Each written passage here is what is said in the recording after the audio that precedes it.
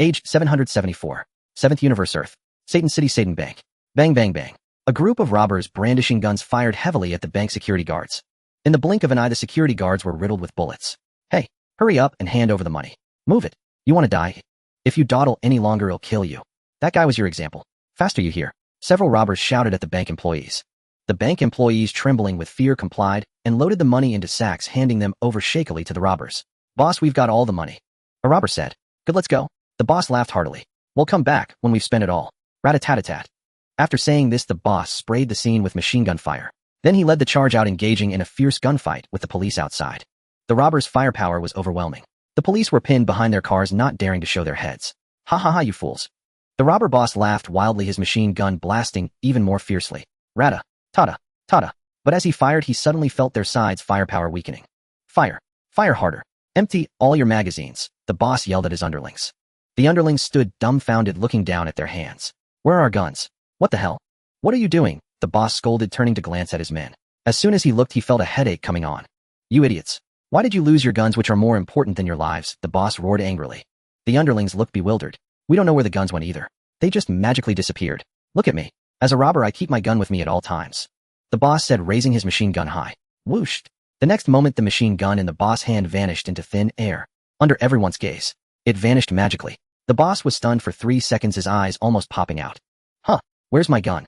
The gun more important than my life. Suddenly it's gone. Boss, your gun is gone. A henchman exclaimed.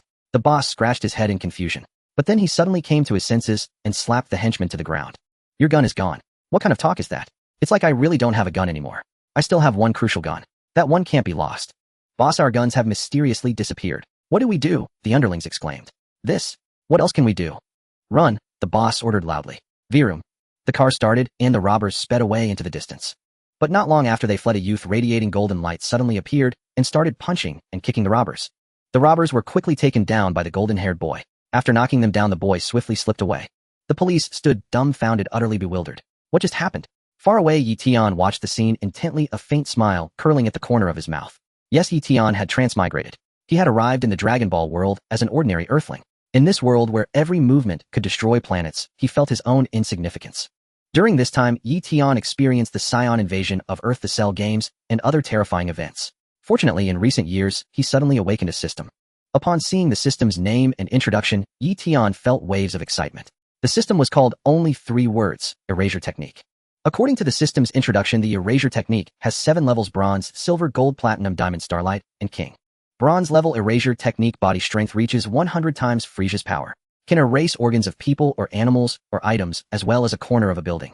According to the system prompt, as long as Eion erases things from 1,000 people, like clothes or body parts, and erases a corner of one of his 0 buildings, he can advance. Silver level Erasure Technique body strength reaches 1,000 times Frieza's power. Can erase a single person or an entire building. Gold level Erasure Technique body strength is 1,000 times Frieza's power.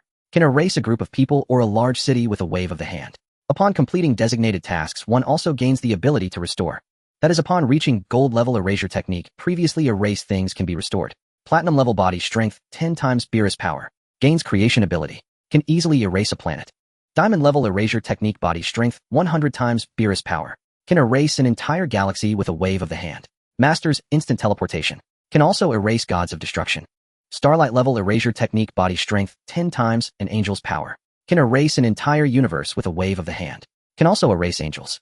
Just now Eion waved his hand and easily erased the robbers' guns. Of course, Eion also conveniently erased the other gun from their bodies as well. No harm in grinding more experience for myself. At this moment, the robbers were under police control. Boss, I feel like that other gun of mine is gone too, a henchman asked. What? Me too, another henchman exclaimed in terror. Boss, what about you? Another asked. How could my gun be gone? What are you talking about? The robber boss voice turned unnaturally shrill, and he even extended a delicate finger. Boss, your voice has gone girly, the underlings shouted in unison. The police exchanged bewildered glances, utterly speechless. You motherfuckers, a bunch of sissies come to rob a bank, and you beat us up like this.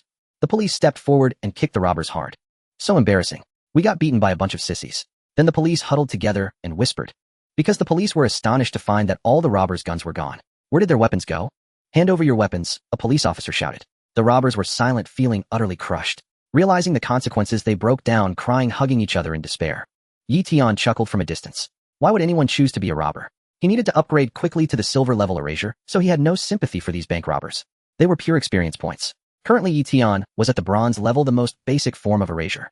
His physical strength was only 100 times that of Frieza. What did 100 times Frieza mean? Eion was certain that the Frieza referenced here was the one with a mere combat power of 120 million. Not golden Frieza. If it were golden Frieza, that would be fantastic. His physical strength was 100 times that of Frieza. That meant Eion's combat power was roughly 10 billion. In this era 7 years after the Cell games, 10 billion was nothing special. Sun Wufan's combat power might have already reached 100 billion, right? No, that might not be the right calculation. This is about 100 times Fearless's physical strength. Physical strength. It did not represent combat power. Because Eion could not fight. He could do nothing except erasure. He had also tried to gather energy waves and such. But all attempts ended in failure. He could not even use flight technique, also known as Bukujutsu. However, Eion felt indifferent about it. If I can erase while learn energy waves, when I perfect erasure in the future, I'll go toe-a-toe with the Omni King. Let's see whether the Omni King can erase me, or I can erase him. As for the formidable combat power of people like Sun Wufan, Eion had no concerns. No matter how high your combat power is, can you resist my erasure? But to be safe, Eion indeed needed to hurry up and level up. Once I reach the silver level, my physical strength will become 1000 times that of Frieza. Time really flies. Sun Wufan had grown up. He was coming to Satan City for school, right? Eion took a deep breath. Before coming out this time, he had already planned. That was to attend Orange Star High School in Satan City.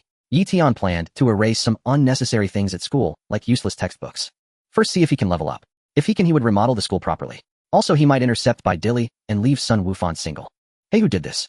It doesn't look like the work of the police, does it? Just then a girl's voice sounded behind Eion. The girl's voice was melodious like a lark singing. At the same time, Eion could smell a refreshing fragrance of a girl very attractive. Eion looked back. Isn't this Videl? Speak of the devil. He had just been thinking about her. Unexpectedly, Videl was already standing behind him. The girl behind him was indeed Videl. Videl was only 16 this year, but her figure was fully developed. She had 2 braids hanging over her shoulders. Eion looked Videl up and down. She looked much better than in manga and TV. The real person had more charm. Videl stared at the controlled robbers in the distance, looking confused. Who did this? Do you know? She asked again. It was the Golden Warrior, Eion said with a smile. The Golden Warrior. Him again. Videl frowned. I rushed over here specially. This Golden Warrior really meddles. Haha, yes, Eion laughed. By the way, I asked you where did their guns go? Videl asked again. Well, this is a bit metaphysical. They should have been erased, Eion said thoughtfully. Videl stared at him deeply. How could this involve metaphysics? What does erased mean? I don't understand what you're saying. Simply put, erasure is a process from existence to nothingness, Eion explained. Do you think this is a fantasy novel? Videl snorted and turned to leave. I'm not going to listen to your nonsense. You've gone straight to metaphysics. Miss Videl, I also saw it. It was indeed the Golden Warrior, a middle-aged man said, noticing Videl and approaching. His speed was very fast, his strength very strong. He easily caught up with the fleeing robber's car and knocked them down with a few punches and kicks. I already know about the Golden Warrior. What I want to ask is, where did the robber's guns go? Videl asked curiously. Ask the heavens. The heavens might know, the middle-aged man chuckled bitterly. My name is Eion and I know, Eion said, pointing at himself. Videl, the middle-aged man, and the onlookers were all speechless. They really were erased. It's that magical. Believe it or not, Eion smiled and explained. Videl didn't want to talk. Are you trying to spread your metaphysics far and wide? By the way, speaking of that, the middle-aged man suddenly thought of something. The Golden Warrior had your school badge on him, the middle-aged man said to Videl, pointing to a badge hanging on her waist. Videl was stunned. That Golden Warrior is a student from our school. Is there someone like that in our school? What a coincidence, I'm also an Orange Star student, Eion said. Videl was speechless again. She gave Eion a deep look. Why are you everywhere? Videl decided to ignore Eion. I have nothing to chat with a metaphysics classmate. But then again, how did the robber's guns disappear? That classmate named Eion said they were erased. Is it some kind of trick? Or are these robbers just playing a prank? But judging from the scene, those were real guns. Didn't you see the holes in the bank wall? Truly confusing. Videl said no more and headed straight towards Orange Star High School. Eion followed unhurriedly. You? The metaphysics classmate. Videl was startled and turned to look at Eion. It's me, Eion nodded. I'm also a student at Orange Star High. Biddy gave a polite nod. I don't think I've seen you around before. It's my first day here. Eion said. Back at Orange Star High, Biddy returned to her classroom, settled into her seat, and turned to study the golden-haired youth Shappu beside her. Shappu had long flowing golden hair. Hey Shappu, you wouldn't happen to be that mysterious Golden Warrior, would you? Biddy asked. I wish I were. But unfortunately, I was at the club learning this morning. I didn't have time for any of that. Shappu shook his head. Biddy, I heard the robber's guns vanished into thin air. Is that true? A female classmate named Yilisha asked, puzzled. It's true. Biddy nodded. I don't know how it happened, but their guns just disappeared. Let's talk about the Golden Warrior instead. The way those guns vanished was just too mysterious. Yilisha quickly changed the subject. At least the Golden Warrior is real. You're right. There was a report on the trending news recently. It said that at apartment 8, lots of people's belongings had mysteriously disappeared. The bespectacled boy in the front row chimed in. Many things just vanished without a trace. Where could they have gone? Biddy asked, bewildered. Ask the heavens. Maybe they'll know. Yilisha gestured skyward. Biddy. Suddenly the image of Eion flashed through Biddy's mind. I wouldn't ask you even if I had no one else. What exactly disappeared? Send me that trending news article so I can see it. Biddy pulled out her phone and addressed the boy in the front row. Sure, here it is. The bespectacled boy found the article on his phone and shared it with Biddy. Biddy looked at the news on the trending page. The comments on the article were more interesting than the article itself. Something of mine disappeared without a trace too. It's so strange, I searched everywhere and couldn't find it. What did you lose upstairs? I was sleeping at home. When I woke up, my coffee table was gone. Special note, I'm a girl. Wow, a girl. Caught a live one. Girl, tell us, did you have a thief in your house? No, the door was locked from the inside and I was home alone. Am absolutely certain no one came in. Did your blanket roll under the bed? I searched every corner of the house. I even checked the surveillance footage. And I don't sleepwalk. The coffee table just vanished. Where do you think it went? The replies below were all over the place, with some even saying the blanket had gone missing. Others suspected the girl was just joking with them. I'm really not joking with you all. Do I look that bored to make up a joke like this? The girl replied. And this is too weird. Since it's just a blanket, the police won't investigate. They'll have to find it myself. Biddy scrolled through other people's comments. People had lost all sorts of things. Some even mentioned missing limbs. Biddy couldn't make heads or tails of it. The more she read, the more supernatural it seemed. That classmate Eion had actually been right. How could such bizarre things happen? Biddy, you'd better stop reading those news stories. Experts say these people are just hallucinating from exhaustion, the bespectacled boy explained. Like that girl who lost her coffee table. Biddy cleared her throat. That's hard to respond to. There are also experts analyzing that the phenomenon of missing items might be due to some black hole in the universe. There are all kinds of experts saying all sorts of things. The bespectacled boy continued. I've heard about the disappearing items too, Yilisha replied. It is indeed very strange, and it's still a mystery.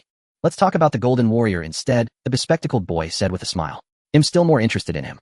Biddy, is that Golden Warrior stronger than your father? Yilisha suddenly asked. Don't be silly, Yilisha. The bespectacled boy laughed. Biddy's father is Mr.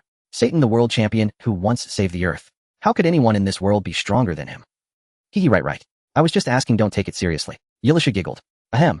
Just then the homeroom teacher walked in from outside and cleared his throat. The classroom immediately fell silent. Outside the classroom, Eion stood together with son Gohan. Hello, I'm son Gohan. I look forward to working with you. Son Gohan extended his hand to Eion with a friendly expression. Same here. Eion. Eion nodded and shook son Gohan's hand. Starting today, our class will have 2 new students.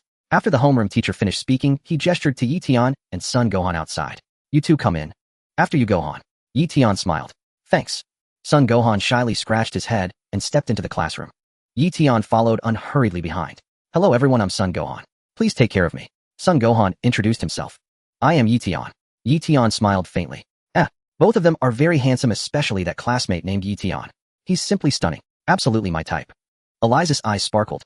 While son Wukong's son is also quite handsome. I want both of them. Huh. Videl was taken aback. Isn't that Eion? He really came to our class. Alright, so be it. These 2 new classmates look like bookworms. Sharp analyzed with a chuckle. Probably. I like that type. Eliza giggled. You 2 find a seat. The homeroom teacher addressed Eion and Gohan. Hey, over here. Eliza waved toward Eion. Eion and Gohan walked together toward Eliza. Eion led the way, Gohan followed. Eion stepped forward and sat directly beside Eliza. Gohan took a seat next to the bespectacled boy. One in front, one behind. Thank you, Eion said to Eliza. My name is Eliza, nice to meet you. Sitting next to me is Videl. Eliza introduced herself, then pointed to Videl. You'll be amazed. Her father is the world champion, Mr. Satan. Why would Eion be amazed? Do you know this world better than I do? Yet while Eion remained unfazed, Gohan sitting ahead was utterly astonished. What? Mr. Satan. Gohan turned back, staring at Videl in shock. Videl did not respond. See, Gohan was startled. Eliza laughed. Eion seems calm. You must have known Videl's identity all along, right? Videl, we meet again. Eion greeted with a smile. Videl. Huh, you've met before. Eliza blinked. This morning at the scene of the bank robbers' arrest, Eion was there too. Videl replied. Didn't the Golden Warrior also show up? Eliza asked, puzzled. What? The Golden Warrior?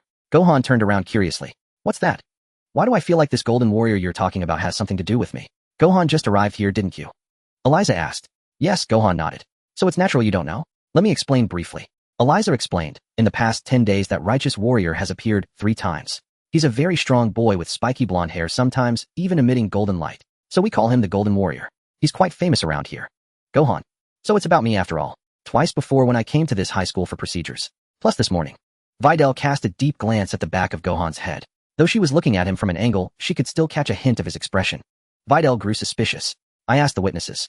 They said the Golden Warrior wore our school badge, a white shirt and brown pants. A rather plain outfit. Exactly like yours. Videl addressed Gohan.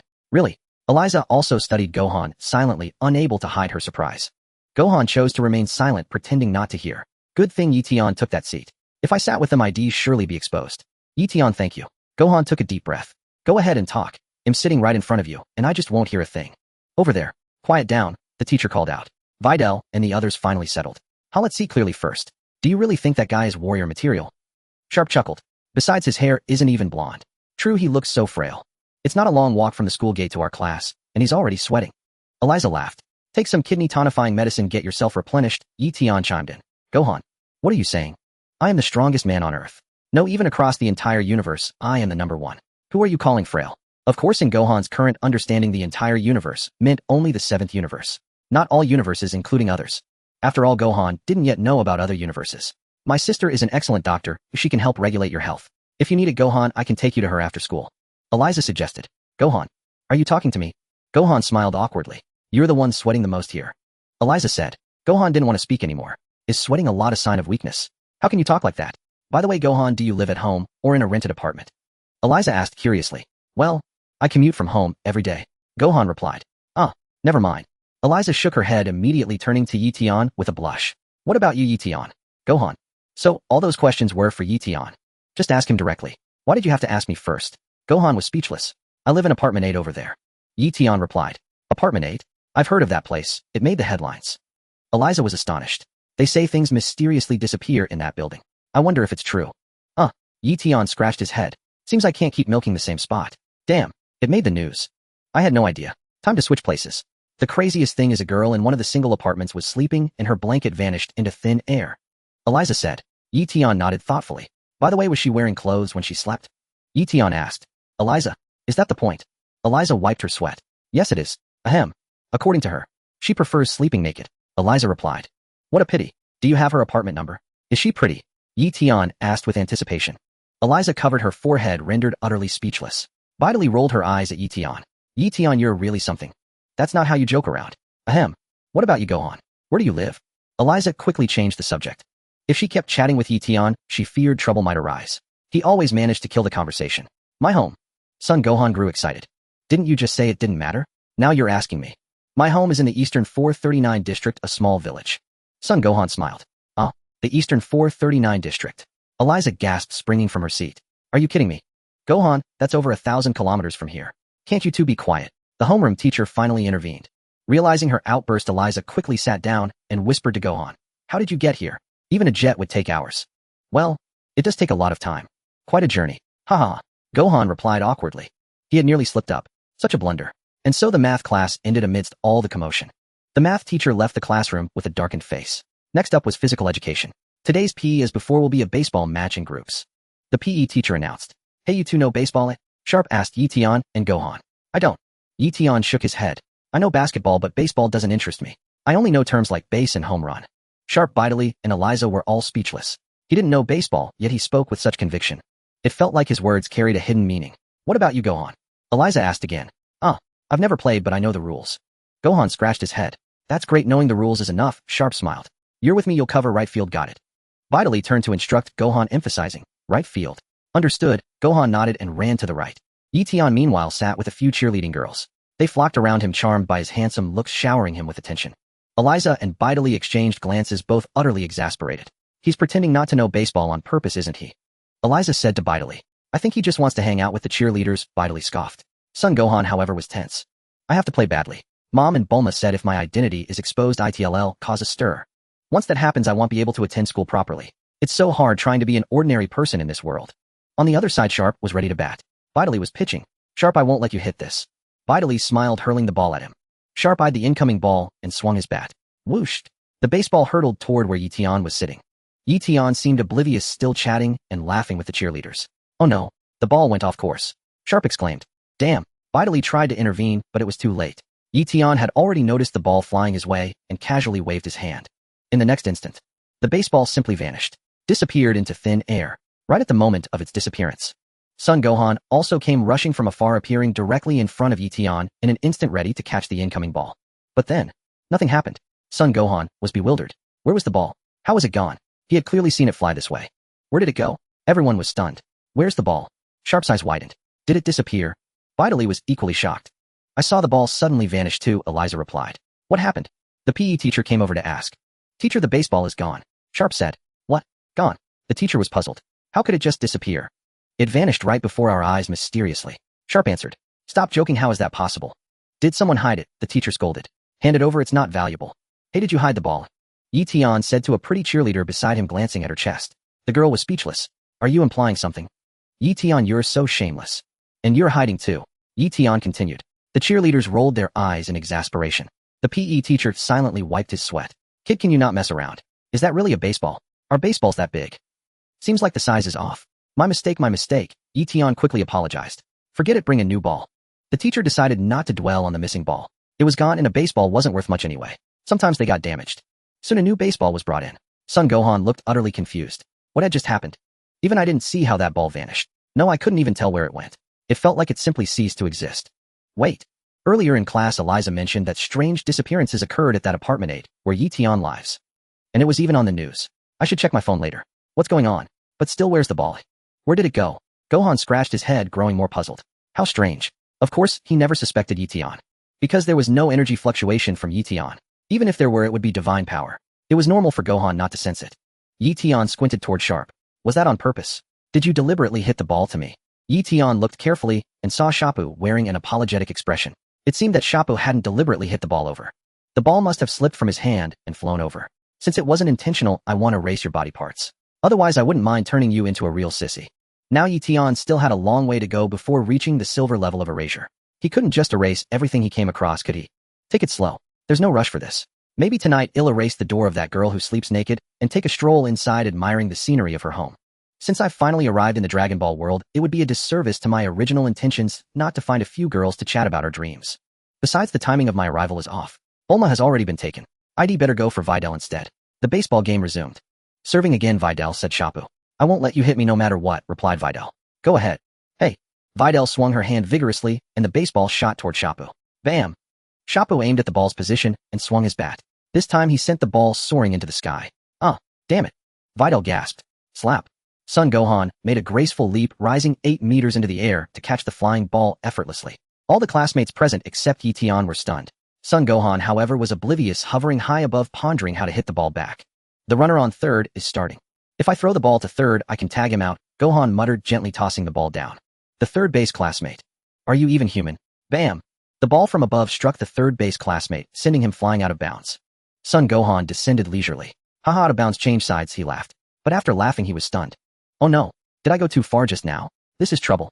You're amazing, you jumped 8 meters high.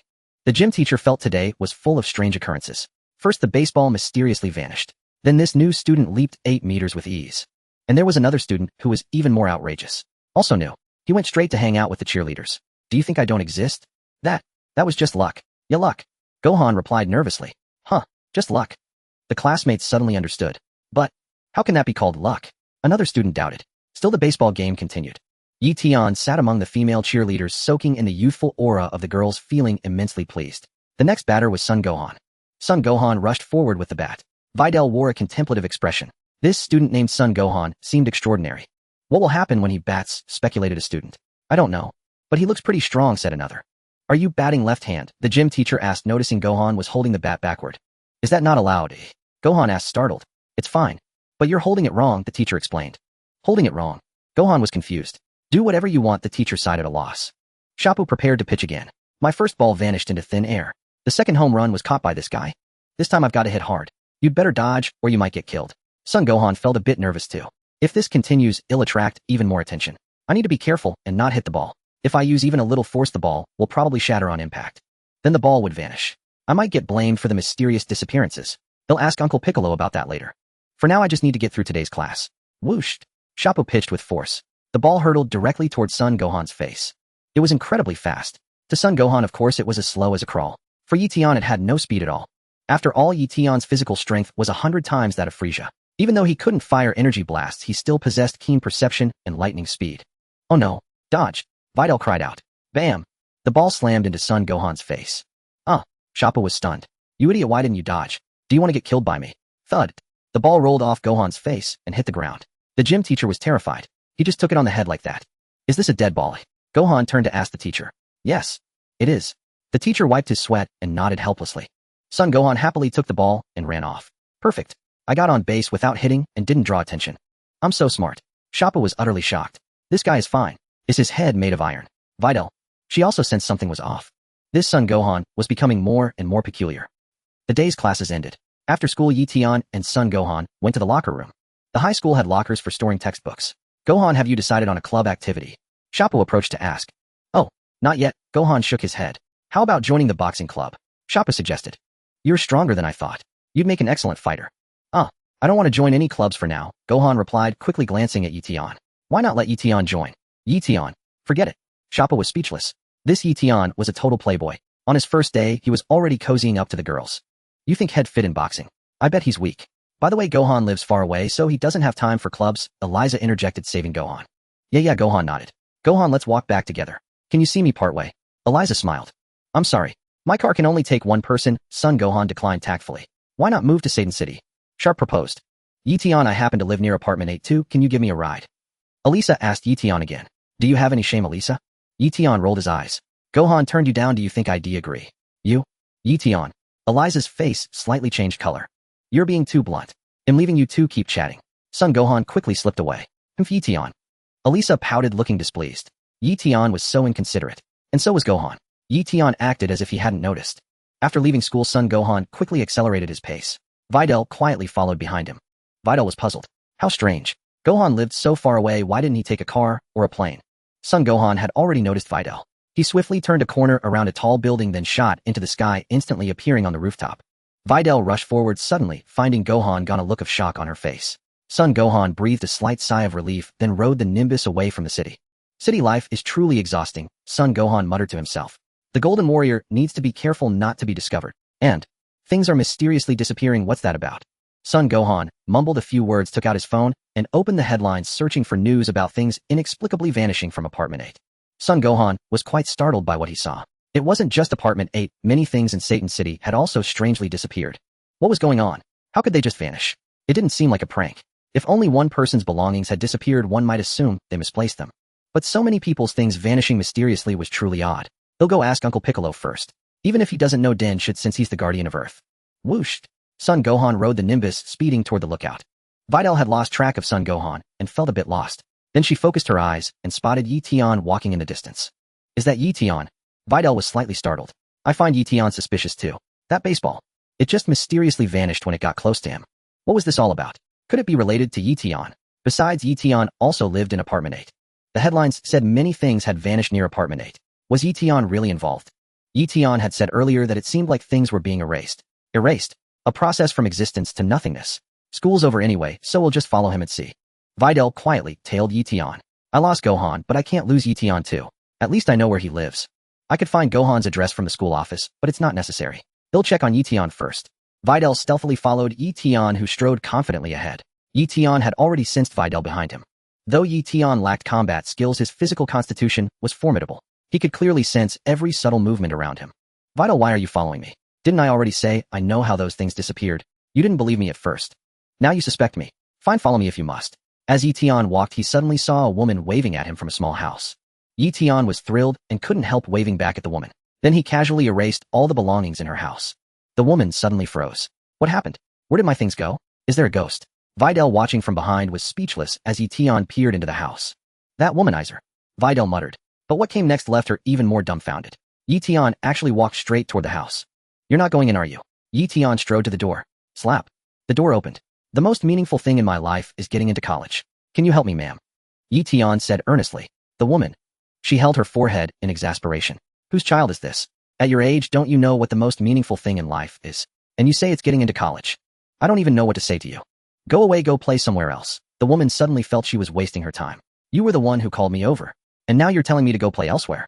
You're really annoying, sis. Eion said. Bang. The woman slammed the door shut. I have nothing to say to you. I'm never going to pick up a middle schooler again. Eion scratched his head. Can you let me finish what I have to say? They'll get into college first, then come find you to play, okay? Why did you have to close the door? Videl was nearby, eavesdropping silently.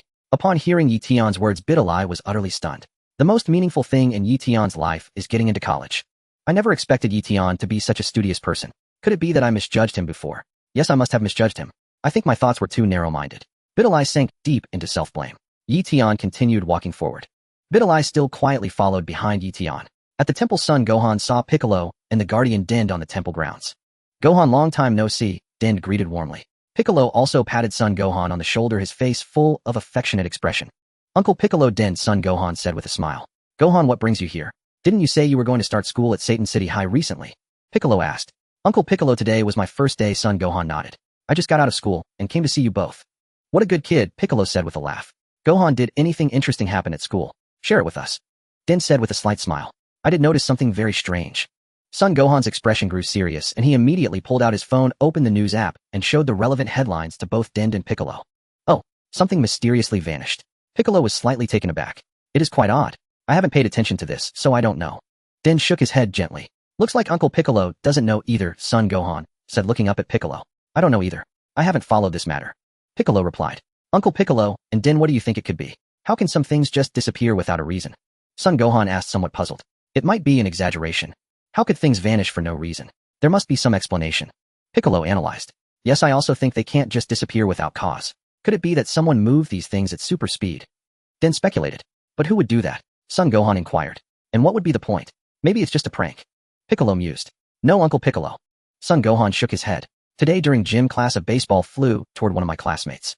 I was about to go catch it for him. But the baseball suddenly vanished, disappeared out of thin air, and even I couldn't see how. What? Even you couldn't see it? Piccolo was stunned. Yes, I didn't see how it disappeared. It felt like it just ceased to exist. Son Gohan nodded. Maybe. It's because you haven't trained in a long time. Your focus and reflexes have greatly declined. Piccolo thought for a moment and voiced his idea.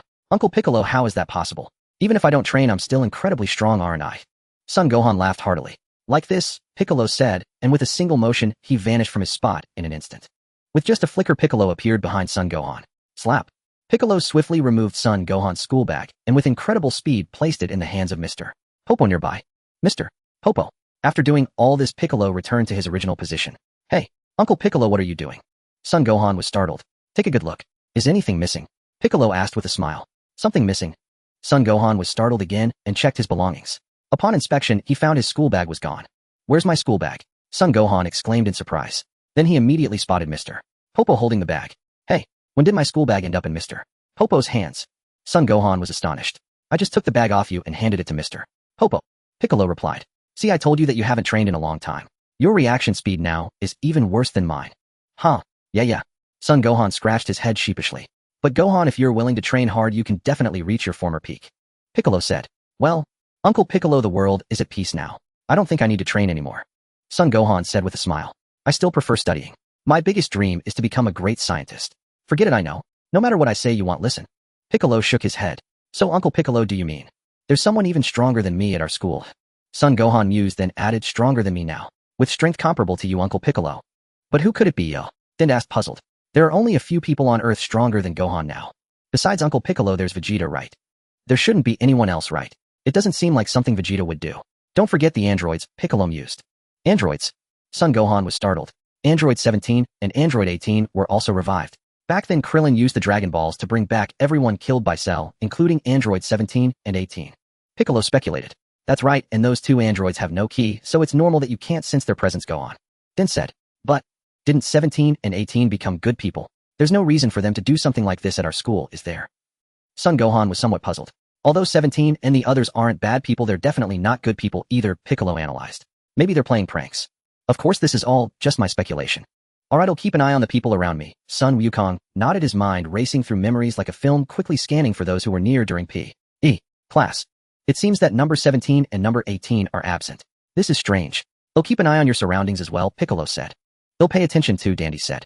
Thank you all. It's getting late, and I should head back. Before I do, I need to find Aunt Bulma first. This is your backpack, Mr. Popo stepped forward and handed the backpack to Son Wukong. Thank you. Son Wukong quickly expressed his gratitude and slung the backpack over his shoulder. Next time, be careful not to lose your backpack again, Mr. Popo smiled. Son Wukong. A brief silence followed. Well then. Uncle Piccolo, dandy him off, Son Wukong took to the skies. What do you need to see Bulma for? Piccolo casually asked. I want Aunt Bulma to help me conceal my identity. I'm currently attending school and aside from things inexplicably disappearing my identity is also a huge issue. Sun Wukong scratched his head. He'll not say more for now, Uncle Piccolo. We'll talk later. After saying this, Sun Wukong transformed into a streak of light and swiftly flew towards the headquarters of the Capsule Corporation. Above the temple, after Sun Wukong left, Piccolo and Dandy exchanged glances. Dandy, what do you think about the mysterious disappearances, eh? Piccolo inquired. There's never been a precedent for this. Let's keep an eye on Satan City for now, Dandy suggested. Sounds good. Piccolo nodded. I wonder if this is the work of the androids number 17 and number 18. Dandy speculated. Let's wait and see. Piccolo said, did you mention that number 17 and number 18 work in some animal protection zone? Yes, logically they shouldn't be so bored as to do this. Dandy shook his head, feeling a bit puzzled. I think so too, Piccolo nodded. Then why did you say it was number 17 and number 18 doing this? Dandy asked curiously. If there's no significant reason. Someone has to take the blame, right? Otherwise how can Wukong study properly? Piccolo said unfazed. Dandy. Uncle Piccolo, you make too much sense. Dandy, I need to personally go to Satan City. Piccolo said. Be careful, Uncle Piccolo, and don't encounter a monster we can't handle, Dandy said with some concern. If such a monster truly exists, it would add a bit of spice to our peaceful life, Piccolo said with a light smile, gracefully leaping down from the temple and flying rapidly towards Satan City. At the headquarters of Capsule Corporation. Oh, you want a complete disguise so that no one recognizes your true identity. Bulma, with a cigarette dangling from her mouth, gazed at Sun Wukong, contemplating. Yes, is there any good way to do this? Sun Wukong asked eagerly. Of course I have a great idea, I'm a genius after all, Bulma smiled slightly. All you need to do is transform your disguise clothes into particles, just like the Capsule Corporation, and you can wear them anytime you need. Really? Then I'll have to trouble you, Aunt Bulma, Sun Wukong exclaimed excitedly. I can't just stand by and watch the bad guys escape. This is truly Wukong's heroic nature. Bulma said with a smile, alright, I'll help you. It will take about 2 hours. I'm really sorry for the trouble. Sun Wukong thanked her and took out his phone, sitting on the sofa quietly waiting. Bulma, this isn't Wukong's style at all. Wukong, when did you learn to use a phone? Are you playing games? Bulma asked curiously. No, just looking at the news. Sun Wukong pondered, recentering the news to the vicinity of apartment No. 8. Bulma walked over to take a look. News from apartment No. 8 in Satan City. Bulma paused slightly. It's already on the headlines. Huh, that's surprising. I had to search for this news before, and now it's caught official attention so quickly. Sun Wukong was astonished. Is there a problem? Wukong, do you know something? Bulma inquired. I've asked Uncle Piccolo and Dandy about this matter. They said it might be the work of number 17 and number 18, who moved things at an incredible speed. Sun Wukong scratched his head. If it really is number 17 and number 18, I couldn't sense their presence since they have no aura. Number 17 and number 18. Bulma was taken aback. Yes, it's either number 17 or number 18, Sun Wukong nodded. Alright. I'm not good at this sort of thing, so I'll go make your transformation clothes. Bulma took a puff from her cigarette, heading towards the laboratory. By the way, Aunt Bulma, where is Trunks? Sun Wukong asked. I won't look at the news for now, though there's no lead anyway, so we'll go find Trunks to play. Trunks might be in the gravity training room undergoing strict training with Vegeta, Bulma replied. Sun Wukong was startled. Trunks has reached the age for formal training, so Vegeta is teaching him combat skills. Bulma smiled. Vegeta wants to train Trunks to be even stronger than Wukong. Haha, that's quite difficult. Sun Wukong laughed heartily. Bulma busied herself with the transformation clothes. Sun Wukong wandered around Bulma's house. Wukong, have you started high school already? Dr. Briefs happened to pass by and greeted Sun Wukong. Hello. School just started today, Sun Wukong nodded. Have you gotten a girlfriend yet? Dr. Briefs asked with a smile. Cough cough. Not yet. I just started school today and don't know many classmates. Sun Wukong shyly scratched his head. Good luck, Wukong. I've heard Krillin is still single, it's really pitiful. Dr. Briefs took a sip of coffee and couldn't help but sigh. Ha ha ha. Well, it might be because Uncle Krillin doesn't have a nose. Sun Wukong chuckled. You're not wrong about that. Good luck finding a girlfriend soon. Dr. Briefs patted Son Gohan on the arm and walked away humming a tune. Son Gohan was left speechless. Was finding a girlfriend really that important? Should I find a girlfriend at school? No, forget it. I go to school to study. I want to become a brilliant scientist in the future. If I find a girlfriend now, it'll just be thinking about romance. I need to study hard. I must get into the best university. That's my life goal. Son Gohan continued walking forward. Where is the gravity chamber? This place is too huge. I always get lost every time I come here. Just as Son Gohan was searching for the gravity training room, he suddenly noticed Trunks running out of a room. Brother Gohan, when did you arrive? Trunks wore a training suit with a towel around his neck, his body glistening with sweat. I just got here. I heard you've been training with your father. Son Gohan smiled. Yes, Trunks nodded. Just then Vegeta walked over from a distance. Hello. I hope I'm not disturbing you. Son Gohan quickly greeted him. Your body seems sluggish. Even if the world is at peace, don't neglect your training. After saying this, Vegeta walked past Son Gohan and continued forward. Yes. Son Gohan nodded. Brother Gohan, what should we play? Trunks asked. Uncle Vegeta, have you seen the news? Son Gohan ignored Trunks' question and spoke to Vegeta's retreating back. Vegeta slowly stopped in his tracks. Would I waste my time on such boring things? Vegeta replied without turning around. Recently things have been mysteriously disappearing near Building 8 in Satan City. Son Gohan explained, Uncle Vegeta, do you know anything about it? Don't ask me about that. Go ask Piccolo. After saying that, Vegeta walked away leisurely. Things disappearing. What's that got to do with me? Does it concern me? Son Gohan had only asked casually. He hadn't expected to learn anything. Maybe his uncle Piccolo and Din said it really was the work of Android 17 or 18. They were the only ones who didn't have any key. Satan City, near Building 8. It was called Building 8 because it was conveniently located near Highway 8. After Eion transmigrated here, his parents passed away when he was 5. Fortunately, with his past life experience, he could cook, do laundry, and take care of himself at home. His parents had left him only this apartment. Eion had lived there ever since. If it weren't for him recently awakening the erasure technique, Eion would probably have lived out an ordinary life in the Dragon Ball world. No talent, just an ordinary earthling.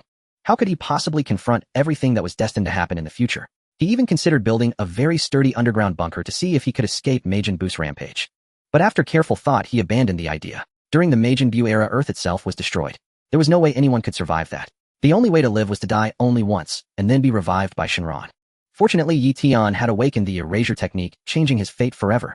On his way home from school, he casually erased a bunch of useless textbooks to gain experience points. Eion was now standing at the entrance of his apartment building ready to go home. Videl was quietly following him, hiding behind a corner of the wall. Eion entered the building. Videl quickly pursued him. However, when she entered, she found that Eion had vanished. Videl was stunned and immediately looked at the two elevators. One was on the 10th floor, the other on the 18th. Eion had just come in. There was no way he could have taken the elevator to the 10th or 18th floor so quickly. Could Eion have taken the stairs? Yes, that must be it. They'll chase him. With that thought, Videl entered the stairwell and began racing up the stairs. But just as she was halfway up, she ran right into Eion. Classmate Videl, what are you doing here? Eion looked at her with a smile. Well, Videl was at a loss for words. I see. Your family is wealthy, so you must have an apartment here, right? Eion smiled. Yes. Yes, Videl nodded vigorously. Classmate Eion, you are truly brilliant. I haven't even thought of an excuse yet, and you've already come up with one for me. Which floor do you live on? Eion asked. Videl was speechless. Which floor? That's a complicated question. I suddenly can't remember which floor our apartment is on, so I'm searching floor by floor. The elevator is too slow, so I decided to take the stairs. Videl giggled. I see. Eion nodded. And what are you doing here, classmate Eion? Videl immediately changed the subject. I live on the 11th floor, said Eion. The 11th floor. Let me think about which floor I'm on. Videl looked up, tapping her chin in thought. Stop thinking. Since we're fated to meet in the stairwell, how about coming over to my place? Eion suggested. Coming over? Videl mused. Yes, coming over, Eion nodded. I should put up subtitles so you can see it more clearly. After all, the pronunciation is the same, it's normal that you can't tell the difference. Sure, Videl agreed without objection. Since Eion had run into her, it would be rude not to visit. Did you bring your homework? Let's go home and do homework together, Eion proposed. Yes, I brought it. My backpack is right behind me, Videl nodded. Okay, let's do homework together. Perfect. This gives me a chance to investigate the reason behind the disappearances here. Doing homework with you is a good approach. Doing homework with you a few times might help me find the specific cause. I usually prefer the stairs since the 11th floor isn't that high, so I rarely take the elevator, Eion said with a smile. Taking the stairs occasionally is good exercise, like climbing a mountain, Videl responded with a nod. I really love mountain climbing. Eion nodded vigorously. I prefer climbing your mountain. Conquering the peak. Conquering the whole world. The mere thought of it gets me excited. Videl was confused. You like mountain climbing, so why are you staring at me? Am I a mountain? The two of them climbed the stairs. By the way, Videl, which floor did you say that girl who likes to sleep naked lives on? Eion asked curiously. Videl was speechless. Classmate Eion, are you serious? Are you really that obsessed with that girl who sleeps naked? If I don't know. Biddy let out a snort. Don't you want to investigate how their things vanished? Eion asked with a smile. What you said does make some sense. They'll ask my police friend. Biddy nodded, thoughtfully, feeling Eion's words were reasonable. Since you want to investigate, and I do too, let's join forces openly. You also want to investigate? Biddy asked casually while dialing the police. No, I want to see a girl sleeping naked, Eion declared with conviction. Biddy fell silent, holding her phone motionless for a long time. Hello, Miss Biddy. At that moment, Biddy's call connected. Ah, hello, officer. Biddy snapped back to reality. May I ask what this is regarding? The police asked. Well, I'd like to inquire about the case of a girl from apartment 8 whose blanket disappeared. Biddy replied. Miss Biddy, the matter of mysterious disappearances has been handed over to the relevant authorities. The officer responded. Can you tell me her specific apartment number? Biddy asked. I'm right outside apartment 8 now and want to have a look. All right, please hold on. The officer, showing respect for Biddy, quickly looked up the girl's residence via the computer. It's 1002. Biddy said. 1002. Eion was taken aback. That seems to be right below my place. Below your place? Biddy wiped her sweat. Eion nodded. No wonder her blanket vanished. I must have accidentally erased it while I was sleeping. Thank goodness. I didn't erase the floor. If I had erased the floor, I would have fallen right into her bed. That feeling. Maybe tonight I should erase my floor. Let me first see if she's pretty. If not, I'll spare my floor. Soon the two arrived at the 10th floor. Eion was just tagging along with Biddy as a mere spectator. You want to investigate how things vanish. Haven't I already told you? These things were erased. It's a process of going from existence to nothingness. I'm just short of admitting it was me. Of course, even if I erase something right before your eyes, you'd find nothing. For me, it's as simple as a wave of my hand. Soon they stopped outside door 1002. Biddy took a deep breath and knocked. Creak. The door swung open. A young girl with short golden hair appeared at the entrance. Upon seeing her, Eion's eyes widened in utter disbelief. Isn't this no? 18. No. 18 lives below me. How did I not know? When did she move in? Wasn't she supposed to live with Clint? Did they have a fight? So she moved here. That's not impossible. Who are you? No. 18 glanced at Biddy, then at Eion, her expression icy. Ah. Hello, I'm Biddy. I'm assisting the police with the investigation into the mysterious disappearances. Biddy quickly explained. You? Assisting the police? No. 18 frowned. Aren't you middle school students? Yes. We are indeed middle school students, but I often help the police with what I can. Biddy replied. Come in. After a brief silence, no. 18 invited Eion and Biddy inside. May I ask, what's your name? Biddy inquired, kicking Eion as she spoke. Haven't you ever seen a beautiful woman? Look at yourself. After seeing this woman, it feels like your soul's gone missing. Eion gently hooked his foot, closing the door. My name is Lazuli. Please have a seat. No. 18 stated her name. Eiion's heart stirred with excitement once more. It really is no. 18. Because no. 18's real name is Lazuli. No. 17's name seems to be Lapis. Well, let no. 17 go eat dirt. He's no longer important. Lazuli, allow me to introduce myself. Eion, I live in 1102. Eion introduced himself. Right above you. Oh, no. 18 glanced back at Eion, but said nothing more. Biddy. You start introducing yourself the moment you see a beauty. But I have to admit this golden-haired woman is really quite stunning. No wonder Eion almost lost his soul at the sight of her. Lazuli, when did you move in? How come I didn't know a golden-haired beauty lived below me? Eion asked curiously. I moved in quite a while ago. I rarely use the stairs or elevator. No. 18 replied expressionlessly. I usually fly out through the window. It's normal that you never see me. Miss Lazuli, I heard your blanket suddenly vanished while you were sleeping. Please describe what happened. Biddy asked. Didn't I explain it clearly in the news comments? It just vanished without any warning. No. 18 replied. That's strange. Biddy muttered. I've heard that too. Lately in this apartment, many things have been mysteriously disappearing. Eion played the part of a sly fox. I'd better not find out who did it, or he'll never forgive them. No. 18 snorted. Lazuli, do you live alone? Eion asked. Of course, who else would be here? No. 18 said flatly. What about your family and children?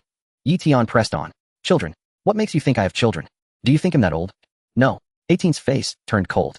Biddy shot Eion a fierce glare. Don't you know how to talk? This girl doesn't look old at all. At most, she's in her 20s. Why would you think she has a child? Is your child named Marin? Eion asked. Marin?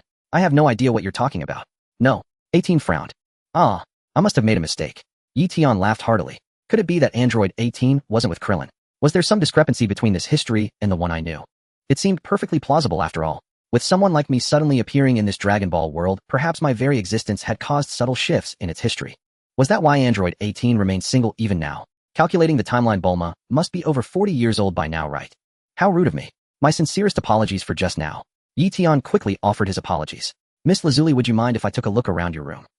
Videl made the request. Suit yourself, Android 18 said indifferently. But the chances of you finding the reason for the disappearance are slim. Even I have no idea how things vanished. How could an ordinary girl like you possibly figure it out? Still, it's fine. Since this girl knew someone in the police force, having her help investigate couldn't hurt. How bizarre. Who would play such a prank, breaking into my home to steal the blanket right off me? It didn't seem like something Son Goku would do. Wasn't Goku dead? Could it be Vegeta? Vegeta wouldn't engage in such pointless antics either. Was it that Krillin who had a crush on me? That seemed unlikely too. If it really was that little bald guy, I should have sensed any disturbance in my room. Besides them, I truly couldn't think of anyone else who would steal my blanket. They'd better hope I never catch them. Videl wandered around Android 18's house, as if she'd find the cause. Videl, any progress? No. Mainly because this happened 2 days ago, right? Videl shook her head. The scene has been compromised. There are no signs of anyone entering my home, Android 18 stated flatly. Well, some thieves might come through the window. Videl mused. Even though this is the 10th floor, we can't rule out that possibility. Perhaps, Android 18 said, not bothering to argue with Videl. If that's what you think, so be it. What if someone had a special ability to erase anything? Eion offered a deliberate hint. Android 18 and Videl both turned to look at Eion. Then the two beautiful women simply ignored him. Videl even rolled her eyes at him. Are you talking about mysticism again? Now you're saying someone has some special skill? The more you talk, the more ridiculous it sounds. Android 18 naturally didn't believe Etion's words either. Such a thing was unheard of. If you said someone had snatched the blanket off me at incredible speed, I might believe it a little. But claiming a special skill that erased my sofa, I wouldn't believe that for a second. Etion, however, just chuckled to himself. Can you imagine it? A true god who claims to be the future Omni King having to work a menial job on Earth just to survive. I should have gone home and changed into cheaper clothes first. But it didn't matter. They'll find a chance to borrow some money from Videl. After all, your family is so wealthy. I'm going to be the greatest god of all universes someday. Lend me money and he'll give you a universe in return. Generous, right? Alright, it's settled. Now both Videl and Android 18 had lost their coats. They had vanished mysteriously. Etion looked at each of them in turn. Then the three stared at one another. Etion secretly laughed and sighed. Fun, isn't it? You came to investigate a mysterious disappearance case. Now your own coat is missing too. Go ahead and investigate. Up. Videl snapped back to reality. Etion rolled his eyes. You might as well not bother covering up. Panicked Videl rushed into the bathroom and slammed the door shut. What happened? How did our coats disappear? Etion feigned ignorance. Do you have any men's clothes here? I have skirts, Android 18 replied. Etion was speechless. No need, I'll find something at home. Etion said, humming a tune as he unhurriedly opened the door. Wasn't it though? It seemed like the one at a loss was me and that girl. You really didn't suffer any loss at all. Etion quickly went upstairs to find a set of clothes and put them on. Then Etion went downstairs and knocked on the door.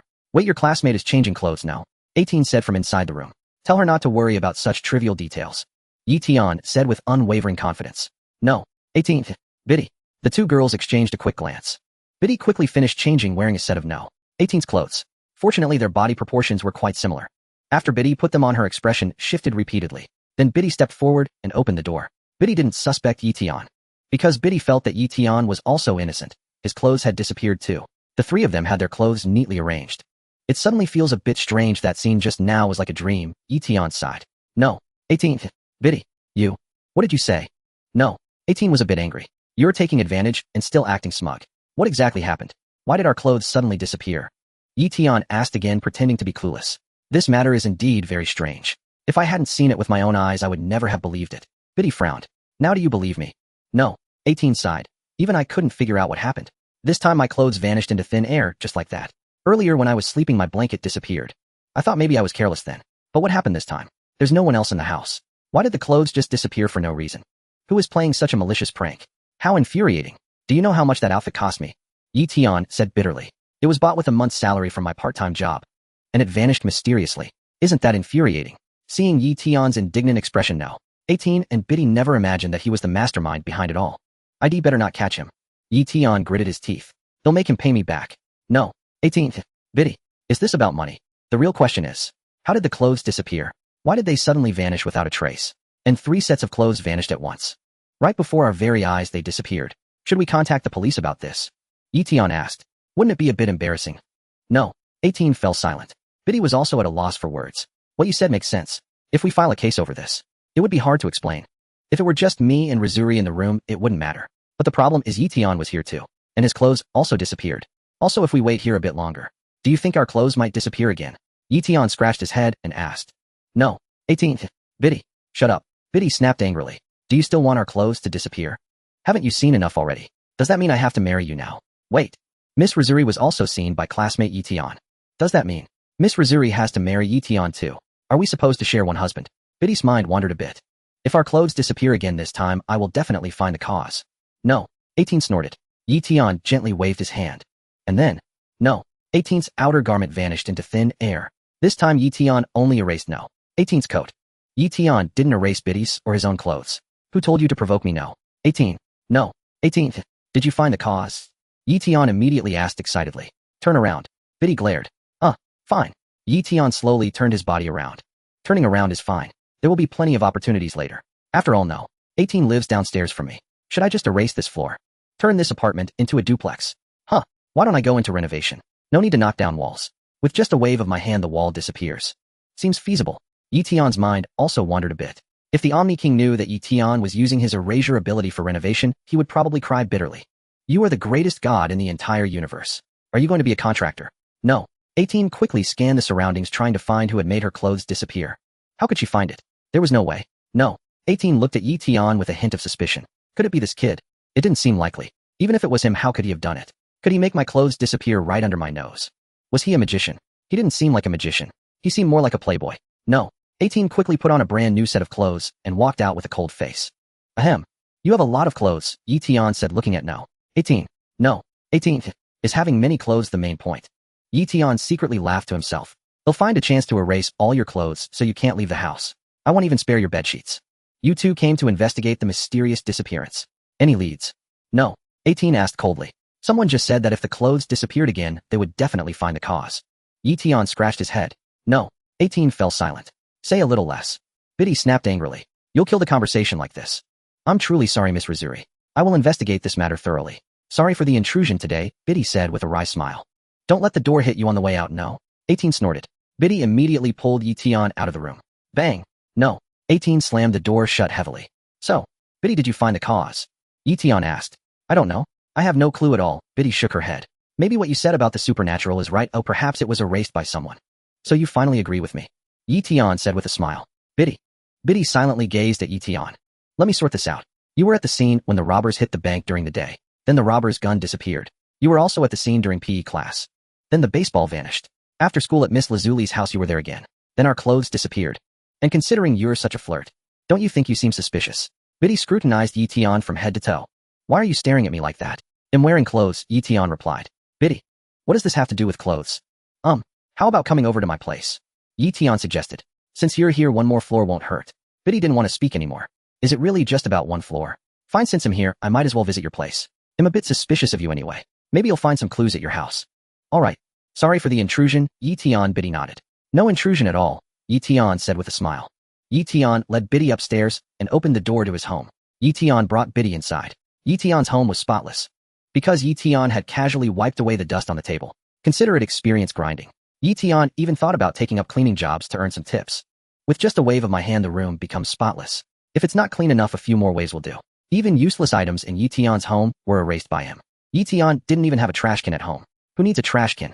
With a wave of my hand, trash disappears. And it even earns experience points. After all, trash is also part of the items. Biddy was stunned the moment she entered Etion's home. Is this a boy's home? It's way too clean. I heard online that boys' homes are always messy. Even the floor was sparkling and immaculate. Biddy dared not move, afraid of leaving footprints on the floor. They'll change my shoes. Biddy said. No need to change shoes, it's fine, Eion invited. Make yourself at. Biddy. Make yourself at home. Eion corrected himself. Biddy. I feel like you're implying something. They'll take off my shoes anyway. Biddy couldn't bear to dirty the smooth floor and quickly removed them. Your feet don't stink, do they, eh? Eion asked casually. Biddy. Biddy's face flushed red. She even felt like storming out. Is this how you talk to a girl? Sit wherever you like, Eion invited again. Biddy didn't want to speak anymore. You always manage to twist the conversation. I don't even know how to respond. Biddy reluctantly sat down on the sofa. Something to drink? Eion asked. Just some water, Biddy said. Thanks. Eion poured Biddy a glass of water. Biddy snorted and took the glass. She glanced at the transparent cup. Even the cups in Etion's home were spotlessly clean. There wasn't even a single mark on it. I never thought he'd be so particular about cleanliness. Eion, do you live here alone? Biddy asked. Yes, Eion nodded. You could move in with me too, ooh, I get lonely living by myself. Biddy. I knew you'd say something like that. Why did I even come to his place? Don't you live with your parents? Biddy quickly changed the subject. My parents passed away from illness when I was 5, Eion replied. I'm sorry. Biddy apologized hastily. It's fine, I've managed on my own all these years, Eion said with a smile. 5? You said your parents passed when you were 5. Biddy suddenly paused. Yes, Eion nodded. Did you live in an orphanage? Biddy asked sympathetically. Of course I lived on my own, and I can take care of myself. Eion smiled. After my parents died, I've been living in this apartment. Biddy was astonished. You could take care of yourself at 5. That's truly remarkable. When I was 5, I was probably still playing with dolls. Since we're both free, how about we do homework together? Eion suggested. Sure. Biddy nodded, put down her backpack, and took out her textbooks. Eion and Biddy sat together and began doing homework happily. Start by building a bond through homework. Take it slow. No need to rush. The erasure skill needs leveling up, and so does the relationship. As long as I upgrade my erasure to silver grade before Majin Buu appears. Silver grade erasure grants a physical strength 1000 times that of Frieza. 1000 times means a combat power of 100 billion. Though it's not comparable to Majin Buu if you dare provoke me. They'll erase you. Because silver grade erasure can erase a person. It seems it can erase gods. By gods, Eion guessed it referred to the Supreme Kais and those above them. Probably not including Earth's Guardian. Eion did his homework, but his heart was brimming with joy. My life is about to change. As the future greatest divine being in the universe, isn't it reasonable to take a few wives? Reasonable. Once I learn creation, it'll give Vados a new look. Universe 6. The realm of the god of destruction. Achu. Vados suddenly sneezed. God of Destruction Kampa was momentarily stunned. Vados, is someone thinking of you? Kampa asked. Perhaps so. Vados was not particularly concerned. You should check it out. Maybe last time when you were destroying some planet, that guy who got away was somewhere in a corner muttering your name. Kampa suggested, if he's doing something inappropriate with your photo. TSK. Vados. What do you mean by that? Vados shuddered, feeling a bit uneasy. She had to investigate this thoroughly. If what Lord Kampa said was true, that would be quite distressing. Vados immediately took out her staff and performed a simple search across Universe 6. Quick, see who's muttering your name, and he'll go destroy them. Kampa rolled up his sleeves. However, Vados found nothing. The person she located was enjoying a lavish meal, showing no signs of ill intent. Nothing. Vados shook her head. It wasn't him. Did we overthink it? Kampa mused. Yes, Lord Kampa, must be overthinking it. Please don't make such jokes next time. Vados rolled her eyes. But speaking of which, is Beerus still asleep? Kampa asked. Yes, he's still sleeping. Vados nodded. While that fellow is asleep, shall we continue searching for the Dragon Balls? Kampa grinned. Their universe should still have 3 Dragon Balls. We must secretly transfer them to our Universe 6 while he's asleep. Very well, Lord Kampa. Vados replied. Whoosh, whoosh. The two transformed into streaks of different colored light, swiftly vanishing into the starry expanse as they sped towards Universe 7. Universe 7. Earth Capsule Corporation headquarters. 2 hours later.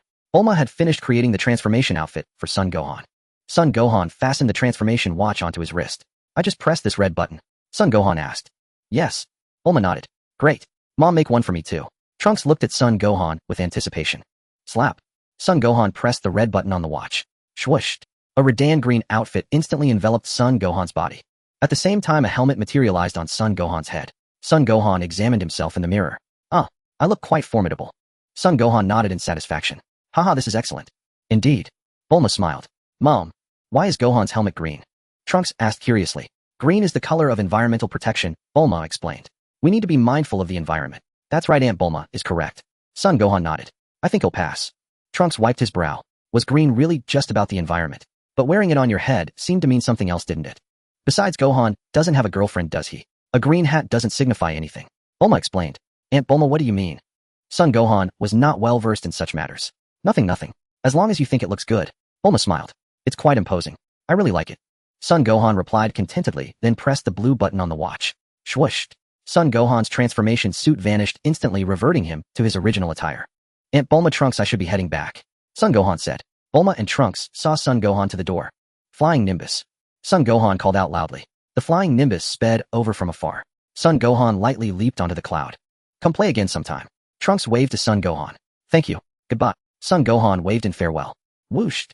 The flying Nimbus soared into the sky, racing swiftly towards Mount Paozu. Since Satan City lay between Bulma's home and Mount Paozu, Son Gohan had to pass through it on his way back. Flying Nimbus, let's go home. It's getting late. Full speed ahead. Son Gohan said to the cloud. Whooshed. The flying Nimbus accelerated. Hee, with this transformation, no one will suspect me anymore. Son Gohan muttered to himself, then suddenly thought of something. Right, the route home goes right through Satan City. If I transform and fly, I can even stop there without being recognized, and he'll get home much faster. Sorry, Flying Nimbus, but I'm faster on my own. With that, Son Gohan stood up. Flying Nimbus, want to have a race? Son Gohan smiled. Slap.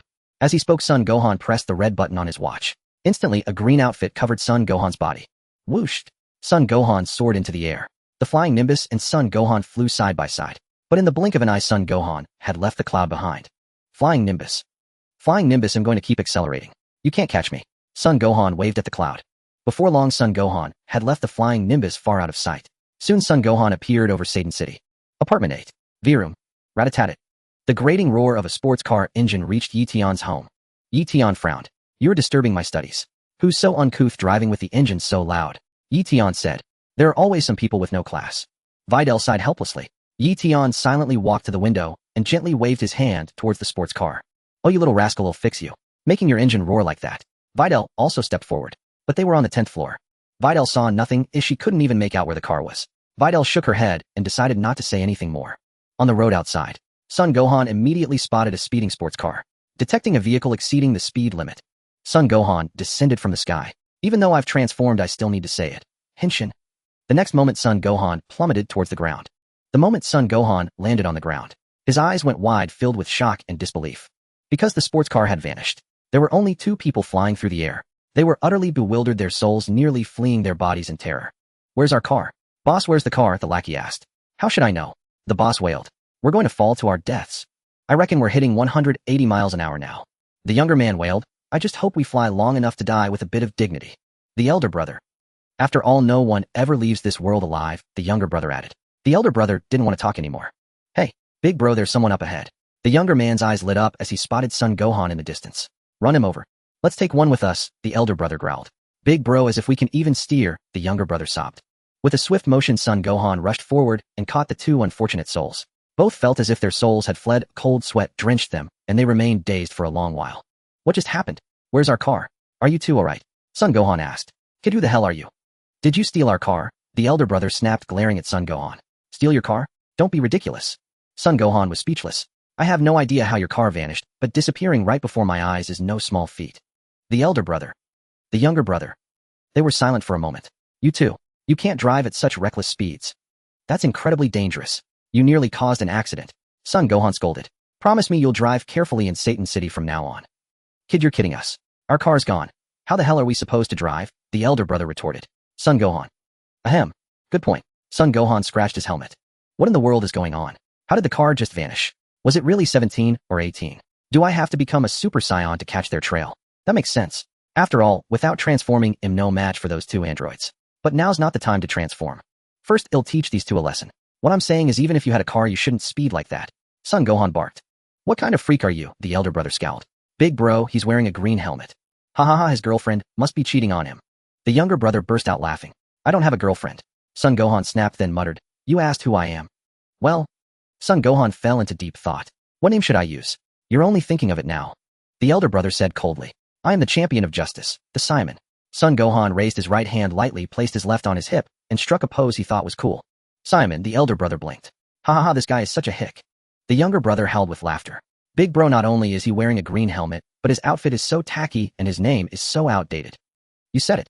I've never seen such a pathetic loser, the elder brother insulted.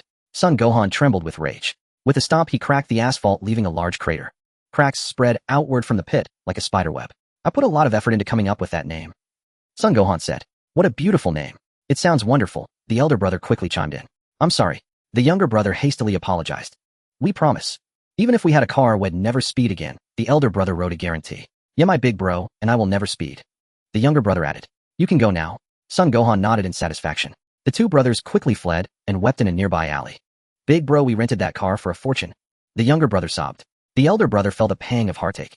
The sports car had vanished mysteriously. Who would believe it? Watching them disappear, Son Gohan fell into contemplation. This time I saw a car vanish right before my eyes. But the two people inside were perfectly fine. And they were moving at a steady speed. Was it really 17 and 18? I'd better take a look. In a flash, Son Gohan transformed into a Super Saiyan, levitating into the air. Hey 17, 18, I know you're out there. Come out now. Son Gohan shouted. Apartment 8. Room 1002. 18 clearly heard Son Gohan's voice and walked to the window to look out. She saw a strange figure in a green helmet radiating a golden aura. A Super Saiyan. 18 was taken aback. Who could that be? Son Goku died in the Cell games. Judging by the build, it must be his son Gohan. Vegeta wouldn't wear that kind of outfit. So it's that brat Son Gohan. Oh well. I can't afford to mess with him. He even defeated Cell. He'll just pretend I didn't hear. Why are you looking for me? Just keep shouting. If you knew I lived here, you'd come straight to my door. But you don't, so you're yelling out there. I have no idea what you're up to. 18 watched silently. The room was dark at dusk. There was no way Son Gohan could see inside. 17, 18, stop messing around. All those mysterious disappearances lately. You're behind them, aren't you? Son Gohan yelled. 18 felt 1,000 curses cross her mind. Things disappearing mysteriously. What does that have to do with me? My own blanket vanished too. Who do I complain to? 18 clenched her fist, initially wanting to argue. But after a moment's thought, she gave up.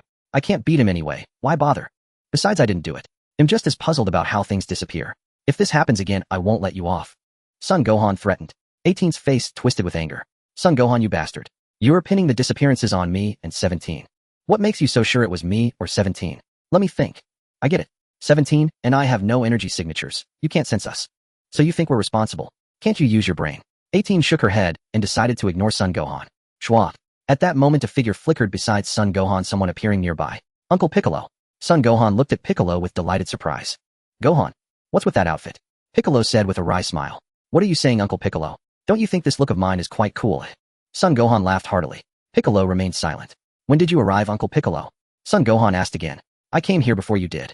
Piccolo mused. So, Uncle Piccolo also saw that car suddenly vanish. Son Gohan inquired. I did. Piccolo nodded. Did you see who did it, Uncle Piccolo? Son Gohan asked hastily. Piccolo shook his head. It wasn't Android 17 or Android 18. Son Gohan pressed further. No, it shouldn't be them. This person's speed was too fast, so fast that even I couldn't see clearly. Piccolo said in a deep voice. It felt somewhat inappropriate to keep blaming 17 and 18 now. If they kept taking the blame, Gohan would become naive. You're shouting on the street for 17 and 18 to come out. Do you think they will? If they were willing to show themselves, they would have done so long ago.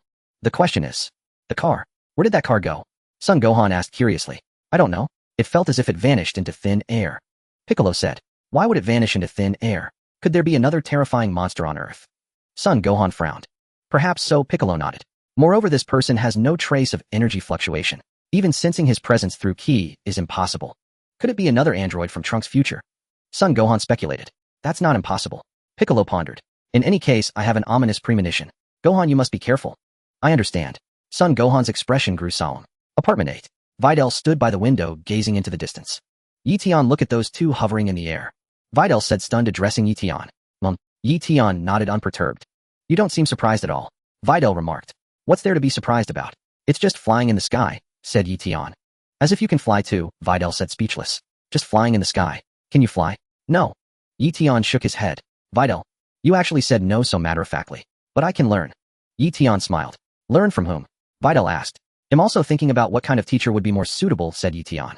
Eion, look at that person's outfit. Doesn't it resemble that guy from the Cell games? Videl gazed at Piccolo in the distant darkness and asked Eion. It does very much. Your eyesight is quite good, Eion nodded. I have 20/20 vision. Videl said proudly, then looked into the distance again. Although I can't see very clearly, he really does look a bit like that person from the Cell games.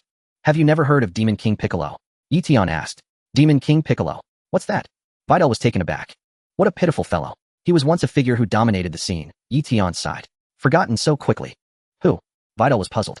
Look it up yourself. Don't expect me to tell you everything, said Eion. Videl. Might as well not have said anything. High in the sky. Let's leave here first and plan from a distance, Piccolo suggested. All right, Uncle Piccolo. I should go home too. Son Gohan nodded. Swoosh swoosh. The two swiftly departed the scene. Piccolo returned to the lookout on Earth. Before leaving, Piccolo instructed Son Gohan to be extremely cautious and never let his guard down. The enemy was in the dark while they were in the light, completely unaware of the opponent's strength. Moreover, what if the opponent could make a person vanish inexplicably? What? Make someone vanish inexplicably? Son Gohan was startled. It's not impossible, Piccolo mused. What if the things vanishing now are just this monster's way of farming experience? What are you saying, Uncle Piccolo? Do you think this is a game? Son Gohan wiped his sweat. In any case, be careful. Piccolo said. Until we know the opponent's true identity, let's all act cautiously. I understand, Uncle Piccolo. Son Gohan nodded solemnly. He had no choice but to be careful. That car had disappeared right before his eyes. And Uncle Piccolo was there too. Neither of us saw what happened. How did the car vanish? And where did it go? Uncle Piccolo, should we look for that sports car? Maybe finding it will give us some clues, Son Gohan suggested after thinking. That makes sense. He'll search from the lookout and ask Din to help too, Piccolo nodded. Then he'll trouble you and Din, Uncle Piccolo, Son Gohan replied. Go home early, Gohan. Piccolo patted Son Gohan on the back. Okay, Son Gohan nodded. The two parted ways. Apartment 8. After finishing her homework at Eion's place, Videl also took her leave. Eion didn't do anything too excessive to Videl this time, nor did he remove her clothes. There was no rush for such things. Take it step by step. After Videl left, I could go out and have some fun. Videl didn't notice anything unusual about Eion, except that he could be quite irritating sometimes. Well then, Eion, am heading home, Videl said, shouldering her backpack and taking her leave. They'll walk you out, said Eion. No need. I actually hope I run into a robber, Videl smiled. He'll definitely feel despair. Whether you encounter a robber is your business, but as a gentleman, I should see the girl I like home, Eion said with righteous conviction. Videl was stunned on the spot. Was Eion confessing to me? We've only known each other for a day, and you already like me. Wait, isn't that right? Don't you like that blonde girl downstairs? Like it? Videl asked, blushing. Yes, I like many girls. Eion nodded. Videl's face turned from red to purple, and she flew into a rage out of humiliation. Eion, you're insufferable, she shouted angrily. Many people find me insufferable. You'll have to take a number. Eion said with a laugh. Oomph. Videl snorted, opened the door, and strode out of the room. Eion leisurely gave chase. Just a joke, no need to get so angry, he consoled. Humph. Biddy let out a snort. Come on, at least smile for the sake of our homework together, said Eion. I don't want to. I can't bring myself to smile. Biddy rolled her eyes. I don't care, I'm seeing you home anyway, Eion said with a grin. Humph, always so flippant. Biddy pouted. Despite her apparent displeasure, a warmth bloomed in her heart. The sensation of being escorted home by a boy. To Biddy it felt rather novel. They walked on for a while longer. Biddy's anger gradually subsided. She knew Eion had only been teasing her. Upon reflection, Biddy found little reason to stay upset. She and Eion walked side by side. Along the way, Eion constantly observed the surrounding buildings. Whenever something displeased him, he would simply wave his hand and erase it. Biddy didn't notice. How could she? This is my first time in this area, Eion remarked. It used to be the outskirts of Satan City. Biddy explained, but after the city government moved nearby, it gradually became more prosperous. You can tell by that prison. Prison. Eion was taken aback. Prisons are usually built in sparsely populated suburbs, Biddy said, pointing to a large structure in the distance. So that's a prison, Eion said, his eyes lighting up. Are there still criminals inside? Very few now. It mainly holds temporary inmates. Serious offenders have been moved far away. Temporary inmates. Eion was a bit disappointed. Like human traffickers, for instance. The country hasn't enacted clear policies yet. Many support the death penalty, but for some reason it hasn't been implemented. Biddy continued, perhaps they fear the death penalty would make traffickers more reckless, but that's a contradictory argument. If trafficking carried a death sentence, it might actually reduce such crimes. So there are quite a few traffickers locked up in there. Eion got to the point. Yes, their fate is still undecided. Biddy nodded. Besides traffickers, there are also some corrupt officials. Eion replied with a surge of excitement. They'll come back later and erase them all. Well, with my current ability, I can't erase a whole person yet, but I can make them lose a few parts. All pure experience points. Eion continued walking with Biddy. In short, he didn't idle along the way, casually erasing many things that bothered him. For instance, dog owners who didn't leash their pets. Eion would directly erase the only rope-like part on the owner. Or litterbugs, and those who relieved themselves in public. Eion would erase their offending tools. Mostly trivial matters, but they didn't hinder his experience gain. He punished anyone who displeased him. Good habits must be cultivated early. Don't wait until you lose a body part to cry foul. By then it's too late. Here, Eion, Biddy said, pointing to a magnificent building in the distance. Good night. Eion nodded. Be careful on your way. I've heard it's been unsafe at night lately, Biddy said. Don't worry. I'm tall and handsome. Who would dare bother me? Eion smiled. Biddy was speechless. Say what you will. A boy walking home alone should be fine. See you tomorrow, Biddy waved. Yes, see you, Eion replied. After parting ways, he stealthily circled the prison. Unfortunately, he couldn't see inside, but that didn't hinder him. Closing his eyes, he could clearly sense the location of every person within. Though he couldn't detect their auras, he could perceive their forms. How to describe it? It was like the divine sense in cultivation stories. Yes, divine sense. Through this ability, he could sense all people and objects within 100 meters. Without hesitation, Eion waved his hand, erasing parts from the traffickers and other criminals. Whether you survive is up to luck. For now, they feel no pain. But when the missing parts register, that's when it gets interesting. Having done this, Eion swaggered away. Back home, still unsatisfied, he sensed Android 18's house. At this hour, Android 18 was asleep. Eion waved his hand, erasing all her clothes, even the sheets. Android 18 was an artificial human, and the season was mild. No risk of catching a cold. Even in winter, her physique wouldn't allow illness. Tonight had been highly productive. Based on his progress, Eion estimated he could advance to silver-level erasure in about 10 days. Eion was elated. To avoid arousing Biddy's suspicion, he had mostly erased things over 100 meters away on his way back. Investigate all you want. Even if you trace it back to me, it's no big deal. The night passed without incident. The next morning, Mount Pozu. Son Gohan's home. The door creaked open. Son Gohan stepped out. Mom gotten him off to school. Son Gohan's mother Chi-Chi and his younger brother Son Goten came to see him off. Be careful of airplanes. Got it, Son Gohan said, pressing the red button on his watch. With a snap, a Redan green suit instantly covered his body. Gohan, the suit's fine, but the helmet's color. Chi-Chi said with a dark expression. I must have a word with Bulma. Why give you a green helmet? Mom, don't worry about it. I don't have a girlfriend, so wearing a green helmet doesn't mean anything. Sun Wukong laughed in response. Last night, Sun Wukong specifically looked up the meaning of a green helmet. After all, several people had been seen wearing them. Sun Wukong was a little concerned. Upon checking, he immediately felt relieved. It turned out that a green hat meant one's girlfriend was cheating. He didn't have a girlfriend. So wearing a green helmet was no big deal. Moreover, he felt the helmet's color matched his outfit quite well. Thus, Sun Wukong didn't dwell on it.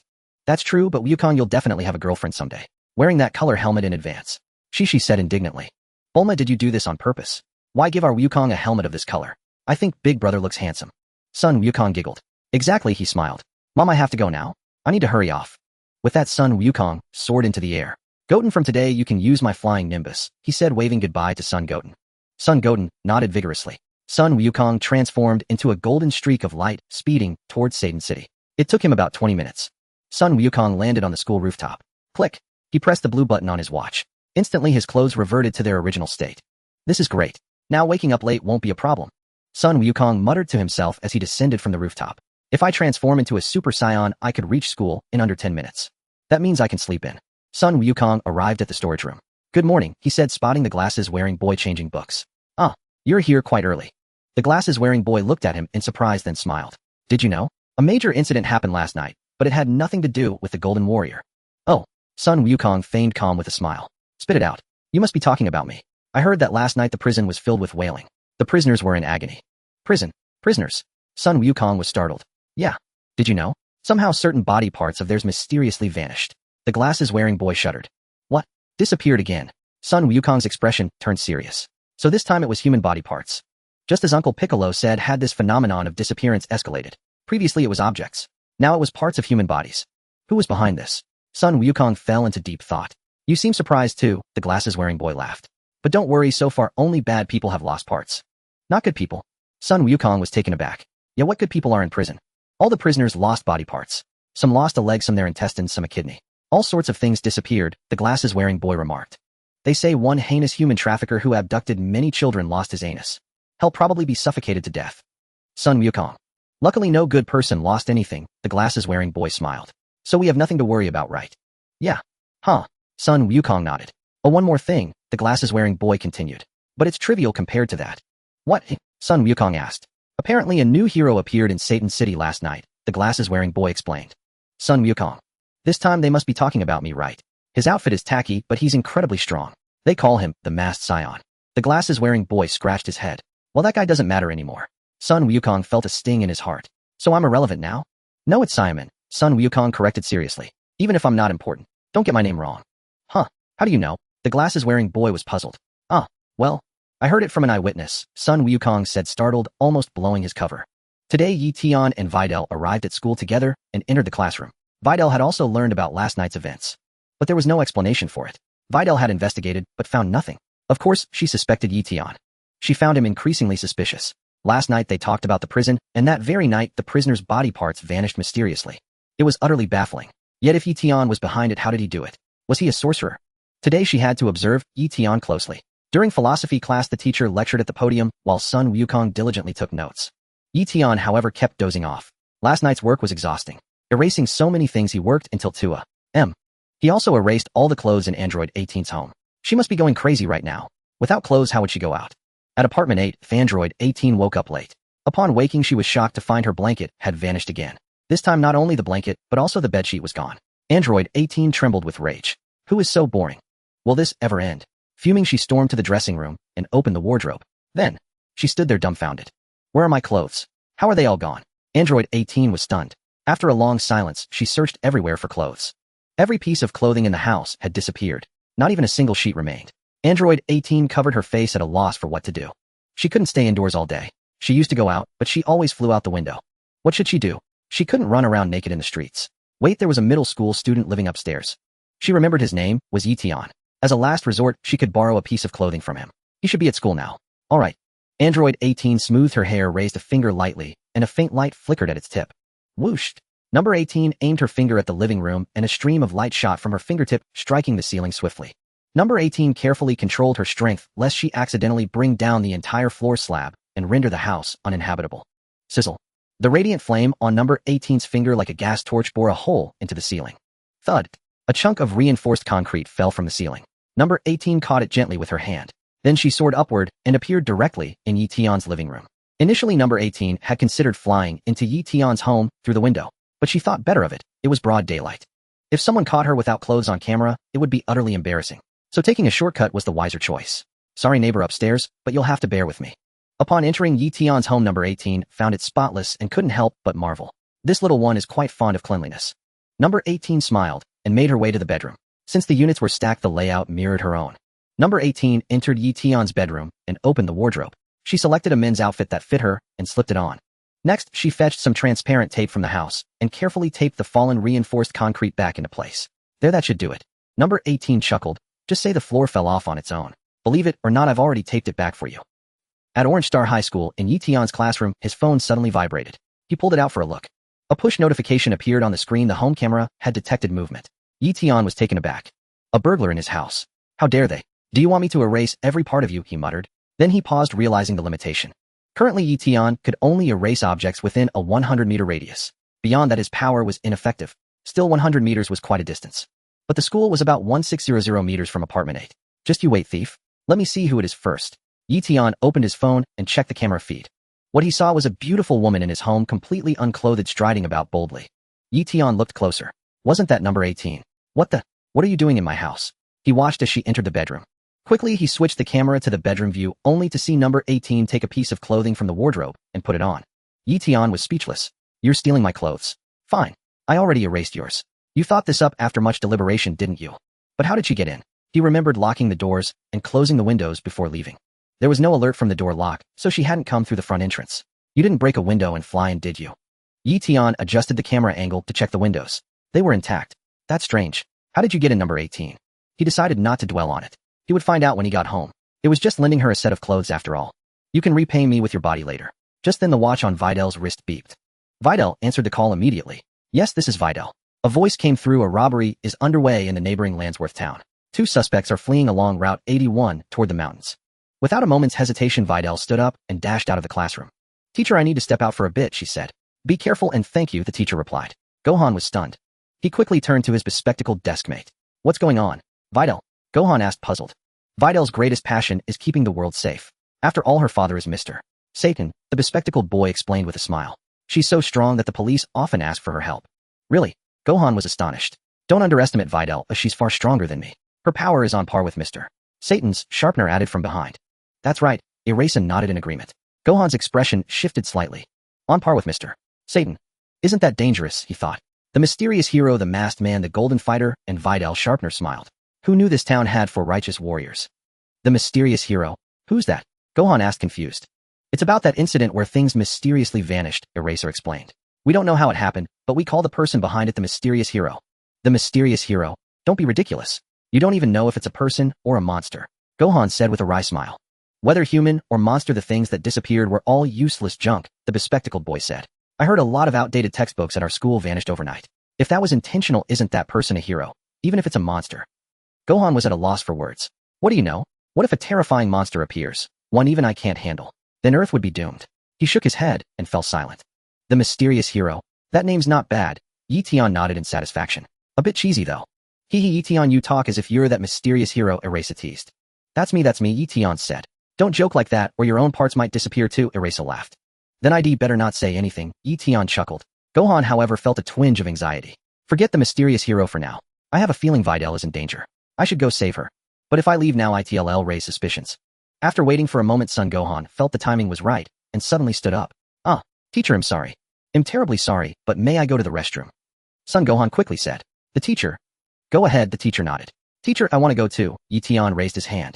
The teacher glanced at Eion. Are you two going to the restroom in a group? Son Gohan. Son Gohan turned back and looked at Eion. I'm going to save Videl. Why are you tagging along? Forget it, I don't care about you. Maybe you really do need to use the restroom. Son Gohan hurriedly ran outside. Gohan, are you running so fast because you've soiled your pants? Eion said unhurriedly from behind. Ha ha ha. The whole class burst into laughter. Son Gohan. Son Gohan's face instantly flushed red. Eion, you've gone too far. Son Gohan had no choice but to slow down. Eion caught up. Son Gohan's face darkened. After leaving the classroom, Son Gohan quickly dashed upstairs. Gohan, the restroom is over there. Why are you heading to the rooftop? Eion said. Son Gohan. Why is this guy so nosy? I need to save Videl. What business is it of yours where I go on the rooftop? Well, yes. Eion, you go to the restroom. He'll use the one upstairs, Son Gohan said. You're not secretly sneaking into the girls' restroom, are you? Eion asked. Son Gohan didn't want to talk anymore. What makes you think I'd go to the girls' restroom? We're both men. Why do you need to use a separate restroom? Eion sighed. Eion, I have something important to do. I won't chat with you anymore, Son Gohan said. Son Gohan ignored Eion and quickly ran upstairs. Soon Son Gohan appeared on the rooftop. He glanced back. Good, Eion didn't follow. No one was around either. Transform. Son Gohan immediately pressed the red button on his watch and transformed into the Saiyaman. Whooshed. Son Gohan shot into the sky. But just after flying a short distance, he stopped midair. Damn. Where's Highway 81? Son Gohan scratched his head. No choice, I'll have to sense Videl's energy first. He found a hiding spot and extended his senses to locate Videl's energy. Meanwhile, Eion quickly went downstairs and ran toward Highway 81. He ran incredibly fast. Of course he knew where Highway 81 was. After all, Eion had grown up in this city and was quite familiar with it. With astonishing speed, he jogged in the direction of Highway 81. I need to keep an eye on Videl. I've already intercepted her. I can't let Son Gohan take her back. Highway 81. A hover car was speeding along. 2 police cars were in hot pursuit with sirens blaring. There were 2 robbers in the car. The younger robber had already set up a rocket launcher. Boom. The launcher fired a missile. The missile roared toward the police cars. With a loud explosion, the 2 police cars tumbled several times on the ground before crashing. Haha, those idiots. The younger robber laughed heartily. But as he laughed, he suddenly felt his feet slip.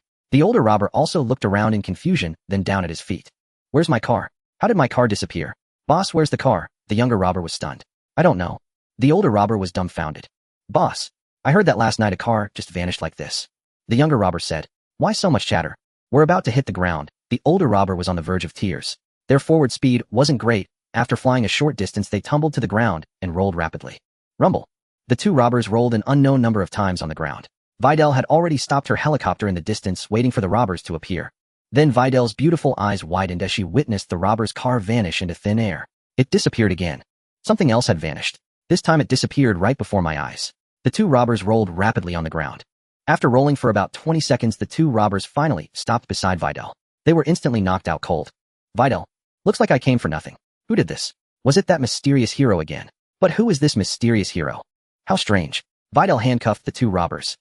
High up in the sky, Son Gohan's shock was beyond words. Son Gohan had also seen the car mysteriously vanish. It happened last night and again today in broad daylight. Just now Son Gohan had finally sensed Videl's energy.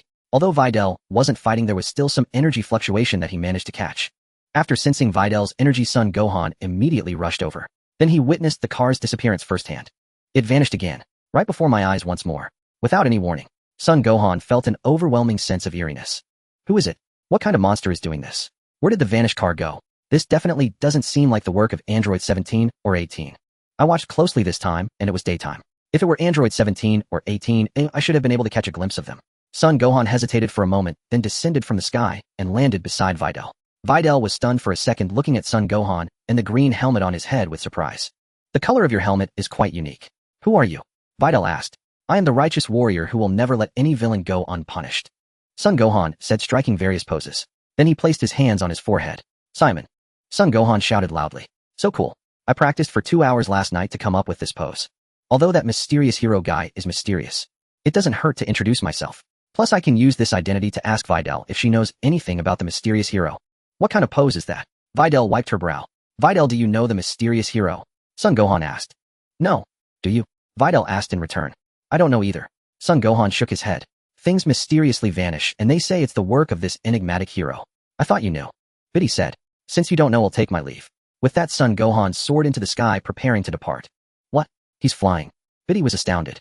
If I hadn't seen it with my own eyes, I'd never believe it. The previous night, Videl had witnessed Piccolo and Son Gohan hovering in the air at Eion's home.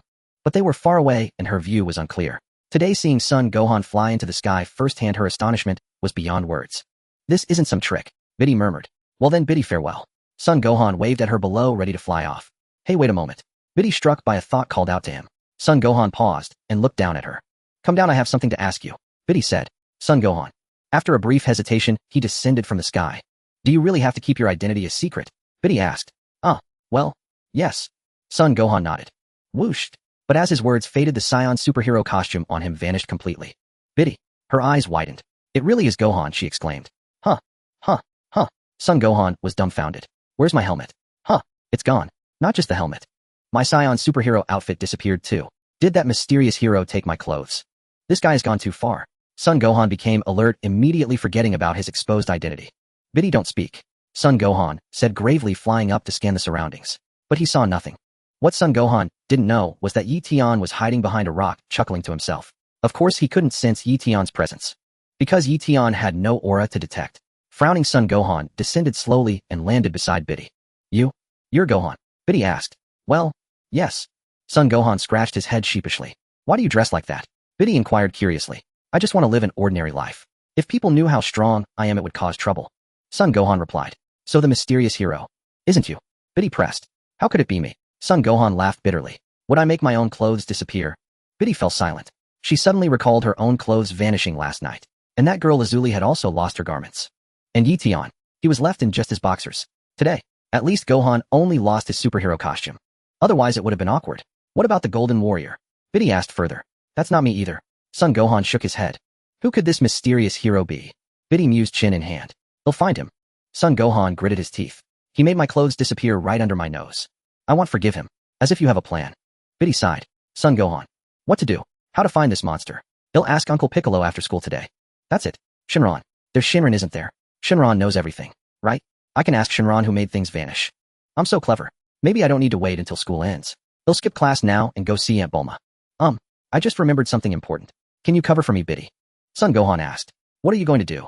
Biddy was taken aback. I'm going to find that mysterious hero. Son Gohan gritted his teeth. Now he's messing with me. It was one thing when he made robbers and speeders' cars vanish. But now he's taken my clothes. Who knows what he'll do next? This can't wait. I need to find this guy quickly. Find out the cause. Is it someone's doing or something else? Son Gohan slowly rose into the air. Hey, can you teach me that flying technique? Biddy asked. Flying technique. Son Gohan paused. Well, another time. Whooshed. With that he transformed into a streak of light and sped away. Biddy was stunned. He flies so fast. Biddy gazed at the sky lost in thought. Things vanishing mysteriously. It's so strange. Could it be Eion?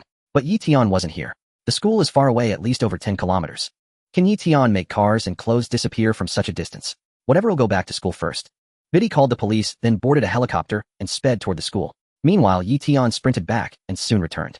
Seeing little interaction between Biddy and Son Gohan from afar, Eion decided not to show himself. It seems startling Gohan by erasing his clothes gave him a shock. And where's Gohan going? He's not heading back to school. Never mind him. Eion quickly returned to the classroom, slipping unnoticed through the back door to his seat beside Eliza. Eliza, when did you get back? She asked. I've been here a while. You just noticed. Eion smiled. Who are you kidding? I saw no one beside me a moment ago. Eliza retorted. Your eyesight's bad. Eion chuckled. Yours is worse. Eliza huffed. You always kill the conversation. About 10 more minutes passed. Videl returned to the classroom from outside. She sat down to the right of Alicia. Videl, are you okay? Alicia asked with concern. I'm fine. That mysterious hero appeared again. Videl sighed. Did you see the mysterious hero? Alicia asked in surprise. What's he like? Is he handsome? I didn't see him. But those two robbers' car just vanished mysteriously. Videl said with a wry smile. I hardly did anything, and the two robbers were caught. Mysterious hero. Truly mysterious indeed. Alicia chuckled. Videl nodded and glanced toward Son Gohan's seat. It seems Gohan had a diarrhea accident. He went to the bathroom shortly after you left, and hasn't returned yet. Alicia said with a smile. Is that so? Videl pretended not to know. Videl wasn't one to gossip. Since Gohan didn't want to reveal his identity, she naturally wouldn't say anything. By the way, Eion and Gohan went to the bathroom together. Gohan didn't really fall into the toilet, did he? Alicia turned to ask Eion. Maybe he went home to wash his pants, Eion replied. Videl immediately turned to look at him in shock. Eion had also gone out. He left with Gohan. Could it be that the mysterious hero was Eion? When did Eion return? Videl whispered to Alicia. Videl, I can't hear you. Eion said from the other side. Why are you asking when I came back? Don't tell me you've fallen for me. Videl, what is he saying? I'm just suspicious of you. Eion came back about 10 minutes before you did. Alicia said honestly. Videl, you're so concerned about Eion, could you really have a crush on him? Sharp laughed. That's rare, an iron tree finally blooming.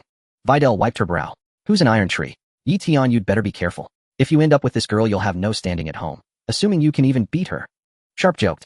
How could I bear to hit my own girlfriend? Eion said with a faint smile. Videl. The topic was drifting further and further off. How did you get on to boyfriends and girlfriends? Forget it. Now's not the time to talk about the mysterious hero. After school, I'll interrogate Eion properly. At the Capsule Corporation headquarters. Oh, your Saiyaman suit suddenly vanished. Bulma looked at Son Gohan in surprise. So the mysterious disappearance case near apartment 8 is escalating. Some people are calling that person the mysterious hero. But so far we don't know if it's man-made or something else. Son Gohan scratched his head in frustration. What could be the cause? Is it really man-made? Bulma mused. If it is, and even you don't know who did it, that's strange.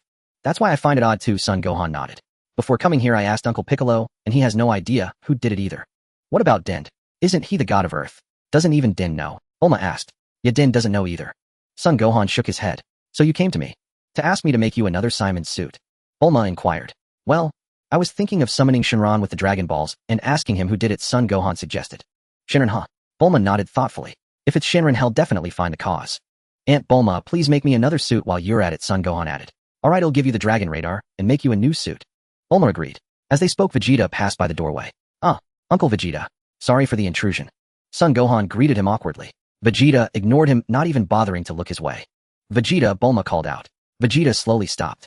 Vegeta, things keep mysteriously disappearing in Satan City, where Gohan goes to school. Do you know what's causing it?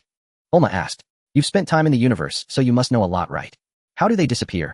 Vegeta asked Gohan. He hadn't planned to get involved, but since Bulma brought it up he figured he should at least ask. They just vanish instantly, Gohan replied. Instantly. Probably just super speed fooling people. Vegeta snorted. No, Uncle Vegeta, Gohan shook his head. I thought the same at first, but that's definitely not the case. Then Gohan detailed how his suit had vanished and how the two cars had disappeared, telling Vegeta everything. Vegeta fell silent. No way. Even you don't know. Bulma wiped her brow. I'm a warrior race. Not a magician. Vegeta said darkly. This should be the work of a magician, feels like teleportation. A magician? Gohan pondered. Yes, that's right, it must be. Vegeta nodded firmly. A magician? Are there magicians on Earth? Bulma asked. I don't know either, first time encountering something so bizarre. Gohan scratched his head. You need to pay close attention to your surroundings. Vegeta said. If a magician is teleporting things off you, they shouldn't be too far away. Sense your surroundings well, there must be some presence. But I flew up into the sky today and looked around carefully. Gohan said solemnly. Nearby, besides my classmate Videl and 2 unconscious robbers, there was no one else within about a kilometer. Maybe they used magic to hide their presence. It's normal that you couldn't sense them, Vegeta replied. Oh, is that so? Gohan was skeptical. Now that we know his identity, finding him won't be too difficult. We just need to check if there's anyone in Satan City who has a penchant for studying magic. Vegeta snorted. Why bother with the Dragon Balls for something like this? It's just some missing items. I thought it was something major. Gohan thought to himself, easy for you to say when it's not your belongings that vanished. Uncle Vegeta, besides my clothes, quite a few people have lost body parts too. Gohan scratched his head. If it's nothing special, they were likely teleported by that same mage. Vegeta replied matter-of-factly. Even body organs can be transferred. Gohan was astonished. Only those of ordinary people. For warriors like us, he probably can't manage that. That's a relief. Gohan breathed a sigh of relief. You had me worried. I thought even our organs could be moved. Impossible unless someone with low battle power like your friend Krillin is the target, Vegeta said confidently. For those of us with immense power, we're safe. Gohan thought Krillin sure took a stray bullet there. Your body has grown sluggish from your long hiatus from training. Vegeta chuckled lightly. You might even fall prey to it yourself. Gohan felt a pang of hurt. So I'm vulnerable too. But if you train properly, I think you'll be fine, Vegeta added. Looks like I really need to get back to training. Gohan nodded solemnly. So you're not looking for the Dragon Balls? Bulma asked. No, we'll first investigate the mage situation at school. Gohan scratched his head.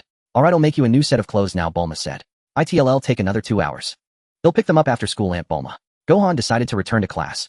Skipping class was wrong. Fine, that works, Bulma nodded. After all, Gohan, your dream is to become a great scientist. Haha, yes. Gohan replied, then flew out the window. Sorry for the intrusion. With that, he transformed into a streak of light and sped into the distance. After Gohan left, Bulma silently looked at Vegeta. Vegeta, is it really the work of a mage? She asked. Who else could it be? Vegeta snorted. Are there mages on Earth? Bulma inquired curiously. Don't ask me that. How many years have I even lived on Earth? Vegeta grumbled. Bulma was speechless. Before returning to school, Gohan stopped by the lookout. Gohan, did you find anything at Bulma's? Piccolo asked. Yes, Uncle Piccolo. Gohan nodded. Uncle Vegeta thinks it might be a mage who used magic to teleport things. Teleported where? Piccolo asked. Well, I didn't ask that. Gohan scratched his head. Vegeta's reasoning isn't without merit. Piccolo mused. A mage could indeed transfer things perhaps to another city. So Uncle Vegeta's theory is quite plausible. Gohan nodded. Dend, help me check where the missing items went, Piccolo said to Dend. Sure, Uncle Piccolo, Dend replied. As long as they're on Earth, we can find them. Both cars have license plates registered globally. Piccolo pondered. Right.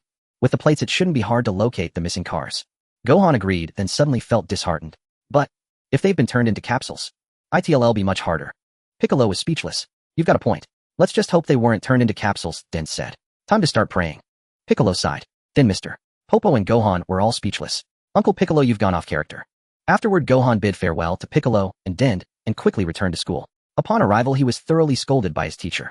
The teacher was already furious about the missing textbooks that day, and Gohan had the audacity to skip class. How many times have I said it? Middle school is intense, high school is even tougher, and college is when things ease up. The teacher berated Gohan. You're only a freshman, but you should know the importance of studying. Teacher, I'm sorry. Gohan hung his head and quickly apologized. Go on. Seeing Gohan's sincere remorse, the teacher let him off. Gohan trudged back to the classroom dejected. What a lousy day. Gohan, are your pants dry yet? A classmate joked. Gohan was speechless. The other students burst into laughter. With a grim face, Gohan immediately returned to his seat. Hey, you didn't actually soil yourself, did you? Asked the bespectacled boy covering his nose. Gohan was dumbfounded. What's with the nose covering? Suddenly Gohan remembered something and turned to look at Videl behind him. Videl, didn't you ask for leave for me? He whispered. Sorry, I forgot, Videl said apologetically. Gohan didn't want to say another word. Then Gohan glanced speechlessly at Eion behind him. It's all your fault for saying I dirted my pants. By the way, Gohan, I need to talk to you after school. Don't rush off. Videl said. Huh? About what? Gohan was taken aback. You'll find out after school, Videl smiled slightly. Eion looked from Videl to Gohan. What does Videl want with Gohan? I'd better keep an eye on things. Wouldn't want Gohan to steal her away. Eion, you should come too, Videl said to him. Me? Eion scratched his head. Yes, I have something to discuss with you as well. Videl nodded. Alright, we'll talk after school then, Eion agreed. After school, Videl led Eion and son Gohan away from the campus. Eion, could you wait over there for a moment? He'll be going to your place to do homework later, Videl said. My place for homework? Eion was taken aback. Not welcome. Videl winked at him. Well, you're welcome, but it's better if you come later, Eion said, cupping his chin in thought. What? What do you mean? Videl's face darkened. What do you mean by later? I want to go home first and catch a thief, Eion replied. A thief? Someone broke into your house? Videl asked. You bet. My home surveillance cameras caught it crystal clear, Eion nodded. The resolution is 16K, so I can even see every pore on their skin. Videl, you don't need to elaborate that much. Sorry to interrupt. Videl's classmate, what exactly do you need from me? I'm in a hurry to get home. Son Gohan couldn't hold back any longer and cut in. Are you two going to chat forever? Gohan, I'm inviting you to participate in the World Martial Arts Tournament next month. Videl said directly to Son Gohan in front of Eion. Huh, the World Martial Arts Tournament. Son Gohan exclaimed, frantically blinking at Videl. Eion is right here. Don't expose my identity. Gohan, don't worry. Eion isn't the type to gossip. Videl replied. Son Gohan was speechless. He's not the type to gossip. Then who was it that said I had diarrhea in my pants? Is there anyone more gossipy than him? Well then. Videl thought for a moment, then turned to Eion. Eion, could you excuse us for a bit? Is it because Gohan is the Saiyaman? Eion said with a smile. Son Gohan. Videl, that's too much. Didn't we agree not to tell anyone? Son Gohan was on the verge of tears. My identity is exposed just like that. Even Eion knows now. Wait. Let me clarify. I didn't tell Eion about your identity. Videl quickly said. Even if he is my boyfriend, I'm not that gossipy. Son Gohan. A brief silence fell. Eion, how did you find out who I am? Son Gohan asked curiously. It's simple. You jumped 8 meters high with ease, and you sneak out of class using the bathroom as an excuse. If you're not the Saiyaman, who is? Eion smiled. Son Gohan. Just those two things are enough to conclude I'm the Saiyaman. Eion is way too clever. A thought struck Son Gohan. Why not take this chance to ask them about the wizard? So, Eion and Videl, do you know if there are any wizards in Satan City? Son Gohan quickly inquired. Forget about wizards for now. Videl cut off Son Gohan and steered the conversation back. Let's get back to the World Martial Arts Tournament. Son Gohan. What already moved 10 miles away from that topic? And you still managed to bring it back. The World Martial Arts Tournament. Son Gohan muttered. You know the tournament to decide the martial arts champion is happening again. Videl smiled. My dad won the last tournament. The one before that was won by a mysterious man named Son Goku, whom I've never met. Also, the tournament before last was nearly 20 years ago. Son Gohan's heart skipped a beat when he heard his father's name. Son, that's a rare surname. Eion interjected. He shares it with Gohan. I think it's very likely that this Son Goku is Gohan's father. I was thinking the same thing, Videl nodded. Son Gohan. Well, ahem. Son Gohan was at a loss for words. How are these two classmates so sharp? I have no secrets left in front of them. So Gohan. Let's enter the World Martial Arts Tournament together, Videl invited. The children of two former champions competing. I think it'll be quite interesting. I don't want to. Son Gohan wiped his sweat. I'm not interested in the World Martial Arts Tournament. If you don't join, I'll tell everyone that Son Gohan is the Saiyaman. Videl said with a grin. And he'll print flyers advertising your identity, Eion added. How? How can you do this? You're too much. Son Gohan was nearly in tears. You can just show up as the Saiyaman and no one will recognize you. Videl smiled. But, this. Son Gohan hesitated. You want me to join the World Martial Arts Tournament? No matter how much I hold back, I'll easily defeat all opponents. Fine, you guys are making me do this. He'll join, alright. I understand. He'll join, Son Gohan reluctantly nodded. It's a deal then, Videl said excitedly. Everyone else is too weak. I really want a worthy opponent. Son Gohan scratched his head. A moment of silence. So, can you tell me about the wizard now? Son Gohan asked. Why are you looking for a wizard? Videl asked. I suspect that mysterious hero is a wizard. Son Gohan speculated. Videl immediately looked at Eion. Is Eion a wizard? Eion. Is this girl starting to suspect me? Am I that obvious? Why are you looking at me? It's not like I know magic. Eion shook his head. Son Gohan cast a profound glance at Eion. Of course it couldn't be classmate Eion. He didn't seem like a sorcerer either. I can swear to the heavens. I am not a sorcerer. If I were, may all sorcerers perish, declared Eion. Videl. You're not a sorcerer, but you don't need to utter such a curse. Does classmate Videl know of the existence of sorcerers? Son Gohan inquired. I've only seen them on TV. Videl replied with a bitter smile. Son Gohan was at a loss for words. What does classmate Gohan think about those missing items? Videl asked. I suspect a sorcerer used their magic to teleport those things away. Son Gohan shared his opinion. And where would they be teleported to? Videl questioned. Perhaps to another city, Son Gohan answered. I can understand the sorcerer taking the car. It's usable, Videl replied. But tell me, why would he take our school's textbooks and exam papers? Does he intend to finish all those papers for us? Eion. If I were that sorcerer, I'd weep. So I erased your papers for you, and you think I was helping you complete them? Son Gohan was speechless. And what about removing the criminal's body parts? What's the meaning of that? Videl asked. Maybe he plans to eat them. Eion chimed in. Ugh. Videl nearly vomited. Son Gohan also felt a wave of nausea. Eion, can you not make such jokes? Videl glared.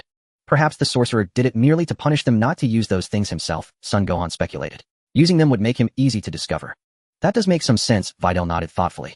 Alright, I'll also keep an eye out for anything about sorcerers. Then I'll leave it to you, classmate Videl, Son Gohan thanked her. You're welcome, Videl said. Oh, I want to learn to fly. You must teach me sometime. It's unfair that you're the only one soaring in the sky. Well, we'll see. Son Gohan wiped his sweat. It's settled then, Videl smiled. Son Gohan. I didn't agree. If there's nothing else I'll be going, Son Gohan said, then seeing no one around he shot up into the sky. Son Gohan vanished from the spot in an instant. Classmate Gohan flies quite fast, Videl remarked. Indeed. Eion felt a twinge of envy. All I can do is a race. I still can't fly. Not only can I fly, but I also can't fire energy blasts. I need to learn these things somehow. I can put off learning to fire blasts, but not being able to use the sky dance technique is really frustrating.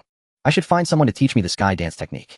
How about Android 18? She can fly. But then again, after being genetically modified into an android, she could fly right away. I wonder if she understands the principles of flight. I'll ask her sometime. Classmate Eion, shall we go to your place to do homework? Videl suggested. Actually, besides homework, we could do other things, Eion smiled.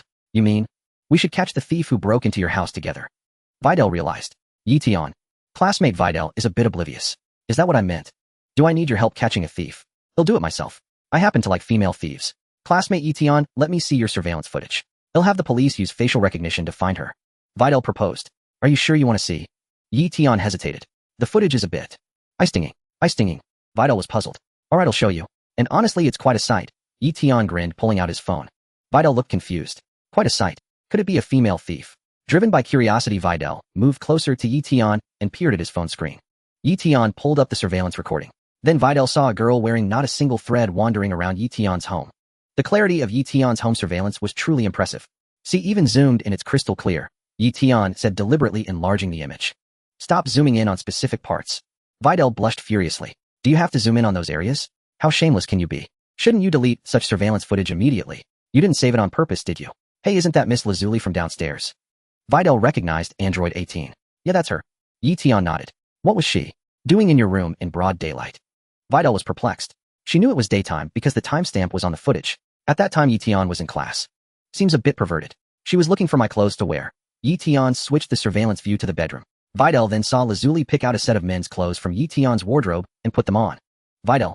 A pretty girl insists on wearing my clothes. Who can I complain to? Eion sighed. Maybe she has a secret reason. Videl pondered, then retorted, a guy wearing girls' clothes is the perverted one. A girl wearing guys' clothes is fine. What kind of logic is that? Are you preparing to fight for women's rights? Eion said. Women's rights? What do you mean? Videl was confused. Forget it, it's not important. Eion shook his head, not bothering to explain. Let's go home first. How did she get into your place? Don't you have a camera on your door? Videl asked. Never mind, let's just hurry home, Eion replied. 20 minutes later, Eion arrived home with Videl. Upon entering, he noticed a lot more dust than usual. That shouldn't be the case. Satan City has decent greenery. Even with the windows open all day, very little dust would accumulate indoors. But now a considerable layer of dust had settled, especially in the living room. Eion inspected the living room. Hey, why are there traces of tape here? Videl pointed to where a ceiling panel had fallen. Eion walked over and saw the panel taped back in place. He was left speechless. You cut a hole in my ceiling, and then taped it back. You're quite something, Android 18. Couldn't you at least use some super glue or something? Do you think this will hold? It feels like someone cut a hole in the floor. Videl stepped forward and gave it a light tap. With a crack, the adhesive tape gave way and the floorboard plummeted down. Videl nearly followed, one leg dangling in the air. Eion lunged forward and grabbed her. You're far too reckless. Why would you step on it? A thunderous crash echoed as the fallen slab struck the living room floor of Unit 18. Hey, anyone home? Eion peered through the gap, shouting down into Unit 18's home.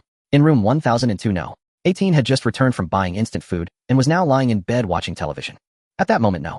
18 was munching snacks and watching TV. A loud crash erupted from the living room as the floorboard fell from above. No. 18 sprang up and rushed into the living room. I forgot to buy strong glue to fix the floorboard. The tape doesn't seem to hold. Just as no. 18 entered the living room, he saw Eion sticking his head through the hole above, calling out to ask if anyone was there. No. 18. Am I not a person? No. 18 snorted. You're home, Eion greeted. I am no. 18 nodded. Then he'll come down. With that, Eion leaped down from above, landing steadily with a thud. Wait for me, I'm coming down too. Videl also jumped down from the floor above. She felt utterly mortified. I suddenly remembered I have something very important to do. I'll take my leave for today. Videl lowered her head, her face flushed crimson, and turned to flee. With such an incident occurring, it was best to make a swift exit lest the three of them be caught in awkwardness. Videl opened the door ready to leave immediately. Videl, why did you come to my place today? Eion asked. Shut up. She snapped before bolting out the door.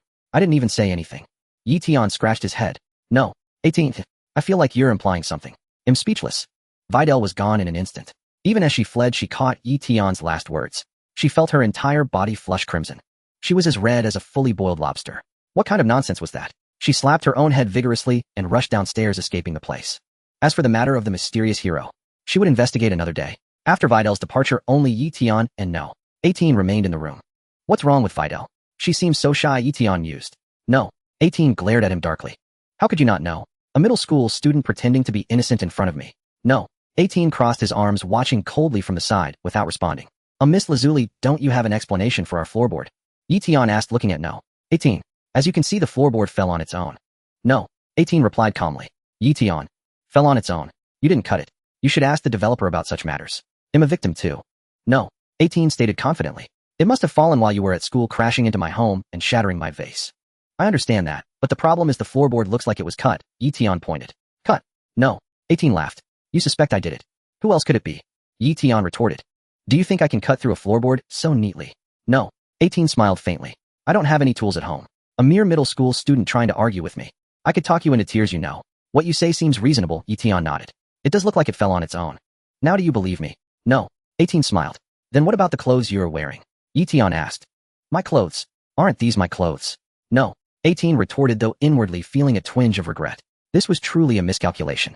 I was too focused on going out to buy snacks. I should have bought myself a set of clothes, even just one set. The main issue is that I've been short on money lately. How pathetic. Making money is so hard. I'm almost out of money for clothes. I wonder which despicable person destroyed all my clothes.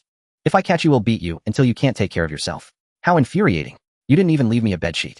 Those are my clothes, Eion said. Now that they're on me, they're mine, No. 18 replied. Fine. Eion wiped a tear from his eye. No. 18 was overjoyed, a smug expression spreading across his face. A middle school student trying to argue with me. Now I've talked you into tears. Well, the clothes in my wardrobe haven't been washed, they're all worn. Eion scratched his head. I was going to give you a new set, but since you insist they're yours, forget it. No. 18. A flicker of color drained from his face. I thought there was a strange smell to these clothes. So they were unwashed. You hang unwashed clothes in your wardrobe. No. 18 fumed. Yeah. I change my outfit every day, save them up for a week, and then toss them all into the washing machine together, Eion said. No. 18 didn't want to talk anymore. No. 18 even felt the urge to strip off the clothes immediately. But after a moment of careful thought, No. 18 realized, I've already worn this outfit for a whole day. Taking it off now wouldn't make any difference. Besides, what would I wear instead? But come to think of it, where are your clothes? Eion asked knowingly. No. 18 felt a sharp pang in the heart. Don't tell me all your clothes are gone. Eion inquired. Shut up. No. 18 snorted. I didn't even open my mouth, Eion said with a hint of grievance. Your classmate isn't here. No. 18 barked angrily. All right. I actually came down to tell you that the resolution of our home security cameras has reached 16K. Eion remarked. Since you're not wearing my family's clothes, I'll pretend I didn't say anything. No. 18 froze, their expression shifting repeatedly. They have cameras. How terrible. I can't believe I overlooked such details. So, my naked visits to their house were all captured on surveillance. A resolution of 16K. What does that even mean? It seems like even the fine hairs on my body would be visible. No. 18's face darkened. Hand it over. No. 18 extended a hand. Don't worry, I've already deleted it, Eion reassured. I watched it several times to confirm it was you. No. 18. You watched it several times. You. No. 18's face flushed red. It's just that at first I wasn't looking at the face, so I couldn't recognize you. Eion said. No. 18's composure shattered. You watched it several times, and you weren't even looking at the face. Then what were you looking at? Are you sure you deleted it? No. 18 didn't believe it. My girlfriend Biddy deleted it, Eion sighed. What a shame. I should have made a backup.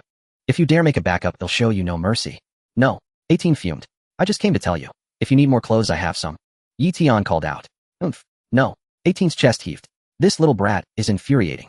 Did you come to talk about the cameras? Just you wait. Tomorrow, I'll destroy every camera in your house. Then my embarrassing image will vanish along with them, right? Even if you didn't delete it, it won't matter. I'll take my leave then. Eion waved and looked up at the hole in the ceiling. You're not thinking of jumping up there, are you? No. 18 asked. The floors in this apartment building aren't very high. I should be able to make the jump. Eion nodded. Suit yourself, No. 18 said calmly. Oh, and one more thing. Eion added as he was leaving. Don't bother destroying my home cameras when I go to school tomorrow. It'd be useless, like deleting a shortcut instead of the actual game on a computer. What are you talking about? I don't understand, No. 18 said puzzled. What's a shortcut? The storage for those cameras is all in the cloud. Only I have access. Even if you smash the cameras at my place, I can still retrieve the cloud records. Eion said. No. 18. No. 18 didn't want to talk anymore. This is absolutely dreadful. I need to find a way to see if that kid has actually deleted the footage. Maybe I should dress up as a masked man in black tonight to scare him. We only have towels at home. No black cloth. And no other clothes either. No. If I disguise myself as a masked man, it's just to make him delete the footage. Right, I could pretend to be a man and demand some interesting videos as a robbery. That seems like a decent plan. If he dares to show my video, he'll break his legs. Maybe I should wait a couple of days. Doing it today would be too obvious. Smack. Eion leaped lightly and landed directly in his own living room. No. 18 was stunned. That kid's jumping ability is impressive. He made it up so easily. He doesn't seem like an ordinary person. Could he be a warrior who knows Sun Wukong and the others? Whatever, it doesn't matter. As long as it's not a Saiyan or Piccolo, I can handle it. After returning home, Eion thought it over and ultimately decided not to erase now. 18's clothes again. Those are my clothes. And they're unwashed, worn clothes. Now you must carry my sin on you, right? Wah. Eition's grin stretched from ear to ear. That night, elated Eion went out again and erased many unnecessary things to farm experience points. At this rate, in about 9 more days, I might level up to Silver Tier Erasure. Silver Tier Erasure. My physical strength will reach 1,000 times that of Frieza. That means a battle power of 100 billion. With Silver Tier Erasure, I'll finally be able to erase a person or even an entire building. When I say erase a person, I mean anyone. No matter how powerful you are, with a simple wave of my hand you'll vanish. Except for gods. Except for true gods. True gods probably can't be erased yet.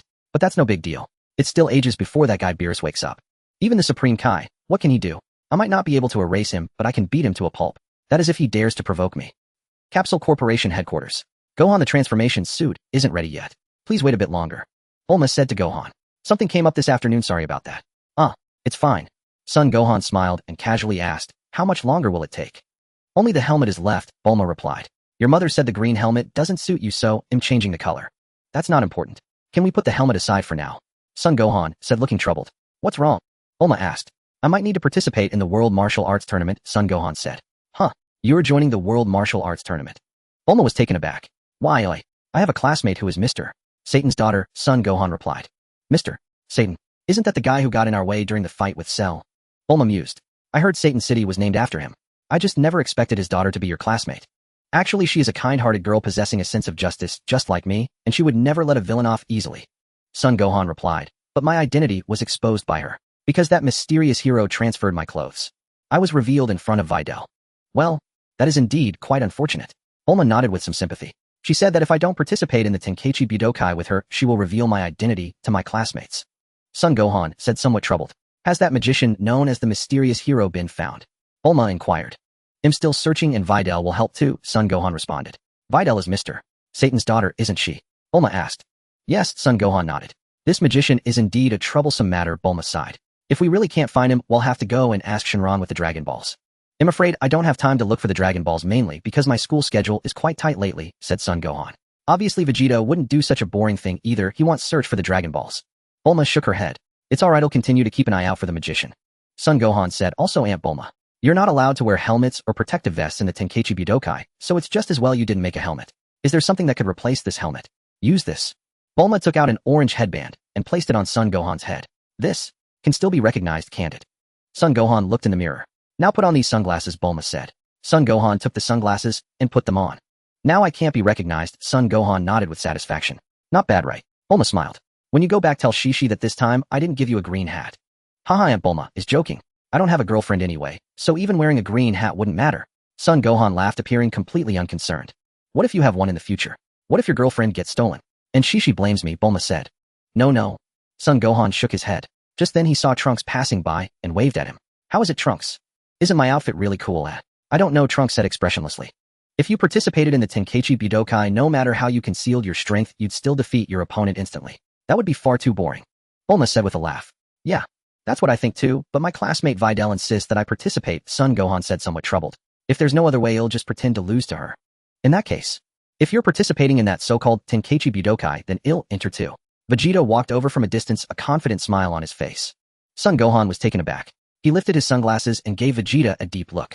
In the past, there was a huge gap in our power, but how is it now? Vegeta smiled. While you were enjoying peace, I was constantly honing myself. You have the nerve to say that. You don't work at all, you just train all day. Bulma snorted. You and Goku are the same. Do Saiyans dislike working? Vegeta, your family is already the richest in the world, do you still need me to work and earn money? Vegeta retorted irritably. Even if our family is the richest in the world, there's still the second richest chasing after us. If our family falls from the top spot, that would be really embarrassing.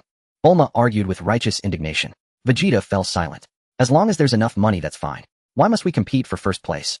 It's just like you warrior race who insist on comparing who is stronger, Bulma said. Vegeta, what you said does make some sense. I want to argue with you. Awesome. Dad is going to fight brother Gohan. Trunks was also thrilled. I want to participate too. Just then another voice suddenly echoed in the room. Son Gohan was startled. Vegeta was also somewhat surprised. Bulma looked up at the sky, a hint of excitement on her face. Trunks, however, looked utterly bewildered. Who was speaking? Is it Dad? Son Gohan's eyes brimmed with tears. That's Dad's voice. Kakarot. Vegeta suddenly realized. Dad, is that you? Son Gohan asked excitedly. It's me. Long time no see, everyone. Son Goku's voice came through again. Dad, how have you been? Son Gohan asked happily. Son Goku. Ahem. I'm already dead. Son Goku replied. Son Gohan. I shouldn't have asked that. Can Dad really participate in the Tenkaichi Budokai? Son Gohan quickly changed the subject. I asked Baba to give me one day, so I chose that day, Son Goku explained. Gohan and Vegeta are also participating, right? I want to join too. Great, this is just wonderful. Son Gohan raised his hands in excitement. Trunks was full of question marks. Who is that person? Is that your dad? He'll be waiting for you, Kakarot. Vegeta smiled. You'd better be prepared. I'm not what I used to be. Same here, Vegeta, Son Goku said with a laugh. Then I'll see you all at the Tenkaichi Budokai. After saying this, Son Goku ended the call. Great, Gohan. Why don't you hurry and tell your mom Goten and Krillin the good news? Bulma suggested. Right. Son Gohan was filled with excitement and joy. This is going to be lively, Vegeta snorted. By the way, Uncle Vegeta, would you like to wear a special outfit too? Son Gohan suggested, so your identity won't be discovered. I'm not wearing that. I'm not afraid of being exposed. Vegeta barked. I'm off now. Son Gohan waved. How's the search for the magician going? Vegeta asked. It's not easy to find. We'll keep an eye out. Son Gohan replied, then flew out the window. Goodbye, brother Gohan. Trunks waved. Goodbye. Son Gohan nodded and soared into the sky. Son Gohan first arrived at the small island where Master Roshi resided. Krillin still lived with Master Roshi. Goku was coming to participate in the World Martial Arts Tournament. That's wonderful. Krillin exclaimed with excitement. Uncle Krillin, why have you grown hair? Son Gohan was taken aback. What are you talking about? Gohan. Krillin rolled his eyes. I used to have hair, but I always shaved it off. Why did you suddenly decide to grow it? I still think you look better bald, Uncle Krillin. Son Gohan studied Krillin. What do you know? Krillin snorted and sighed. I'm growing it to find a girlfriend. I still don't have one. Don't worry, Uncle Krillin. I don't have a girlfriend either, Son Gohan comforted him. Krillin, is that how you comfort someone? How old are you? How old am I? By the way, I remember you liked Android 18. Son Gohan suddenly thought of her. He had previously suspected that the mysterious disappearance incidents might be related to Android 17 or 18. Now was a good chance to ask about her whereabouts. Perhaps this incident was connected to the androids. Don't bring up the past. Krillin said irritably. Uncle Krillin, do you know where Android 18 lives? Son Gohan asked. No, and I don't want to know. Krillin shook his head. My standards aren't high now. I just want a pretty girlfriend. Son Gohan. Are you calling that low standards? I want a pretty girlfriend too, Master Roshi chimed in. Son Gohan fell silent. Master Roshi. At your age, why do you need a girlfriend? Krillin said irritably. Krillin, you're delivering milk again tomorrow. Master Roshi fumed. The audacity of this brat. Krillin wiped his sweat silently. What have you been doing all these years? Master Roshi grumbled. Do you have a job? Are you just living off me without working? Krillin was deeply ashamed, hanging his head under the scolding. Enough, I won't lecture you, Master Roshi snorted. Speaking of which, it's been ages since I last saw Goku. I want to enter the tournament. But if Goku, Gohan, and Vegeta also participate, I have no chance of winning. Krillin said, troubled. You should join. The top 5 all get prize money, Son Gohan suggested. How much? Master Rose's eyes lit up. The champion gets 10 million, the runner-up, 5 million, third place, 3 million, fourth, 2 million, and fifth, 1 million. Son Gohan listed. Krillin join. They'll join too. Master Roshi immediately urged. Krillin. Your era is over, Master Roshi. You'd better not bother. Krillin said. Have you forgotten who taught you everything? Master Roshi retorted. Well, Krillin laughed awkwardly. Master Roshi, are you really going to participate? Son Gohan asked. I'm just joking. This is a tournament for the young. They'll sit it out. Master Roshi shook his head. Gohan, don't tell Piccolo, Krillin said. That would reduce my chances of making the top 5. That won't do, Son Gohan shook his head. I won't tell anyone, but I have to tell Uncle Piccolo. But speaking of which, why are you dressed so oddly? Krillin asked curiously. What do you mean, Uncle Krillin? Don't you think I look cool? Son Gohan said, hands on his hips. No wonder you can't find a girlfriend. Your taste is getting worse. Krillin felt a pang of hurt. Kid, what are you saying? Don't use my girlfriend situation as a negative example. Well, I'm off, Son Gohan waved and quickly left the island. Next he arrived at the Earth's lookout. Uncle Piccolo, did you find the missing car? Son Gohan asked. Not yet. Piccolo shook his head. They'll keep an eye on it. If it's really the work of a magician. Alright, Son Gohan nodded. Is that why you came to see me? Piccolo asked. No, there's something very important. Son Gohan replied. Dad is coming back for the World Martial Arts Tournament, but only for a day. Uncle Piccolo, will you join too? Oh, really? Old son is coming back. Piccolo's face lit up with joy. He nodded. Alright, I'll join. What about you, Dend? Will you join? Son Gohan asked Dend. I'll pass. I'm not a fighting type Namekian. Dend shook his head. Then I'll head home first, Uncle Piccolo, Son Gohan said. If I'm joining the tournament, I need to train seriously for a while. That probably means I won't have time to look for that magician. Maybe the magician will join the tournament too. Piccolo said casually. If he joins, we'll definitely find him. Son Gohan nodded. But so far the magician they call the mysterious hero hasn't done anything bad. Everything he's done has basically been for justice. Still, we can't let our guard down, Piccolo mused. I have a bad feeling about this. Really? We need to be careful, Son Gohan said gravely. You should head back now, Gohan. It's getting late, Piccolo said. Alright, Uncle Piccolo. Son Gohan waved and left the lookout, flying home. As he traveled, he fell into deep thought. He'll need to take some time off. Otherwise, getting eliminated in the first round would be embarrassing. After all, I was once the strongest in the world. No, even the strongest in the universe wouldn't be an exaggeration. But, will Mom agree? That evening during dinner. What? Goku is coming back to the mortal world for the World Martial Arts Tournament. Shishi was overjoyed and surprised. Why are you only telling me this now? Well, Son Gohan quickly shoveled food into his mouth.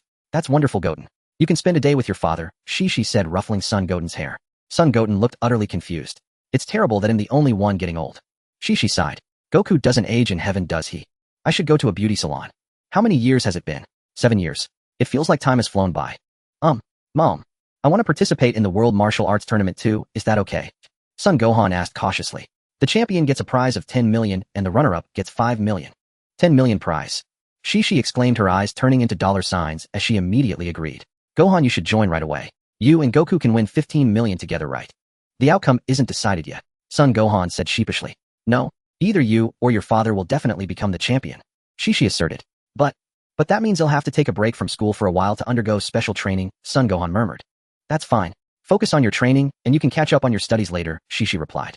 Son Gohan breathed a slight sigh of relief. Mom agreed just like that. How wonderful. This is a gift from heaven, Shishi prayed with her hands clasped. My father left me very little inheritance. I've been worrying about how to make ends meet. That evening, Goten, starting tomorrow you should train with your brother, Son Gohan suggested to Son Goten. Sure, Son Goten agreed readily. The next day, Yitei waited at the intersection specifically for Videl to walk to school together. Before long, Yitei saw Videl approaching with her backpack. Hey Videl, over here. Yitei waved at Videl. Videl had actually wanted to avoid Yitei. However, since Yitei had already waved, she couldn't very well pretend not to see him. Videl walked up with a blush. The moment she saw Yitei, she was reminded of the scene at his house, at Lazuli's place yesterday. Moreover, Videl recalled the image of herself riding on Yitei's face. It was truly touching. And when Yitei set me down, he took a deep breath. When you inhaled, I felt a chill. Videl walked up, her face still red. Good morning, Yitei greeted. Good morning, Yitei, Videl replied without daring to look up, her cheeks flushed. Let's walk to school together, Yitei suggested. Videl agreed. They walked side by side. Did you sleep well last night? Yitei asked. Videl. Not well at all. I had strange dreams all night. In my dreams I was doing unspeakable things with you. Thinking about last night's dreams, Videl's face grew even redder. At the same time, Videl's heartbeat quickened. You know, I dreamed about you last night too, Yitei said. Videl lifted her head slightly to look at Yitei, then pointed at her own nose. Yes, I dreamed about you, Yitei said. What did you dream about me? Videl asked softly. The scene was a bit not so great. Promise you won't get mad if I tell you. Yitei said. You didn't dream about doing anything inappropriate with me, did you? Videl snorted. I swear there was nothing indecent about that dream. Yitei assured her. That's good. Go ahead, I won't be angry, Videl sighed in relief. As long as it's not that kind of dream, say whatever you want. Well, I dreamed you were slaughtering a pig, Yitei said. Videl, why are your dreams so strange? Do I look like a girl who butchers pigs? Videl glared at Yitei angrily. And then, oi. Videl noticed Yitei wasn't continuing, so she had to ask. That pig actually ran away. Yitei said. The pig ran away. Videl was taken aback. Maybe the pig knew it was about to die, so it struggled free and escaped. Exactly. Yitei nodded vigorously. That pig ran really fast, and you chased after it relentlessly. Videl, I really have become a pig butcher. If it ran away, so be it. It means it wasn't meant to die, Videl pouted with a huff. It's just a dream after all. Given your family's status, losing one pig is nothing, Yitei replied. Did I catch that pig? Videl asked. You chased it for a long time and finally cornered it in a dead end, Yitei said. And then, oi. Did I kill the pig, Videl asked. Just as you were about to, the pig suddenly knelt down, Yitei said, kneeling to beg for mercy. Videl laughed. Your dream is pretty interesting. After kneeling, the pig even spoke. Yitei continued. What did it say, Videl asked, startled and curious. The pig recited a poem, Yitei said. What poem? Videl grew even more curious. Born of the same root, why rush to fry each other? Yite recited slowly. Videl. You're the pig. You're the pig. Videl shouted angrily. You're adorable, Videl. Yite smiled. And you look beautiful when you're angry. Oomph. Videl snorted. Yite and Videl chatted and laughed.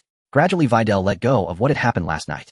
But for some reason, every time Videl saw Yite take a deep breath, she felt a strange sensation. Videl. Am I bewitched? Arriving at school, they entered the classroom. A new day began. The bell rang for class. Eliza tapped the bespectacled boy sitting in front of her. Hey glasses, where's Gohan? Having diarrhea again? Eliza asked with a smile. The bespectacled boy. No, when I passed the faculty office I heard the homeroom teacher say that Gohan asked for a long leave. The bespectacled boy replied. Asked for leave? Eliza was surprised. Hearing this, Videl also looked up towards son Gohan's seat. Why did Gohan ask for leave? Could it be for the World Martial Arts Tournament? Should I also ask for leave and train hard? Otherwise, wouldn't it be embarrassing to lose to Gohan? He'll ask the teacher later. Yite knew what son Gohan was up to, but didn't reveal it. After the first class, Videl went to ask the teacher about son Gohan. Sure enough, son Gohan had taken a long leave. He took a month off. Videl calculated the time. Exactly 1 month until the World Martial Arts Tournament. Is Gohan going to train hard at home? Videl then approached Yite. Yite, are you busy? Videl asked. Me? Yite was puzzled, not understanding why Videl would ask.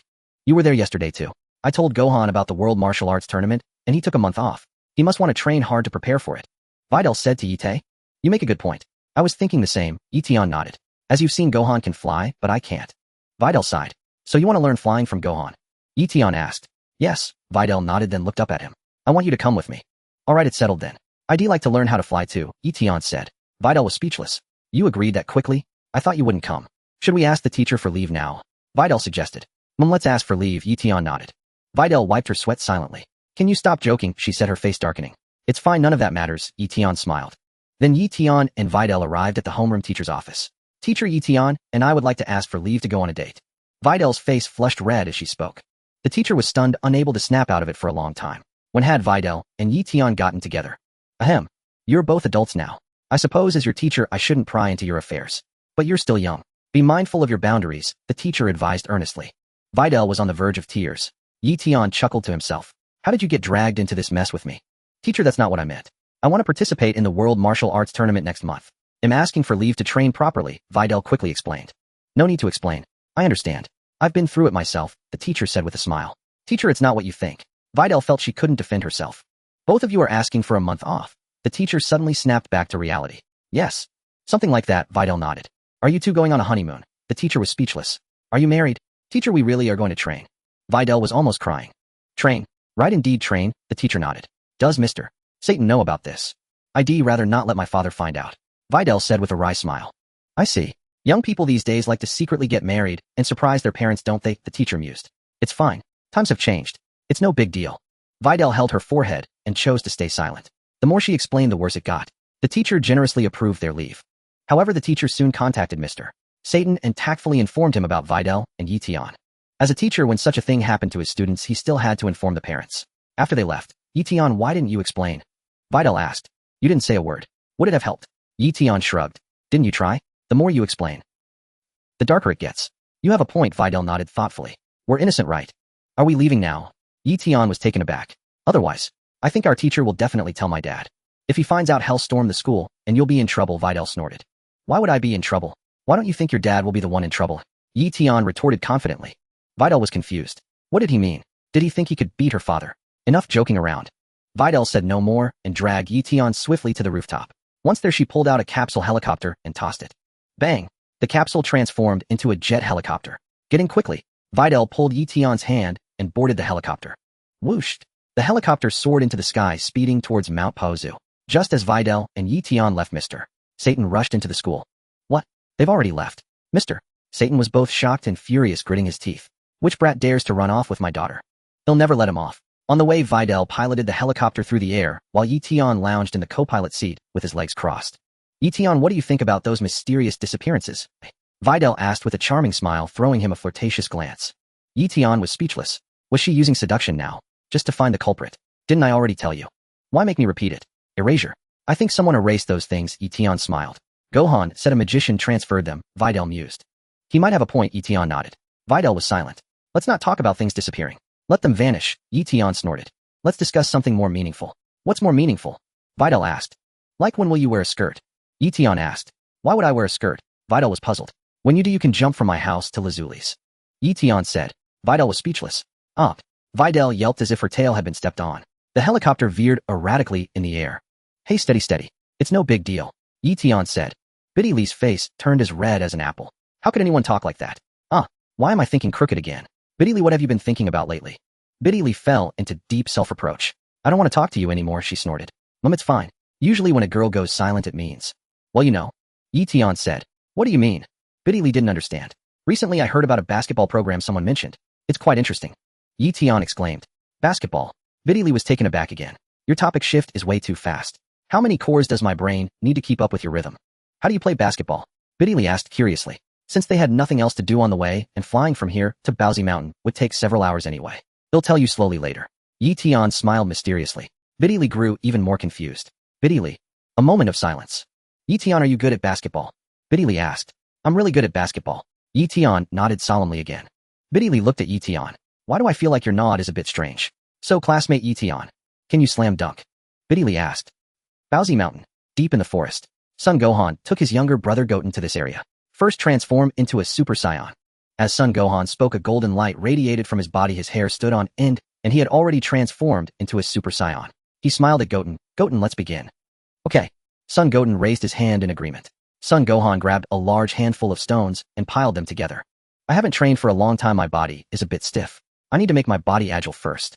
Son Gohan said, drawing a line on the ground with his foot, and said to Son Goten, Goten, stand here and throw the stones at me. Got it. Son Goten stepped forward and picked up a stone. All right, come on. Son Gohan was only about 3 meters away from Son Goten.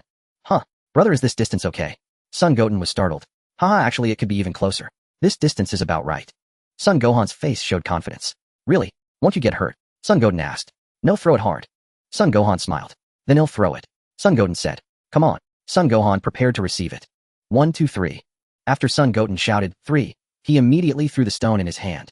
The stone whistled towards Son Gohan's face at an extremely fast speed. Son Gohan was terrified. He used almost all his strength, barely managing to dodge the stone's assault. Boom. The stone struck the mountain behind Son Gohan, causing rocks to slide down with a series of rumbles. Son Gohan was completely stunned. Wow, amazing, brother. Son Goten giggled. Son Gohan turned to look at his younger brother. Son Gohan never expected his younger brother Goten to be so powerful. He'll keep throwing. Son Goten picked up a large pile of stones ready to continue. Wait. Goten, take a break. Son Gohan waved his hand and immediately drew a new line on the ground with a stick. Son Goten was puzzled. Start throwing from here. Son Gohan said. Son Goten. Son Goten didn't hesitate and began throwing stones at Son Gohan. At this distance, it was much easier for Son Gohan to dodge. Moreover, Son Gohan had transformed into a Super Saiyan. Son Goten remained in his normal state. As time passed, Son Gohan's stiff body gradually loosened up. Alright, I'm used to it now. I can get a bit closer. Son Gohan slowly approached Son Goten while dodging his stone attacks. Brother, can I be like you? Son Goten stopped throwing stones and pointed at his nose, asking. Oh, like me? Is that so? Son Gohan was puzzled, not understanding what his brother meant. I mean the Super Saiyan form. Son Goten said. Haha, of course you can, but it might still be a bit difficult for Goten. Son Gohan chuckled. It takes hard training to successfully become a Super Saiyan. When Uncle Vegeta became a Super Saiyan, it took a lot of effort, and the same goes for me. I trained with Dad in the hyperbolic time chamber for a long time before I finally managed to become a Super Saiyan. Slap. Sun Wukong's body erupted with a golden radiance as his hair stood on end, transforming into a Super Saiyan. Son Gohan was utterly speechless. Goten, when did you learn to become a Super Saiyan? Son Gohan was astonished. Oh, I've already forgotten when I learned. Son Goten scratched his head. Incredible. Son Gohan sighed with emotion. Brother and our late father struggled immensely to become Super Saiyans, and Uncle Vegeta too. Is that so? Son Goten scratched his head. Was this transformation difficult? It seems so easy for Trunks and me. Do you want to spar with your brother? Asked Son Gohan. Do you know what sparring means? Yes, Mom taught me when you were at school, replied Son Goten. Does Mom know you can turn into a Super Saiyan? Son Gohan inquired. She knows, but she says I look like a bad kid and won't let me transform anymore, said Son Goten. Because Mom doesn't like Super Saiyans, Son Gohan chuckled, then his expression turned serious. Come on, Goten, fight with your brother. Okay. Son Goten nodded and charged at Son Gohan. Bang, bang, bang. The two engaged in a fierce battle in the mountainous region. Son Gohan primarily fought in a defensive stance. After some time, he noticed his younger brother's attacks growing stronger, even stinging upon impact. Whoosh! Son Gohan soared into the sky, flying high above. That's not fair, brother. Son Goten shouted from below, unable to fly. How can you fly up there? What? You can't fly, but you can become a Super Saiyan. Son Gohan was bewildered. I still can't fly, said Son Gohan. Transformed into a Super Saiyan yet unable to fly. What was this situation? Buzz. As Son Gohan pondered, he heard the sound of an airplane in the distance. Turning his head, he immediately spotted Videl's jet. Looking closer, he saw another person seated beside Videl. Wasn't that Eion? Eion had come along too. He must have accompanied Videl. I recall now, Videl asked me to teach her the Bukijutsu. It's perfect if she can learn alongside Goten, saving me the trouble. Eion, look, this is Mount Paozu, Videl said to Eion. This is my first time traveling this far. Eion marveled. Really? You've never left Satan City before? Videl asked, surprised. No. The farthest I've been is about 1,000 kilometers from Satan City, said Eion. You'll broaden your horizons today, Videl giggled. Just ahead is Gohan's home. You want to learn to fly? Eion mused. Yes, I wonder how long it'll take me to master it, Videl replied. With your talent, it shouldn't be hard, Eion smiled. Really? You think I'm talented too? Videl asked softly. Actually, I'd rather play basketball with you. Why not focus on basketball skills instead of martial arts? Eion sighed. Basketball, huh? They'll give it a try sometime, Videl nodded. How about a streetball game? Eion suggested. The jungle below is deserted, perfect for basketball. We could even kiss the rim without anyone noticing. Videl. I feel like there's a hidden meaning in your words. I actually like blue hoops. Though the color is odd, it's worth a try. Eion mused. In life, we should be open to new experiences. Blue hoops. Videl was puzzled. I've never seen a blue hoop. Most are red, aren't they? Oh, Eion nodded. You really know your basketball. What's special about blue hoops? Videl asked curiously. I'm not sure yet. But it's a challenge. Maybe scoring on a blue hoop is harder. Eion rested his chin in thought, but in his mind, he pictured Vados. Is scoring on a blue hoop harder? Is it because it's smaller? Videl inquired. I don't know about size, but I think scoring on a blue hoop carries risks. One misstep could lead to trouble, said Eion. Playing basketball causing trouble. Videl shook her head.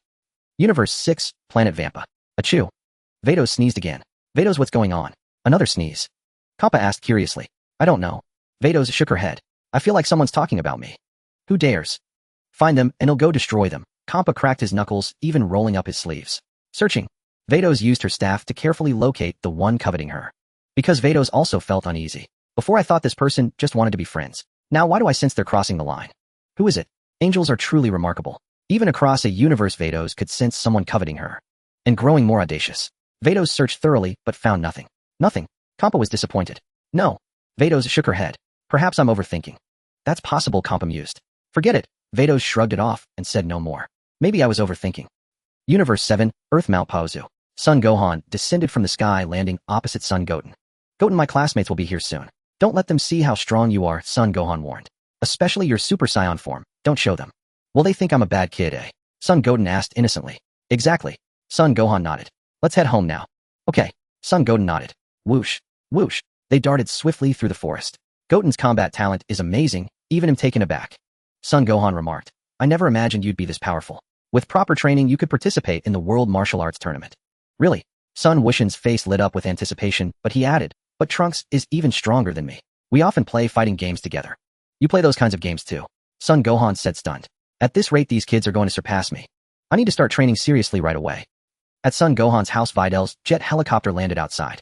Videl and Eion got off the plane together. This must be Gohan's place. He sure lives in a remote area. Videl remarked, but the environment here is quite nice. Yeah, Eion nodded. You're not going to suggest playing basketball here again, are you? Videl asked. Eion, how could we play basketball here? It's not suitable, Eion quickly said.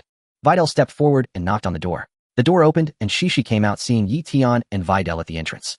Who are you? Shishi asked. Hello, Auntie. We're classmates of Gohan. I'm Videl, and he's Eion. We're here to see Gohan, Videl said. You're here for Gohan, Shishi said without suspicion. He's gone to train in the mountains. Please come inside first. No need, Auntie. Well, wait for him outside, Eion said. Would you like something to eat? Shishi asked politely. Auntie, please don't bother, Videl replied. Just as they were speaking, Son Gohan and Son Wutian returned from outside, greeting them from a distance. Hello, Eion, Videl, Son Gohan waved. I didn't expect you to find this place. We have your home address at school. We went to school this morning and heard you took a long leave, Videl replied. Yeah, isn't the World Martial Arts Tournament in a month? Son Gohan said truthfully. I want to train hard this month. It would be embarrassing to lose in the first round. Then you'd better work hard. Don't lose to me, Videl smiled. Eion. Eion pulled Videl behind him. Videl, can you not be so confident? Who gave you the confidence to think you can beat Son Gohan? Even I, with a body 100 times stronger than Frieza, might not be his equal in a real fight without using erasure. Of course, if I used erasure, I could make Son Gohan doubt his existence. Why are you pulling me? Videl whispered. Videl, you are the strongest. I will always support you, Eion said solemnly. If I don't cherish her, who will? If Videl really meets Son Gohan in the tournament, I won't mind making Gohan lose badly. I still want to play basketball with Videl. He'll have to cultivate her interest in basketball. Why would a nice girl want to practice martial arts? By the way, Gohan, you promised to teach me how to fly. Videl got to the point. Of course, no problem. Son Gohan nodded. Gohan, are they both entering the tournament too? Shishi asked. Eion isn't participating, right? Son Gohan looked at Eion. Participating? Isn't impossible. Eion smiled slightly. You're joining too, Eion. Videl was startled. He'll think about it. Eion chuckled, not deciding yet. After all, the tournament only lasts a short while. Because shortly after that they would all go looking for the wizard Babidi. Now that's a real wizard. Let Babidi take the blame for erasure. Let me think. The tournament venue will be packed with people. If I casually erase a few things, my experience will skyrocket. Even though I've stopped practicing erasure, I think I can achieve twice the result with half the effort at the tournament. So I have to go to the tournament. Even if it's just for Videl, I have to go. Son Gohan. I didn't expect Eion to enter the tournament too. Do you really think just anyone can join? Forget it. I'd better not meddle. Saying too much would be bad. Mom, I promised Videl I'd teach her the sky dance technique. Actually, she told me about the tournament, Son Gohan explained to his mother. Alright then, train well. Stay for lunch, Shishi said warmly. Thank you, Auntie, Eion replied politely. Thanks, Videl added. So is Eion going to learn the sky dance too? Son Gohan asked. The sky dance is what you call flight. Might as well learn it. It's good to have a skill, Eion nodded. Son Gohan. As if anyone can learn the sky dance. Eion. I noticed long ago your aura is far too weak. I can't even sense a trace of your energy. Without any ki, how can you learn the sky dance? I won't discourage you. I hope you have some self-awareness about this. He'll tell you tactfully later, and maybe you'll give up. Besides, you're just here to accompany Videl. Then let's go over there. My little brother Goten is also learning the sky dance, Son Gohan said, patting his brother's shoulder. Hello, Eion nodded at Son Wutian. Hello, big brother, Son Wutian replied politely. Then Son Gohan led Eion and the others to a distant forest and began teaching the sky dance. Actually, the sky dance is simply a technique for controlling ki. It's not too hard to grasp, Son Gohan explained. But achieving high-speed flight is much more difficult. Control ki. What is ki? Videl didn't understand. Ki. It's the energy hidden inside the body, or you could call it power, Son Gohan explained. Hidden energy. Videl was even more confused. Like this. Son Wutian stretched out his hand and aimed at a rock. Whoosh! A ki blast shot from Son Wuxian's hand. Boom. The blast hit the rock and shattered it into pieces. Yes, this is ki. Son Gohan nodded. Bulma was stunned. Eion remained silent. For there was no ki within him. This unique energy, Eion possessed none of it. A faint wistful envy stirred within him. Was this not the very essence of insatiable desire? I already command the art of erasure. What more could I possibly need? If I cannot wield ki, then so be it. Why shatter that stone with brute force? A mere gesture, erasing it entirely, is far more elegant and efficient. What do you call this energy? Son Gohan asked. It feels like a cheap parlor trick. Bulma replied with a wry smile. We've done nothing underhanded. This is no sleight of hand. Son Gohan smiled gently. Eion, do you trust Gohan-senpai? Could he have planted a bomb beforehand to deceive us? Bulma lowered her voice toward Eion. No, it's fine. Just learn carefully. Eion reassured her. Son Gohan. Ahem. I heard every word. Son Gohan wiped sweat from his brow. Gohan-senpai, are you perhaps a sorcerer? Bulma eyed him skeptically. If you truly wielded that technique, couldn't you have vaporized that car in an instant? Well, it's rather different. Son Gohan wiped his brow again. We could shatter the car, but we couldn't guarantee the safety of those inside. This is an illusion craft. Nor are we sorcerers. Then what is this? I've never seen power like yours. Bulma huffed. To me, what you just unleashed felt exactly like magic cast by a wizard in a video game. Son Gohan fell speechless. There was no clear way to explain it now. Bulma, calm down, Eion interjected. It is ki. What Gohan-senpai described, that is ki. Alright then, tell me. How does one fly through the sky? Bulma glanced at Eion, her tone softening as she asked. Son Gohan exhaled in quiet relief. Thank goodness Eion was here. Otherwise he and Bulma would have been utterly lost in translation. She has quite the temper. Who then will one day claim her heart? Ah, I see. She brought Eion along deliberately. Could it be? They're already a couple. How swiftly things progress. Gohan-senpai, my apologies earlier. Please continue, Bulma said. You truly don't know what ki is. That makes this rather complicated. Son Gohan scratched his head. So, if someone lacks ki, can they not fly? Bulma pressed urgently. Don't worry. Everyone possesses ki. It's simply a matter of learning how to control it. Son Gohan smiled warmly. Take Eion for instance. I sense absolutely no ki within him. He likely never trained before, or engaged in scarcely any physical activity.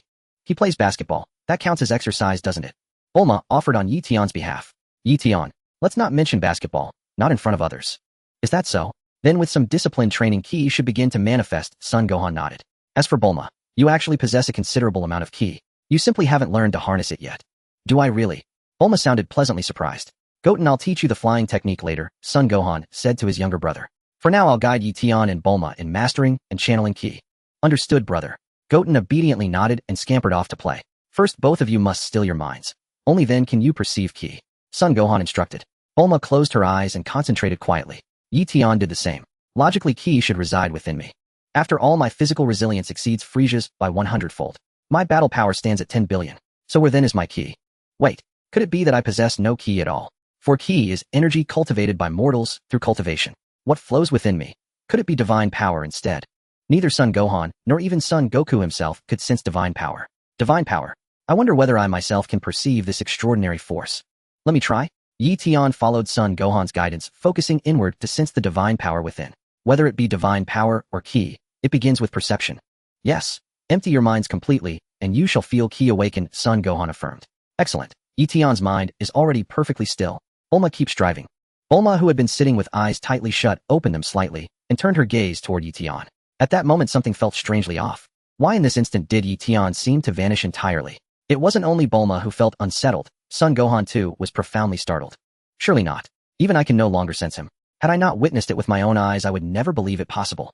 To Son Gohan, the Eion seated before him appeared physically present. But if he relied solely on sensory perception, Eion was utterly imperceptible. Before though Son Gohan couldn't detect Eition's ki, he could still sense Eition's presence. After all, Eion breathed, his body emitted subtle signs of life. A twitch of the arm, a shift of the leg, a living being, undeniably real. But now, Eion felt as though he had dissolved into absolute silence. Not a single movement betrayed him. Even if he were scratching his head at that very moment, no sound would reach the ear. What then was happening? Truly extraordinary. Eion sat motionless, eyes closed, calmly attuning himself to the divine power within. Remarkably, following Son Gohan's method and emptying his mind, Eion did perceive an utterly singular energy stirring deep within his being. This extraordinary energy must surely be divine power. Eion could now sense it, but controlling it remained beyond his grasp. No rush, no haste.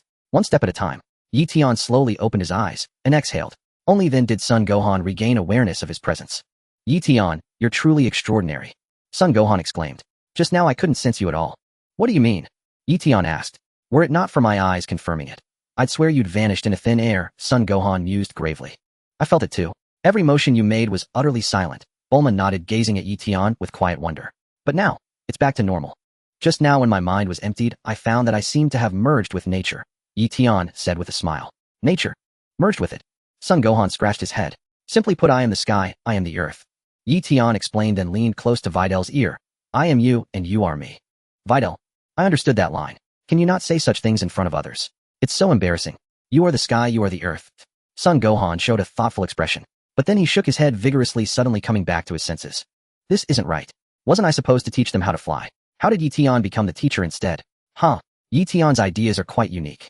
Son Gohan laughed heartily, then changed the subject, asking, But Eion, can you sense the presence of your own chi? I can sense it. Eion nodded. But I'm not sure if it's chi. It seems to be a very special kind of energy. Can you control it now, eh? Son Gohan was stunned again. Eion had already sensed chi so quickly. Videl was also quite surprised. I haven't sensed chi yet. Is your talent better than mine? I can't control it yet. Let me get more familiar with it, Eion said thoughtfully. It's getting late. How about we have lunch first and continue training this afternoon? Son Gohan suggested, checking the time. All right, then, well, trouble you, Gohan, Eion nodded. No trouble at all. Son Gohan smiled amicably. Thank you, Videl quickly added. Goten, we're going home for lunch, Son Gohan called out. Okay, big brother. Son Goten quickly ran over. On the way back, Son Gohan and Son Goten walked ahead, while Eion and Videl followed behind. Eion, have you really sensed the special energy within you? Videl asked. Emma, my talent isn't bad, is it? Eion smiled. I thought I was more talented. I haven't sensed chi yet. Videl was actually happy for Eion. Keep it up, you can definitely do it. Eion encouraged. Actually, I hope Eion can become stronger as soon as possible. Videl said softly. Why? Would that make playing basketball easier? Eion was taken aback. Videl, how did you bring basketball into this again? I mean, forget it, I'll tell you later. Videl didn't know how to explain. Eion nodded. Son Gohan and Son Goten walked ahead. Big brother. Are that big brother and big sister dating? Son Goten asked curiously. Goten, how do you know so much? Son Gohan turned to look at Son Goten, a bit surprised. I saw it on TV, Son Goten giggled. I don't know if they're dating, but I think Videl likes Eion. Son Gohan guessed. Does big brother have a girl he likes? Son Goten asked. Not yet. This. Big brother is focusing on his studies now. Son Gohan blushed. After the World Martial Arts Tournament ends, I still have to go back to school properly. Before long, the group arrived at Son Gohan's home. Son Gohan's mother Chi-Chi had already prepared a meal and warmly invited Eion and Videl to eat. During the meal, You two came from school together not just to learn from Gohan, right? Shishi said with a smile. What do you mean? Eion was puzzled. You two have a special relationship, don't you? Shishi smiled. Auntie has been around and can already tell. Eion nodded vigorously. Auntie is really sharp. Auntie, it's not what you think, Videl said a little embarrassed. It's nothing. It's fine for young people to date, Shishi said. As long as it doesn't affect your studies. It won't. Eion replied. Eion, how are your grades? Shishi asked. Before I transferred, I was ranked first in my grade. Eion answered. What? First in your grade? Shishi was amazed, then turned to son Gohan. Gohan, learn from Eion from now on. Ask him humbly if you have any questions you hear. I hear you. I'll ask Eion for advice, son Gohan replied, then praised. I didn't expect Eion to be so remarkable, ranking first in his grade. By the way, Eion, which school were you at before? Haven't you always lived in Satan City? Videl asked curiously. I was at National First High School. Eion replied. National First High School. Videl was shocked. As the name suggests, it's the top school in the country. It's also a gathering place for outstanding students. The talents there are incredibly impressive. I've heard of First High too, son Gohan sighed. Sadly, I didn't get in. I didn't get in either. That school is very hard to enter, Videl lamented, then asked. But why did you come to Orange Star? It's close to home, Eion said. Son Gohan. Videl. You left the best school just because it's close to home. Eion smiled. Don't you know why I gave up First High for Orange Star? It was for you, Videl. No wonder the teacher looked at you differently. I thought it was just because you were handsome, Videl said, deeply moved. Videl had found it strange earlier. When she misspoke to the teacher saying she and Eion were going to a hotel. The teacher didn't blame Eion at all. So he was a transfer student from First High? No wonder teachers have a different regard for good students. Impressive. Annie has heard of First High too. I didn't expect you to be a top student from there. Shishi marveled. It's nothing. Studying is just a part of life, Eion said with a smile. I don't want to push myself too hard. I understand that learning is endless, but always being first doesn't feel very meaningful. Son Gohan. Videl. Eion, can you stop showing off like that? If you're always first, how are we supposed to study? The highest score on each exam is only 120 points. If there were 200-point questions, I think I could get 200, Eion continued. Son Gohan and Videl fell silent. This was a true academic prodigy. Son Gohan felt a slight sense of relief. At least I far surpass Eion in martial arts. That balances my mind a little. I am a Saiyan. Perhaps I am more suited for combat. After lunch, the afternoon training officially began. Videl continued to sense her own chi. About an hour passed. That's chi, son Gohan nodded approvingly. Videl is someone who has practiced martial arts. You grasp the technique quickly. Really? Great. Does that mean I can fly in the sky? Videl asked excitedly. Not yet. You need to master the control of chi first. Son Gohan smiled wryly. What about Eion? Didn't he say he already sensed a special energy? Videl asked again. Is it the same as mine? I don't know what's going on. I can't sense Eion's chi. This is the first time I've encountered such a strange phenomenon. Son Gohan shook his head in confusion. You can't sense it. So, you can sense my chi? Videl asked. Yes, I can.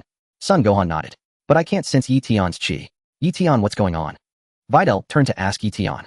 Maybe my chi is more advanced, Eion laughed. Son Gohan. Is chi classified into advanced and basic? What nonsense. Well, perhaps. Son Gohan didn't want to argue.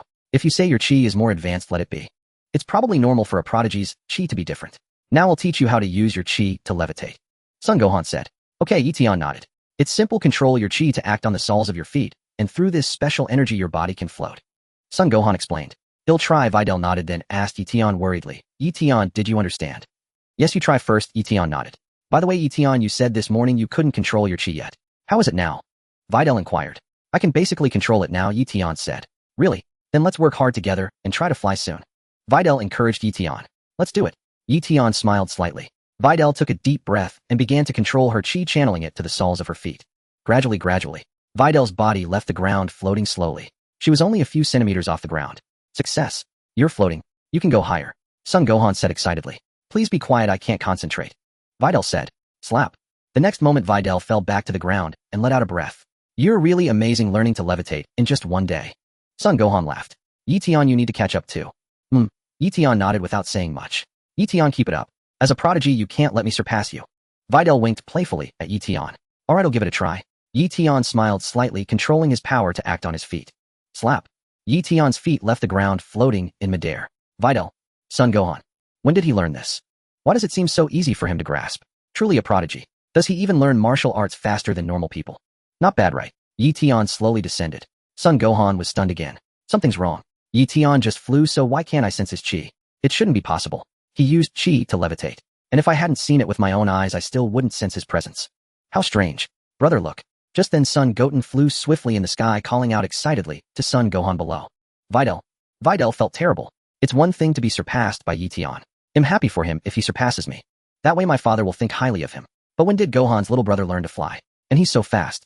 Well, Goten learned to control chi long ago, son. Gohan laughed. You two have done remarkably well. You are just a step away from flying freely like him. Then, it's getting late. We'll come back tomorrow, Videl said. Huh. Son Gohan's face fell slightly, and he smiled wryly. Aren't you both almost there? You'll need to practice on your own from now on. I want to understand the secrets of chi. Aren't we welcome? Videl smiled. Well, no. It's just. Son Gohan looked troubled. No need, Videl. We'll learn on our own from now on. No need to trouble Gohan, Eion suggested. Are you serious? Videl was startled and quickly pulled Eion aside, whispering, let's learn more from him so we can fly in the sky faster. Actually, the rest is simple.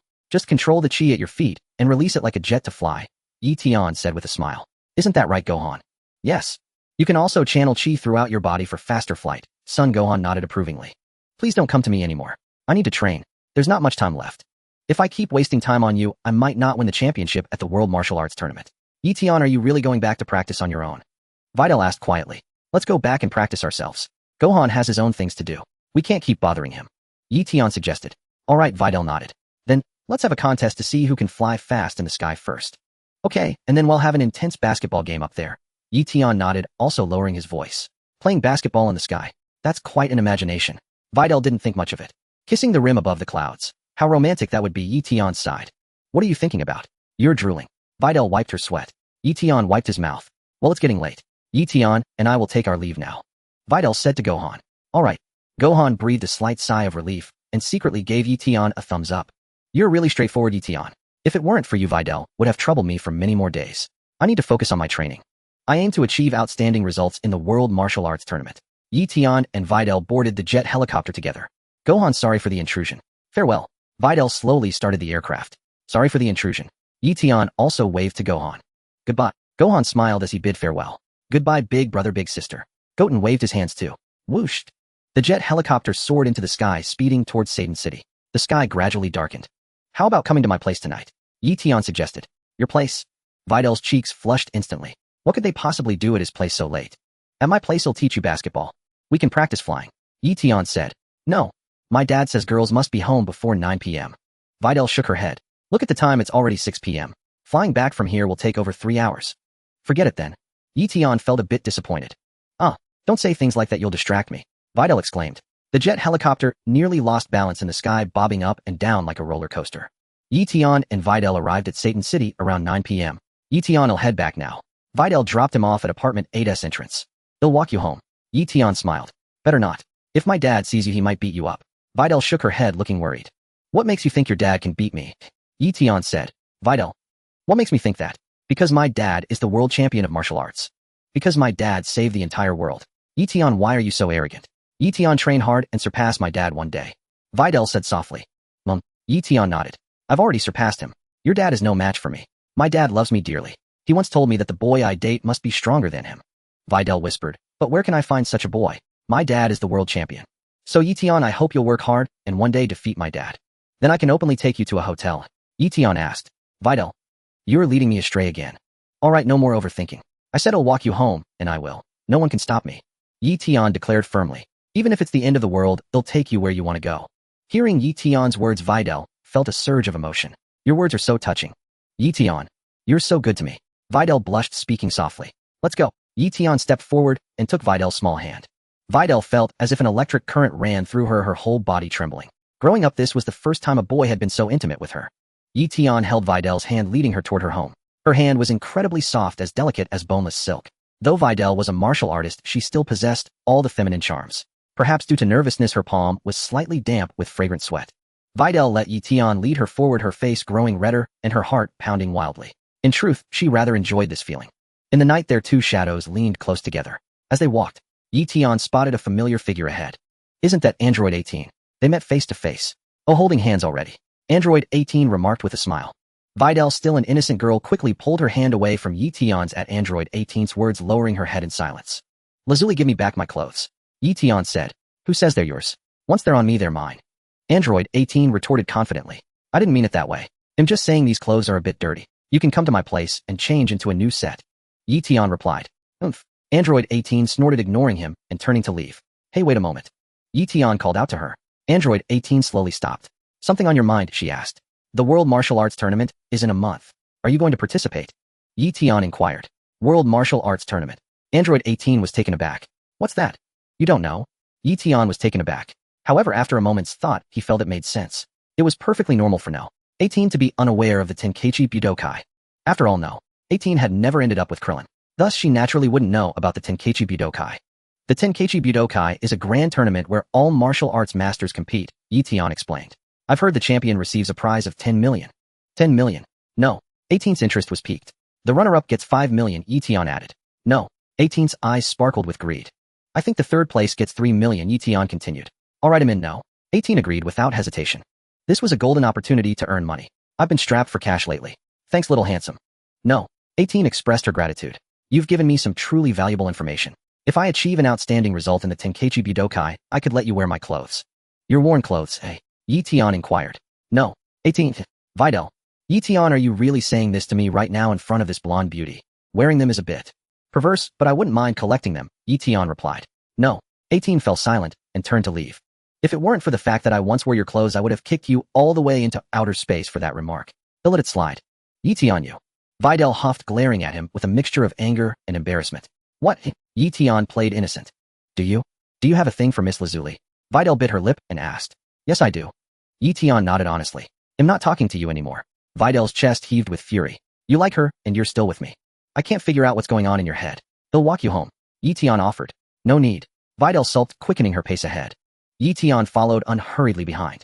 Matters concerning girlfriends needed to be clarified with Videl in advance. I don't want to bring the angel sister home only to find you sulking again. That would be so disharmonious. Videl, think it over carefully when you get home. I'm serious. Yi Tian stated earnestly. In the future, I'll have several girlfriends, maybe even some of other species, but not too many. 5 at most. I promise I won't go over 5. Videl wiped her brow. You say that so brazenly. After all, I need weekends to rest. Yi Tian sighed. You? Videl glared at him. Yi Tian nodded vigorously. Videl's face darkened. You really are a prodigy. You finally understand, Yi Tian lamented. I'm too embarrassed to continue. So, what did you mean by blue hoop? Videl suddenly remembered and asked hurriedly. That's something you have to figure out for yourself, Yi Tian said with a smile. I have a feeling you're not talking about anything good. Videl gritted her teeth. The more I think about it, the more something feels off. You've been talking about basketball the whole way. Videl felt a headache coming on. He's led me down a rabbit hole. Just as Videl was thinking this, suddenly someone called her name loudly. Hurry up and run. My dad's here. Videl's face paled as she urged Yi Tian. Why should I run if your dad's here? Yi Tian shook his head. I'm not running. You? Be careful, my dad will beat you up. He's really angry, Videl huffed. The thing is, we haven't done anything, Yi Tian said with some regret. Videl, then let me ask you. Did you have a girlfriend before me? Videl asked, biting her lip. I swear absolutely not. Yi Tian vowed to the heavens.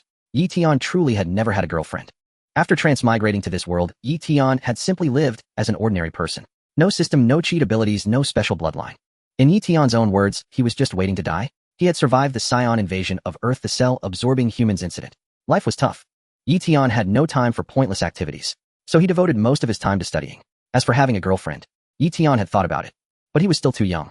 After all, Yi Tian was only 16 this year, the same age as Videl and son Gohan. Moreover, Yi Tian had no money. What's the point of a girlfriend without money? I understand, just go now. My dad will be here any second. Videl urged him. What do you think your dad's expression would be if I asked him for his autograph now, eh? Yi Tian smiled. Videl. Hurry. If you don't leave now, it'll be too late. Videl urged, pushing Yi Tian to go. Instead, Yi Tian pulled her into his arms. Why should I leave? What is there to fear? Perfect chance to tease this Mr. Satan. Satan charged forward swiftly. Then Satan caught sight of his daughter in the embrace of a strange young man. Enraged, he trembled all over. You must be that Yi Tian brat. Let go of my daughter. Satan barked with a dark scowl. I told you to go, but you wouldn't. What now? Videl whispered. It's fine, nothing will happen. Yi Tian smiled confidently. He then turned his gaze to Mr. Satan under the night sky. This guy was indeed tall, the imposing, robust type. Who did Videl take after? It was rare for Mr. Satan to have such an adorable daughter. Standing there, Mr. Satan seemed at least 2 meters tall, exuding an innate pressure.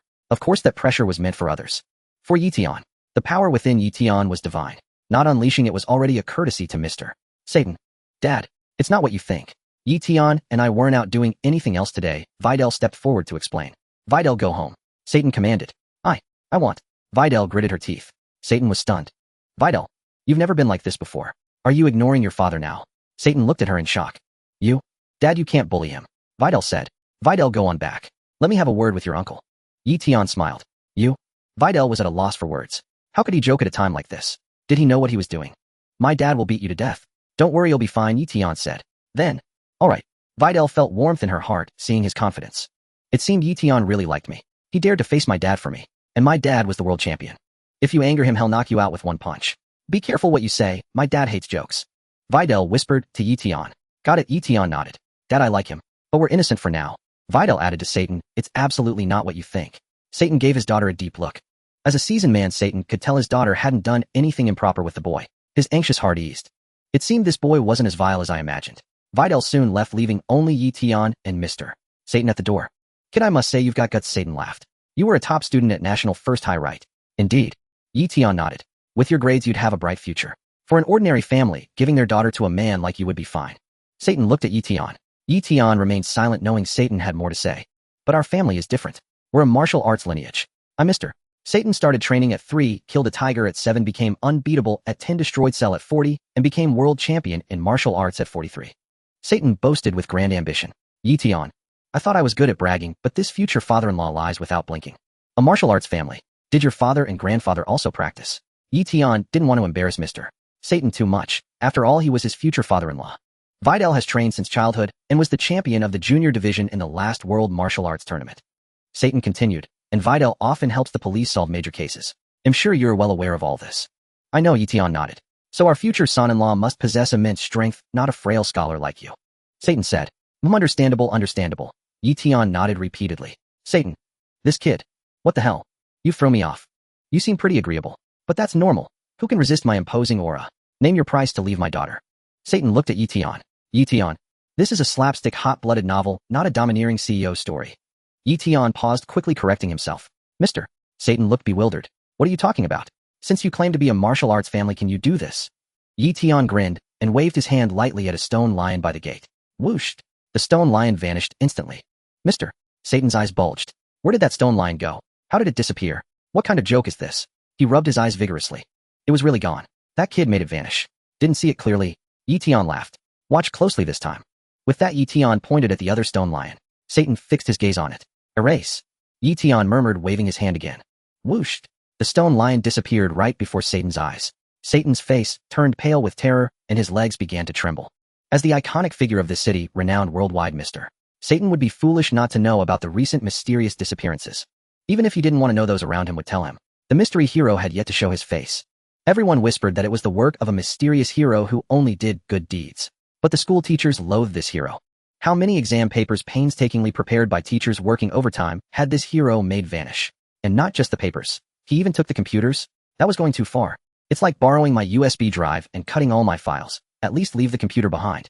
Mr. Satan wasn't stupid. He quickly connected the dots to Eion's true identity. You're that mysterious hero. Satan stammered. I don't want to reveal my identity yet. Eion smiled faintly. Yes. Satan nodded frantically like a chick pecking rice. Besides making the lion disappear, I can also erase anything, Eion said with a smile. Uncle, would you like to give it a try? No. Absolutely not. Satan was terrified and quickly waved his hand. Then regarding the matter between your daughter and me, Eion asked, when will you two get married? Satan let out a hearty laugh, his demeanor shifting entirely as he inquired. Eion. You change your face far too quickly. Rest assured, I am not the kind of man who abandons his lover. I will treat Videl well. Eion promised, in the future when my power reaches a certain level, I will ensure Uncle can do as he pleases on this planet. Truly as he pleases. Satan was momentarily stunned, then a look of eager anticipation spread across his face. This kid's future achievements would be immeasurable. With a wave of his hand, a stone lion vanished into thin air. With another wave, the second stone lion also disappeared. What kind of power was this? Can you teach me that move? Satan stared at Eion with hopeful eyes. Don't even think about it, you wouldn't be able to learn it. Eion shook his head. This is a technique that only the greatest deity in the entire universe can comprehend. Erasure. What? The greatest deity in the entire universe. Satan felt the bar was set rather high. You've gone and linked it all the way to the universe's supreme god. How am I, a mere mortal, supposed to converse with you on that level? So my future children with Videl will also be descendants of a god, Eion said. Satan fell silent. Don't drag my daughter into everything. Though you're impressive, I still feel like a prized cabbage has been rooted up by a pig. How about coming over to my place for a visit? Satan quickly extended a polite invitation. It's too late today, Eion shook his head. They'll pay a formal visit another day. Very well. Satan replied. Take out anything you don't need beforehand. Next time I come, I'll casually erase it for you. Eion smiled. Of course, if I see something that displeases me, I might also erase it on a whim. Satan. Perhaps you'd better not come. If you come, our home will be in ruins. Will countless things in our house vanish for no reason? I'm off, Eion said, then turned and walked away. Farewell, hero. Satan said with an ingratiating smile, bowing and scraping. Just call me by my name, Eion replied without looking back. Yes, I've got it. Satan quickly responded. Eion soon disappeared into the darkness. Satan watched the direction Eion had vanished, slowly straightening his bent back. Satan placed his hands on his hips, staring straight ahead. That brat. Next time I'd better not run into you. Satan blustered. Then Satan trudged home dejectedly. Dad, you didn't do anything to Eion, did you? Videl asked with a worried expression. Satan. It's a mercy that Eion didn't do anything to me. And you're worried about Eion. No way. It seemed Videl didn't know who Eion really was. Videl, do you know who that kid is? Satan was about to reveal Eion's true identity. Suddenly Eion's words echoed in Satan's mind. I don't want to reveal my identity just yet. Those were Eion's words. Satan dared not continue. Dad, what did you just say? Videl was taken aback. Who is Eion? Who else could he be? He's a top student. I heard he was ranked first in his grade at his previous school. Mr. Satan quickly changed his tune. Videl. Videl was completely baffled. He's a prodigy. Videl said. Yes, a prodigy, truly remarkable. Satan gave a thumbs up and nodded approvingly. What Dad means is, Videl could no longer fathom her father's intentions. Dad approves of you two seeing each other, Satan said. Videl looked bewildered once more. Dad actually agreed. This wasn't like Dad at all. Videl, you're a grown young lady now. Dad trusts your judgment, Satan said. Videl. What exactly did Eion say to Dad? Did my father really give us his blessing? Something feels a bit off. Dad knows that Dad has been through it all, mister. Satan said. Dad just doesn't want anyone to bully Videl. Would he dare bully me? He can't beat me. Videl giggled. Satan fell silent. With a wave of his hand, he could make parts of a person vanish. Such a terrifying ability. How could you fight against that? Eion soon returned to apartment 8. At a convenience store near the apartment entrance, Eion saw No. 18 eating instant noodles inside. Eion stepped inside and sat down beside No. 18. How did you end up eating instant noodles? Eion asked with a smile. How about you treat me to something nice? No. 18 snorted. Sure, whatever you want to eat, just say it. Eion agreed readily. I feel like having hot pot, no? 18 said. Alright, you pick the place, Eion nodded. That generous? No. 18 was surprised. Do you need a favor from me? No, I just want to have a simple meal with you, nothing more, Eion smiled. I heard that hot pot place over there is good. No. 18 pointed to a hot pot restaurant across the street. Let's go. Eion didn't object. He still had enough money for a hot pot dinner. But Eion's remaining funds were truly limited. He needed to find a way to earn some money. The question was, what could he do with his ability to make a living? Was he supposed to rob a bank? Damn it. I am the future greatest deity in the universe. How disgraceful would it be for me to rob a bank? It's a pity my erasure level is too low. If I could reach the golden erasure level, I would gain the power of creation. I could simply create money to use. But not yet. Even a hot pot meal makes me a bit nervous. Still, though his money was running low, Eion could still afford to treat No. 18 to a hot pot. Maybe I should try renovation work tomorrow. Like demolishing walls. He'll think about it later. No. 18 abandoned the instant noodles and entered the hot pot restaurant across the street with Eion. Hey, what about your little girlfriend? No. 18 asked. She went home, Eion said. As soon as your little girlfriend goes home, you come out on a date with me. Aren't you afraid she'll find out? No. 18 said with a laugh. Not afraid, Eion replied with a grin. The hot pot was soon served. Coincidentally, Eion was hungry, so he joined No. 18 in enjoying a sumptuous hot pot feast. Lazuli, do you know how to make money fast? Eion asked. You're asking me that. Robbing a bank is the fastest way, of course. No. 18 replied without looking back. If robbing a bank were legal, Eion was speechless. I'm short on cash too. Looks like you're not well off either. No. 18 said with a smile. Yeah, after this hot pot. I'm afraid the coming days will be tough for me, Eion sighed. Then why did you let me order whatever I wanted? No. 18 was taken aback. Treating a beautiful lady to a meal can't be stingy. Even if I have to eat dirt afterward, I'll make sure you eat well. Eion said. That almost moved me, no? 18 snorted. A brief silence fell. What are you doing after the meal? No. 18 asked. You? Can I? Eion said. What are you talking about? I asked what you're doing after the meal. No. 18 didn't catch on. Mainly because her mind wasn't headed in that direction. Never mind, Eion said. They'll take you to make some money if you dare. No. 18 smiled charmingly. Make money. How? Eion asked. The underground fighting ring. No. 18 said. If you can win the championship, there's a decent sum of money. Though not as much as the World Martial Arts Tournament. Is this how you make money? Eion suddenly understood. What else? I have to live somehow, no. 18 said with a smile. So are you coming or not? It wouldn't hurt to check it out, Eion said. But speaking of which, your little girlfriend seems pretty well off. Why not ask her for some money? No. 18 asked again. Do I look like the kind of guy who lives off a woman? Eion snorted. That's true. No. 18 chuckled. Didn't expect you to have such backbone. After the meal, no. 18 first took Eion to buy some clothes for a disguise. Then she led him into the underground fighting ring. That evening cries of agony echoed through the underground ring. How could anyone be a match for No? 18. She controlled her strength well enough not to kill anyone on the spot. Even so many were beaten into howling in pain. Eion also stepped into the ring for a couple of rounds. He found it incredibly exhilarating. Eion suddenly discovered that bullying others was quite thrilling. After leaving the underground ring, Eion and No. 18 had earned a considerable sum.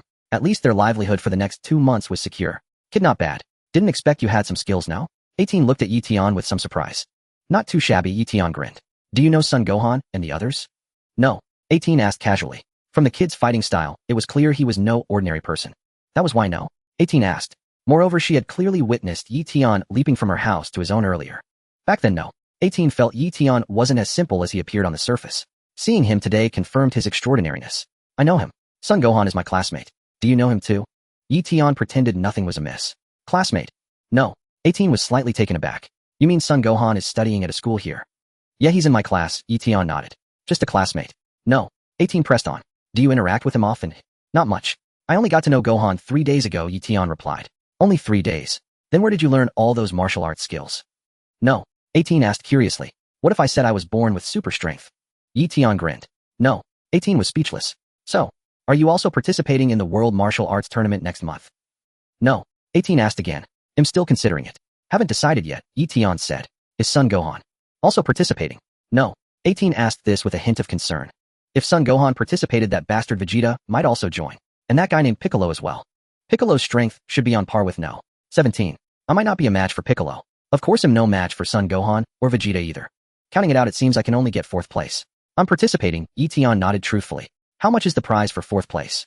No. 18 asked. I think it's 2 million, Eion said. No. 18 was speechless. She instantly lost interest. I'd rather fight a few rounds in the underground ring. The 4th place prize at the World Martial Arts Tournament is only 2 million. We'll see. No. 18 hesitated about whether to participate in the tournament. On the way home, Eion wasn't idle, either continuing to erase some unnecessary things. Of course No. 18 didn't see it. How could she? It's already midnight. Eion checked the time. No. 18 didn't respond. How about we pull an all-nighter? Eion suggested. All-nighter? Doing what? No. 18 was startled. Come to my place to watch a movie. I've got a few great ones saved, Eion said. And my TV is huge. You've been to my place, right? What kind of movies? No. 18 asked. All action flicks. I'm sure you'll love them, Eion said. Might as well take a look. I can't sleep anyway, No. 18 nodded without objection. Then Eion led her back home. How about taking a shower first? Eion suggested. No. 18 was speechless. I don't mean anything else. We fought so many rounds in the ring, but we're all dirty, right? Eion said. You have a point, No. 18 replied. But I don't have a change of clothes. That guy called the mysterious hero better not let me catch him. I forgot to buy clothes earlier. Forget it tomorrow. We're mine. It's not like you haven't before, Eion grinned. No. 18 was speechless. He'll get them for you. Eion went to the bedroom and fetched a set of clothes. Yours again? No. 18 looked at them. It is indeed one I've worn, but I've already washed it, Eion admitted. You know my family situation. How could I possibly have new clothes at home? No. 18 thought for a moment. This kid wasn't well off. Clothes were bought to be worn. How could there be unworn clothes lying around at home? If he were from a wealthy family, it would be normal to have new clothes untouched in the wardrobe. As long as they were washed, it was fine. Alright, I'll go take a shower at my place. With that, No. 18 stepped forward, lifted the floorboard she had cut earlier, and leaped down directly. Eion was left speechless. I thought you were going to shower at my place. Eion swept his hands over his body. Instantly, he was spotless. Even his clothes were cleansed with a single wave of his hand. What the hell? Should I open a laundry service? It seems we do a lot of things, but they all bring in money too slowly. Better to grind experience and level up to the gold tier race as soon as possible. Once I can create money, I won't have to worry about making a living. I, the future greatest deity in the universe, never thought I'd be troubled by livelihood. Eion changed into another set of clothes. No. 18 finished her shower quickly. Slap. No. 18 jumped up from her own home, then tossed the clothes she had worn to Eion. Wash these for me. No. 18 said.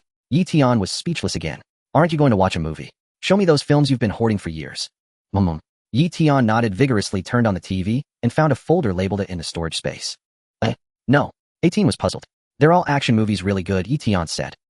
No. 18 didn't think much of it. Then Eion picked an action movie and pressed play. The movie featured a female superhero. She flew swiftly through the sky and soon spotted a criminal on the ground. The female superhero swiftly subdued the criminal. Afterward, she performed many good deeds. Once done, she returned home. Not bad, right? Eion asked. It's passable, no? 18 nodded. But why did this film feel so strange? After the female superhero returned home, she suddenly sensed something was off. Her superpowers seemed to be suppressed. She focused her gaze and noticed a stone appearing in the room. What's that stone for? It seems to be suppressing her powers. No, 18 mused.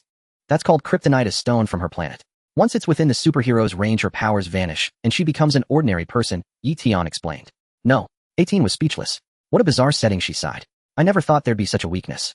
Yeah, it's pretty strange. Maybe the author wanted to deliberately weaken the female superhero, Eion said. Bang! The next moment, the door to the female superhero's house was kicked open. A masked man appeared at the entrance, grabbed the female superhero by the neck, and squeezed.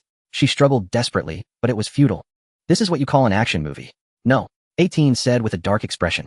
Strange. The plot isn't right. Eion pretended to be nonchalant. It definitely wasn't like this before. Really. Before the female superhero kicked the stone away and gave this masked man a thorough beating. It's not what you're seeing. No.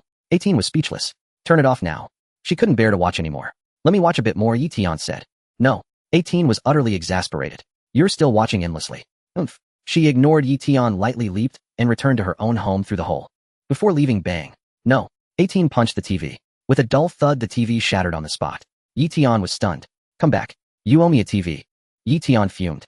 Dream on. No. 18 snorted. Do you believe I'll tell your girlfriend? Even if you tell my girlfriend, you still owe me a TV. Eion said. No. 18 said nothing more, turned around, and went to sleep in her bedroom. Do you think you can beat me? Just because you can defeat those underground fighters, does that mean you can defeat me? I am very strong. Eion was momentarily stunned. He casually erased the TV. It was broken, beyond repair. Better to erase it. Fortunately, he had earned quite a bit from the underground fights last night, more than enough to buy a new TV. The night passed without incident. The next morning, Bikini came looking for Eion. Eion, how about we practice flying together today, she suggested.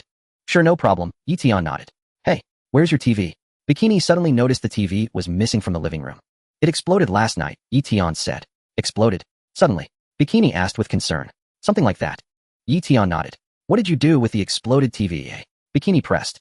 I threw it away. What else would I keep it for? Eion chuckled. Forget the TV. Let's find a suitable place to practice flying. The house is too small. Let's head to the mountains over there. Videl suggested. All right. Eion replied without objection. The two set off promptly. Along the way. Eion, what did you talk about with my father last night? Videl asked curiously. He didn't seem to oppose us being together. Nothing much. Perhaps he thinks I'm a prodigy and will achieve great things in the future, so he agreed. Eion said with a smile. I feel there's more to it than meets the eye, Videl mused. None of that matters, Eion chuckled. Videl. How could it not matter? Soon they entered the mountains and began practicing flight in the air. In truth, Eion had already mastered flight. Now he was mainly accompanying Videl to practice. Capsule Corporation headquarters. Gravity training room. Vegeta, transformed into a Super Saiyan, was throwing punches and kicks at the air. Trunks struggled to walk, sweat pouring down his body. Trunks, don't push yourself. Leave here, Vegeta said to Trunks. 150 times gravity is far too difficult for you. Last night Goten called and told me he's entering the World Martial Arts Tournament, Trunks said. So I want to participate too. If you speak as if it's a grand festival, Vegeta smirked. This is truly exhausting. Better to transform into a Super Saiyan. Trunks muttered to himself. Enduring 150 times gravity in base form was incredibly tough. What? Vegeta was startled. Snap. Trunks' body burst with golden light, his hair standing upright as he transformed into a Super Saiyan. Vegeta was shocked. Trunks leaped lightly, jumping to a height. Then he began circling the gravity training room at tremendous speed. This feels so easy and exhilarating. Trunks was overjoyed. Vegeta fell silent. A pang of bitterness struck him. What nonsense was this? When did this kid become a Super Saiyan? Could he transform so effortlessly? Back then I endured countless hardships to finally become a Super Saiyan. Trunks was still flipping around, showing off. Trunks. Vegeta called out. Trunks turned to look at his father. Can Son Gohan's little brother also become a Super Saiyan? Vegeta inquired. Yes, Trunks nodded. Vegeta. This was truly a Super Saiyan deluge. Could anyone become a Super Saiyan now? Wait. Something didn't add up. Let me think carefully. When I was with Bulma, I could already transform into a Super Saiyan. I remember I had just learned the transformation. Shortly after I got together with Bulma. Then came this kid. Kakarot also had Son Gohan's younger brother after becoming a Super Saiyan. So, the reason they can become Super Saiyans so easily is because both Kakarot and I fathered children after achieving the transformation. That seemed to make sense. Having figured this out, Vegeta felt much better. Attack me, Vegeta said to Trunks. Huh. Trunks was taken aback. No matter what, I can't possibly defeat you, father.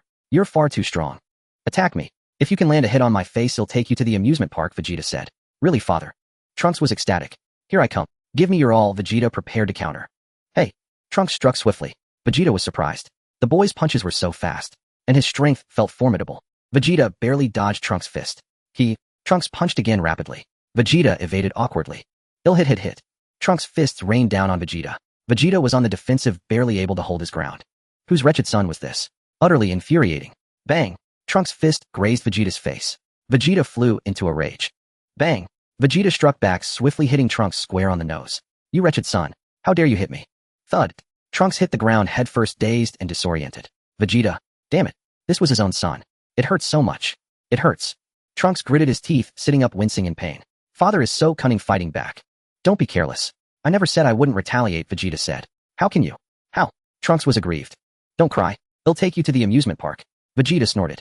By the way, who's stronger? Gohan's brother, or you? I'm a bit stronger. Goten is younger than me and he can't fly yet. Trunks said, his tears turning to smiles at the mention of the amusement park. Vegeta. Vegeta fell silent again. These two little ones were far too powerful. Mount Pozu. Son Gohan and Son Goten were sparring. Both had transformed into Super Saiyans. Bang, bang, bang. They fought from the ground to the air, constantly shifting positions.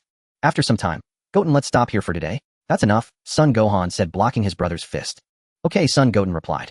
They descended from the sky, landing heavily, panting for breath. The sparring had drained their stamina. Brother, aren't that big brother and big sister coming today? Son Goten asked. Better not. If they come, we won't have time to train, Son Gohan said with a smile. After all, learning to fly fast in the air will take them quite a while. Brother, I think that big brother named Eion is remarkable. Son Goten scratched his head. Huh, why do you think so, Goten? Son Gohan was puzzled. I don't know why. It feels that way. Son Goten smiled faintly. Maybe you're overthinking it, Son Gohan laughed. Indeed, Eion's energy is peculiar. Even I can't sense his internal energy. Brother Eion said that energy is a more advanced form of energy. Is that really true? Sun Wutian asked. I don't know about that. Perhaps it is. Sun Wufan said with a smile, but it doesn't matter. Big brother can become a Super Saiyan who surpasses the ordinary Super Saiyan. He will surely achieve outstanding results in the World Martial Arts Tournament. But if he transforms into a Super Saiyan at the World Martial Arts Tournament, won't his identity be exposed? Sun Wutian said. You have a point. Then let's all agree not to transform into Super Saiyans during the match, Sun Wufan said thoughtfully. Alright, I'm fine with that, big brother. Sun Wutian nodded obediently. They'll talk to Trunks about it later.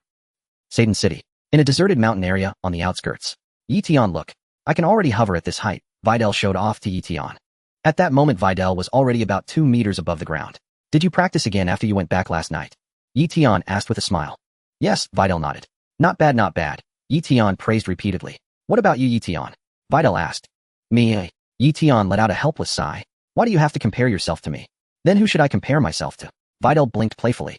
Alright, I'll show you then, Eion said as divine power radiated from his body, and he slowly rose from the ground.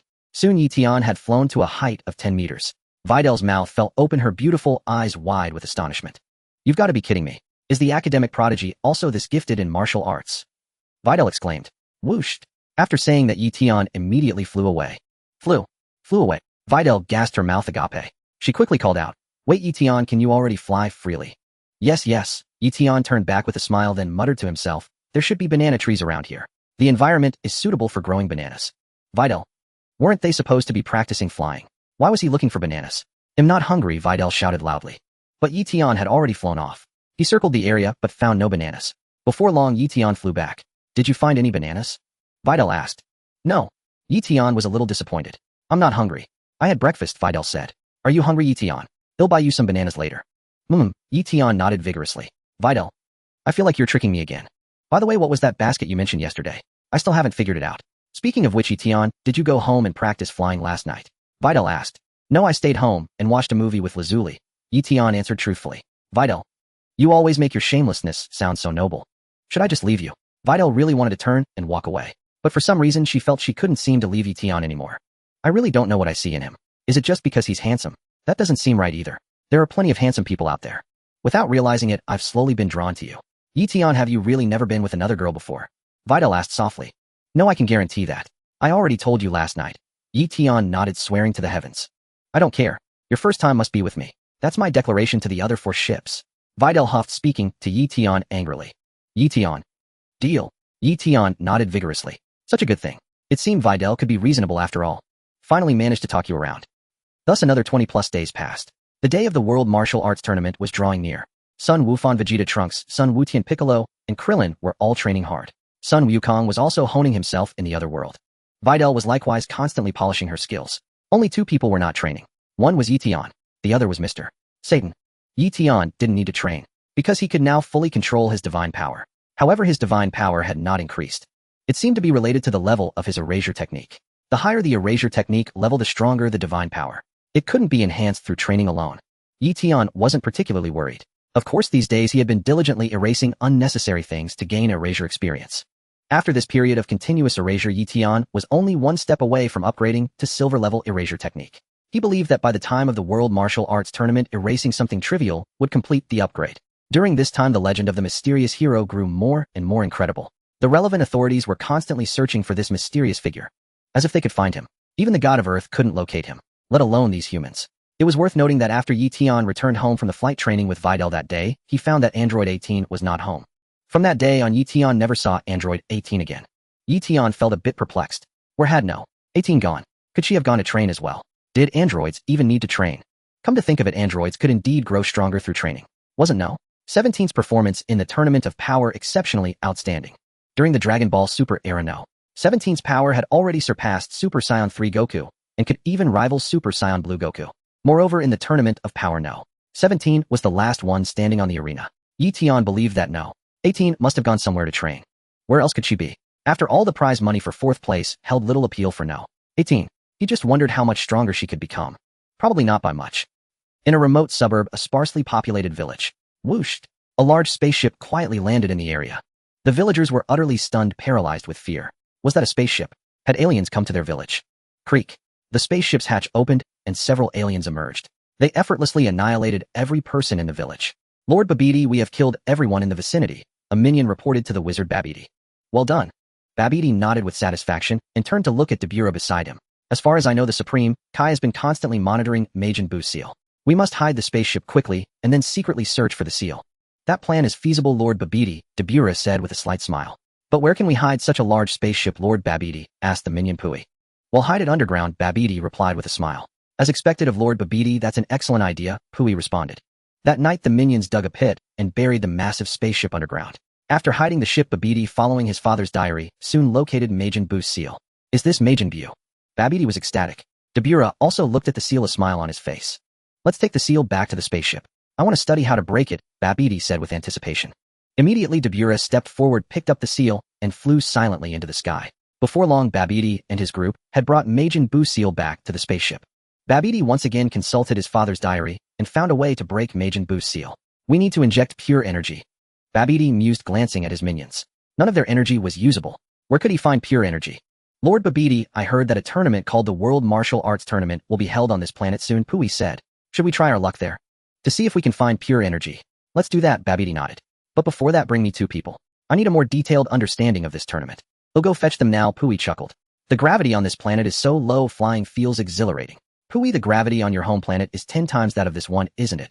Babidi said with a laugh. No wonder you feel that way. Yes, Lord Babidi. He'll act immediately, Pui replied.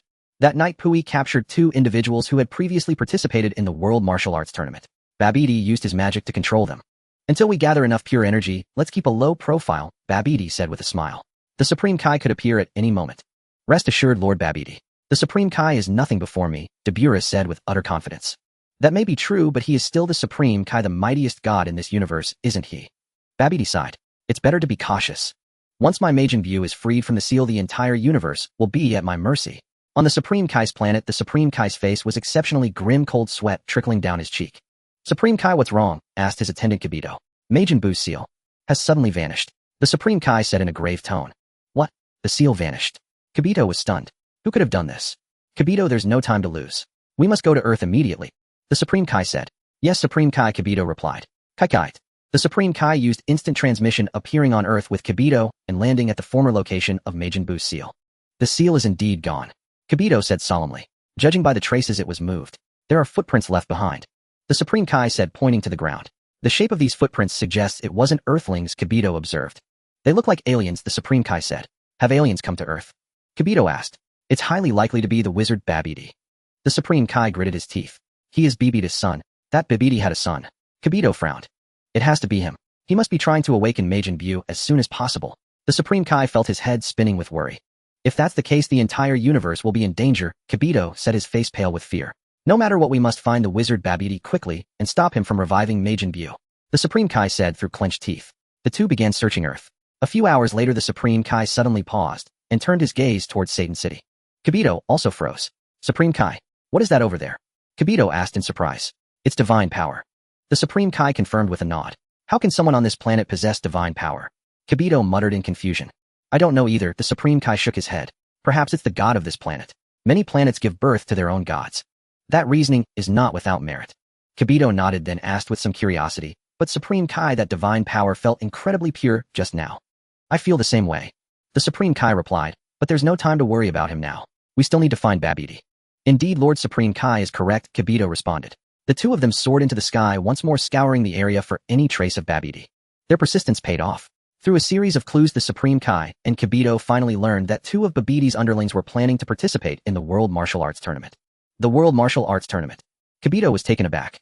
This is a perfect opportunity, Kibito. The Supreme Kai smiled. We too shall disguise ourselves as contestants and enter this planet's tournament. Then by discreetly tailing those two minions of Babidi who absorb energy, we should be able to pinpoint his exact location. Very well, Lord Supreme Kai, Kibito replied, then chuckled. But if the two of us were to join a tournament of this scale, winning the championship would be a walk in the park. Kibito, we are not here for the championship. Our primary goal is to find Babidi as swiftly as possible and slay him to prevent Majin Buu from awakening. The Supreme Kai's expression turned grave. If Majin Buu were to awaken, the entire universe would face annihilation. In Satan City at Apartment 8. Just moments ago, Eion was levitating at home, attempting to better control his divine power. Suddenly, he sensed someone observing his location. Eion immediately extended his senses to detect the other's aura. Upon doing so, he perceived two peculiar energies. These two strange energies bore a slight resemblance to his own. Yet to Eion they felt exceptionally turbid.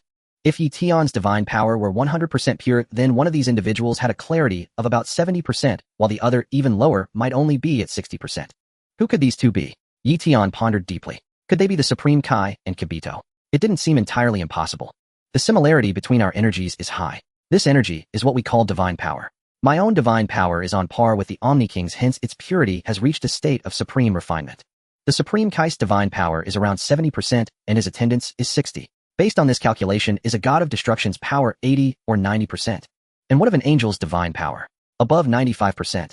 None of it matters. I feel their divine power is so weak. Thinking about it, that's only natural. After all, my strength now far surpasses the Supreme Kai's.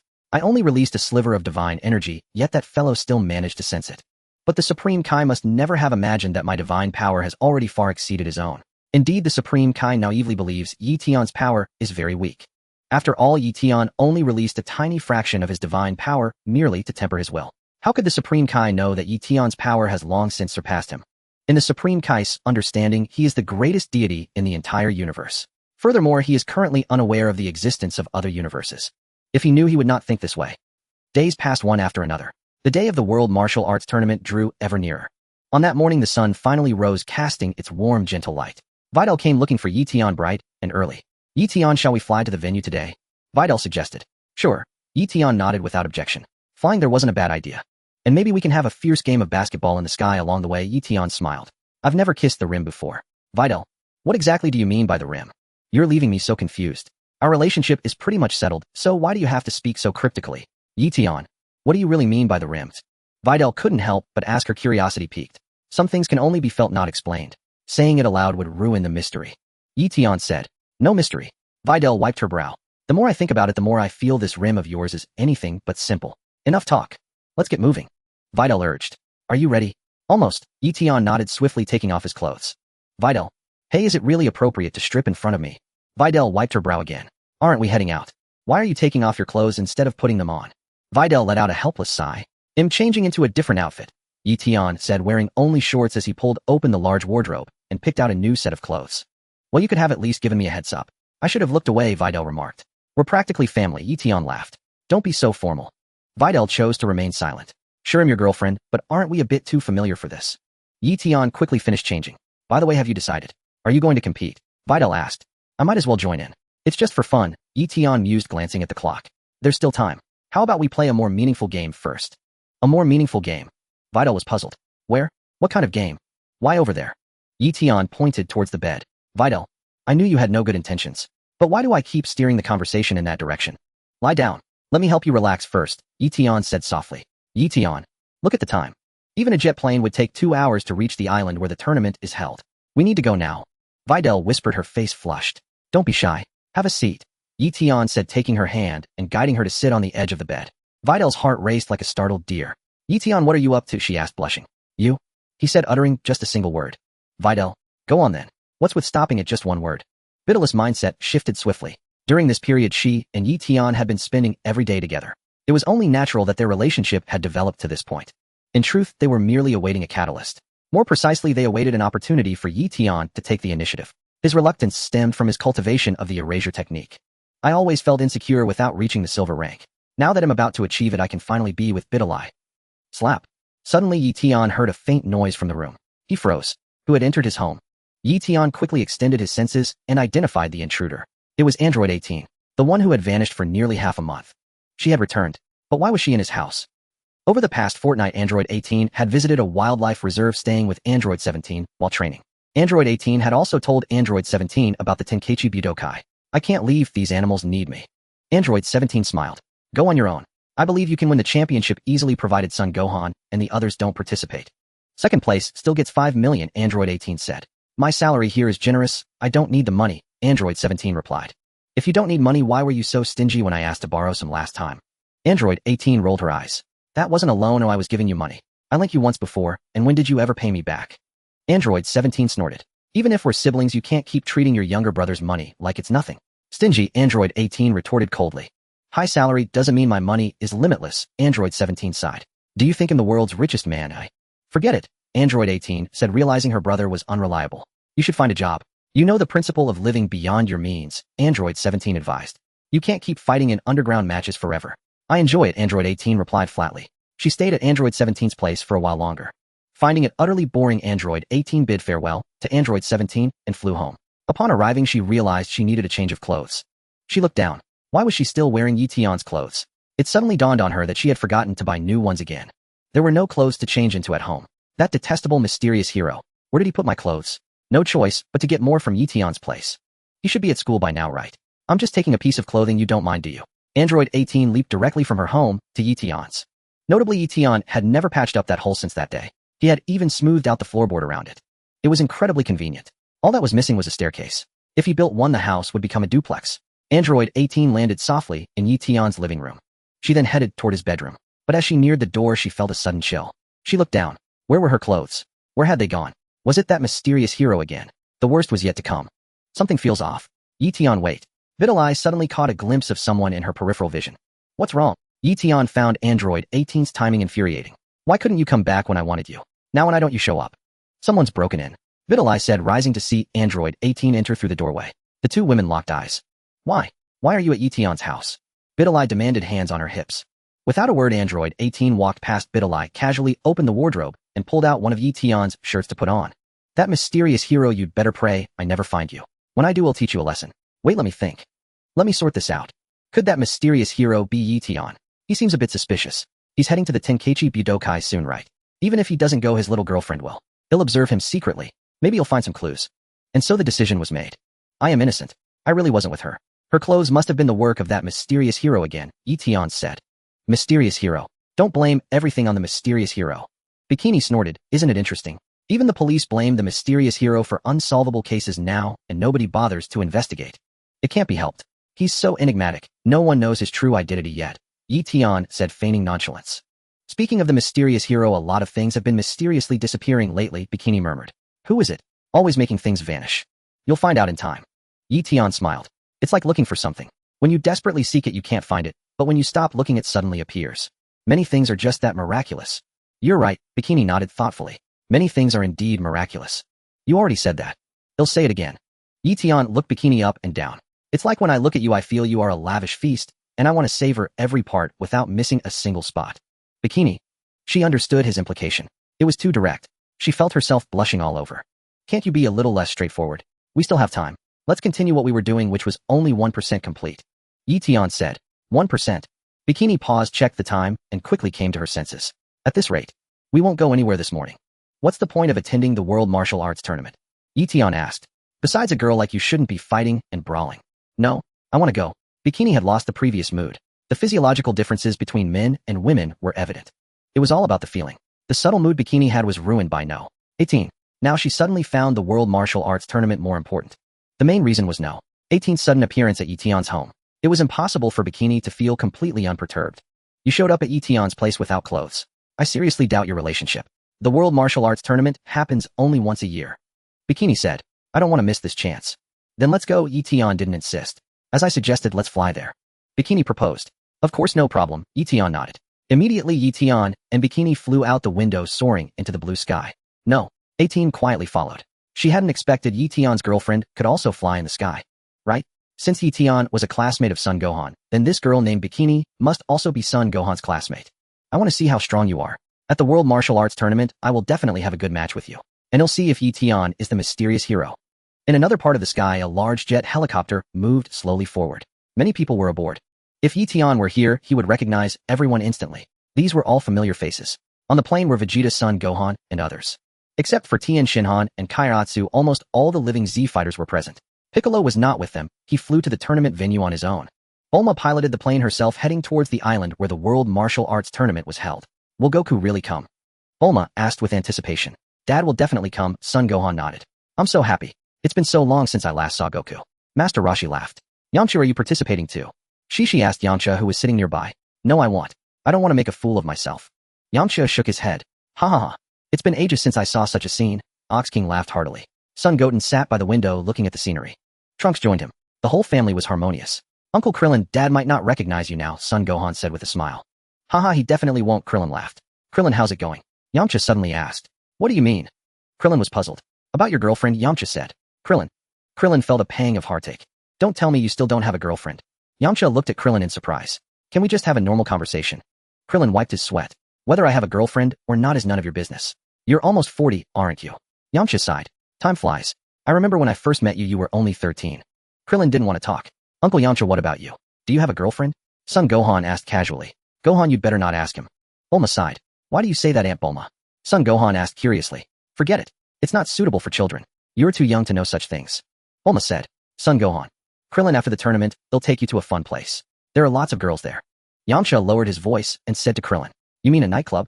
Krillin wiped his sweat. Hey, you know about it. Yamcha felt a bit embarrassed. You rascal. I'm your master, aren't I? Master Roshi said angrily. Such a fun place, and you don't take your master. Ah, okay. They'll definitely take you next time, Master Roshi. Yamcha laughed. That's more like it. Master Roshi nodded with satisfaction. Bulma held her forehead speechless. You've all derailed the topic. By the way, Uncle Vegeta, Goten, and Trunks, let's not transform into Super Saiyans at the tournament, okay? Son Gohan suggested. Why? Vegeta was puzzled. Your Super Saiyan forms were recorded on camera during the battle with Cell. Bulma explained. If you transform during the matches, people might recognize you. If that's the case, the TV people might come looking for trouble. Son Gohan nodded. If I could send those annoying fellows flying with one punch. Vegeta snorted. That doesn't seem right. Son Gohan scratched his head. It's fine. If none of you transform into Super Saiyans, it'll still be a fair competition, and my advantage remains unchanged.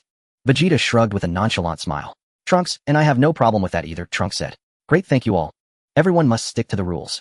Son Gohan expressed his gratitude. By the way, Gohan, what's the latest on that mysterious hero you mentioned? Any new discoveries lately? Bulma inquired. Mysterious hero. Son Gohan shook his head. I took a month off to train at home. I haven't been to Satan City in a long time, so I know very little about the mysterious hero. I see, Bulma nodded. Has that mysterious hero done anything mysterious again? Have more things gone missing in Satan City? Son Gohan inquired. I've been keeping an eye on the news lately, Bulma said. During this time, quite a few things have mysteriously disappeared in Satan City. That mysterious hero again. Son Gohan exclaimed. Who is this guy? Is he really a magician? What mysterious hero? What things have disappeared? Krillin asked curiously. Uncle Krillin hasn't heard. In Satan City where I go to school, things often vanish mysteriously. Most of the time it's things that shouldn't be there. The citizens made up this mysterious hero and say he makes things disappear. Son Gohan briefly explained the matter of the mysterious disappearances. Upon hearing this, Krillin and the others were all somewhat astonished. Uncle Vegeta said it might be a magician using magic to teleport these things away, Son Gohan explained. That's all well and good. But why would he take the exam papers from your school? Krillin asked. Did he move them to his place so he could finish all the exams? Son Gohan was left speechless. Even more absurd is that lately people who can't find their stuff are blaming it all on the mysterious hero. Bulma said with a smile.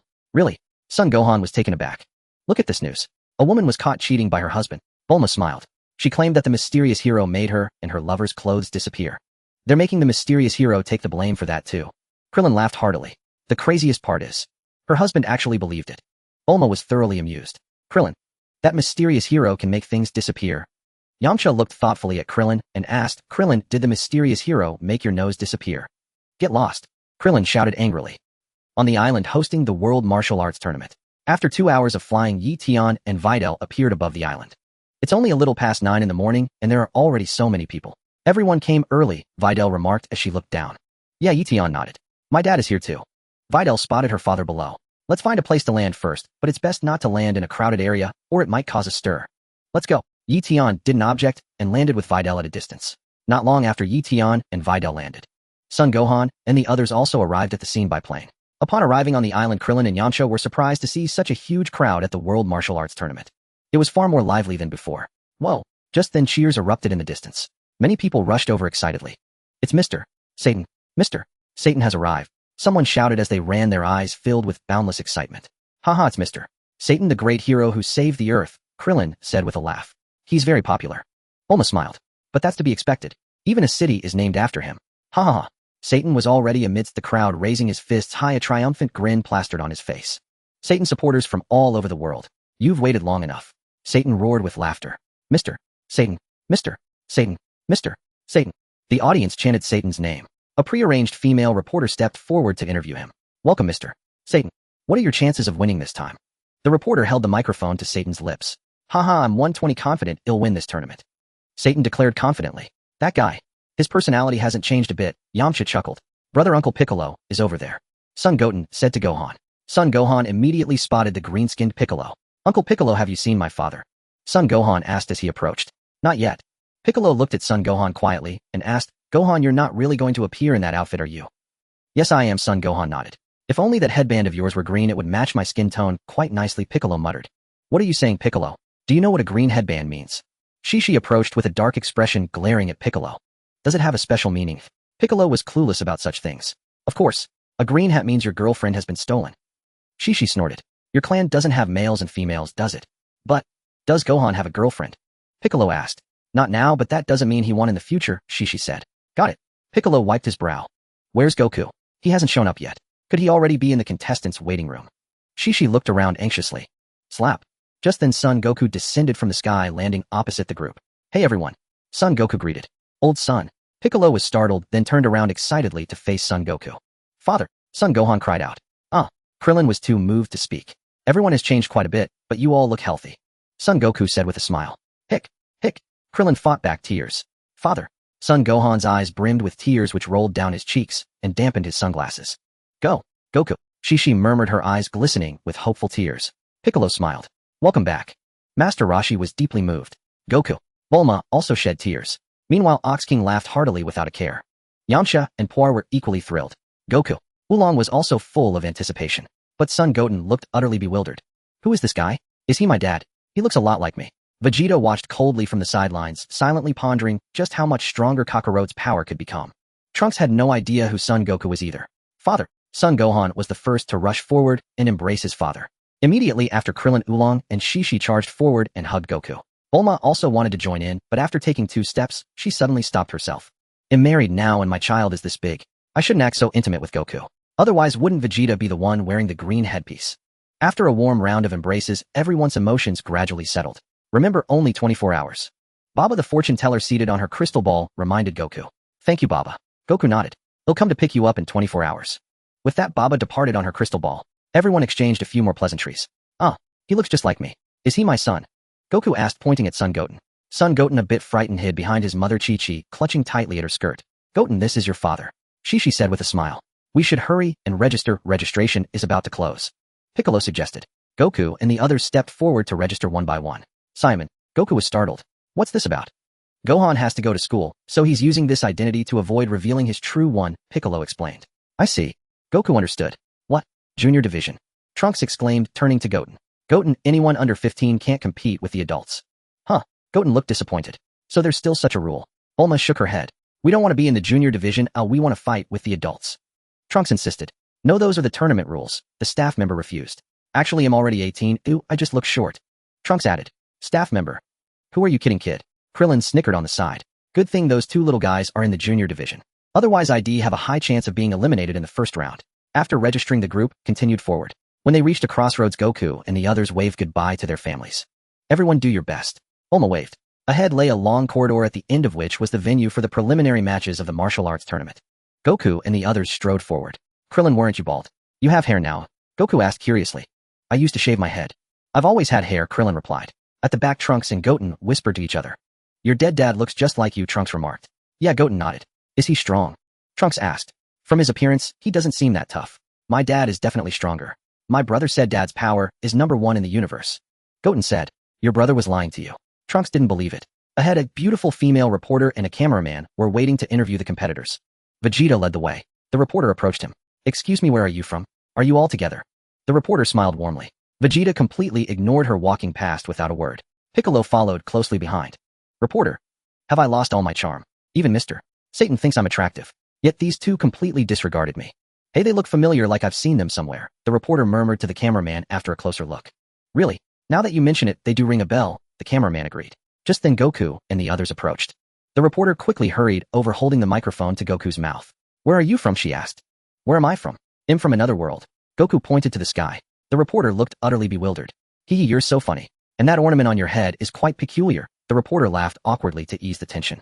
You mean this halo? It's not an ornament, it's what you get after you die, Goku answered honestly. Reporter. What nonsense are you talking about?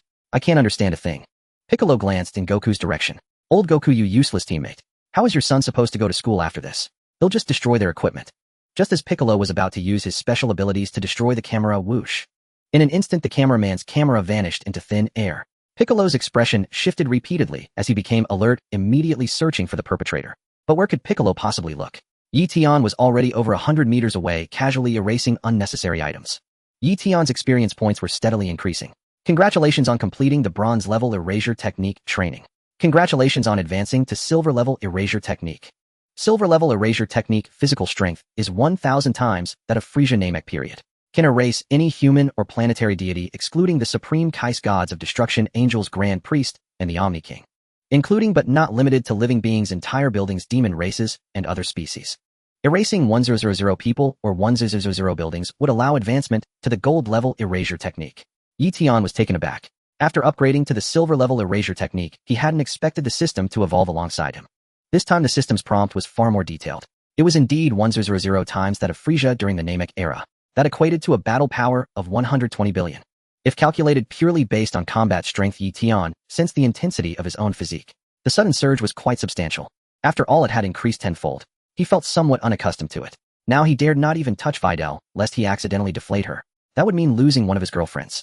Videl, for the next hour you must not touch me, Eion cautioned. Huh, why do you say that? Videl was startled. No particular reason. I've been studying a rather unique technique, and I accidentally advanced it. Eion remarked with a sigh, my strength has increased about tenfold. What? Tenfold? Videl exclaimed. It's not important. Eion chuckled. Then a restless eagerness stirred within him. He had now upgraded to the silver level erasure technique.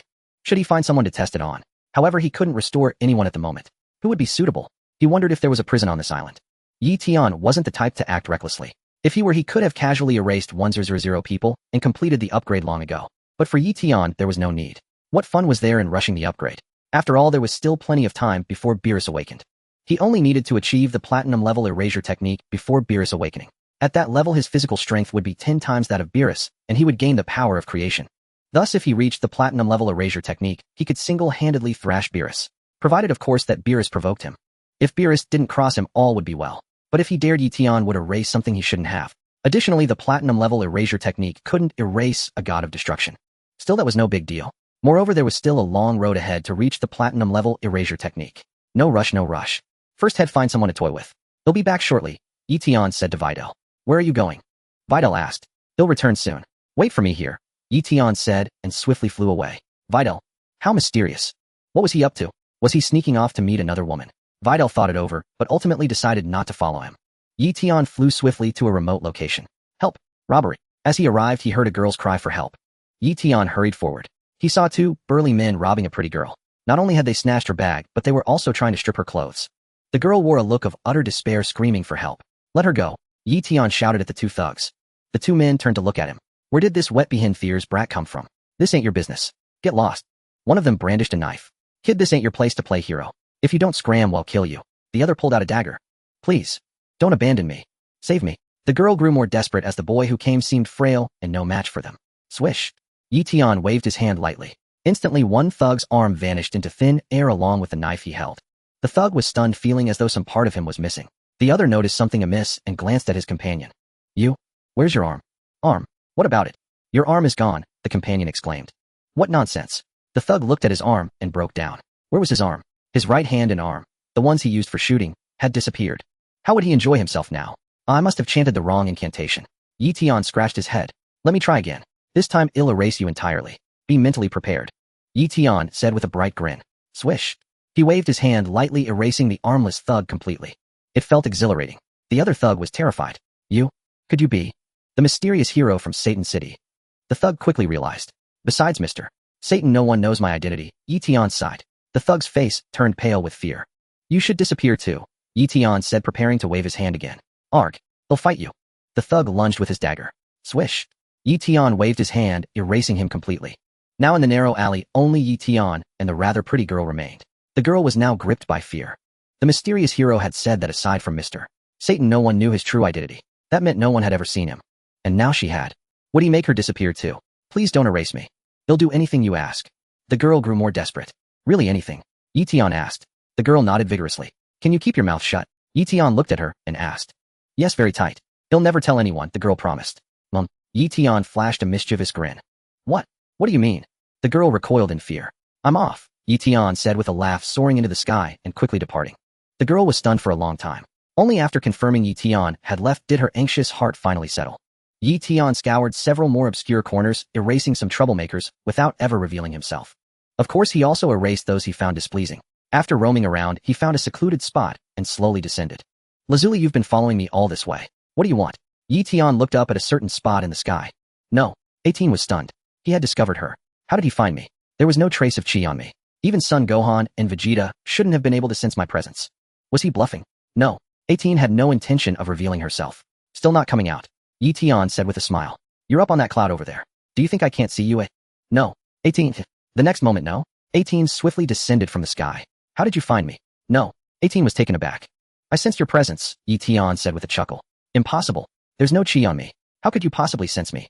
No. Eion didn't believe it. You're wearing my perfume, Eion said with a smile. No. Eion was speechless. I remember now, I'm still wearing his clothes. Are you part bloodhound? No. Eion wiped her sweat. Why are you following me? Aren't you participating in the tournament? Eion asked. Who said I'm following you? I was just floating around in the sky, that's all. No. Eion refused to admit it. What did you see? Eion inquired with a playful smile. What do you mean, what did I see? No. Eion was confused. I thought you might have seen everything, said Eion. If I don't know what you're talking about. No. Eion snorted. If you didn't see it, forget it. Eion shrugged nonchalantly. Even if she did see it, it wasn't a big deal. Now that my strength allowed me to do as I pleased on this planet, what was there to fear? I hadn't intended to hide my identity in the first place. You just hadn't discovered it yet. Want to take a look? As Eion spoke, he suddenly felt an itch in his pants area and scratched it with his hand. No. No. Eiton's face darkened and she quickly refused. Eion, if you don't want to see it, fine, but why refuse so decisively? I was going to show you my vanishing art. What did you think I was going to show you? Why do you sound so much like Bulma from that other story, Dragon Ball, that year Vegeta had his hands in his pockets? In the preliminary selection hallway, the cameraman and the beautiful reporter were dumbfounded. Where was the camera? How did the camera disappear? Piccolo's expression shifted repeatedly, becoming extremely wary. What's happening, Piccolo? Son Goku also sensed something was off. Uncle Piccolo. It's that mysterious magician. He's appeared again. Son Gohan said gravely. Yes, it must be him. Piccolo nodded. What mysterious magician? Son Goku was puzzled. Is it the mysterious hero from Satan City? The beautiful reporter suddenly came to her senses. I've heard of him. The cameraman jumped in fright and quickly said, but we haven't done anything wrong. We were just conducting a simple interview. Why is our camera gone? Get out of here quickly, this place is too eerie. The beautiful reporter was terrified. The two of them quickly fled. Vegeta was also looking around. That magician had appeared. He couldn't sense his presence at all. What are you all talking about? Son Goku asked impatiently. Dad, simply put, in the city where I go to school, a magician known as the mysterious hero has appeared. Son Gohan explained, things in our city often mysteriously disappear, like cars that are driving some unwanted test papers from our school, body parts of criminals, illegal buildings. Almost anything objectionable vanishes without a trace. Did that magician called the mysterious hero do it? Son Goku was slightly surprised. Uncle Vegeta said this mysterious hero is probably a magician. Son Gohan turned to look at Vegeta. Uncle Vegeta, you see it now, don't you? I'm not exaggerating. Just now that camera vanished so mysteriously.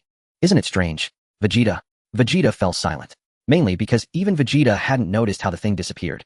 And he couldn't find the person. Keep a sharp eye out. It must be some magician's doing. Vegeta snorted. He probably knows how to conceal his chi, so it's normal that we can't find him. What does it mean that he moved the camera away? Son Gohan was confused. Maybe he's trying to declare war on us. Vegeta chuckled lightly. But this guy doesn't dare show his face, which means his magic only makes things or ordinary people's body parts disappear. It won't affect us in the slightest. That's a relief, Son Gohan sighed. Is there really a magician? Son Goku grew even more curious. Goku, is everything alright? Krillin asked worriedly. This feels too eerie. I only heard about it from Gohan before, but seeing it with my own eyes is simply unbelievable. Son Goku scratched his head, also a bit perplexed. Should I ask King Kai? Maybe King Kai knows about this. Goten, did you see that? Trunks asked. I wasn't looking that way, so I didn't see it. Son Goten shook his head. I didn't see it either. Trunks shook his head. Dad and the others said something mysteriously disappeared, probably that mysterious magician's doing. A magician? Sounds interesting, Son Goten grinned. I want to learn magic too. Goten, you're such a child. Don't you understand how serious this is? Trunks sighed like a little adult. Son Goten shook his head. Alright, let's go, Piccolo said solemnly. For now, there's no one around. I believe he'll show up eventually. He probably doesn't dare to appear. He must know how powerful we are. Vegeta said confidently. So, everything's fine. Krillin was still worried. It should be fine, Krillin. I'll ask King Kai when I get a chance, Son Goku said thoughtfully. After all, King Kai is the greatest god in this universe, isn't he? That's true. There's nothing Lord King Kai doesn't know. Piccolo nodded in agreement. Why not contact him now? Krillin asked. I tried contacting him just now, but King Kai said he was on the toilet. Son Goku said. Piccolo. Krillin. We'll ask him later then. Piccolo said. The group continued marching forward. As they advanced, Piccolo vigilantly scanned the surroundings, searching for any suspicious sorcerers. How could there be any? Apart from them, no one else was nearby. Even if there were, they were merely ordinary staff members. Piccolo even stared intently at one staff member, scrutinizing them for any sign of suspicion. The poor worker was nearly driven to tears by Piccolo's gaze. What kind of expression is that? Why do you turn pale at the sight of me? Am I that hideous? Contestants who need to change clothes, please proceed to the locker room. Time is running short, so hurry up, the staff member called out to Goku and the others. Those who needed to change were Vegeta, Trunks, and Krillin. The three entered the room together. With us in the tournament, I truly pity the other contestants, Krillin remarked. After all, our only real rivals are ourselves. Uncle Krillin, don't forget about the sorcerer. That camera vanished right before our eyes. This sorcerer feels extraordinary, Trunks reminded him. Krillin fell silent. He had deliberately chosen to forget that matter, and now this kid had to bring it up again. I hope to be in the same group as the adults, Trunks said. Haha, you'll grow up eventually, Krillin chuckled. When I grow up, I'll find several girlfriends, and give one to you, Uncle Krillin, okay? Trunks said. Krillin felt a pang of heartache. After changing, Goku and the others entered the preliminary arena. The arena was spacious, capable of holding several thousand people. As soon as they entered, a middle-aged man's face lit up with excitement. It's you. The middle-aged man shouted with joy. Krillin was startled, then quickly recognized him. Hello, Goku waved. This middle-aged man was none other than the referee of the World Martial Arts Tournament. He had officiated Goku's very first tournament. For several consecutive tournaments, he had served as both referee and commentator. He had witnessed Goku's growth step by step. From 2 consecutive runner-up finishes to the ultimate champion. The little boy had now grown into a man. Even his headpiece had changed, now adorned with a halo. He had truly become more accomplished. Haha, today is a truly memorable day. The middle-aged man said with a smile. I can hardly believe it. I never thought I'd see you all again. I've missed you so much. I've been waiting for you to show up. He stepped forward excitedly and clasped Goku's hand. It wasn't Mr. Satan who defeated Cell, but you all, wasn't it? I've known that all along, he said in a low voice, smiling. Goku grinned, tacitly admitting it. Krillin also smiled along. To be honest, the World Martial Arts Tournament has become dreadfully dull without you. The level of competition has declined, the middle-aged man sighed. Did you all come together, he asked. Yes, Goku nodded. What a promising future you have. The middle-aged man then turned to Piccolo, cautioning, please don't destroy the arena again, like last time. Shut up, Piccolo snorted. It seems the terror of Demon King Piccolo has faded from people's memories, Krillin whispered to Piccolo. Enough chatter, Piccolo said, his face darkening. I've been wondering what kind of decoration is that halo on your head. It makes you look like an angel, the middle-aged man said, looking up at Goku's golden halo. Actually I died fighting Cell. Today I've been granted special permission to return from the other world to compete, Goku said truthfully. The middle-aged man was startled and quickly stepped back a few paces, putting some distance between himself and Goku. Are you a ghost? I'd better stay away. No problem. Though it's a bit unbelievable anything can happen with you guys, the middle-aged man laughed. So being dead is fine. Just then an announcement echoed through the arena. Attention, all contestants. The preliminaries of the World Martial Arts Tournament are about to begin. Excluding the junior division, there are a total of 194 contestants in this tournament. Only 16 will advance to the preliminaries. However, the tournament has already granted the world champion Mr. Satan an exemption from the preliminaries as a seeded contestant. Thus, we need to select the remaining 15 participants. I'm sure you'll all qualify for the finals. See you on the ring, the referee said, waving goodbye to Goku and the others. To ensure fairness, the tournament will use a power testing machine for the preliminaries, a staff member explained. The 15 contestants with the highest power readings will advance. A power testing machine. What's that? Krillin asked curiously. We are honored to invite the world champion Mr. Satan to give us a demonstration. The announcer continued. He will strike the power testing machine with his fist. Let's see his power reading. Please welcome Mr. Satan with a round of applause. As the words faded, Mr. Satan burst out of a room, raising his fist high. Who in this world can defeat me? He declared with boundless confidence. Many contestants applauded. There are plenty here who can beat you. Krillin sighed. Several reporters immediately swarmed Mr. Satan, snapping photos. Piccolo silently used his energy to cover all the electronic devices. With a series of crackling sounds, every device in the venue exploded. Mr.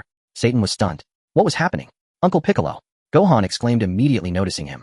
I've destroyed all the cell phones and cameras brought by the audience. Even if your clothes accidentally fall off, no one will see it, so you can compete without worry, Piccolo said. You scare me, Uncle Piccolo. I thought that mysterious sorcerer had returned, Gohan laughed. Piccolo remained silent. But thank you, Uncle Piccolo, Gohan said gratefully. Then a thought struck him. I should go check if Videl has arrived at the venue. Son Gohan greeted Goku, and then went off to find Videl. It was easy for him to spot Eion and Videl in the crowd. Eion, you're here to compete too. Son Gohan showed a hint of surprise upon seeing Eion. Yeah, just fooling around since I've got nothing better to do. Eion nodded. He hadn't originally planned to participate, but after careful thought he decided it was more suitable to join. After all, joining the competition meant he could be with Videl. If he didn't have to wait in the stands. Though he could break the rules and stay, there was no need. It was just for fun. So after bidding farewell to Android 18, Eion found Videl and entered the preliminary venue together. Hello Gohan, Videl greeted with a smile. Confident you can beat me? Son Gohan. Ahem. Videl, don't be so rude. Eion interjected. Gohan is very strong. Really? I can't tell, Videl blinked in surprise. But don't worry with me here, I don't think you two will be matched together, Eion said with a smile. Videl. Son Gohan was taken aback. With you here, we won't be paired together. Really? How can you do that? By the way, how's your Bukujutsu coming along? Son Gohan asked with concern. Eion and I flew here from Satan City, Videl replied with a smile. Flew? That's truly impressive. Son Gohan praised sincerely. It's quite a distance from Satan City, several thousand kilometers. Right? Videl smiled confidently. In the distance, Mr. Satan took a deep breath and clenched his fists tightly. Hey, Mr. Satan punched the strength testing machine. It trembled slightly. Beep. The next moment, a number appeared on the machine. 137. The score is displayed. 137 points. It's 137, the announcer declared loudly. The preliminary contestants in the venue were all shocked and praised Mr. Satan. See you all later, do your best. Satan waved his fist. I'm waiting for an opponent who can make me fight seriously. After saying that, Satan left the venue. Contestants, after receiving your number tags, please line up in front of the strength testing machine. The announcer shouted through the loudspeaker. Many contestants formed a long line, each striking the machine one by one for testing. Junior division contestants gather here. Another staff member called out with a megaphone. Son Goten and Trunks walked over sullenly. Good luck, little guys. Krillin smiled. Tenshinhan and Chaozu didn't come. Goku looked back and asked casually. Oh no. He said they moved far away and we rarely visit each other, Krillin said. Goku nodded. Goku, has King Kai finished his business? Krillin inquired. Oh, I almost forgot, Goku scratched his head. They'll contact him now to see if he knows about the mysterious magician. With that, Goku used telepathy to contact King Kai immediately. You brat, what do you want now, eh? King Kai's irritated voice came through. King Kai, why are you so grumpy? Goku was taken aback. Were you in the bathroom earlier? What about now? Idiot. I'm taking a nap now? You've disturbed my nap. King Kai roared. All right. Forget it, I'll talk to you later. Goku said. Fine, just tell me what's so urgent, King Kai grumbled. You only have 24 hours in that world, why bother me when you're free? I finally get some peace when you're away, and you just cause me trouble. Ha ha ha. Goku laughed heartily. Spit it out, what's the matter? King Kai yawned and asked. Goku recounted everything about the mysterious magician. King Kai also wore a thoughtful expression. I have no idea either. I thought you, King Kai, would definitely know. Aren't you the greatest god in this universe? Goku said with a smile. Are you an idiot? Don't you dare spout nonsense. I'm not the greatest god in this universe. King Kai was startled and quickly denied it. There are many powerful gods above me. For instance, the great King Kai holds a higher divine rank than me. And above the King Kai, there's the Supreme Kai.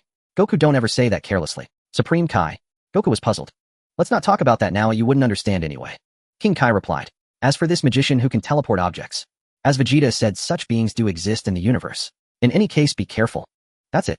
I believe with your abilities you can surely resolve the crisis. Besides, hasn't that person targeted you?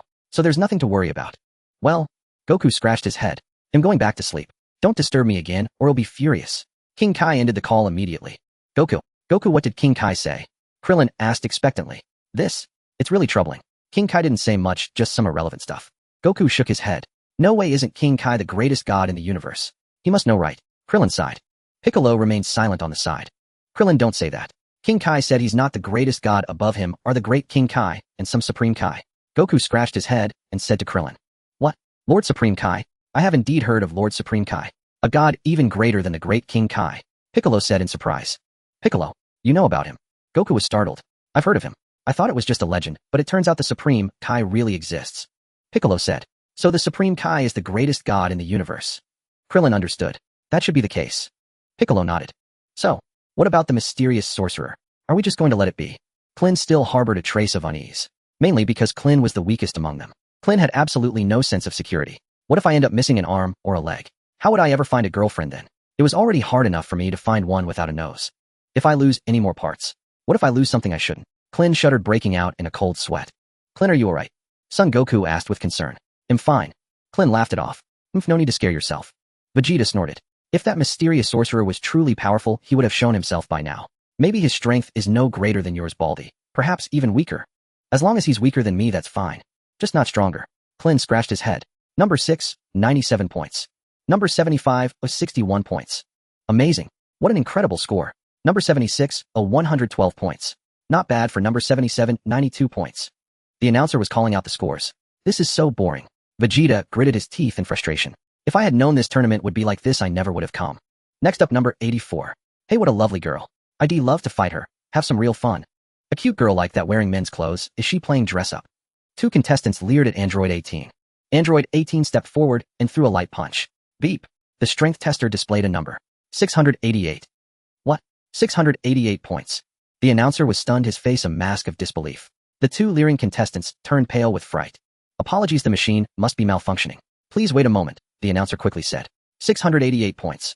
Who's that impressive? Klin was astonished, standing on tiptoe to look into the distance. It's Android 18. Piccolo had already spotted her. Androids? Son Goku was taken aback. They're still alive. There was a wish to revive those killed by Cell, so Android 17 came back. Android 18 was never dead to begin with. Piccolo explained. I see. They haven't done anything wrong, have they? Son Goku smiled. They're completely different from the androids of future Trunks' timeline.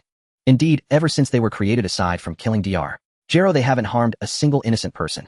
Piccolo nodded. I hear Android 17 works at a wildlife sanctuary. A legitimate job. As for this Android 18, she has no proper occupation and often fights in underground rings for money. They're good people, Son Goku said with a smile. I had suspected Android 17 or 18 might have moved the item through high-speed movement. Piccolo mused, but now it seems it wasn't them. It definitely wasn't them. That camera vanished right before our eyes. If someone had moved it at high speed, we would have seen it. Son Goku pondered. It felt as though it simply ceased to exist rather than being relocated. Ceased to exist. Piccolo was startled. I can't quite explain it. It felt like a substance transitioning from existence to nothingness. I'm not sure if that makes sense. Son Goku said. I don't know. Piccolo was utterly baffled. But you've given me a new angle to consider. Klin, however, couldn't focus at all. Because Klin's gaze was fixed on Android 18. He never expected that she would look so good, even in men's clothing. Won't you even glance at me? If you don't look, how will you know I like you? Android 18 has come to the World Martial Arts Tournament too. Piccolo said. Android 17 didn't show up. If it wouldn't matter if he did. Vegeta snorted. But Vegeta, if you don't transform into a Super Saiyan, winning this tournament will be quite difficult. Piccolo said with a smirk. Vegeta, if I don't care about those rules. Vegeta snorted. Why can't we transform into Super Saiyans? Son Goku asked. It's because of Gohan. He still has to go to school. During the Cell games, your Super Saiyan forms were photographed. Piccolo explained. I see. Son Goku nodded in understanding. The strength tester has been fixed. Please try again. The announcer said with a chuckle to Android 18. Android 18. I used too much force earlier. They'll go lighter this time. Bang. Android 18 threw a gentle punch. 203 points. The announcer's eyes widened. Would you like to try again? Android 18 said with a smile. No need. Next. The announcer shook his head. Soon others stepped up to strike the strength tester. It was quickly Son Goku and his group's turn. Number 105, 210 points. Number 106, 198 points. Number 107, 208 points. The announcer was utterly speechless. The strength tester seems completely broken and cannot be repaired. Prepare a new one immediately. The announcer said to the staff. Yes, sir, the staff replied. Get out of my way. Vegeta couldn't hold back any longer and threw a light punch. Bang! Vegeta smashed the strength tester to pieces. The onlookers' eyes nearly popped out of their sockets, their faces shifting in shock. The strength tester rolled far away, reduced to a pile of rubble. Most of the crowd was utterly stunned. Who was that guy? In the distance, Eion and Videl were waiting in line. Videl was at the front, Eion in the middle, and Son Gohan at the back. Son Gohan saw Vegeta shatter the strength tester with one punch and felt a wave of speechlessness. Videl was equally shocked. What kind of person was that? How could he possess such immense strength? With so many powerful fighters appearing, I'd better go back. A contestant behind Son Gohan was terrified and quickly turned to leave. By the way, Eion Videl, you flew here from Satan City. That must have taken quite a while. Son Gohan quickly tried to make conversation. Eion, that guy earlier was incredible. Videl ignored Son Gohan and spoke to Eion.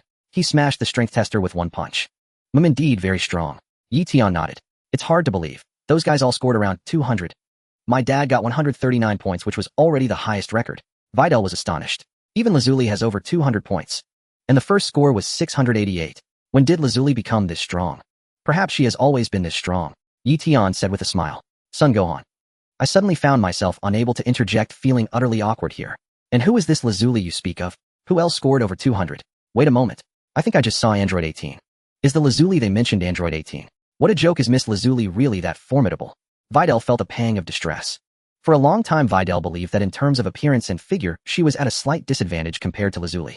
Their looks were probably on par, though they belonged to different styles. But she herself was also considered attractive.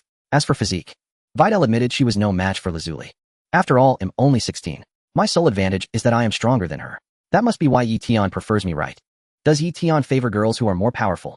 But now discovering Lazuli's strength, Videl felt a bit unsettled. I might not even be able to defeat her. It's fortunate Eion has no idea what Videl is thinking. Who said Eion liked only powerful girls? Eion is fond of a multitude of beautiful girls. Strength has nothing to do with it. Sometimes women tend to project their own thoughts onto men. Eion, did you already know? Videl asked, looking at him. Sort of. Eion nodded. I participated in an underground arena with her before, made some money. Underground arena? Such places really exist. Videl was taken aback. Yes, it's quite a clandestine spot. Lazuli brought me there. Eion replied. What is underground fighting? Son Gohan was unfamiliar with the concept. Simply put, it's a small martial arts tournament for profit with harsher rules. Killing isn't a foul. Eion smiled. It's a place where money flows fast. Such places exist, huh? Son Gohan mused. Eion, if you need money, just tell me. My family is well off, so I can give it to you. Videl said. What are you talking about? Do you think I'm the type to live off a woman? Eion rolled his eyes, speaking with mild irritation. Videl fell silent. I want to earn money for you in the future. I can't have you always taking from your family, even if they are wealthy. I understand. Videl obediently nodded. Eion, where do you plan to go after graduation? If you want, I could recommend you to Capsule Corporation. With your grades, you'd surely excel there, Son Gohan offered kindly. No thanks. I'm going to travel the universe. Eion smiled. Son Gohan. Your ambition is truly grand. You actually want to traverse the universe. The farthest I've ever been is Namek. How do you plan to journey across the cosmos?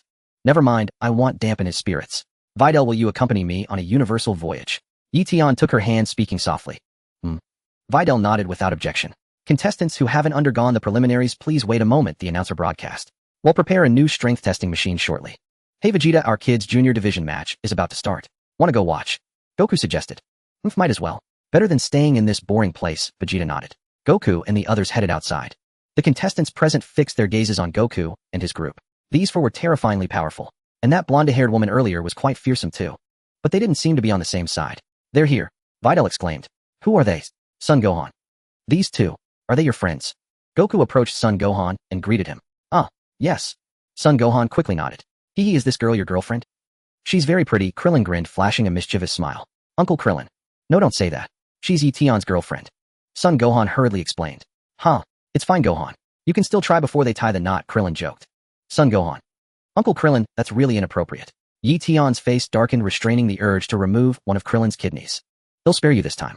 I've already taken both your wives. They'll be magnanimous and not trouble you. Just let you have your fun with words. But this is where it ends. If you dare spout nonsense again, I won't be so lenient. Fortunately, Krillin didn't continue. Little did Krillin know he had narrowly escaped losing a kidney. Trunks and Goten's junior match is about to begin. Let's go watch. You hurry and pass the preliminaries too, Goku said to Son Gohan. Okay, Son Gohan nodded. After speaking, Goku left. Videl's eyes widened as she watched the departing figures, her face filled with shock. Why haven't the preliminaries started yet? Son Gohan scratched his head, acting as if nothing was amiss. Gohan, do you know them? Videl asked. Oh, yes. Son Gohan could no longer deny it, so he nodded. The one in the orange outfit is my father. Is that so? But that halo on your father's head is quite peculiar, Videl remarked. That's not a decoration. My father is dead. So he has a golden halo. Son Gohan stated matter-of-factly. What? Dead? Videl was stunned. Is he a ghost? Son Gohan. You've left me speechless. How can you call him a ghost? Never mind, it's not important, Videl shook her head. Son Gohan was at a loss for words. A brief silence ensued. Videl, you and Eion are becoming more and more alike. Son Gohan sighed. Especially in the way you talk. Really? Videl giggled. Couples often end up similar because they spend so much time together. There's nothing surprising about it. Eion replied. Videl. Son Gohan scratched his head, offering a dry smile. You two don't need to rub your love in our faces. I guess I need to find a girlfriend soon. The world's greatest martial arts tournament on the arena stage. A middle-aged man, the referee, announced loudly into the microphone. Ladies and gentlemen, the long-awaited world's greatest martial arts tournament is about to begin. First, we will have the Junior Division Championship for contestants aged 15 and under. The referee continued, the champion of the Junior Division will receive a prize of 10 million. The runner-up will also get 5 million. Additionally, we have a very exciting special event.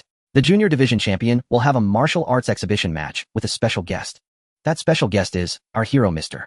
Satan. The audience erupted cheering and shouting Mr. Satan's name. Mr. Satan immediately strode out from the competitor's room, raising both arms high and striking 2 victory poses. Then Satan began to run. He dashed toward the arena stage. The ground was only 3 steps away from the stage. Mr. Satan lightly leaped from the ground onto the stage. With a thud, he lost his footing and fell flat on his back, the back of his head, making intimate contact with the arena floor. Satan was dazed from the fall, nearly crying out in pain. The audience looked on with concern. Mr. Satan, are you all right? The referee asked with worry. Satan suddenly realized the situation was amiss and instantly sprang to his feet, straightening his back. Haha, just kidding, just kidding. Wah. Satan laughed heartily, the lump on the back of his head a sight to behold. The audience erupted again. In the Junior Division's waiting room, Trunks asked, Goten, what are you going to buy with the prize money? Trunks asked. I want to buy snacks and toys, Goten replied with a smile. What about you, Trunks? Goten is such a child. What should I get? Trunks was perplexed. You are already the richest person in the world. Is there anything you still desire? Goten laughed. On the other side, 2 brothers were also chatting. What kind of person is your first opponent? The younger brother asked. Lucky me, it's that little runt over there, the elder brother with a head of long golden hair said with a grin. What a coincidence. My opponent is the kid next to him. The younger brother laughed heartily. Let's go tease them, the elder brother suggested. Great. They'll definitely be scared to tears. The younger brother laughed. They walked over to Trunks and Goten. Did you put on your diaper, you snot-nosed brat? The elder brother smirked at Trunks. Get lost, you idiot. Your hairstyle is hideous, Trunks retorted with a smile. What did you say? The elder brother flew into a rage, but quickly calmed down. You're all talk. They'll beat you half to death later. Is that so? Trunks smiled. Then good luck to you. Outside on the arena stage, the referee was interviewing Mr. Satan. These were all events arranged by the organizing committee. Mr. Satan, how are you feeling today? The referee asked, holding the microphone to Satan's mouth. For the other contestants, this is bad news. I'm full of energy today. Satan laughed. The tournament has arranged for the junior champion to spar with you. What are your thoughts?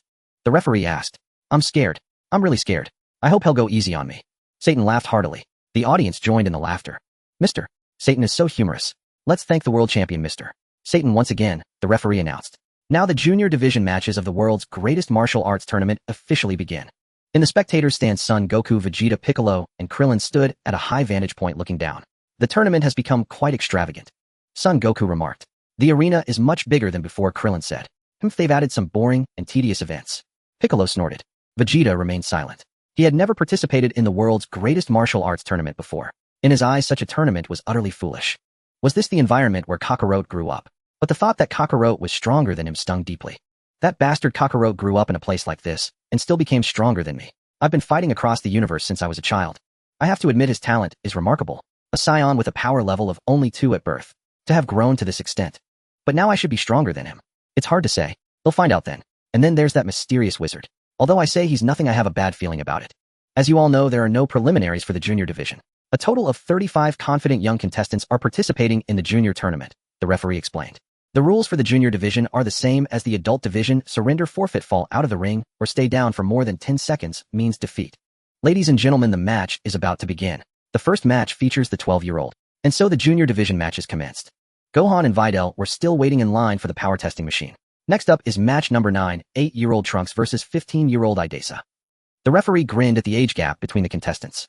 This was no small difference. What does an 8-year-old against a 15-year-old mean? An 8-year-old is only in 3rd grade, still small. A 15-year-old is almost finishing junior high school. In a real fight, a 15-year-old could even hold their own against an adult or even beat one without much trouble. It's like a high schooler bullying an elementary schooler. Idesa and Trunks walked onto the arena stage. You must be regretting this now, you snot-nosed brat. Idesa sneered. If you talk too much, Trunks said with a light laugh. You really know how to get on my nerves. They'll teach you a lesson you won't forget. Idesa laughed. More useless talk.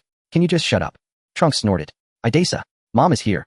From the spectators stands a portly middle-aged woman, shouted loudly. It's such a shame Idesa can't show his true strength against such a tiny opponent. The woman took out her camera muttering to herself, still I have to take a picture. Why is the camera broken? Even my phone isn't working. What's going on? Now I can't capture Idace's glorious moment. Bulma and the others were right next to the obese woman. Bulma felt a wave of nausea. Trunks, hurry up and knock out that fool, she shouted to Trunks. Humph, how boring, snorted the obese woman. You're the boring one. Bulma stuck out her tongue. The match begins, announced the referee. Come here, you little brat. Let me teach you a lesson. Idace's face was brimming with glee. You annoying pest, I'll beat you speechless. Trunks snorted. Whoosh. Trunks executed a graceful sweeping kick, instantly tripping Idace to the ground. Bam! Trunks kicked him, sending Idace airborne. Trunks turned and walked away. You're not dead. I went easy on you. Thud. Idace plummeted from the sky, landing headfirst, and instantly knocked out. The obese woman was dumbfounded. Getting angry over such trivial matters, and being childish too. Trunks snorted. He's unconscious. Trunks wins, the referee announced loudly. Sigh.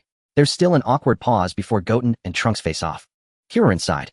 The junior division matches continued. Son Goten also effortlessly eliminated Idace's younger brother.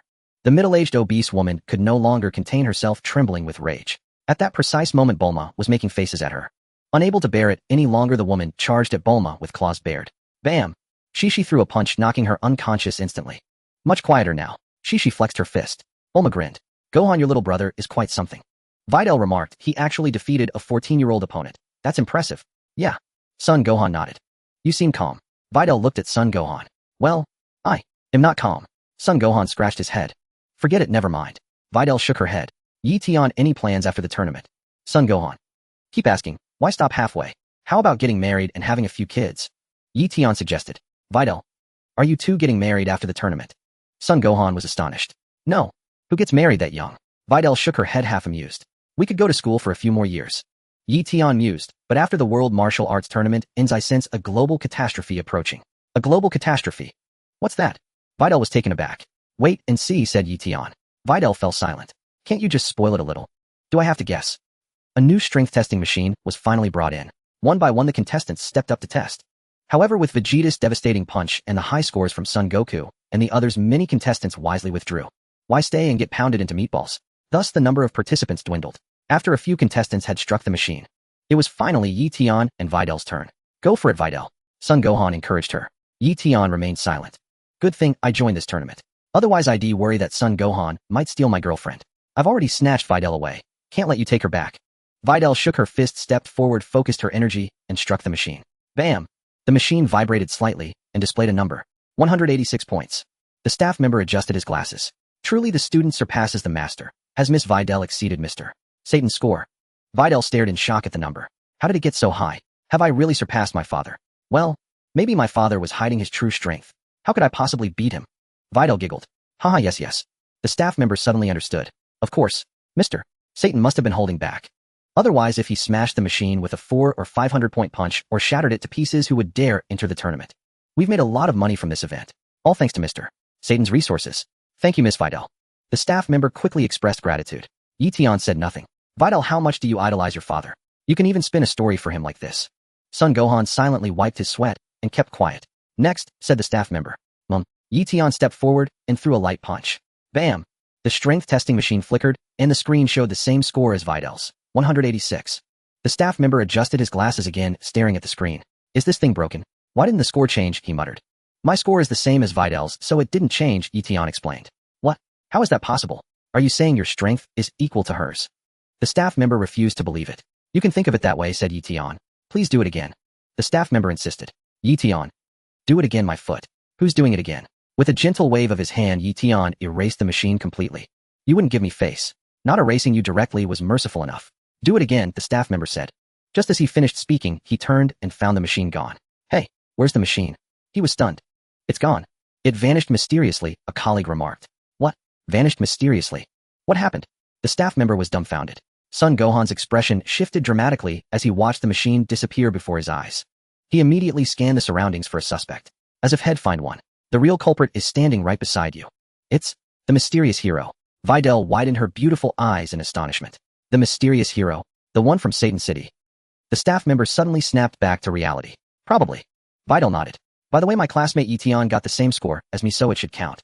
Please record it and prepare a new machine. Very well. The staff member immediately nodded in agreement. So this is your classmate. Fine, if you want to cheat and let him pass, then so be it. After all, it's none of my concern if he gets beaten on the arena. The staff member recorded a high score of 186 for Eion. Well then Gohan, we'll meet again at the venue. Videl waved at son Gohan. Ah, okay. Gohan nodded. Let's go Eion, Videl said. Next, there's still some time before the match. Oh, let's rest for a moment, Eion murmured. Videl. Hey, don't put it so bluntly, alright. Videl said with a blush. If you want to watch, I'll accompany you. Eion didn't object.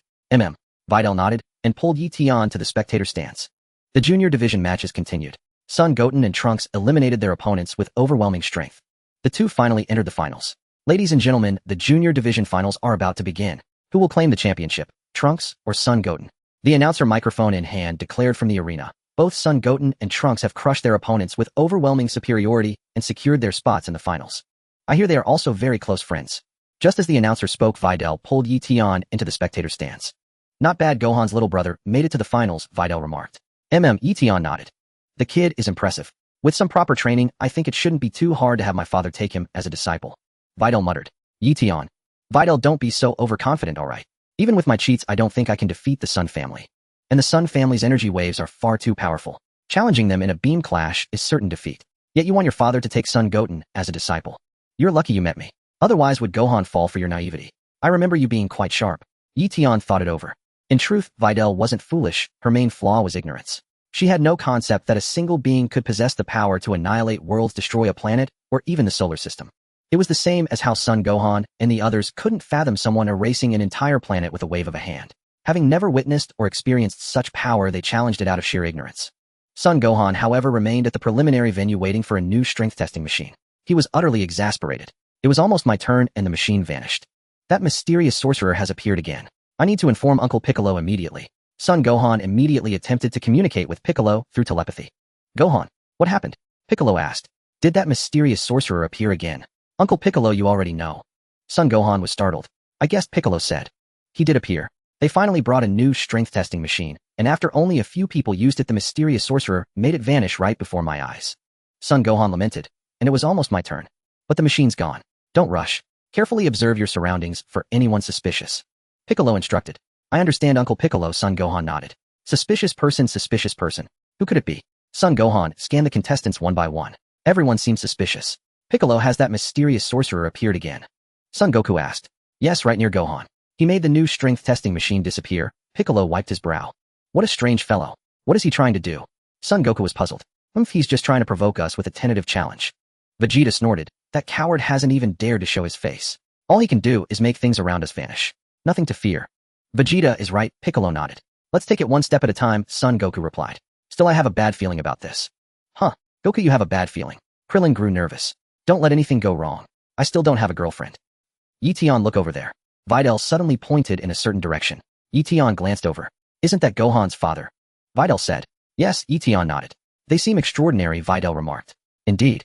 Eion replied, for now they are among the top 10 powerhouses in this universe. Videl's face was a picture of confusion. Eion, why the sudden universal ranking? You've totally thrown me off. Top 10 in the universe. Videl asked. Yes, among humans, that is, Eion said. The universe. Do you have any idea how vast it is? Videl inquired. Videl, don't question me on that, Eion chuckled. Have you forgotten I'm a scholar god? I scored perfect marks in every subject. I recall Gohan also got perfect scores on his entrance exams, but his were on regular papers while mine were on advanced papers. Videl fell silent. You make me forget you're a scholar god. Forget it, let's watch the match, Videl sighed. On the arena, Son Goten and Trunks stood facing each other, bowing simultaneously in a gesture of combat etiquette. In the early days when Son Goku trained under Master Roshi, such formal courtesies weren't observed during matches. It wasn't until Son Goku encountered his deceased grandfather that he learned this ritual of bowing before a fight. From then on, Goku never participated in a match without first performing this bow. The world's greatest martial arts tournament junior division now begins, the referee announced. Son Goten and Trunks immediately readied themselves for battle.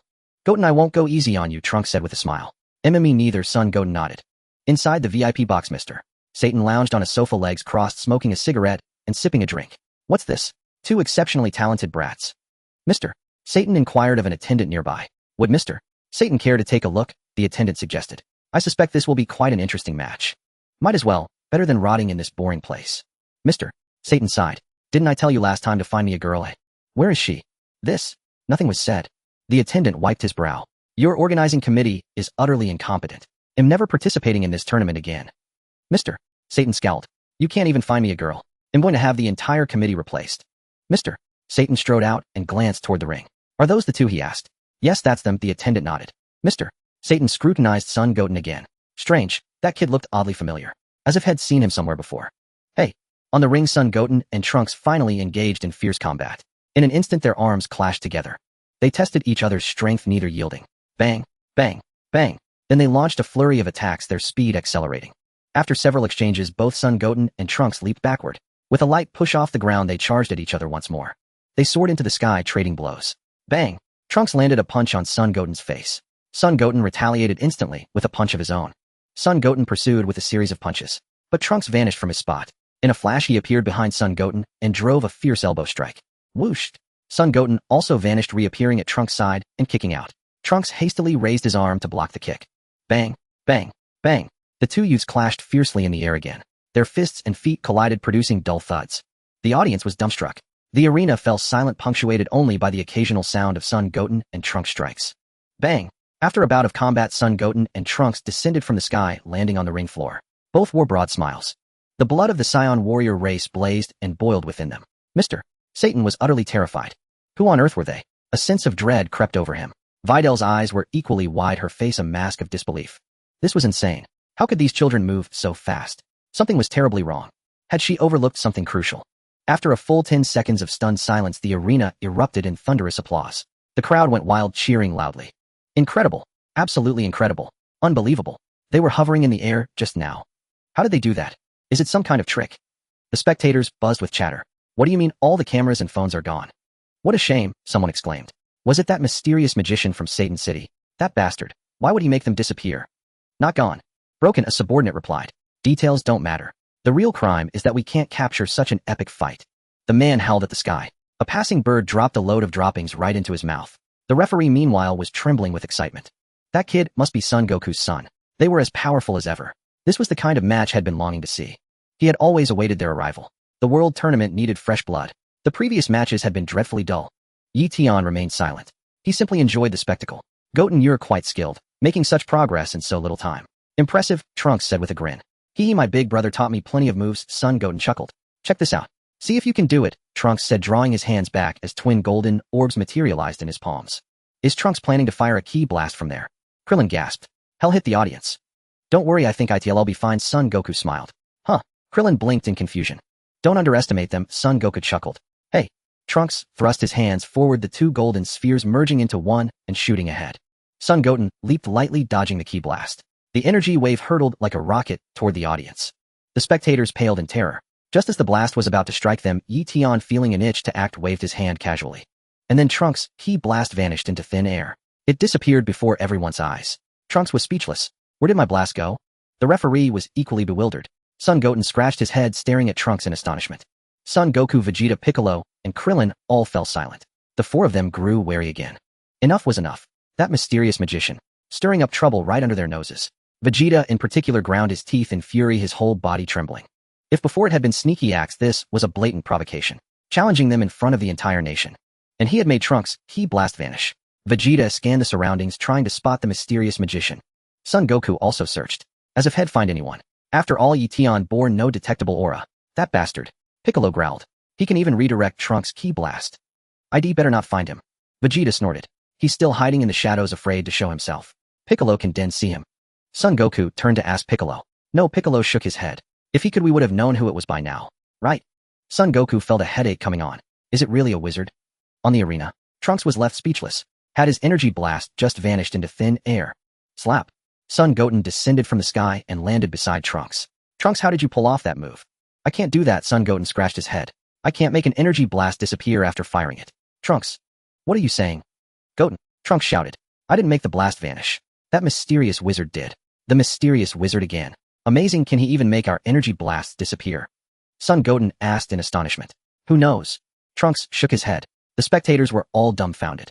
However, they had no idea the mysterious wizard had caused the blast to vanish. They simply thought the golden flame had disappeared on its own. Mr. Satan was also completely bewildered. This sort of thing seemed familiar somehow. This was a disaster. They were in big trouble now. Where's Videl? Satan hastily asked the staff beside him. She should be here. The staff member replied. Find her for me. Tell her I have something very important. Satan instructed. All right. They'll have someone look for her immediately. The staff member nodded. Videl is probably with her boyfriend Eion. Have him come too. Satan said. Hurry, make sure you bring them to me before the junior division match ends.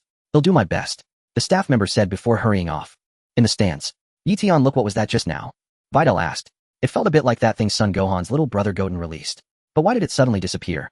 When something mysteriously disappears, everyone always says. Eion smiled, leaving the sentence unfinished. Are you saying? It was the work of the mysterious hero. Videl was taken aback.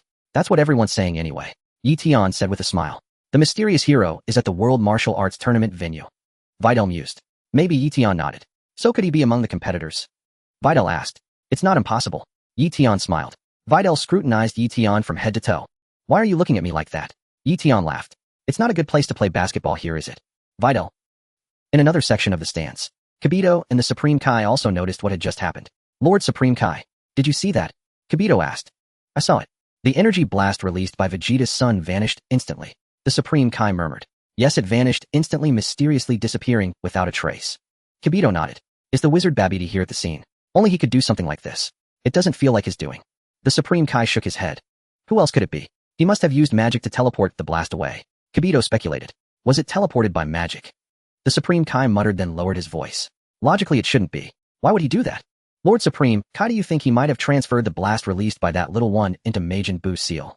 Kibito speculated. That way he could hasten Majin Buu's awakening. Hearing Kibito's words, the Supreme Kai's expression darkened. If that were true, things would be dire. Kibito's reasoning seemed plausible enough. So Babidi must be here at the venue. The Supreme Kai said in a grave tone. Should we split up and search? Kibito suggested. Don't alert him. Once you find him, send me a signal immediately. The Supreme Kai warned. That one's magic is more formidable than we imagine. He might have even surpassed his father Babidi. Yes, I understand. They'll be careful. Kibito nodded. The Supreme Kai and Kibito began searching the venue for any sign of Babidi. They naively believed that the disappearance of the energy blast was Babidi's doing. Son Goten and Trunks exchanged bewildered glances. Should they continue the match? Goten, don't fire any more energy blasts. Trunks said. I think that mysterious wizard is targeting our energy attacks. You're right, Trunks. Son Goten obediently nodded. Since we can't use long-range moves, let's settle this with hand-to-hand combat. Trunks said, swiftly stepping forward, grabbing Son Goten by the clothes and hurling him upward. Son Goten was tossed into the air. Slap. Son Goten immediately halted in midair, looking around for Trunks. Huh, where is he? Where did he go? Son Goten muttered. Haha, I'm right here. Trunks suddenly appeared behind Son Goten and wrapped his arms around his shoulders from behind. Son Goten was startled and struggled fiercely in the air. What do you say, Goten? Just give up, Trunks said. But Son Goten showed no sign of surrendering. Give up already. Even if you keep struggling, it's useless. You can't break free from my hold, Trunks said. Looks like Trunks is about to win. Vegeta wore a smug expression. Son Goku. Vegeta, is now the time to talk about the match. Piccolo said. What would you have me say? Talk about that mysterious wizard. Can you find him? Vegeta retorted. Piccolo fell silent. Weren't you the god of this planet once? Don't you know a lot of things? If even you don't know, how can we possibly find him? Vegeta snorted. Piccolo felt a sting of humiliation. Besides, that guy is staying in the shadows, just wanting to see us panic. Vegeta grumbled. Vegeta does have a point. We need to stay calm. Krillin nodded with an air of seriousness. Above the arena. Slap. Forced into a corner, Son Goten's body erupted in a golden light as he instantly transformed into a Super Saiyan. With a slight swing of his arm, Son Goten immediately broke free from Trunks' hold. Trunks. Whooshed. Son Goten descended swiftly from the air. Trunks followed closely behind. You're too cunning, Goten. Didn't we agree not to transform into Super Saiyans? Trunks said with irritation. Son Goten snapped back to reality and quickly reverted to his normal state. Sorry. I transformed without thinking. Son Goten said apologetically. Videl's eyes widened as she stared at Son Goten on the stage. Did I just see his hair turn gold? Could he be the Golden Warrior? Is Gohan's younger brother the Golden Warrior? Or can Gohan transform like that too? Goten can become a Super Saiyan. Son Goku asked in astonishment. Yes, Piccolo nodded. Kakarot, don't pretend you didn't know. Vegeta barked. No one told me, Son Goku said, scratching his head. Mr. Satan's face turned pale with fear. Just as I thought. This kid must be that guy's son. I knew something seemed off about him earlier. Has Eion arrived yet? Come rescue me quickly. Have you found Videl's boyfriend? Mr. Satan hurriedly asked an attendant. So Mr. Satan is looking for Miss Videl's boyfriend. The attendant finally caught on. Let's talk, just go. Mr. Satan barked. We're already searching, the attendant replied. After a while, Videl arrived with Eion. Dad, you wanted to see me? Videl asked. Videl hadn't wanted to bring Eion along. But the attendant repeatedly insisted that Mr. Satan was specifically looking for Eion. Videl grew worried, sensing her father might cause trouble for Eion. However, Eion seemed utterly indifferent and said he wanted to go see what it was about. Left with no choice, Videl brought Eion along. Eion, my wonderful son-in-law. You're finally here. Mr. Satan exclaimed excitedly, rushing forward to grip Eion's arms. Videl. What's the matter? Eion asked. Let's talk inside, Mr. Satan said, quickly glancing at the stage. We need to handle this fast, or we'll be in deep trouble. All right. Eion didn't object. Videl wait outside for a moment. Eion and I have something to discuss. After speaking, Mr. Satan pulled Eion away. Videl stood frozen for a long time, unable to snap out of it. It feels like Dad is asking Eion for help with something. How strange. Mr. Satan pulled Eion into the room, and with his knees weakening began to kneel. No, you mustn't. Eion quickly stepped forward to support him. Thud. Mr. Satan still ended up on his knees. Sorry, I miscalculated. Get up now, Eion said. Mr. Satan. But it doesn't matter. I am the future greatest god of the entire universe, so kneeling to me isn't a big deal. Eion continued, but don't kneel from now on. After all, you're my future father-in-law. Eion, you saw those two little brats on the stage, right? They're incredibly strong. Mr. Satan said urgently, quick, think of something for me. The junior division champion is going to spar with me later. Is that why you called me here? Eion understood. Yes. He'll be honest with you. Mr. Satan said with a bitter smile, the one who actually defeated Cell back then was that group, not me. I'm sorry. I just blurted it out back then, and it led to this situation. You're my future father-in-law. Helping you become a hero on this planet is something I can definitely do. Eion said with a smile. Huh, really? Mr. Satan was both surprised and delighted. When it comes to your match with that junior champion, just go ahead and fight. Leave the rest to me. Eion said with a grin, show off however you want. Wahaha. Mr. Satan immediately straightened his back and burst into triumphant laughter. But after laughing for a moment, Mr. Satan suddenly realized something. Can you actually beat them? Mr. Satan asked with some lingering doubt. What do you think? Eion asked with a smile. I think. Absolutely. Mr. Satan replied. Then there you have it. What's there to worry about? Eion said, patting Mr. Satan on the shoulder with a laugh. I understand. Mr. Satan nodded excitedly. After leaving the room, all of Mr. Satan's worries had vanished. Videl. What did Dad and Eion talk about in there? How strange. On the stage, Son Goten and Trunks' match was still ongoing. Goten, I've decided. I'll give you my left hand. I can beat you using only my right. Trunks said confidently. You're lying. You can't beat me with just one hand. Son Goten didn't believe him. I'm not lying. I can definitely win. Trunks' face was brimming with self-assurance. Come at me. Son Goten prepared for battle. You can't possibly beat me with only one hand. Then I'm coming. Trunks declared, launching an attack. Bang, bang, bang. The two young boys engaged in a fierce clash once more. After a few seconds of combat, Son Goten kicked out, landing a blow squarely on Trunks' face. Trunks yelped in pain. Bang, bang. Son Goten accelerated his attacks, landing another punch on the other side of Trunks' face. Trunks found himself struggling to keep up. After all, fighting with just one hand was very strenuous. Trunks stumbled backward a few steps, nearly falling. Then Trunks leaped into the air and fired a ki blast from his hand.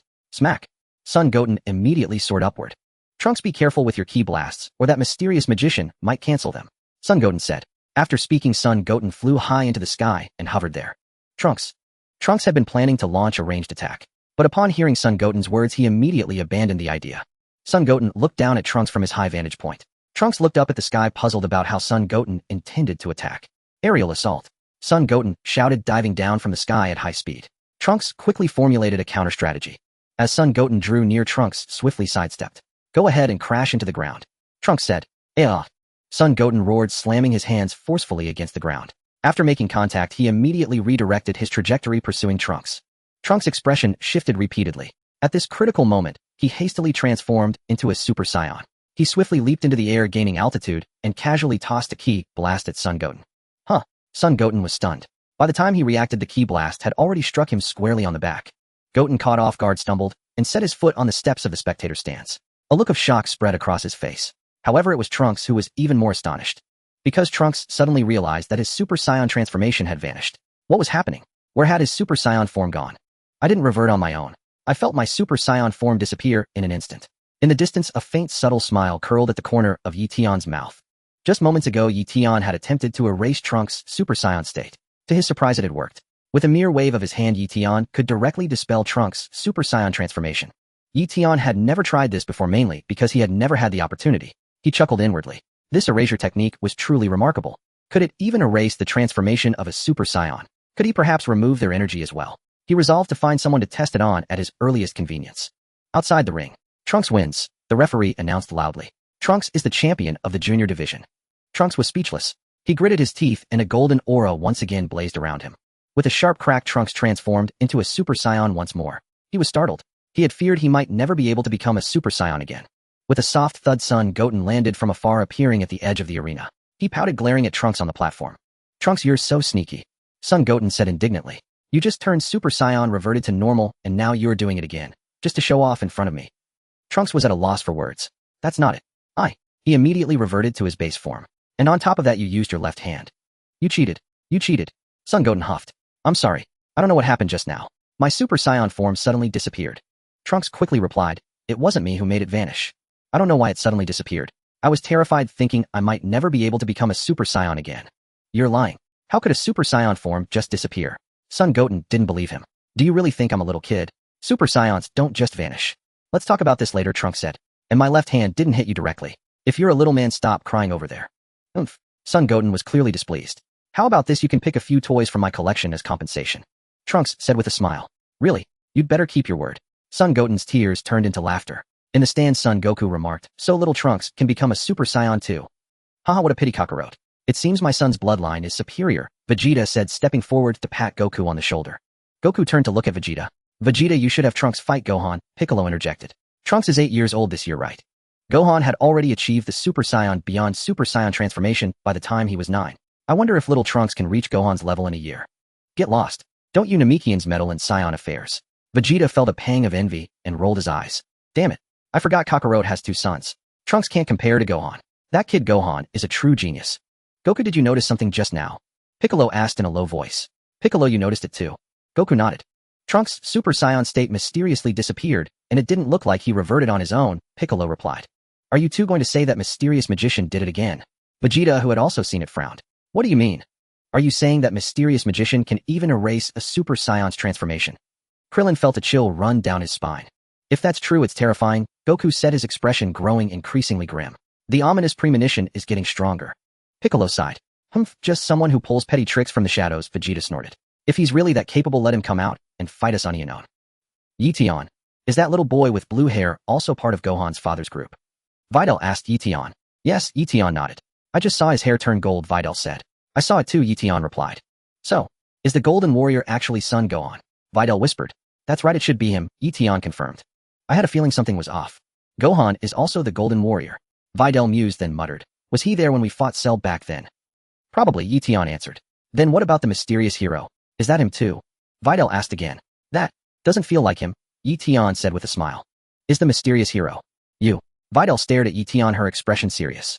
Why do you think it's me? Eion chuckled.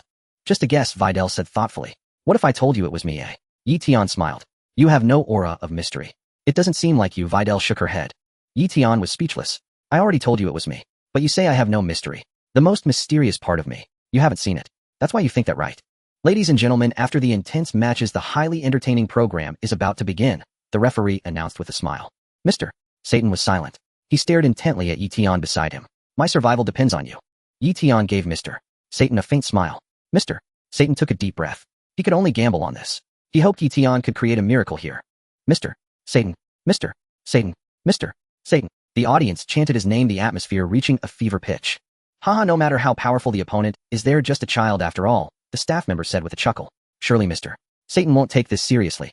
I am indeed going to take it seriously, Satan admitted candidly. You're quite the joker, the staff member replied with a smile, then glanced at Eion standing beside Videl.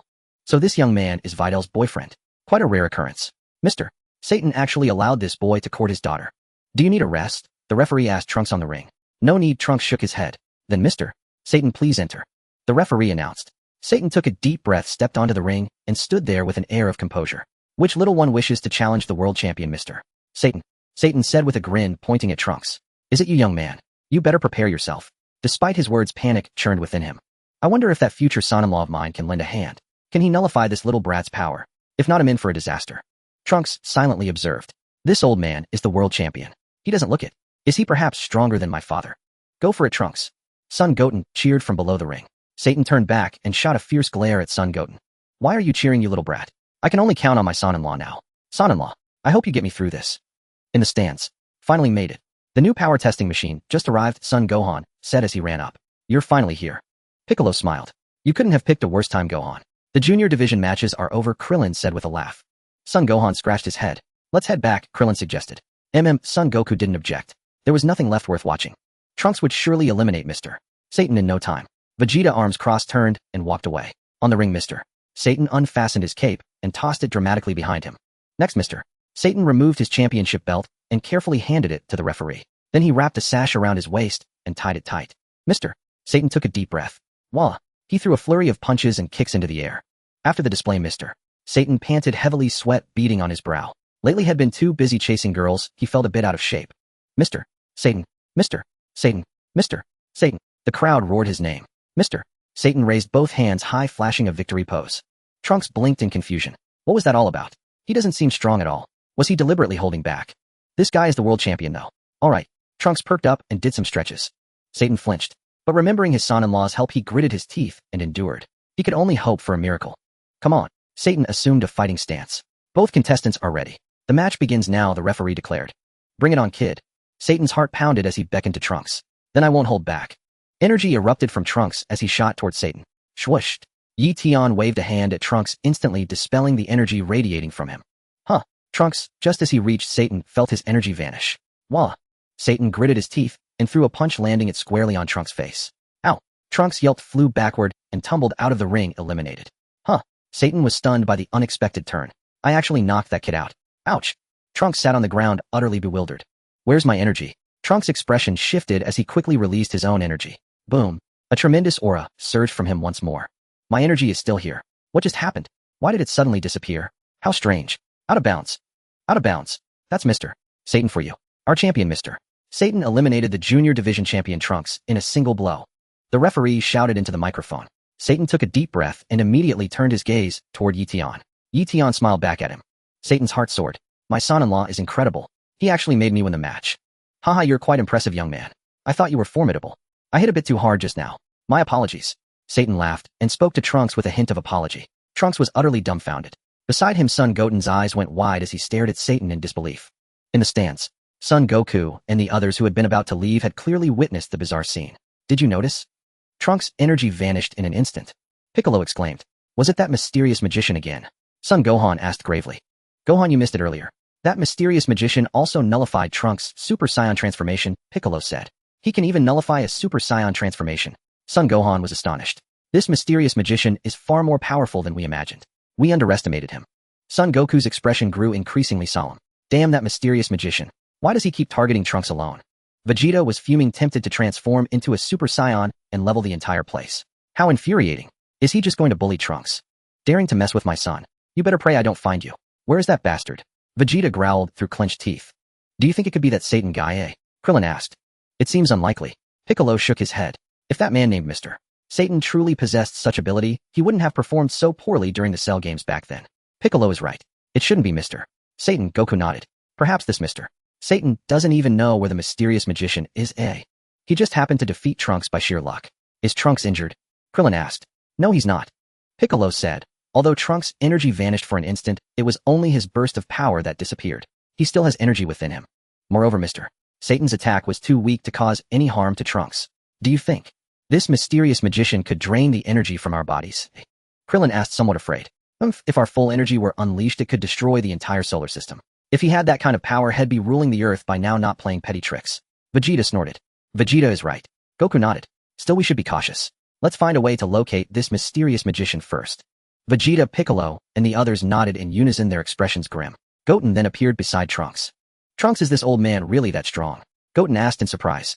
I don't know if he's strong, but my energy suddenly vanished just now. Trunks shook his head in astonishment. What do you mean your energy vanished? Goten asked curiously. It just disappeared. Trunks said gravely. Remember when I transformed into a Super Saiyan? That form suddenly vanished too. How could that happen? Was it really that mysterious magician? Goten scratched his head. I don't know. Trunks looked utterly perplexed. Mr. Satan stood at the center of the ring, raising his right hand high. Damn, my son-in-law is truly incredible. The crowd chanted Mr. Satan's name. Amidst the cheers, Mr.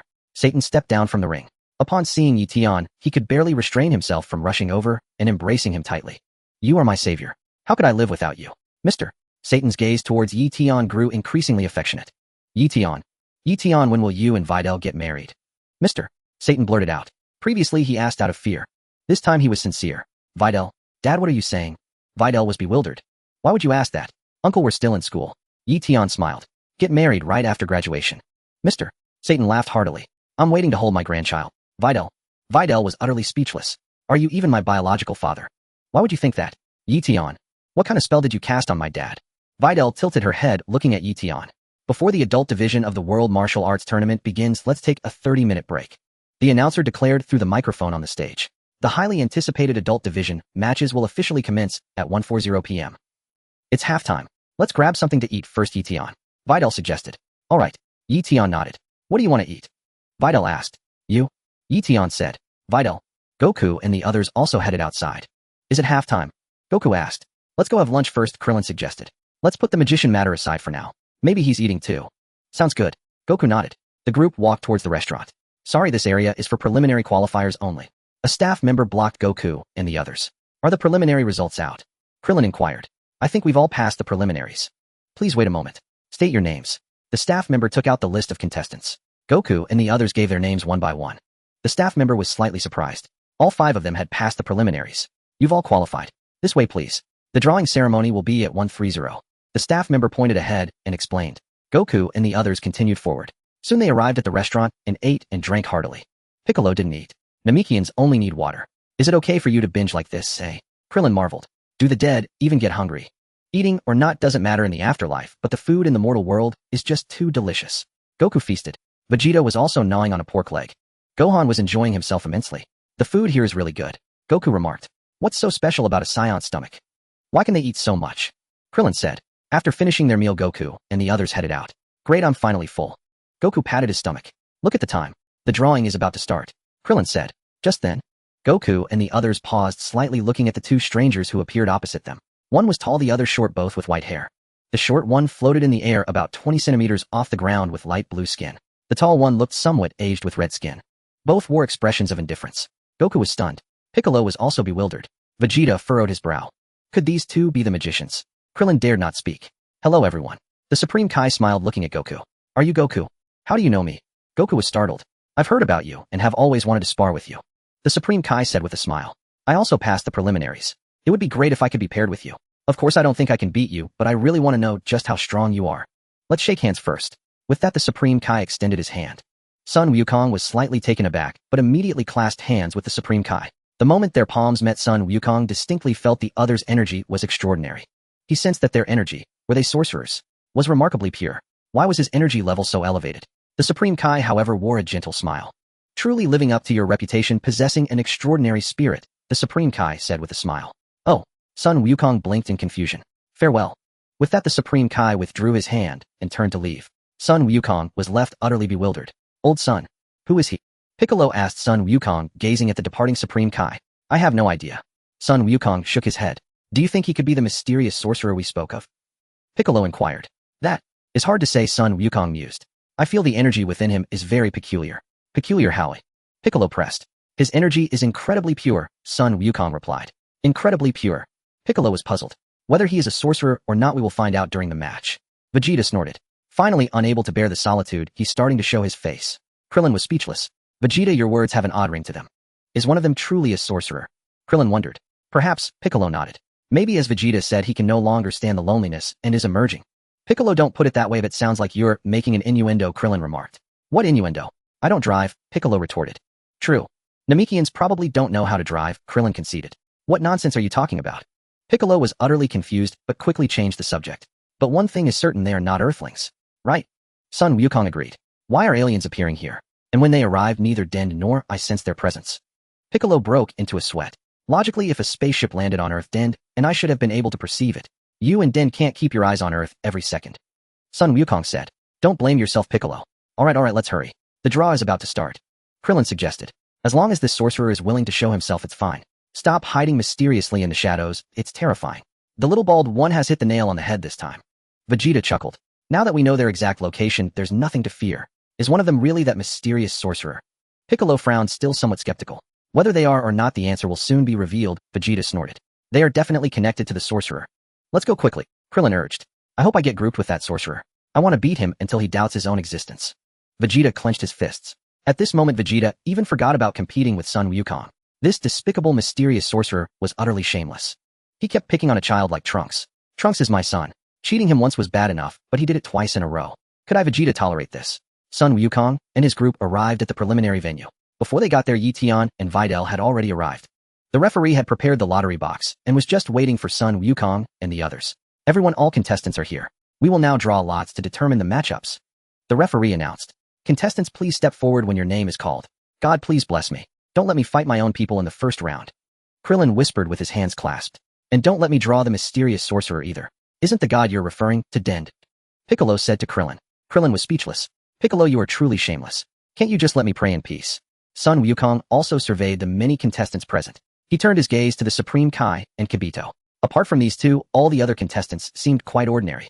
The Supreme Kai and Kibito were also scanning their surroundings, searching for Babidi.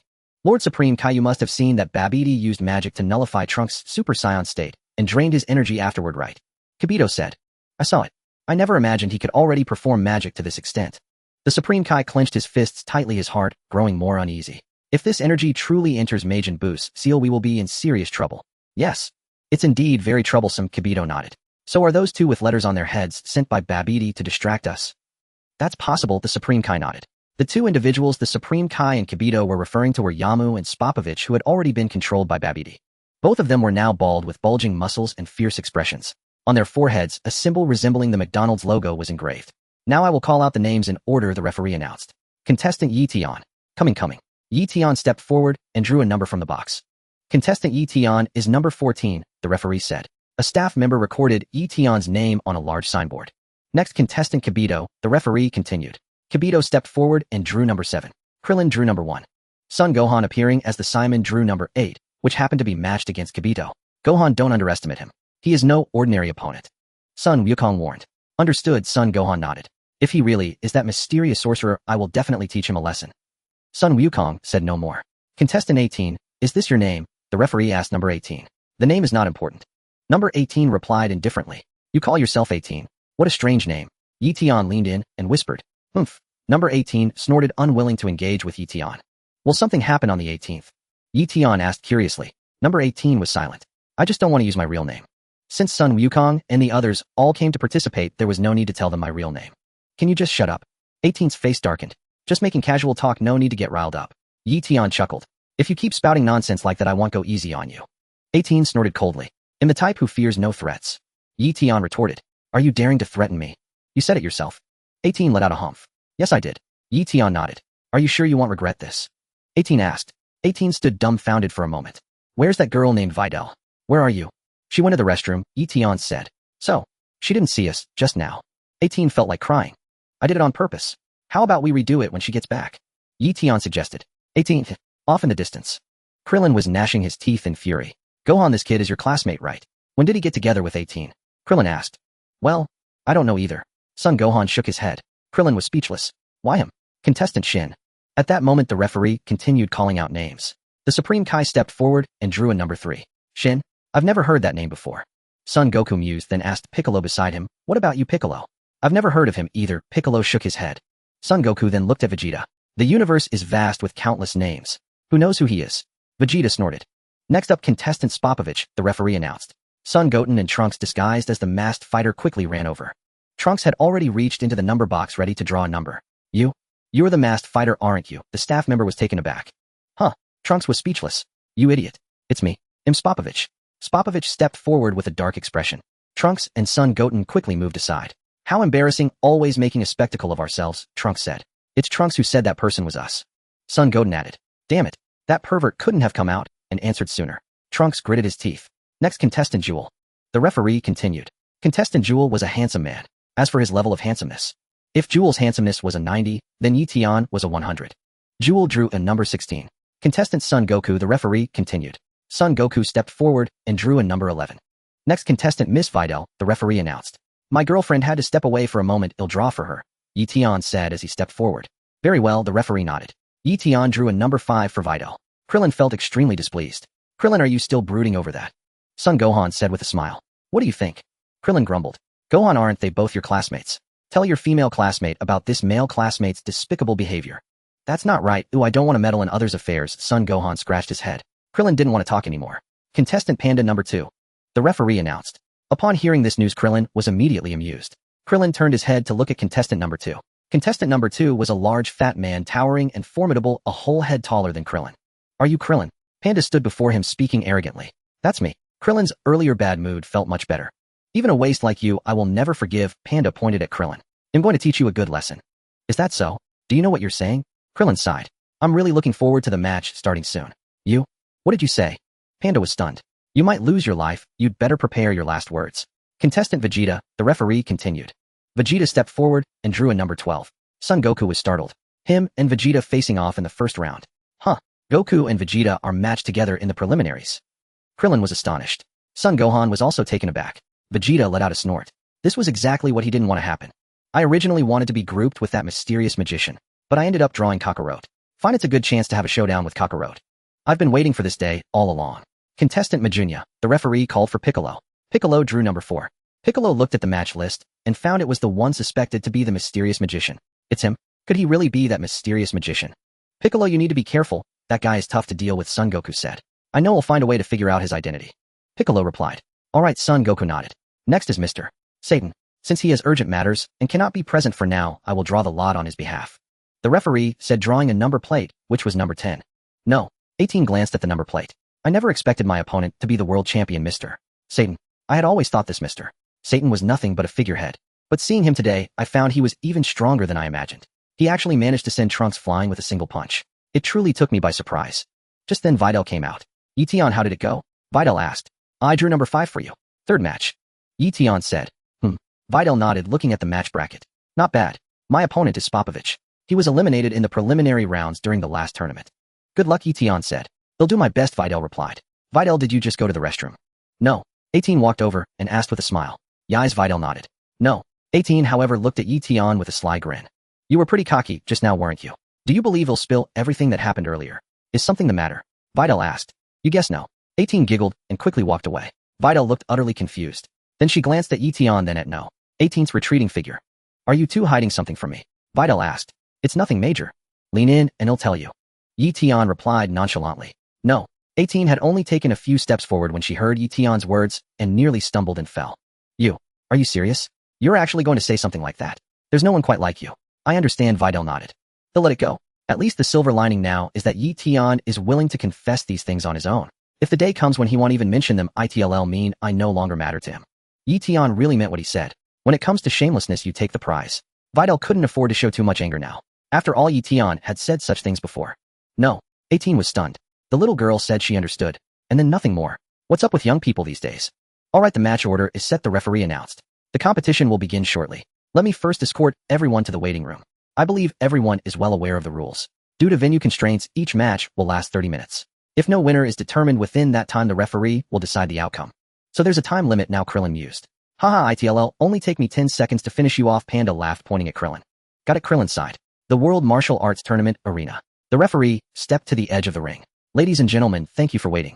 The referee announced into the microphone the World Martial Arts Tournament is about to begin. The 16 contestants who advanced from the preliminaries will compete in the following order. A staff member brought out a large sign and displayed it to the audience. Those in the back may not be able to see it, so allow me to read it aloud. The referee said the first match is between Krillin and Panda. The second match is between Shin and... The referee read out the list one by one. Goku is actually up against Vegeta, Yamcha remarked. Indeed, Master Roshi nodded. That concludes the match list. The referee said who will rise to the top. Let's begin the first match immediately, Panda versus Krillin. Krillin and Panda walked from the waiting room toward the arena.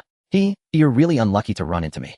Panda taunted Krillin, eagerly laughing arrogantly. But don't worry, with proper treatment you'll at most end up a vegetable. Krillin remained silent.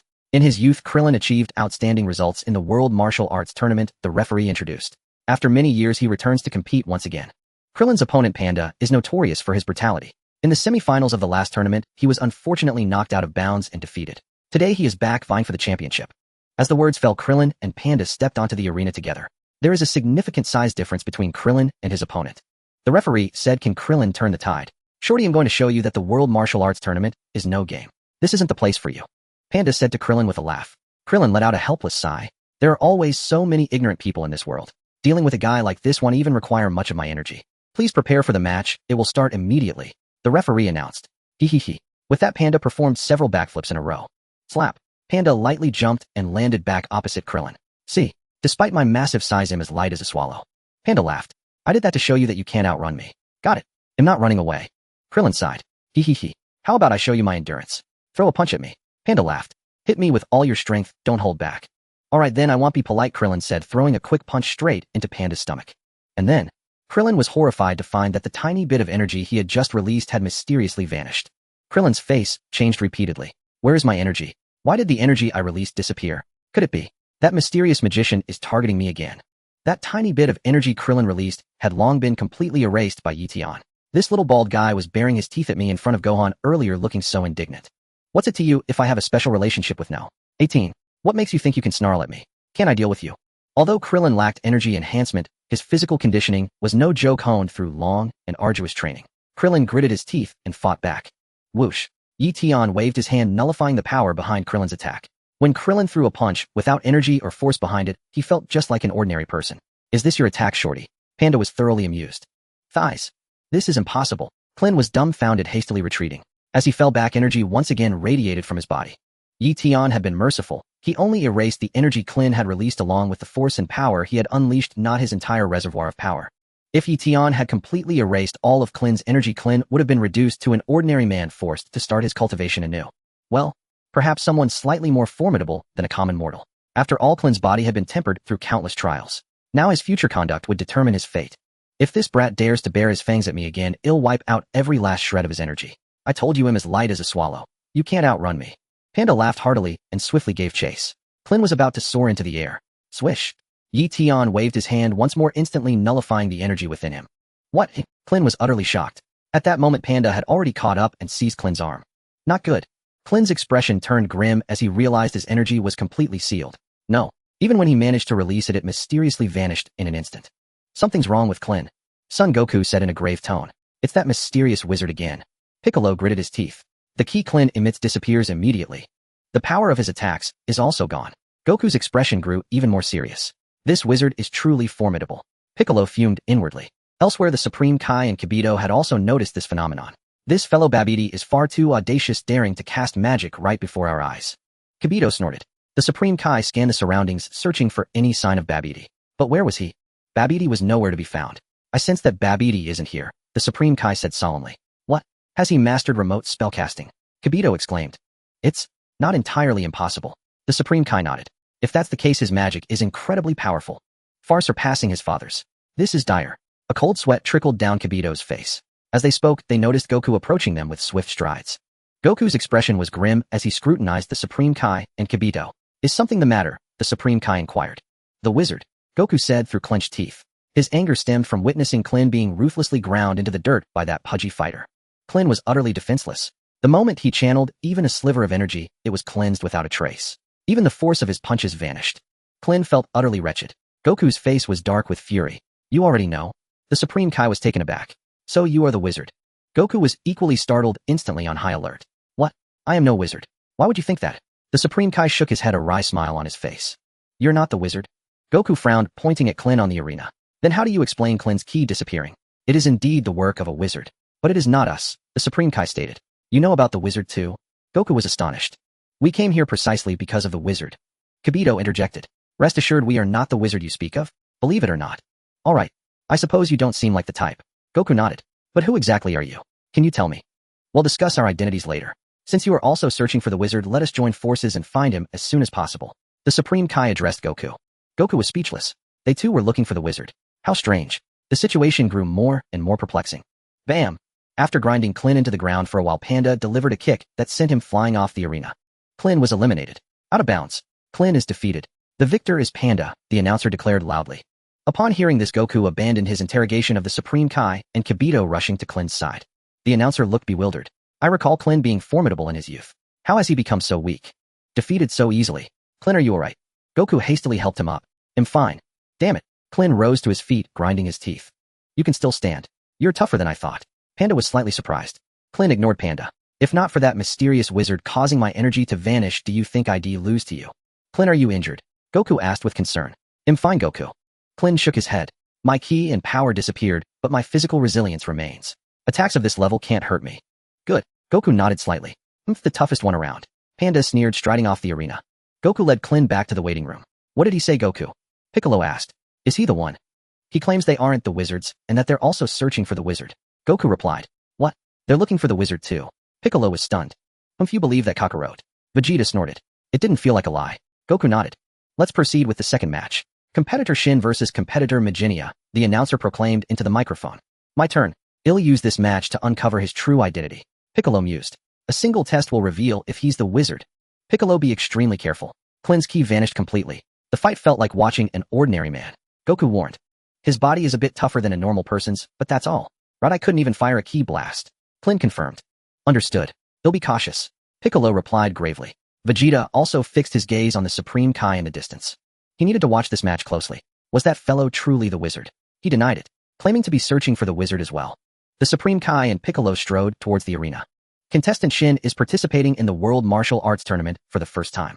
His opponent Majinia once achieved the runner-up position in this very tournament, a remarkable performance that I still remember vividly. The referee almost blurted out that Majinia was actually King Piccolo. However, the referee wasn't that nosy. Please don't destroy the arena like last time. The referee still felt compelled to remind Piccolo. Piccolo, destroy the arena? He really wasn't in the mood to do that now. Hey, don't you recognize him? He's one of those guys who caused trouble for Mr. Satan during the Cell Games. A spectator recognized Piccolo. Yeah, I've seen him on TV before. Another spectator nodded. Goku, Vegeta, Gohan, and Krillin all stared intently at the Supreme Kai on the stage. The second match is about to begin, the referee announced. Piccolo and the Supreme Kai stood facing each other. Goku, just want to see you. You said you're not a wizard. Piccolo said to the Supreme Kai. That's right. I have no reason to deceive you. The Supreme Kai nodded. I just told Goku that Kibito and I are also searching for the wizard, but he'll tell you more about it later. Then can you tell me your true identity? Piccolo asked. God of Earth, do you still not know who I truly am even now? The Supreme Kai smiled. A flash of insight struck Piccolo's mind. Piccolo's expression shifted repeatedly. I'm sorry. I forfeit. Piccolo said decisively. Gohan was stunned upon hearing Piccolo's words. Uncle Piccolo forfeited. After saying this, Piccolo turned and walked straight off the stage. Forfeit. You want to give up this match? The referee was taken aback. Yes. Piccolo nodded. The Supreme Kai smiled gently. He had finally understood. Well, if he wanted to know about his identity, so be it. It just so happened that he needed their help. But how did Goku and the others know about the wizard Babidi? Had they already sensed Babidi's presence? Why couldn't he sense where Babidi was? Majinia forfeits. Contestant Shin wins by default, the referee announced. The audience was left speechless. What's the point of a match if they don't fight? What's wrong, Piccolo? Goku asked. Is he really that mysterious wizard? No, absolutely not. They are definitely not the mysterious wizard, Piccolo said. Really? Why are you so sure? Goku scratched his head. Don't ask now. They'll confirm his identity later, Piccolo replied. Then let's proceed with the next match. The referee announced. The third match is between Videl and Spopovich. Videl, Videl, Videl. The crowd chanted Videl's name. What just happened? Videl whispered to Eion. That green-faced guy actually forfeited. None of that matters now. It's your turn. Do your best. Eion patted Videl's shoulder. Videl nodded lightly and walked towards the arena. As everyone knows, contestant Videl is Mr. Satan's daughter. She has assisted the police in capturing criminals on numerous occasions and is a young woman with a strong sense of justice. 7 years ago, when she was just a little girl, she won the Junior Division Championship at the World Martial Arts Tournament. An outstanding achievement. The referee introduced the two contestants. Videl's opponent Spopovich was defeated in the first round of the previous tournament. This time he returns with a new look to challenge again. Spopovich also emerged from the waiting room and walked towards the arena alongside Videl. The Supreme Kai approached them. The Supreme Kai recognized Spopovich at a glance. The symbol on that guy's forehead was far too conspicuous. There were two such people at the World Martial Arts Tournament. These two were nothing special, they were just here to divert their attention. A clever feint, keeping them here at the tournament while Babidi secretly gathered energy. I will find you, Babidi. The Supreme Kai ignored Spopovich and strode away. By then, Videl and Spopovich were already on the arena. In the spectator stands. Go for it, Videl. Eliza shouted sweetly. Videl will definitely beat that guy easily. Soppa smiled. Yeah, the glasses-wearing boy nodded. Unbeknownst to Gohan, their classmates had also come to the tournament to watch. Begin, the referee announced loudly. Videl and Spopovich assumed combat stances. Eion glanced towards the arena. If left unchecked, Videl would be severely injured in this match. It would be simple to intervene. He just needed to restore Spopovich to normal. Let's see if I can erase the spell Babidi used to control him. Swish. Eion waved his hand lightly towards Spopovich. In the waiting room, the Supreme Kai had returned from outside and walked right past Goku and Vegeta. Goku and Vegeta remained silent. The Supreme Kai continued further inside. Piccolo was standing in the farthest corner, having waited there for some time. Perhaps I guessed wrong. Could you be? Piccolo began. What do you think? The Supreme Kai smiled. You are. Lord Grand Kai. Piccolo asked nervously. Piccolo was once the god of Earth. If the other was indeed Lord Grand Kai, his divine rank would be far above Piccolo's. That was why Piccolo had surrendered without a fight. Although Piccolo felt he might not necessarily lose in a real fight, he considered it highly disrespectful to battle a deity of higher rank. No, I am not, the Supreme Kai said with a slight smile. No. Then may I ask who you are? Piccolo was stunned. This guy wasn't Lord Grand Kai after all. Then who could he be? This is Lord Supreme Kai, Kibito said as he walked over his voice light. Piccolo's pupils constricted, his expression shifting repeatedly, overwhelmed with astonishment. Lord Supreme Kai? He had thought it was Lord Grand Kai. He never imagined it was Lord Supreme Kai, a deity of even higher rank than the Grand Kai. It was said that Lord Supreme Kai was the greatest god in the universe. Incredible. Let me ask you, how did you come to know about the wizard? The Supreme Kai asked with a smile. Well, this matter should be traced back to a month ago, Piccolo replied. Gohan. That's the son of Son Goku over there. I've heard of him. A rather capable young warrior, the Supreme Kai nodded. Was it he who discovered the wizard? After the Supreme Kai spoke, he exchanged a glance with Kibito. A month ago. Could it be that Babidi had already arrived on Earth a month prior? Their expressions grew increasingly grave. Piccolo promptly informed the Supreme Kai about the mysterious disappearances. At first I thought someone might have moved the objects away at superhuman speed.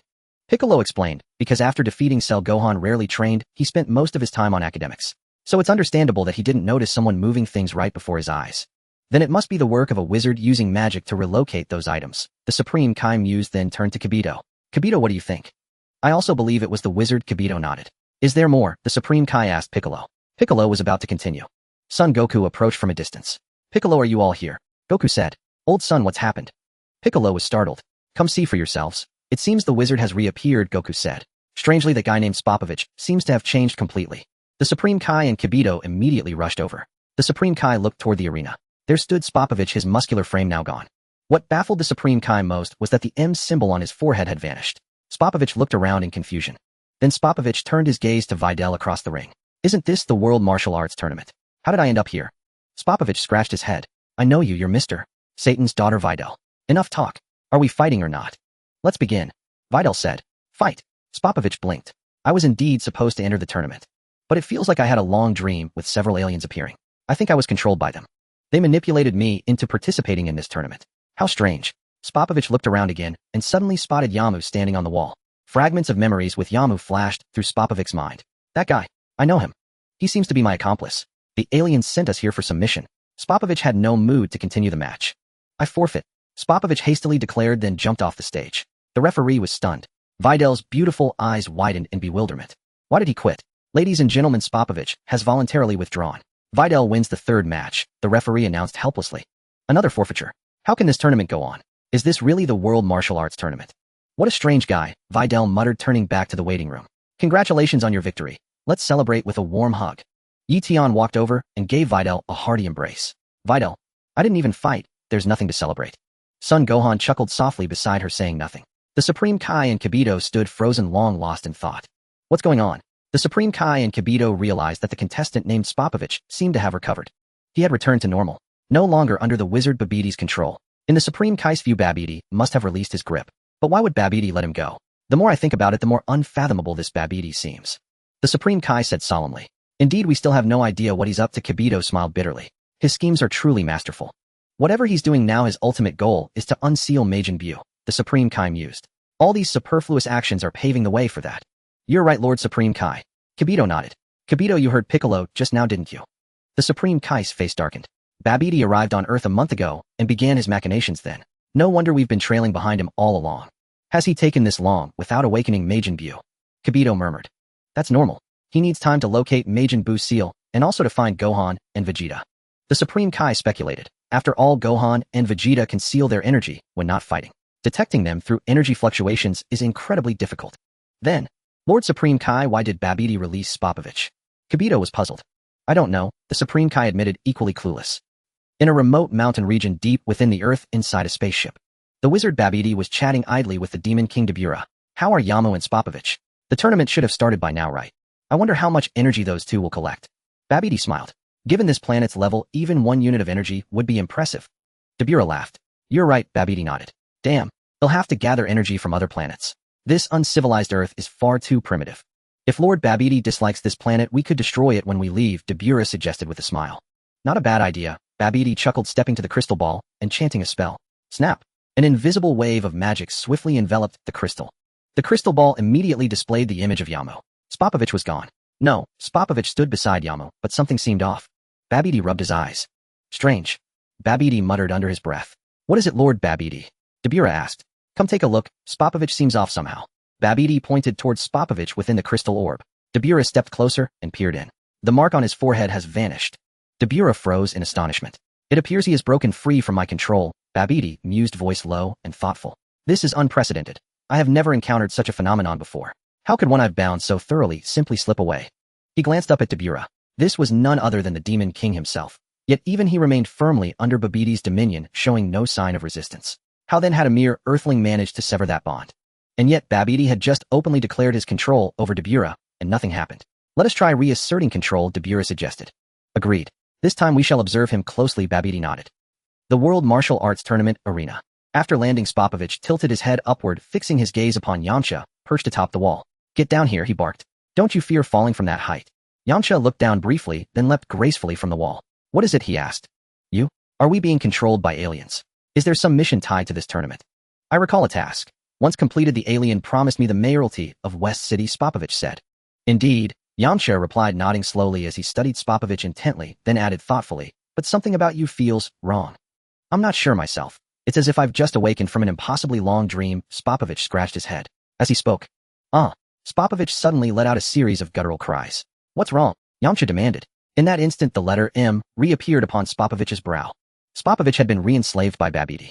Once under control again, he turned slowly, scanning his surroundings, left, right, front, and back. What happened? What's going on? Spopovich asked, bewildered. Wasn't I supposed to fight Videl? When did I even fall? Yamcha fell silent. Do you remember nothing? Yamcha shook his head. How peculiar, Spopovich murmured, utterly lost. Lord Supreme Kai, sir. Jis observed Spopovich's transformation with growing alarm. He's been repossessed, the Supreme Kai affirmed, then paused, frowning. Could it be that Spopovich broke free of Babidi's control all on his own? Why would that happen? He's merely immortal, Jis puzzled aloud.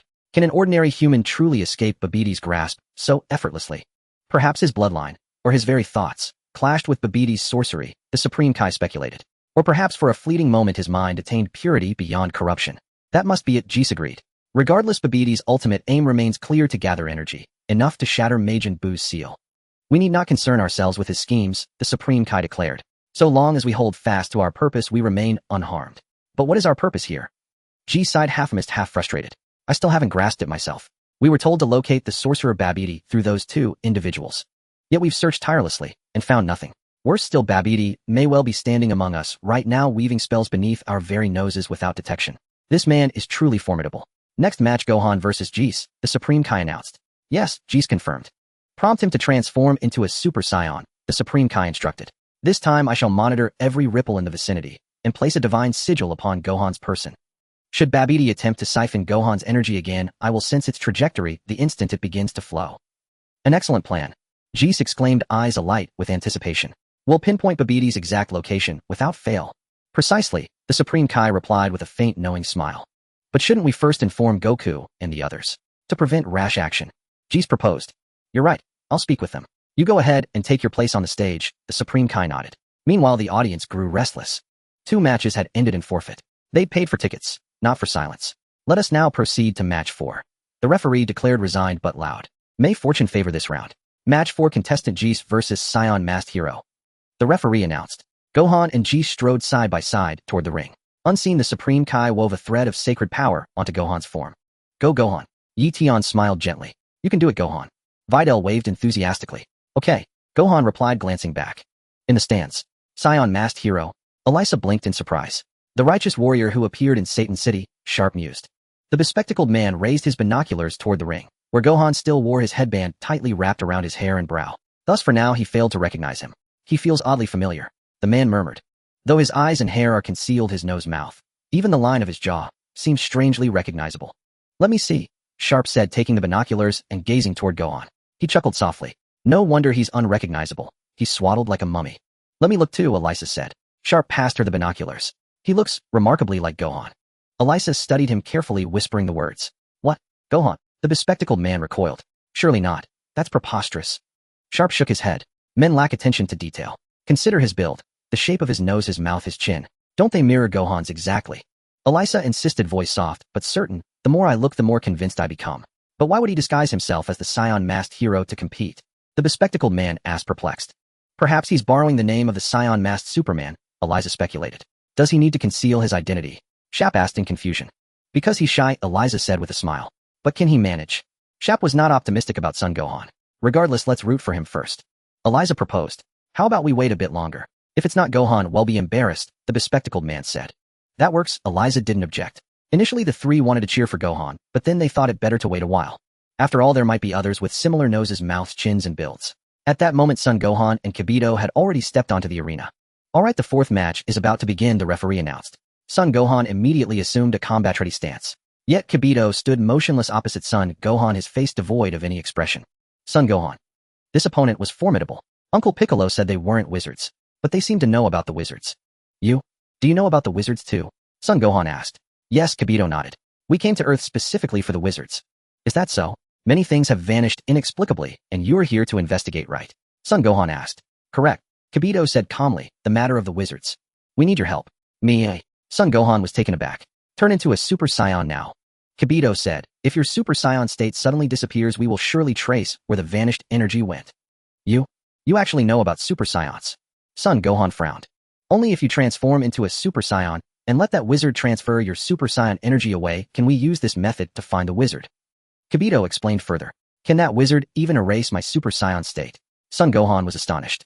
During the match between your younger brother and Trunks earlier, that wizard made Trunks' Super Saiyan state vanish. Kibito said, you weren't there at the time, so you don't know. I heard about it later. Son Gohan nodded gravely. Eion was secretly amused in the distance. Son Gohan hasn't offended me, so why would I erase his Super Saiyan state? Do I have nothing better to do? Also, am I really going to let that guy Babidi take the blame for me? Let him take it. Being my scapegoat is his honor. However, if Son Gohan transforms into a Super Saiyan, I suppose Spopovich will stab him in the kidney with the energy-absorbing rod. What are they talking about? Krillin asked. It seems they want Gohan to become a Super Saiyan, Son Goku mused. Gohan. Piccolo called out to Son Gohan and gave him a slight nod. Uncle Piccolo. Son Gohan was startled. Piccolo, what's going on? Son Goku turned to ask. Well, simply put, we want to use this method to pinpoint the wizard's location. Piccolo said. Can it be found? Son Goku shook his head. Everyone, I'm sorry, but we must make Gohan transform into a Super Saiyan. The Supreme Kai approached and said solemnly, I believe there are no wizards among you here, so I will speak out. I have already placed a trace of divine power on Gohan, which can track the destination of his Super Saiyan state. If that wizard truly transfers his Super Saiyan energy, I will surely find his exact location. Eion listened quietly on the sidelines. He'll just watch from here and say nothing. Please begin your performance. Eion. They're also looking for the mysterious hero. Videl said. Eion nodded. Videl gave Eion a deep look, but said nothing more. Why should I listen to a stranger? If we need to find that wizard, we'll do it ourselves. We don't need you to order us around. Vegeta snorted. But if you reveal your true identity, I might consider cooperating. This is the Supreme Kai. Piccolo turned to Vegeta and said. Vegeta was stunned on the spot, his expression shifting repeatedly. Son Goku also widened his eyes, showing utter disbelief. I've heard of you from King Kai. So you are the Supreme Kai, Son Goku said in astonishment. Cold sweat broke out on Krillin's face. Even the Supreme Kai has descended upon Earth. It is said that the Supreme Kai is the greatest god in this universe. Why has he come to Earth? Since my identity is now known to you, I hope you will cooperate fully to find the wizard as soon as possible. The Supreme Kai said in a deep voice. Son Goku and the others immediately perked up. On the arena, Son Gohan and Kibito stood facing each other. The two had yet to engage in combat. The audience was growing impatient. 2 consecutive matches had seen contestants forfeit without a fight. This fourth match. Why aren't you starting yet? All right. Actually, I also want to find that wizard as soon as possible. Son Gohan nodded solemnly. After all, many things have mysteriously disappeared, even though most of them were useless. Kibito remained silent. You said earlier that I should transform into a Super Saiyan. Son Gohan asked. Yes, Kibito nodded. Let me see if when I become a Super Saiyan beyond Super Saiyan, he can still erase my transformation. Son Gohan chuckled lightly. You? What did you say? A Super Saiyan beyond Super Saiyan? Kibito was stunned. Son Gohan's entire body radiated golden light, and his hair stood straight up. His headband was also burst off. Crackle. Crackle. Bolts of blue lightning quickly enveloped Son Gohan's body. Super Saiyan 2. Of course, at this time it couldn't be called Super Saiyan 2, because Super Saiyan 3 had not yet appeared. Here it was merely called the Super Saiyan beyond Super Saiyan. Upon seeing Son Gohan's transformation, Kibito was astounded. Such immense energy. How could an ordinary human possess power this great? His energy intensity had already far surpassed the divine power of the Supreme Kai. Yamu and Spopovich in the distance were also stunned. The audience was left utterly speechless. It is indeed Gohan. Gohan is the Golden Warrior, Videl said to Eion. Eion nodded. Are they trying to find the mysterious hero through this method? Asked Videl. Yes, Eion nodded again. But everything the mysterious hero does is good. If they actually find the mysterious hero, Videl said, they won't do anything too terrible to him, will they? Well, we'll see. Do you have any melon seeds or something? Let's enjoy the show while munching on snacks. That's what makes it interesting. Eion said with a smile. After a brief moment of stupefaction, Yamu immediately pulled out an energy detector. Look, what astonishing energy, Yamu said to Spopovich. Excellent. Spopovich nodded excitedly. All right, let's go seize that energy together. Yamu pulled out an energy absorber. Spopovich held him down firmly. Understood. Spopovich replied. That hat's the Golden Warrior, exclaimed Alicia. Isn't that Gohan? His headband fell off. Shoppa was utterly astounded. I never imagined. Gohan is the Golden Warrior. The bespectacled man wiped his sweat. The crowd in the stands was also frozen in shock. During Mr. Satan's fight with Cell, a few similar fellows appeared. Yes, very similar. They also emitted golden light. Who are they exactly? The spectators buzzed with discussion. Such unimaginably super energy. I wonder if Babidi can transfer it away, muttered the Supreme Kai. Babidi. Is that the name of the wizard? Asked Goku. Yes. The Supreme Kai nodded. Please don't speak for now. Oh, I need to concentrate on sensing the transferred energy. If it can truly be transferred. That kid's power was even greater when he defeated Cell, Vegeta snorted. Peace has dulled his mind. Could you please stop talking? I can't focus, the Supreme Kai said, glancing back at Vegeta. Vegeta fell silent. At that moment, Yamu and Spopovich stealthily flew toward Gohan. Look, those two are making a move, said Krillin. I told you not to speak. Those two are just diversions. They're also minions of the wizard Babidi. The Supreme Kai gritted his teeth. Ignore them. Goku nodded without saying much. Now I must concentrate to see how Babidi transfers the energy and where it goes, said the Supreme Kai solemnly. Lord Supreme Kai talks more than all of us combined, Goku muttered. Supreme Kai. Ahem, can you all please stop chatting at such an important moment, said Eion. Goku and the others immediately turned to look at Eion, then ignored him. On the tournament stage, Yamu and Spopovich had already appeared silently behind Gohan. Sensing something amiss, Gohan spun around gracefully and stared at the two figures. What do you want? Gohan shouted. Don't move. Kibito telepathically communicated. They're just diversions sent by the wizard. Don't alert him yet. Gohan hesitated. You tell me not to move, so I won't. Let's see what these two can do to me. Gohan remained still. He didn't want to alert the enemy either. He too wished to find the mysterious wizard as soon as possible. This mysterious wizard had started off well enough, but now he was growing increasingly reckless. It would be best to find him quickly, guide him onto the right path. Perhaps he could become a good person. Thinking thus, Gohan assumed a fighting stance, but made no move. Slap. Spopovich rushed over swiftly and wrapped his arms around Gohan's body. Spopovich pinned Gohan in place. A bad premonition struck Gohan, and he instinctively tried to throw the other off. At this point, Gohan could have easily broken free if he wanted to. Don't move yet, wait, and see what they're up to. Kibito telepathically urged Gohan. Gohan hesitated again, deciding to observe further, but this decision proved costly. Thud. Yamu plunged the energy-absorbing device into Gohan's side. Arg. Gohan howled in agony.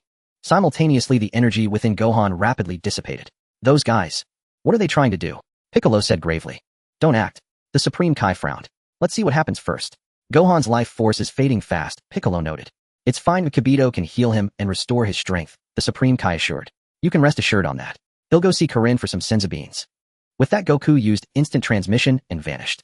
In an instant, he appeared atop Corinne Tower. Corinne, long time no see, Goku waved. Yajirobe, you're here too. Where else would I be? Yajirobe grunted. Corinne, you know what's happening down there, right? About the mysterious wizard. Goku asked. I've heard of it, but I don't know who he is, Corinne nodded. He's truly mysterious. Even Lord Supreme Kai is at a loss. Seems we've met our match, Goku smiled. Here I only have 3 senzu beans left. I haven't been cultivating much lately. Corinne handed the beans to Goku. Thanks, Goku replied. I'll head back now. Whoosh. Goku used instant transmission and returned swiftly. On the stage. Great. The energy is fully absorbed. Yama said cheerfully. Thump. Spopovich released Gohan. Gohan collapsed limply to the ground, the golden aura around him completely gone. Haha, I never expected it to be this easy. Spopovich laughed. Let's get out of here quickly, Yama suggested.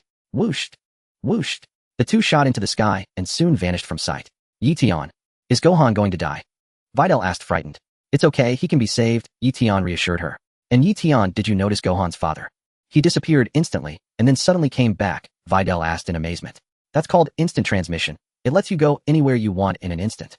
Eion replied. Instant transmission. Can I learn it? Videl asked. If one wishes to learn it shouldn't be a problem, Eion said thoughtfully. This is a basic skill of the people from planet Adrat. A basic skill? Adrat. What is that? Aliens. Biddy asked. You can think of it that way, Eion nodded. You know so much. Biddy was filled with awe. It's nothing, Eion said with a smile. Son Gohan lay on the arena floor completely drained and exhausted. His energy had been sucked dry. A wound pierced his side. It was only thanks to the Saiyant's robust physique that he hadn't died on the spot. They'll give Gohan a senzu bean, Son Goku said. No need, Kibito will restore Gohan immediately. The Supreme Kai shook his head, speaking to Son Goku. So what do we do now? Son Goku asked, puzzled. Weren't we supposed to transfer Gohan's Super Saiyan energy? What did those two do to Gohan? This is indeed a very strange matter, so strange it defies my imagination.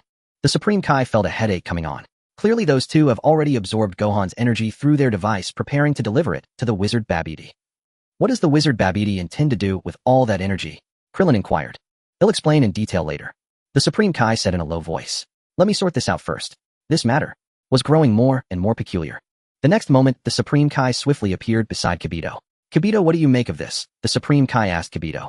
Supreme Kai, I believe as you said these details are insignificant. Babidi's primary goal is to awaken Majin Buu. Kibito speculated, I think everything he did before was merely a diversion. For instance, making Trunks' Super Saiyan state vanish and eliminating Krillin's energy. All to absorb Gohan's true power. So we've been deceived after all. The Supreme Kai's expression shifted repeatedly. He had never imagined the wizard Babidi's schemes were so cunning. It turned out it was all an illusion. The final outcome was that those two injected Son Gohan, absorbing a vast amount of his energy. It seemed everything before was false. The idea of energy transfer was merely our speculation. Babidi's true aim was to absorb Son Gohan's energy through this method. So, if we follow those two, we can find Babidi's exact location, right? The Supreme Kai's eyes lit up. That's my thought as well, Kibito nodded. But isn't that odd? Wouldn't that make his exposure more obvious? The Supreme Kai was perplexed. I'm puzzled too, Kibito admitted. I see now, he must have gathered many powerful underlings believing he can confront us hidden. The Supreme Kai guessed. That's not impossible, Kibito agreed. Son Gohan. He lay on the ground dazed listening to the Supreme Kai and Kibito chat. Won't you come and save me? I think I can still be rescued. Dad, didn't you get a Senzu bean from Korin? I feel like I'm fading. I have no strength left, not even to speak. He'll go after them now. The Supreme Kai gritted his teeth. He'll have Son Goku come along too. Yes, Supreme Kai, Kibito nodded. After I heal Son Gohan, he'll see if he wishes to join us. Thank you for your efforts. With that, the Supreme Kai swiftly returned to Son Goku's side. I'm going to follow those two to find the wizard Babidi. If you're willing, please come with me. Your help would be invaluable. Whooshed. After speaking, the Supreme Kai soared into the sky, flying into the distance. What now, Goku? Krillin was at a loss. I'm going. I want to see what that real wizard looks like. Son Goku nodded. Then he'll come too, though I'm not too keen on it. Krillin said. Are you kidding me, Kakarot? What about our fight? Vegeta snorted, looking at Son Goku. Now's not the time for a fight, is it? Son Goku replied. Vegeta, have you forgotten that wizard erased Trunks' energy twice? Vegeta, if you've convinced me, he'll consider eliminating that wizard first, then settle things with you. Vegeta thought it over. That despicable wizard had targeted Trunks repeatedly. Just wait until I get my hands on him. Let's go, Piccolo said, and with that he took off into the air. Son Goku quickly appeared beside Kibito and Son Gohan. Gohan, you should eat a Senzu bean, Son Goku said, about to give one to him. There's no need for that, I can heal him immediately. Kibito stopped him. Who do you think you're underestimating? My healing arts are exceptional. How long would it take to restore his strength with that bean? Alright, I trust you, Son Goku nodded. Don't worry, once Gohan recovers, he'll follow right away. I'm sure Son Gohan will come too. Kibito said. Son Goku gave a slight nod, said no more, and transformed into a streak of light, swiftly chasing after the Supreme Kai. Son Gohan. Dad, I want to eat it, but I have no strength to speak. Why not just give me the bean directly? Vegeta also quickly gave chase. That wizard had better pray I don't find him. He'll make him pay in blood. Vegeta clenched his fists tightly. Eion. Why did everyone leave? Biddy asked, puzzled. They must be searching for the wizard. Eion said. Searching for the wizard, eh? Biddy stared straight at Eion. Why are you looking at me like that? Eion asked with a smile. Eion, are you really not that mysterious wizard? Biddy whispered. I'm no wizard, I am a god, the supreme deity of the entire universe. Eion smiled faintly. Biddy, fine, you're not a wizard, but why are you boasting?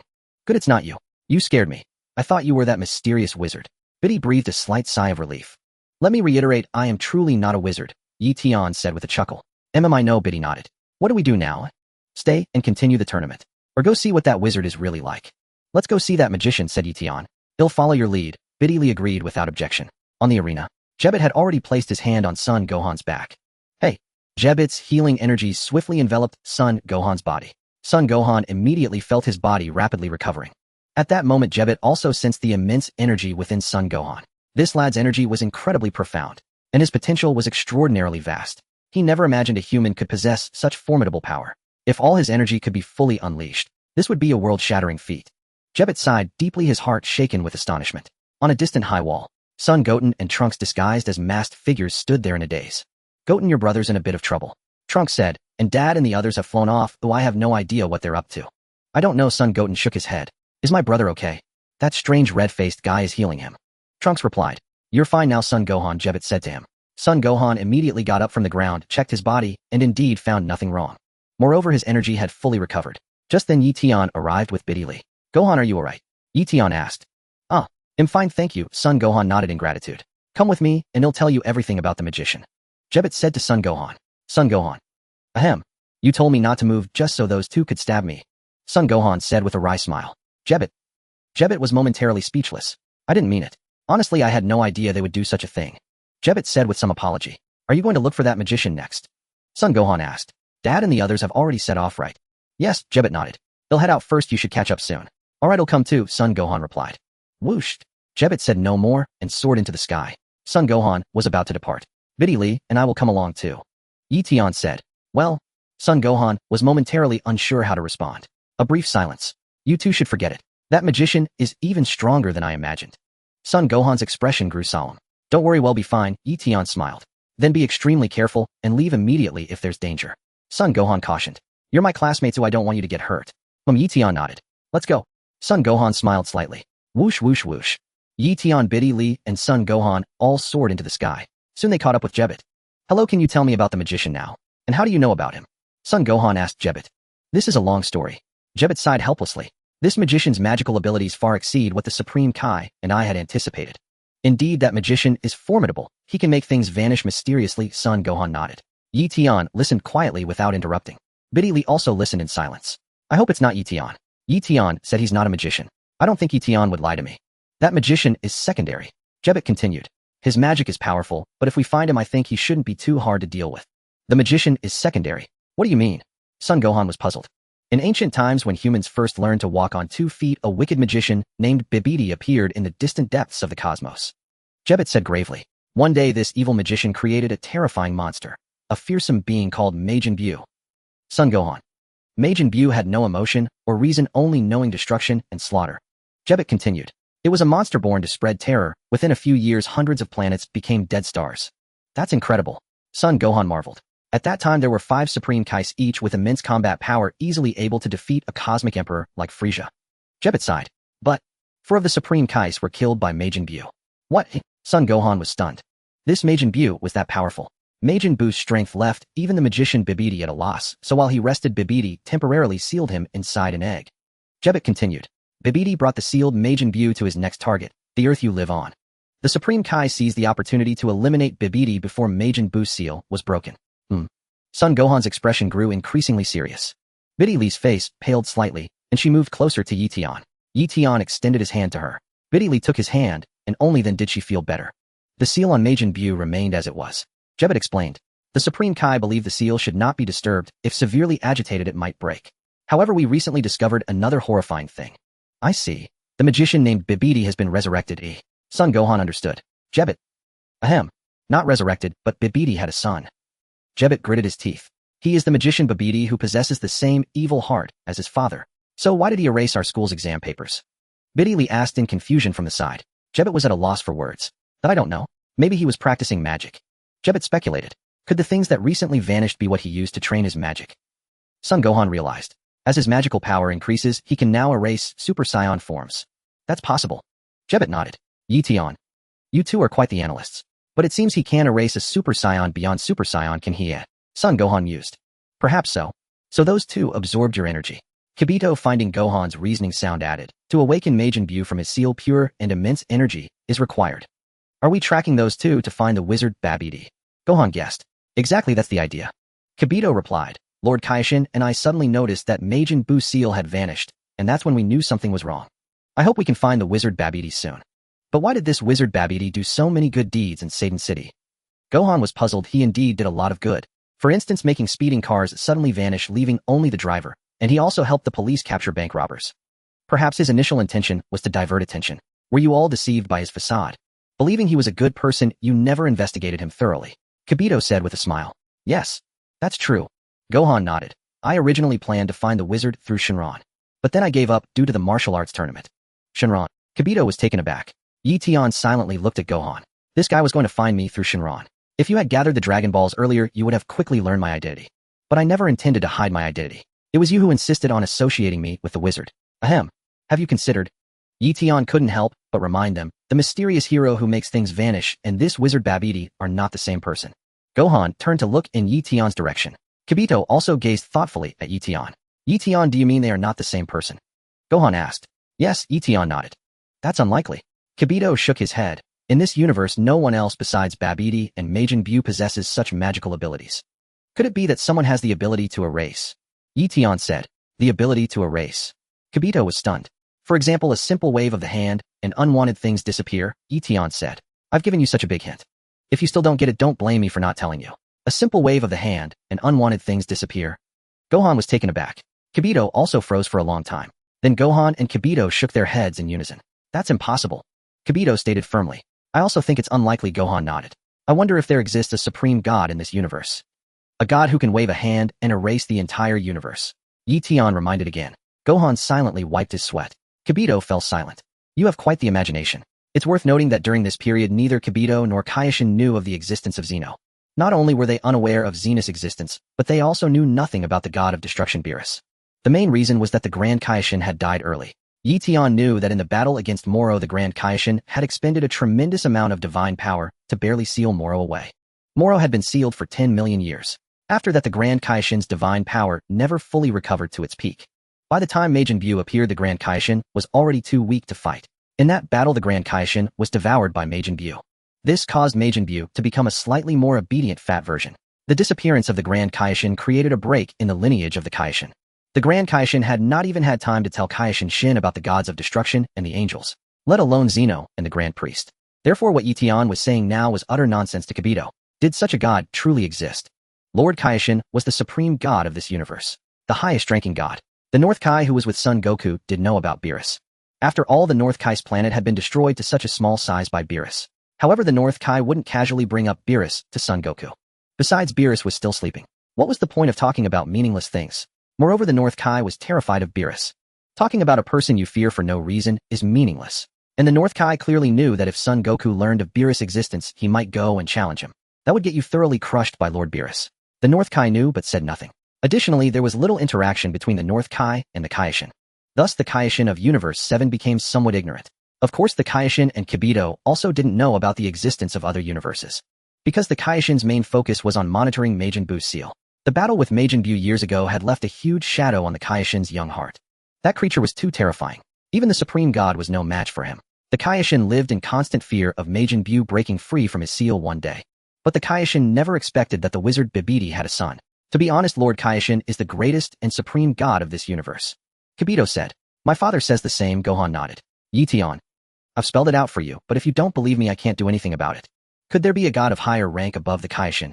Eion decided to give Kibito another hint. No. Kibito wiped his sweat. I can assure you the Kaioshin is the greatest god of this universe, Kibito emphasized. Fine, forget I said anything. Continue. Eion smiled.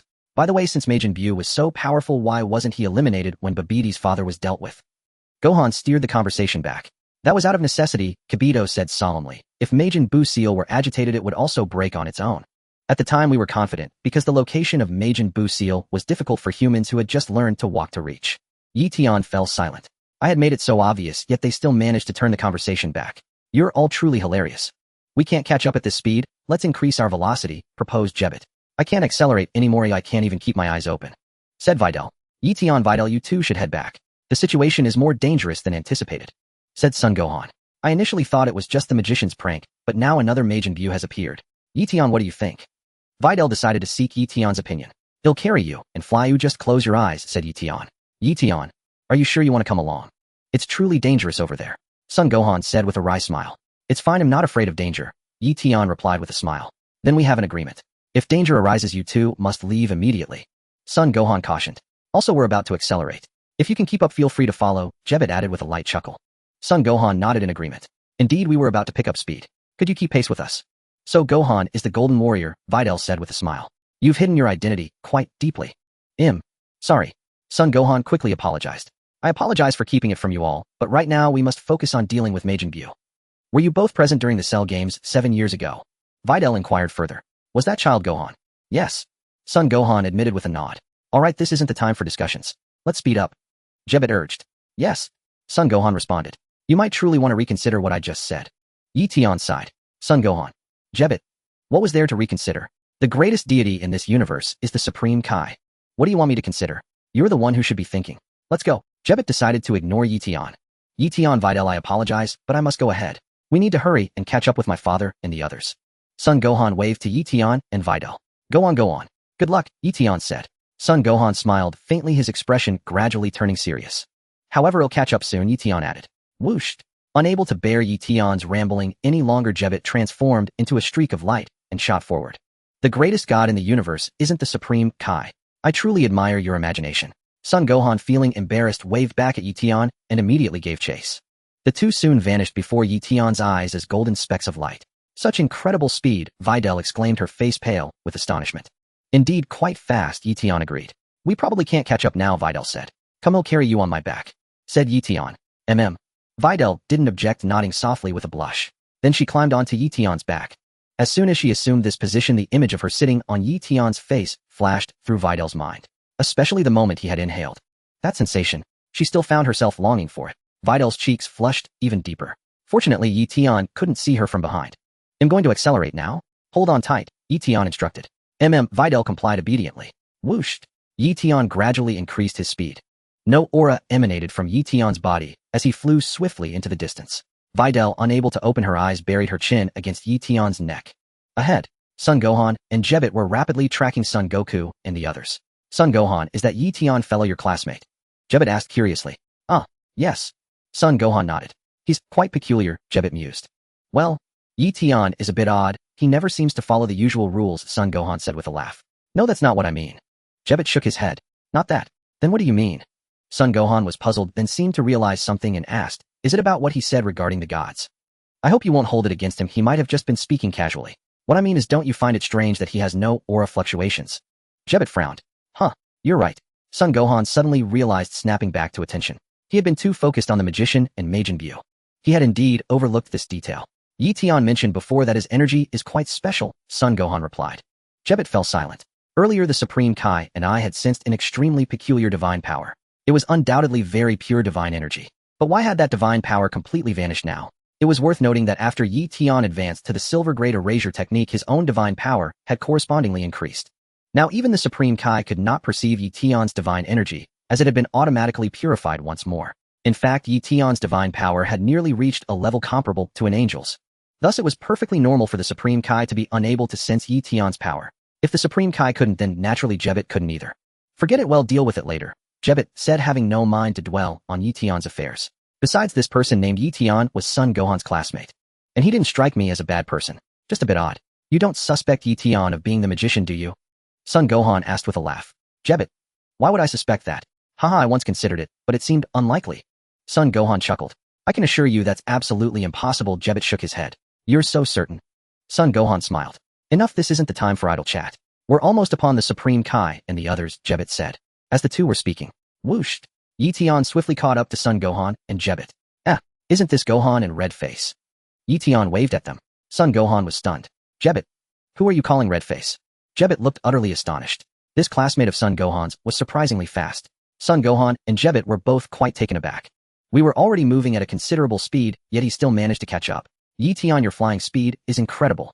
Son Gohan asked Eion. It's all right, Eion replied with a smile. Truly impressive. Son Gohan exclaimed in admiration. I feel that if you were to train seriously, you could become an exceptional warrior. I have no desire to be a warrior. My greatest ambition is to marry several wives and spend my days frolicking shamelessly with them. Eion said. Son Gohan. Son Gohan silently wiped his brow. Eion, have you forgotten that Videl is still clinging to your back? Son Gohan winked at Eion, signaling that Videl was still there. Even if you're a flirt, you shouldn't say that in front of your girlfriend. It's fine, Videl already knows, Eion said with a smile. Son Gohan was left speechless. Videl opened her small mouth and bit Eion's neck hard. Eion endured it. What was a little wound like this? You dare bite my neck. When we find a secluded spot, I'll bite your. Up ahead are my father and the Supreme Kai. We finally caught up. Son Gohan quickly changed the subject, pointing to Son Goku and the others ahead. Jebet said nothing more. It seems this classmate of Son Gohan's is more remarkable than I imagined. His flying speed is impressive, but that's probably all he's good at. Oh, and his energy is peculiar. So unique that even I can't sense it. Son Goku and the others also sensed Son Gohan's presence and turned to wave. However, Son Goku quickly noticed Eion. Son Goku also discovered that Eion had no detectable energy signature. Notably, although the Supreme Kai was a god, Son Goku could still faintly sense his ki. After all, the divine power of a Supreme Kai like this wasn't truly pure divinity, because later on Son Goku had used instant transmission to visit the realm of the Supreme Kais. At that time, only the Supreme Kai, the Grand Supreme Kai, and Jebit resided in the realm of the Supreme Kais. Well, that was something that happened in the GT world. But it doesn't matter. The GT world is merely a derivative of the Dragon Ball universe. It goes to show that the Supreme Kais possess a blend of divine power and energy. However, the divine power of the gods of destruction and angels is far purer, akin to true divinity. Son Goku and others could not sense such genuine divine power. Son Goku was merely curious that Eion had no energy signature, but he didn't dwell on it. After all, the priority was to find the wizard Babidi and stop him from awakening Majin Buu. The Supreme Kai paid even less attention to Eion. His focus was entirely on Majin Buu. They're starting to descend. The Supreme Kai's expression turned solemn. The next moment following the Supreme Kai's lead, everyone landed on a mountain peak and gazed into the distance. We've investigated this area before, Jebit said in a deep voice. Careful, don't expose yourselves, Piccolo warned. Piccolo also cast a deep glance at Eion before swiftly appearing beside son Gohan. Gohan, aren't they your classmates? Why did they follow? Piccolo asked quietly. They insisted on coming, and I couldn't talk them out of it. Son Gohan scratched his head. Forget it, let them be, Piccolo said. In the distance, Babidi's minion Pui had emerged from a strange room, welcoming Yamu and Spopovich. Is that the wizard Babidi? Son Goku asked. No, it's not him. The Supreme Kai shook his head. If the wizard is here, could he have nullified Trunks' Super Saiyan state from such a distance? Son Goku asked again. We still don't know if Babidi is here. The Supreme Kai mused, but I suspect he is. It's unlikely he'd be elsewhere. As for remotely canceling Trunks' Super Saiyan state, it might be possible if his magic is strong enough. The ground nearby seems odd, as if it's been excavated, Piccolo observed. I see. They must have hidden their spaceship underground. Jebit gritted his teeth. No wonder we couldn't find it. Babidi must know that we and Jebit have come to Earth, otherwise he wouldn't have hidden the spaceship. The Supreme Kai said solemnly. Didn't he arrive a month ago? Son Gohan asked. And he's been making things mysteriously disappear. He's doing that to boost his magic. Vegeta snorted from the side. Eion and Videl remained silent. Before they use Gohan's energy to awaken Majin Buu, we should launch an attack, Piccolo suggested. Agreed. The Supreme Kai nodded. I think Babidi will awaken Majin Buu outside, since doing so inside the spaceship might damage it. Let's observe the situation before attacking. Someone's coming out, Piccolo exclaimed. In the distance from a room resembling an elevator, Babidi and Dabura emerged. Upon seeing Dabura, the Supreme Kai's face turned ashen. It's Dabura. The Supreme Kai's voice trembled slightly. I never expected Dabura. Babidi actually made Dabura his minion. Jebit was stunned. Indeed, his magic is many times more powerful than his father's. Even someone this formidable has become his servant. The Supreme Kai said grimly. Dabura? Which one is he? The tall one. Son Goku asked curiously. Yes, that's him, the Supreme Kai confirmed. Is that guy strong? Son Goku inquired. Yes, he is the king of the demon realm. The Supreme Kai spoke in a low, strained voice, cold sweat trickling down his face. In the human world, the strongest might be one of you, but in the demon realm, Dabura is unquestionably the supreme ruler. The Demon King. Krillin felt a pang of fear. So the demon realm really exists. He seems like a terrifying opponent. Isn't Majin Buu from the demon realm? Eion couldn't help but ask. The Supreme Kai was left speechless. Well, aside from Majin Buu, the strongest in the demon realm is the Demon King. The Supreme Kai said, glancing at Eion. That's a tricky question. Then what about Moro? Isn't he from the demon realm too? Eion asked again. The Supreme Kai. Who is Mara? Never heard of him. The Supreme Kai shook his head. Forget it then. Eion said no more. The Supreme Kai was left speechless. Forget it if you will. I have no time for idle chatter with you. Eion, please don't say any more. That is Lord Supreme Kai, the greatest deity in this universe. Gohan whispered. But I heard the greatest deity in the universe is the Omni King. Eion scratched his head. Who told you that? Gohan was at a loss for words. I saw it in a comic book, Eion replied truthfully. All the characters here are from that comic. I'm absolutely certain. Gohan didn't want to talk anymore. Eion, this is not the time to discuss comics. Eion. Stop it. Videl also felt it was inappropriate for him to say such things here. Ask your questions later. Look, the wizard has already appeared. How ignorant. Kibito couldn't bear it any longer and shot Eion a fierce glare. This is not the time for that. The Supreme Kai sighed helplessly. So is that short fellow the wizard Babidi? Gohan quickly changed the subject. Yes, that's him, the Supreme Kai nodded. Is he the one making those things disappear inexplicably? Gohan gritted his teeth. Vegeta had already raised his hand, aiming at the distant wizard Babidi. Watch me blow him to pieces with a ki blast. Vegeta snorted. That little thing dares to bully Trunks. Does he think my son is an easy target? Vegeta, what are you doing? Piccolo quickly stepped forward to stop him. Don't alert them yet. Let's see what they're up to first. Vegeta calmed down. If that place holds Majin Buu's seal, one blast from you could release him instantly. The Supreme Kai also urged. TCH. Vegeta slowly lowered his raised right hand. What's there to see? Why not just kill him outright? So all those disappearances over the past month were his doing, Piccolo said in a deep voice. In truth, his power is negligible, but he knows terrible magic, so he cannot be underestimated. The Supreme Kai said, what surprises me is that Dabura has become his minion. Besides teleporting things, can his magic also control people? Piccolo asked gravely. If that's true, it's terrifying, Gohan said, shocked. No, he likely exploits the evil and desires in people's hearts to dominate and manipulate them. Kibito analyzed. That's why Dabura is the perfect choice. Kibito is right. That is Babbidi's dreadful magic. The Supreme Kai nodded. Yamo and Spopovich are all under his control, so only those without evil in their hearts like us can oppose him. As for the teleportation of objects, I think it's just part of his magical training. Making things disappear was likely to refine his magic and level it up. Kibito guessed. So only those without evil in their hearts won't be controlled. Yi Tian interjected. Correct, Kibito nodded. I have evil in my heart. Do you think he could control me? Yi Tian asked. Yi Tian, what evil do you have? Gohan leaned in curiously. Videl also looked at him strangely. I want to marry several wives. Isn't that an evil thought? Yi Tian mused. Kibito didn't want to deal with him anymore. Is that what you call evil? That doesn't count, it doesn't count. Gohan shook his head vigorously. What kind of evil is that? That's a relief, you scared me. Yi Tian breathed a sigh of relief, then had a sudden thought. If he really did control me, do you think he'd help me fulfill that wish? Gohan covered his face, not wanting to speak. The Supreme Kai and Kibito also ignored him. Videl quickly pulled Yi Tian aside. Yi Tian, can you please not be so embarrassing? Do you have to announce to the whole world that you want to marry several wives? Isn't having me enough? I really admire you. I didn't expect Dabura to be here. No wonder he's so brazen. The Supreme Kai sighed. I thought he'd teleport the energy back secretly, but now he's flaunting it all because Dabura is here. Do you think we're doomed? Vegeta snorted. The Supreme Kai didn't answer. If Majin Buu awakens, will this universe be finished? Vegeta chuckled lightly. Don't count on it. I won't lose to a guy like that. Krillin, you should go back. The situation is more dangerous than you think. Goku said to Krillin. Can I go back? Haha, great. My power probably isn't much help anyway. Krillin breathed a slight sigh of relief. You two should go back too. It's dangerous here, Goku said to Yi Tian and Videl. Well, stay. We won't get in the way. You do what you need to do. We'll just watch from the sidelines, Yi Tian said. Yi Tian, Videl, it's really dangerous here. You should head back, Gohan also advised. It's fine, it's fine. Yi Tian smiled. Then be careful.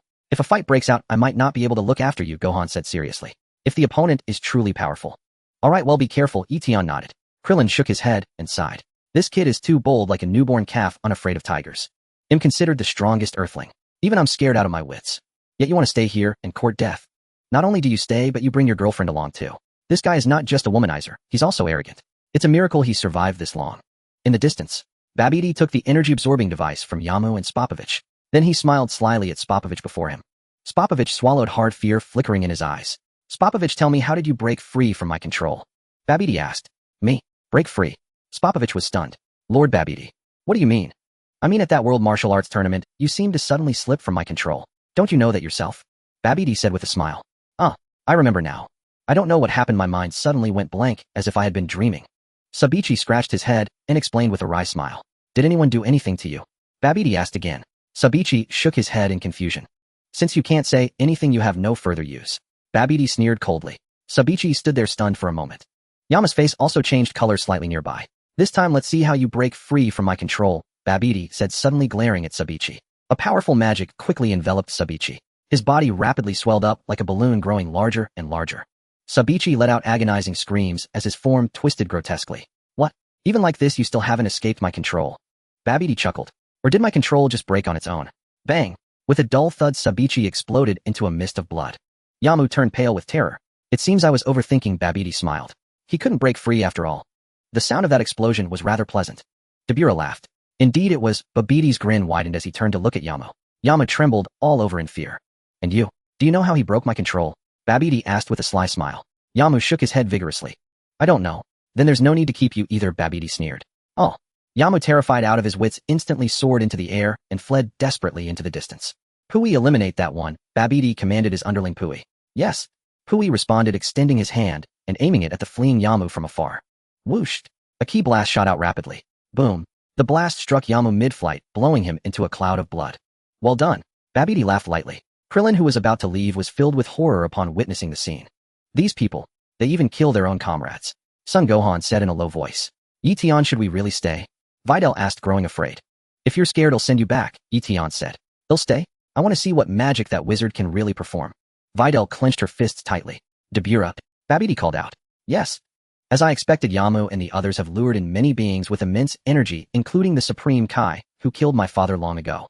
Babidi said with a smile. It seems they intend to hide, Dabura grinned. There are 9 of them in total. Aside from the Supreme Kai and Kibito, whose energy is unusable, 3 of them possess extraordinarily vast power. Exactly the energy from those three will be enough, Babidi nodded. With their energy, I believe Majin Buu can awaken soon. So you go lure those three into the spaceship to absorb their energy. That's the safest approach. The Supreme Kai will likely try to stop us. Hell warn them not to enter the ship. Dabura mused. You go eliminate the riffraff besides those three, then immediately return to the ship. They'll surely be enraged and chase after you. Babidi proposed with a grin. That's a good plan, Dabura agreed. Oh, and don't kill the Supreme Kai just yet. Leave him for me to deal with slowly. Babidi's eyes gleamed with malice. As you wish, Lord Babidi. He'll leave the Supreme Kai for your enjoyment, Dabura snorted. In the distance. Look, that Babidi seems to be going inside. Piccolo frowned. Trying to run. I won't let him escape. Vegeta snorted coldly. You've humiliated Trunks repeatedly. Let's see how I deal with you. Vegeta prepared to launch an attack immediately. Vegeta, wait a moment, the Supreme Kai urged. I don't like waiting. Vegeta sneered. Whoosh. In an instant, Vegeta vanished from his spot. At that moment, Babidi was about to enter the elevator room, the spaceship itself. Lord Babidi. What? What about me? Pui asked. Dabura is enough here. You go inside and guard the first level. Babidi said with a smile. Yes. Pui replied excitedly. Then let us begin. Dabura grinned. Whoosh. The next moment, Dabura shot off toward the direction of Son Goku and the others. Then Dabura and Vegeta came face to face. Dabura. Vegeta. The two stared at each other. However, since they were moving in opposite directions, neither snapped out of it in time, nor did they attack the other. In an instant, Vegeta appeared right before Babidi. Bang! Vegeta delivered a magnificent flying kick, striking Babidi squarely. With a dull thud, Babidi was sent tumbling across the ground from the kick. When he finally stopped, he felt as if every bone in his body had shattered.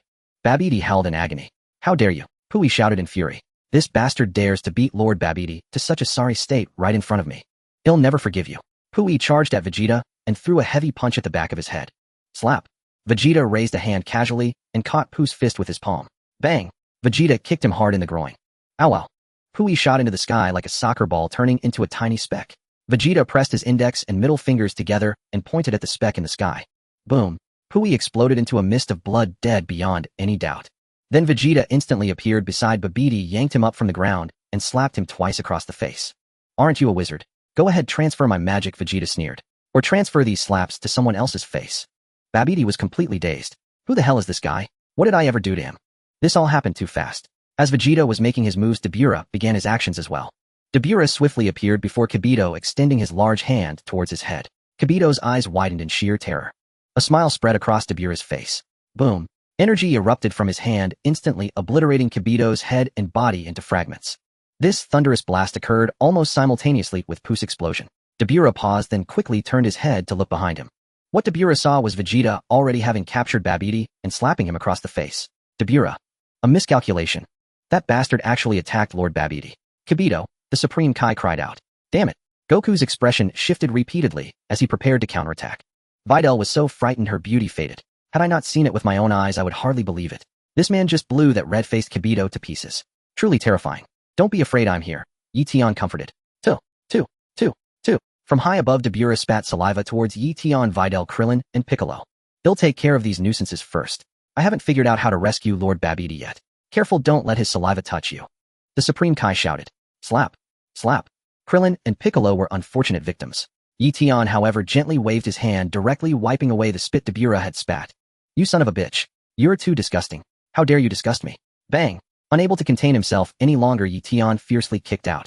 With a magnificent flying kick, Eion's foot landed squarely on Dabura's face, leaving a shoe print behind. Everyone present was stunned.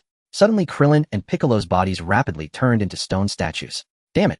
The Supreme Kai's expression shifted drastically. Goku and the others had no time to be amazed that Eion had kicked Dabura in the face. Upon seeing Krillin and Piccolo turn to stone, their faces were etched with shock. Goku quickly rushed towards Krillin. Krillin, Piccolo, what's wrong? Goku asked. Don't touch them. The Supreme Kai warned loudly. They've both been petrified. If their bodies are destroyed, they can never be restored. This despicable fiend. Gohan gritted his teeth. Gohan, catch. Eion shouted as he kicked out again, sending Dabura plummeting from the air to the ground. Gohan was bewildered. Isn't this guy the Demon King? Isn't he supposed to be incredibly powerful?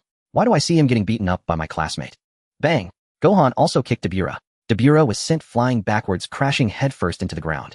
Dabura rolled across the ground. After a few rolls, he shot up into the sky. Kid. He'll remember you. Dabura glared fiercely at Eion.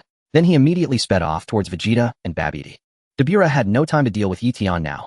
The most urgent matter was rescuing Babidi. I feel if this goes on, Lord Babidi will be beaten to death by that guy. They can't be restored if broken. Goku was still fixated on Krillin and Piccolo asking the Supreme Kai, so they can still be restored. The method is to kill Dabura, the Supreme Kai said, wiping sweat. What? That's it. So simple. Goku breathed a slight sigh of relief, a confident smile spreading across his face. The Supreme Kai, however, cast a deep glance at Eion in the distance. This kid is formidable. He actually kicked Dabura in the face. Was Dabura so easily struck by him? Wait. There's another very important thing.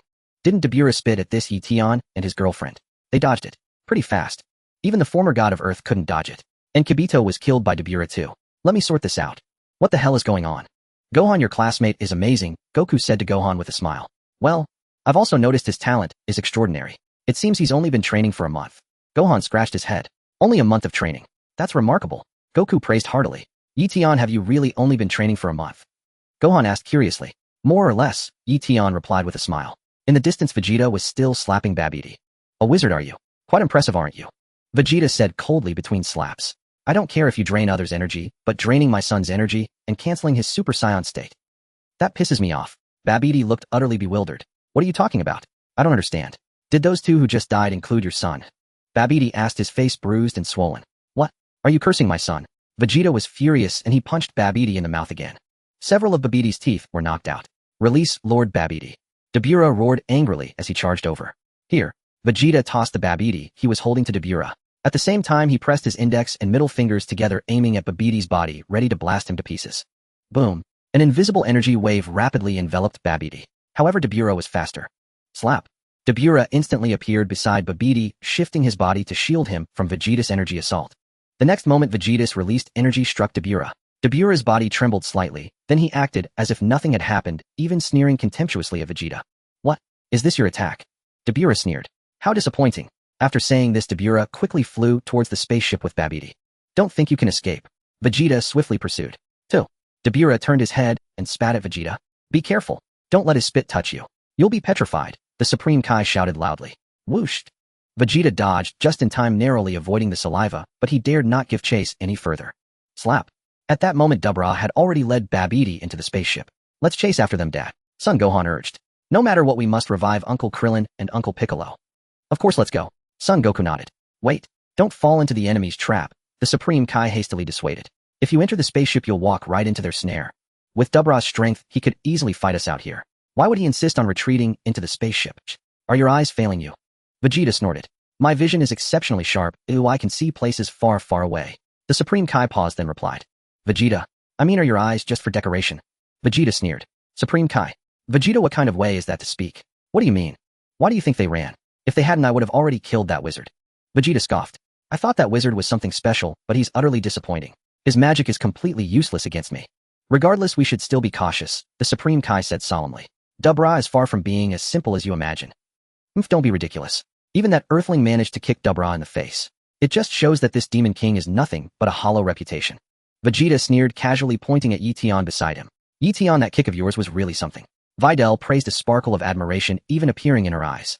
She hadn't expected Eion to be so formidable. That kick at the critical moment was truly dashing. That's precisely the problem, the Supreme Kai said gravely. Dabura is deliberately appearing weak. It's all to lure you into the spaceship. Let's not talk about that now. No matter what, we have to save Piccolo and Krillin. After saying this, Son Goku immediately launched himself into the air, flying toward the spaceship. Son Goku. You. The Supreme Kai exclaimed. I don't like waiting around either. Vegeta chuckled lightly, then leaped into the air, following behind Son Goku. Eion, what are you two planning to do next? Son Gohan asked. I'm going to follow and watch the show, of course. Eion grinned. That kick I landed was really satisfying. Son Gohan. A brief silence. Well, I also feel that the Supreme Kai has a point. Dabura deliberately held back earlier, which is why you managed to land that kick. Son Gohan said quietly. He did that to lure us into the spaceship. Then let's go? What can he possibly do? Eion said, completely unconcerned. Ahem. What I mean is maybe Eion and Videl should head back first. Son Gohan suggested. The upcoming battle might not be as simple as we think. Don't worry about me. You go ahead and do what you need to. Just pretend I'm not here. Eion smiled. Alright, then I'll be off. You two be careful. Son Gohan replied, then quickly flew toward the spaceship. Eion, should we really follow them? Videl asked. Do you want to go and take a look? Eion said with a smile. I wanna, but I'm also a bit scared. Videl wavered. It's alright. I'm here, so you don't need to be afraid. They'll protect you. Eion said gently. Videl felt a warmth in her heart. The Supreme Kai silently watched Eion and Videl from the side. These two earthlings are truly brave. You've come here to flirt of all places. Don't you know what kind of place this is? ID better leave you be. I have a feeling something will go wrong with Son Goku and the others. ID better hurry after them. Whoosh! The Supreme Kai swiftly flew toward the spaceship. Let's go too, Eion said to Videl. Okay.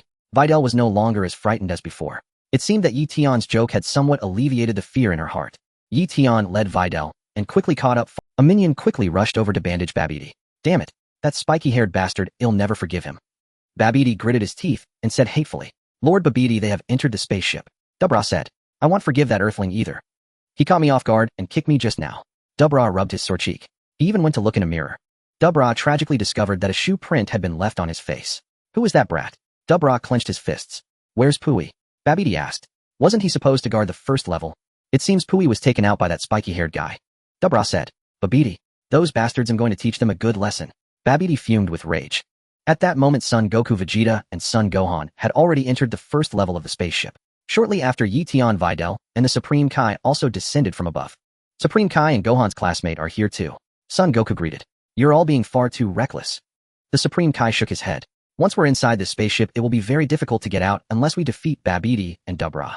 Son Goku looked up. The hatch above the spaceship had already closed shut. If it comes to it, we can just destroy the spaceship. What's stopping us from getting out? Vegeta chuckled lightly. No, you must not do that, the Supreme Kai said with a grave expression. Excessive stimulation will awaken Majin Buu immediately. Even if he hasn't gathered enough energy, his power is already enough to annihilate us and destroy this planet in an instant. Is that so? Vegeta said with utter disdain.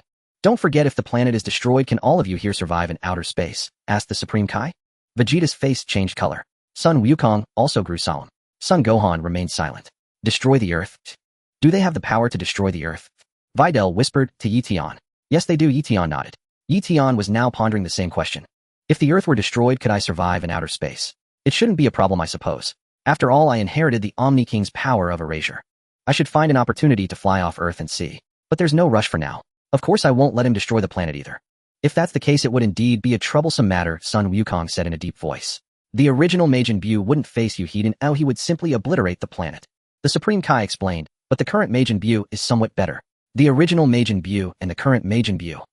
Son Wukong was taken aback. Let's discuss this another time, the Supreme Kai said, unwilling to elaborate. On Babidi's side, that fool Pui is dead. Let Yamu guard the first level. Babidi ordered. Yamu, using him to guard the first level from the start. Dabura was startled, looking at Babidi in surprise. Of course, they'll make them pay a heavy price. Babidi gritted his teeth. Perhaps gritting too hard, he accidentally aggravated his wound and howled in pain. I won't forgive them, especially that spiky-haired guy. Babidi harbored a deep grudge against Vegeta. You're utterly dishonorable. You attacked me first. When did I target your son? If Yamu guards the first level, he should defeat them quickly, and then he'll have no fun. Dabura said with slight disappointment. I wanted to thoroughly deal with the one who kicked me. He'll leave him to you. Babidi replied. Thank you, Lord Babidi. Dabura nodded joyfully and ordered his minions, quick, have Yamu guard the first level. Yes. The minion went to arrange it. First, inject the energy absorbed by Yamu and Spopovich into Majin Buu. Babidi took the energy absorber and went to Majin Buu's seal. Chunk. Babidi inserted the energy absorber into Majin Buu's seal and injected energy. Whooshed. The energy needle instantly rose to nearly 6 units. Babidi's eyes widened in shock. What? That much energy from just one collection? Babidi exclaimed. Nearly half the energy collected in one go. But just after exclaiming, Babidi's mouth twitched painfully. It hurt so much. Babidi winced incessantly. That shout had aggravated his wound again, causing immense pain. Damn it. They'll find a healer immediately to fix this. Babidi clenched his fist. I recall now. Majin Buu is a healer, he can heal me quickly. Collected that much energy in one go. Dabura was astonished. Did Yamu and Spopovich gather energy from hundreds of people? Babidi asked. I don't know, I've heard nothing. Dabura shook his head. To gather such immense energy in so short a time, I should have spared them. Babidi regretted. No matter, isn't Yamu already in action? Collecting energy from those 3 should be almost enough. Dabura said with a smile. If things go smoothly, Majin Buu will awaken soon. Maybe Yamu has already dealt with them. Babidi laughed heartily. Let's go up and see. The 2 flew to the upper level. Babidi looked into the crystal ball. What? Not fighting yet. Babidi was utterly speechless at the scene in the crystal ball. While Babidi was writhing in pain. In the first level of the spaceship, the monster Yamu emerged from his room. Yamu had long scythe-like arms resembling a mantis. Ah, a monster appears, Son Wukong remarked. That thing looks so disgusting, Videl whispered to Eion. Gaga. Yamu let out a strange cry and said to Eion and the others, Lord Babidi is at the lowest level, you must defeat me to go down. Vegeta? Son Wukong said to Vegeta. What? Vegeta grunted. You already took out one of Babidi's men, this one should be for me and Gohan, right? Sun Wukong suggested. Suit yourself, Vegeta snorted. Gohan, will you go first, or me? Sun Wukong asked. Dad, you go first, son, Gohan replied. Alright then, I'll handle him, Sun Wukong said, cracking his knuckles. Are you going to fight alone? The Supreme Kai asked with concern. Yes, Sun Wukong nodded. Don't underestimate them, Babidi has gathered formidable warriors as his underlings. The Supreme Kai warned. It's fine, Sun Wukong smiled, then said to Yama, come on, I'll be your opponent. Fine, I'll devour you now. Yama snorted. Let me tell you first, once you're injured, your energy will be transferred to this room, and then to Majin Buu's seal. So as long as we don't get hurt, our energy won't be absorbed, right? Sun Wukong asked. Exactly, that's the gist. Yama confirmed. So the wizard Babidi has been transferring things away all along. Was he practicing magic? Son Gohan asked from the side. Babidi heard Son Gohan's words and looked utterly bewildered. What do you mean? I don't understand. What did I transfer away? What have I moved? Yama, no more chatter, just eliminate them. Babidi commanded. I remember now, this creature is the monster Yama. The Supreme Kai's face shifted repeatedly. Huh. Sun Wukong turned to glance at the Supreme Kai. Hey. The monster Yama attacked, swiftly punching at Sun Wukong. Sun Wukong reacted quickly, leaping into the air. Whooshed. Yama's scythe-like hand swung down, grazing Sun Wukong's chest. Sun Wukong felt a chill on his chest, his face filled with astonishment. Sun Wukong lowered his head to glance at the torn fabric on his chest. That was a close call. Oh, that fellow may be massive, but his speed is quite impressive. Sun Wukong's son marveled. Shall we attack together? The Supreme Kai proposed. No need, father can defeat him alone. Sun Wukong's son chuckled. The Supreme Kai fell silent. How could they be so confident? Eion Wukong's father is incredibly skilled and so agile, Videl whispered. His father was once a legendary figure across this universe, Eion said with a smile. And his future achievements will be even more immeasurable. You hold his father in such high regard. Videl was taken aback. I've heard of him before, Eion replied with a grin. He defeated Piccolo Daimao. Have you all forgotten about that? You've mentioned Piccolo Daimao before, but I don't recall a thing, Videl responded, a hint of confusion in her voice. It's no longer important. Eion smiled. The monster Eion let out a series of sinister chuckles. So it extends claws like sickles. Sun Wukong remarked.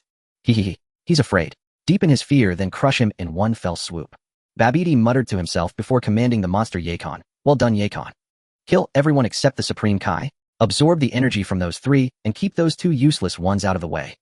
I must awaken Majin Buu as soon as possible. Eion when he said useless ones. Videl wiped her brow. That's right, he means us too, Eion replied. Eition's expression turned cold. You just can't stop, can you? He'll deal with you later. He'll make you question your very existence. To end this battle quickly, he'll turn this room into your favorite place, the Dark Star. Babidi laughed heartily.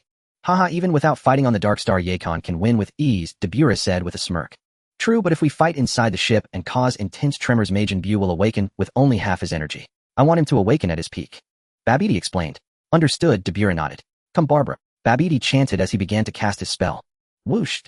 Eion waved his hand lightly, effortlessly dispelling the magic Babidi had cast. Babidi was stunned. What's happening? Did my magic fail? Babidi scratched his head. What's wrong, Lord Babidi? Dabura sensed something amiss. I'm not sure what's going on. My magic just seemed to stop working, Babidi frowned. How could that be? Dabura was baffled. Let me try again. Babidi said, reciting the incantation once more. Whooshed. Eion erased the magic again. What is happening? Babidi stared at his hands, terror dawning on his face. Why is this happening? Why has my magic failed? Inside the spaceship, Eion had heard Babidi promise to send him to the Dark Star. He waited patiently. But after a long wait, Eion found himself still aboard the ship. He wore a puzzled expression. Lord Babidi, why are you so slow? Let's begin our fight, Sun Wukong called out to the monster Eion. Fine. Eion was ready for battle. One more time.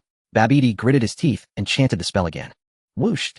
This time Eion did not dispel Babidi's magic. Only by making his magic work intermittently would he experience a tragic life. In an instant, everyone present was transported to an utterly pitch-black planet. Videl gasped and quickly hid in Eition's arms. Success.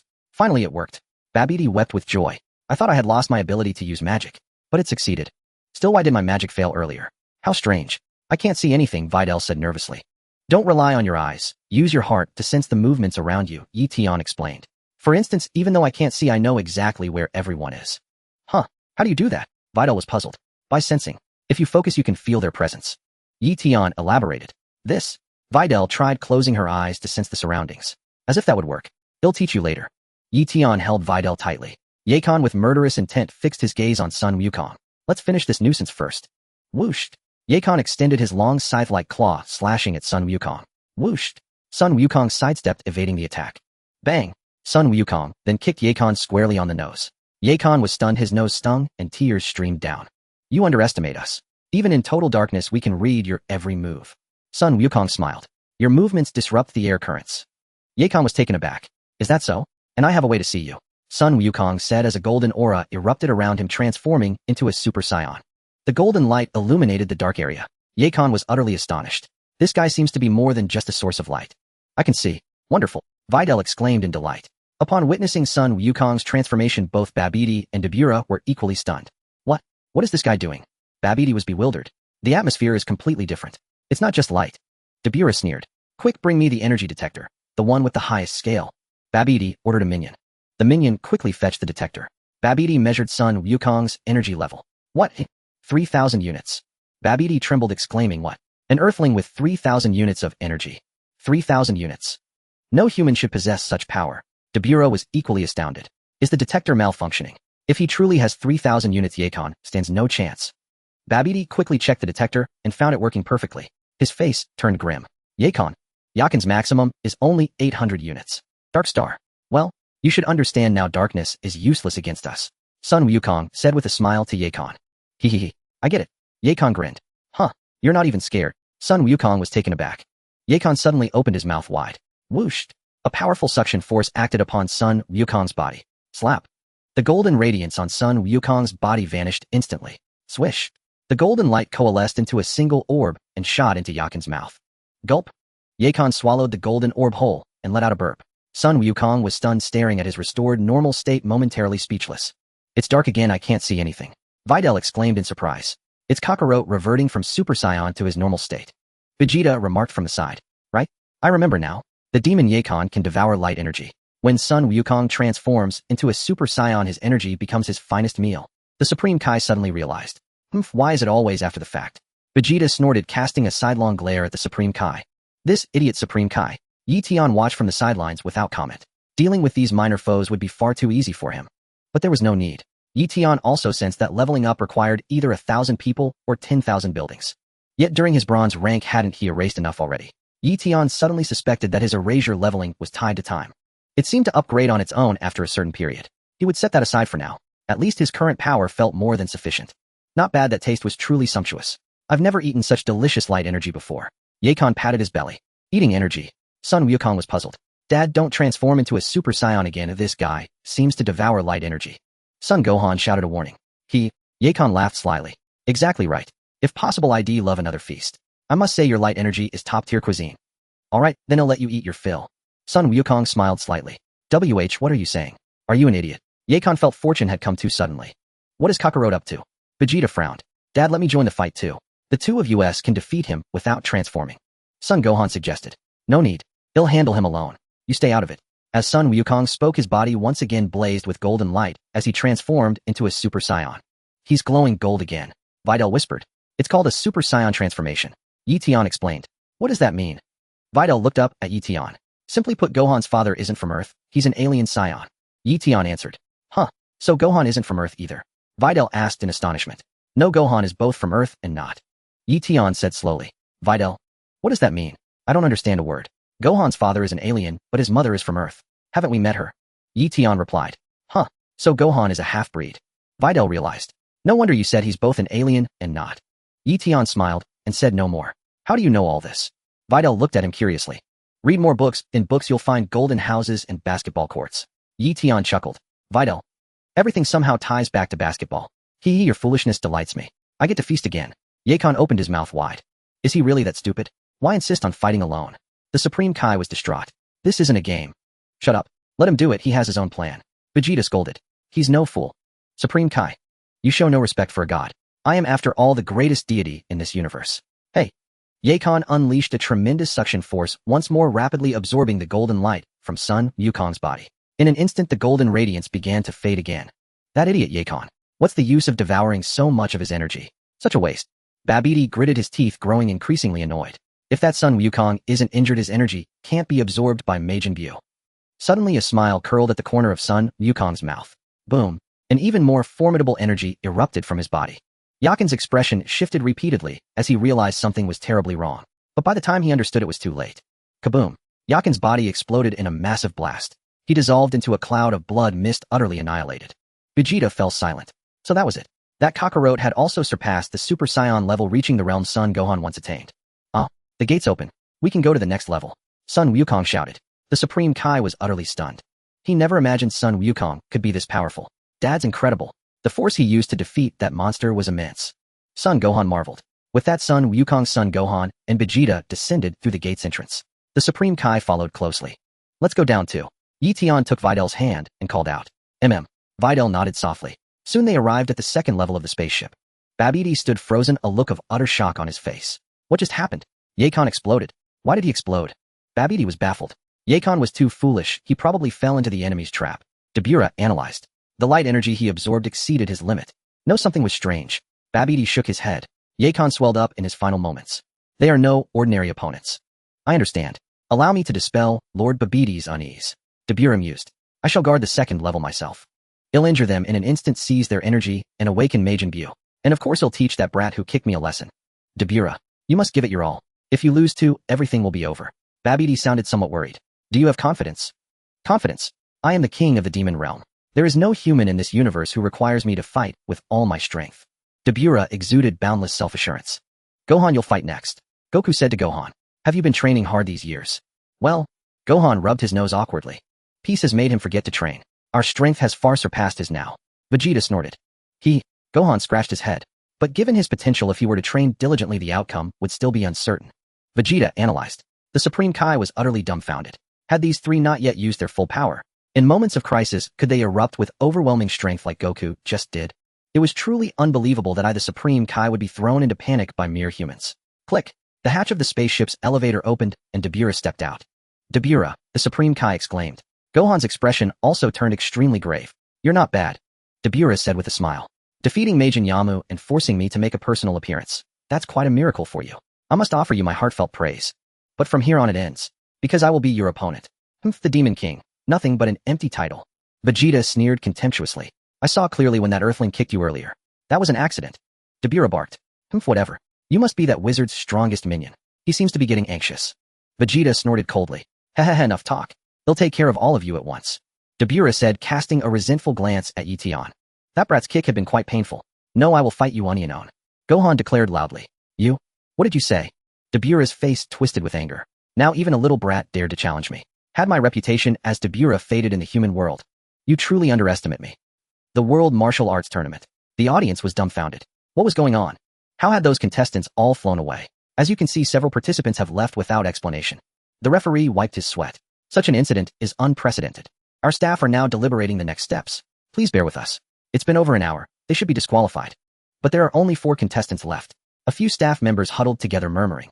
Those missing must be afraid of me, Mr. Satan. Satan said smugly. In other words, you who remain are quite brave. Satan surveyed the 3 contestants present. One was the masked man. One was Jewel. And a beautiful girl. Mr. Satan knew the skills of the masked man and Jewel all too well. The pretty girl probably wasn't much either. It seemed my son-in-law had taken all the strong ones away. That put my mind at ease. Good son-in-law. You are making it easier for me to win the tournament, aren't you? Wahahaha. Satan chuckled inwardly. Thank you for the compliment, Mr. Satan. Jewel smiled lightly. Trunks meanwhile remained vigilant. This guy was no pushover. He had knocked me out of the ring with a single punch. And whenever I released my energy, it inexplicably vanished. All right. Satan suddenly had an idea and strode toward the organizing committee. The audience erupted in chants of Mr. Satan's name as he appeared. I have a great suggestion. You might want to consider it. Mr. Satan said with a smile. Mr. Satan. The committee members immediately looked at him with deference. Let's have a battle royale. Satan proposed. Disqualify those absentees right away. The remaining 4, including myself, will compete together. A knockout tournament with just 4 is too dull. A battle royale is more thrilling and exciting. But, a battle royale. One staff member hesitated. What? You don't agree with my proposal? Satan narrowed his eyes, his face darkening. Fine, then he'll go home too. No. It's a brilliant idea. The staff member quickly agreed. Announce it. Satan instructed the referee. The referee didn't object and immediately stepped onto the ring to relay Satan's proposal to the audience. Upon hearing the plan, the crowd cheered for Mr. Satan, as expected of Mr. Satan, proposing a battle royale. I deeply admire your courage. The previously hesitant staff member smiled. Satan froze. In a battle royale, the champion Mr. Satan will surely be ganged up on by the other 3. That staff member grinned. Satan. Satan felt a chill run down his spine. Haha, nothing to fear. I am the true world champion. Satan's heart was racing, but his face betrayed nothing. Ladies and gentlemen, allow me to introduce the 4 contestants for the battle royale. The referee announced loudly. First, of course, the champion everyone knows, Mr. Satan. Satan with a long face stepped onto the ring. The moment he set foot on the platform, his passion ignited, and he raised his fists high. Next, the only female contestant in this tournament, the oddly named No. 18. The referee continued. Then the masked man who lost in the first round last time. Finally, the ladies' favorite, Jewel, who lost to Mr. Satan in the finals of the previous tournament. Jewel blew a kiss to the female spectators. The women erupted in frenzy. A crowd of middle-aged ladies shouted Jewel's name. Hello, beautiful. I really don't have the heart to fight you. How about dinner after the match? Jewel sidled up to No. 18, extending an invitation. Get lost, you eyesore. No. 18 replied without even turning her head. Jewel was stunned for a moment. This woman dared to reject me. With looks like mine, and you still say no. This four-person free-for-all has no time limit. The match begins now, the referee announced. Satan immediately readied himself for battle. Come at me, all three of you. I believe I can defeat you even without my son-in-law. The match starts, the referee declared, raising the microphone with a flourish of his arm. Wah! Jewel charged fiercely toward No. 18. Bang! No. 18 sent him flying with a single kick, eliminating him from the match. Wah! Jewel. The women wailed. Was their handsome hero truly eliminated just like that? Trunks. Son Goten. They both stood stunned for a moment. It was worth noting that Son Goten and Trunks did not recognize No. 18. After all, Krillin had never married her. After the Cell Games, No. 17 and No. 18 had parted ways with Son Goku and his group, beginning their own lives. No one had bothered to tell the two young boys about them. Although Krillin had feelings for No. 18, he would never speak of such matters to children. Goten, how is that woman so strong? Trunks asked in astonishment. I noticed that too, Son Goten replied. And she doesn't have any ki. Yes, no ki at all. Trunks nodded. Satan was also stunned. This girl had actually eliminated Jewel, a formidable rival. No. 18's expression remained cold, but inwardly, she felt a flicker of excitement. It looks like the championship is mine. The prize money is mine too. Wait, that guy is the world champion. Should I extort some money from him? What if I let him win the championship and make him pay me more? That's a good plan. He'll start by eliminating that oddly proportioned guy. Ladies and gentlemen, right at the start of the match, contestant Jewel has been eliminated, the referee announced. Only 3 contestants remain: the masked man No. 18, and the world champion Mr. Satan. Which of these 3 will rise above to claim the championship? Mr. Satan was secretly rejoicing. Excellent. The championship is mine. First, I'll defeat the masked man with a spectacular move. That beauty will be stunned by my power, and then I'll gallantly escort her out of the ring. The beauty and the audience will be captivated by me. With this thought, Mr. Satan raised his right hand, extending his index and middle fingers in a victory pose. Mr. Satan declares victory, the referee announced. Goten, that world champion, is not to be underestimated. Be very careful, Trunks said. When you fought him before, wasn't it the magician who made your energy disappear? Son Goten asked.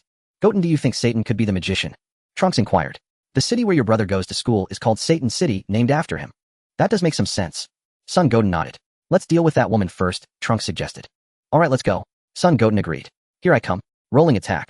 Mr. Satan tumbled rapidly across the ring, hurtling toward Trunks. Son Goten, however, leaped straight up and charged toward No. 18. Satan iron fist. Mr. Satan rolled a few times and punched toward Trunks and Son Goten. Satan's fist struck nothing but air. Bam, bam, bam. Son Goten and Trunks immediately engaged No. 18. The 3 clashed fiercely, their movements growing faster and faster. Mr. Satan watched in utter bewilderment. What's going on? As the fight raged on, Son Goten and Trunks suddenly soared into the air. This woman is no ordinary opponent. Trunks exclaimed in shock. Whoosh! No. 18 immediately flew up after them. Bam, bam, bam. They clashed fiercely once more. Damn it, I can't move flexibly. Trunks was struggling to keep up.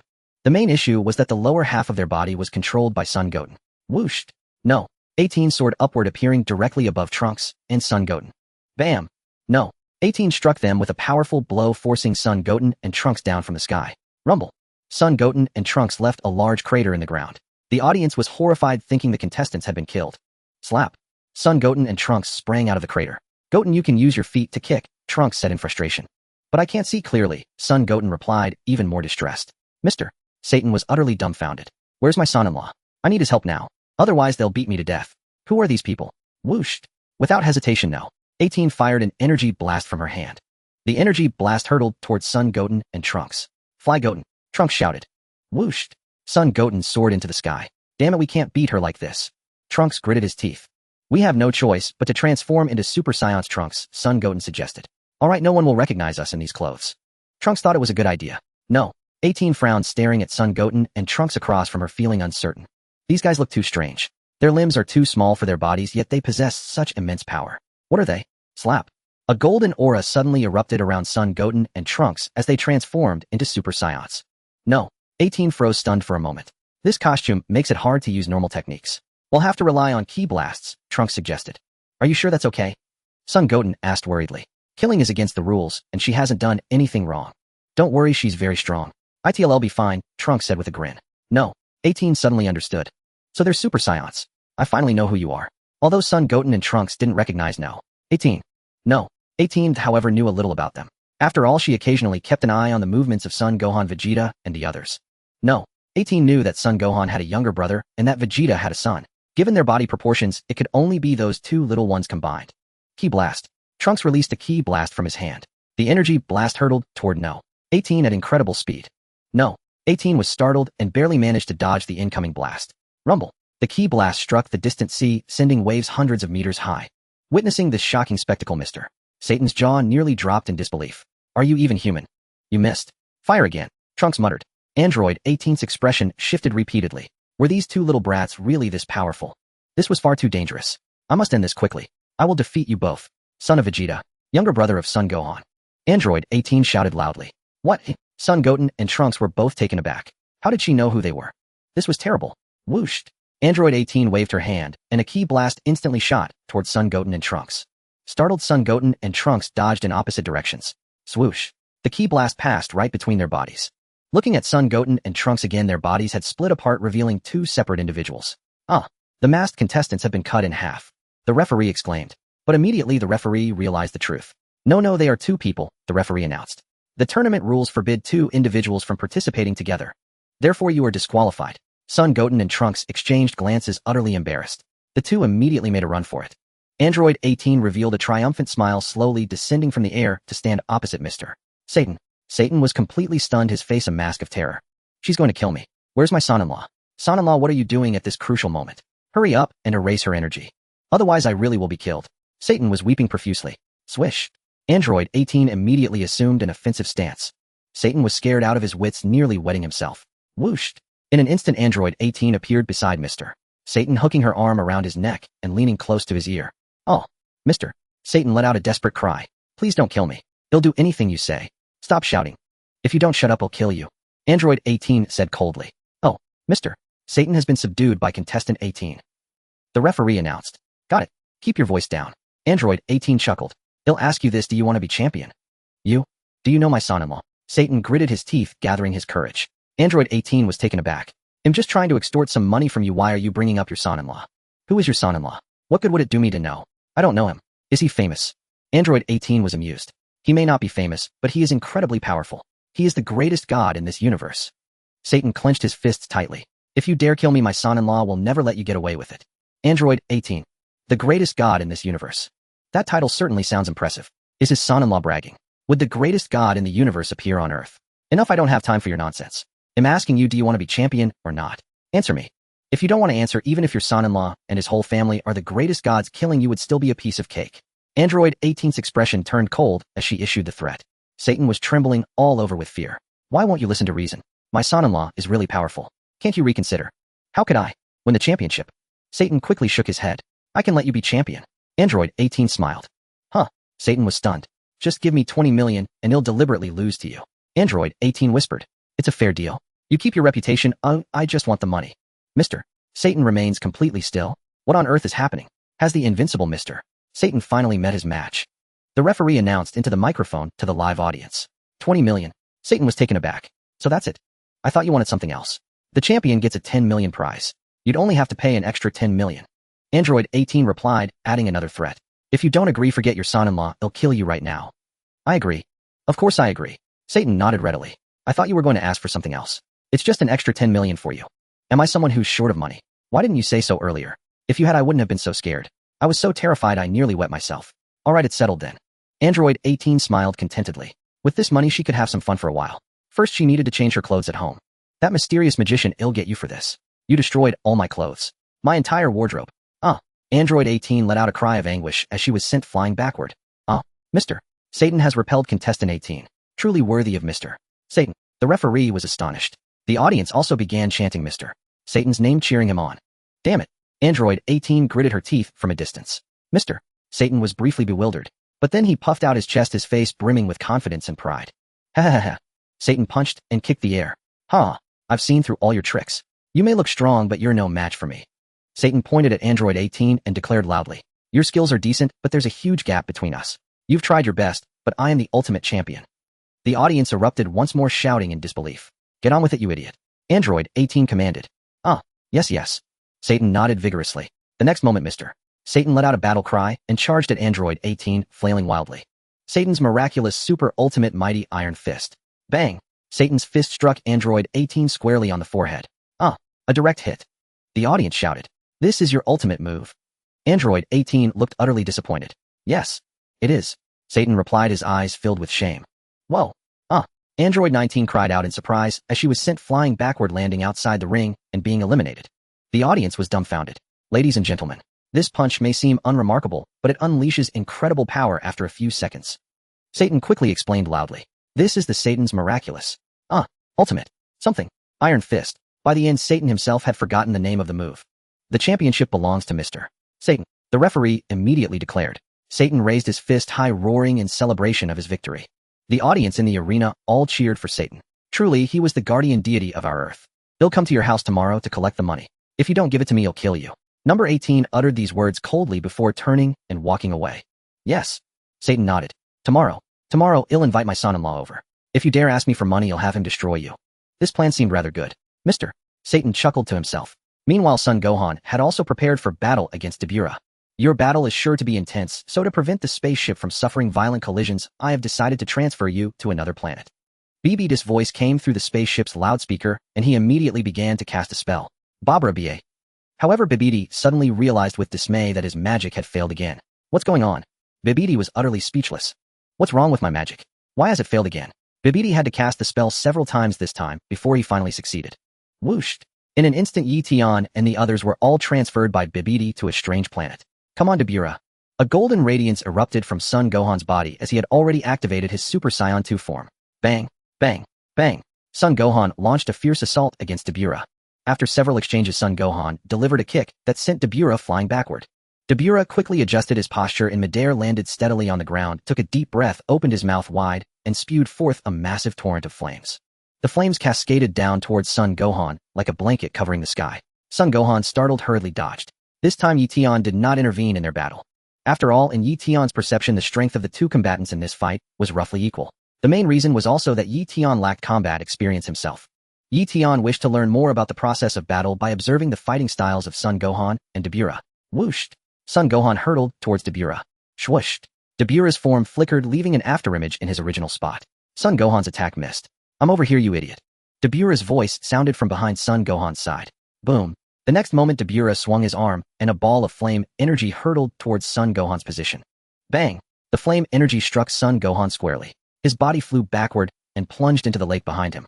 Immediately after, Son Gohan soared up from the lake. He wasn't injured, but his green clothes had been torn off. Son Gohan ripped off his torn green vest and glared at Dabura, furious and humiliated. Was that magic just now? Does he know magic too? Son Goku was taken aback. Yes. Those from the demon realm should all know magic, the Supreme Kai nodded. Then tell me, is the mysterious disappearance of things earlier definitely related to them? Vegeta snorted. What do you mean?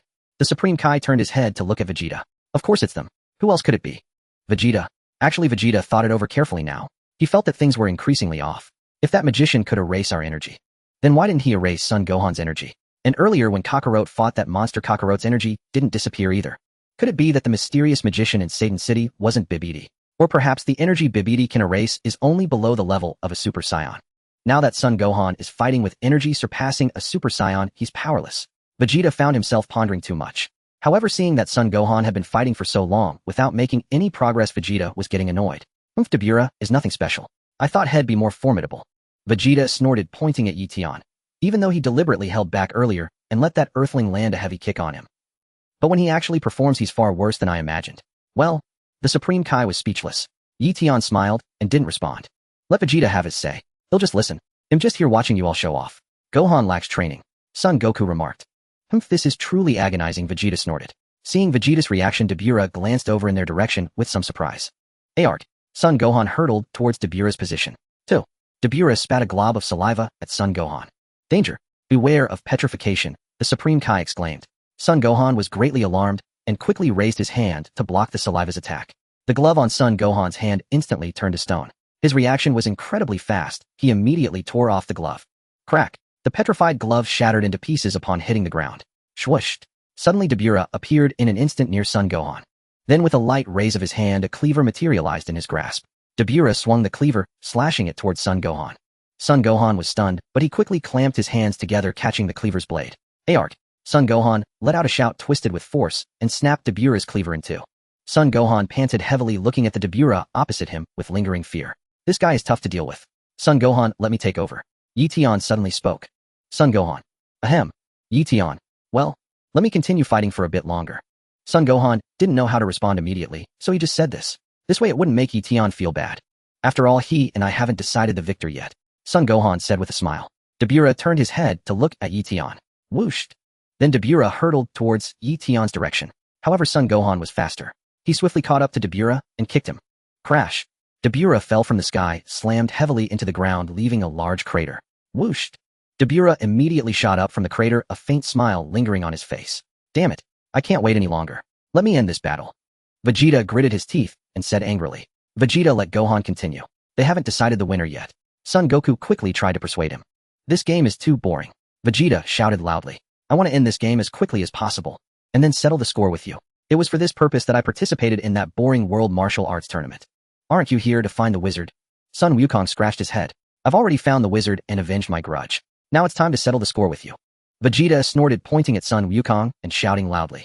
Dabura, however, keenly noticed this detail and immediately contacted Babidi through telepathy. Really? Good, I'll teleport you all back now. Babidi chanted a spell.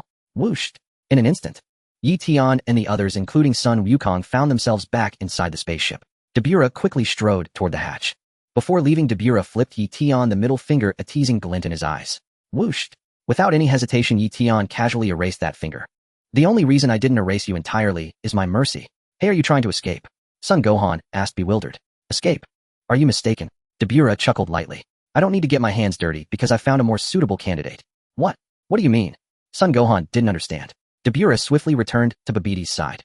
Dabura, what was that just now? Have you truly made a new discovery? Babidi inquired. Yes, I found someone among that group who harbors an evil heart. Dabura said, wiggling his finger. We can use that fellow and make him one of us. Where's my middle finger? Babidi was also startled and immediately looked at Dabura's hand. Dabura's middle finger had mysteriously vanished. Dabura turned around, searching everywhere for his missing finger. Where did my finger go? When did it fall off? Strange, why isn't it bleeding? Dabura, do you mean to make them turn on each other? That way we can gather enough energy, right? Babidi understood. Wait a moment, Lord Babidi, let me find my middle finger first, Dabura quickly replied. It's fine. If Majin Buu awakens, he can heal you and your finger will grow back, Babidi suggested. That's a good plan. Let's do it, Dabura nodded. It doesn't hurt anyway, but missing a finger feels uncomfortable. That person you mentioned is him. Babidi gritted his teeth as soon as he saw Vegeta. That's right, it's him. Dabura nodded. That guy gave me a thorough beating earlier, and my injuries haven't fully healed yet. Babidi clenched his teeth, itching to go and thrash Vegeta himself. Now that I look closely, he's indeed different. Brimming with evil aura, definitely not here for justice. This is perfect. If I can control him, I'll make him beat himself up first. That way you can have your revenge. Dabura smiled faintly. Isn't that right? Babidi danced with excitement. Then he aimed both hands at Vegeta's image in the crystal ball and began to mutter incantations. I will make you obey my commands. Babidi started casting his spell. Whooshed. Eion had already seen through the entire spaceship, using his unique ability akin to divine sense. After all, Eion could sense everything within a radius of 1000 meters. Since upgrading his erasure art to the silver grade, his reaction speed had also improved accordingly.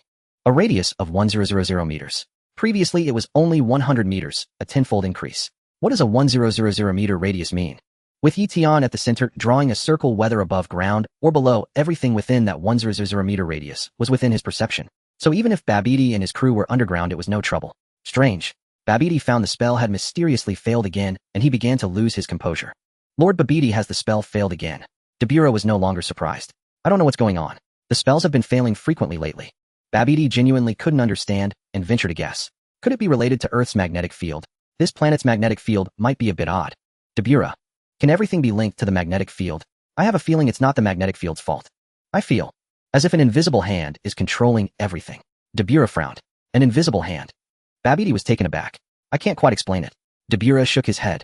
Lord Babidi, could there be a god more powerful than the Supreme Kai? Is the Supreme Kai the greatest god in the universe? If it's not the Supreme Kai, what other god could there be? Babidi rolled his eyes. That may be true, but what about my missing middle finger? Dabura felt a sense of unease. Enough talk. No matter what god it is, they're all useless against Majin Buu. Babidi snorted. He'll try again. With that he cast the spell on Vegeta once more. This time Babidi was thrilled to find it seemed to work. Vegeta was also stunned, immediately clutching his head and letting out cries. Just as I thought. The Supreme Kai's face changed color. Aya!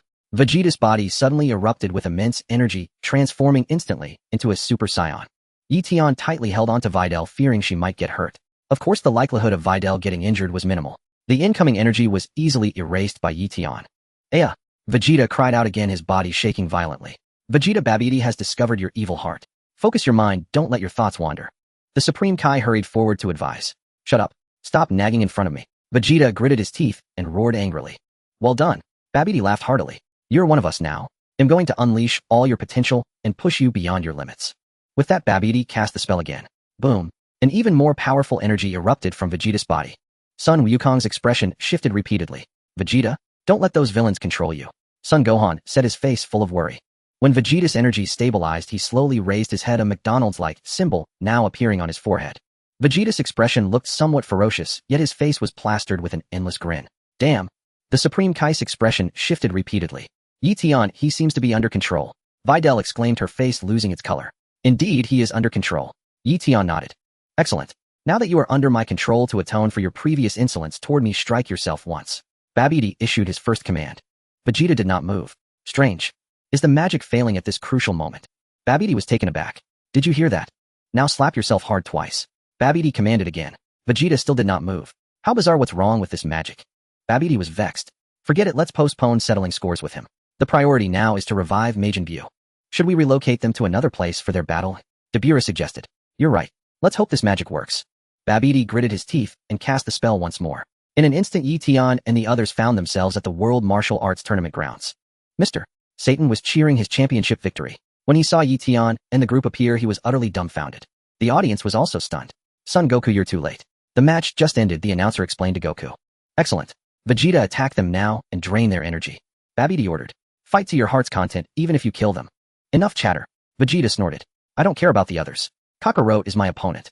Son Goku was startled. This one is strange. I can't fully control him. Babidi was surprised. Is it because my magic is unreliable? Vegeta grinned wickedly, a sinister smile spreading across his face. He raised his hand slightly, and a beam of energy shot forth. The energy raced towards Son Goku. Stop! Goku cried out in alarm, quickly crossing his arms to shield his head. With a deafening boom, Vegeta's blast sent Goku flying to the side. The energy continued its deadly course towards the distant stands. Son Goku paled in horror, realizing he couldn't intervene in time. Eion remained still. He did not dissipate Vegeta's blast this time. This was a transgression Vegeta himself had committed. He would face the consequences of his actions. Only then could he hope to catch up to Son Goku. Besides, Eion was no saint. A cataclysmic roar echoed as a huge chunk of the northern stands was blown apart.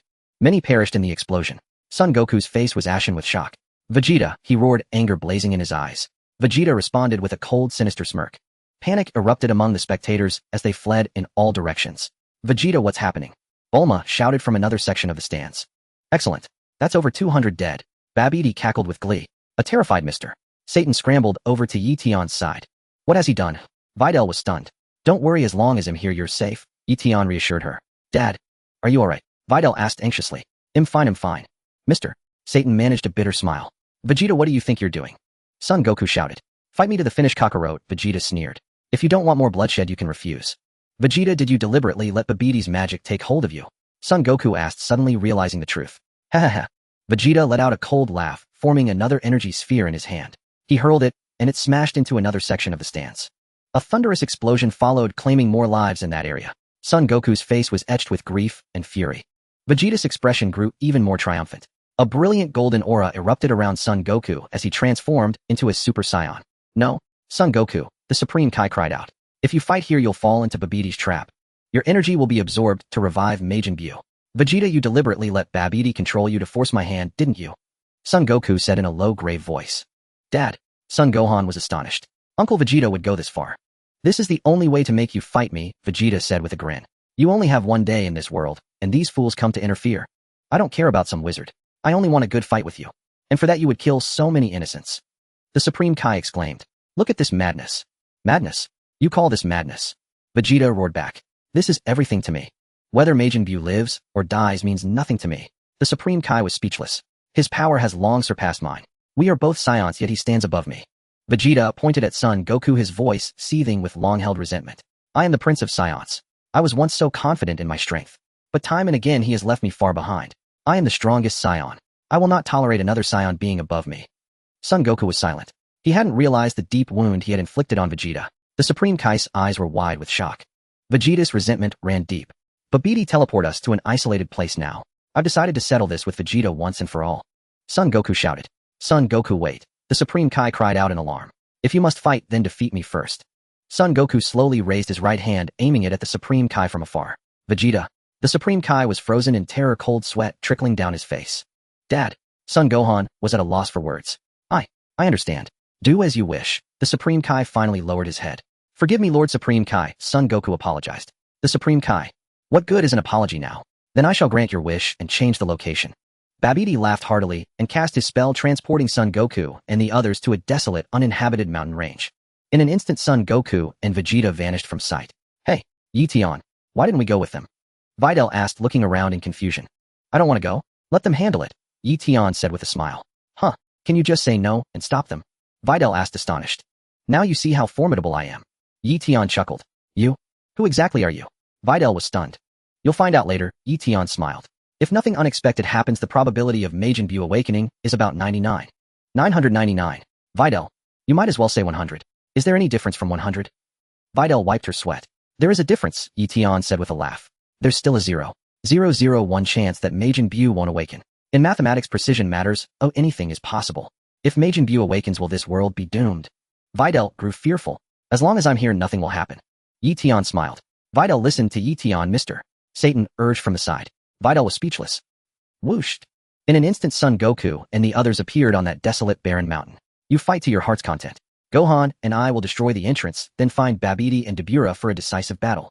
The Supreme Kai said, striding toward the spaceship's entrance. Even if it revives Majin Buu, there's no other choice. The energy from your battle will be enough to awaken him anyway. With luck, we might still stop it. With that, the Supreme Kai prepared to punch the spaceship's entrance. What did you say? Do you think he'll let you have your way? Babidi laughed heartily. Vegeta, stop them. Kill all the nuisances. Upon receiving the order, Vegeta let out agonizing cries. I refuse. The Supreme Kai's life or death means nothing to me. Vegeta snorted.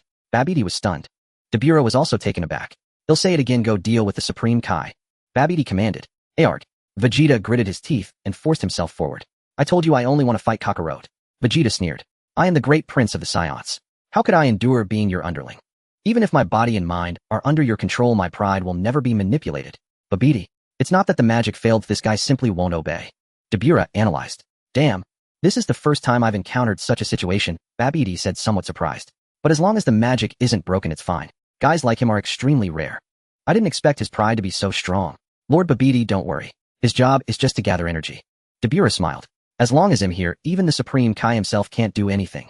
And hasn't Lord Babidi always longed to see the Supreme Kai die before your eyes? Wait. Don't you notice two people are missing? Babidi suddenly realized something.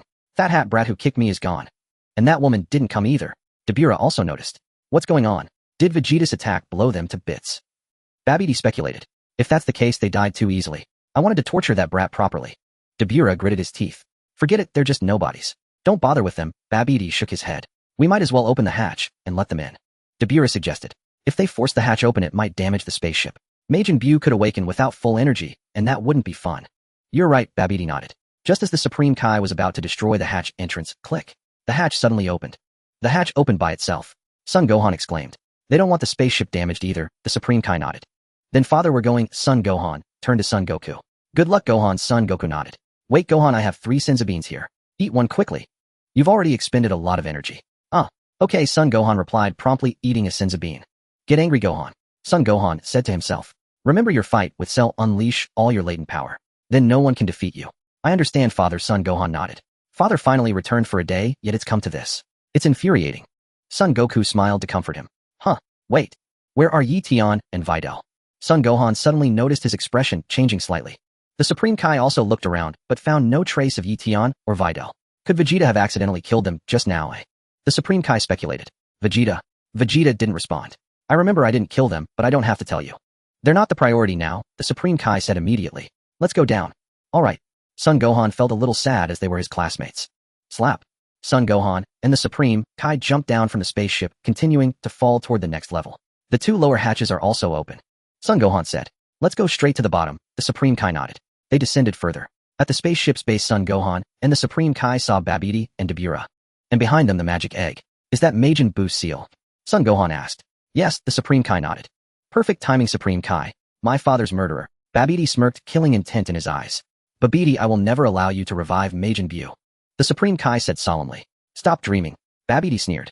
Dabura, the Demon Realm King, is with me. Do you think you can defeat him? Dabura let out a series of contemptuous laughs. Gohan, you deal with Dabura. He'll take care of Babidi. The Supreme Kai proposed. Understood. Son Gohan nodded, then glanced at Babidi and asked coldly, Babidi, did you make things mysteriously disappear in Satan City to practice your magic? What nonsense are you spouting? Babidi was taken aback. What's Satan City? Stop pretending. Who else could it be? Son Gohan snorted. I don't understand a word you're saying. Babidi grumbled. Gohan, strike now or the energy from Goku and Vegeta's battle will be transferred directly to Majin Buu's seal. Kaishin urged. Babidi is only stalling for time. I understand. Son Gohan nodded. Hey, I truly have no idea what you're talking about with things mysteriously vanishing. Babidi quickly defended himself. What does that have to do with me? Someone else said the same thing before. Could there be another sorcerer besides me? Say what you will. Babidi was too weary to argue further. Majin Buu might break free from his seal soon and I'd rather not have our spaceship destroyed by him. Let's go to the ground. That won't be necessary. I will stop you. Kaishin declared. Babra Ba. Babidi chanted another spell. Whoosh. Son Gohan and the others along with Majin Buu's seal instantly appeared outside. Dabura, are you confident you can defeat that earthling? Babidi asked. Of course. I crossed fists with him earlier. He's a pathetic weakling. Dabura laughed. But it's a shame that the brat who kicked me is nowhere to be found. I still owe him payback. Son Gohan's expression grew ever more grim. I must defeat this fiend. If I can unleash my fury to its peak, I believe I can overcome him. Kaishin, even though my father and I couldn't defeat you, my magical prowess far surpasses his. See, even Dabura has become my minion. Babidi smirked, a hint of pride in his tone. Elsewhere, Son Goku and Vegeta stood facing each other. Both were poised for battle. I don't want the energy from our injuries to flow to Majin Buu. He'll go all out to end this as quickly as possible. Son Goku said to Vegeta. How delightful. Let me see the fruits of your training in the other world. Vegeta grinned, even a flicker of anticipation in his eyes. Boom. Son Goku's body suddenly erupted with an even greater surge of power, lightning crackling around him. Super Saiyan 2. As expected of Kakarot, your strength now surpasses the Son Gohan of that time. Vegeta remarked. Hep. In the next instant, Vegeta also unleashed his full power, lightning enveloping his form. He too transformed into a Super Saiyan 2. Son Goku was startled. This won't allow us to settle things quickly, he said gravely. Should I turn Super Saiyan 3 and defeat Vegeta at once? Son Goku hesitated, ultimately deciding against the transformation. He felt that turning Super Saiyan 3 now would shorten his time in this world. Only in the direst of circumstances would that be the best choice. Moreover, Vegeta had already built up the atmosphere to this intensity. If I go Super Saiyan 3, would Vegeta be furious? What a headache. He'll fight like this. Come on. Kakarot. Vegeta's face burned with boundless battle lust. Bang. Vegeta launched the first attack. Son Goku quickly raised his arm to block. The two soon engaged in a fierce exchange. After several rounds, Son Goku kicked Vegeta deep into the earth. Vegeta soared up from the crater, a broad smile on his face. Bam, bam, bam. They clashed again, each blow landing solidly on the other's body and face. Both Son Goku and Vegeta were battered and bruised, their immense energy radiating wildly in all directions. Far away, Son Goten and Trunks also sensed the powerful aura. Goten, what's happening? I never expected such an astonishing ki. Trunks asked. Is it our fathers? I don't know. Son Goten shook his head. Do you think they're fighting that mysterious sorcerer? Trunks speculated. That sorcerer drained a lot of our energy. Our fathers must have gone after him. That seems likely. Son Goten nodded. Let's go check it out, Trunks suggested. The two transformed into Super Saiyans and sped toward the location of the battle. The fight between Son Goku and Vegeta raged on. They separated briefly, staring at each other, panting heavily. The exchange had drained a tremendous amount of energy from both. It's unbelievable. I trained so hard in the other world, yet I'm only on par with you. You've been training even more fiercely. Son Goku remarked. You're wrong. I intended to train even harder, but I clearly knew you still had the edge. Vegeta snorted. When you fought Babidi's henchmen, I was genuinely startled by your power. So I made a secret decision. I see. You deliberately let Babidi control you. So, Son Goku realized. Yes, exactly. Vegeta nodded in admission. Those two minions of Babidi who appeared at the World Martial Arts Tournament.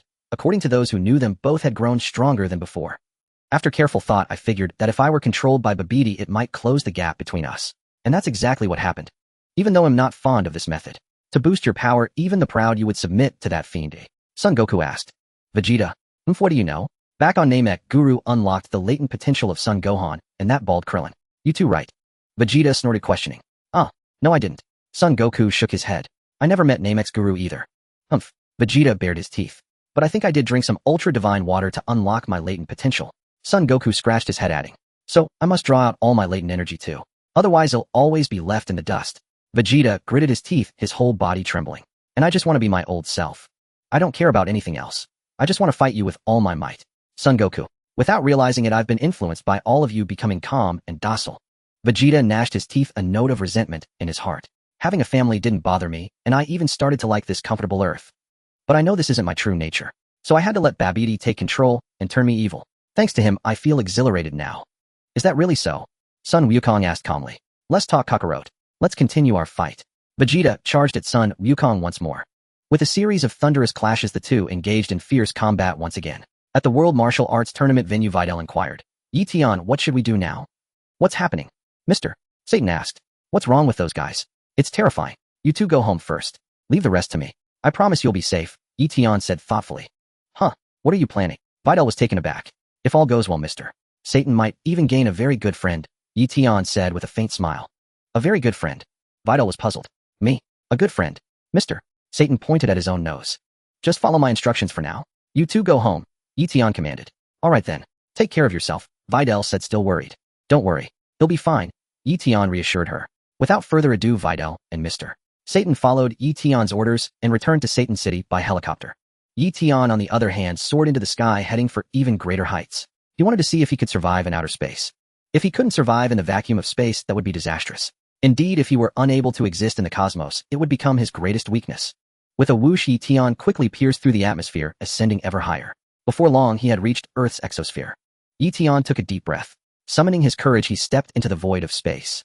At the same time, he shrouded his body in a layer of divine energy. Upon entering the cosmic expanse, Eion found that his body experienced no abnormality. He slowly dispelled the divine energy enveloping him. Still nothing. As I suspected, I possessed the power of the Omni King. That puts my mind at ease. Eion breathed a slight sigh of relief. As long as I can survive in space, I have no weaknesses now. My only weakness is that I am too powerful. With a wave of my hand, I can erase anything I desire. Especially now that I've mastered the ultimate erasure technique, what could possibly remain beyond my reach? The next moment, Eion gazed toward a certain direction on Earth. He could sense the unmistakable aura of Majin Buu emanating from that spot. It seems Majin Buu has been released after all. At the location where Majin Buu's seal-lay son Gohan was about to commence a second round of battle with Dabura. Suddenly, a beeping alarm rang out from the sealing device behind Babidi. Babidi froze. That sound. He turned around and was startled to see that the energy gauge had reached its maximum. It's full, Babidi exclaimed, his face a mix of shock and ecstatic anticipation. Son Gohan was stunned. The Supreme Kai looked ashen, cold sweat pouring down his face. The energy is full. Majin Buu's power is finally complete. Babidi shouted in exhilaration. Majin Buu is about to awaken. How can this be? The Supreme Kai felt utterly defeated. We've only been chatting for a minute. I understand now, Son Gohan said gravely. Father and Vegeta are fighting with transformations beyond Super Saiyan. Their power is immense, and naturally the damage they inflict is extraordinary. Why did this happen? The Supreme Kai clutched his head, feeling as though the sky was falling. Damn it. I miscalculated. Suddenly streams of pink gas began to spurt from Majin Buu's seal. The pink vapor rapidly coalesced high in the air. He's coming out. Majin Buu is emerging. Babidi cheered loudly. Dabura shared in Babidi's joy. This is bad. We need to flee immediately, Gohan. The Supreme Kai urged. I can't just run away like this, Lord Supreme Kai. Son Gohan protested. Don't you understand? No matter how strong you are, you're no match for Majin Buu. The Supreme Kai pressed. No one in this universe can defeat him. If you stay here, he will surely kill you. But, Lord Supreme Kai, Son Gohan hesitated. Go now, the Supreme Kai commanded. Since he's already gathered enough energy, I'm going to fight to the death. Son Gohan made up his mind, his energy erupting wildly. What? What are you planning? The Supreme Kai asked, startled. I will make a final stand. I will destroy this fiend. With a roar, Son Gohan launched a colossal energy blast toward the site of Majin Buu's seal. That reckless fool. Dabura yelped, quickly grabbing Babidi and dodging the energy onslaught. With an earth-shaking boom, Son Gohan's immense power struck Majin Buu's egg directly. Son Gohan pushed his energy to its absolute limit. You idiot. You're just wasting your strength. Babidi taunted. With a scream of exertion, Son Gohan continued to pour out his energy. With a loud crack, Majin Buu's egg was sent flying. The egg soared into the air, reached a peak, then plummeted back to the ground, rolling several times. With a snap, the egg split cleanly in two. The Supreme Kai nearly wet himself in terror. He's out. Majin Buu is out. Babidi cheered. With a clatter, the two halves of the egg lay empty. Babidi was dumbfounded. Dabura's eyes widened in shock. It's an empty shell, Dabura said grimly. No. Impossible. How could this be? Babidi felt his world crumble. This can't be happening. Why, son Gohan? The Supreme Kai. The two exchanged glances. Come out now, Majin Buu. Babidi shouted desperately. Yet the egg remained utterly still. Ha ha ha. Ha ha. I can't believe our luck. The Supreme Kai laughed heartily, pointing at Babidi with glee. Too bad, Babidi. Majin Buu might have been destroyed by that attack. Perhaps he withered away during his long slumber. No matter how much energy you pour in, he can never regain his former form. Babidi wept in despair. Lord Babidi, do not worry. Even without Majin Buu, you still have me, Dabura consoled him. Besides, that fellow named Vegeta is still under our control. Babidi gritted his teeth, unwilling to accept defeat. Goku and Vegeta will probably end up in a draw, the Supreme Kai analyzed. Next, he'll deal with Babidi and you can defeat Dabura. That way peace will be restored to the universe. Gohan. Something fell off? Come on, Gohan. Now's the time. Burn your cosmos. No, burn your rage. Unleash your true power. The Supreme Kai laughed heartily. Gohan, peace is within reach. No, I don't think so. Gohan shook his head, his expression shifting slightly. What? The Supreme Kai was taken aback. What an incredible energy. Gohan said in a low voice, an astonishing energy is rising. This is. He immediately looked up at the sky. In the sky, pink clouds had gathered without warning. It's the pink smoke. From that magic egg earlier. Gohan was stunned. You? What did you say? The Supreme Kai's face shifted repeatedly. What is that? Babidi was also dumbfounded, looking up at the sky. It's clouds. Dabura guessed. No, it's the smoke from the magic egg. It's all gathered together. The pink smoke in the sky rapidly coalesced into a form. Pop. Majin Buu's plump body materialized. Doc. Majin Buu landed from the air, a smile on his face. Gohan was astonished. The Supreme Kai's expression shifted repeatedly. Dabura stared in amazement at the fat figure. Babidi wore a look of utter confusion. Was this really Majin Buu? How could he look so ridiculous? What was my father thinking? Why create such a thing? Majin Buu looked left and right, then opened his mouth with a laugh, revealing an adorable smile. Lord Babidi. Is that thing really Majin Buu? Dabura wiped his sweat. Well, I don't know. Only the Supreme Kai has seen Majin Buu. Babidi wiped his sweat as well. This guy was too distinctive. Babidi turned to look at the Supreme Kai, who was trembling there. Supreme Kai, is that really Majin Buu? Gohan asked hesitantly. Yes. I will never forget that terrifying face. The Supreme Kai nodded affirmatively. So he really is Majin Buu. Babidi was exhilarated. But why does he look like that? Dabura was speechless. Meanwhile, Majin Buu was doing stretching exercises, bending his body forward and backward. We can't escape. The Supreme Kai said in a low voice. Really? Even though his energy is incredible. Gohan frowned. But I think he might not be unbeatable. If I give it my all. Is that so, Gohan? The Supreme Kai was somewhat surprised. Goku and Vegeta were locked in confrontation. Vegeta was about to launch another attack. Wait, Vegeta. Hold on. Goku quickly waved his hand. An incredibly powerful energy has appeared. Majin Buu has finally awakened. Vegeta also extended his senses and indeed detected a massive aura. But then he burst into laughter. So this is Majin Buu. I thought he'd be something formidable, but his energy is only this much. Vegeta smiled contemptuously. I knew it all along, Kakarot. We are far too powerful now, enough to dominate the entire universe. Goku remained silent. You once thought the Supreme Kai was a mighty god, but he turned out to be the opposite, panicking and helpless. Vegeta sneered.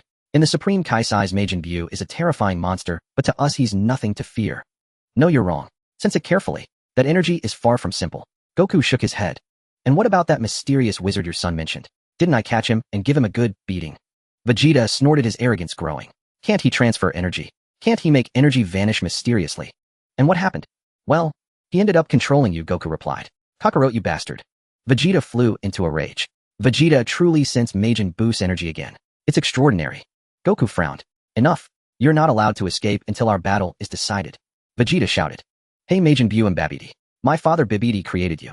Babidi addressed Majin Buu directly. You've been sealed in that magic egg, so we've never met, but now I've finally awakened you. Humph. Majin Buu grunted and rolled his eyes. From today, I am your master. Babidi laughed heartily. Humph. Buu turned his head away, ignoring him. Hey, why aren't you greeting me? Babidi grew anxious.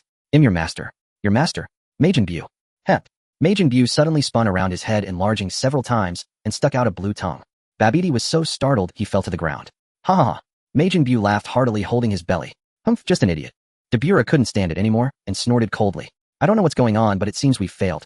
This guy is ordinary and a dull-witted fool. Buu immediately turned to look at Dabura. Humph, ha hey. Buu clenched his fists and gestured at Dabura. What? You want to fight me? Dabura sneered. You overestimate yourself, you fool. Supreme Kai Majin Buu doesn't seem like much, Gohan asked. Is that really the case? He is Majin Buu.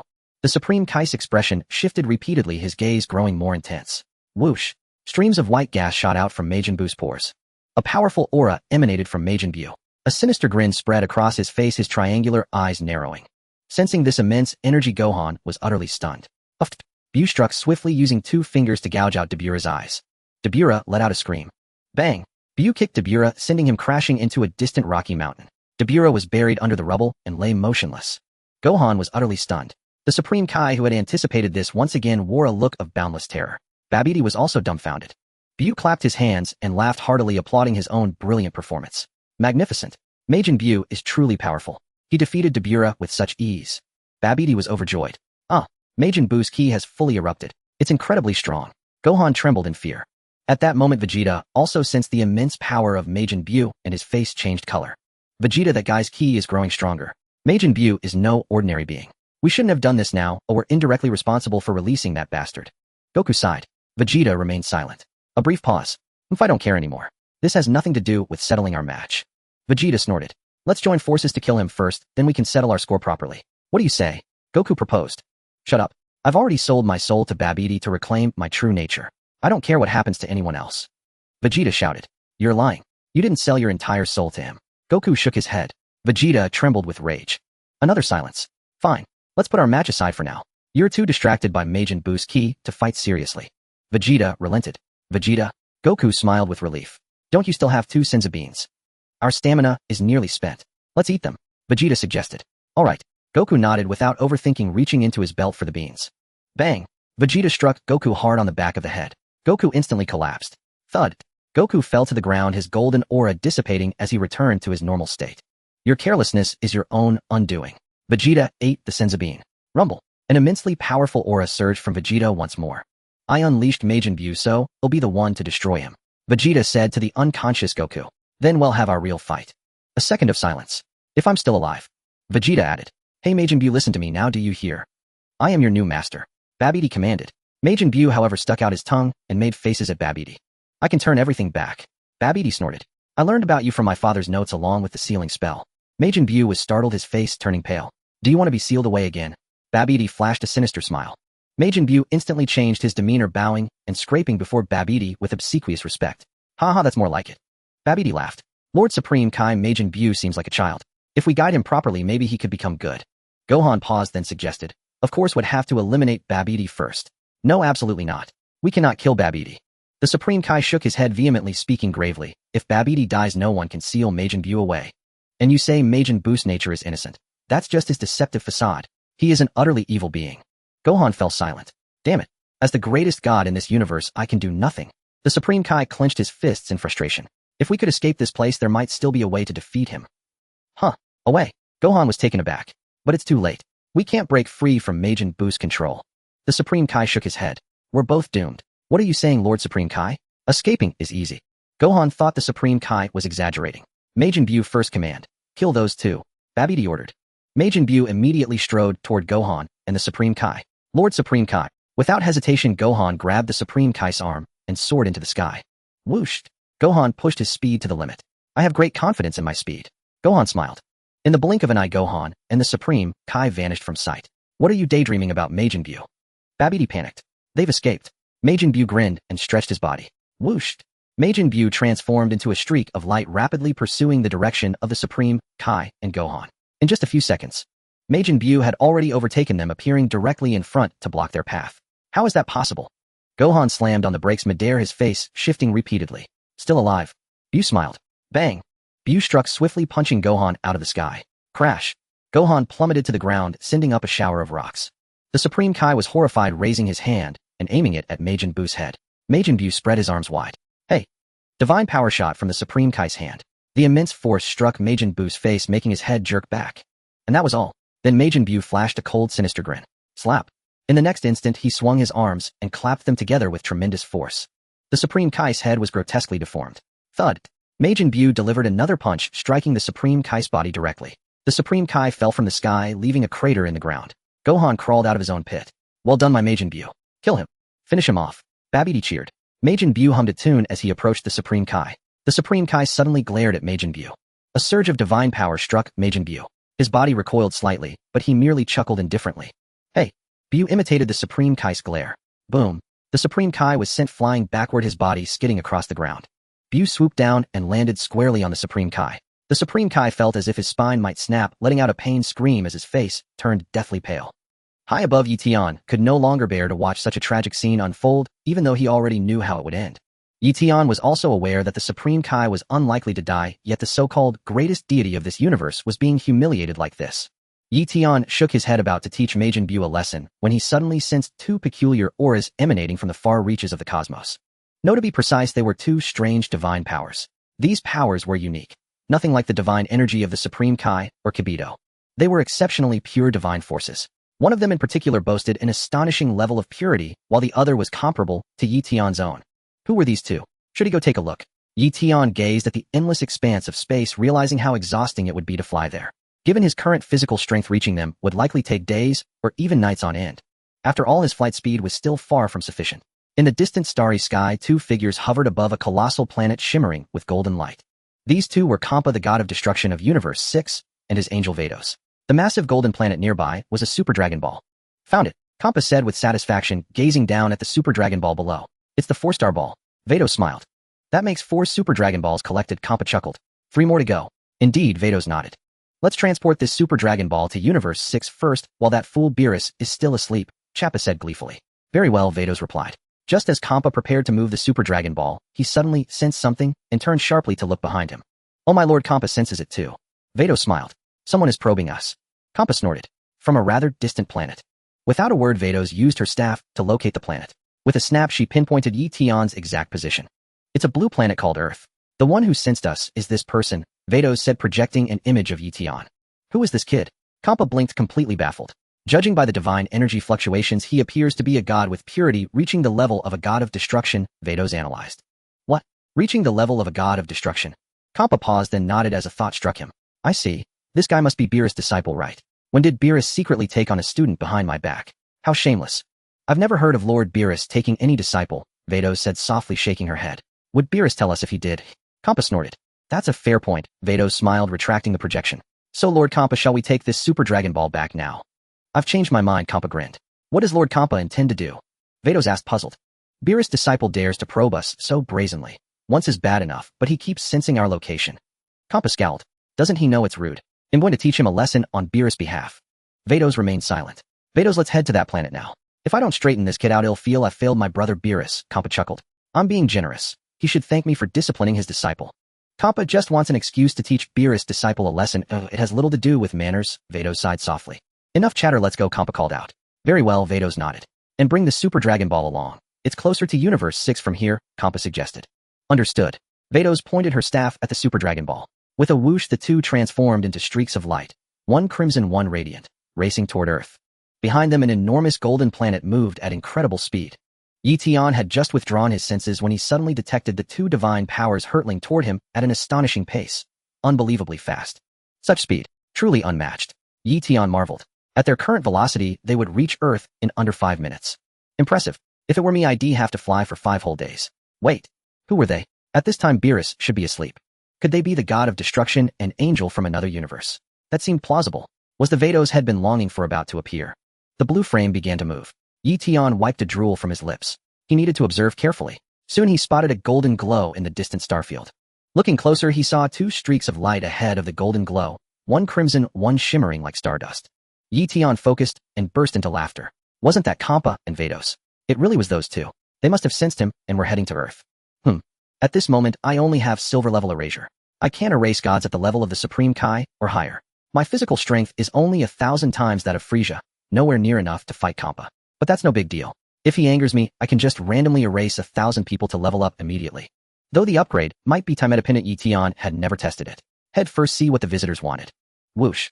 Although it was said to take 5 minutes, Xiang Pa and Vados arrived before Eion in less than 3 minutes.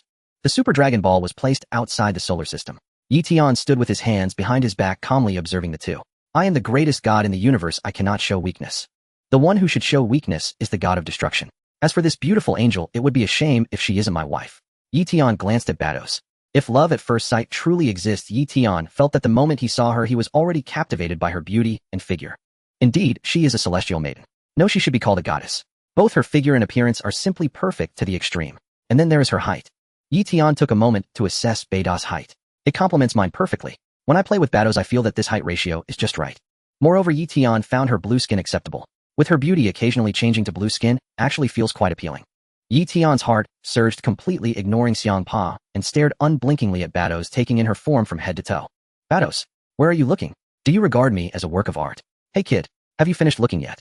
Xiangpa's face darkened, realizing that Yi Tian was admiring Bados. Don't speak, let me look a little longer, Yi Tian said.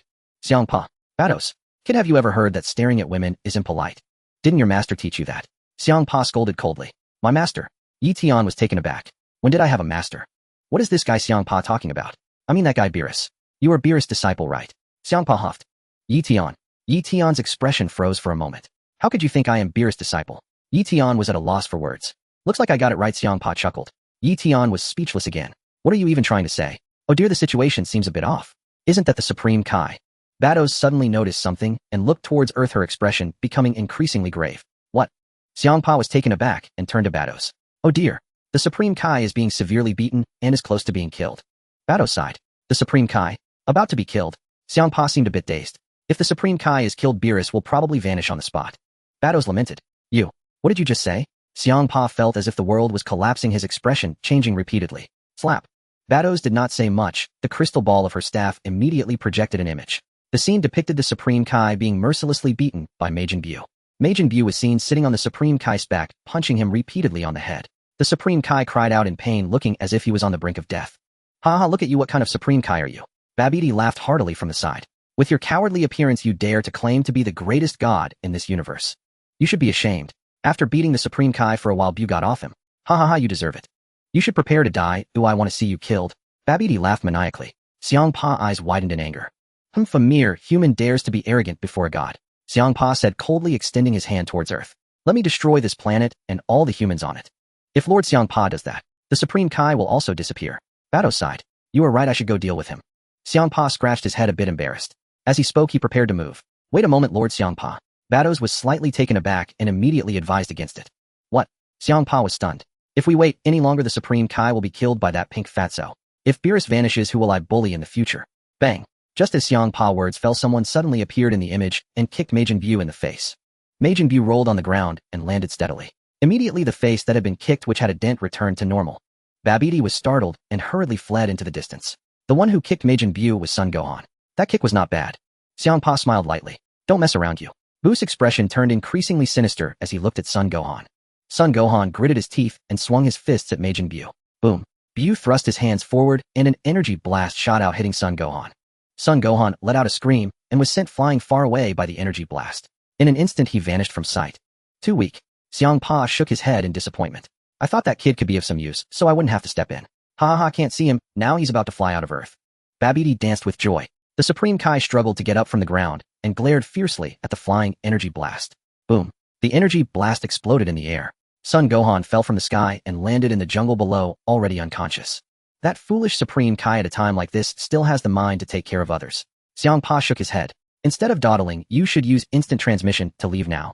Alright, Majin Buu, I'll leave the Supreme Kai to you. Babidi ordered Buu. Got it, kid, I know why you are here, deliberately ignoring our presence. Xiangpa glanced at Yi Tian. Yi Tian was taken aback. I was ignoring your presence. But I really didn't do it on purpose. It was because your divine powers were too unique that I wanted to take a closer look. So you knew I was sensing you, and that's why you came. You want me to help, right? Xiangpa smiled. After all, with your strength, dealing with that pink fatso might be a bit troublesome, right? Yi Tian, you really have too much imagination. Is it that difficult for me to deal with that fatso? But speaking of which, Lord Kampa, Vados said with a suppressed giggle, don't you think your figure bears a striking resemblance to that plump pink gentleman down there? Vados. You. Kampa glared at her. How rude of me, Vados chuckled. I'm hungry, I'm going to eat him. Buu patted his stomach. Enough, no time for jokes. If the Supreme Kai gets eaten, that would be quite amusing. He'll go rescue this universe's Supreme Kai. Kampa sighed. That Beerus fellow should owe me a huge favor. Just as Kampa was about to move, a spear suddenly pierced through Majin Buu's chest, protruding from the front. Kampa halted immediately. For Kampa, it was best to avoid action when possible. After all, this was the 7th universe. Interfering arbitrarily in the 7th universe's affairs seemed somewhat inappropriate. If the Supreme Kai remained unharmed, everything would be fine. Dabura, what do you think you're doing? Babidi roared angrily. Huff, huff. Dabura gasped heavily, letting the blood from his eyes stream down his sockets. Is this the Demon King of the 7th universe's demon realm? Kampa was taken aback. Yes, Vados nodded. It seems this planet is undergoing a catastrophe, Kampa said with a smirk. I don't care about the others, but he'll save that Supreme Kai fellow later. Someone else is coming, Vados remarked as 2 more radiant flames emerged from the crystal ball of her staff. These two golden auras were none other than Son Goten and Trunks. Two little brats have arrived, Kampa snorted. Eion did not respond. It seemed Kampa wasn't here to cause him trouble. Since you're not here to bother me, I won't bother you. What are those two little brats doing here? Kampa grumbled. Goten, they're over there. Trunks pointed to a spot below. Son Goten immediately spotted Majin Buu and Dabura as well. Goten, let's revert to our normal forms. Staying as Super Saiyans makes us easy to spot, Trunks urged hastily. The two quickly descended from the air, landing on a distant hilltop, and reverted to their normal states. These little ones can transform, huh? Chappa chuckled. They are Saiyans, Vados said. Saiyans. We have Saiyans in our 6th universe too, but I've never heard of them transforming. Chappa shook his head, then turned to look at Eion and asked, boy, what's your name? Eion. Strange name, Chappa snorted. Eion smiled. If you teamed up with him, defeating that fatso shouldn't be too hard, right? Chappa squinted as he asked. Also, how long have you been training under that Beerus fellow? Has was taught you anything? That question is a bit complicated. Eion wiped his brow. If it's complicated, then don't bother. I hate trouble the most. Chappa huffed. Eion. I was just about to tell you I'm not Beerus' disciple, but you won't let me speak. Since you won't let me speak, I won't. Think whatever you like. Chappa glanced again at Vados' projection and saw that the Supreme Kai was still safe, so there was no need to intervene just yet. Now that Pink Fatso's focus was entirely on Dabura. Hey, they're all strangers we don't recognize. Trunks said. Isn't that the strange guy who showed up at the martial arts tournament lying over there? Son Goten pointed at the Supreme Kai on the ground. Trunks, do you think he's that mysterious magician? I don't know. Trunks shook his head gently. That mustard yellow little guy looks more like a magician. Son Goten then pointed at Babidi in the distance. Now that you mention it, that makes some sense. Trunks nodded. Hey, what's that? Son Goten suddenly noticed another direction. Trunks, look over there. Trunks followed Goten's gaze and spotted a statue of Piccolo standing in the distance. The two youngsters quickly ran toward Piccolo's statue. Why is there a stone statue of Uncle Piccolo here? Trunks stepped forward and gently touched the statue. And over there is Uncle Krillin's. Son Goten pointed to a spot below. Thud. As Trunks touched it, Piccolo's statue lost its balance and toppled over. Piccolo's statue shattered into several pieces. Startled Trunks and Son Goten feared the noise might alert those in the distance and quickly hid. They didn't hear it. Trunks sighed in relief. That scared me. Son Goten patted his chest. TCH, what are those two kids up to? Get up there and help the Supreme Kai. Already, Chappa grumbled. Oh my. Those two statues were originally people turned into stone by Dabura's saliva. Vados immediately analyzed. Mere trickery. Chappa couldn't be bothered to listen. Lord Kampa, if you got hit by that saliva, would you turn to stone too? Eion asked curiously. What nonsense. Would something like that work on a true god? Don't be ridiculous. Hasn't Beerus told you about the power of a god of destruction? Chappa rolled his eyes. Got it. Eion nodded. Chappa. This kid's attitude is quite easygoing. Babidi Majin Buu will never become your loyal servant. Dabura gritted his teeth. One day he'll bring you disaster and leave you helpless. If we don't deal with him now, the consequences will be unimaginable. Shut up. Don't you dare speak ill of my Majin Buu. Babidi shouted loudly. Clang. Buu leisurely pulled the spear out of his body. Slap. The hole in Buu's chest instantly healed. Dabura was startled, his face turning pale. I'm going to eat you. Buu flashed a sinister smile. Dabura immediately readied himself for battle. Eat you. Buu hopped around, aiming the antenna on his head at Dabura. Arg. Dabura let out a roar and punched Majin Buu with all his might. Zap! A purple-white lightning bolt shot from Buu's antenna. The lightning quickly enveloped Dabura. Thud! In an instant, Dabura was transformed into a chocolate cookie. The cookie stood a full meter tall. Buu caught the chocolate cookie, opened his mouth wide, and stuffed it in. Crunch! Crunch! Crunch! Buu chewed the chocolate cookie and swallowed it down. You're truly remarkable, Majin Buu, Babidi praised without end. Son Goten and Trunks were both startled. The moment Dabura was devoured, Krillin instantly reverted from his stone state to his original form. Uncle Krillin. Son Goten turned to look at Krillin. Trunks suddenly had a foreboding feeling. It's you. Krillin also noticed Son Goten and Trunks. What are you doing here? Until just now you were a stone man, Trunks said.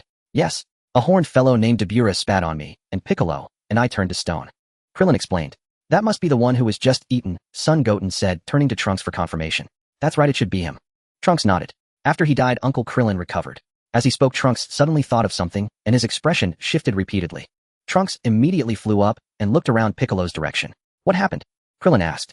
Trunks accidentally knocked over Uncle Piccolo's stone statue. Son Goten explained. You? What did you say? Krillin was at a loss between laughter and tears. Trunks flew near Piccolo's stone statue and spotted some of Piccolo's remains. His face turned utterly grim. This was terrible. Trunks, how is it? Son Goten asked. Better not to look. Can you keep this secret for me? Trunks sobbed. What secret? Piccolo's voice came from another direction. Uncle Piccolo. Trunks was stunned and turned to look toward Piccolo. This guy is an Namekian. Kampa immediately identified his race upon seeing Piccolo. Yes, Whis nodded. The Supreme Kai still seems to be in danger. What are these guys doing hiding here? Why don't they hurry up and fight, rescue the Supreme Kai? Kampa roared impatiently. However, at the altitude where Eion and the others were, sound could hardly travel down, unless special means were used to transmit the sound downward. What is that? How can there be such a terrifying aura? Piccolo immediately lay flat on the ground, gazing into the distance. Could that be Majin Buu? Uncle Piccolo, how did you recover? Trunks asked. As long as my head isn't injured, I can regenerate. Piccolo explained, then asked urgently, what's going on? Where are Goku and Vegeta? We don't know, we just got here too. Son Goten replied. Who is that strange guy? Krillin muttered to himself. Could it be Majin Buu? Probably, Piccolo said, cold sweat streaming down his face in fear. No, you can't be serious. Krillin was utterly horrified. This guy's aura is terrifying. Weren't we looking for the wizard? Why did another Majin Buu appear? Trunks asked. Piccolo briefly explained the matter of Majin Buu to Trunks and Son Goten. Buu, eat this Supreme Kai too. Babidi commanded Buu. Buu nodded vigorously. Is that the Supreme Kai? Piccolo's expression shifted repeatedly, and he immediately stood up from the ground. What the hell? Hey Piccolo, what are you doing? Get down, Krillin urgently advised. You have to endure. I understand how you feel, but please don't act rashly. Honestly, 10 of you wouldn't be a match for him. Absolutely not. That guy. Even if you pierce his body with a spear, he doesn't care, Son Goten added. He'll eat you like a snack. Piccolo gritted his teeth and lay back down. What should I turn you into to eat? Chocolate or jelly? Buu looked down at the Supreme Kai. The Supreme Kai was utterly despondent, his expression filled with boundless despair. These cowardly idiots. It seems there's no miracle for the Supreme Kai this time. Kampa snorted. They'll go down and save him right now. I can get him out quickly. The antenna on Buu's head was already aimed at the Supreme Kai's body. Whooshed. Kampa hesitated no longer and swiftly rushed downward. Boom. The moment Kampa appeared less than 1,000 meters above the ground, a deafening roar erupted. Kampa paused slightly, then waved his hand lightly, instantly enveloping the Supreme Kai in an invisible barrier. That should do. I think he won't die for now, Kampa muttered thoughtfully. The Supreme Kai. What's happening? I feel like someone is protecting me. Kampa wasn't in a hurry to leave. He decided to stay and watch a bit longer. He hovered about 1,000 meters above the ground, observing below. In outer space, only Eion and Whis remained. Eion looked Whis up and down once more. Truly a divine maiden. The more he looked, the more beautiful she became.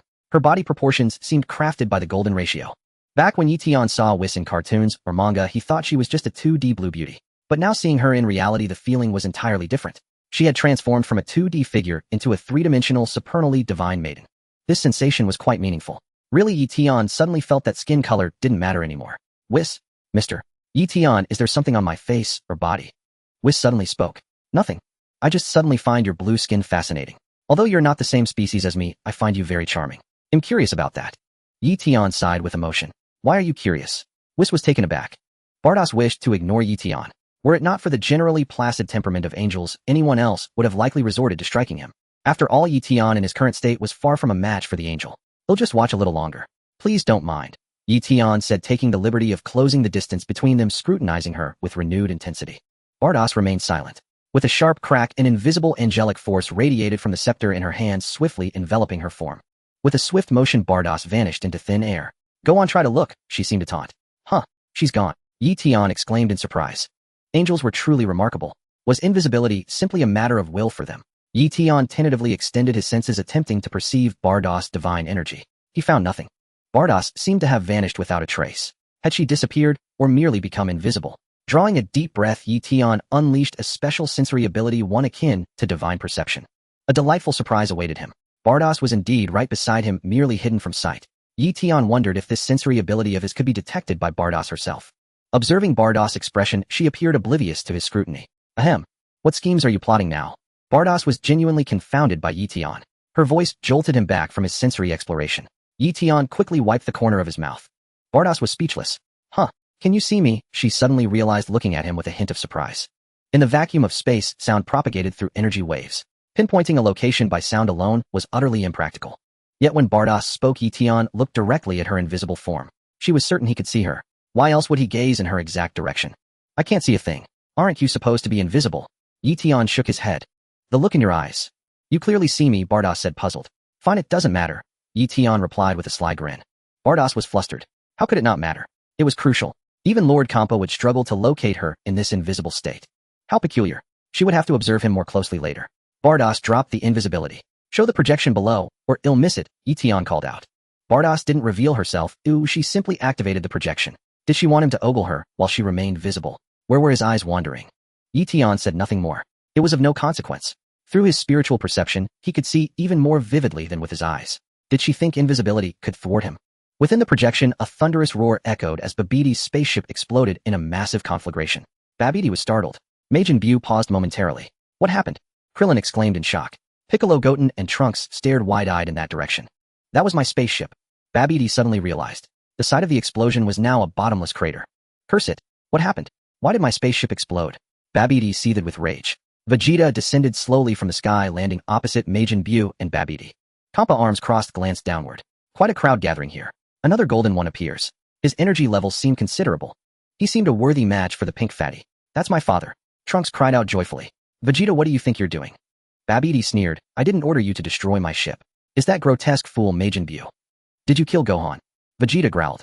Piccolo's expression shifted, his face etched with sorrow upon hearing Vegeta's words. Had Gohan been killed? What does grotesque mean?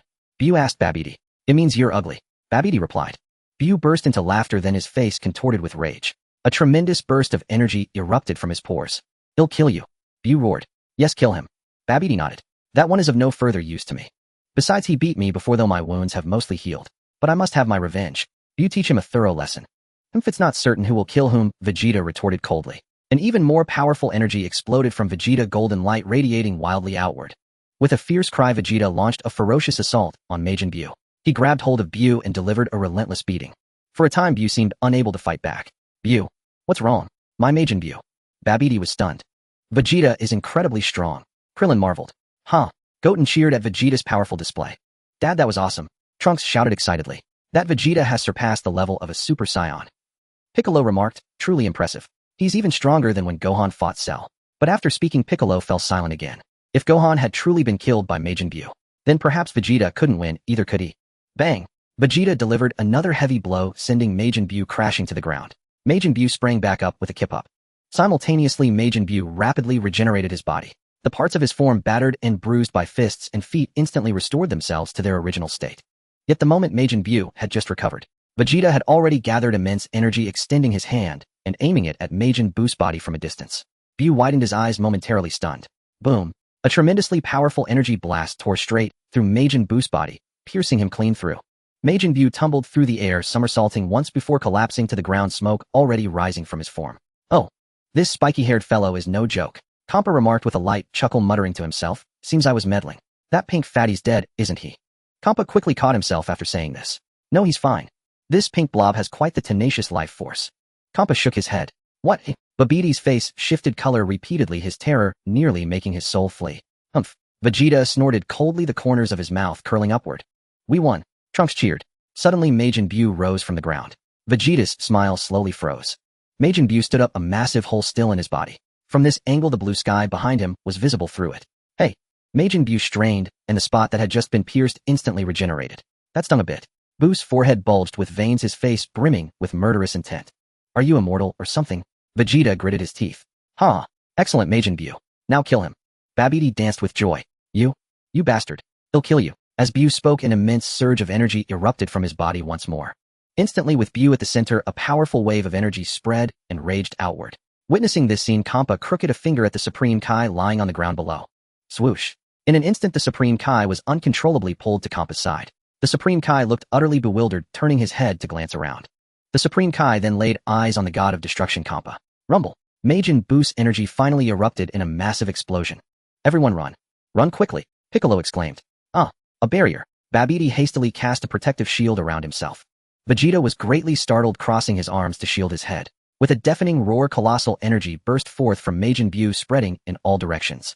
Vegeta was blown away instantly. Piccolo and the other three were also thrown off balance, stumbling and reeling.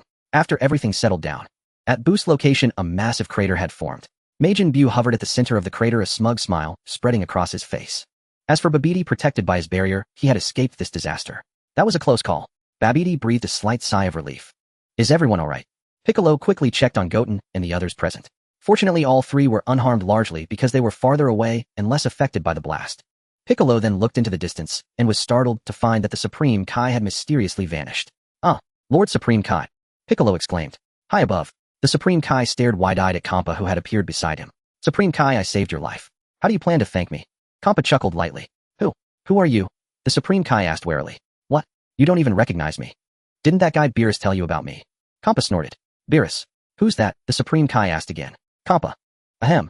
You don't even know Beerus. Kappa understood. I don't know Beerus. Is that abnormal? The Supreme Kai was once again taken aback, a hint of doubt in his eyes. Of course it's abnormal. You're the Supreme Kai, and he's the god of destruction. You don't know the god of destruction, and you think that's normal. Kappa shouted hysterically. The Supreme Kai grew even more confused. After a long silence. Well, excuse me. What is a god of destruction? The Supreme Kai asked with a wry smile. Kappa didn't want to talk anymore. Kappa even felt like slapping the Supreme Kai to death. Are you an idiot? Kappa said darkly. The Supreme Kai was speechless. Why are you insulting me? I just asked what a god of destruction is. Why are you cursing at me? Did I do something to you? Fine, I can't be bothered to explain any further. You're in bad shape. Come with me, I'll have Vados heal you. Kappa called out to the Supreme Kai, then flew upward. The Supreme Kai looked utterly perplexed.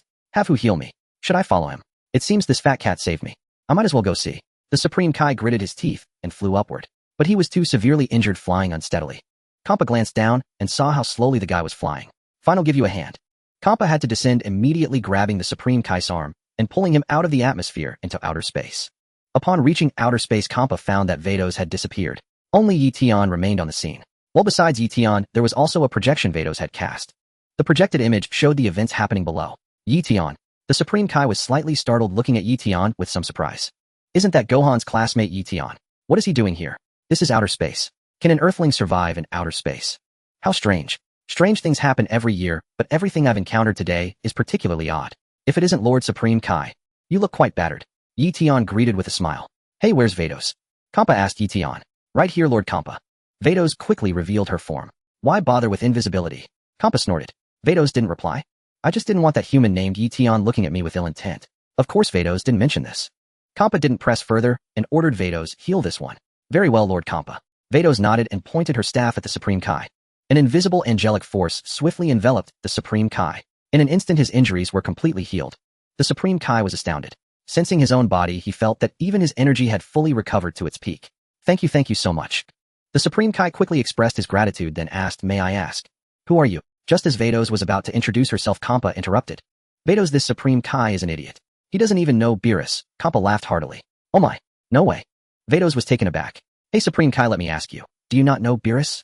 Kappa asked with a smirk. The Supreme Kai nodded blankly. What's so strange about not knowing Beerus? Why are you making such a big deal out of it? See, I told you so.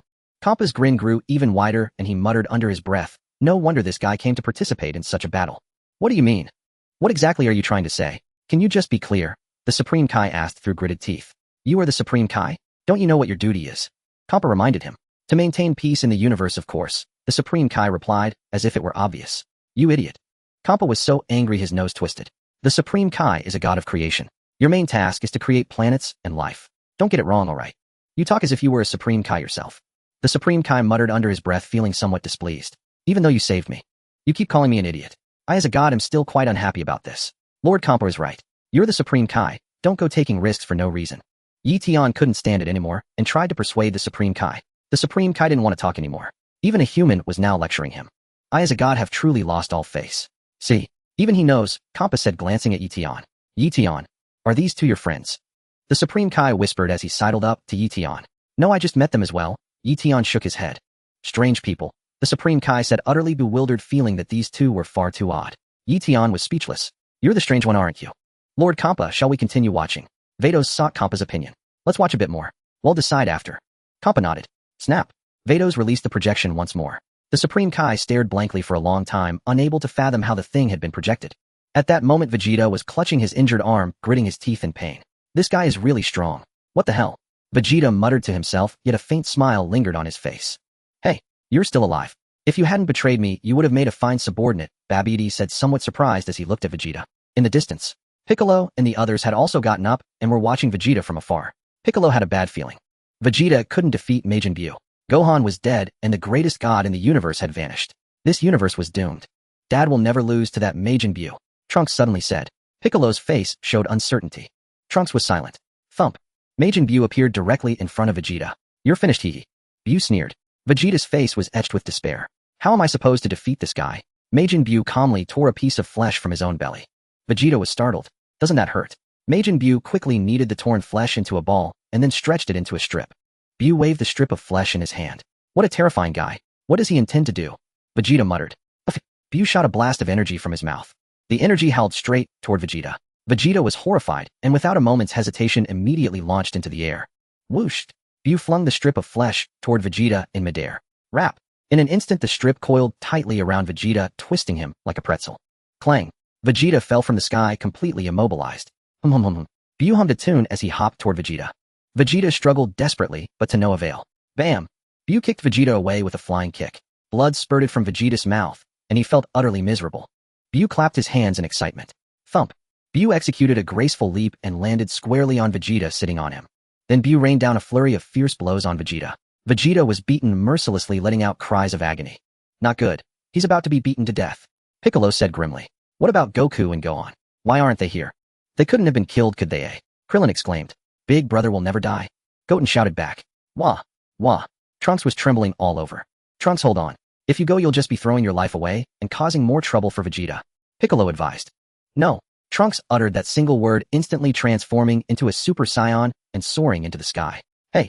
Piccolo cried out in alarm. Trunks, I'm coming too. Goten shouted, his body also blazing with golden light as he immediately gave chase. Krillin was startled. Goten! Piccolo exclaimed. But the two were already far away. Those two idiots. Piccolo gritted his teeth. Whooshed! Whooshed!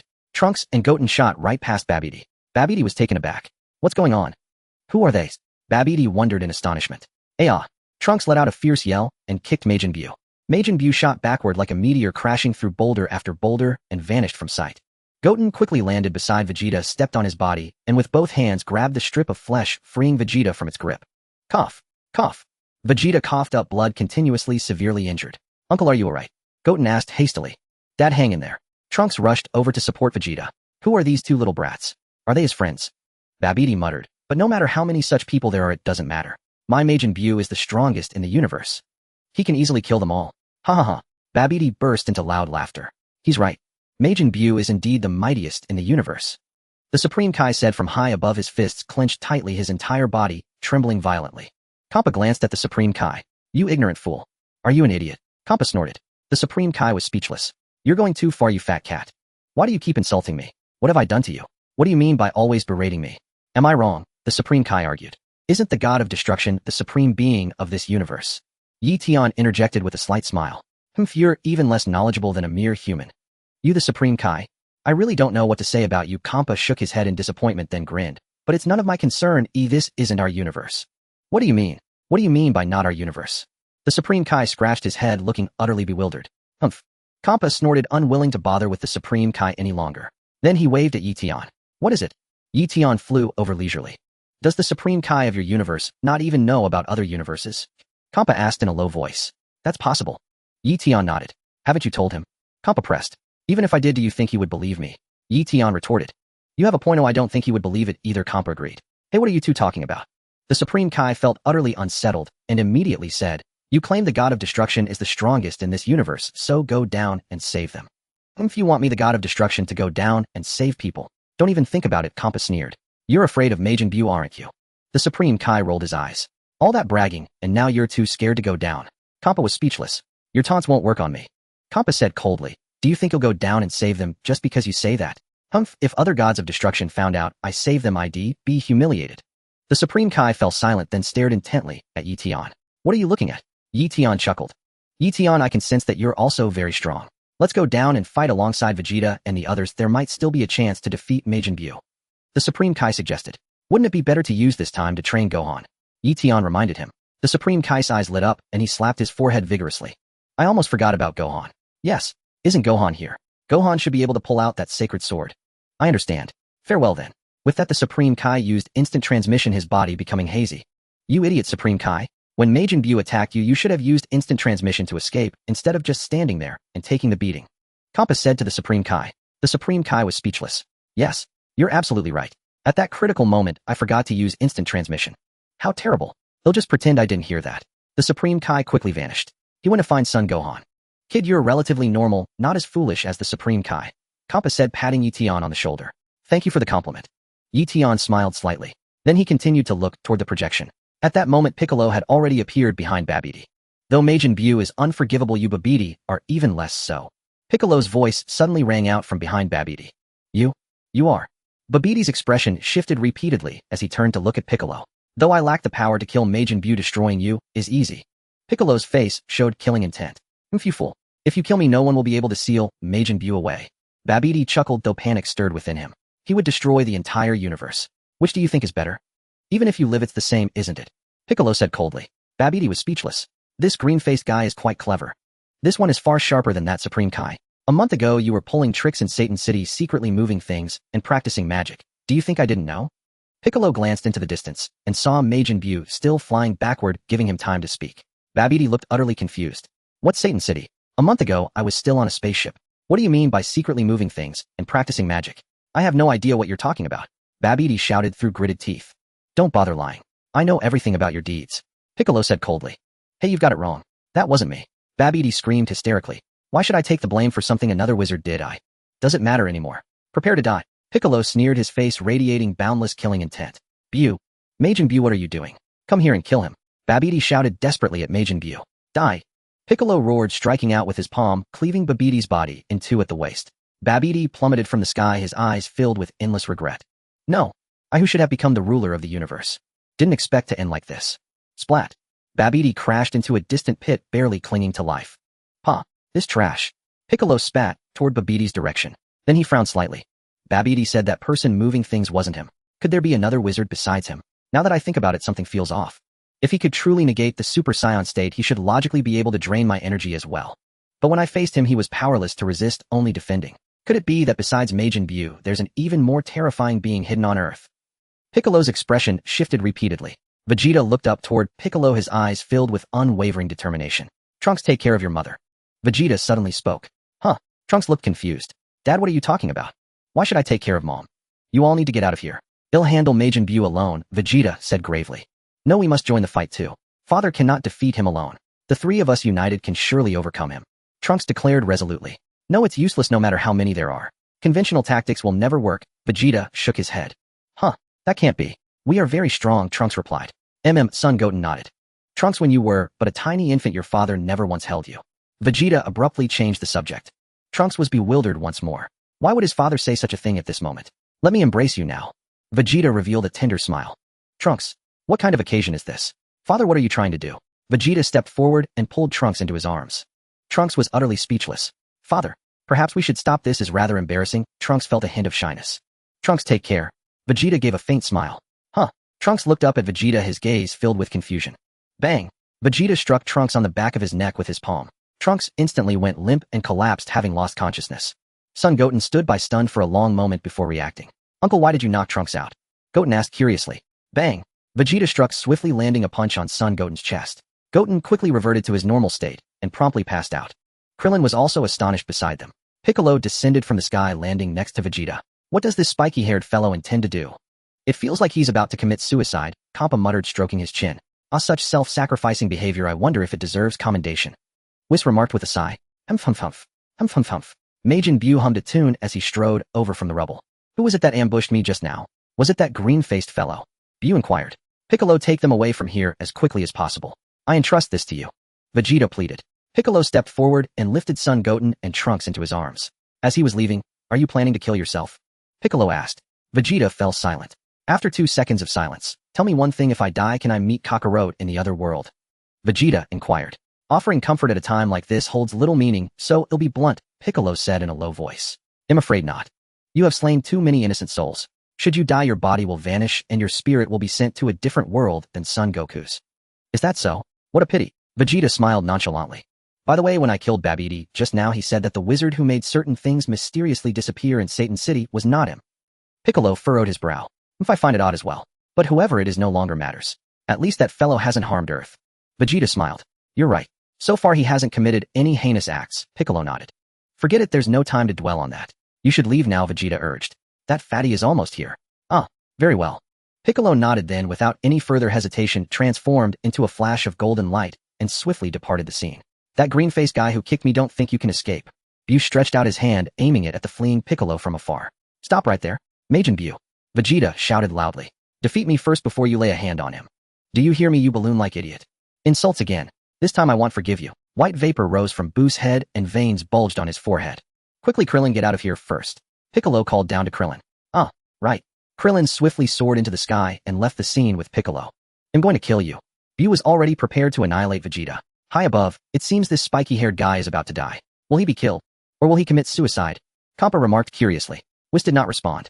I think there's a high probability it will be a self-destruction. Eion sighed. That possibility is not out of the question. Kappa nodded slightly. As for going down to save him. As a god of destruction, Kappa naturally would not save an ordinary person.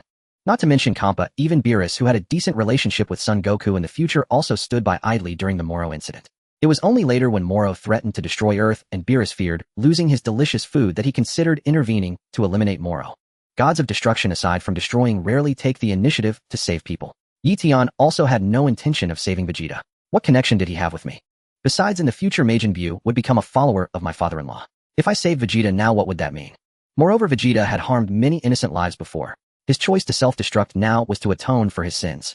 Some things happen as they do, and Eion did not wish to interfere excessively. If I had to solve everything, what would be the point of Son Goku and Vegeta? I finally know how to deal with you. Vegeta chuckled softly. Buu was slightly taken aback, staring at Vegeta across from him. Rumble. A tremendous surge of energy erupted wildly from Vegeta's body, arcs of electricity enveloping him entirely.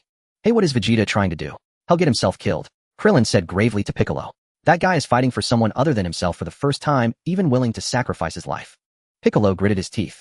This time I'll blast you into pieces so you can never regenerate. Vegeta's smile emerged as he shouted fiercely at Buu. Buu's eyes widened, a trace of shock appearing on his pudgy face. Vegeta's face was filled with boundless joy. Goodbye, Bulma. Goodbye, Trunks. Goodbye, Kakarot. Ea. Vegeta let out a series of cries as immense energy surged wildly from his body, rapidly expanding outward. Majin Buu was instantly engulfed on the spot. Boom. Accompanied by a deafening roar, the energy released by Vegeta dyed the entire sky gray. Dark clouds gathered in the sky and bolts of lightning struck down from above. When the scene cleared, Vegeta's entire body had turned white. All moisture within him had evaporated completely. Vegeta had completely lost consciousness, plummeting rapidly from the sky. With a sharp crack, he crashed onto the ground, disintegrating into dust that scattered away with the wind. From a distance, Piccolo and Krillin could no longer bear to watch. TSK. That fellow actually dares to do this. Kampa shook his head. He deserves a thumbs up from me. Eion let out a sigh as well. This was probably one of the most touching moments in Vegeta's entire life. Forget it, let's go. Kampa called out to Whis. Very well, Lord Kampa. Whis nodded gently. Are you leaving already? Eion asked. What? Do you have a problem with me leaving? Kampa snorted. I wasn't talking to you, I was asking Whis. Eion smiled. Kampa was left speechless. Oh my, yes, I must be going. I hope we meet again someday, Whis said with a wave and a laugh. Whis, you. Why are you greeting this brat? Kampa was taken aback. I'll miss you, Whis. Eion waved in farewell. Whis said nothing more. Kid, do you realize who you're talking to? Kampa huffed angrily. Don't think I won't teach you a lesson just because you're Beerus' disciple. Do you really think you can defeat me? Eion chuckled dismissively. What did you say? Did I hear that right? Kampa was stunned. Is this brat challenging me? Who gave you the nerve? Was it Beerus? As he spoke, the staff in Whis' hand suddenly flickered a few times. Oh my, it's a call from the Grand Priest, Whis murmured in surprise. What? The Grand Priest? Kampa's expression shifted repeatedly. Could it be that he knows about us collecting the Super Dragon Balls? I'm not sure. Let me take this call first. Whis shook her head gently and signaled Kampa to be quiet.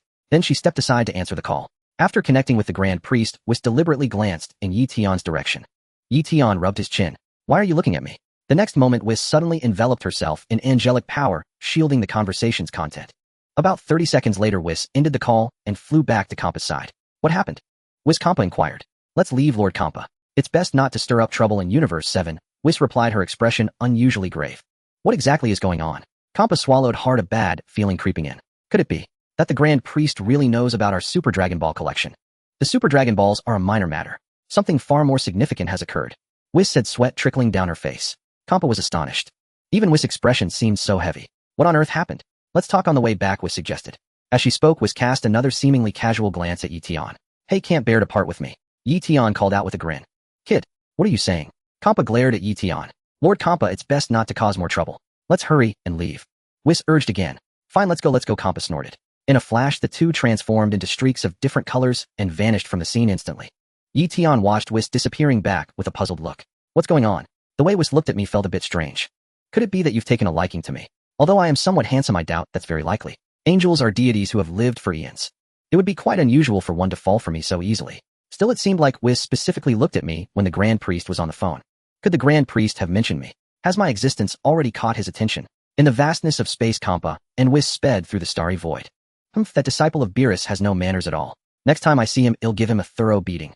Kampa now even regretted leaving so quickly. He should have turned back to teach the brat a lesson. Whis remained silent, racing ahead at full speed. Whis, say something. Kampa caught up. Oh my, something terrible has happened, Whis sighed. What is it? Is it about what the Grand Priest told you? Kappa asked, startled. Lord Kappa, have you ever heard of the Omni King's father? Whis inquired. Kappa was momentarily frozen. Whis, that was quite a sudden turn. I can't keep up with your line of thought. Why bring up the Omni King's father all of a sudden? Do you mean to say that the Omni King's father is still alive? Kappa asked after a brief pause. I heard he went missing a long time ago. He might have been sucked into some other dimension and never returned. That's possible, Whis nodded. But Lord Kappa, do you know why the Omni King's father, the great Omni King, left back then? I have no idea about that. Kappa shook his head. Why are you bringing this up now? Have you found the great Omni King? At the thought of this possibility, Kappa shuddered again. No, the great Omni King hasn't been found, but the Grand Priest discovered something else. Whis sighed softly. What is it? Kappa asked curiously. The great Omni King's master. Whis lowered her voice. What did you say? The great Omni King's master. Kappa was stunned repeatedly. Who is that? I've never heard that the great Omni King had a master. Just because you haven't heard of it doesn't mean it doesn't exist, Whis remarked. I never expected. There's a high chance he has returned. After being gone for 100 million years. Kappa remained silent. Kappa knew nothing about the great Omni King's master. In the divine realm, no one ever mentioned this matter. It seemed even the other gods of destruction were unaware. Tell me more about the great Omni King's master, Kappa urged. The Omni King's erasure ability was learned from his father, the great Omni King. Whis explained. The great Omni King's erasure technique in turn was learned from his master. Kappa was utterly shocked, his expression shifting dramatically. So, that means his master possesses an erasure ability even more advanced than the Omni King's. Kappa stammered in disbelief. Exactly. Bardoss nodded. Simply put, the Omni King does not possess the ability to erase angels, but his master can, and he could also erase the Grand Priest if he wished. Thighs. Kappa was utterly dumbfounded. He is Lord Tenny. Bardoss sighed. Tenny. Lord Yi. Kappa shuddered again. However, after trembling, he suddenly felt the name sounded oddly familiar. This name. Why does it feel like I've seen it somewhere before? Kappa muttered, stroking his chin, then his eyes suddenly lit up. Bardoss remained silent. Tenny. If I reverse that name. Isn't it that brat Eion? Kappa slapped his forehead, then shook his head vigorously and gave a bitter laugh. Haha, what am I thinking? That kid is just one of Beerus' disciples. Bardoss covered her forehead, unwilling to speak further. Bardoss. What's with that expression? Kappa froze, sensing a bad omen. Lord Kappa's analysis just now was excellent. Bardoss remarked with a sigh. You? What did you say? Kappa was stunned. Are you saying I got it right? Bardoss lightly tapped her forehead. No. No way, this joke isn't funny at all. Kappa was on the verge of tears. But Bardoss' expression grew increasingly grave. Are you serious? Kappa trembled violently, his face turning pale. I am serious. Bardoss nodded. You? He's Beerus' disciple. How could he be connected to Lord Tenny? Kappa felt his mind go blank and shouted in disbelief. Lord Kappa, think carefully. Did you assume Lord Tenny was Lord Beerus' disciple? Did Lord Tenny ever admit that? Bardoss countered. Kappa thought it over. He really hadn't admitted it. This was terrible. So am I doomed? Should I burn incense to celebrate that I wasn't erased on the spot? Kappa was in tears, his heart racing with panic, feeling genuine, boundless fear. Lord Tenny seems to have a reincarnated nature. His erasure ability hasn't fully recovered yet. Bardoss speculated. Reincarnation. Did he accidentally die and get reborn?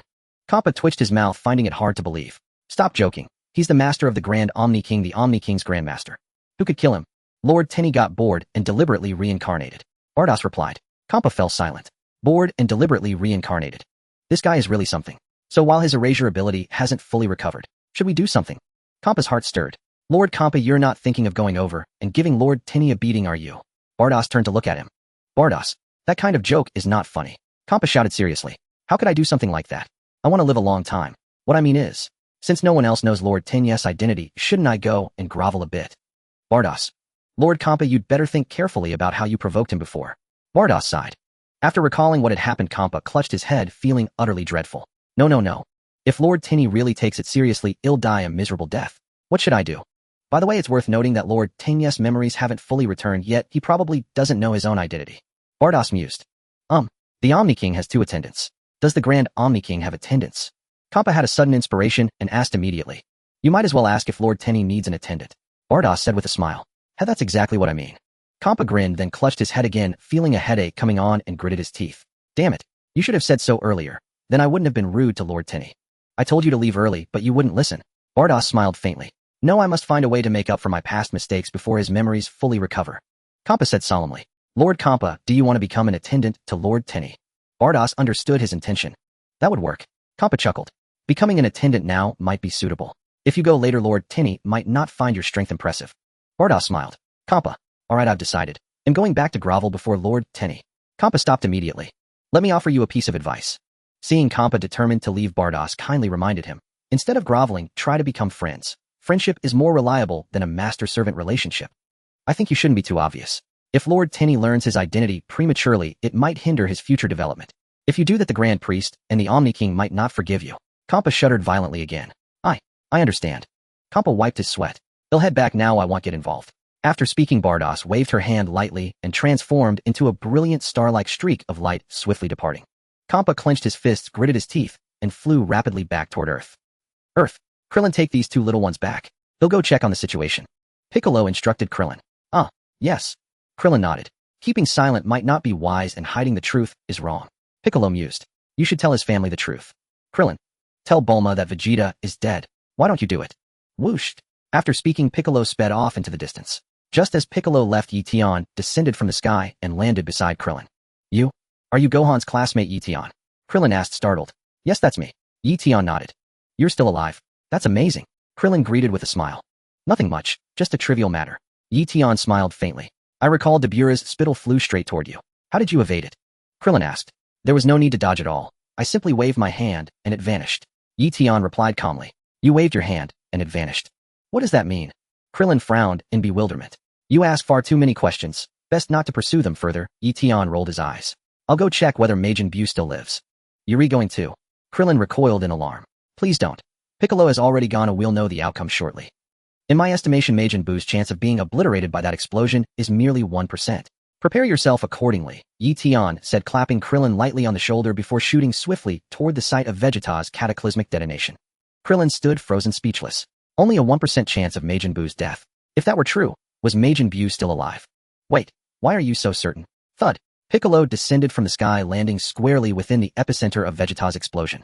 Piccolo beheld countless fragments of Majin Buu scattered across the scorched earth. Thud. At that very moment, Eion arrived from behind, materializing beside Piccolo. You're Eion. Piccolo flinched instinctively, then exhaled, slightly relieved upon recognizing him. It is I. Eion nodded. Have you been nearby all along? Piccolo asked. You may interpret it that way, Eion replied with a faint smile. Piccolo fell silent, scanning the desolate surroundings. A brief, heavy hush settled over the ruins. If the blast only inflicted superficial damage upon Majin Buu's body, he could regenerate, but now reduced to mere flesh fragments, regeneration should be impossible. Piccolo murmured, half to himself, half to Eion. After all, they stood alone amid the devastation. Vegeta sacrificed his life. Truly extraordinary, that man. Piccolo sighed, deeply moved. Oh. Suddenly a voice echoed from afar. Piccolo stiffened, turning sharply toward its source. Is that Babidi? Piccolo recognized him instantly. Damn it. Babidi seethed, unwilling to accept defeat. Babidi, I never imagined you'd survive. Your vitality is remarkably tenacious. Piccolo sneered, stepping forward toward Babidi. Thud. Yet Eion surged ahead and planted his foot squarely atop Babidi's severed torso. Babidi shrieked in agony, howling in excruciating pain. Piccolo, this youth is rather intriguing. I quite admire your style. Step aside, Eion. I'll finish him. Piccolo demanded. But the instant the words left his lips, he froze, watching stunned as one of Majin Buu's flesh fragments twitched violently on the ground. What is this? Piccolo stood petrified. What followed would shock him even more. Before his eyes, Majin Buu's scattered flesh began to writhe with terrifying speed. Nearly every fragment convulsed, danced, and coalesced, morphing into miniature replicas of Majin Buu. These tiny Buus resembled grotesque dolls. Thousands upon thousands of them swarmed the air. This is... Piccolo's face turned ashen green with terror. Though Piccolo's skin was naturally green, it now deepened to an unnatural sickly hue. All the miniature Buus ascended en masse, converging high above the wasteland. Majin Buu's colossal form re-emerged from the swirling mass. Piccolo's features contorted beyond recognition, his entire body trembled violently. Whoosh. Without hesitation, Piccolo launched himself skyward, fleeing the battlefield. Why are you still here? What are you waiting for? Leave immediately. Piccolo shouted back at Eion. Go ahead. You needn't worry about me, Eion replied, raising a hand in casual farewell. Piccolo, how bold you are. Can't you see Majin Buu is nearly restored? Why remain there? Yet what on earth is happening? I never imagined Majin Buu would survive. We're doomed. Thud. Majin Buu rapidly reassembled into his full form, then plummeted from the heavens, landing heavily upon the cracked earth. Upon impact, he stretched languidly. Wahaha. Buu roared with manic laughter. That fool blew himself up. Ow. Then from afar, a chorus of agonized screams pierced the air. Buu paused, tilting his head curiously toward the sound. To his astonishment, a figure stood on the ground, stomping repeatedly. Buu ambled over, intrigued. Babidi groaned, writhing in torment. The next instant, Babidi locked eyes with the approaching Majin Buu. Majin Buu. Save me, quickly. He seized the moment like a drowning man grasping at salvation, clenching his teeth and shouting desperately. What game are you playing? Buu turned to Eion, puzzled. I'm crushing him, Eion grinned. Don't his cries sound delightfully amusing? Buu nodded vigorously. Buu, save me now, or he'll kill me. Babidi pleaded again. Buu stuck out his tongue. Just because you beg must I obey. Shall we play together? Eion extended the invitation. Sounds fun, I'll join in. Buu agreed, then stomped hard on Babidi's wound. Ow, OWW. Babidi's screams grew even more harrowing. What do you think you're doing, Majin Buu? Do you wish to be sealed away once more? Babidi shrieked, hysterically, voice laced with fury. Buu flinched, his expression flickering between alarm and dread. Kill him now, or I'll seal you away forever. Babidi threatened. Buu glanced uneasily at Eion, then reluctantly raised his hand to strike. Hold, don't rush. Watch me. Eion said softly, gesturing gently toward Babidi before smiling. There, now he can scream, but nothing more. Buu. So you needn't fear his sealing power anymore, Eion added, chuckling. Truly. Try speaking, Eion urged, then delivered another sharp stomp onto Babidi's injured body. Ow, OWW. Babidi writhed in unbearable pain, mouth flapping wildly yet utterly mute. See, he cannot utter a word. Eion smiled faintly. Buu felt euphoria surge through him, sudden, overwhelming, and sweet. At last, I am free from his control. You're wonderful. Buu was overjoyed. Babidi, your appearance is truly significant. Eion smiled. It's rare for you to bear the blame for me for such a long time. Babidi showed a face full of confusion. However, he quickly regained his composure. Could it be that the other magician is this kid? Have I been taking the blame for him all along? You finally understood. Eion chuckled. Endless resentment appeared in Babidi's pupils. All right, you are no longer of any use, so let me have Buu take you out. Eion said, waving to Buu. Buu, you can step on him now. Buu excitedly pointed at his own nose. I can step on him. That sounds quite interesting. Then I won't hold back. Buu revealed an evil grin and stomped down hard. Babidi kept crying out, but couldn't say a word. About 30 seconds later, Babidi was literally stomped to death by Buu. Puff. Buu shot out a blast of energy, turning Babidi into dust.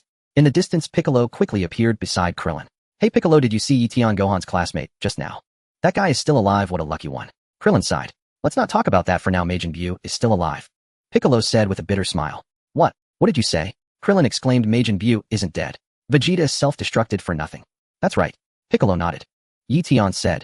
The probability of Majin Buu dying is only 1%. He was right. Krillin's face turned exceptionally grim. Don't mention Eion. He's still torturing Babidi. Piccolo felt a headache coming on. Torturing Babidi. Didn't you tell me to kill him? Krillin was taken aback.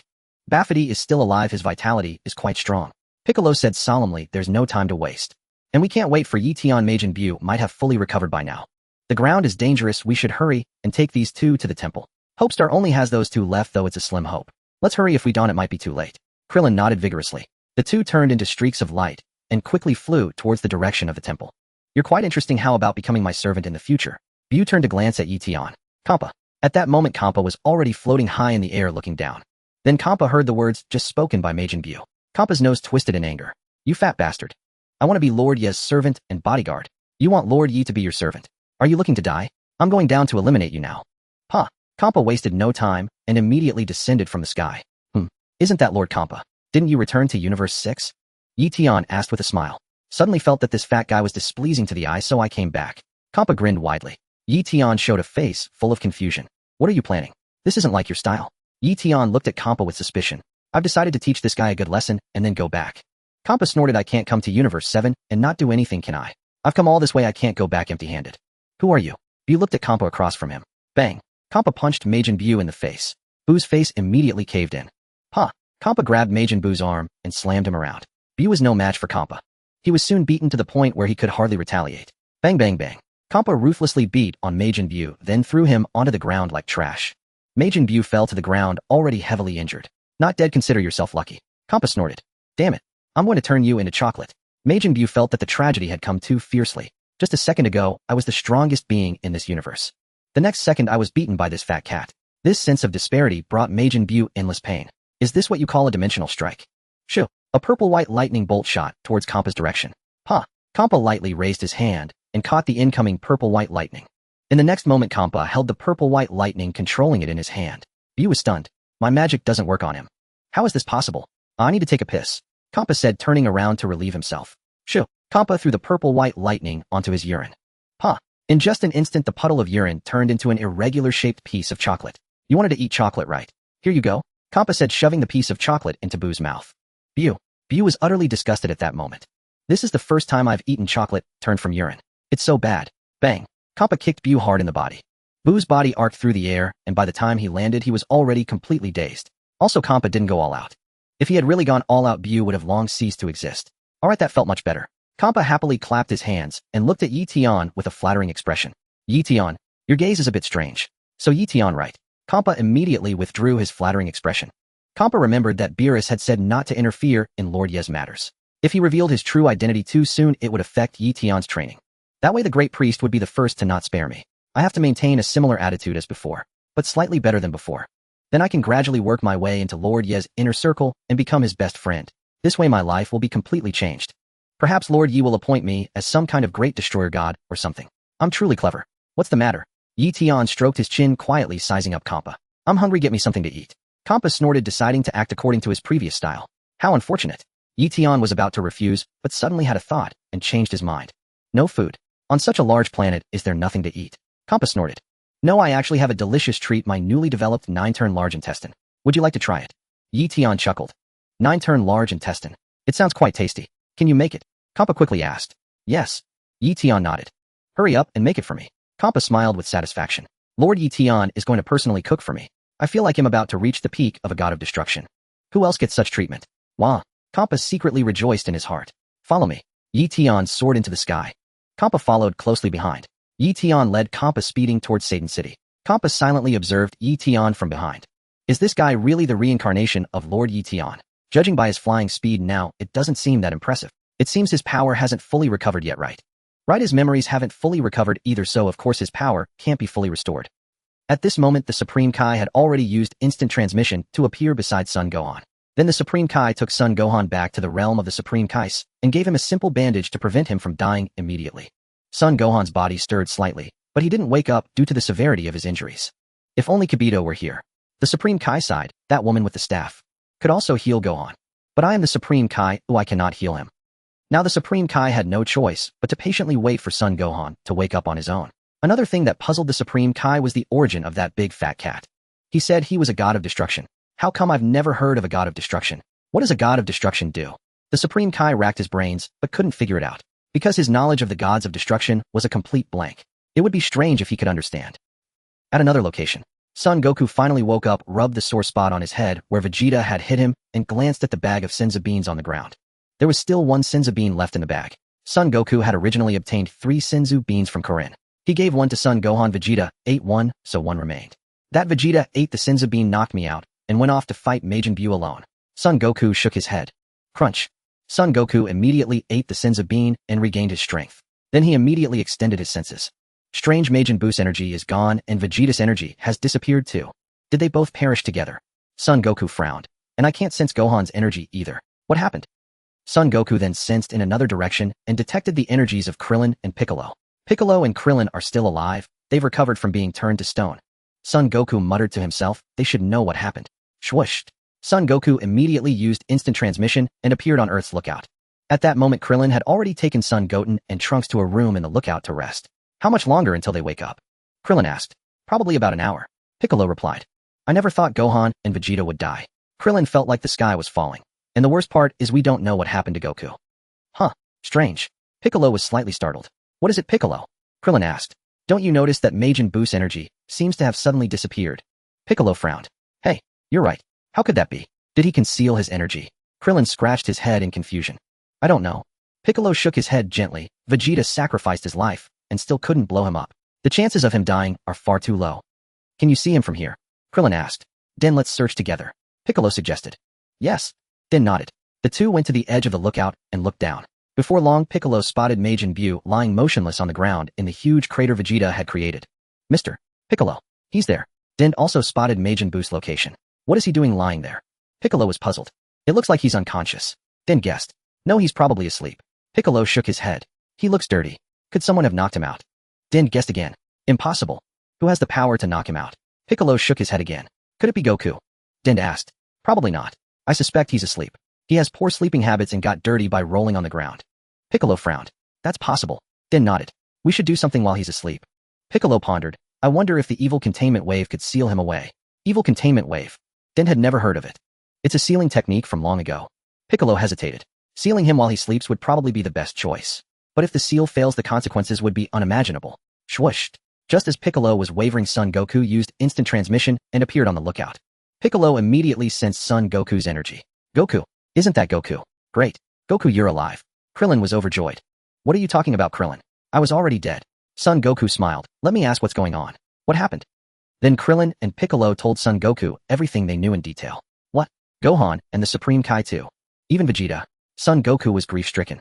Majin Buu's power is as terrifying as the Supreme Kai, feared unimaginably strong. Piccolo said gravely, if this continues, not just Earth, but all life in the universe will be killed by him. But it's a blessing in disguise that you're still alive, Goku. Only you can defeat Majin Buu. Krillin breathed a slight sigh of relief. Goku, you can only stay in this world for one day, right? How much time do you have left? To be honest, I'm not sure I can beat him either. Son Goku shook his head. Off. Krillin was stunned. Vegeta and I are about equal in strength. He sacrificed his life and still got killed. I probably have little chance of winning. Son Goku sighed. Is that so? What a pity. Krillin sighed, then suddenly thought of something and asked, Piccolo, isn't Gohan's classmate Eion still there? How is he? I didn't see him. Piccolo shook his head. Maybe he was turned into chocolate and eaten, Krillin said with a helpless sigh. Piccolo was silent. It wasn't impossible. Back then you were told to run, but you didn't. Why did you have to torment Babidi? That guy's existence no longer mattered. A brief silence. By the way, I just saw Majin Buu sleeping where Vegeta exploded. Do you think we could seal him away with the evil containment wave? Piccolo inquired. Well, I've never tried it. Should we ask Master Roshi? Goku was taken aback, then asked, the evil containment wave was taught to Master Roshi by his master, right? That's right, Piccolo nodded. I'm just worried that if the seal fails it will completely enrage him, which is why I didn't act rashly. You're right, Piccolo. Goku nodded. Besides, even if we seal him away, he'll eventually break free, just like you back then. We still have to find a way to defeat him. Don't bring up the past. Piccolo barked, his face darkening. Goku is right. We should indeed find a way to defeat him. That guy was sealed for a long time, but when he came out his power hadn't diminished at all. Krillin remarked. What a shame. If only Vegeta or Gohan were still alive things would be easier, Goku suddenly said. No, even with more people it wouldn't help. That guy is too powerful. Piccolo shook his head. No, I'm talking about the fusion technique. Goku replied. What's that for? Krillin asked. The fusion technique. The Metamoran's secret art. Din was startled and asked. Didn't you know about it? Yes, it's a skill I learned from the Metamorans in the other world. Goku nodded and answered. It can only be used by two people whose strength and body size are similar. It fuses two individuals into one, creating an incredibly powerful warrior with immense strength. It's truly amazing. Those two Metamorans were both weak, but after fusing they became a formidable fighter. You're right. If only Vegeta or Gohan were alive, we could use the fusion technique. Piccolo thought it was a decent plan, but since I learned it, I've never actually tried it. Goku sighed. In that world, I haven't found anyone similar to me yet, and learning the fusion technique takes time. Either way, it's not feasible right now. Goku, if you return to that world, you could fuse with the deceased Gohan or Vegeta. Krillin said with some excitement. No, if Goku goes back, he can't return to this world. Piccolo shook his head. Besides, Vegeta and Goku won't meet in that world. Vegeta will be sent to hell. What about the two little ones lying in their Goten and Trunks? Their strength and physiques are quite similar. Could they use the fusion technique? Mr. Popo suggested. Everyone was momentarily stunned, then quickly snapped back to reality. That's it, Mr. Popo. What a brilliant idea. Goku was overjoyed, then instructed Piccolo. Piccolo, there's not much time left. After I leave, I'll entrust you with teaching the two kids the fusion technique. Great, I can see a glimmer of hope now. Maybe those two kids can do it. Krillin breathed a slight sigh of relief. While Trunks and Goten are learning the fusion technique, who knows how many people will die at the hands of Majin Buu. Piccolo lamented. Let's just hope he sleeps for a long time and doesn't wake up anytime soon. No matter how many people die, as long as the Dragon Balls exist, they can be revived. Everything can be restored, Goku said slowly. Krillin, bring the families here first, Piccolo suggested. All right, Krillin nodded. At Satan City in Mr. Satan's house. Hey Eion, is this guy Majin Buu? So that's what Majin Buu looks like. Videl pulled Eion aside and whispered. And why did you bring him to our house? Don't worry, he's not Majin Buu. Eion smiled slightly. He's the most powerful god from another universe. The most powerful god. Another universe. The Supreme Kai. Videl asked curiously. Not the Supreme Kai? The god of destruction, Eion introduced. God of destruction. What's that? Videl was completely confused. Just know that he's very strong, Eion said with a smile. Videl. Why did you bring him here? Videl lowered her voice and asked. And what about Majin Buu? Majin Buu has already awakened, Eion replied. What? Does that mean Earth is in danger? Videl was startled. That kind of being is utterly pathetic. I already knocked him out. Kampa had been eavesdropping all along. What a relief. Lord Tian Yi doesn't hate me. On the contrary, he called me the most powerful god of another universe. It seems my first step in building a good relationship with Lord Tian Yi is almost complete. From now on, no matter what Lord Tian Yi makes for me to eat, even if it tastes like shit, he'll say it's delicious. That way I can get closer to Lord Tian Yi. Tian, the pork intestines are here. Mr. Satan rushed over with the intestines. Thank you for your trouble, Tian thanked him. No problem. It's nothing, Mr. Satan chuckled, then lowered his voice and whispered to Tian. Just as you instructed, the pork intestines are untouched, not even washed yet. Excellent, excellent, Eion nodded. Now I will prepare 9-turn large intestine for Lord Kampa. Kampa was filled with excitement and anticipation. Lord Tianyi is going to cook for me personally. I am deeply honored. What great fortune from my past life allows me to taste the delicacies personally prepared by Lord Tianyi. Yi Tian directly blanched the unwashed pork intestines in boiling water. The stench of the intestines immediately permeated the air. Vidal immediately covered her nose. Mr. Satan wanted to cover his nose too, but felt it would be impolite, so he forcibly held his breath. Because Yi Tian said he was entertaining a very distinguished guest. Since Yi Tian called him a very distinguished guest, covering my nose wouldn't be appropriate, would it? Kampa smelled the stench of the pork intestines, and his eyes grew moist. Lord Tianyi, you're not really going to make me eat shit, are you? Kampa felt utterly miserable. What should he do? What should he do? He didn't want to eat excrement. But since Lord Tianyi had personally cooked for him, how could he refuse? After putting the pork intestines into the pot, Yi Tian began preparing the sauce. Then he poured the water used to rinse the intestines into the sauce and reduced it over high heat. Before long, a delicately prepared plate of 9-turn intestines was presented before Kampa. After this meticulous preparation, the stench of the pork intestines gradually faded, replaced by a peculiar aroma. Kampa's mood fluctuated with the changing scent of the dish. It seemed Lord Tianyi was truly sincere in his cooking. He had put so much effort into it. He wondered if it would taste good, but it did look rather appetizing. Lord Kampa, please, Yi Tian said, setting the pork intestines on Kampa's table. Kampa gritted his teeth. He would take a taste first. Before you eat this, let me briefly explain the characteristics of this dish, said Yi Tian. Yi Tian explained. All right, tell me, Kampa nodded.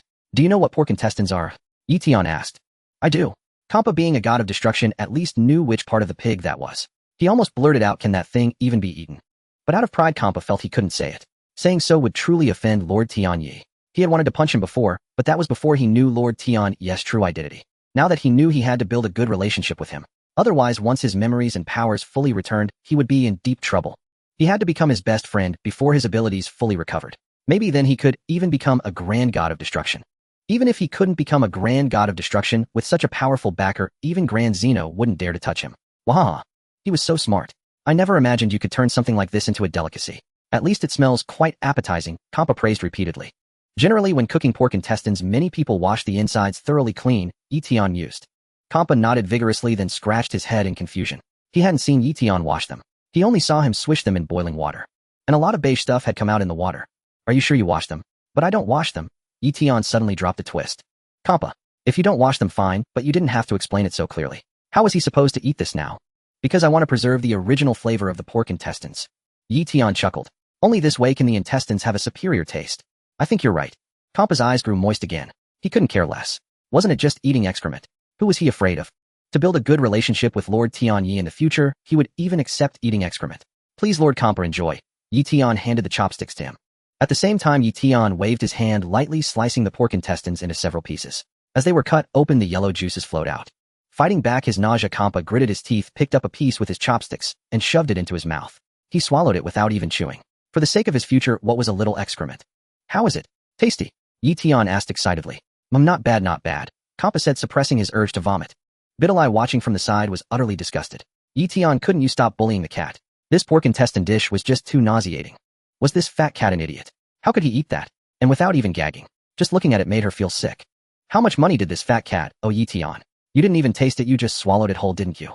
Yi Tian asked, puzzled, staring at Kampa. Well, it's because it was so delicious that I swallowed it without tasting it, ha ha. Kampa laughed loudly. As he laughed, tears began to fall. Why are you crying, Lord Kampa? Yi Tian asked. It's because it's so good, ooh, I haven't enjoyed such exquisite cuisine in a long time. Kampa said, tears streaming down his face. Really? Yi Tian looked at Kampa thoughtfully. It's really delicious and nobody better take it from me. Whoever tries to take it'll beat them. Just look at what happened to Majin Buu.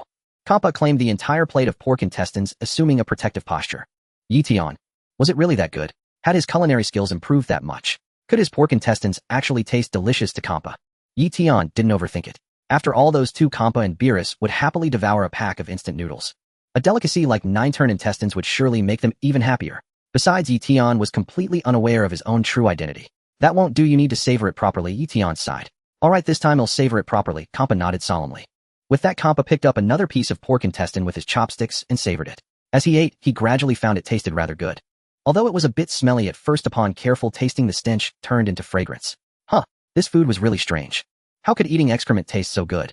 Kampa had started eating the pork intestines while fighting nausea, but in the end, the more he ate, the more delicious it became. Could it be that pig excrement was fragrant? Kampa even found himself pondering this question. The plate of pork intestines was quickly devoured by Kampa. Got any more? Another plate, Kampa burped, spitting out a beige speck. Eion quickly dodged. Videl and Mr. Satan stood far away, unable to bear watching any longer. Eion, you've become addicted. Was it really that good? Hurry up, one plate isn't enough, give me another. Kampa called out. Let's just make this much for today, eating too much of this can get cloying. Eion scratched his head. You have a point, Kampa nodded in agreement, grinning happily. He gave Eion a thumbs up. Eion, you're amazing. Your culinary skills are top tier in the entire 7th universe. You flatter me, Eion said, a little embarrassed. I feel you're wasted in the 7th universe. How about coming to the 6th universe to develop? Kampa immediately seized the opportunity to extend an invitation. No, Eion refused decisively. True. You are Beerus' disciple, it wouldn't be right for you to go to my 6th universe. Kampa nodded pretentiously. Actually, going to the 6th universe isn't out of the question. Eion thought carefully, then said to Kampa. What do you need me to do? Kampa felt his chance had come. Have Vados marry me, and he'll go with you to the 6th universe. Eion replied. Will you cook me pig intestines every day if you come to the 6th universe? Kampa asked casually. Of course, as long as you provide the ingredients, there'll be plenty of pig intestines. Eion nodded. You want to marry Vados? Kampa stroked his chin deep in thought. This condition isn't easy to fulfill. How should I persuade Vados? Kampa felt utterly troubled. You want to marry the Grand Minister's 3 daughters. I think convincing Vados alone might be manageable. But if I were to convince all 3, would the Grand Minister kill me? Ahem. This wish of yours is rather difficult. Kampa gritted his teeth, quickly weighing the pros and cons. If Lord T&I protects me, I doubt the Grand Minister could finish me off. Instead, I might even get a promotion. Forget it if it's not possible. Eion shook his head. I like this planet, they'll just live here peacefully. Well, how about we take it one at a time? Kampa suggested. Start with Vados and break through one by one. That's not impossible. Eion nodded. Alright, I understand your request. Kampa nodded slightly. But I'll need to observe and consider this matter carefully. You're right. Eion smiled. So, let me ask you, besides 9-turn large intestine, do you know any other delicacies? Kampa asked again. I know a few others. Eion chuckled. Let me prepare another dish for you, and you can take some back for Vados to try. Kampa, do you want your future wife to eat feces? You're quite bold. Won't that make it awkward for you later? Videl, bring me my instant noodles. Eion called out to Videl in the distance. Videl nodded blankly, and quickly brought a pack of instant noodles. Eion tore open the packaging, added the seasoning, and poured in hot water. Kampa looked baffled. What is this thing? But for now it seemed a bit more normal. At least it didn't involve eating feces. After 3 minutes of steeping, Eion lifted the lid. It's ready to eat. Eion gestured. Kampa leaned in to sniff it. The aroma was quite unique. He wondered what it would taste like. Kampa picked up his chopsticks, ready to taste. Just then, slap. The sky suddenly darkened. Huh, what's going on? Kampa was startled, looking up at the sky. Does this planet's sun disappear for a while sometimes? Strange. Why has it gotten dark? It's only noon, isn't it? Mr. Satan also looked up at the sky in confusion. Is it going to rain? It was sunny just a moment ago. Videl looked bewildered. The dragon is about to appear. Eion said. Dragon? Kampa was stunned. You know about the dragon god. Your memory has mostly recovered, hasn't it? Does Lord T&I even know about the Super Dragon Balls? No. Who gathered the Super Dragon Balls and summoned the dragon? It shouldn't be possible. Isn't Beerus asleep? Has another god of destruction come to the 7th universe? He'll go check it out. Saying this, Kampa transformed into a purplured streak of light and vanished instantly. He flies so fast. Videl was stunned watching Kampa disappear. His speed was simply unmatched. Above the lookout. Why did the sky suddenly darken? Is the dragon appearing? Son Goku looked at the pitch-black sky. Why is the dragon appearing now? It's probably the Dragon Balls Bulma collected. She might not know the situation yet. Krillin guessed.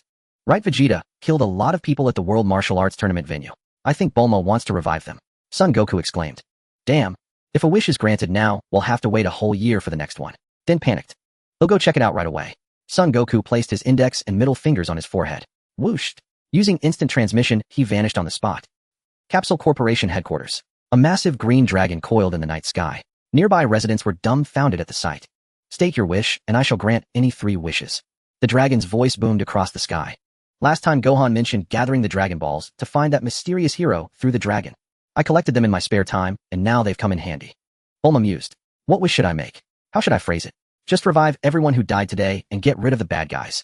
Yamcha suggested and made the wish. Thanks. Bulma thanked him, thinking it was a feasible wish. Alright, your wish is granted. State your other 2 wishes. The dragon's voice sounded again. High in the sky, Kampa appeared, swiftly looking down at the dragon from above. It's not the dragon god. The dragon god wouldn't be this small. So Earth has its own dragon too. Kampa muttered. Never mind, as long as it's not the dragon god, everything's fine.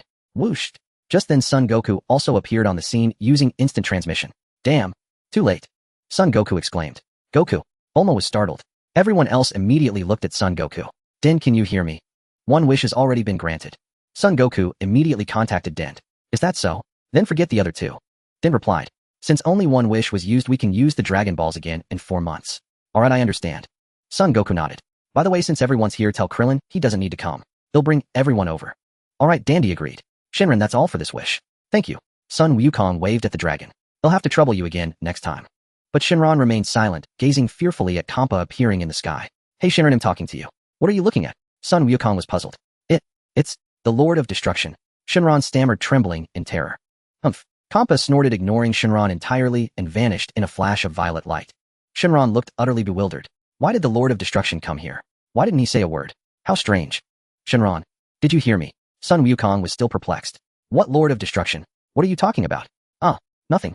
Shinran suddenly snapped back to reality, lowering his head to look at Son Wukong. Do you have no more wishes? Then farewell. Snap. Shinran dissolved into 7 streams of light, vanishing swiftly. The sky brightened again. Wukong, what happened? Yamcha inquired. Follow me. We'll talk at the lookout. It's dangerous here. Son Wukong called out. Kibito had been revived by Shinran. How strange. Wasn't I killed by Dabura? How am I alive? He was utterly confused. Then Kibito spotted Majin Buu lying nearby. Is that Majin Buu? His face changed repeatedly.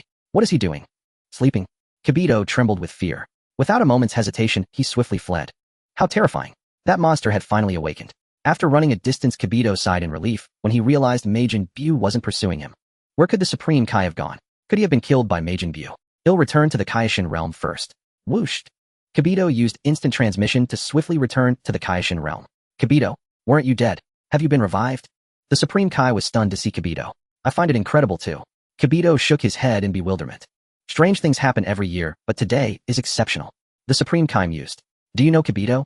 Today I met a giant fat cat who called himself a god of destruction. The woman beside him had incredible healing abilities. She mended my injuries in an instant and restored my energy, far surpassing your skills. Is that so? Kibito was shocked. As far as I know, my healing has reached perfection.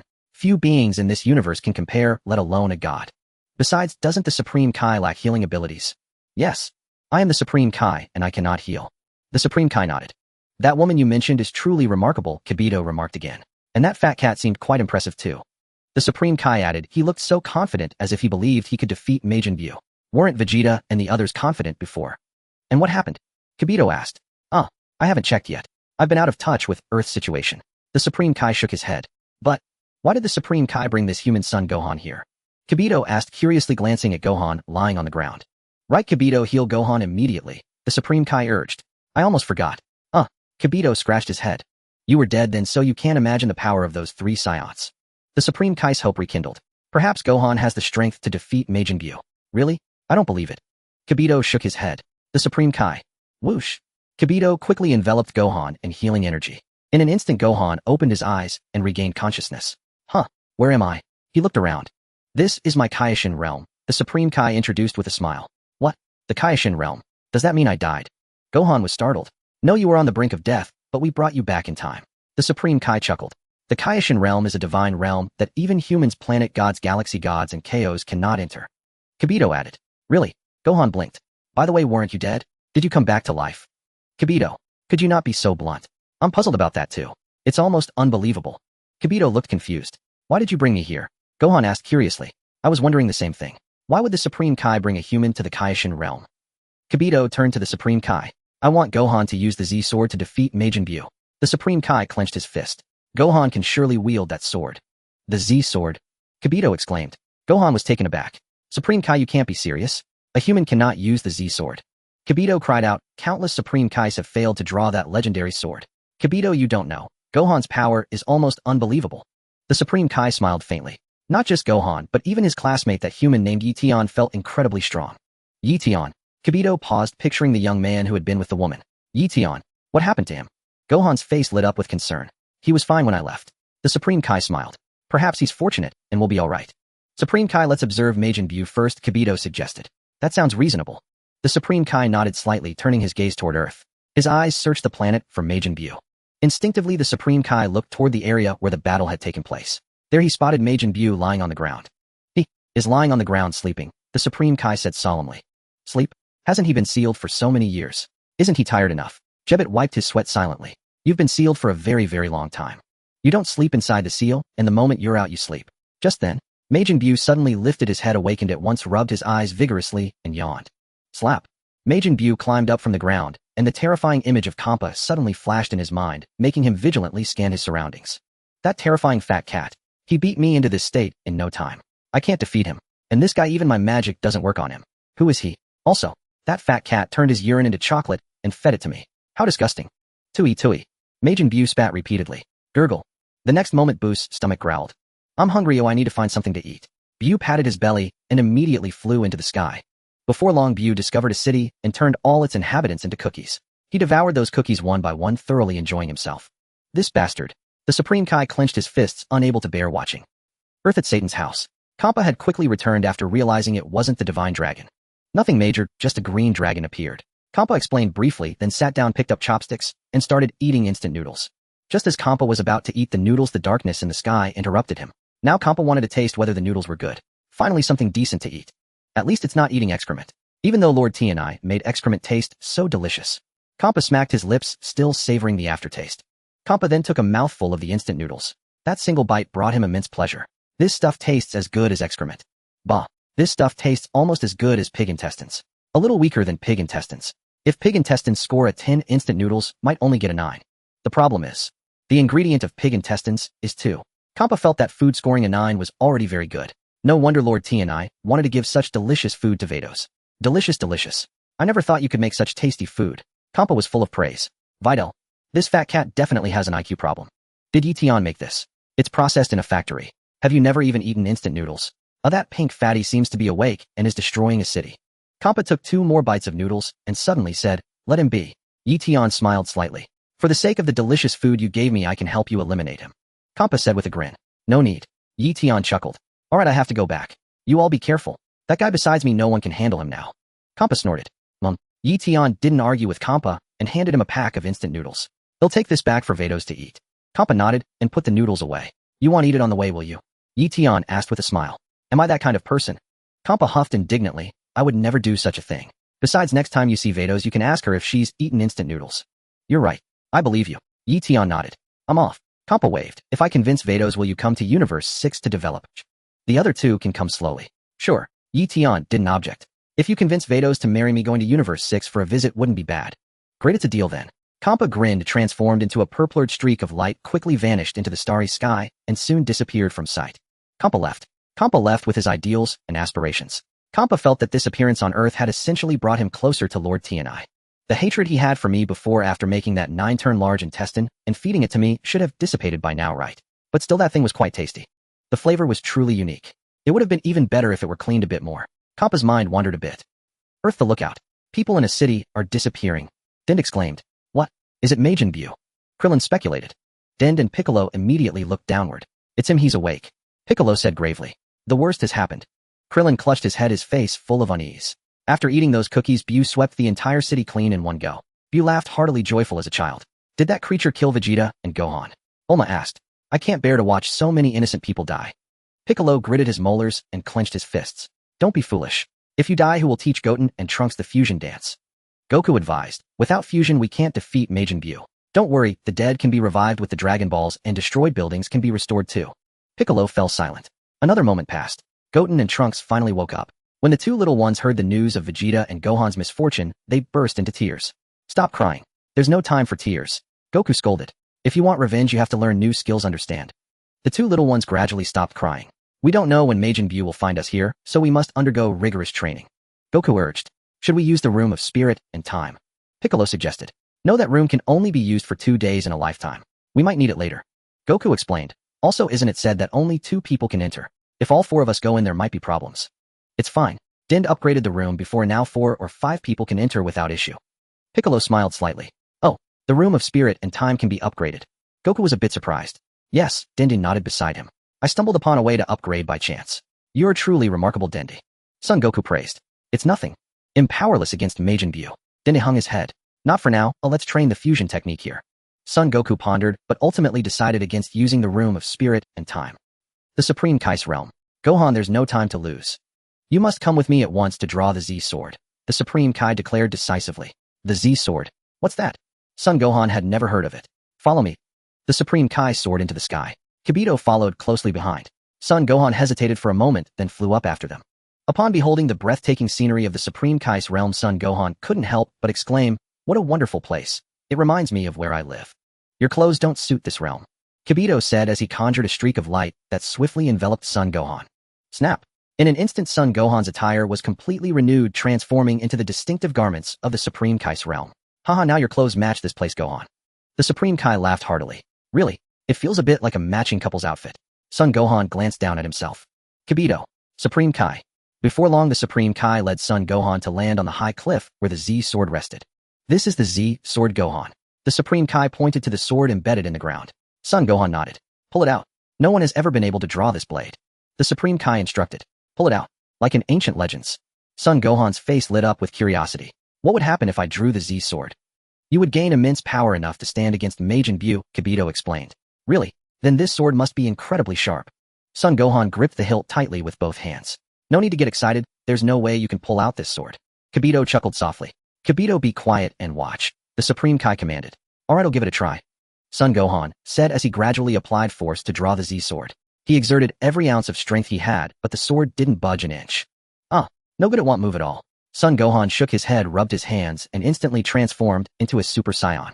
Turning Super Saiyan won't help, the result will be the same. Kibito held little faith in Son Gohan. "Arg." Son Gohan strained to pull the sword once more. "You might as well give up." Kibito sneered. Many Supreme Kais couldn't pull it out, let alone a mere mortal. Is easy. Just then the Z sword suddenly loosened. Kibito's smile slowly froze. "Hey." Son Gohan soared into the sky holding the divine blade. "Success." The Supreme Kai was elated. "What? How is this possible?" Kibito was stunned. Son Gohan landed gently on the ground with the Z sword. "Gohan, tell me quickly, how is the legendary sword?" The Supreme Kai asked with excitement. It's just heavy, nothing else." "It's incredibly heavy." Son Gohan struggled to swing the sword. "I've never seen a sword this weighty." "Is that so?" The Supreme Kai looked slightly puzzled. "Why would it be so heavy? Didn't it enhance your power?" The Supreme Kai inquired further. "No." Son Gohan shook his head. "Maybe I'm using it wrong." "Supreme Kai, can this sword really defeat Majin Buu?" Son Gohan began to doubt the sword's purpose. "What are you saying? This is the mightiest sword in the Supreme Kai's realm. Of course it can defeat Majin Buu." Kibito retorted irritably. "But if you're wobbling like that, it won't work. If you can't wield it with ease, victory is impossible." Easy for you to say. Try it yourself, it's really heavy." Son Gohan handed the sword to Kibito. Startled, Kibito reached out to take it instinctively. The moment Kibito's hands touched the Z sword, he felt his body sag under the weight. Clang! The sword crashed heavily to the ground, sinking deep into the earth. Kibito was startled and quickly gripped the hilt, trying to lift the blade. But no matter how hard he struggled, the Z sword remained motionless. Kibito felt utterly humiliated. Then with a graceful spin, he turned his back to Son Gohan. "The weight is manageable." Kibito coughed dryly, then spun around and pointed at Son Gohan, shouting, "In any case, if you can't master this sword, it's absolutely useless. Do you understand?" "Understood." Son Gohan wiped his brow. "Earth, Mr. Satan's house. Eion, you said that fat cat is a god of destruction." Videl asked curiously. "Yes, a god of destruction," Eion nodded. "And you said he's not from our universe." Videl continued. "Are there other universes besides ours?"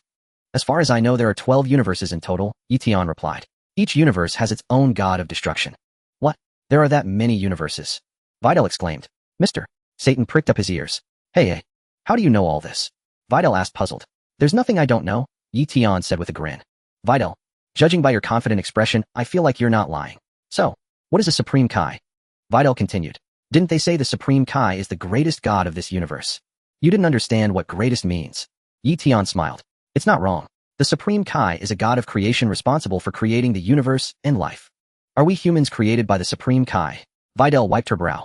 "Sometimes the Supreme Kai transfers life from one place to another planet, giving birth to new life there," Eion explained. "So don't worry, you weren't created by the Supreme Kai? You were created by your mom and dad." "Videl, could you not be so blunt?" "Mr. Satan scratched his head sheepishly. "I heard Majin Buu has awakened. What's your plan, Eion? Why not have that god of destruction destroy him directly?" Videl inquired. "Mr. Satan, your mission has arrived." Eion immediately turned to look at Satan. Satan wore a puzzled expression. "What mission could I possibly have?" "When the time is right, Mr. Satan, you will go and befriend Majin Buu." Eion smiled faintly. "Befriend him? You want my father to befriend that monster?" Videl was startled. "He'll be killed. Don't worry with me here, nothing will happen." Eion offered reassurance. "If successful, Mr. Satan will gain a remarkably formidable underling." "An underling? You want my father to take Majin Buu as his underling?" Videl was stunned. "That's precisely the idea." Eion nodded. Videl fell silent. "Mr. Satan. Just who is this Majin Buu you're talking about? I've never heard of him. Could you at least give me a hint? At the lookout, Son Goku began formally teaching Son Goten and Trunks the fusion dance. Once the fusion dance succeeds, it lasts only 30 minutes. Son Goku explained. After 30 minutes you'll separate and won't be able to fuse again for a while. 30 minutes. That's a tight window. Piccolo shook his head. If those two can master the fusion, defeating Majin Buu within 30 minutes will be no problem. Son Goku smiled. Alright, first both of you transform into Super Saiyans. After saying this, Goku noticed the two youngsters wore displeased expressions. What's wrong with you two? Goku was taken aback. Uncle, when Dad and Gohan were killed, what were you doing? Trunks demanded. I passed out, Goku answered honestly. Passed out. Of all times. Trunks didn't believe him. Uncle, you were just too scared to show up, weren't you? Someone like that can't teach us to become stronger. Son Goten also felt his father was too cowardly. Goku was left speechless at a loss for how to explain. You two brats, at that time Goku was. Piccolo gritted his teeth, about to reveal the truth. Forget it, Piccolo. I am indeed a coward, unable to defeat even Majin Buu. Son Goku smiled. But I will teach you the fusion dance. If you truly wish to avenge Vegeta and Gohan, this is the only way. Trunks and Son Goten were still children. They exchanged glances, momentarily hesitant. Goku, Majin Buu has discovered another large city. Dend hurried over, his expression shifting repeatedly. It's alright. We have the Dragon Balls. They can restore everything. Son Goku sighed. That wretched creature turned everyone into chocolate and devoured them, Dend said gravely. Son Goku clenched his teeth, unsure what to say. What? Turned everyone into chocolate? Son Goten and Trunks cried out in shock. Then the two youngsters exchanged glances. Goten, let's practice the fusion dance now. We have to defeat that monster. Trunks nodded to Son Goten. Son Goten responded with a solemn expression. Good. Now both of you transform into Super Saiyans immediately. Son Goku instructed. The two youngsters instantly radiated a golden aura, having transformed into Super Saiyans. Excellent. Now push your ki to the maximum. Son Goku commanded again. Goten, shouldn't we give a good shout? Trunks flashed a childish grin. Sure. Son Goten nodded. Aya. Son Goten and Trunks let out fierce cries, elevating their ki to the peak. Feeling the powerful auras of the two youngsters, Piccolo was deeply astonished. Good, you've reached your limit. Son Goku remarked. Son Goten was puzzled. Trunks was also confused. Why isn't this uncle surprised at all? Trunks, your ki is slightly stronger. For the fusion dance, both of you must have perfectly equal ki, Goku corrected. Trunks, pull back a bit and match Goten's ki. Huh, match it. Trunks slightly reduced his ki. After adjusting several times, Trunks' ki finally matched Son Goten's. Stop. That's it. Maintain this level from now on. Goku explained. Now return to your base forms and practice with your base ki, because attempting the fusion as Super Saiyans right away is too difficult. As he spoke, Dend approached again. Goku, it looks like Buu is heading toward West City. Dend said gravely. What? Damn. My grandparents are at home. Trunks panicked. Goku, you heard Dend right. Bulma also grew anxious, stepping forward with a worried expression. My parents will be killed by him. Don't worry, we can use the Dragon Balls to revive them. Son Goku replied. West City will also be destroyed, Bulma continued. We can use the second wish to restore it. Son Goku explained. The Dragon Radar is still in the lab, and it has special components that are hard to find, Bulma said grimly. Without the radar, we can't locate the Dragon Balls, can we? What? Goku wiped his brow. A brief silence. This is troublesome. Trunks, go back immediately and retrieve the radar. Son Goku quickly made arrangements. They'll hold off Majin Buu for a while. Huh. Trunks was stunned. Uncle, can you really do it? Can you hold him off? You'll probably be killed instantly. I think I can manage for a short while. You'd better go now, or Majin Buu will reach West City immediately. As he spoke, Son Goku pressed his index and middle fingers together, performed instant transmission, and vanished in an instant. Can he really do it? Trunks quickly ran outside, transformed into a Super Saiyan, and sped toward West City. Son Goku used instant transmission and instantly appeared directly opposite Majin Buu, blocking his path. Who are you? Buu looked at Goku. I'm Son Goku.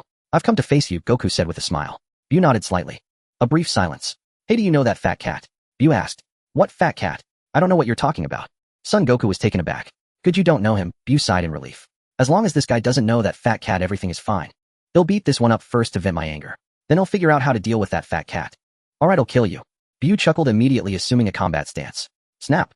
A golden radiance burst forth from Son Goku's entire body, with bolts of lightning crackling around him. Super Saiyan 2. Sensing the intensity of Son Goku's transformed aura, Son Goten was astonished, overjoyed by his father's formidable power. Trunks was also somewhat surprised. He hadn't expected his uncle to be as strong as his father. Oh, Buu wore a contemptuous expression. That spiky-haired guy self-destructed and still couldn't beat me. You seem about the same as him. Just as they were about to fight, Son Goku suddenly sensed that Trunks' ki had stopped moving. Impossible. My father is the strongest. Trunks muttered in disbelief. Hey, what are you dawdling for? Hurry up and get the radar back. Son Goku shouted loudly. Hearing Son Goku's voice, Trunks snapped back to reality. Buu also glanced curiously in the direction Son Goku was speaking, seeing nothing. What are you talking about? Buu inquired. I said nothing, don't mind me. Son Goku shook his head. Buu, do you take me for a fool? I clearly heard you speak just now. Buu's face darkened. Are you playing me for an idiot? Whooshed. Son Goku instantly reverted to his base form. He needed to buy some time. Otherwise Trunks might not have enough time to retrieve the radar. Why did you change back? Have you given up? Buu asked with a sneer. No, I just wanted to briefly tell you about Super Saiyans. Son Goku smiled faintly. Go ahead, I'm listening. Buu nodded with curiosity. You see, this is my base form now. As Son Goku spoke, golden light burst from his body, transforming him into a Super Saiyan. This is an ordinary Super Saiyan. Buu nodded again, indicating understanding. Snap. Lightning erupted around Son Goku's body, crackling all over him, his hair standing up even more. This is the Super Saiyan that transcends Super Saiyan, also known as Super Saiyan 2. Son Goku smiled. More lightning. Buu replied thoughtfully. You're quite sharp, you understand. Son Goku grinned. Buu nodded vigorously. What's Goku doing? Can he transform even further? Krillin murmured, sensing the intensity of Son Goku's ki. And then, next is, even more super. Son Goku suddenly let out a series of shouts. Aya! Energy surged wildly from Son Goku's body, rapidly enveloping him. Then with Son Goku at the center, a powerful golden aura erupted outward, dyeing the entire sky gold. Incredible! The ki keeps surging and spreading. Piccolo was stunned. Looking again, Son Goku's hair grew backward, soon reaching past his waist. Due to Son Goku's immense ki, the entire earth began to tremble. What's happening? Is it an earthquake? Mr. Satan trembled in fear. There was an earthquake just now, why another? The earlier earthquake Mr. Satan referred to was the tremor caused by Buu destroying the city. Now Son Goku's transformation into Super Saiyan 3 was causing the earth to shudder violently. Videl, can you sense it? Eion turned to look at Videl. I can. Such a powerful ki. Videl was astounded. I never imagined anyone could possess such immense ki. Videl, you've improved a lot, you can now sense others' ki. Eion chuckled. On the Kaioshin realm, Son Gohan and the others also sensed Son Goku's powerful aura. Is it really father's ki? No. It can't be. Son Gohan was stunned. Yes. It's Son Goku. Such incredible energy. The Supreme Kai was dumbfounded. His ki has reached the Kaioshin realm, it's unbelievable. Kibito exclaimed. What's happened to father? Son Gohan looked worried. By now Son Goku had successfully transformed into Super Saiyan 3. This is Super Saiyan 3. Since I'm not yet proficient with this form, it took a bit longer, my apologies. Son Goku smiled as he looked at Buu. You've got a scary face now, I think I'm afraid of you. Buu snorted. The only one I fear is that fat cat. Son Goku was puzzled, completely unaware of what Majin Buu was talking about. Alright, enough talk, we can begin. Son Goku immediately readied himself for battle. Whooshed. In an instant Son Goku appeared directly above Majin Buu. Majin Buu hadn't even reacted. Whooshed. Son Goku reached down, grabbing hold of the antenna on Majin Buu's head. Bang. Son Goku delivered a heavy punch directly to Majin Buu's plump face. Buu's body flew backward, but Son Goku yanked him back by the antenna. Bang, bang, bang. Son Goku then proceeded to pummel Majin Buu with one punch after another. Majin Buu seemed utterly defenseless. Whoosh, whoosh, whoosh. Son Goku swung Majin Buu around by the antenna. The next moment, he released his grip, sending Buu crashing downward. Boom. Majin Buu plunged into the sea below. The water surged hundreds of meters high. Whoosh. Majin Buu quickly shot back up from the water, firing energy blasts from his hands. Watching the incoming energy blasts, Son Goku calmly swatted them away one by one, sending them flying in all directions. Whooshed. At that moment, Buu appeared right in front of Son Goku. Bang. Buu's arm stretched like rubber, landing a punch on Son Goku's face. Son Goku smiled back, his face unmarked. Buu looked at him in surprise. Bang. Son Goku counterattacked, striking Majin Buu hard in the face. Majin Buu retaliated with an uppercut. Son Goku flipped through the air, quickly gathering energy in both hands. Boom. A powerful energy wave shot from Son Goku's hands. The blast pierced straight through Majin Buu's body. Majin Buu let a large hole blow through his body, sneered, and with a slight effort regenerated to his original form. Then, mimicking Son Goku, Buu began to gather an energy wave. Sun Wukong was taken aback. Had this fellow been learning from him all along?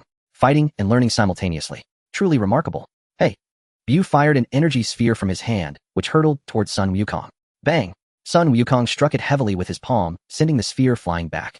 Buu was startled, then slapped the returning energy sphere down into the earth below. Sun Wukong was horrified.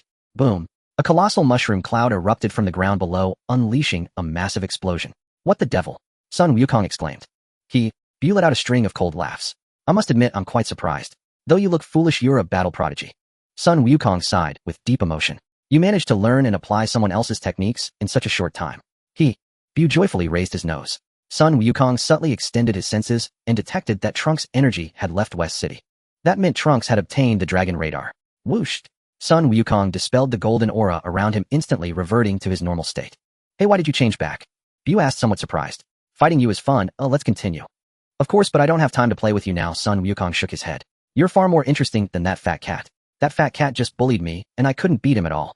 Bu spoke frankly. Only fighting someone of equal skill was enjoyable. Being oppressed by someone on a completely different level was utterly tedious. Bu felt that fat cat must have cheated. He hadn't provoked him much. He just asked who he was and got beaten. It was too unfair. Now this long-haired guy was interesting. Fighting him was exhilarating. Who is this fat cat you mentioned? Sun Wukong was slightly puzzled and asked. Slap. Majin Buu rubbed his cheeks and instantly transformed his face into that of Kampa. Of course Buu's body remained pink and his antennae were still there, but his face now resembled Kampa's quite closely. This is what he looks like. Bu pointed at his own face. Really? Is he that strong? Even you can't beat him? Sun Wukong asked astonished. I'm no match for him. Bu nodded. Fighting you is much more fun. Let's keep playing. I'm truly sorry, but I really have no time to play with you. Sun Wukong had an idea and quickly suggested, how about this? If you really want to play in 2 days, someone with strength comparable to mine will appear and keep you company. So please stop harming innocents and wait patiently for 2 days. Is he as strong as you? Bu asked. Yes, it's a pity. I'd love to play with you too, but time doesn't permit. Sun Wukong sighed, pressing his index and middle fingers to his forehead. When you go to hell later, remember to ask someone to help you lose weight. Whooshed. With that, Sun Wukong used instant transmission and vanished. Bu looked around in all directions searching for Sun Wukong. After searching in vain, Bu appeared above West City and began a frenzied rampage of destruction. Boom. When he had enough fun, Bu unleashed a devastating attack, leveling West City to the ground. An earthquake again. Is this the end of the world? Mr. Satan trembled in fear. Dad, it's Majin Buu. Videl said. Majin Buu. The one Eion said would be my underling. Mr. Satan laughed bitterly. Don't joke. Me making him my underling. He'll kill me. Don't worry, him here. You'll be fine, Eion said with a slight smile. Mr. Satan. Mr. Satan felt terrible. Eion, do you really want my dad to make him his underling? Videl was also at a loss for words. That was Majin Buu. Even the greatest god of this universe couldn't handle him. The most powerful god from another universe had left. By the way, our universe has a god of destruction too, right? Videl asked. What is he doing? Why doesn't he deal with Majin Buu? The god of destruction doesn't concern himself with such matters. His main job is to destroy planets. Be thankful he hasn't come to destroy Earth himself, Eion said dismissively. Videl fell silent. Also, our universe's god of destruction is always asleep for decades at a time, Eion added. Sleeping for so many years. Videl wiped her sweat. The lookout. Sun Wukong felt helpless as he watched Majin Buu wreak havoc. That guy has enough power to destroy Earth in an instant, Piccolo said gravely. It's okay. It seems he doesn't want to destroy Earth, yet just to play, Sun Wukong analyzed. Maybe someone's presence makes him cautious. Who? Who makes him cautious?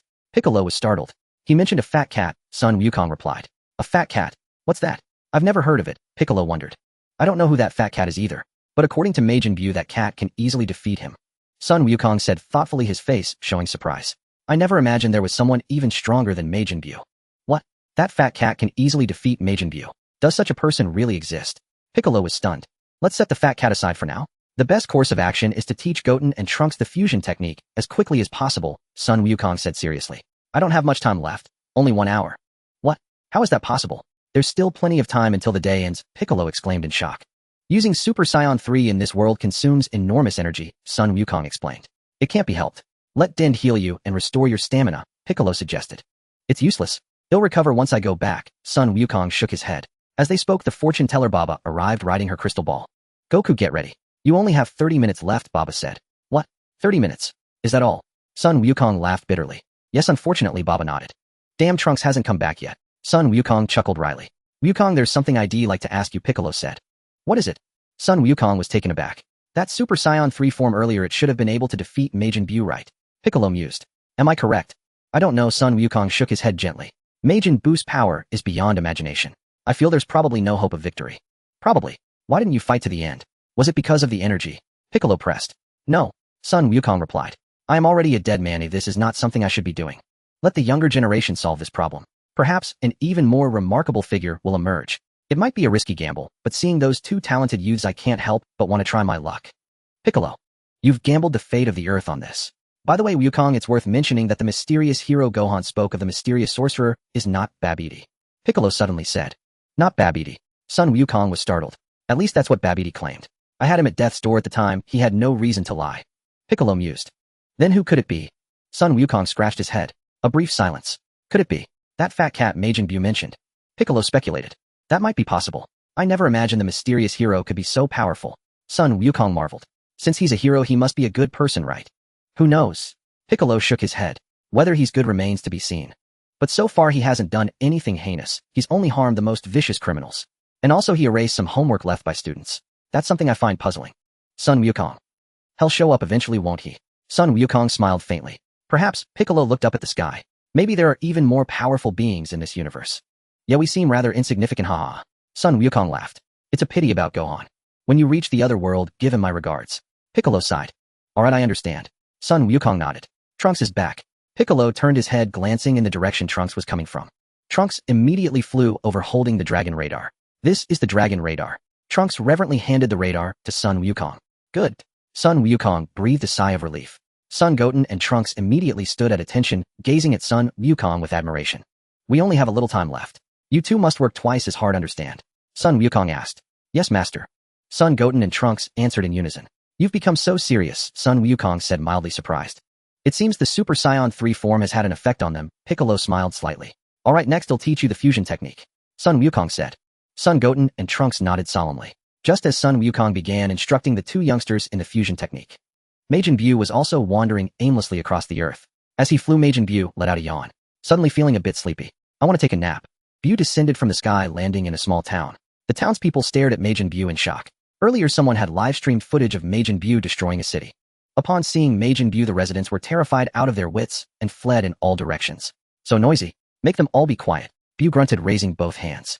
Let all living things float. Instantly, every living being in the town was suspended in the air. Even stray cats and dogs were lifted into the sky.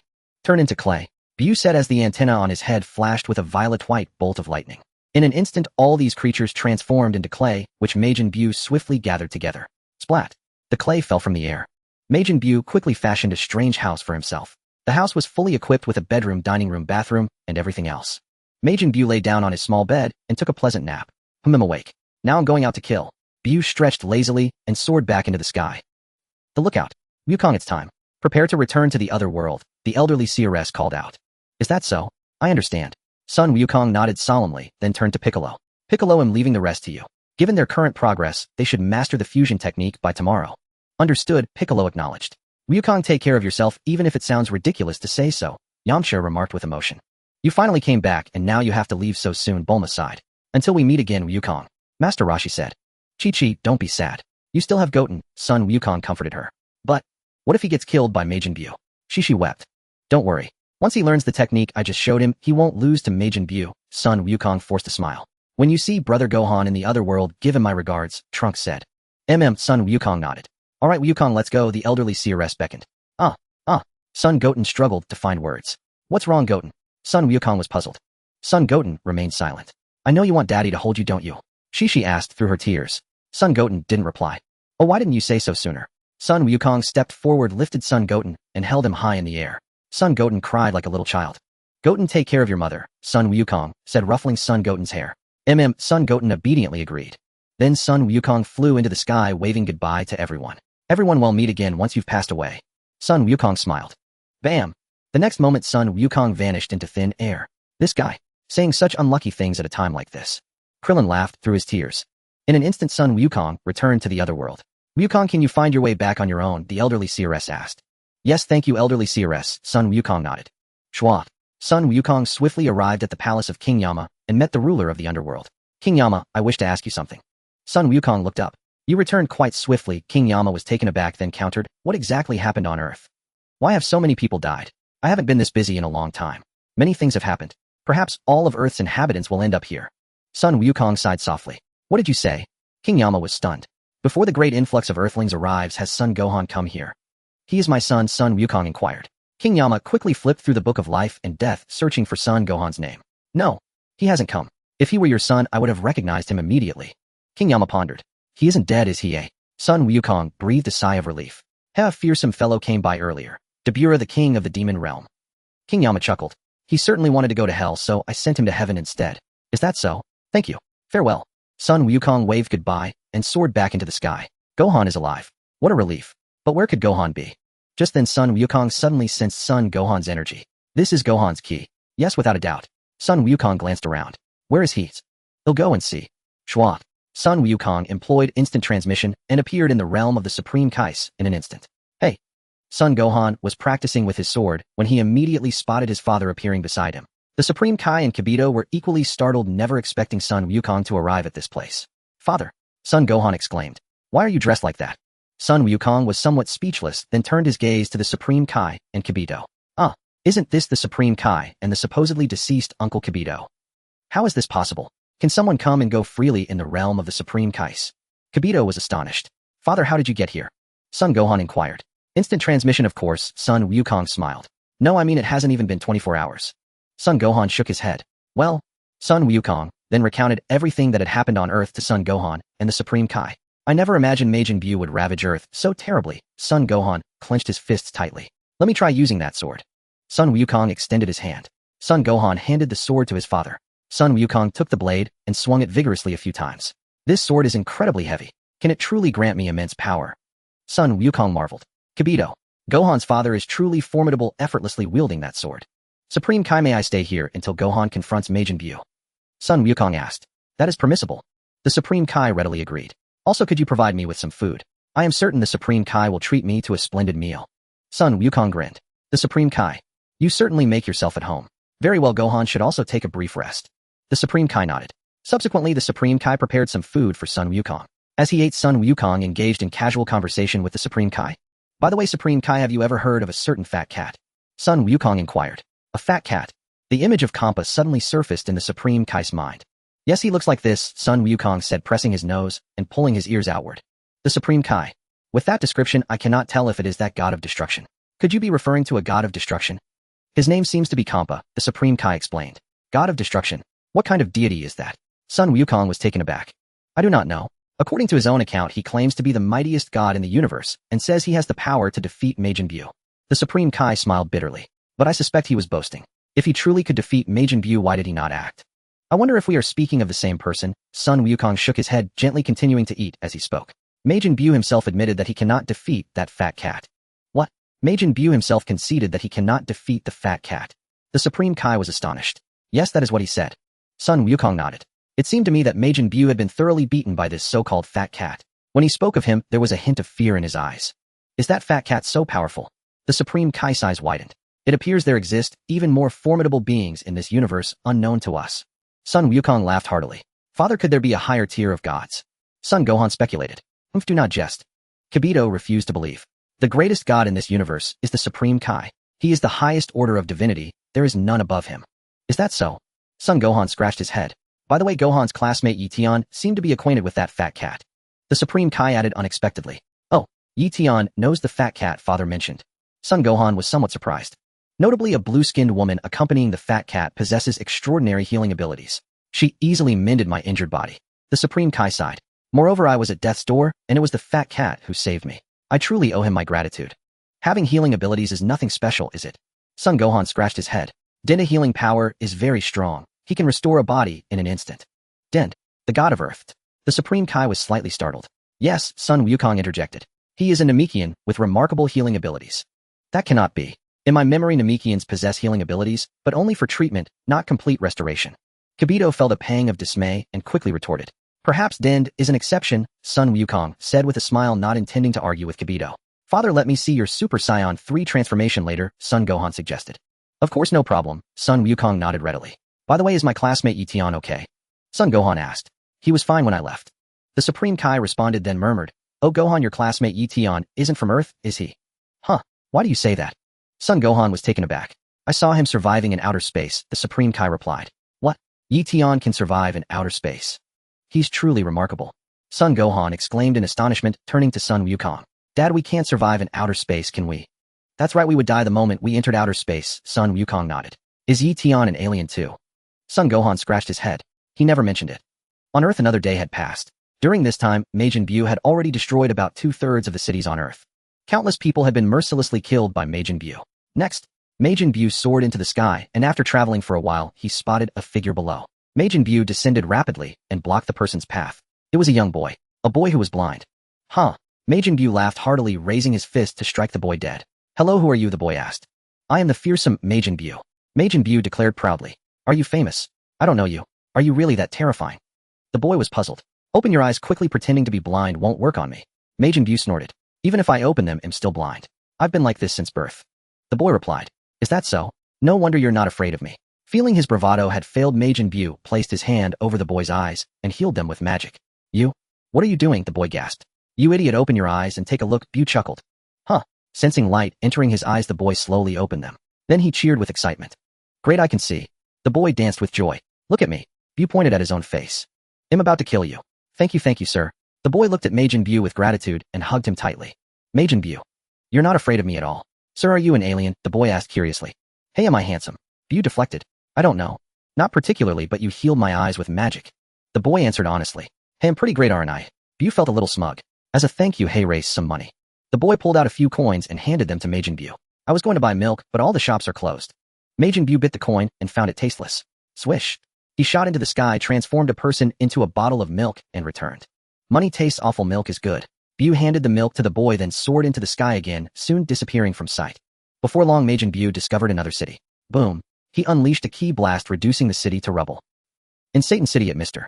Satan's home, a general personally came to visit Mr. Satan, requesting him to defeat the fearsome Majin Buu. Over the past day, events involving Majin Buu had been broadcast live on various platforms. Thus, Majin Buu was no longer a secret. Mr. Satan, we hope you can step forward and save our world just as you saved it from Cell 7 years ago. The general bowed to Mr. Satan. Leave it to me. I certainly won't let that guy get away with this. Satan patted his chest, brimming with confidence. Is that so? That's wonderful. The general sighed with relief. Then I'll make arrangements immediately. Please prepare, Mr. Satan, and we will challenge Majin Buu. No rush. I'm building up my ultimate attack. Once it's ready, you'll make my move, Satan replied with a smile. We await your good news. The general nodded. After the general left, Satan scurried over to Eion. Eion, can I really do this? Satan's heart was pounding. Make that guy my underling. Is that even possible? Hell, turn me into chocolate and eat me. It's fine. If you're scared, I'll go with you, Eion said with a smile. You'll come with me. Then I'm reassured. Satan felt at ease. On the Supreme Kai's planet, Son Gohan was practicing with the Z-sword. He had already become very adept at wielding it. Now Son Gohan had overcome the sword's weight. Amazing. Truly amazing. To master it to this extent in just one day. Son Wukong clapped. Very impressive. The Supreme Kai also felt that Son Gohan was indeed talented. Kibito stood by in silence. This sword looks quite sharp. Let's try it on a rock, Son Wukong said, picking up a large boulder ready to toss it. Haha. ITLL sliced through that rock like tofu. Son Gohan prepared himself. The Supreme Kai.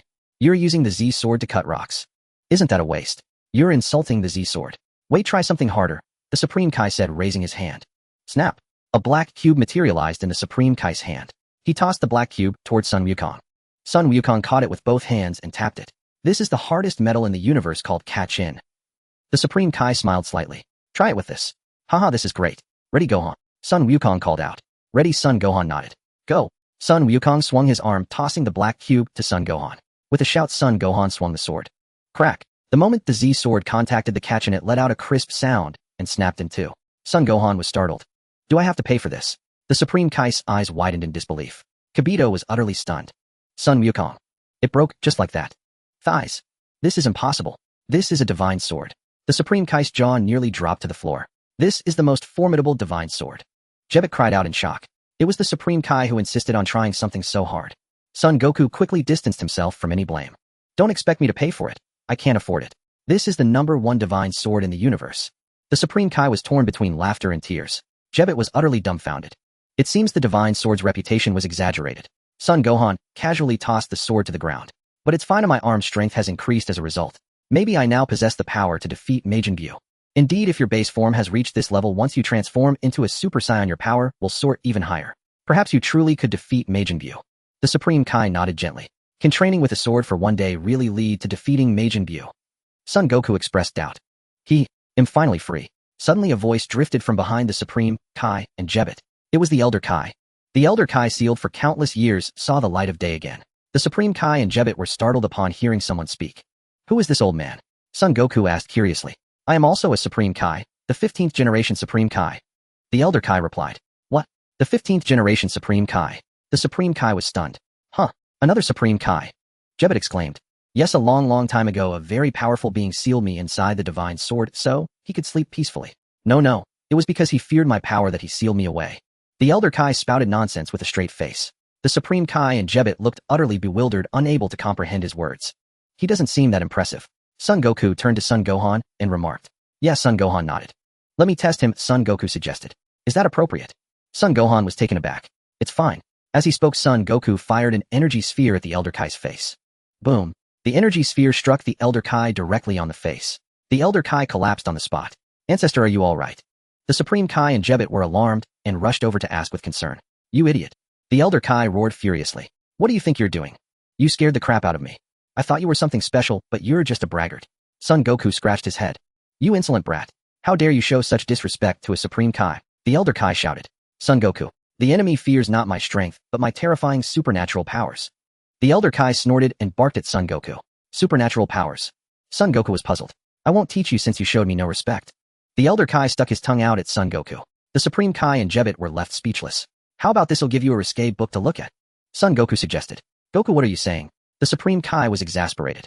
We are gods. Do you think it's appropriate to show us such material? I don't need to look at that kind of book. My eyes can see everything.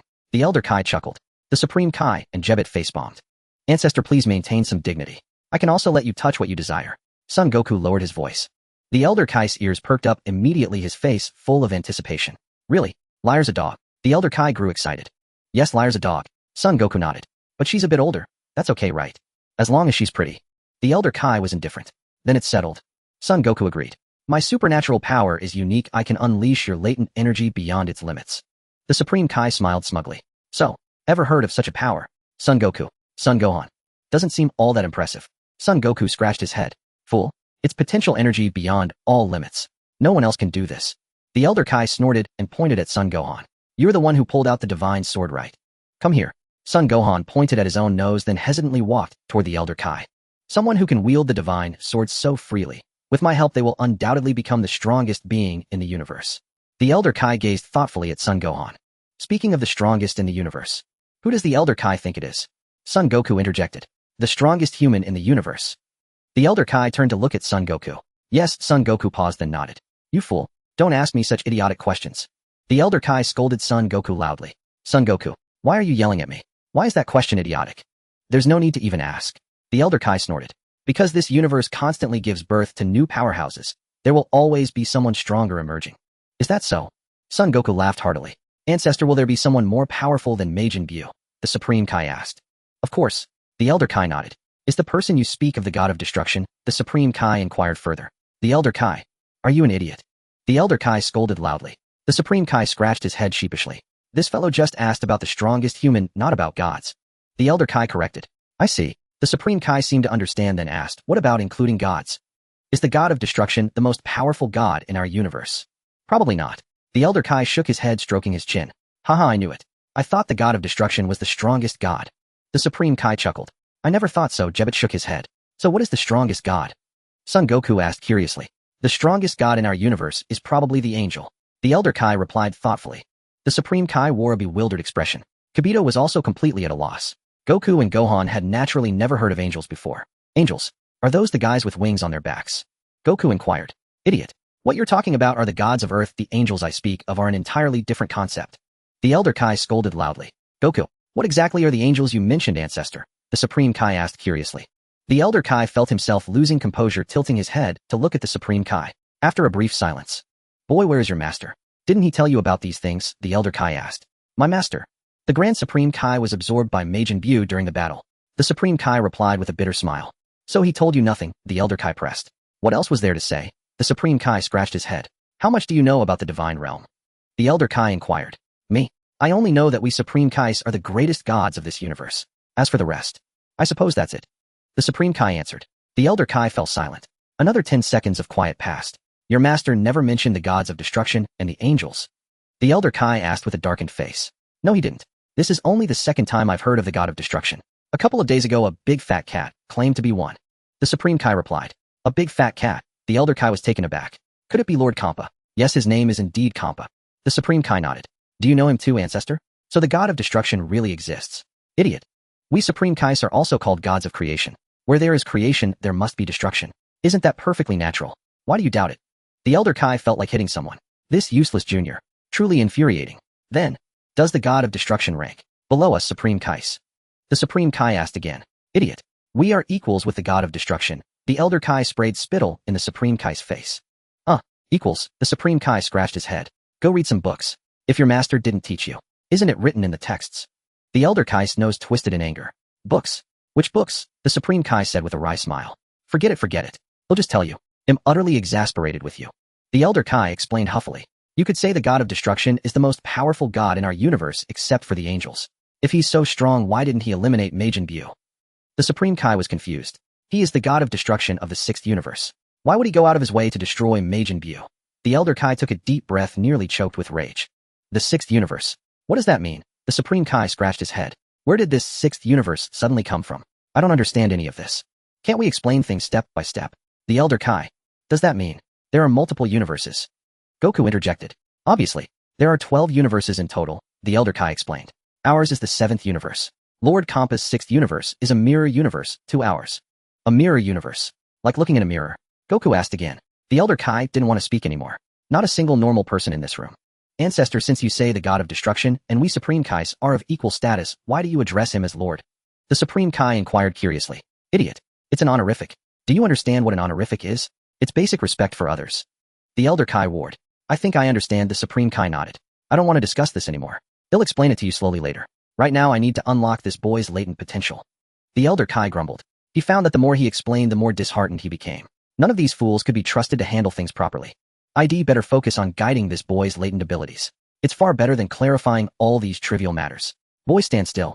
The Elder Kai extended his hands, aiming them at Gohan from a distance. Ancestor, you still haven't told us about our universe's god of destruction. Where is he? Why didn't he eliminate Majin Buu? The Supreme Kai interjected. Why do you have so many questions? The Elder Kai shouted angrily. It's precisely because I don't understand that I have to ask. The Supreme Kai replied, pressing his 2 index fingers together with a hint of grievance. The Elder Kai. Your logic does make some sense. Our universe's god of destruction is named Beerus. If my guess is correct, that fellow is probably still sleeping. The Elder Kai sighed helplessly.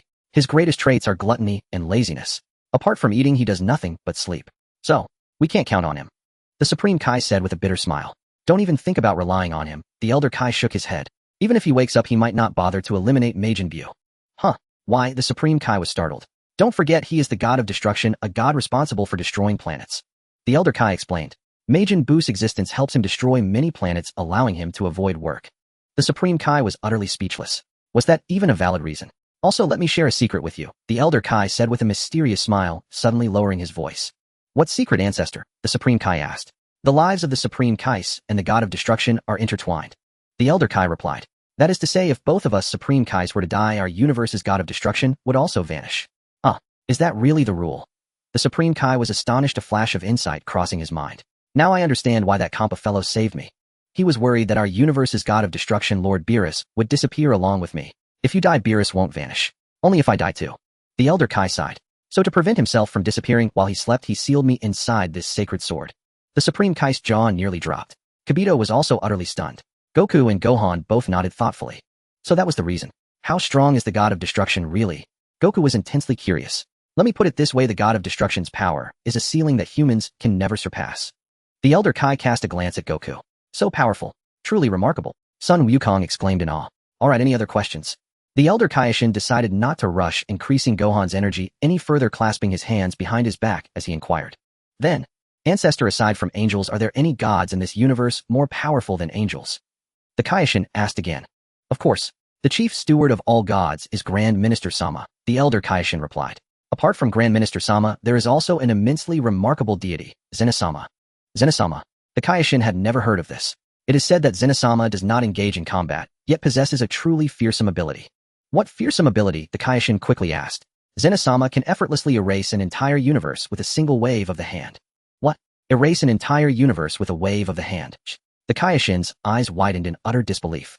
We currently have 12 universes, the Elder Kaioshin sighed. A very, very long time ago there were 18 universes in total. Zenasama erased 6 of them, leaving us with these 12. The Kaioshin's jaw nearly dropped again. Sun Wukong and his son Gohan stared at each other in astonishment. Kibito was completely stunned. Erased 6 universes with a casual wave. Then, what happened to the people in those 6 universes? The Kaioshin inquired. They vanished along with everything else, of course. The Elder Kaioshin spoke as if it were nothing unusual. The Kaioshin felt deeply unsettled. Then, what about the Kaioshin and gods of destruction of those 6 universes? And the angels? What became of them? The Kaioshin pressed on. The Kaioshin and gods of destruction perished along with the erasure of their universes. The Elder Kaioshin sighed. As for the angels, that I do not know. It is said they survived. Why did the angels survive? The Kaioshin asked, startled. How should I know such a thing? The Elder Kaioshin snapped irritably. The Kaioshin fell silent.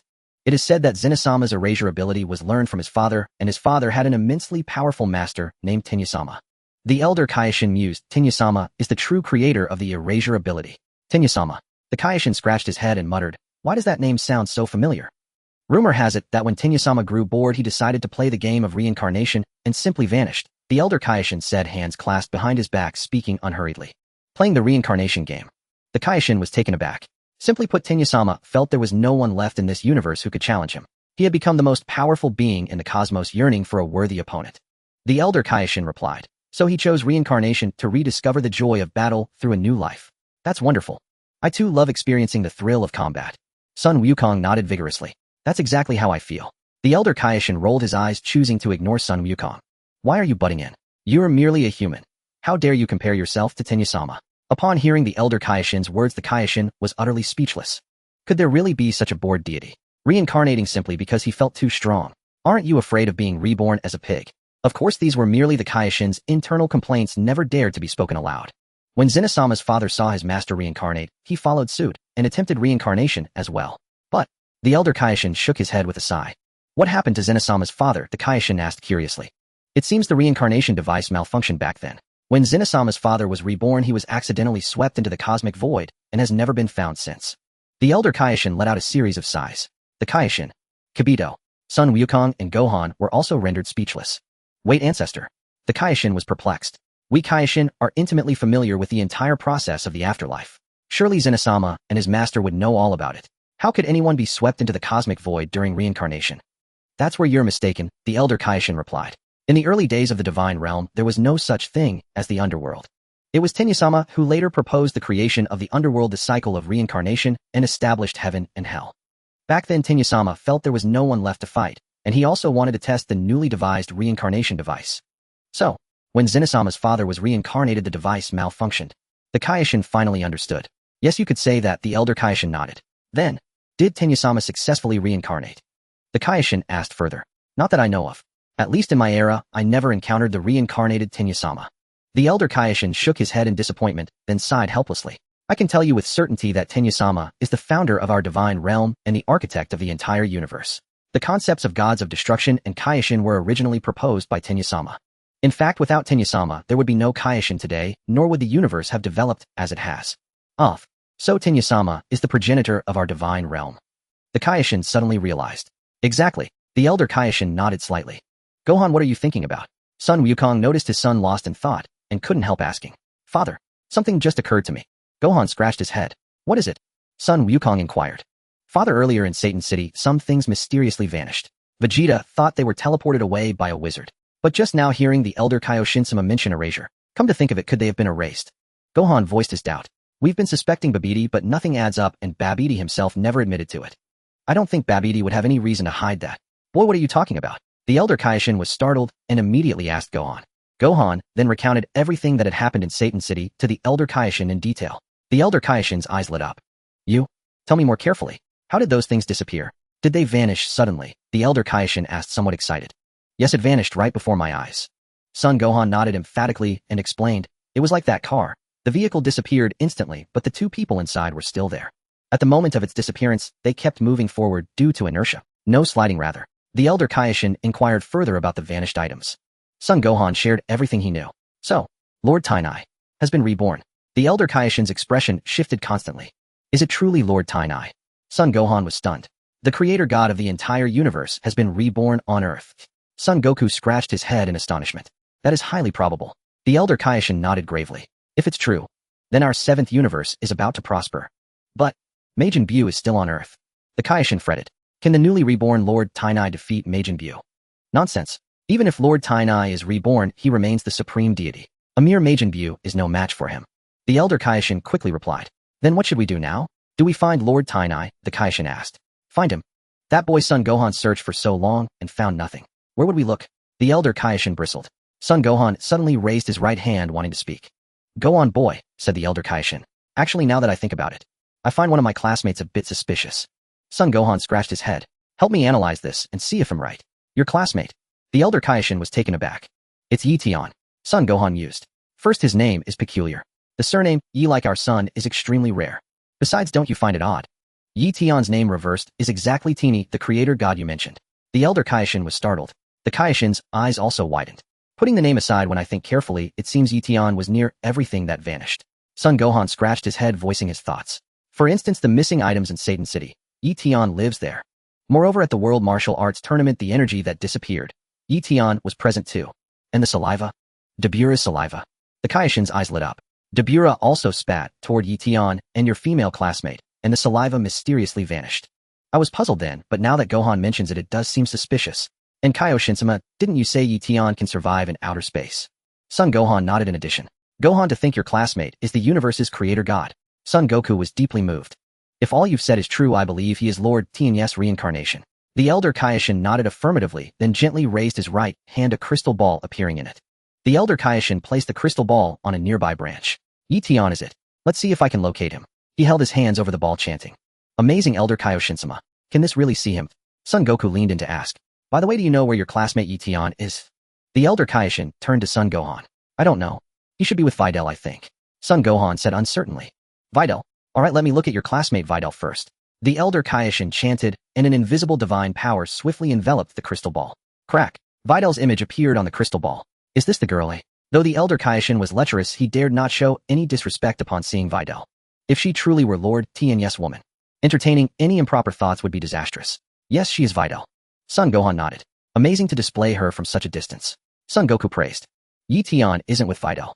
Son Gohan observed, finding no trace of Yi Tian beside her. However, the elder Kaioshin was trembling all over, his expression extremely vivid. What's wrong, ancestor? Your expression could be made into an emoji. The Kaioshin asked curiously. Look closely, what is beside this girl? The elder Kaioshin's voice quivered. What? I don't see anything. The Kaioshin leaned in for a closer look. Huh, it looks like a blurry shadow. Indeed. Son Goku peered closely and nodded. It is a blurry shadow. It feels like a vague, translucent figure. Like a semi-transparent computer interface. Hard to notice at first glance. Son Gohan mused. It's him. No doubt. The elder Kaioshin was ecstatic. Your classmate Yi Tian is Lord Tianai reincarnated. Huh, is that really so? Son Gohan was speechless. My classmate is the universe's creator god. This is huge. I thought being half Saiyan already made me exceptional at school. Never did I imagine one of my classmates was a creator god. What should we do now? The Kaioshin asked. I must report this to Grand Priest-sama immediately. The elder Kaioshin decided promptly, then shook his head. No, ill inform was first, and have him confirm. If he finds no issue, it's set in stone. Whis? Who is that? Son Goku asked curiously. Whis is the angel of our universe, the elder Kaioshin replied. This is truly momentous. Wait here. Ill contact Whis immediately. With that, the elder Kaioshin cradled the crystal ball and went aside to communicate with Whis. Soon the elder Kaioshin connected with Whis on planet Beerus through the crystal ball. Oh my, if it isn't elder Kaioshin-sama. Have you been freed from the seal? Whis greeted with a smile. Well, it was unexpected. The elder Kaioshin chuckled. Is there something you need, elder Kaioshin-sama? Whis inquired. Indeed, I have a very important matter and would like your confirmation. The elder Kaioshin replied. Please speak, elder Supreme Kai. Whis nodded. I believe I have discovered the reincarnated Lord Tenya, the elder Supreme Kai said with some excitement. Lord Tenya, are you serious? Whis was astonished. Oh my, if that is true, elder Supreme Kai, you have rendered a great service. I will now give you Lord Tenya's address. Analyze whether it is truly him, the elder Supreme Kai said, and relayed Yi Tian's address to Whis. Whis immediately channeled a strand of angelic power through the crystal orb atop his staff. Using the angelic power, he observed Yi Tian on Earth. After this examination, Whis' expression turned extremely grave. Elder Supreme Kai seems to be correct. There is a 99 probability that he is the reincarnation of Lord Tenya, Whis muttered. The elder Supreme Kai. 99. You might as well say 100. It truly is Lord Tenya. How did he end up reincarnating on Earth? The elder Supreme Kai lamented. And it took such a long time for the reincarnation. Such matters are hard to say. Perhaps there is someone in this era that Lord Tenya finds interesting. Whis speculated. Or perhaps the reincarnation device was not sufficiently mature at the time and developed some malfunction, causing it to take billions of years. Whis, should we report this matter to Lord Grand Priest? The elder Supreme Kai suggested. Yes, indeed, we must inform Lord Grand Priest. Whis nodded. I will contact Lord Grand Priest immediately. All right. The elder Supreme Kai hesitated. Rest assured, elder Supreme Kai. Whis smiled. I will inform Lord Grand Priest that it was you who discovered Lord Tenya. Ha, many thanks, many thanks. The elder Supreme Kai was overjoyed. After ending the call, Whis immediately contacted the Grand Priest. Lord Grand Priest, it has been a while. Whis greeted respectfully. Whis, is there something you need? The Grand Priest inquired. Oh my Lord Grand Priest, I am here to report regarding Lord Tenya. According to reliable information, I have discovered the reincarnated Lord Tenya. Whis said with a smile, revealing the truth. Is it that earthling named Eion? The Grand Priest asked, a smile appearing on his face. Lord Grand Priest already knows. Whis was taken aback. I only learned of it a few days ago myself, the Grand Priest chuckled. But it is indeed remarkable that you made this discovery. Ha. Actually, it was not my discovery, but that of an Elder Supreme Kai from our universe, Whis said with a laugh. Regarding Lord Tenya, tell them not to act rashly, and not to be tempted to rush over and cling to him. The Grand Priest's expression turned serious. Lord Tenya has likely only recently reincarnated, and his condition is unstable. If any problems arise, it could cause irreparable damage to his body, or even endanger the entire universe. I see. So we should pretend nothing has happened, correct? Whis asked. Yes, that is exactly what I mean. No one must reveal his true identity. Everyone must act as if they do not know. The Grand Priest explained. I understand, Lord Grand Priest. I will instruct them carefully, Whis replied. Then I leave it to you. Be diligent, this matter is quite important. The Grand Priest gave another serious reminder. Whis noted everything. After the call ended, Whis immediately contacted the Elder Supreme Kai. Oh, my Elder Supreme Kai. Lord Grand Priest was already aware of Lord Tenya's situation, Whis said with a smile. The Elder Supreme Kai was momentarily stunned. He had hoped to claim credit, but it turned out there was no chance. Ha, as expected of Lord Grand Priest. Nothing escapes his knowledge. The Elder Supreme Kai laughed awkwardly. Here I must emphasize regarding Lord Tenya, you must act as if nothing happened. On no account must Lord Tenya learn of his own identity. Whis stressed, his expression exceptionally solemn. Very well. I will inform them. The Elder Supreme Kai nodded vigorously. That will be all, Whis said, about to end the call. What would happen if Lord Tenya accidentally discovered his own identity? The Elder Supreme Kai asked. If Lord Tenya learns of his identity before reaching a certain level of power, it could conflict with his current consciousness and cause bodily harm. Whis explained.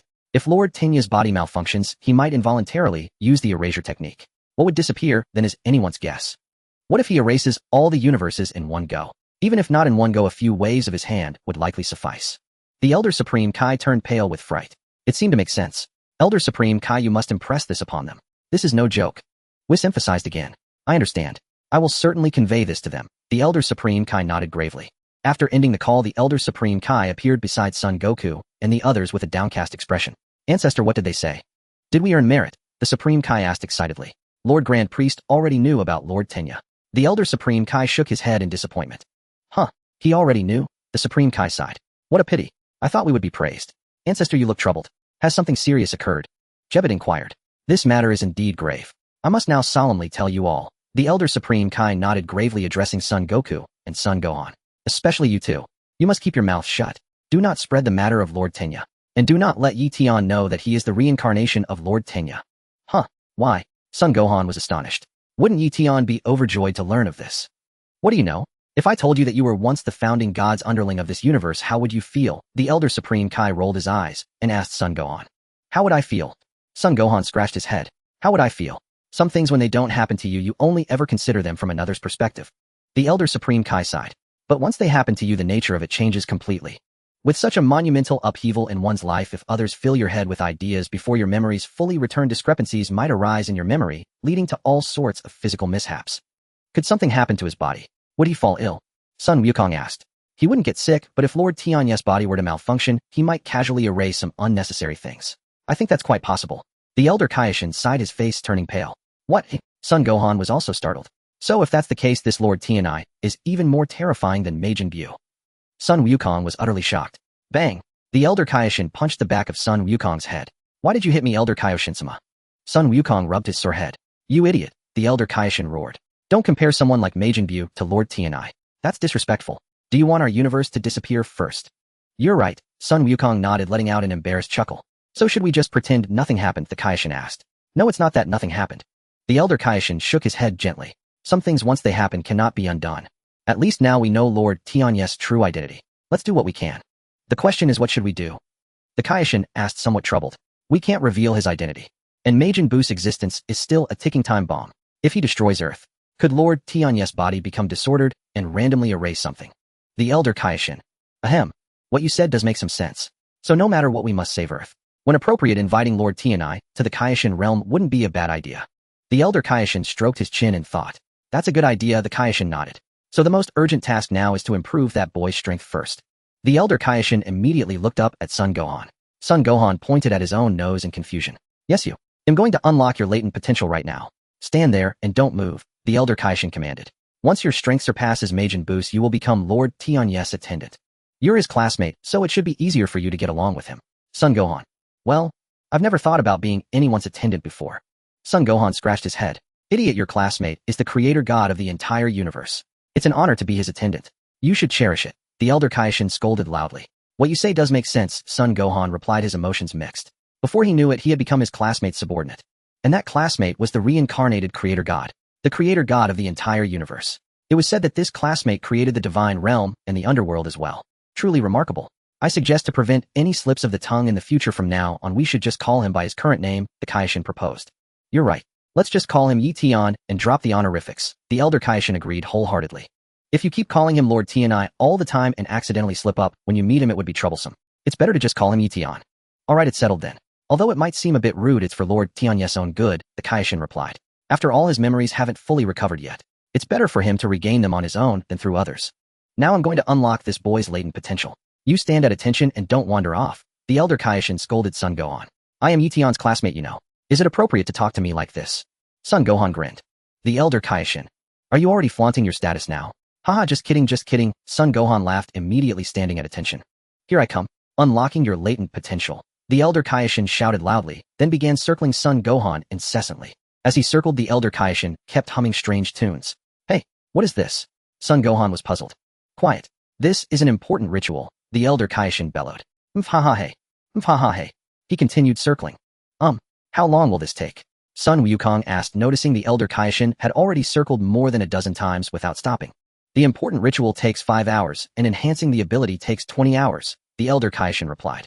Huh. Son Gohan was startled. Is it too late to back out now? If you want to back out for your classmate's sake, suit yourself, the elder Kaioshin snorted. They'll just tell your classmate Yi Tian that when he regains his memory, the first thing he'll erase is you. Son Gohan. Son Gohan immediately felt terrible. Is this how you play? I'm going to take a nap. Keep up the good work, Gohan. Son Wukong quickly made his escape. This. Son Gohan was speechless. Wouldn't it be inappropriate for us not to stay here? The Kaioshin said with a bitter smile to Kibito. Probably Kibito wiped his sweat. But speaking of which, Kibito, you're quite calm about this, the Kaioshin sighed deeply. What do you mean, Kaioshin-sama? Kibito was taken aback. What is there for me to be calm about? Did I do something? Have you forgotten how you showed utter contempt for Lord Tianai? No, Yi Tian. Before, the Kaioshin sighed. You. What did you say? Did I? Kibito was startled, his face turning pale instantly. I remember you did. You always looked down on him as just a human, didn't you? The Kaioshin shook his head. Stop joking, Kaioshin-sama. I never said that. Kibito felt terrible. Let's hope Yi Tian didn't take it to heart. The Kaioshin let out a long sigh. Kibito's composure nearly shattered. Did I really say that or not? The Kaioshin-sama has made me doubt myself. Earth. Satan's home. Yi Tian suddenly sensed someone observing him. About 10 minutes later, someone examined him again. Who could it be? Yi Tian calculated the time. Shouldn't the old Kai have emerged from the Z sword by now? Could it be that the old Kai is watching through his crystal ball? The first time someone looked at me, I sensed it very clearly. But the second time it felt much more strenuous. If the first was the old Kai, who was the second? But why would the old Kai be watching me? Did Gohan ask him to do so?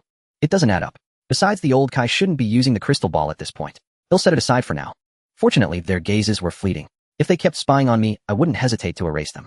Though I lack the power now, a few more upgrades will suffice. Yi Tian remained at Satan's residence, instructing him to prepare for the journey to confront Majin Buu. The lookout. Trunks and Goten were diligently practicing the fusion dance. The two boys trained with remarkable effort. Excellent, your form is nearly flawless.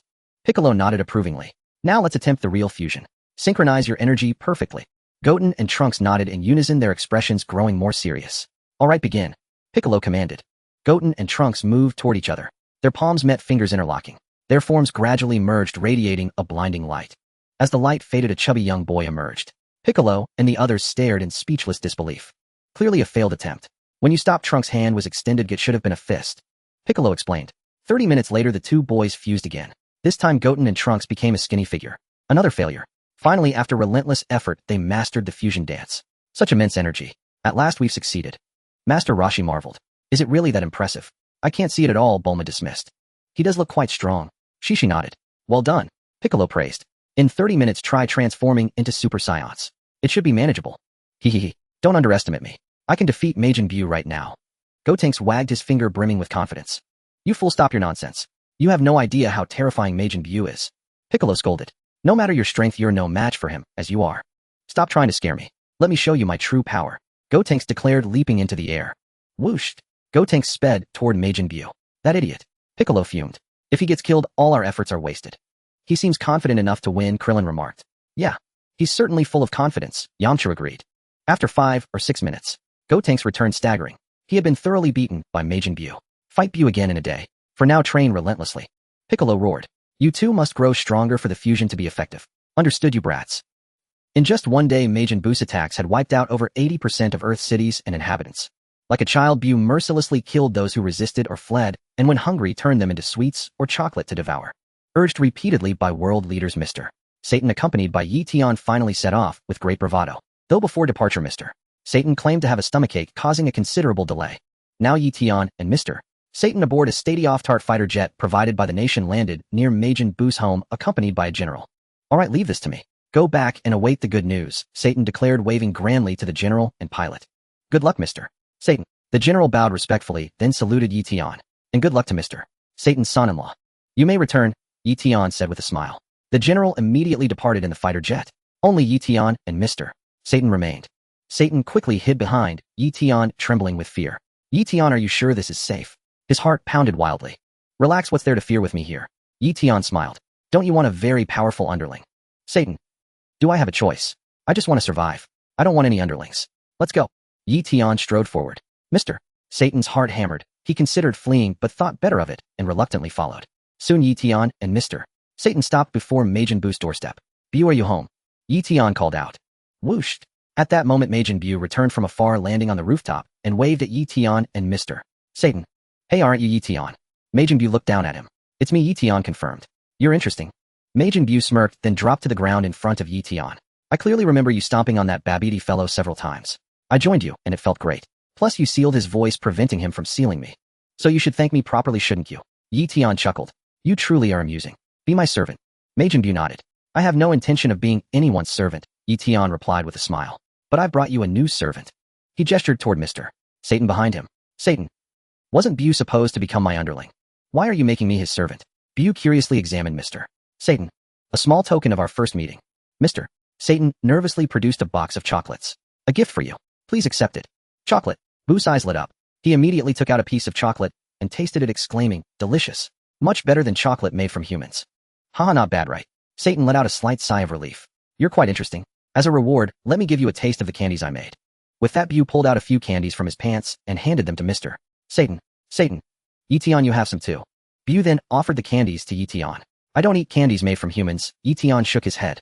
Is that so? What a strange fellow. If you don't want any, fine. Buu didn't insist. Just as Satan was about to eat, he stopped upon hearing Etion's words. I don't want any either. Satan suppressed his nausea and echoed. But as soon as he said this, Mr. Satan saw Majin Buu's face darken as he glared at him. Haha, I love this kind of candy the most. Satan immediately shoved the candy into his mouth. Majin Buu nodded in satisfaction. Look, a spaceship. Satan suddenly pointed at the distant sky. Majin Buu immediately turned to look at the sky behind him. Tui. Tui. Mr. Satan quickly spat out the candy. What? Buu was taken aback. Nothing. Don't worry about it, Eion said with a slight smile. How about this? You two strike a pose, and I'll take a picture of you both. With that, Eion took out his phone. Buu, you get down on the ground, Eion instructed. Mr. Satan, you stand over there. Mr. Satan immediately stood beside Majin Buu and struck a victory pose. Click. Eion took a few photos and casually tossed the phone to Mr. Satan. Satan caught the phone and flipped through the pictures. Truly worthy of Eion, this photo was a great keepsake. You really are interesting. As Eion said, you'll be my servant. Buu was very pleased with Mr. Satan's performance. Subsequently, Mr. Satan personally prepared a sumptuous meal for Majin Buu. Buu ate with great delight. Satan's cooking wasn't particularly good, nor was it bad. Eion had no appetite and didn't touch it. After the meal, Mr. Satan personally gave Majin Buu a massage. Majin Buu was as happy as a child. Eion, the servant you introduced to me, is excellent, Majin Buu grinned. You two should get along well, Eion said with a smile. Satan. Wasn't it supposed to be Majin Buu becoming my underling? How did it turn into me being the servant? Eion, it's not right to deceive people like this. Majin Buu, get out here. Just then a loud shout was heard from afar. Majin Buu immediately dashed out of the house, looking around for the source of the voice. The one who had just spoken was Gotenks, transformed into a Super Saiyan. However, right after Gotenks spoke, the fusion technique wore off, splitting him back into Son Goten and Trunks. The two youngsters stared at each other wide-eyed and immediately made a run for it. Who was that talking? Buu looked utterly confused. Go back inside, it's nothing important, Eion said with a smile. Nothing important, Buu nodded, then turned to Satan. What shall we play next? They'll tell you a story, Satan suggested. I love hearing stories.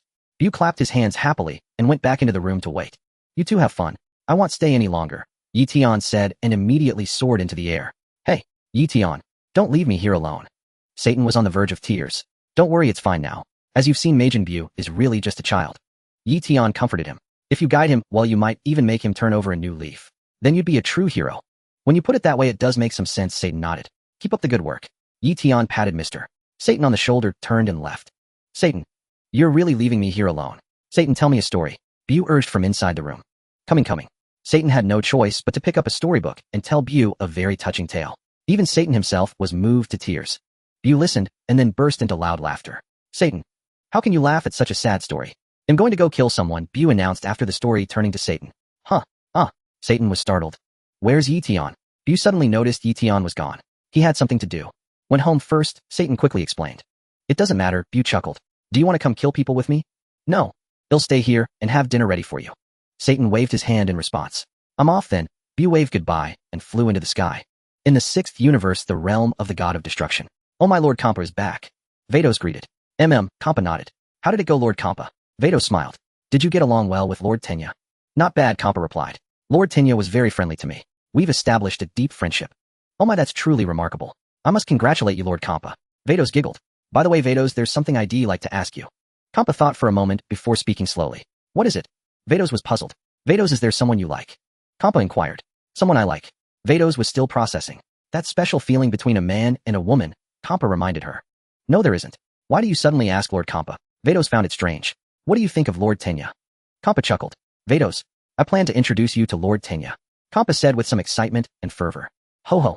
Stop joking, Vados wiped her brow. I'm serious. I'm not joking with you. Kampa's expression turned unusually grave. Vados didn't want to speak anymore. Vados, think about it. Lord Tenya is a creator god. It wouldn't be a loss for you to be with him, right? Kampa said with a smile.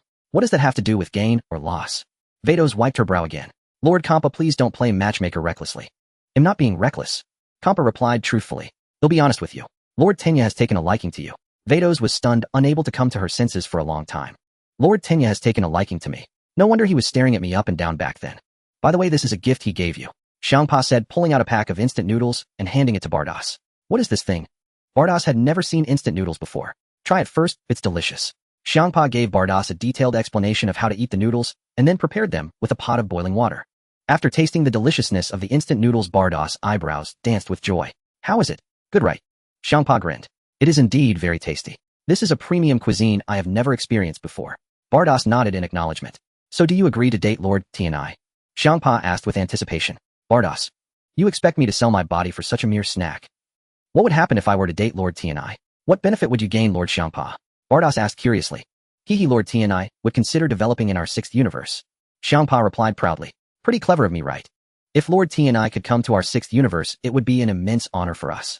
Isn't your thinking a bit too simplistic, Lord Xiangpa? Bardos let out a helpless sigh. Why do you say that? Xiangpa was taken aback. What is Lord Tianye's most renowned skill? Bardos inquired. Erasure. Xiangpa answered. So what does Lord Tianyi need to hone the most to restore his memory? Bardos asked again. Erasure. Xiangpa was stunned once more. Then how does one hone erasure? Bardos pressed further. How to hone? By constantly erasing things. Xiangpa guessed. You might want to check if anything is missing on Earth, Lord Xiangpa. Bardos said with a smile. You mean? If Lord Tianyi comes to our 6th universe, he might erase many things from it. Xiangpa shuddered at the thought. At first it might be small objects, then possibly planets or star systems, and eventually the entire universe. Bardos explained. Xiangpa felt a chill run down his spine. Can I take it back? Xiangpa asked, tears streaming down his face. Oh dear. Lord Xiangpa had better come up with a good excuse to smooth over the matter of me dating Lord Tianyi. Bardos sighed. What do you want me to say? That you refused? Xiangpa wiped away his tears. You could say I'm not home, that I've gone traveling in the universe. Bardos suggested. That's a great idea. He'll go report to Lord Tianyi now. Xiangpa's eyes lit up. Let's just stall for a few years. Maybe he'll forget about it by then. Are you going to report now, Lord Xiangpa? Wouldn't that seem too deliberate? Bardos shook her head and murmured softly. You're right. Xiangpa scratched his head and smiled sheepishly. After a moment of silence, he asked. But seriously, Bardos, you don't have feelings for Lord Tianyi, do you? Bardos sighed softly. It's not about having or not having feelings, it's just that relationships don't work that way. True, I don't think any angel has ever married, Xiangpa nodded. Indeed, Bardos replied. Earth. At Majin Buu's house. Majin Buu descended from the sky holding a small dog. Hey, what's with this dog? Mister? Satan asked curiously. It's not afraid of me, doesn't run away, and doesn't understand what I say. Buu pointed to the dog in his arms and asked Satan, can you understand it? I can't understand it either. Satan looked closely. Looks like its leg is injured, that's why it didn't flee. Oh, I see. Buu exclaimed in realization. Let me heal you. Bam! Majin Buu released healing energy from his hand, quickly enveloping the dog's leg. The leg healed instantly. Buu set the dog down. Now run away, or he'll kill you. Buu prepared to eliminate the dog. Woof! Woof! The dog didn't flee but instead rubbed its head and body against Buu's feet, looking utterly blissful. What's wrong with this thing? Buu was puzzled. Your wound is healed, now get out of here. Haha, it's very happy because you saved it. Mister. Satan explained with a laugh. Mister. Buu, it really likes you. Buu was stunned for a moment, then ran off into the distance. The dog joyfully chased after him. Soon the dog caught up to Buu, raised its front paws, and wagged its tail incessantly. Buu. In that moment, Buu felt a wave of warmth. Does it like me, eh? Buu turned to ask Satan. Yes, it really likes you. Satan nodded. It's wagging its tail, which means it's happy. Just like you, it likes me a lot, Buu replied cheerfully. Satan. Why did he have to compare me to a dog? Hee, I'm very happy. Buu said, pulling out a piece of chocolate and offering it to the dog.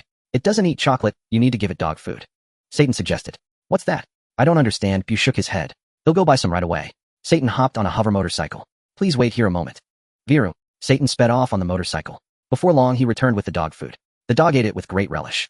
Buu took a couple of bites and found it terrible. Mister. Buu, there's something I've always wanted to ask you. Satan asked with a tentative, ingratiating smile. What is it? Buu asked. Why do you kill people and destroy buildings and cities? Satan inquired. Because it makes me happy, Buu chuckled. Just for that. Satan was taken aback. I'm playing a game. Babidi and Bibidi told me to do it. Buu replied. Who are they?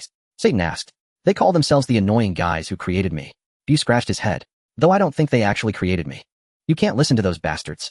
Satan quickly advised. Killing is wrong and destroying cities is even worse. Buu squinted his eyes and stared coldly at Satan. It's fine. Do whatever makes you happy. Satan laughed nervously, quickly changing his tune. Do you think it's wrong? Buu asked. Yes. Satan nodded through gritted teeth. Then I quit, Buu agreed readily. Satan's face was a picture of confusion. Are you sure you won't kill anyone anymore? Satan asked, still uneasy. Buu nodded. And you won't destroy any places or cities? Satan pressed on. Buu nodded again. In that moment, Satan felt as if happiness had come crashing down on him all too suddenly. Eion hadn't deceived him. He had said he would become the savior of the new world. It was indeed true. Shortly after, Satan accompanied Majin Buu as they played with a little dog here. Buu tossed the ball away. The dog bounded over joyfully, just about to pick up the ball. Bang! A gunshot rang out, followed by a sharp yelp from the dog as it crumpled to the ground. Buu was startled. Mister. Satan's eyes widened in fury. Who had killed his little dog? Which bastard did this? Ha, got another one. A long-haired young man cackled wildly, a long-range sniper rifle in his hands, its muzzle still smoking. Young master, isn't that Mr.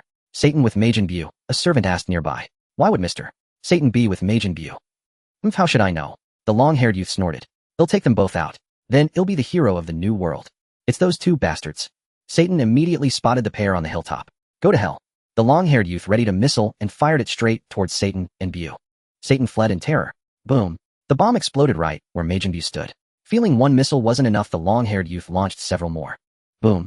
Boom. Explosions thundered endlessly, kicking up a massive cloud of dust. When the blast subsided, Majin Buu's house had been utterly obliterated. Ha, serves you right. I've killed them both. The long-haired youth danced with glee. As the smoke gradually cleared, it revealed Majin Buu's perfectly unharmed body and a face twisted with unspeakable rage. Pink gas streamed from the vents on his head. Young master, he's still alive. He's fine, the servant exclaimed. You've got to be kidding me. How is this possible? The long-haired youth's face was a mask of disbelief. You two bastards. Satan came flying in from afar, and with one kick sent the servant tumbling off the mountain. I won't let you off. Satan, now in a towering rage, unleashed a flurry of punches on the long-haired youth. The youth was no match for Mr. Satan and was thoroughly beaten. You idiot. Look what you've done. Satan roared, then, with another flying kick, sent the long-haired youth hurtling off the hilltop. Seeing this, Buu's burning anger gradually subsided. Pa, you piece of trash. Satan spat at the long-haired youth and strode toward the little dog. Just then the dog stirred slightly. Mr. Buu, the dog's still alive. Satan called out urgently. Buu's face lit up with joy as he rushed over. Can you heal it? Satan asked. As long as it's not dead, I can save it, Buu replied quickly, using his healing power to mend the dog's wounds. The dog was soon revived. Satan and Buu held hands and danced a joyful jig. That's wonderful. Satan breathed a sigh of relief. Bang! At that moment, the long-haired youth pulled out a pistol and shot Satan square in the back. Satan fell to the ground, gravely wounded and nearly dead. Satan. Buu froze for a moment, then turned to look at him. Ha, don't think he'll just let this go. He'll be back. The long-haired youth laughed heartily and fled into the distance. Buu's face contorted with rage, his expression dark and terrible. Then, suppressing his fury, Buu healed Satan. Satan's wounds mended instantly. I can't believe it. I'm saved. Thank you so much. Satan sighed with relief. But then he noticed something was off about Majin Buu. What's wrong? Are you okay? Satan asked hurriedly. Run away with the dog. Run far, far away, or you'll both die. Bu urged through clenched teeth, his face growing more savage by the second, more pink gas pouring from his head. Huh? Why would we die? What's going on? Satan was baffled. Hurry, Bu shouted. Startled Satan wasted no time and fled with the dog at top speed. Boom. More pink gas erupted from Bu's vents. The gas quickly rose high into the sky and coalesced. In the blink of an eye, the pink gas condensed and reshaped. Snap. It formed into a thin figure. Skinny Bu was born. Whooshed. The thin figure appeared directly in front of the long-haired youth with incredible speed. The youth was terrified, firing his pistol wildly at the figure. Skinny Bu extended a hand toward the youth's body. The youth trembled in fear. Boom. With a deafening explosion, the youth was blasted to pieces. Da-da-da. Skinny Bu then ran toward Bu, taunting him. Bu gritted his teeth and threw a punch. Bang. Skinny Bu kicked Fat Bu to the ground and pummeled him with a combo. Fat Bu was completely outmatched, beaten helplessly until he collapsed. He'll turn you into chocolate, Bu said as a purple-white bolt of lightning flashed from his antenna. Skinny Bu blew at the incoming bolt. The bolt reversed direction and struck Fat Bu. Splat. Fat Bu transformed into a human-shaped chocolate bar, falling to the ground. Skinny Bu picked up the chocolate and ate it in one gulp. Boom. His body underwent a massive transformation. When all was still, the truly evil Bu was born. Oh. Bu beat his chest and let out strange cries. A surge of immense energy radiated from his body, shaking the entire planet violently. On the lookout, Piccolo and Denda faces changed color repeatedly. On the sacred world of the Kai, Goku and Gohan too sensed the shift in Majin Buu's energy. How did Majin Buu's energy become like this? Sun Wukong asked in puzzlement. It feels somewhat ominous, the Supreme Kai said with an unusually grave expression. Please raise my power as quickly as possible, Son Gohan, urged the Elder Kai. Of course I know. If the Earth is destroyed and something happens to Lord Tenny, no to Eion, then the trouble would be immense. The Elder Kai's expression shifted repeatedly. He is even more terrifying than Majin Buu. Well, far more terrifying. Huh. Elder Kai, you also compare Eion with Majin Buu, Son Gohan remarked. The Elder Kai. A slip of the tongue, just a slip. The Elder Kai let out a sheepish laugh, chuckling awkwardly. Stop joking, hurry up. I find you aren't worried at all. Son Gohan wiped his sweat. And you even have time to read novels there. Well, speaking of which, this novel is quite entertaining. The Elder Kai chuckled. Its title is Dragon Ball, that year Vegeta with hands in pockets, also called Dragon Ball, engaged to Whis at the start. The protagonist is a guy named Vegeta who marries several wives. What? Uncle Vegeta? He's been written into a novel. Son Gohan exclaimed in astonishment. What? Vegeta's been turned into a novel. Sun Wukong also leaned in, asking curiously. You two should check it out sometime, the Elder Kai said with a smile. Just get on with unlocking my latent potential. Son Gohan was utterly speechless. These are all necessary procedures. Do you think I don't want to hurry? The Elder Kai grumbled, rolling his eyes. Earth. Bu turned his head to look at the servant again. The servant, terrified out of his wits, scrambled up the mountain and immediately grabbed a submachine gun. Rat-a-tat-tat. The servant opened fire on Majin Buu with the submachine gun. Majin Buu let the bullets pierce through his body, then glared at the servant with a cold, murderous expression. The servant was utterly petrified, his mouth wide open in boundless terror. Whooshed. Bu turned his body into a long, thin line and shot directly into the servant's mouth, entering his body. The servant writhed in indescribable pain, screaming incessantly as his body contorted grotesquely. Bang! The servant's body exploded, scattering into chunks of flesh everywhere. Majin Buu's fragmented flesh rapidly coalesced, reforming into his original shape with a swift transformation. Bu immediately turned his gaze toward the distant Mr. Satan. Whooshed. Bu shot toward Mr. Satan with a piercing whistle. Mr. Satan, terrified, hugged his little dog tightly and pressed himself flat against the ground. Just kill me. I don't want to live anymore. Eion promised to make this guy my underling, but it's turned out like this. It's all those two shameless bastards' fault. If not for you two, Majin Buu would have become good. Huh. I'm not dead. Mr. Satan realized he seemed unharmed, cautiously lifted his head and looked around. Majin Buu seemed to have vanished. He must have been scared off by me. Waha. I'm actually very strong. Mr. Satan burst into wild laughter. As he laughed, he looked up and saw Majin Buu hovering above him. Mr. Satan's smile slowly faded, his expression freezing. Satan. Bu said coldly. Mr. Satan didn't know what to say. Do you know the fat cat? Bu asked. Mr. Satan shook his head vigorously. Who's the fat cat? I remember. Then Mr. Satan nodded just as vigorously. Where is he? Bu demanded coldly. Mr. Satan shook his head frantically. Tell him I will have my revenge. Bu said icily, then transformed into a streak of light and swiftly departed. Mr. Satan collapsed to the ground, wetting himself in terror. Whooshed. Bu shot toward the lookout with a piercing sound. No good. Majin Buu can now sense our energy. Piccolo exclaimed in alarm. Smack. Bu appeared on the lookout in an instant. Piccolo and the others were startled, never expecting such an outcome. Come out. Bu roared, his voice shaking the entire lookout violently. What are you talking about? Say it clearly, Piccolo said, trying to steady himself. The one who will duel me should come out. Bu sneered. Didn't he promise to fight me? I want to battle him now. He is indeed here, but he's sleeping. Piccolo gritted his teeth and replied. Wake him up and have him fight me, Buu said coldly. Wait a moment, I beg you. Piccolo waved his hand. His stamina hasn't peaked yet. Let him sleep a bit until his power is fully restored. You don't want to fight a weak warrior, do you? I refuse. I hate waiting. Buu shook his head. Just a little while. Didn't you say you'd kill all the Earthlings? Piccolo shouted through clenched teeth. There are still many survivors. Why not kill them first before fighting him? Buu grinned widely and circled the lookout. Boom. Buu raised his hand and shot out laser-like energy beams. The beams streaked toward the earth below. They pierced through human bodies with deadly speed. A certain wildlife reserve. Android 17 and Android 18 narrowly dodged the energy assault. Both broke out in a cold sweat. What's happening? Android 17 asked in bewilderment. I don't know, Android 18 replied, shaking her head. But then realization dawned on her, and her face paled. No, Eion might be in danger. Android 18 cried out, immediately taking to the sky. Who is Eion? Android 17 asked in surprise. Android 18 said nothing, speeding away towards Satan City. Soon she hovered over the city and descended to Apartment 8. Inside Apartment 8, everyone was dead. Some had been killed in the hallways. Others had been slain in their homes. No matter where you hid, that terrible death beam would track and kill you. Even those sheltering in the underground parking lot fell to the deadly rays. Android 18's expression shifted repeatedly. Ignoring the horrific scene, she rushed to Eion's home. She searched, but found no trace of him. Android 18 remained uneasy. Where could Eion have gone? Was he with his classmate Videl? Whooshed. No. 18 sped towards Satan's residence, soon hovering above it. There she saw Eion and Videl eating grilled meat below. No. 18. No. 18 was speechless. You two are fine. Almost everyone in the world is dead. How did you survive? Not only did these two survive, but everyone in their household was still alive. Did that death beam show special favor to their home? Hey Lazuli, come down and have some grilled meat.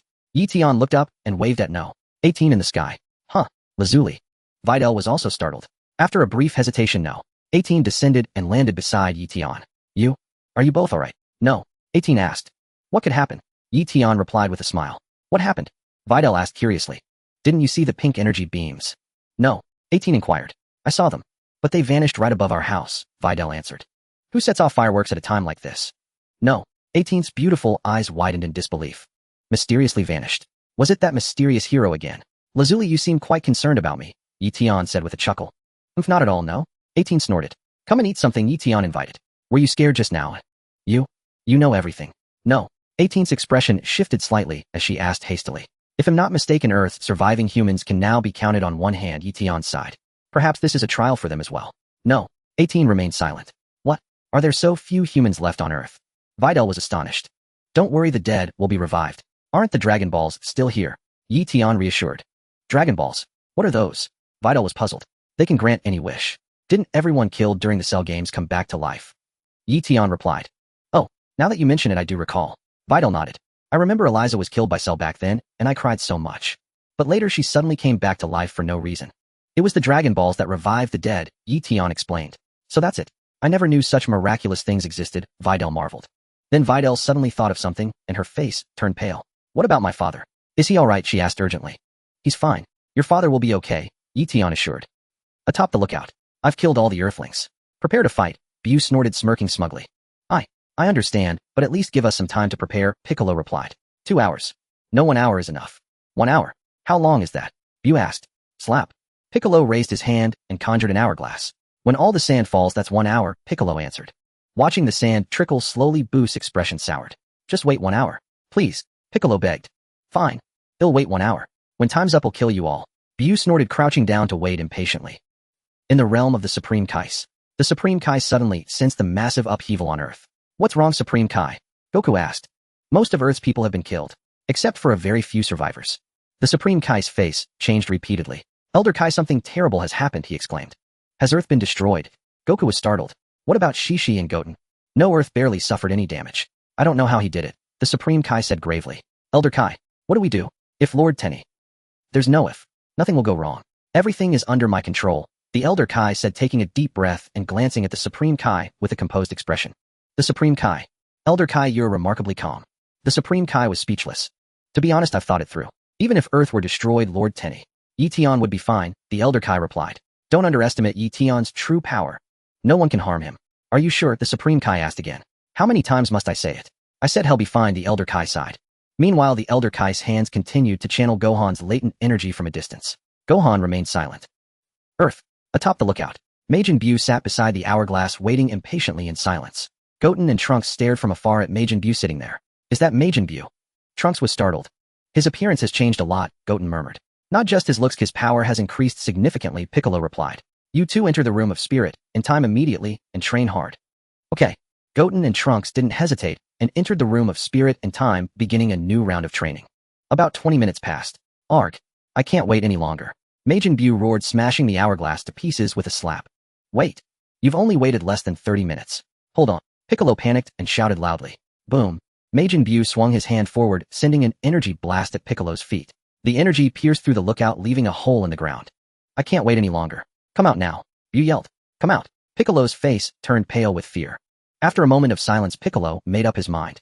I understand. Follow me. Buu finally grinned. Piccolo led the way upstairs. Piccolo took Majin Buu on a long detour before finally reaching the entrance to the room of spirit and time. Seeing Piccolo lead Majin Buu into that strange room, Krillin and the others outside breathed a sigh of relief. However, less than a minute had passed. A sudden explosion erupted from one of the rooms above the temple. Krillin and the others were startled, immediately turning their gazes in that direction. What is that place? Krillin exclaimed. It seems to be the room of spirit and time. Yamcha replied. Why did it suddenly explode? Master Roshi inquired. I heard Piccolo say that if Gotenks couldn't defeat Majin Buu, he would destroy the exit, trapping them inside forever, Krillin responded. But it's okay, we can use the Dragon Balls to get them out. So those two little ones still lost to Majin Buu. Master Roshi let out a helpless sigh. Probably, Krillin nodded. They really can't get out. Yamcha was still somewhat uneasy. They can't. I heard the room of spirit and time, and this place belonged to two different worlds, so Majin Buu can never get out, Krillin answered. As they spoke, a loud bang suddenly echoed from a certain direction in the temple. Krillin's smile gradually froze. The next moment, Krillin and the others rushed toward the source of the sound. In a distant spot, a gap had inexplicably appeared. The gap resembled a mirror, and within it was the white space of the room of spirit and time. That is... Krillin was dumbfounded. Majin Buu transformed into a long strip and swiftly darted out of the strange gap. The faces of Krillin and the others shifted in shock. Great Lord, for the sake of the Dragon Balls, you cannot fall. Mr. Popo acted decisively, kicking the guardian Dend off the temple. Just as Dend fell from the temple, Majin Buu's eyes gleamed with excitement. So many people gathered together. How wonderful. I'm getting a bit hungry. Turn into chocolate. The antenna on Majin Buu's head flashed a purple-white light that swiftly enveloped Krillin and the others. In an instant, Krillin, Master Roshi, and everyone present were turned into chocolate. Majin Buu was overjoyed. I love it when you all bunch up like this. The chocolate can even form a continuous sheet. Majin Buu quickly picked up the chocolate and devoured it. Just as Majin Buu had turned Krillin and the others into chocolate and eaten half of them. Hey. Majin Buu, we're out to you, big fool. Gotenks' voice rang out loudly. Majin Buu swiftly stuffed the remaining chocolate into his mouth and licked his lips. You came just in time.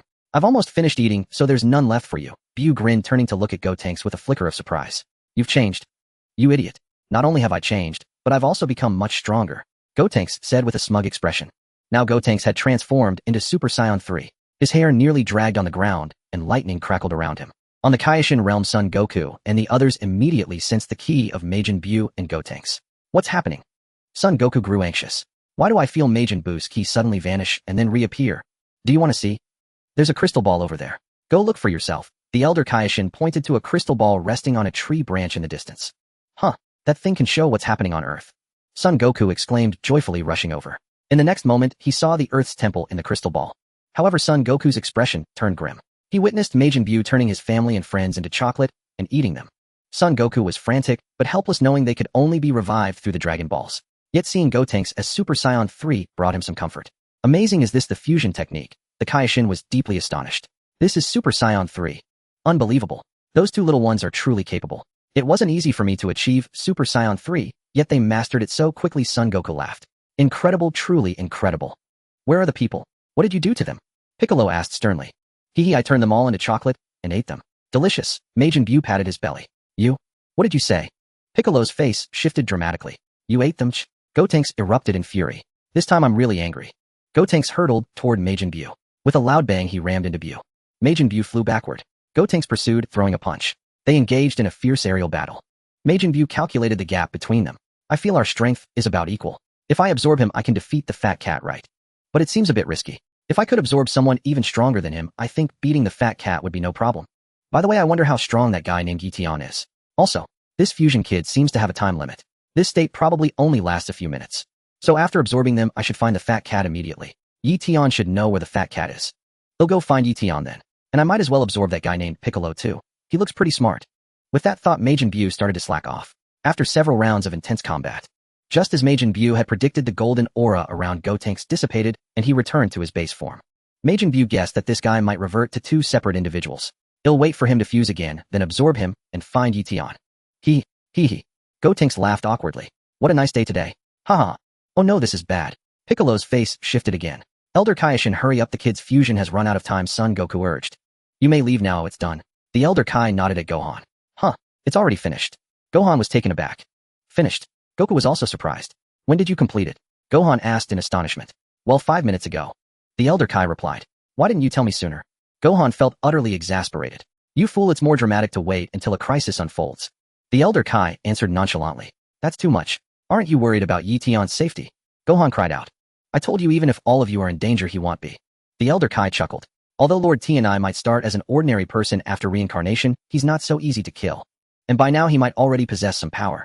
After all, you said he can fly and survive in outer space. Gohan scratched his head. He wondered if Eion had learned to fly from him, or had always known, and just pretended. No, I can't think about that now. I have to save Goten, Trunks, and Piccolo. Tell me how to unleash all that energy. Gohan demanded. Just transform into a Super Saiyan, the Elder Kai replied. A surge of immense power erupted from Gohan. An overwhelming aura radiated from Gohan, spreading in all directions. The Elder Kai standing beside him was blown away by the powerful gust.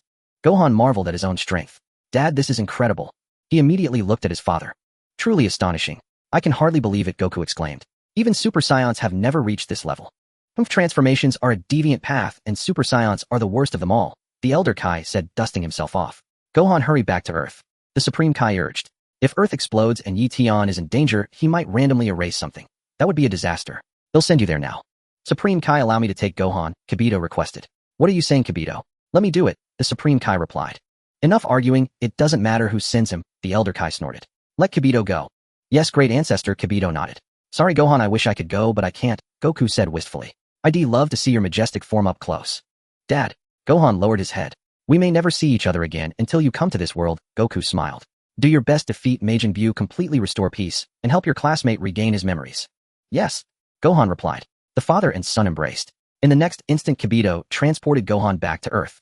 Gohan asked Kibito for a set of his father's clothes. Then he sped off toward Majin Buu's location.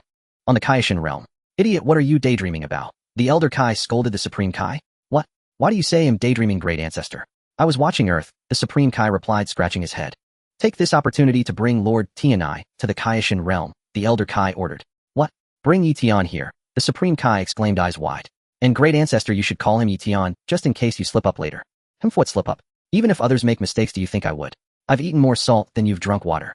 The Elder Kai roared. The Supreme Kai was speechless.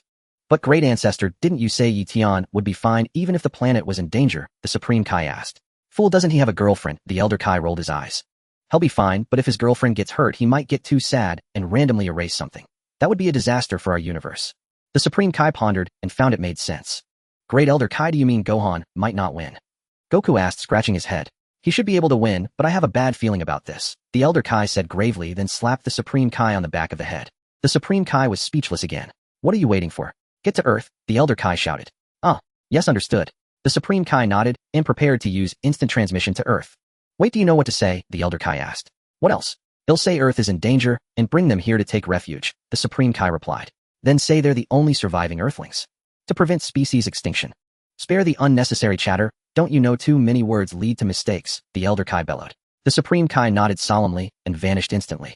In an instant, the Supreme Kai appeared in Mr. Satan's yard, finding Intercepting Videl, Android 18, and others. The moment he saw Eion, his heart pounded with fear. This is the Creator God. My feelings are so complicated. No, I can't show it. If I do, it might cause trouble. Isn't this the Supreme Kai?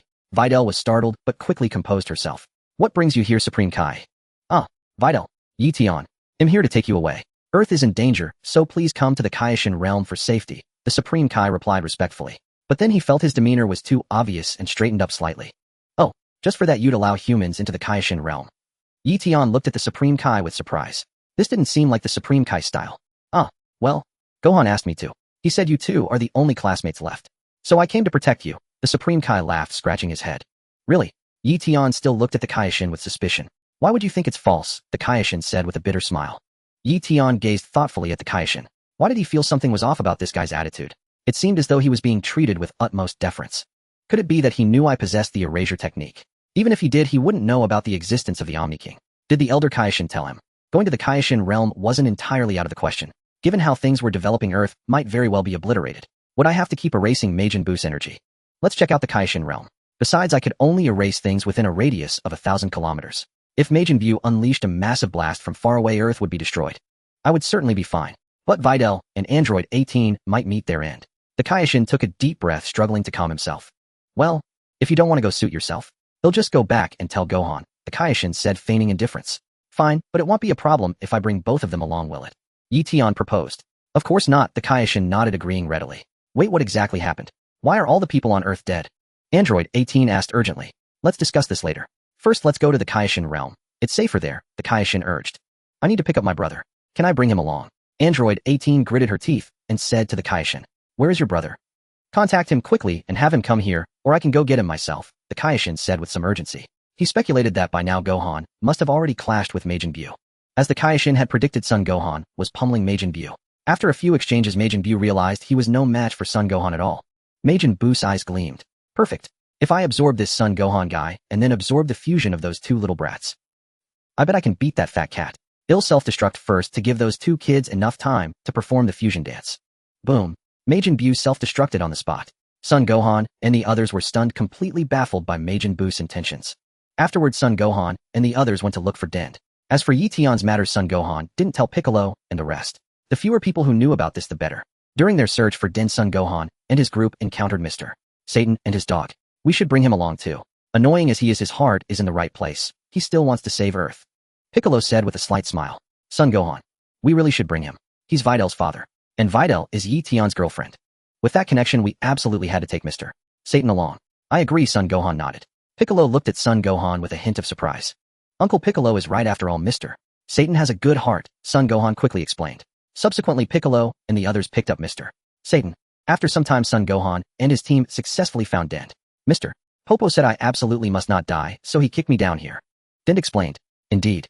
If you died, the Dragon Balls would vanish too. Mr. Popo's kick was truly well placed, Piccolo nodded. Dend. Meanwhile, following the location Android 18 had provided, the Kaioshin used instant transmission and appeared with Eion and the others at the wildlife sanctuary where Android 17 was. Android 18. Android 17 was startled. He looked at the newly arrived Kaioshin Eion and the others and asked, who are you? I am the Kaioshin.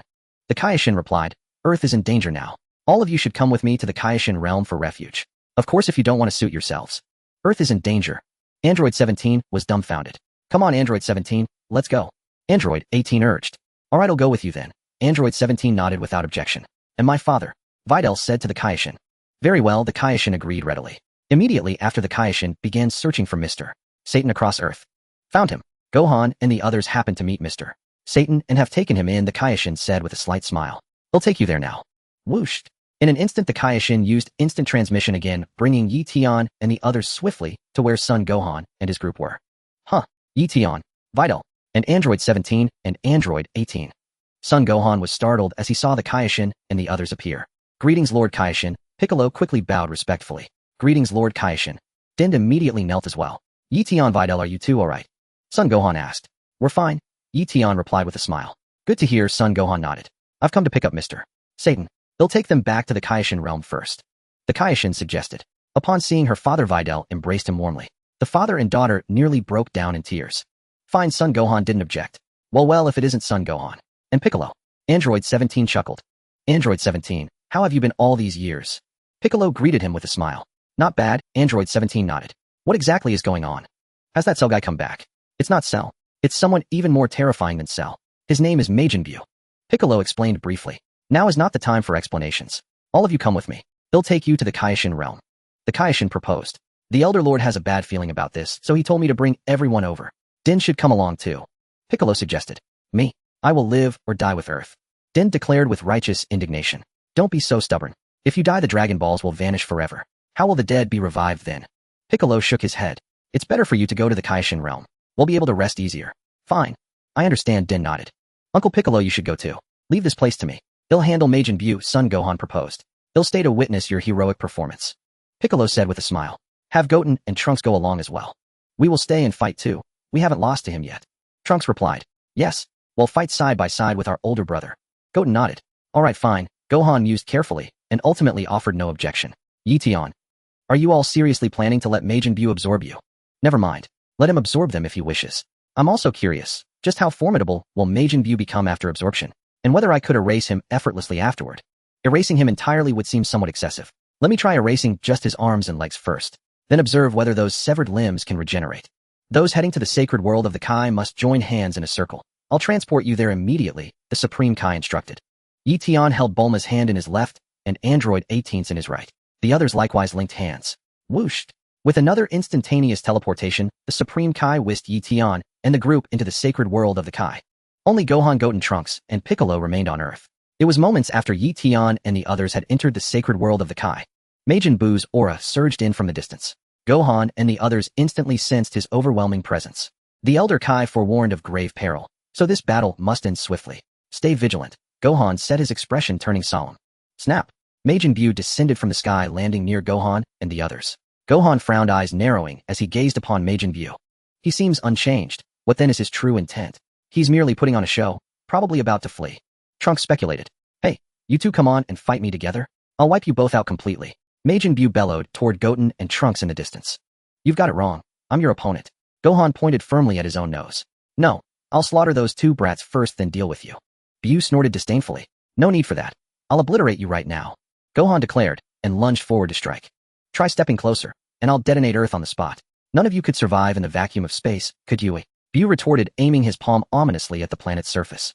Gohan recoiled in shock, his face paling twice over. So the Elder Kai's dread had been justified. This shameless fiend truly intended to destroy Earth. I only wish to settle things with those two boys. We never finished our match before, Buu told Gohan. Once we're done, then I'll face you. Gohan remained silent, scanning for an opening, an opportunity to strike covertly and prevent Earth's annihilation. Rest assured, I won't harm Earth while fighting them. Buu pledged, and shouted toward Goten and Trunks. Are you two cowards? Dare you face me one last time? That earlier bout was exhilarating. Humph, what nonsense is that? You think we're afraid? If time hadn't run short, you'd already be dead at our hands. Trunks scoffed. Exactly. Goten affirmed with a nod. Is that so? Then, you will fight me. Buu smiled faintly. Of course, we'll eradicate you this time. Don't regret it. Trunks gave Goten a subtle nod. The two boys instantly prepared to fuse. Wait, something feels off. Why does he insist on challenging them specifically? Piccolo furrowed his brow. Uncle Piccolo, you worry too much. Do you really think he could devise a clever scheme? Trunks reassured him. Goten, we fuse now. Goten affirmed.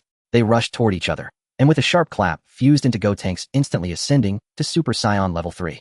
Ha ha ha. The righteous warrior Gotenks returns once more. Gotenks roared with laughter. The sacred world of the Kai. Eion and the others gathered silently around the crystal orb, their gazes fixed upon the image of Earth. Yet Eion suddenly sensed it. Son Goku, the Elder Kai, the Supreme Kai, and Dabura were all staring intently at him. Why are you all staring at me? Look at the crystal orb.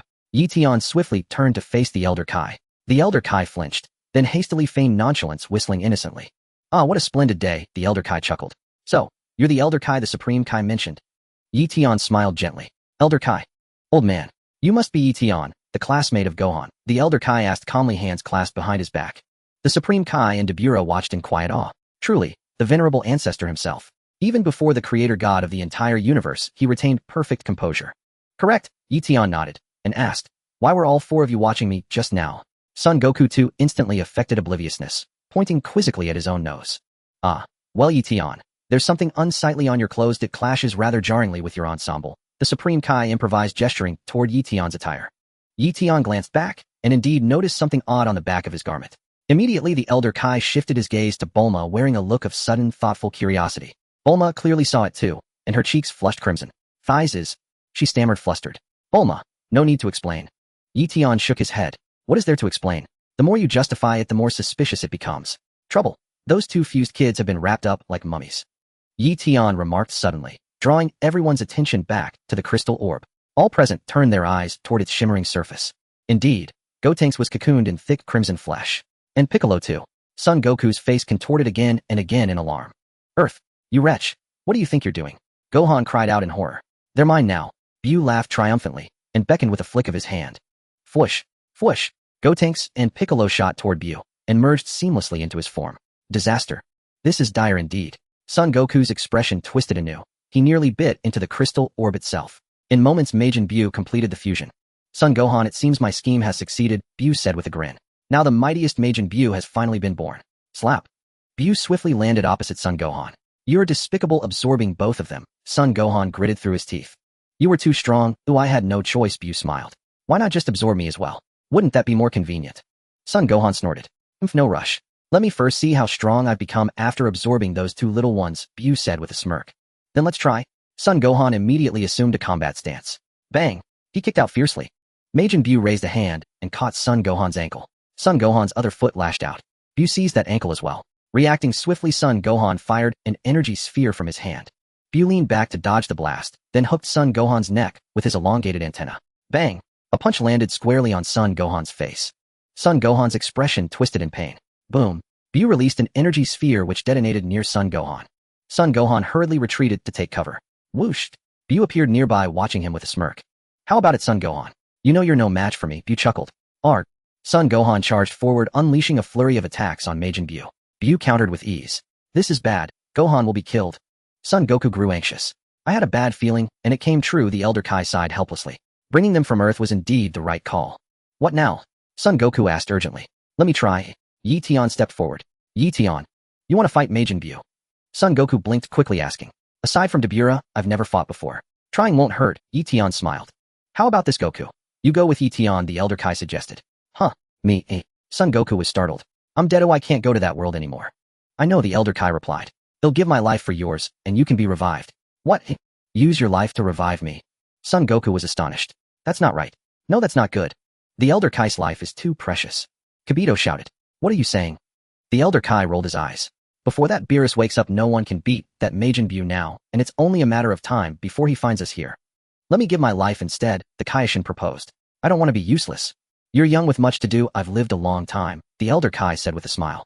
Use Kibito's life, Yi Tian suddenly spoke. Kibito. Why my life? I feel Kibito is the most useless here, Yi Tian suggested. Kibito nearly cried. Lord Tianai. Have I offended you? Huh. Yi Tian has a point, the Elder Kai nodded thoughtfully. Fine, to save this universe, I'll give my life, Kibito said, daring not to object. After all, that was Lord Tianai. I wouldn't dare provoke him. Whatever he says goes. It's just giving up one life, right? Besides, I've already been revived once. Farewell, everyone, Kibito said, then slumped over dead. Son Goku's halo gradually vanished. Rest in peace, Kibito, Son Goku sighed. Slap. Kibito sprang up, a golden halo now encircling his head. Son Goku. Yi Tian, are you sure you want to go? Son Goku asked Yi Tian. Let's take a look, Yi Tian nodded. I want to see the birth of Vegeto. Of course, if Majin Buu dares to target me, it'll show him the terror of the mortal world. Alright, come with me then, Son Goku nodded. But, that guy is tough, so be careful. No problem, Yi Tian smiled faintly. Son Goku extended his hand to Yi Tian. Instead of shaking hands, Yi Tian placed his hand on Son Goku's shoulder. Holding hands with a man. That's awkward. Wait, don't rush off yet, the Elder Kai suddenly said. Are you two just going like that? Confident in beating Majin Buu? Huh, you're right. Son Goku snapped back, slapping his forehead. I can fuse with Gohan. If we fuse, we can definitely beat Majin Buu.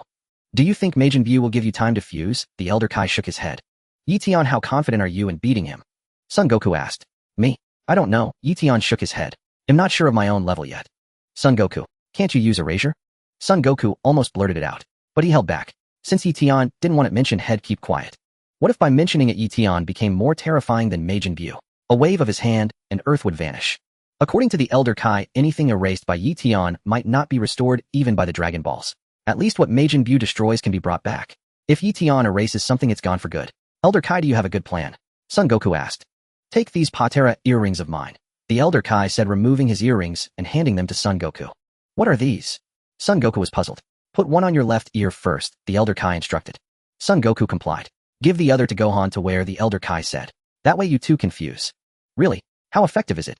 Son Goku asked eagerly. Very effective. These are unique treasures of the Kaioshin, the Elder Kai smiled. This is the first time I've known earrings could be used like this. The Supreme Kai wiped his sweat. You should read more books, no wonder you're so useless.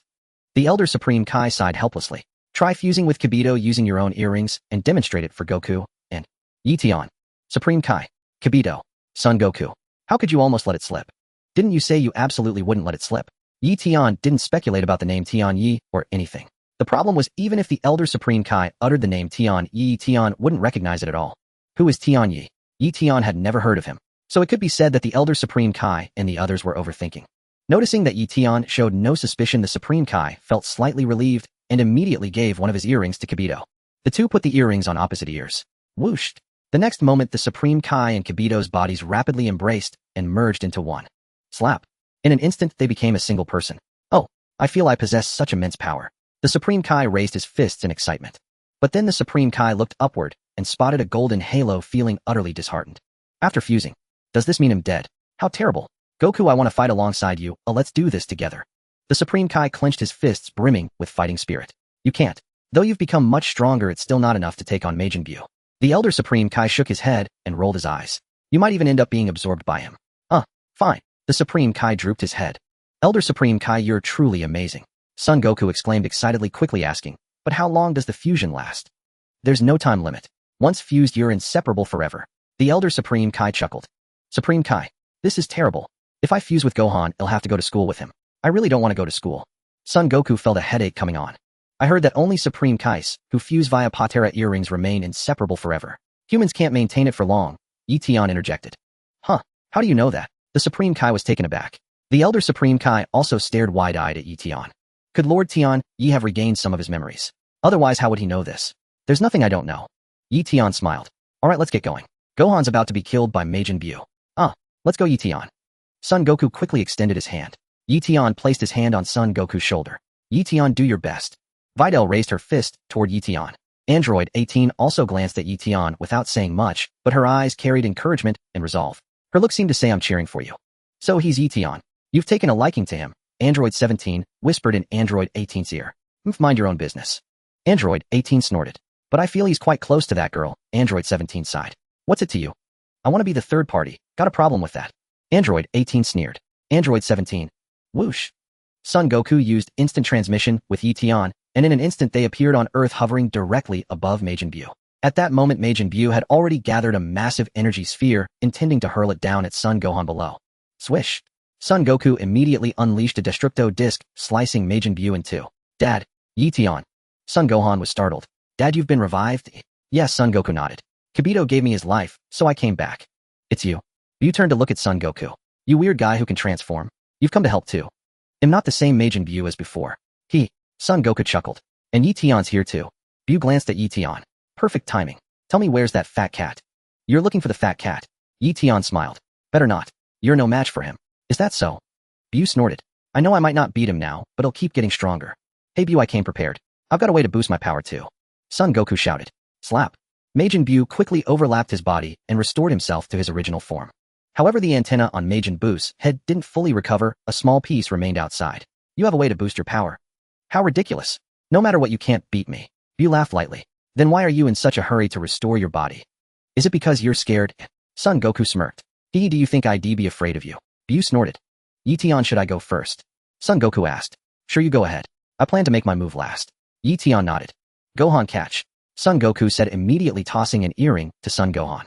Son Gohan was daydreaming at the time. Son Gohan had been silently observing Eion. He never imagined his classmate was such a great divine reincarnation. Had never noticed it before. Now I understand why I couldn't sense his energy. Is it because his energy is divine? Can humans not sense divine energy? But I could sense a bit of the Supreme Kai's energy. As Son Gohan was lost and thought, the Patera earring Son Goku threw hit the ground, bounced a few times, and rolled into a pile of rocks. Son Goku, find it quickly, Son Goku urged. Okay. Son Gohan snapped back to attention. Dad, what is that thing? It's a fusion earring. If you put it on your right ear, we can fuse together, Son Goku explained hastily. I see. Son Gohan realized, flipping over rocks to search for the fallen earring. You want to fuse? I won't let you. Buu sneered coldly. They'll kill you first. Please just pause for a moment. Son Goku begged. Die. Buu said, preparing to attack Son Goku. Son Wukong transformed, becoming Super Saiyan 3. Eion did not move, because Eion knew clearly that Buu would soon revert to his state without Gotenks. Without that form, Majin Buu was no match for Son Gohan. Next, Majin Buu would absorb Son Gohan, becoming the most powerful Gohan Buu. Father, I found them. Son Gohan shouted excitedly. Buu let out strange cries, his body trembling violently several times, and indeed reverted to an appearance somewhat resembling Piccolo. Son Gohan was stunned. The kid's fusion time is up, and you've turned into Piccolo. Son Wukong laughed heartily. What a pity your power has greatly decreased too. Buu. In that case, Gohan alone can handle you. Son Wukong immediately reverted to his base form. After all, Super Saiyan 3 consumed too much energy. Luckily, I was prepared. Buu grinned. Do you know why this severed piece of antenna hasn't regenerated? What do you mean? Son Wukong was taken aback. Whoosh.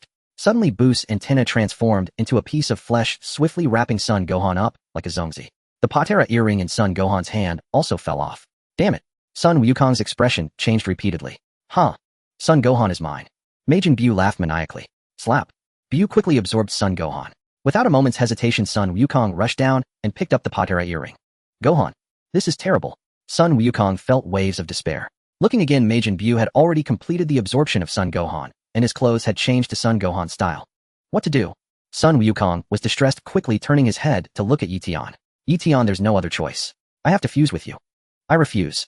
Eion shook his head. This fool. A completely unreliable guy. He's messed everything up. Old Kai was trembling with rage. And he wants to fuse with Eion. Is he crazy? Huh. Why can't he fuse with Eion? Videl asked curiously. Old Kai. Well, you see, fusing across different species might not work well. Old Kai made up an excuse. Eion refused to fuse. Kaishin replied. Haha, Son Wukong, he refused to fuse with you. That means you have no one left to fuse with, right? Buu laughed heartily. Son Wukong. Alright, let me test your strength now.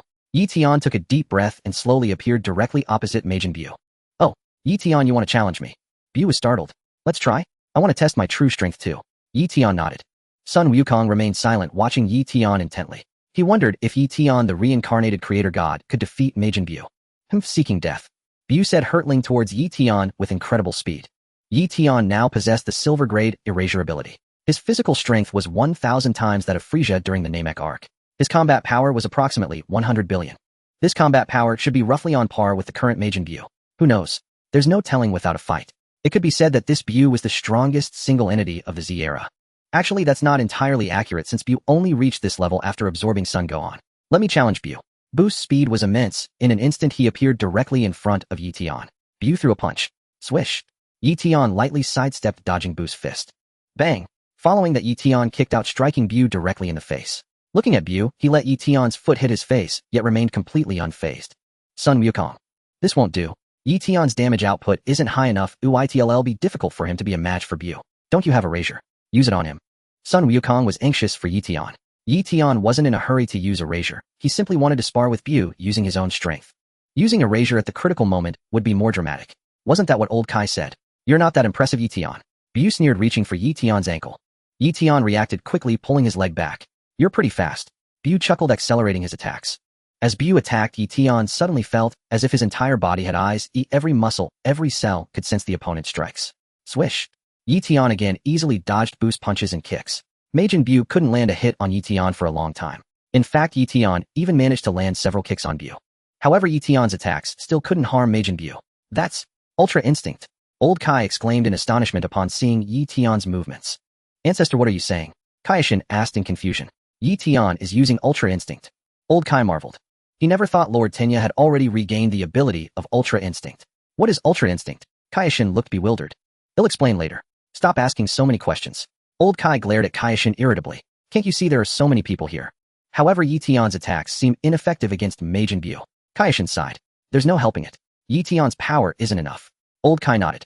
On planet Beerus, Whis observed the events on Earth through the crystal ball on his staff. The oracle fish watched beside him. They both saw Eion fighting Majin Buu. Oh dear, things are getting troublesome. Whis sighed. Is he the reincarnated Lord Tenya? The oracle fish was astonished. Yes, indeed. Whis nodded. I didn't expect Lord Tenya to have already regained the ability of Ultra Instinct. I heard that Ultra Instinct was taught to Grand Priest by Lord Tenya, the oracle fish asked. That's right. Later, Grand Priest taught Ultra Instinct to all of us angels. Whis lightly touched his forehead in acknowledgement. After hundreds of millions of years of training, our angel race has gained a deeper understanding of Ultra Instinct. Newly born angels now possess the basic ability of Ultra Instinct. Lord Tian seems to be no match for that Majin Buu if he relies solely on brute force, the oracle fish observed. Why doesn't he use erasure? Perhaps Lord Tian wishes to temper his mastery of Ultra Instinct, was speculated. If he were to resort to erasure now, his opponent would vanish in an instant, leaving him with nothing to gain. You have a point, the oracle fish nodded, then glanced toward the castle and sighed. Do you think we should wake Lord Beerus? At such a critical moment, and he's still sleeping. Whis also turned to look at the castle. A brief silence ensued. I shall go and awaken Lord Beerus at once, Whis affirmed. Swiftly retracting his staff, he appeared within the castle where Beerus resided.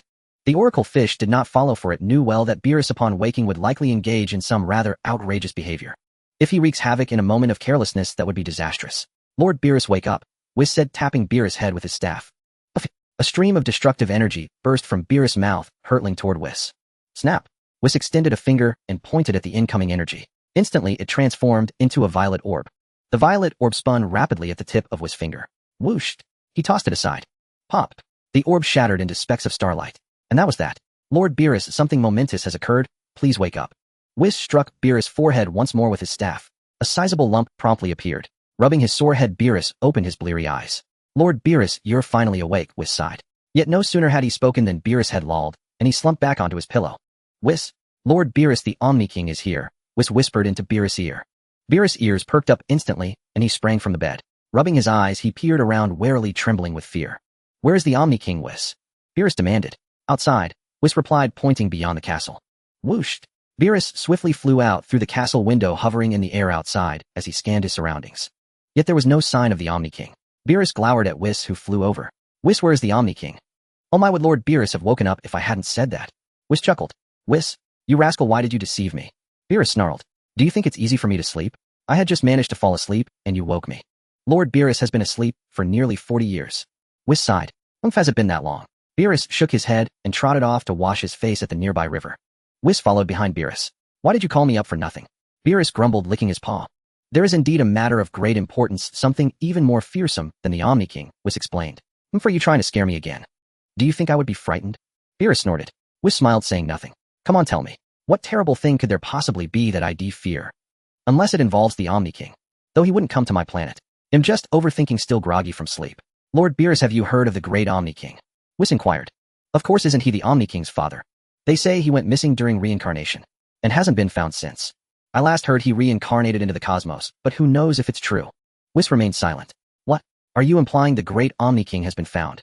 Beerus pressed. No, not the great Omni King himself, but his master has been found. You? What did you say? The great Omni King's master. Beerus was momentarily stunned. Is it that Lord Tian-Yi? Exactly, Whis nodded. Wait. I recall Lord Tian-Yi also reincarnated, and there's been no sign for Eon's. How was he found? Word has it he successfully reincarnated just a few years ago, Whis explained. So that's it. A recent reincarnation. It seems the earlier reincarnation devices were flawed, and quite severely so. Finding him is good news, isn't it? Is this why you woke me?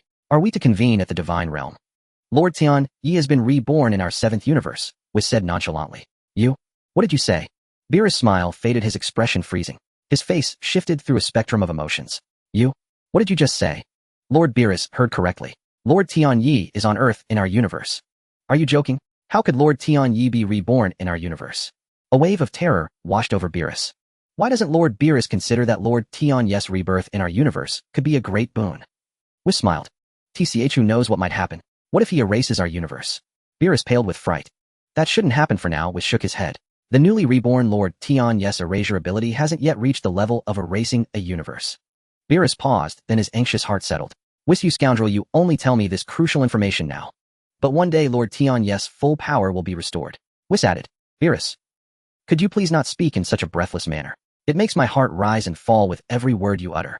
Beerus snorted, then asked, by the way, on which planet has he been reborn? Shall we go visit him now? And does the Grand Priest know about this? The Grand Priest is already aware. Whis replied. Moreover, the Grand Priest specifically instructed that we must not inform Lord Tinny of his true identity for now. Revealing it might have repercussions on his reincarnated self. The worst-case scenario is that if his body were to become unstable, he could casually erase entire universes. Beerus broke out in a cold sweat, his eyes filled with boundless terror. This is indeed a problem. You might as well have let me sleep a little longer. Beerus felt like crying. Why did you wake me up? Just to tell me something so terrifying. No, all that was merely a prelude. There is something even more important I must inform Lord Beerus. Whis explained. Can't you just say it all at once? Beerus felt his head spinning. Lord Beerus, please look. As Whis spoke, his staff projected an image. The scene in the image showed Yi Tian engaged in battle with Majin Buu. Isn't that Majin Buu? Why does he look different? Beerus glanced at the image and muttered. And who is that other guy? He seems to be using Ultra Instinct, doesn't he? How long have I been asleep for someone to already master Ultra Instinct? Beerus was indeed somewhat shocked. I see. Could that person be an apprentice angel? Beerus speculated. Has a new angel been born in our universe? No, he is not an angel. Whis shook his head. Could it be? He is Lord Tinny after reincarnation. Beerus suddenly realized something, his expression shifting dramatically. Yes. Whis nodded. Currently Lord Tinya's power is relatively low, so I can observe him with my staff. However, once his strength increases further, it will likely become impossible to track him. As they spoke, bang! Buu punched Yi Tian in the abdomen. Yi Tian's body flew backward rapidly. Beerus' expression shifted repeatedly. Oh dear, it's still not working, Whis lamented. After all, the gap in power is too great. The evasive ability of Ultra Instinct has reached its limit. Why not just erase the guy using the erase technique? Beerus suggested. I don't know what's happening. Whis shook his head. Beerus fell silent for a moment. Which planet did you say this was? Beerus swallowed nervously and asked hastily. A blue planet called Earth. Whis said, projecting Earth's coordinates and galaxy with his staff. Let's go immediately. We must go to Earth right now. Beerus urged. Why is Lord Beerus going to Earth? Whis inquired. What else? To lend Lord Tinny a hand, of course. Beerus replied. We can't let a mere human bully him. Then, shall we depart now? Whis asked. The sooner the better. Beerus nodded and quickly placed his hand on Whis' back. I'm not going. The oracle fish chimed in from the side. What use would a fish be there? Beerus rolled his eyes. Whooshed. Whis carrying Beerus transformed into a brilliant stream of light akin to a shooting star hurtling toward Earth. Earth. Just moments ago, Majin Buu had finally landed a hit on Eion. It wasn't that Eion was careless, nor was there anything wrong with his Ultra Instinct. Eion simply wanted to gauge the strength of his opponent's blow. What kind of injury would it inflict? Moreover, Eion wanted to test if he could erase the damage if he were actually hurt. If he erased the wound, would he be fully healed? Buu's punch struck Etion's abdomen. Etion's body slid backward rapidly through the air. This is hopeless. Son Goku was frantic, but powerless, even considering transforming into Super Saiyan 3 to fight Buu. Yet Goku knew full well that even Super Saiyan 3 was no match for Majin Buu. Eion quickly adjusted his posture midair. He felt his abdomen. It seemed he wasn't injured. It appears my defense is still quite strong. What? You're unharmed. Buu's eyes widened in disbelief. At the same time, Buu was fuming with rage. He had been fighting for so long without landing a single hit on this guy named Eion. And now that he finally did, the man acted as if nothing had happened. Who exactly are you? Buu bellowed. It seems neither of us can harm the other for now. Eion smiled. Shall we continue? I'm very interested in your body. Buu grinned. During our fight, 2 pieces of flesh have fallen from my legs. They are now flying toward you. Whooshed. As he spoke, the 2 pieces of flesh from Buu's legs merged into a sheet of flesh hurtling toward Eion to envelop him. Your body is mine. Buu laughed heartily. Eion, be careful. Son Goku shouted. Swoosh. Eion waved his hand lightly. Instantly, the sheet of flesh vanished without a trace. Buu's eyes bulged in shock. What happened? Where did my flesh go? Why do I suddenly feel no connection to that piece of flesh? What is going on? Son Goku was also stunned, his eyes wide. Is this the erase technique that Elder Kaioshin spoke of? Truly remarkable. With just a wave of his hand, it disappeared. This was also the first time Eion had used the erase technique in front of others. Primarily, Eion had no intention of hiding his identity. Many people had been stirring up trouble, claiming Eion deliberately concealed who he was. Eion felt there was nothing to hide about his identity. He simply wanted to develop discreetly. As for Majin Buu's flesh, Eion had sensed it long ago. Not to mention whether he could erase it, even with his mastery of Ultra Instinct, he could have easily dodged it. Eion was now pondering what was the nature of skin that seemed to have eyes all over the body. Eyes everywhere. If he were playing basketball, would he be able to see the hoop's structure more clearly? Eition's mind wandered a bit, completely ignoring the hint of terror in Majin Buu's eyes. Son Goku was also deeply moved. No wonder he is the god of creation. Truly extraordinary. Just then Son Goku suddenly sensed another powerful aura rising in the distance. Son Goku was both surprised and overjoyed. It was Vegeta's energy. This was wonderful. Eion, step away for a moment and be right back, Sun Wukong said, and in an instant he vanished from the spot, using instant transmission. Is it Vegeta who's coming? Eion turned his head and asked, if you fuse with him I feel you would become extraordinarily powerful. You? What did you say? Fuse. Majin Buu was taken aback. He absolutely could not let them fuse. What if he couldn't defeat them? This guy named Eion, I've been fighting him for ages and can't even land a hit. Even if I do, he doesn't seem hurt. But he can barely harm me either. I'll ignore him for now and come back to deal with him later. He can't escape anyway. He'll go after Sun Wukong first. I have a bad feeling about this. Whooshed. Buu swiftly chased after Sun Wukong's direction. Swish. In a mere flicker, Sun Wukong appeared beside Vegeta. Vegeta? Great, it really is you. Sun Wukong exclaimed with immense excitement. Kakarot. Vegeta was stunned. Goku. How did you come back to life? What exactly happened? The old fortune teller inquired. Let's not get into that now, Granny. You should leave here quickly. Majin Buu is rushing over at full speed. Sun Wukong suggested to the old fortune teller. I'm off then, goodbye. The old fortune teller hurriedly fled. It was King Yama who sent you back to Earth, wasn't it? Sun Wukong smiled. That's a clever idea. Vegeta remained silent. There's no time left, Vegeta. Hurry and put this on your right ear. Sun Wukong said, handing a Patera earring to Vegeta. Why? Vegeta asked calmly. If you put this on, well, fuse and become an incredibly powerful warrior, Sun Wukong explained. Fuse? Don't be ridiculous. Why would I want to fuse with you? Vegeta snorted. I knew you'd say that. Sun Wukong felt a headache coming on. But to defeat Majin Buu, there's no other way. I'd rather let Buu kill me than fuse with you. Vegeta refused. If you die again, you'll vanish completely, Sun Wukong replied. You won't exist in this world or the next. Vegeta ignored Sun Wukong, still sulking. Vegeta, Majin Buu is approaching fast. Quick, please put it on, or we're both doomed, Sun Wukong urged again. I won't agree. Vegeta answered decisively. Sun Wukong. During our fight you clearly had far greater power, but deliberately hid it. Are you trying to make me feel indebted? Vegeta shouted angrily. I learned everything in the other world. Super Saiyan 3 is nothing but a cruel mockery of me. He'll never fuse with someone like you. I understand. But transforming into Super Saiyan 3 has a time limit. I wouldn't do it unless absolutely necessary. Sun Wukong lowered his head. Stop making excuses. The fact is you didn't fight me with all your strength. You were belittling me. Vegeta scowled. Do you even know what's happened? Sun Wukong shouted. Everyone was turned into chocolate by Majin Buu and eaten. Bulma too. And Piccolo, Gohan, Goten, and Trunks, all absorbed by him. That's why he's become so powerful. Even Eion couldn't match him in battle. Vegeta was deeply shocked, but also showed a hint of confusion. Why did you have to include that guy named Eion? Isn't it normal for him to lose to Buu? Vegeta. Sun Wukong called out again. Vegeta was finally persuaded. In truth, he had been swayed from the start. He just needed an outlet for his frustration. Vegeta didn't want to die either. Now sensing Majin Buu's ki drawing ever closer, he felt he could no longer keep up his stubborn act. He might as well agree. Give it here. Vegeta extended his hand. Sun Wukong immediately handed the Patera earring to Vegeta. It's for the right ear, right? Vegeta asked. Yes, Sun Wukong nodded. Vegeta quickly put the earring on. Thank you, Vegeta, Sun Wukong said with a slight smile. Whoosh. As the words fell, their bodies rapidly drew together. Ha ha ha, you're dead. I won't let you fuse.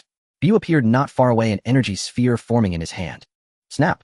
In the next moment, Sun Wukong and Vegeta instantly fused into Vegeto. Huh. Golden radiance burst from Vegeto's body, lightning crackling around him as he activated Super Saiyan 2. So what if you fused? Buu sneered. That guy Eion couldn't do anything to me, could he? With that, Buu hurled the energy sphere toward Vegeto. Seeing the incoming blast, Vegeto backhanded it, slapping the energy sphere back. Majin Buu was startled and quickly pulled his head into his body, narrowly dodging the attack. His expression shifted repeatedly, surprised by the fused being's power. Meanwhile, Eion had also caught up. Damn, I think I need to level up quickly. I can't keep up with their pace. There were no living people left on Earth now.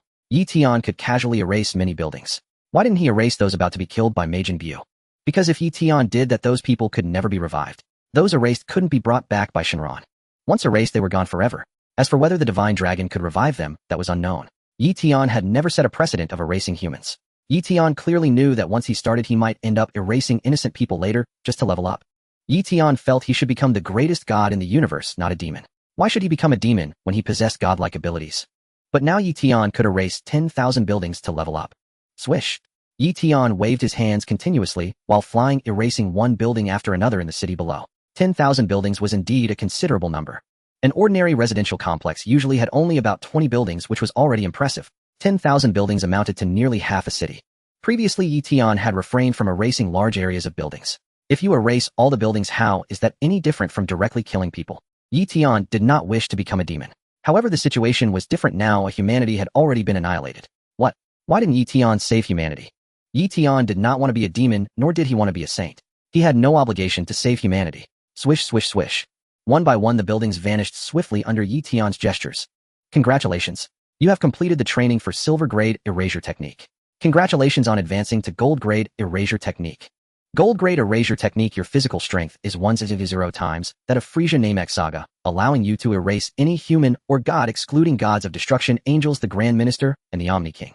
This includes, but is not limited to, living beings, entire buildings, demon clans, and other species. You can perform mass erasure, wiping out multiple humans or a large city with a single wave of your hand.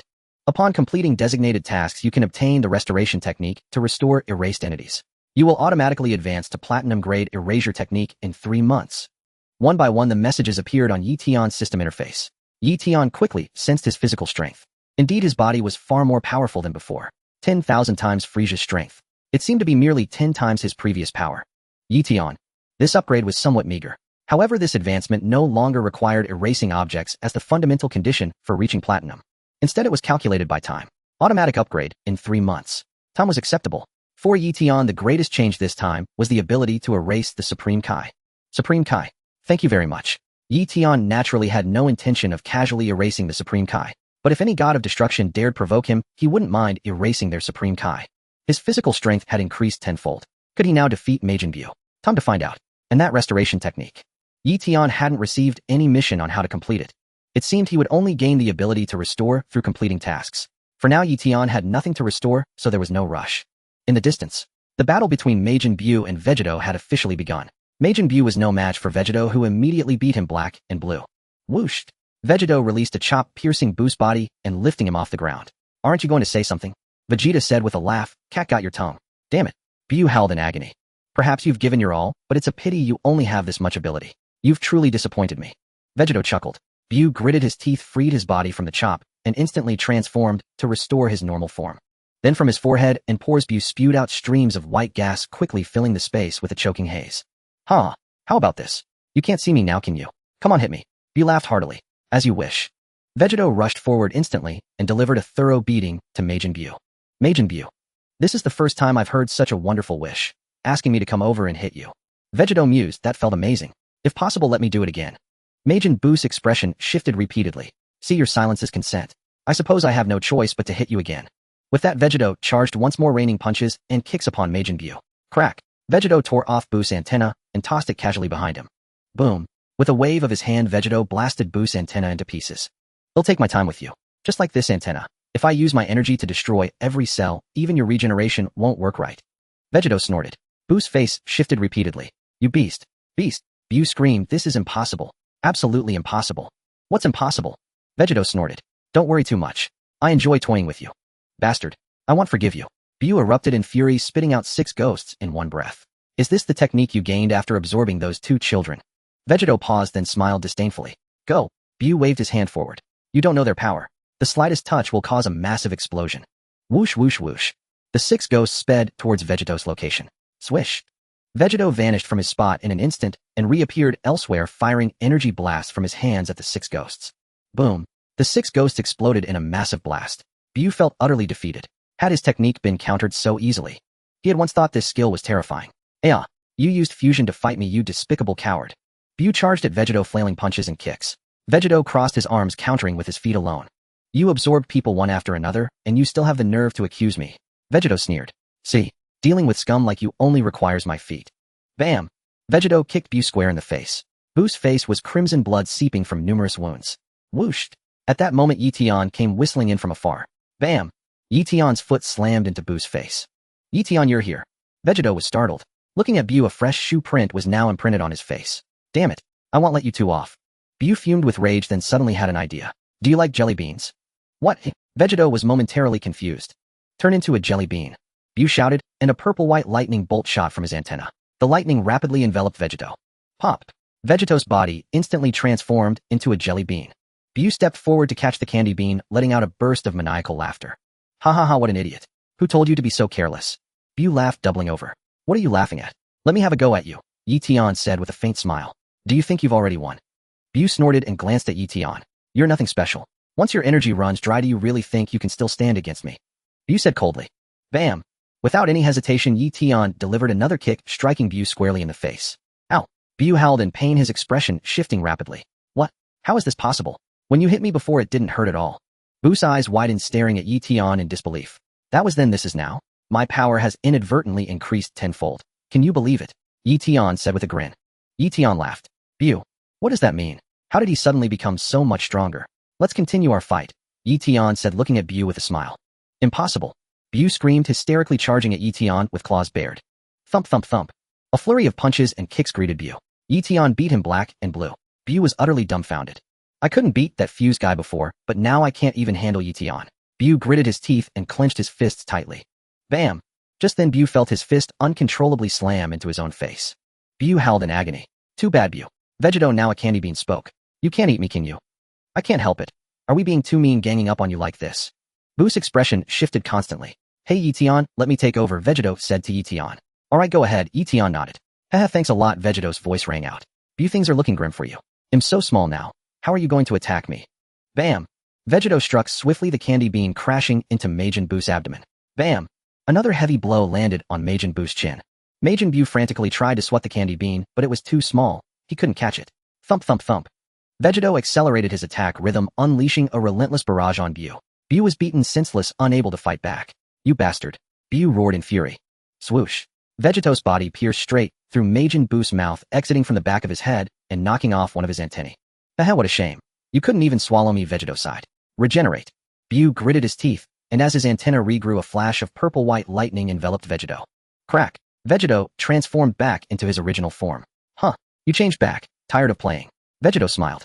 Bu looked at Vegeta, then at Eion, feeling waves of despair. What should I do? Let's end this quickly, Vegeta said with a grin. He'll count to 10. If you haven't figured out how to beat me by then, I'll have no choice but to destroy you. After speaking, Vegeta glanced at Eion. Eion, you don't mind if I handle this guy, do you? Vegeta asked. Go ahead, do what you want. Eion didn't object. Vegeta quickly thanked him and began counting. Buu's expression shifted rapidly as he scrambled for a way to counter Vegeta. Besides Vegeta, there was also this guy named Eion, right? And that fat cat. I can't even beat those two. How could I possibly take on the fat cat? Wait, that guy just knocked off my antenna. That antenna should still be there. Bu quickly made contact with the severed antenna. The antenna wriggled, turning into a small lump of flesh that silently flew toward Vegeta. Bu had already decided. He wouldn't absorb Eion first, had absorbed the fused Vegeta. When I tried to absorb Eion earlier, that piece of flesh suddenly vanished. I don't know what happened. Once I absorb Vegeta, I'll truly become the strongest in the universe. Whooshed. A pink sheet of flesh quickly wrapped Vegeta up like a dumpling. Vegeta hastily erected a protective barrier. Slap. The flesh carrying Vegeta swiftly merged with Majin Buu's body. Aha! Success! Finally, I've succeeded. Majin Buu laughed heartily, dancing with excitement. This is great, you idiot. I'm invincible now. Everything ends here. With that, Majin Buu fixed a murderous gaze on Eion. You're next. Should I absorb you or kill you? Majin Buu said coldly. Bam! Eion kicked him straight in the stomach. Ugh! Majin Buu spewed a mouthful of acid, feeling utterly terrible. What? What the hell? I've already absorbed Vegeta. Why hasn't my power increased? I still can't match you. Bu was stunned. I thought absorbing him would make you impressive, but you're only this strong. How disappointing. Eion shook his head. Bu felt a sting of humiliation. He suddenly came to his senses and saw that his body hadn't changed. Strange. Why hasn't my body changed? Buu's eyes widened. Think about it yourself, Eion smiled. Could it be that I didn't absorb them? Bu seemed to realize something, his face paling with fear as he looked at Eion. Could you wait a moment, please? No, Eion said, kicking him again. Boom. Bu plummeted from the sky, crashing heavily into the ground below and leaving a massive crater. Bu lay in the crater in no hurry to get up. Instead, he quickly delved into his own body to inspect its interior. Inside Buu's body, Vegeta had successfully infiltrated, letting out a slight sigh of relief as he glanced around. I need to find Gohan and the others as soon as possible, Vegeta muttered to himself. The miniature form of Majin Buu also saw Vegeta flying inside his body. I truly didn't absorb him. This guy had wrapped himself in a barrier earlier, no wonder I couldn't absorb him. But now you are inside my body. You are courting death. Are you delivering yourselves to me for absorption? Without a moment's hesitation, Majin Buu shot streams of viscous fluid from within his body, instantly immobilizing Vegeta. What is this? Vegeta rapidly swung his arms, trying to break free from the slime. However, more and more of the fluid cascaded down, covering his body. Vegeta erupted with energy, evaporating the slime completely. Shwa shwa shwa. The next moment, strands of fiber emerged from within Buu's body, coiling around Vegeta. Vegeta's expression shifted repeatedly. Vegeta could clearly sense that these strange ropes seemed to absorb his energy. Not good. He urgently tried to break free. Yet more and more body fibers wrapped around Vegeta. His energy dwindled. Slap. Bu materialized his body, appearing directly before Vegeta. What? Bu? How can there be another you inside your body? Vegeta was astounded. Ponder that yourselves, Bu laughed heartily. Did you think releasing a barrier would let you escape my absorption? This is inside my body. Countless cells exist here. Once I entangle you, I can drain your energy. Vegeta strained with greater force to break free. Useless. Stop struggling. Every ounce of effort you exert flows into my body. Bu cackled. Soon you will be absorbed and become part of me. Vegeta gritted his teeth as a surge of energy suddenly erupted from him. Boom. The immense energy shattered the fibers enveloping Vegeta. Buu's smile gradually froze. Whooshed. Seizing the chance, Vegeta darted away. Trying to flee. Bu sneered, giving chase. You expended a massive amount of energy shattering those fibers, didn't you? And all that energy has transferred into my body. Now I grow stronger while you weaken. Whooshed. Bu accelerated his flight and soon caught up with Vegeta. Bang. Bu delivered an overhead kick, sending Vegeta plummeting from the air. Vegeta's body was embedded into Majin Buu's flesh, struggling desperately. Yet his efforts grew feebler. After less than another minute, Vegeta could struggle no more, and Buu's body enveloped him completely. Ha ha ha, what an idiot. This is the outcome. Bu roared with laughter. Outside, Majin Buu's form gradually shifted, adopting a style reminiscent of Vegeta. Majin Buu had successfully absorbed Vegeta. Wahaha. Finally succeeded. Bu laughed, soaring out of the great crater to face Eion. You're celebrating too early, aren't you? Eion smiled. I've absorbed Vegeta. Just look at my clothes now, and you'll know the extent of my power. Bu pointed at his nose. You are indeed extraordinary, Eion sighed. To commemorate this momentous day, I've decided to kill you first. Bu extended his hand, aiming it at Eion from a distance. Eion hovered calmly. On the sacred world of the Kai Videl and Android 18 were both tense with anxiety. What do we do now? Eion is in danger. Please find a way to save him. Videl urged. I'm truly sorry, but with Goku and Vegeta absorbed, we are powerless now. The Supreme Kai bowed his head in despair. All we can do now is pray for a miracle. The Elder Kai shook his head. Videl fell silent. Android 18 appeared calm on the surface, but inside, she was flustered. Run quickly. Why are you still fighting Buu to the death? There's no shame in retreat. Why stay to be killed? Vegetto is an idiot. He squandered a perfect hand. The Elder Kai gnashed his teeth in fury. He could have easily defeated Majin Buu and used the Dragon Balls to revive Gohan and the others. The Supreme Kai sighed, but they chose to be absorbed by Majin Buu. That is indeed Son Goku's style. Android 17 shook his head. At this point, I can't just sit idle. If necessary, let me go challenge him. The Supreme Kai and the Grand Supreme Kai ignored him. Not even Son Goku and Vegeta could defeat Majin Buu. Why would you join the fray? Moreover, standing opposite Buu was the creator god of the entire universe. If even he couldn't handle it, that was absolutely impossible. Before you die, there's something I'd like to ask you. Majin Buu addressed Eion. Where's that big fat cat? Oh, are you looking for him? Eion smiled. Yes, I vividly remember him beating me. I want revenge. Buu snorted coldly. He seems to be in the 6th universe, Eion answered truthfully. The 6th universe? What's that? Buu was taken aback. You see, you don't even know what the 6th universe is. How can you possibly get revenge on the big fat cat? Eion chuckled. Buu felt a sting of humiliation. Stop talking nonsense. He flew into a rage and unleashed a massive energy blast at Eion. Whoosh! Eion waved his hand lightly. In an instant, the energy released by Majin Buu vanished into thin air. What? What kind of magic is that? Buu's eyes bulged in disbelief. Fun, isn't it? Eion grinned. There's even more fun to come. Whoosh! He waved his hand again, and Buu's limbs were erased. Buu suddenly felt his arms and legs missing. He looked down, his expression shifting wildly. Where are my arms and legs? Buu was dumbfounded. Oh. He rapidly regenerated his body. Huff huff. He stared at Eion in terror. What was with this guy? How could he make my limbs disappear? Whoosh! Eion waved his hand once more. In an instant, Buu's limbs vanished again. Buu's pupils were filled with boundless terror. Oh, it's gone again. Eion chuckled. In the realm of the Kaishin. What kind of magic is that? No. 17 was also stunned for a moment. No. 18. Something vanished mysteriously. Videl was likewise taken aback for a moment. No. 18. No. 18 suddenly realized something. Could it be that the clothes in my house and the ones on my body disappeared because of Eion? Now that I think about it carefully, it really does seem to be the case. Finally found the culprit. Eion, you are utterly shameless. You made all my clothes at home disappear. Where did you hide them? The erasure art. The Elder Kaishin sighed. Thighs. This is the erasure art. The Kaishin's eyes widened. Indeed. No matter how powerful you are, it can be done with a mere wave of the hand, the Elder Kaishin said in a low voice. Majin Buu had absorbed Vegetto, yet it still wasn't enough for Eion. The Kaishin was deeply shocked. Now do you understand the terror of Lord Zeno? The Elder Kaishin lowered his voice. Lord Zeno merely comprehended a single skill of Lord Tianyi, and he has already become the greatest god in the entire universe. The Kaishin fell silent. It was truly too terrifying. Majin Buu was like a mere plaything before Lord Tianyi. High above Earth, Whis and Beerus had finally arrived. The two looked down from their vantage point. Then Beerus witnessed Eion erasing Buu's limbs. Beerus trembled all over in fear. Thighs. This is truly the reincarnation of Lord Tianyi. Beerus could now confirm Eion's true identity. Yes, indeed. Whis nodded. Why doesn't Lord Tianyi just erase Majin Buu completely? Beerus asked, somewhat puzzled. Perhaps. Lord Tianyi wants to erase him for fun, Whis speculated. Beerus. Erase for fun. Just pity this Majin Buu. Just how massive will your psychological shadow be? You're going to be toyed with to death. By the way, Lord Beerus, when we meet Lord Tianyi later, have you remembered everything I said? Whis emphasized again. I know. He'll just call him by name. I can't reveal his true identity now, or it will have a huge impact on our universe. Beerus nodded. I understand the logic. You don't need to emphasize it so much. As long as Lord Beerus understands. Whis smiled. Shall we go down? Beerus suggested. Very well, Lord Beerus. Whis nodded. On the ground. Majin Buu laughed heartily. Eion, you can use your magic to make my limbs disappear, but I can just grow them back. As he spoke, Buu regenerated the erased limbs. Again. Eion smiled, waving his hand once more and erasing Buu's limbs again. How many times do I have to tell you your magic is useless against me? Buu sneered disdainfully. I can just regenerate anyway. You can't do a thing to me. Can you only erase my limbs? But as Buu laughed, he suddenly felt something was off.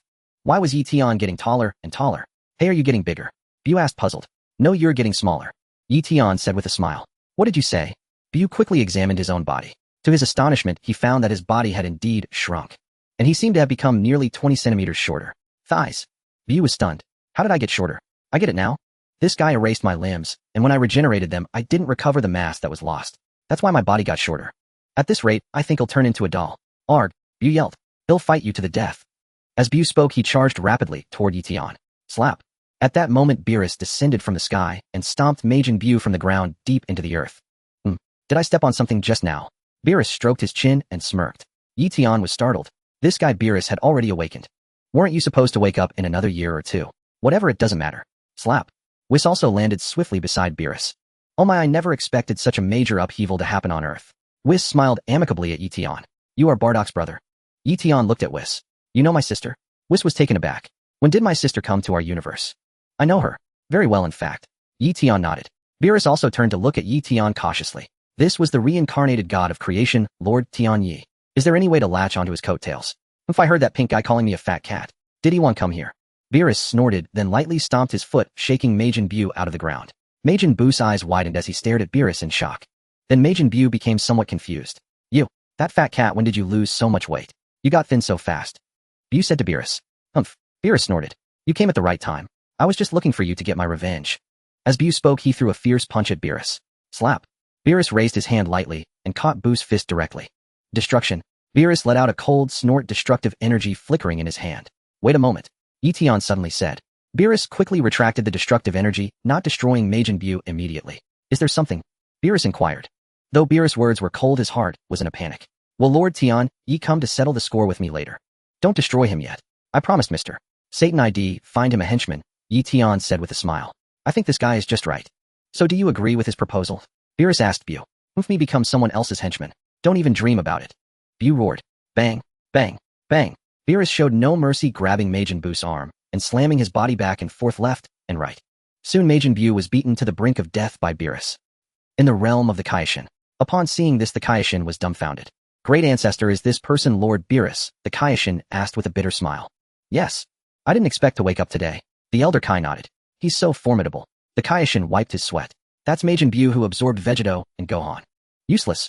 The elder Kai shook his head. As I said, the god of destruction is a ceiling that humans can never surpass. The Kaishin fell silent. The others were also greatly shocked upon witnessing this scene. What's the origin of that cat? How is it so powerful? Amazing. No. 17 exclaimed in astonishment. He defeated Majin Buu so effortlessly. Beads of sweat trickled down No. 18's face. Haha, I know. He's the god of destruction. Mr. Satan declared proudly. Videl remained silent, letting out a slight sigh of relief upon seeing that Eion was unharmed. Beerus continued to mercilessly thrash Majin Buu. Majin Buu was utterly powerless to resist. Hey, it seems he doesn't want to be your underling. Let me just destroy him directly. Beerus called out to Eion. Hold on a moment. Eion looked at Beerus with a smile. Beerus quickly turned his head away, unable to meet Etion's gaze. Don't look at me like that. When you look at me, it makes me nervous. Whis, when did you and Beerus arrive? Eion asked Whis, who was standing nearby. Whis? We haven't been here long, Whis replied. Did you see anything?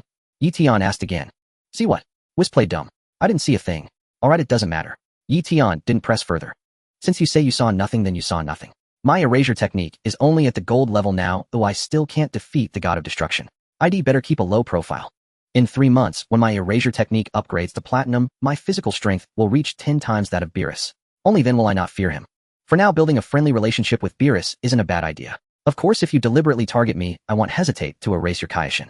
Although I cannot erase you, I can erase the Kaishin. Majin Buu will give you one last chance. Spit out everyone you've absorbed, and I won't lay a hand on you. Eion said with a smile. Then, what about this cat? Buu hesitated, then asked about Beerus.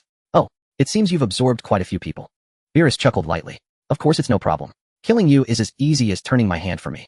Spit out everyone you absorbed, and he'll consider not attacking. That's what you said. Whoever goes back on their word is a dog. Buu snorted. Still talking tough. Beerus stomped on Majin Buu's face, flattening it instantly. Buu, just say if you agree or not.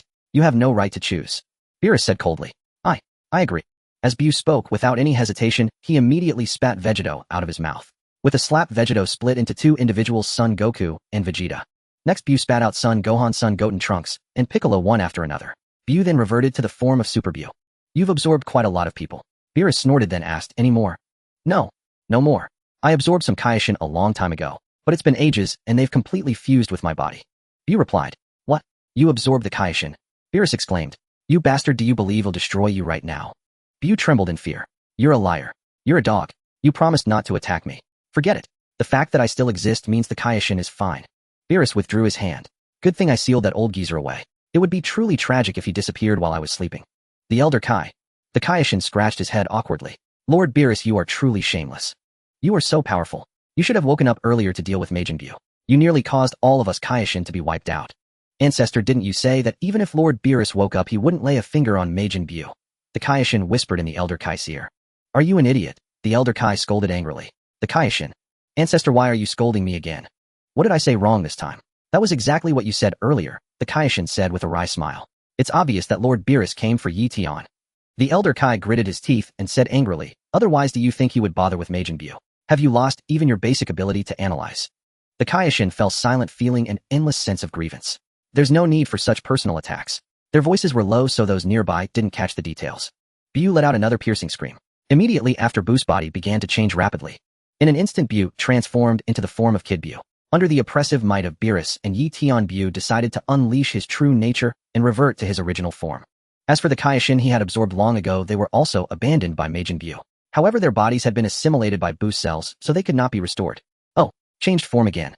Beerus chuckled softly. Majin Buu panted heavily, looking at Beerus and Eion with some fear. Boring fellow. You can't stir up much trouble anymore. Beerus sneered. Buu, do you want to be my underling? Or find someone to settle it in a duel?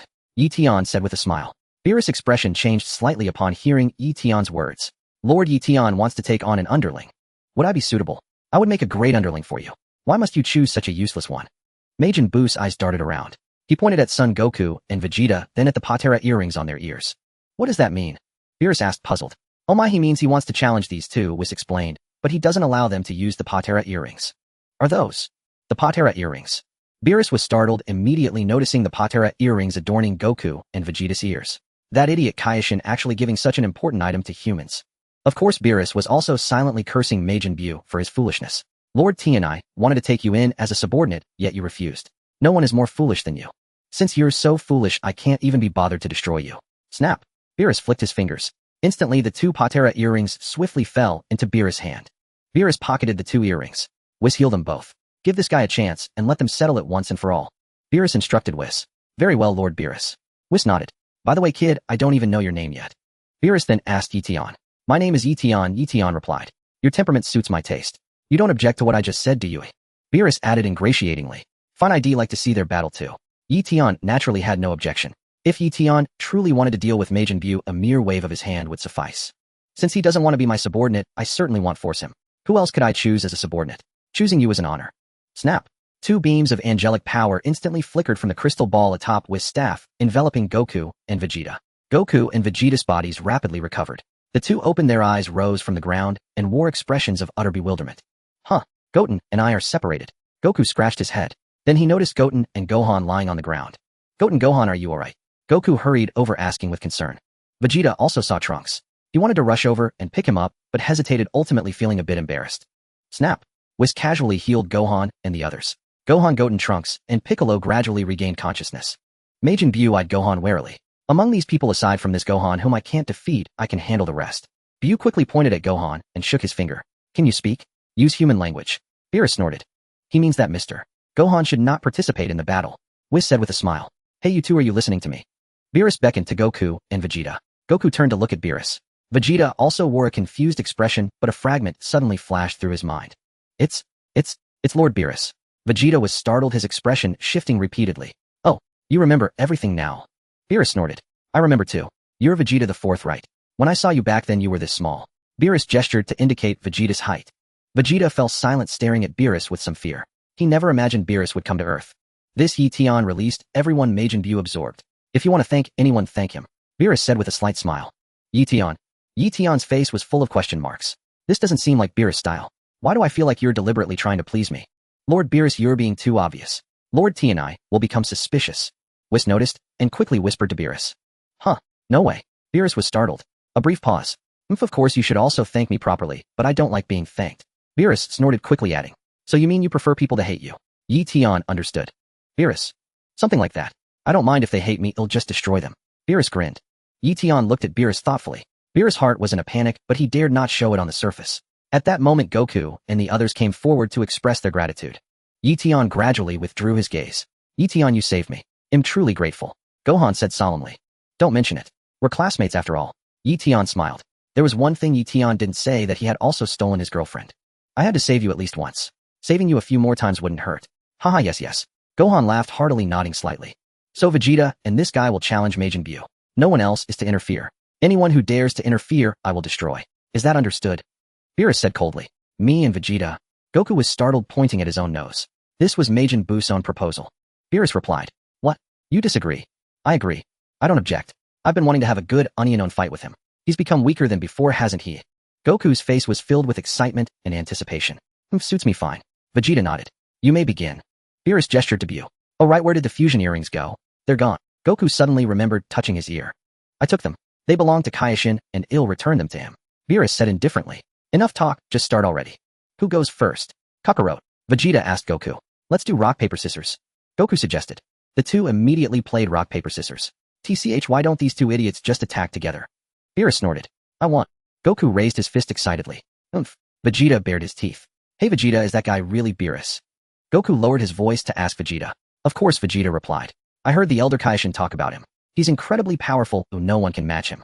Goku added. No kidding. Vegeta nodded. He's the god of destruction, said to be the most powerful god. I see. Now let me have a good fight with this Majin Buu. Goku took a deep breath. Let me see your Super Saiyan 3 form, Vegeta suggested. Then you won't have a chance to fight. Goku smiled slightly. To be honest, if I had gone all out last time, I might have beaten him. I just wanted the younger generation to overcome him with their own strength, and besides, I was already dead. Vegeta remained silent. Goku let out a roar as immense energy surged wildly from his body. In an instant, Goku had transformed into Super Saiyan 3.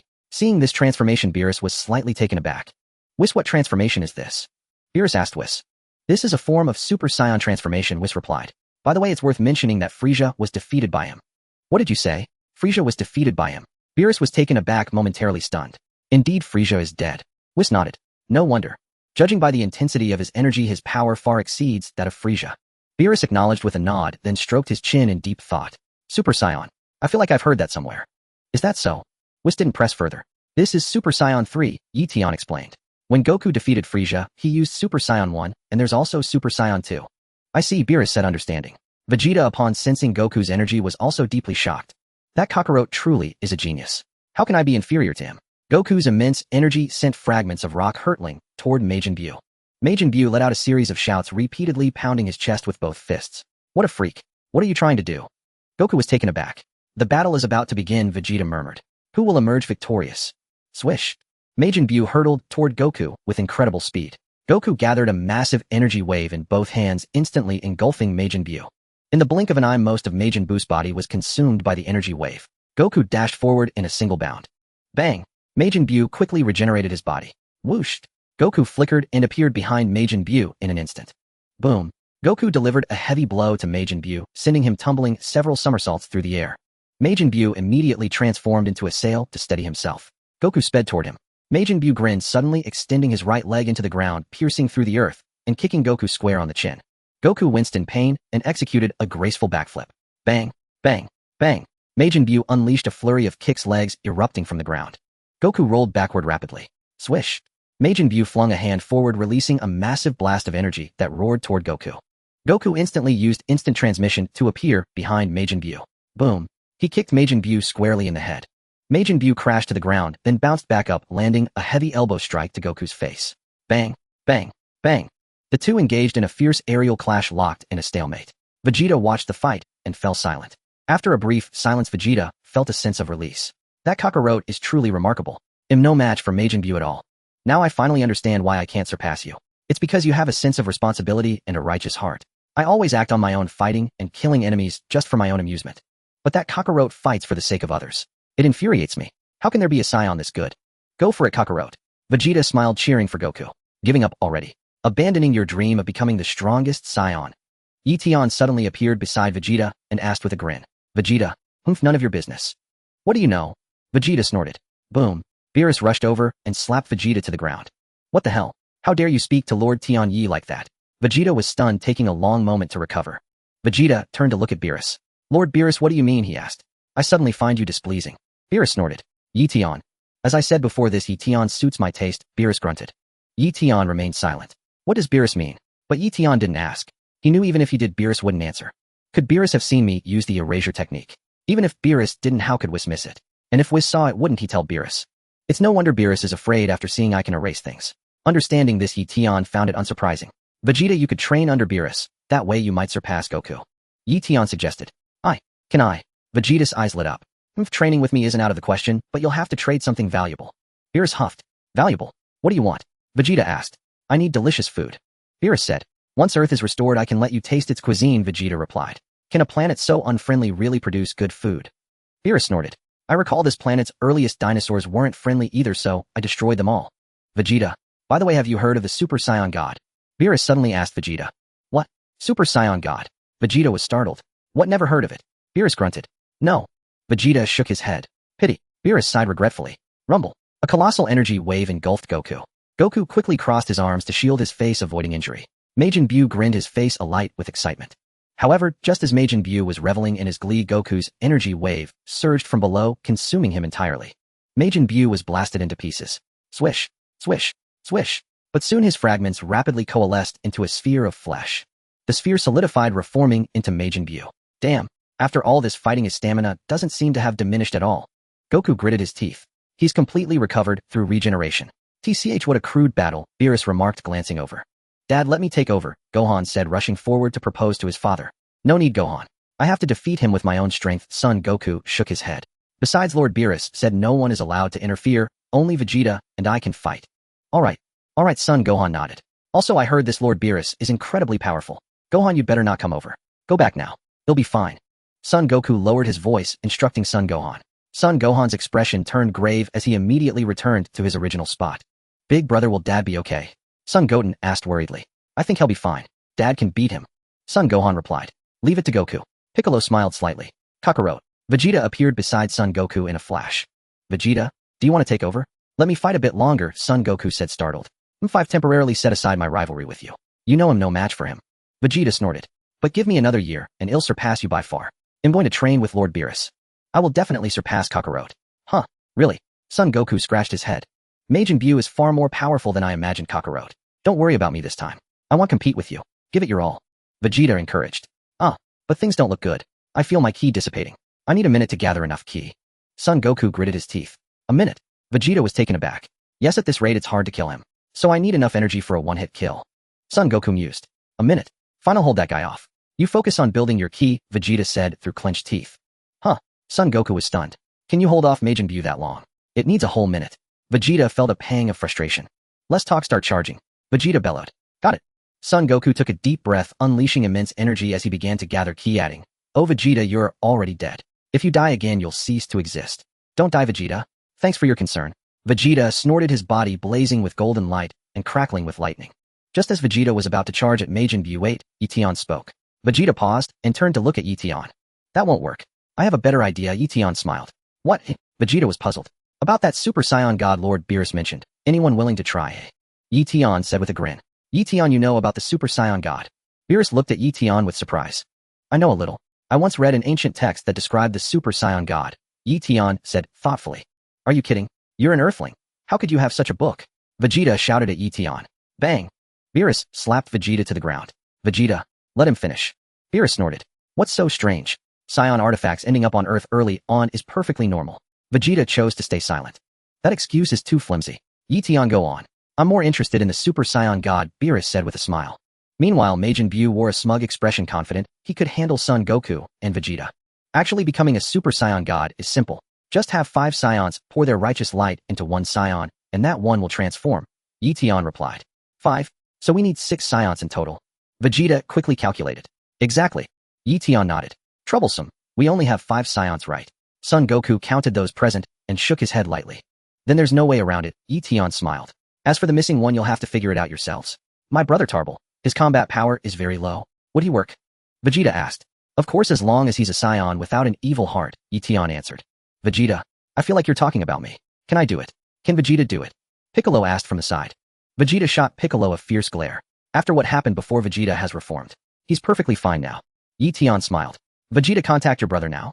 I want to see what a Super Saiyan God looks like. Son Goku asked Vegeta. How would I know where my brother Tarble is? And even if I knew his location, he might be incredibly far away. Finding him could take months or even years. Vegeta shook his head in disappointment. Tarble, is it? Whis then chimed in, using his staff to locate Tarble's planet. He quickly answered, Oh my, it is quite distant, on a planet at the edge of the universe. Whis provided the planet's coordinates. Beerus was speechless upon hearing them.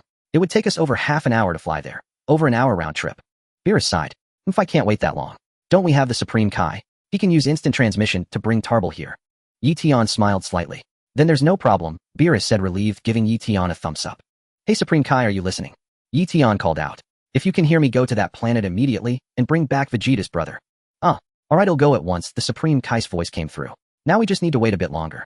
Yi smiled and looked at Majin Buu. Hey, you don't mind, do you? Buu. Do I dare to mind? Should I make a run for it? I think running away is wiser. This guy named Yi wants to turn Son Goku into some Super Saiyan God. I don't know what a Super Saiyan God is, but I feel like they're digging a pit and waiting for me to jump in. Whoosh!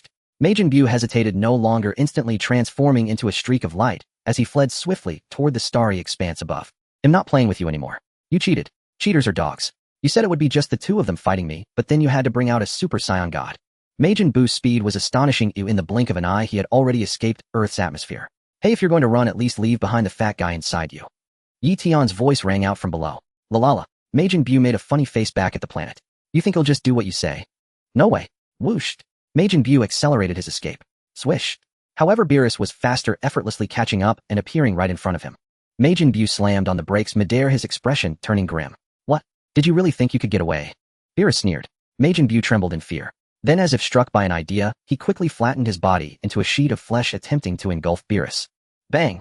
Beerus waved his hand, casually delivering a heavy blow to the fleshy sheet. Majin Buu spat out a gush of blood, feeling utterly defeated. No good. I'm no match for him at all. Slap. Majin Buu regenerated his body, eyeing Beerus warily. Yi mentioned there's a fat guy inside you. Hand him over now. Beerus snorted, speaking indifferently. Uffed. Without further hesitation, Majin Buu spat out Fat Buu from his mouth. Fat Buu lunged toward Beerus. Beerus raised a hand and swatted Fat Buu down from the sky with a single slap. Whooshed! Fat Buu streaked across the heavens, piercing the atmosphere as he plummeted toward the ground. Do you like chocolate? Majin Buu gritted his teeth, suddenly asking in broken speech. So you can talk after all. Beerus chuckled. Slap. A purple-white electric light flashed from the antenna on Majin Buu's head, quickly enveloping Beerus. And then, nothing happened. The magical attack had no effect on Beerus whatsoever. Majin Buu's eyes widened in utter disbelief. This guy's immune to magic too.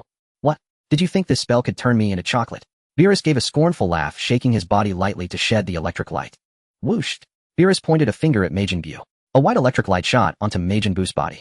Slap! Majin Buu let out a scream as his form instantly warped, transforming into a small piece of chocolate. Humph! Beerus snorted, picked up the chocolate, and swiftly returned to Earth. Boom! Before Beerus returned, Fat Buu crashed into the ground like a meteor, leaving a bottomless crater in his wake. Son Goku and the others quickly peered into the pit, spotting Fat Buu inside. But soon after, Beerus returned carrying the chocolate that was once Buu. As expected of Lord Beerus, you turned him from skinny to fat. Goku laughed heartily. Beerus sneered, casually tossed the chocolate Buu to Goku. Startled, Goku caught the flying chocolate. Huh, is this chocolate? He muttered. Lord Beerus, are you giving me chocolate? As he was about to take a bite, Vegeta quickly warned, you idiot Kakarot, that's Majin Buu turned into chocolate. Goku jumped in surprise, hurriedly pulling the chocolate from his mouth. Huh, this. He scratched his head sheepishly. Swish. At that moment, the Supreme Kai swiftly brought Tabor from a distant star system. Huh, brother. Tabor blinked, staring at Vegeta in astonishment. Tabor, you're really alive. Vegeta smiled. How did I end up here? Is this Earth? I heard you were on Earth, Tabor said, scratching his head. Vegeta, this is your little brother. Goku stepped forward to greet him. Hello, I'm Son Goku. Hello, Tabor replied. Alright, let's try what Eion said, and see if we can become Super Saiyan gods. Beerus urged. Okay. Goku nodded and suggested, how about I become a Super Saiyan god first? Suit yourself. Vegeta didn't object, mainly because he didn't believe in the legend of the Super Saiyan god anyway. Can a random Earthling's words really make a Saiyan into a Super Saiyan god? Even I, the Prince of Saiyans, know nothing about it. How would you, an Earthling, know? Vegeta thought, deciding to use Kakarot as a guinea pig for now. Is there really a Super Saiyan god? Gohan muttered, quickly bringing Goten and Trunks forward. In the next moment, Gohan, Vegeta, Goten, Trunks, and Tabor joined hands, forming a circle around Goku. As for the procedure, the Supreme Kai had already explained it to Tabor, so he now knew what to do. Hey, are you the current Supreme Kai? Beerus turned to look at him. Yes. Lord Beerus. The Supreme Kai nodded. Why do you look like this? I feel like you fused with someone, Beerus frowned. The Supreme Kai and Mr. Kibito fused using the Patera earrings. Whis explained from the side. Is that so? No wonder you look so strange, Beerus said, understanding. Huh. Well, there's no help for it. I actually want to separate, but I heard that once you fuse you can never split apart again. The Supreme Kai scratched his head awkwardly. Do you wish to separate, Lord Supreme Kai? Whis asked. Is it possible? Is there a way? The Supreme Kai was taken aback, looking at Whis. Slap. A light flashed from Whis' staff, enveloping the Supreme Kai. The Supreme Kai split into two individuals. Huh. He stood dumbfounded for a long time before snapping back to reality. Kibito also examined his own hands. You're separated now, Whis said with a smile. You are truly remarkable. You are Angel Whis, aren't you? The Supreme Kai was utterly astonished. Yes, Whis nodded with a smile. Bang! The moment the Supreme Kai finished speaking, he was pinned to the ground by Beerus. Supreme Kai. Lord Beerus, why are you hitting me? The Supreme Kai paused, looking at Beerus with confusion. You idiot, do you have any idea what you're doing? Beerus roared. Do you not know the duty of a Supreme Kai? Why did you have to confront Majin Buu? You could have come to wake me up and let me deal with him. But Lord Beerus was asleep, and I couldn't wake you no matter how I tried, right? The Supreme Kai rolled his eyes. And you have the nerve to say that. Beerus snorted, released the Supreme Kai, and couldn't be bothered with him anymore. On the other side, Sun Wukong was also infused with the light of justice by Vegeta and the others. Suddenly fiery red light flickered across Sun Wukong's body. Pop! In the next moment, Sun Wukong's hair also turned a vivid crimson. Father, wonderful, it worked. Son Gohan exclaimed with excitement. Oh, isn't that the aura of a god? Beerus looked at Sun Wukong with anticipation. Vegeta, did it really work? Is there truly such a transformation as Super Saiyan God? Damn it, I thought it was a fake. But how did that guy named Eion know about the Super Saiyan God transformation? Even I, the Prince of Science, didn't know. Vegeta glanced towards Eion. Sun Wukong took a deep breath and stepped forward. Whis, restore Majin Buu. Let them have a bout so I can see what the Super Saiyan God is capable of. Beerus commanded Whis. Very well, Lord Beerus. Whis nodded, pointing his staff at the piece of chocolate from afar. Pop! Instantly the chocolate that was Majin Buu transformed and returned to his original form. Huff huff. Majin Buu, pale with fear, gasped for air and watched Beerus warily. Don't look at me. Your opponent is him. Beerus chuckled lightly, pointing at Sun Wukong beside him. Majin Buu turned to look at Sun Wukong. Buu, let's have another round of our bout. Sun Wukong immediately assumed a fighting stance. Buu, who had thought he was up against someone else, became interested upon seeing Sun Wukong. Do you think you can beat me? In our last fight you might have had the upper hand for a moment, but you were also badly injured. However, Buu really didn't want to waste any more time here. If I defeat him, can I leave? Buu spoke up. Of course. If you can defeat this guy named Sun Wukong, I agree to let you go. Beerus nodded. Buu quickly looked at Eion again, his eyes seemingly asking, do you also agree to let me go? I've already returned that fat guy to you. Fine, I have no objection. Eion smiled. Buu was still uneasy and glanced at Son Gohan. Me? I originally didn't want to agree. But since they all agree, I have no issue. Son Gohan nodded. But you can't harm innocent people anymore. Buu nodded vigorously. They'll just agree for now. Whether I go kill people elsewhere is my own decision. Even if I kill, can you really stop me? Hey.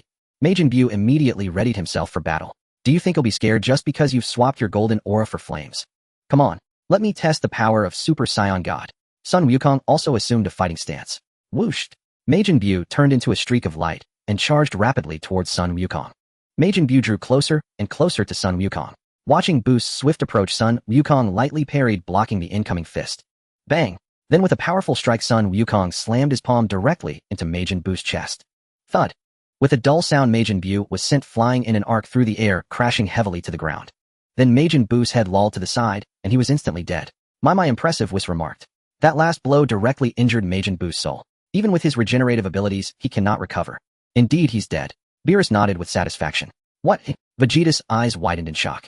Did Kakarot just kill Majin Buu with a single palm strike? What the hell? Son Gohan was both astonished and overjoyed.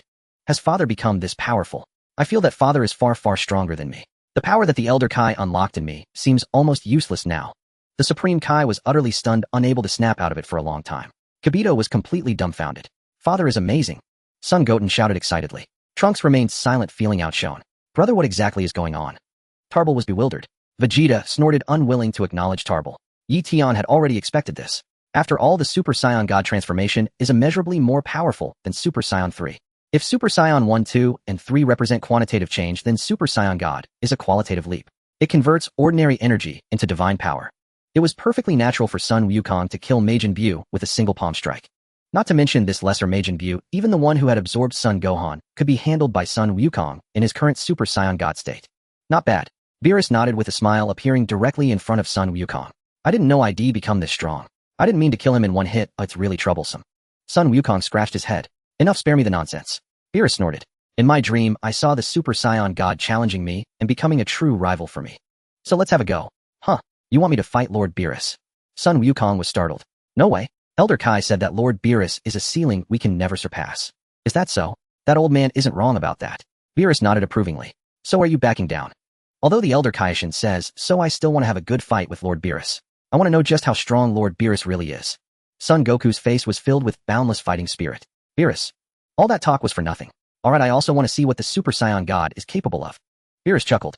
Then I won't hold back. Son Goku prepared for battle. Beerus beckoned to Son Goku with his finger. Whoosh! Son Goku shot towards Beerus at incredible speed and threw a punch. This fist shook heaven and earth. Slap! Beerus raised his hand lightly and caught Son Goku's incoming fist. So, how does it feel being a Super Saiyan god? Beerus smiled. It startled me. I never imagined such a realm existed. Son Goku nodded. It's just a shame that I killed Majin Buu like that. Keeping a creature like that around is just a waste of time. Beerus snorted. He deserved to die long ago. With that, Beerus struck Son Goku with his palm. Son Goku was sent flying backward, his body crashing through building after building. Beerus pursued swiftly. Son Goku quickly adjusted his stance, leaped into the air, and darted through the ruined city. Beerus was faster and soon caught up, kicking Son Goku with full force. Son Goku crossed his arms to block the incoming kick, tumbled once in the air, and vanished in a blur. In an instant, Son Goku appeared behind Beerus and threw a punch. Beerus dodged it effortlessly and struck Son Goku with a backhand. Son Goku immediately counterattacked. The two engaged in a fierce aerial battle, neither able to gain the upper hand for a time. Their battle grew faster and more intense, the energy they released becoming stronger. After several exchanges, Beerus headbutted Son Goku, sending him flying backward. Son Goku crashed into a massive boulder below, shattering it instantly. He quickly regained his footing, landing on the ground and panting heavily. Not bad. Your control over divine power is passable. Beerus smiled. But you're still no match for me. Let's continue. Son Goku shouted, and the two charged at each other. Their fists collided, unleashing even greater energy. Crack! Cracks began to appear across the earth. The immense power they released nearly shattered the planet. Without hesitation, Eion waved his hand and erased the excess energy radiating from the two fighters. Thus the earth was spared from destruction. Moments later, Son Goku and Beerus soared into the sky, resuming their fierce battle. They climbed higher and higher, soon reaching the stratosphere above Earth, where air still existed. For a Saiyan, survival is possible as long as they don't leave Earth's outer atmosphere and enter true outer space. That's why some anime depict Son Goku and Beerus fighting in space. In reality, that isn't true outer space, but Earth's stratosphere or outer atmosphere, where air still flows, allowing Saiyans to survive. Son Goku and Beerus fought for a while longer. Son Goku's energy had dropped significantly, and his stamina was completely spent. Not bad, but this is where it ends. Your power is already declining. Beerus smirked. As expected of Lord Beerus. Elder Kaioshin was right. You are the ceiling that humans can never surpass. Son Goku sighed in admiration. Haha, no need to flatter me. I haven't had such an exhilarating fight in a long time. Beerus chuckled, gathering a powerful energy sphere between his hands. Come, let's see if you can withstand this. If you can't, then die. Whoosh! A massive energy sphere descended rapidly from the sky. Son Goku's expression shifted repeatedly. Watching the energy sphere plummet, Son Goku raised his head abruptly and unleashed a huge Kamehameha from his hands. The Kamehameha engulfed the energy sphere completely. Not bad. You're even more impressive than I imagined. Beerus nodded in satisfaction. Alright, that's enough. Let's go down. With that, Beerus descended rapidly toward Earth. Son Goku reverted to his base form and followed him down from the high altitude. Soon Son Goku and Beerus returned to the ground. You all still need to train harder. Your skill is pathetic. Beerus shook his head, looking disappointed. Is there no one here who can fight? How about I give it a try? Eion grinned. Beerus. Beerus suddenly felt terrible. No way am I fighting you. Well, I just remembered I have something very important to do. Let's call it a day. Beerus chuckled, ready to flee immediately. Wait. Eion called out. Beerus flinched and swallowed hard. Damn it, I was showing off too much. This is bad. How can I fight Lord Tion? Can I beat him now? But I can't just kill him, can I? Once his power catches up, he'll be the one screwed. Let's spar. I'm not sure I can beat you either. Eion smiled warmly at Beerus. Beerus. You're not sure you can beat me, yet you still want to fight. How do I refuse you properly? This planet is already in such a state. Shouldn't we restore it first? Whis flew over quickly and suggested. That reminds me, didn't Vegeta want to train with me? Hurry up and prepare a feast. Let me eat my fill first. Beerus' eyes darted as he quickly changed the subject. After him, full ill fight you. Eion. Why do I feel like you're so afraid of me? I might not be able to erase you right now. In that case, let's leave it for another time. Eion thought it over carefully and nodded lightly, raising no objection. Eion indeed had no confidence in defeating Beerus at the moment. After all, his true power was merely 10,000 times that of Frieza, and that was the Frieza from the Namek saga.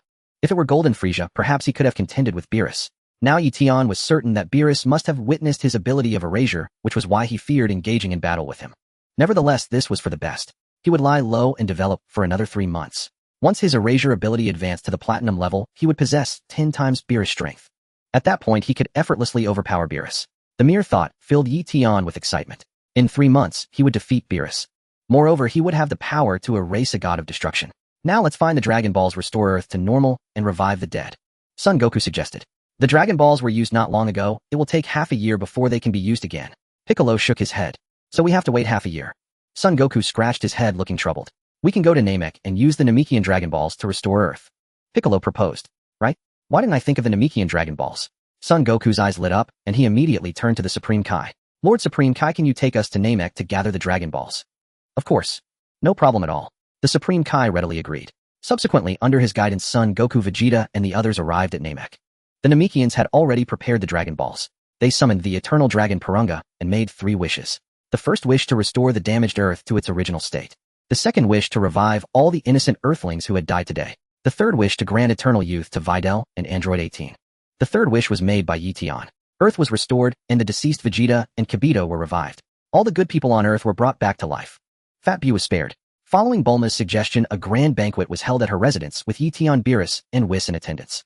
Upon tasting Earth's cuisine, Beerus and Whis were immediately delighted by the burst of flavors. It seems restoring Earth was the right choice. Beerus felt a wave of satisfaction. Indeed, after all, Lord Tianai resides on Earth, Whis whispered. Meanwhile, Eion was dining with Android 18 and Videl. Buu shared a table with Mr. Satan, who was grinning from ear to ear. So this fat fellow has indeed become my underling. The banquet that day proceeded harmoniously. In the 6th universe on planet Kampa, Vados quickly checked on Lord Tianyes's situation. Kampa said to Vados, "Has that unfortunate fan, the fat one, been erased by him?" "Let me see." Vados nodded slightly, and the staff in her hand immediately projected the area where Eion was. But Vados soon widened her eyes in slight surprise. "Oh my, I can't see Lord Tianai anymore. He's become blurry." Vados pointed at a faint silhouette in the projection. You mean Lord Tianyes's memories have been partially restored?" Kampa was also shocked. "Yes, that seems to be the case." Vados nodded. "Wait, who is that? Isn't that Beerus? When did he wake up?" Kampa immediately pointed at Beerus, who was eating in the projection. "Oh my, it is indeed Lord Beerus. I didn't expect him to be awake already." Vados smiled. "And, look closely, the food they're eating seems quite appetizing." Kampa mused. "I also get the feeling that what they're eating looks delicious." Vados smacked her lips. "Vados, how was that pack of instant noodles I gave you earlier?" Kampa asked. "It was absolutely delicious. It was the first time I had such a wonderful dish." Vados praised it endlessly. "That thing came from the planet Earth. Lord Tianai said he made it. Now that I think about it, I feel like Lord Tianai might have been fooling me." Kampa mused. "Why do you say that?" Vados was taken aback. That pack of instant noodles clearly looked like a finished product, processed by a machine. It wasn't like the 9-turn large intestine Lord Tianai cooked for me. That dish truly had a unique flavor. Kampa chuckled. 9-turn large intestine. Is it good? Vados was again puzzled. Of course it's good. The taste is very distinctive. Kampa laughed joyfully. "Hearing you say that makes me want to try it too." Vados smacked her lips once more. "Say, Vados, what about our universe's Earth? Since the 7th universe has such an outstanding culinary planet, our 6th universe should have one too." Kampa mused. "Let me check." Vados immediately examined the Earth of the 6th universe. After checking, she shook her head in disappointment. "What's wrong? Doesn't our 6th universe have an Earth?" Kampa asked. "It does, but unfortunately due to a nuclear war that planet was eventually destroyed." Vados sighed helplessly. "What a pity, what a pity." Kampa lamented. After a few seconds of silence. "By the way, don't we have the Super Dragon Balls?" Kampa grinned. "What do you think about using them to swap the Earths of the 2 universes?" "Lord Kampa, have you decided to let Lord Tianai develop our 6th universe?" Vados was slightly taken aback. "Isn't that killing 2 birds with 1 stone?" Kampa gave a sly grin. "Since Lord Tianai is on Earth anyway, using the Super Dragon Balls to transfer him to our 6th universe is a very wise choice." "Lord Kampa, aren't you afraid that Lord Tianai might erase our 6th universe once he recovers?" Vados inquired. "I've thought it over carefully. I don't think it's likely. As long as we treat him well, there's no reason for him to erase our own universe." Kampa mused. "What you say makes sense." Vados nodded. "So what do we do next?"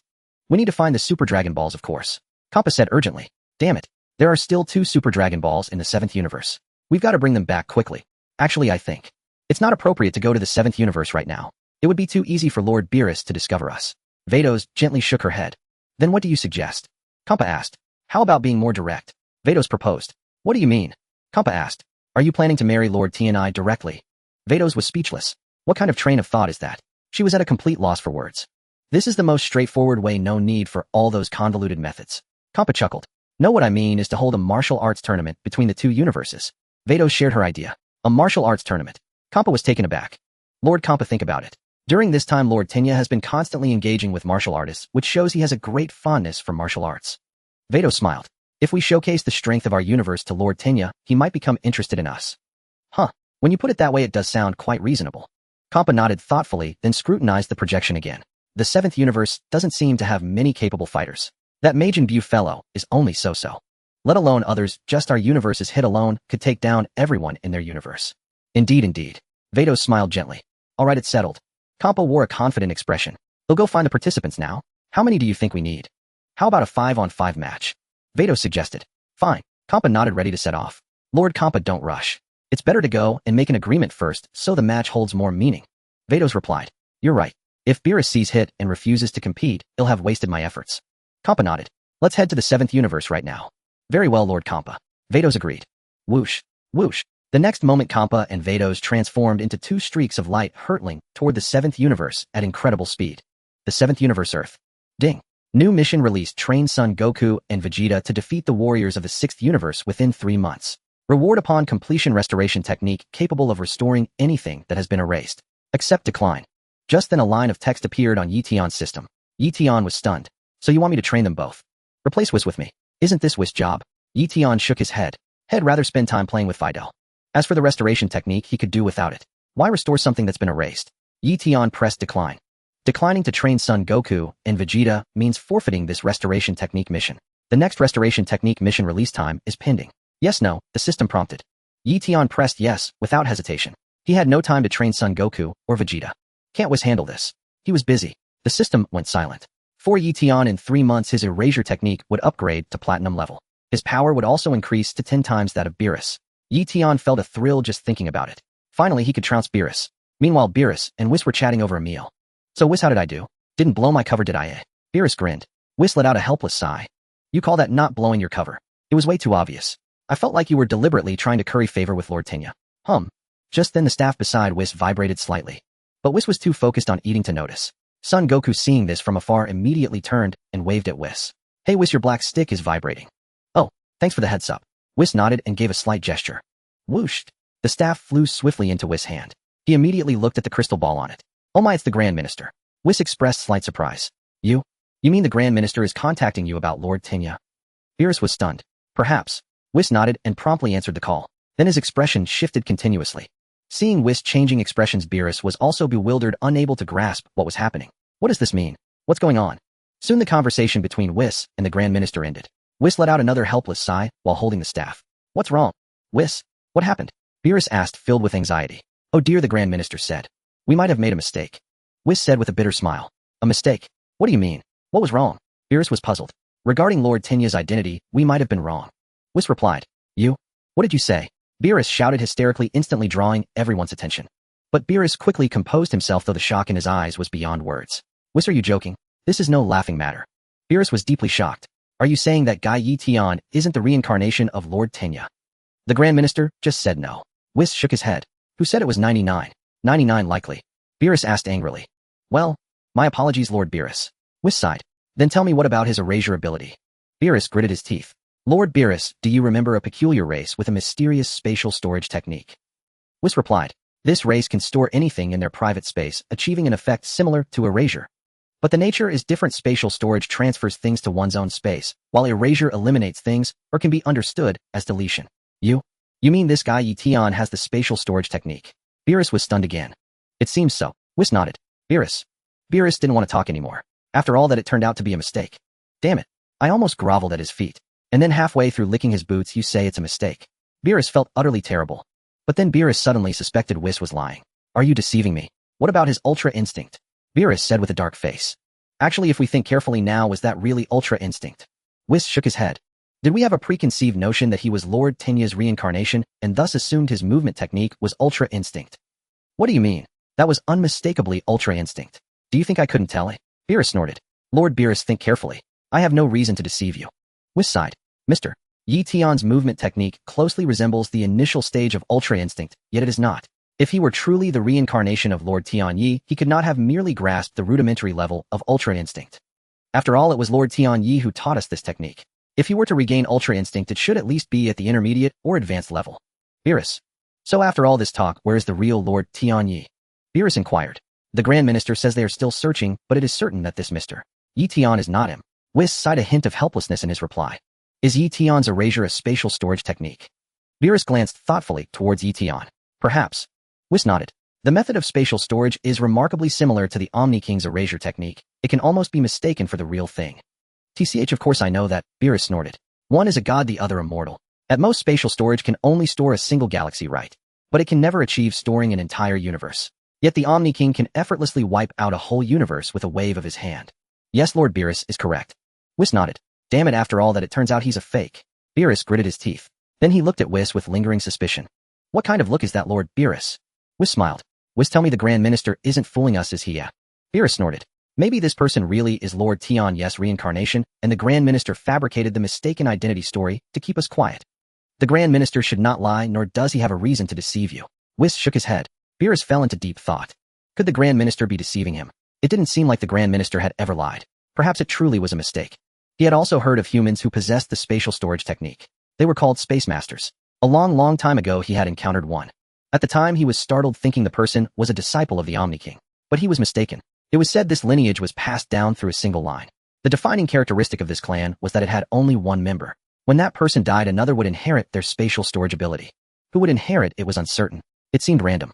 Beerus had met 2 Space Masters. The first time he was genuinely startled and nearly knelt. Later Beerus learned about Space Masters from Whis. He flew into a rage and wanted to destroy that Space Master.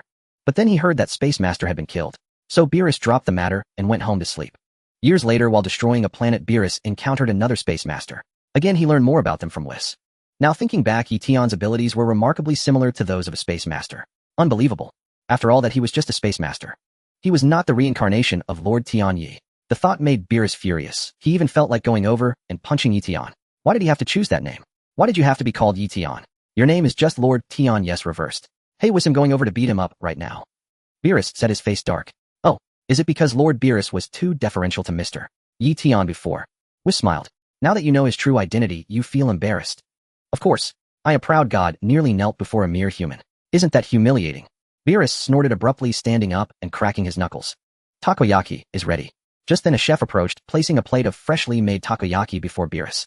Beerus sniffed. It smelled good. He'd take a bite. He ate one and immediately felt a wave of pleasure. Ah, this is truly delicious, Whis remarked with satisfaction. They both ate happily. Forget it, I won't go beat him up for now.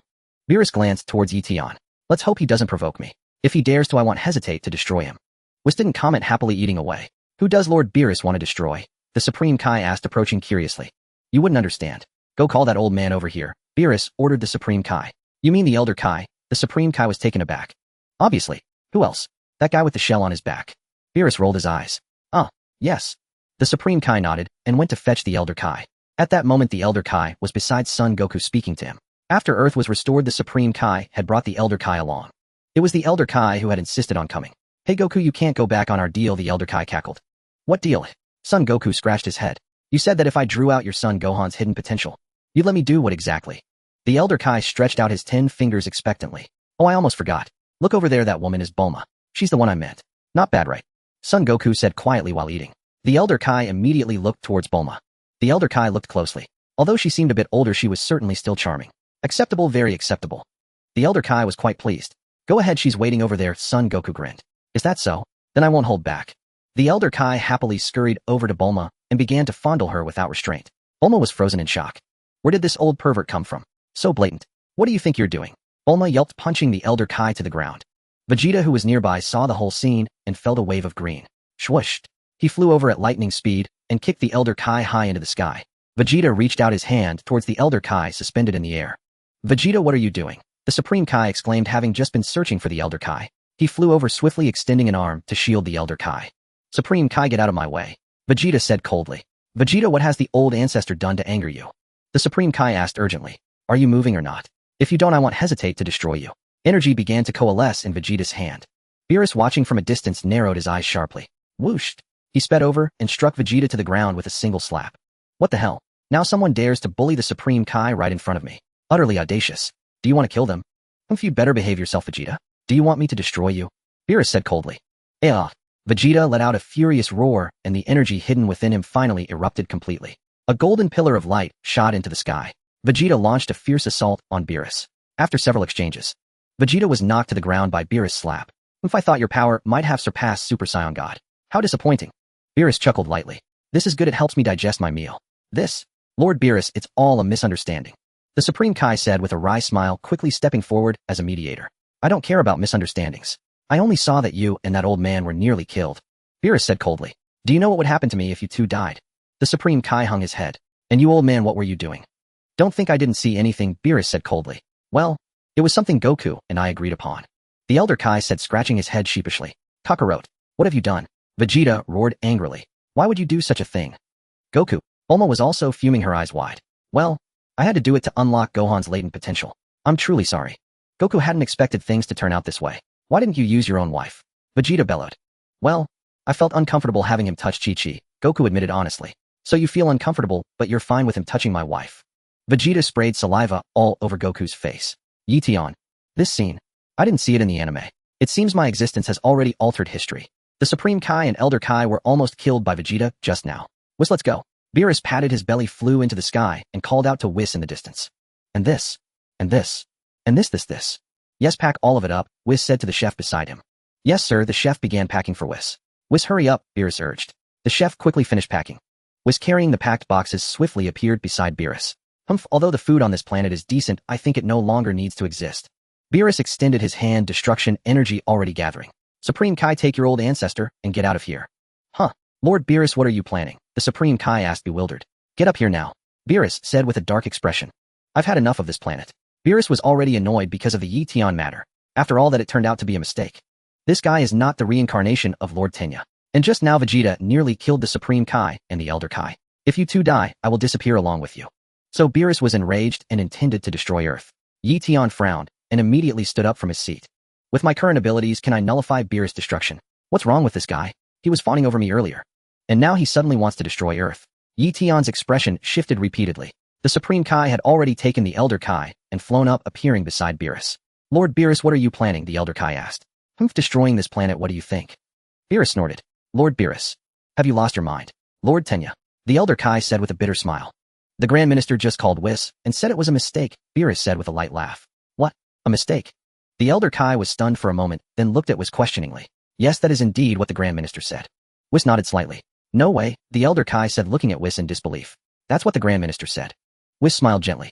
Is it really a mistake? The Elder Kai was speechless. Enough chatter, I'm going to destroy this planet right now. Beerus grumbled. 7th Universe, outer space. Kappa and Vados were also speeding in this direction. During their journey, Vados also received a call from the Grand Minister. She looked utterly astonished. A mistake? Are you kidding me?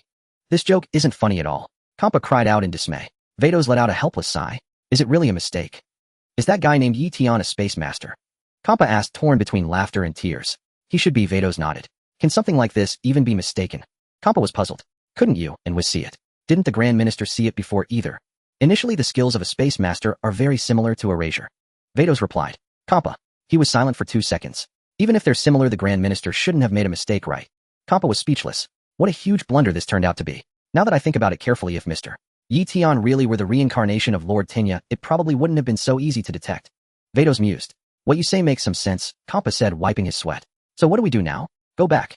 The Grand Minister's message is that Eion still has an 11 chance of being the reincarnation of Lord Tenya, Vados replied. Kappa, can't you just finish what you have to say in one go? What are we going to do? Xiangpa asked. The High Priest already knows we are searching for the Super Dragon Balls, Bardos replied with a smile. Xiangpa shivered and wiped the sweat off his forehead again. The High Priest said this is a great opportunity. Perhaps we can summon the Dragon of the Gods using the Super Dragon Balls to ask if Eion is the reincarnation of Lord Tianyi. Bardos answered if Xiangpa does well enough in this matter, the High Priest may forgive Lord Xiangpa for collecting the Super Dragon Balls without permission. Xiangpa was startled. Will there be accountability for this matter? Oh dear. Lord Beerus seems to want to destroy the Earth where Eion lives. Bardos examined her staff closely and said to Xiangpa, what is this idiot doing? Isn't there still an 11 chance? Xiangpa shouted loudly, hurry and stop him. All right, Lord Xiangpa, Bardos replied, immediately contacting Whis through her staff. Upon hearing Bardos' words, Whis was slightly taken aback. Oh dear, there's still an 11 chance, he said with a hint of surprise. Yes, that's why the High Priest wants us to inquire about this matter through the Dragon of the Gods, Bardos suggested. Understood. Whis nodded. We will arrive shortly. Oh, let's not allow Lord Beerus to destroy the Earth. All right, sister, I will stop Lord Beerus. Whis replied. After ending the call, Whis informed Beerus about what Bardos had said. Beerus felt that something was seriously wrong. Is there even an accurate answer? Why is there suddenly an 11 chance? Beerus was at a loss for words and quickly withdrew his destructive energy. The meaning of this chance is, perhaps Eion could still be the reincarnation of Lord Tianyi, the Dragon of the Gods. What is that? Beerus asked. There is a wish-granting star scattered across our 7th universe and the 6th universe with a total of 7 stars. Once gathered, summoning the Dragon of the Gods will grant any wish. Whis explained. The Dragon of the Gods. I feel like I've heard of that before. Is it a way to discover Eion's true identity? Beerus understood this time. Yes, Whis nodded.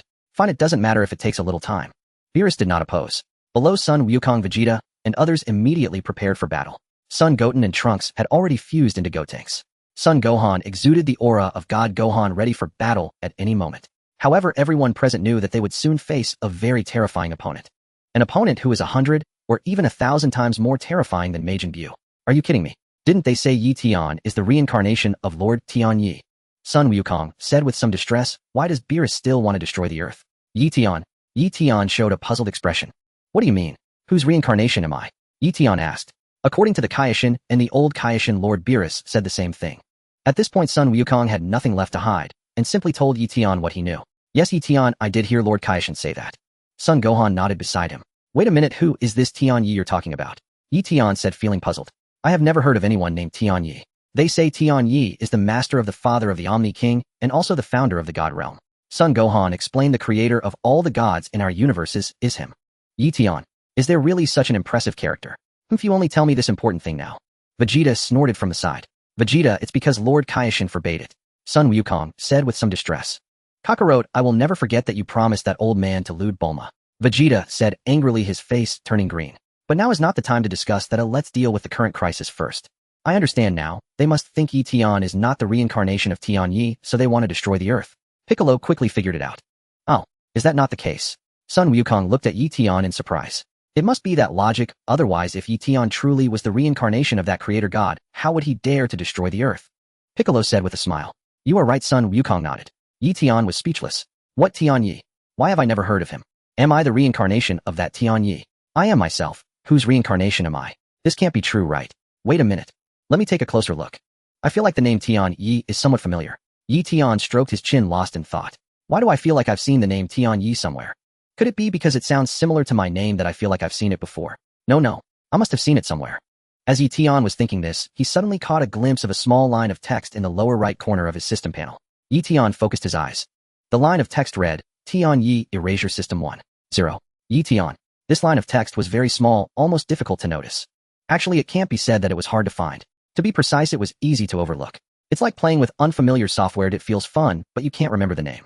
Especially with some English software. The Tianyi Erasure System. Yi Tian was sure he had seen this line of text before, so he had some impression of the name Tianyi. What does this mean? Does it mean that the former creator god has reincarnated into this system? That would be a tragedy. No wonder Whis and the others think I'm Tianyi's reincarnation and suddenly doubt that I'm not. If Tianyi really reincarnated as a system, who could I complain to? But Yi Tian couldn't consider these matters right now. The most urgent thing is to resolve the big trouble that is Beerus. If Beerus truly wants to destroy the earth, Yi Tian is unsure whether his erasing ability can erase his destructive energy. However, Yi Tian was already prepared to erase the Kaioshin. If you dare to release destructive energy, I won't hesitate to erase those two Kaioshin and make you disappear. After all, there are two girls on this planet that Yi Tian likes. Yi Tian was ready to erase. However, just as he was about to take action, Yi Tian noticed that Beerus had retracted his destructive energy. In the next moment, two streaks of light in different colors shot over from afar, hovering at a height level with Beerus and his group. Yi Tian took a closer look and saw Kampa and Vados appearing in the sky. He thought carefully. Earlier, Kampa seemed to be showing him goodwill. So Kampa also believed I was the reincarnation of Tianyi. That made sense. No wonder they all treated me with a hint of respect. So that's what it meant. I'm afraid you'll be disappointed. I'm really not some reincarnation of Tianyi. I am who I am. I am Yi Tian. The reincarnated Tianyi might have become my system. Of course, it's only a possibility. I don't know for sure, maybe the system just shares his name. Kampa, you bastard, how dare you sneak into our universe to collect the Super Dragon Balls? Beerus growled with a dark face. He who told you to just sleep? Kampa chuckled. I had nothing better to do, so I spent nearly 10 years barely managing to gather 5. Enough, hand over those 5 Dragon Balls now. We'll search for the remaining 2 together, Beerus said coldly. Fine, let's find those 2 Dragon Balls first. Kampa nodded, then glanced at the Kaioshin. Now that the Kaioshin is here, finding the Dragon Balls will be easy. Have him use instant transmission to take us there. Did you hear that, kid, eh? Beerus ordered the Kaioshin. Yes. I understand, the Kaioshin nodded. Then Whis and Vados used their staffs to explore for the remaining 2 Super Dragon Balls. About 10 minutes passed. Whis and Vados finally located the positions of the last 2 Dragon Balls. Let's go, Beerus called out. In the next instant, the Kaioshin used instant transmission, vanishing with Beerus and the others in a flash. They're gone. Son Goku was startled and asked in surprise, what are they doing? One thing's for sure, we've escaped disaster for now. Piccolo mused. How terrifying. It seems we need to keep training hard, Son Goku said with a bitter smile. Even as Super Saiyan God, I'm no match for Beerus. This is really troubling. Damn it. Vegeta clenched his fists tightly. Yi Tian, are you really the reincarnation of Lord Tianyi? Son Gohan asked curiously. By now the secret about Tianyi was known to Yi Tian, so there was no point in hiding it anymore. Probably not. Sorry to disappoint you, Eion said with a slight smile. Haha, no disappointment at all. Honestly, I'd have been a bit weirded out if my classmate suddenly turned out to be the creator god of the universe. Son Gohan laughed, scratching his head. If you're not, I find you much more approachable. Videl and Android 18 looked bewildered. They were confused. What was going on? Eion could be the creator god of the universe. It's probably a misunderstanding, Son Goku sighed. But at least everything's fine now. Kakarot, don't celebrate too soon, Vegeta snorted. If Beerus really wants to destroy this planet, its destruction is only a matter of time. Unless we have the power to defeat him. But how, eh? Son Goku was baffled. Even Super Saiyan God is no match for Lord Beerus. And I heard from the Elder Kaioshin that the god of destruction is the ceiling of this universe, something we can never surpass. TCH, you'll surpass him one day. Vegeta clenched his fists tightly. Eion, is that creator god Tion Yi really unrelated to you? Videl asked. Probably not much of a connection. Eion shook his head. I don't care about the connection. Videl looked worried. What I fear most is that if you suddenly become Tion Yi, you might forget me. No, will always be your Eion. Eion said with a smile. Videl sighed in relief and nodded gently. Android 18, though silent, also relaxed upon hearing Etion's words. We don't care if you're Tion Yi or the creator god. Just don't forget us. Huh, something's off. Why did I say us? Videl is my rival. Android 17 glanced at Android 18, but said nothing. Since it's fine for now, let's keep eating. Eion suggested. Hearing this, everyone resumed their banquet. There was no way to defeat Beerus now. After all, Beerus was far too strong. Alright, I should head back, Android 17 said to Android 18. Leaving already? Android 18 was surprised. The wildlife reserve just recovered, right? Exactly, because it just recovered, I need to hurry back and check if anything's wrong. Android 17 replied. Hey, are you Android 17? Son Goku approached, looking at him in surprise. Who else would I be? Android 17 smiled. I've never seen you before, Son Goku said with a grin. That long-haired transformation of yours is really impressive. Android 17 chuckled. Haha, you saw that. Son Goku laughed heartily. Let's spar some time if you're free. Android 17 said with a smile. Sure, I'd like that. Son Goku immediately agreed. Well then, goodbye. With that, Android 17 flew into the sky and soon vanished. Eion, unhurried, continued enjoying his meal and drinks. He wasn't worried about his identity. Whether he was Tion Yi or not didn't matter to Eion. Now he guessed that the so-called creator god Tion Yi might have reincarnated as a system. Speaking of which, that guy was pretty unlucky. Why reincarnate as a system of all things? Wait, I wonder if he's conscious. If he is conscious, will he try to possess me? But no, this is a Dragon Ball world, not a cultivation world. There's no such thing as possession here, right?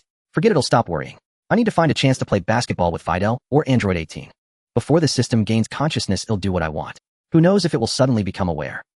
In the space of Universe 7, with the combined efforts of Kampa, Beerus, and the Kaioshin, they finally found the remaining 2 Dragon Balls. Now, all 7 Super Dragon Balls were gathered. Appear, Dragon of the Gods, grant my wish. I want to be rich. Vados began summoning the dragon. The 7 colossal Dragon Balls instantly erupted with a dazzling golden radiance. In a mere moment, a golden dragon coiled through the starry expanse. The dragon was immensely vast, its body comparable to a galaxy. Speak your wish, and I shall grant any desire you hold. The voice of the divine dragon resounded. Divine dragon, my wish is for all gods and humans to forget that Eion is the reincarnation of Lord Tianai, whispered Vados as she made her wish. The moment these words left her lips, the assembled deities were utterly astounded. Even Whis stood frozen for a long while, unable to collect his thoughts. Hey Vados, what are you doing? Exclaimed Kampa. What? Eion is truly the reincarnation of Lord Tianai.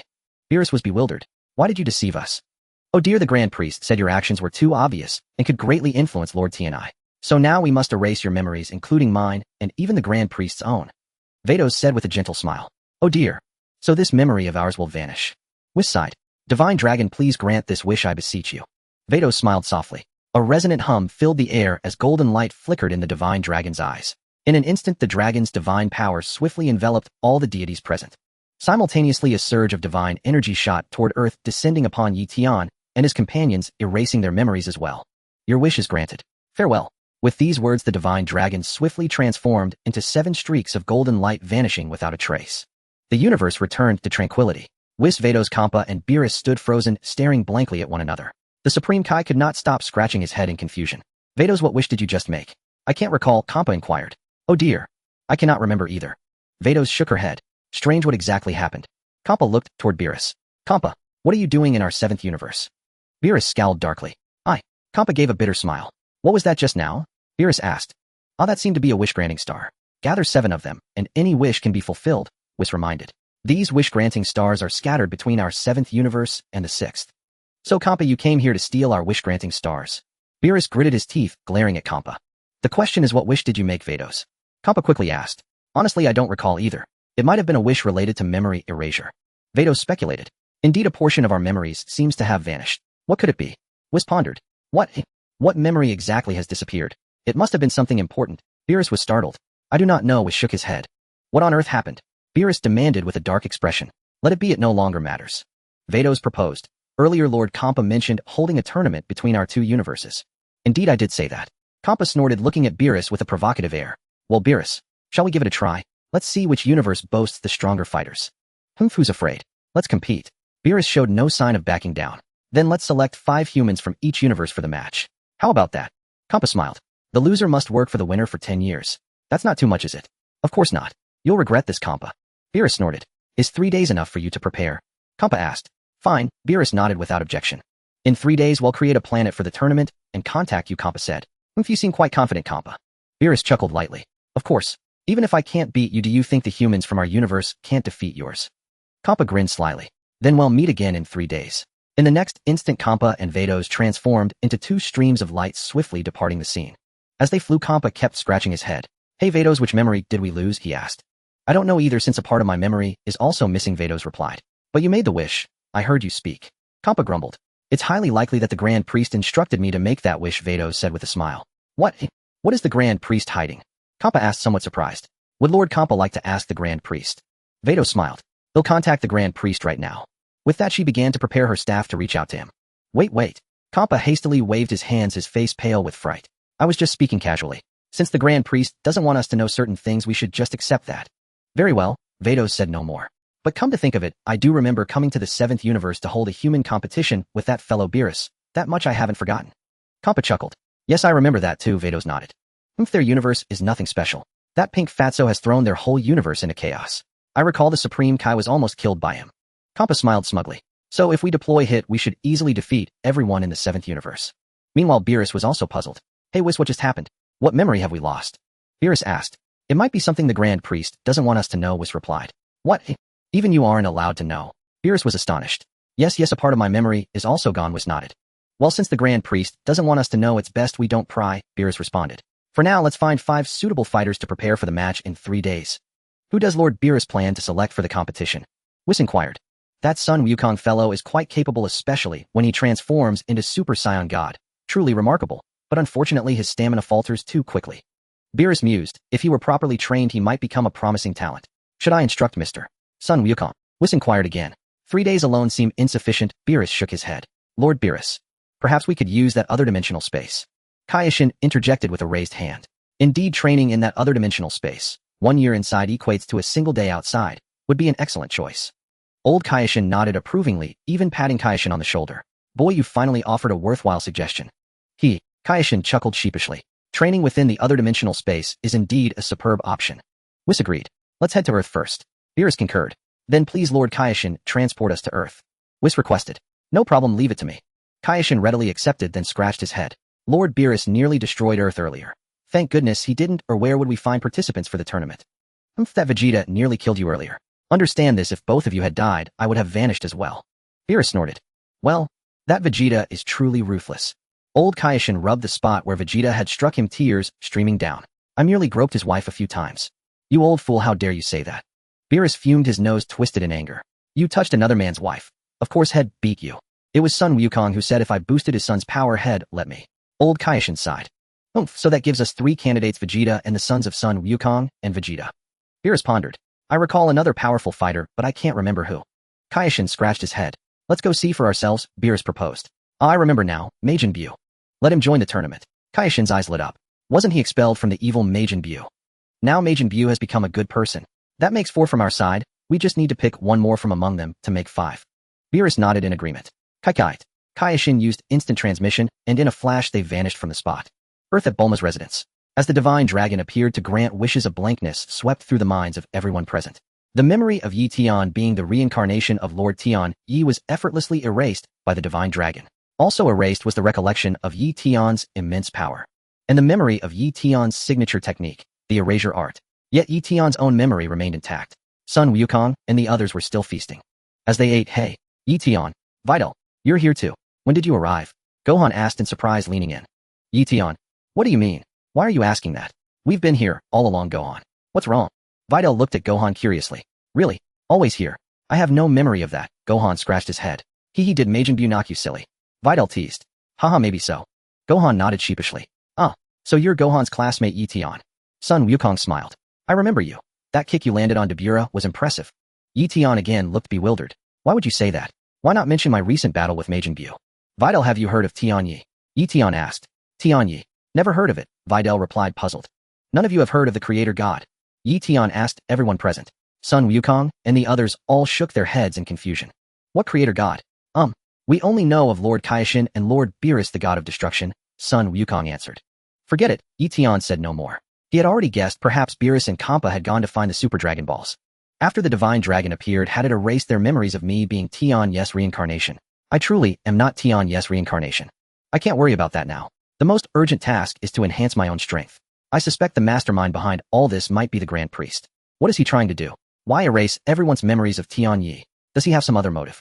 Eion couldn't determine if the Grand Priest was targeting him. Why else erase their memories? As Eion was pondering this, Schwa, Kaioshin used instant transmission, appearing on the scene with Beerus and the others in a flash. Seeing Beerus return, Sun Wukong and the others immediately grew alert, rising from their seats ready for battle once more. I'm not here to cause trouble this time. There's a tournament I need you to participate in. Are you interested? Beerus said with a slight smile. A tournament? What kind? Sun Wukong asked, stepping forward eagerly. A match between our universe and the 6th universe. Beerus explained. Each universe selects 5 fighters for the competition. Then, if we win, will Lord Beerus spare Earth from destruction? Sun Wukong pleaded. Agreed. Beerus readily accepted. But if you lose, I won't hesitate to destroy your planet. Though the cuisine here is decent, I can just take a few skilled chefs back to my realm to cook for me. We'll give it our all. Sun Wukong's expression turned serious as he turned to Vegeta. Vegeta, what do you think? Join us. Vegeta grunted in assent. Gohan, and you? Sun Wukong asked Gohan. I will participate as well, Sun Wukong said without objection. And this pink fat guy, his strength is quite decent. Beerus pointed at the gluttonous Majin Buu. Buu, how about you? Do you want to join the competition? Sun Wukong asked Buu. Can I still eat after the competition? Buu grinned. Of course, no problem. Sun Wukong nodded. I will participate, Buu replied. We still need one more person. Beerus glanced at the crowd and quickly shifted his gaze away upon seeing Eion. He began to ignore Eion's presence. In Beerus' memory, there was no relevant information about Eion. We also want to participate in the competition, Sun Wutian and Trunks said in unison. You two will need to use the fusion technique to compete, right? King Kai asked.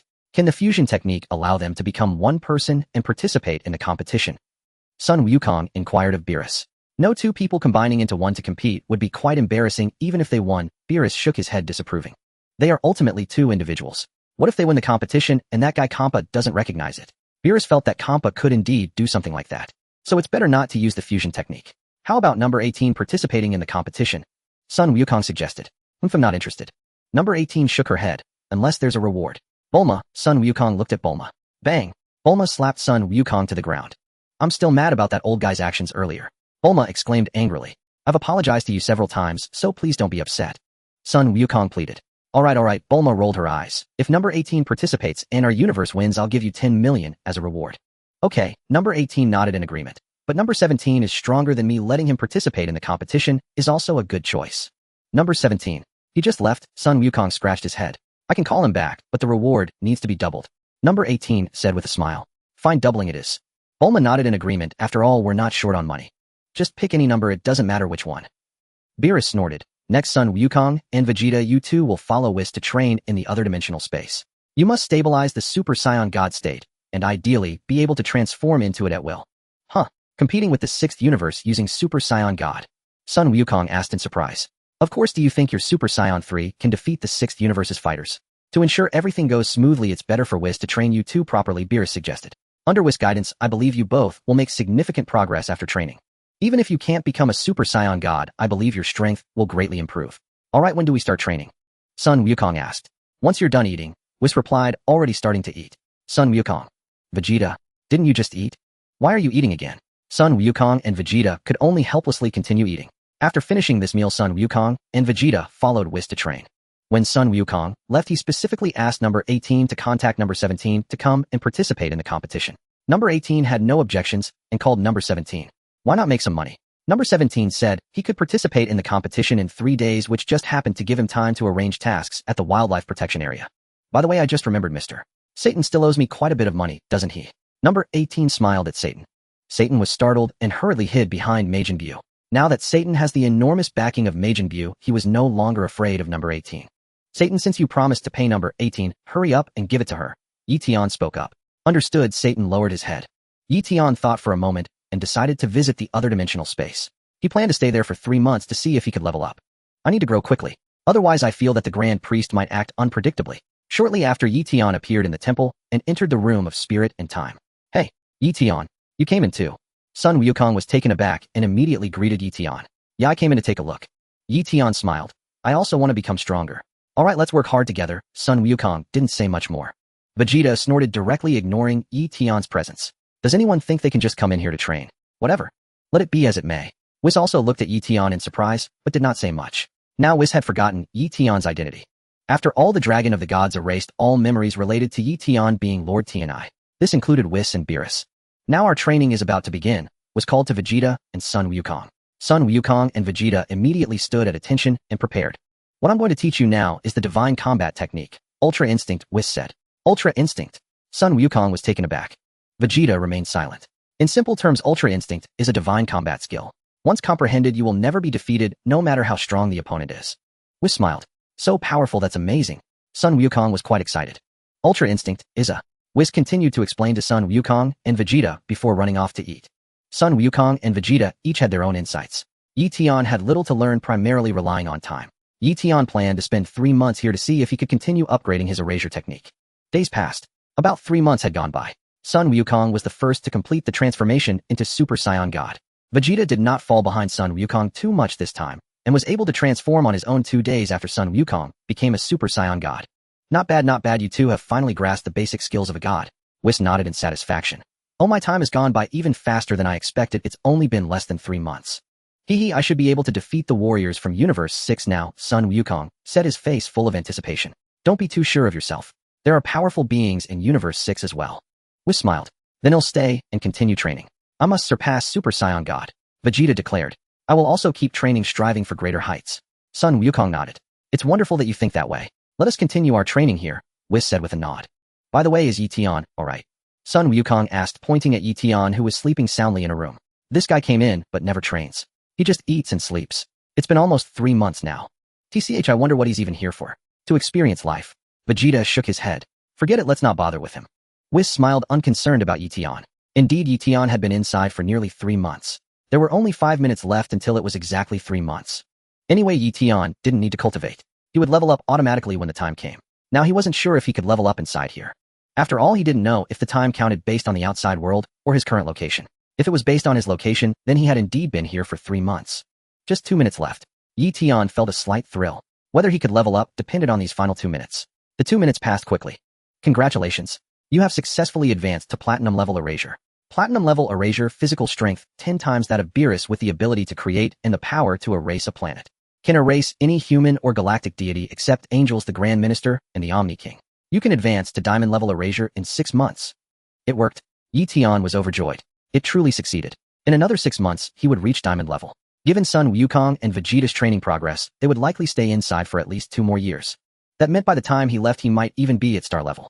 Star level erasure granted physical strength 10 times that of an angel, with the power to erase angels. Eion was filled with anticipation. Of course, he had no intention of erasing angels. It was mainly that enhancing his own strength gave him a sense of security. Strength 10 times that of an angel should be enough to defeat the Grand Minister, right? If the Grand Minister dared to target him again, he'd teach him a lesson. Eion breathed a slight sigh of relief. He would just keep lying low here. Why worry about so much? Another 6 months passed. Congratulations. You have successfully advanced to Diamond level erasure. Diamond level erasure, physical strength 100 times that of Beerus, able to erase an entire galaxy with a wave of the hand. You can advance to Star level erasure in 1 year. He had finally become Diamond level. Eion was ecstatic, even tempted to try erasing a planet. This Diamond level upgrade didn't specify which humans or deities could be erased. It should be the same as Platinum level, only able to erase deities below angels, including gods of destruction. Before he knew it, Eion's physical strength had reached 100 times that of Beerus. This level of physical strength was simply wonderful. And in a year, he could advance to Star level. He might as well keep lying low here. Or should he go out and show off a bit? Alright, he'd stay a few more months and go out when it was almost a year. Leveling up suddenly at a critical moment would be much more dramatic. Although Eion's strength had greatly increased, he appeared exceptionally calm on the surface, as if nothing had happened. Right, he should go check on Sun Wukong and Vegeta's training. Eion walked outside. At that moment, Sun Wukong and Vegeta were engaged in a fierce battle. Both were fighting in their base forms. Vegeta will be the one to defeat Lord Beerus first.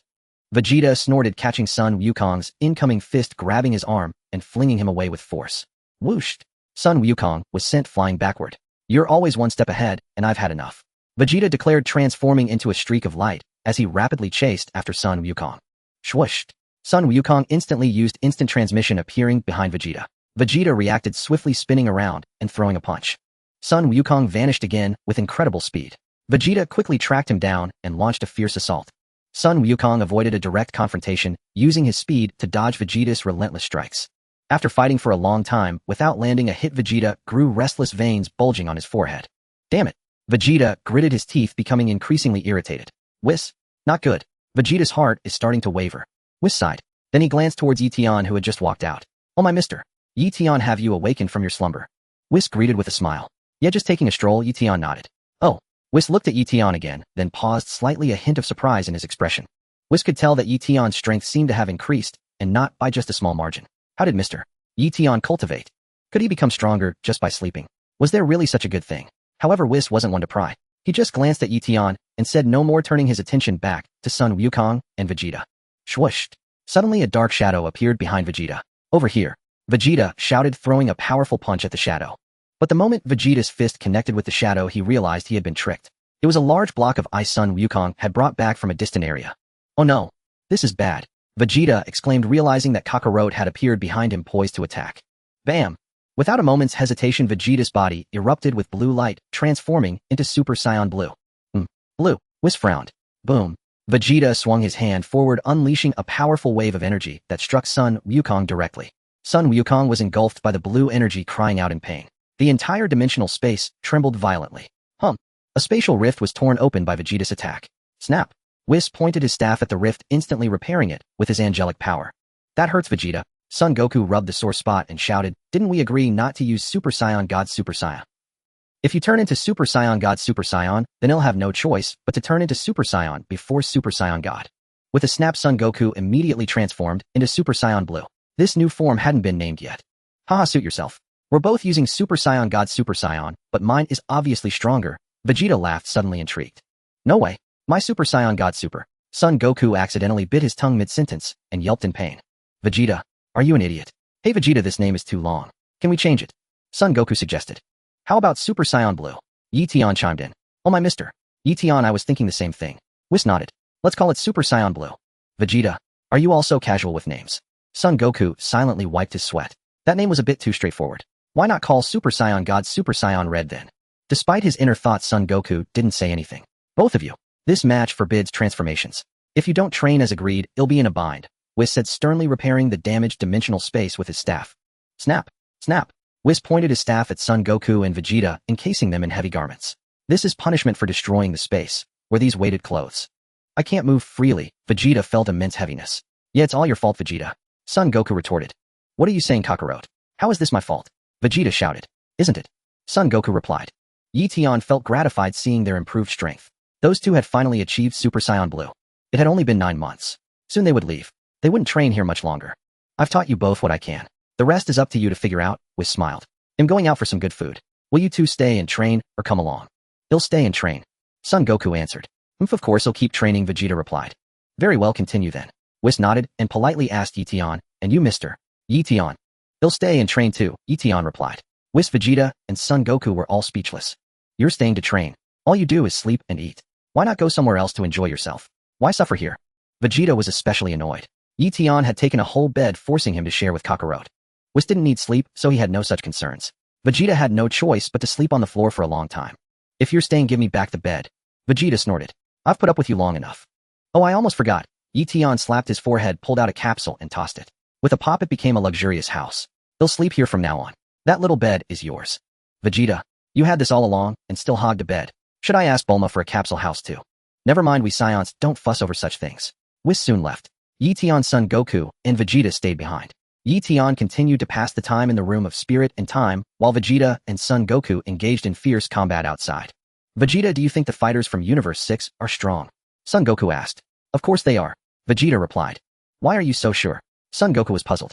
That god of destruction Kampa has visited our universe several times. He must be confident of victory to host this tournament, Vegeta speculated. I see you're right, Son Goku nodded. Compared to a dimwit like you, I'm obviously much smarter, Vegeta snorted, throwing a punch. Son Goku dodged, swiftly descending from the sky. I'm really looking forward to battling the warriors from Universe 6, he smiled. For you, a child. Look how old you are, always thinking about fighting. Vegeta scoffed. Don't say that, Vegeta. You sound just like Chi-Chi. Son Goku scratched his head. Vegeta. Besides, didn't you say Saiyans stay young until 80? Son Goku asked. I meant an appearance, not your mentality, Vegeta said darkly. Oh, I see. Son Goku scratched his head again. Enough chit-chat.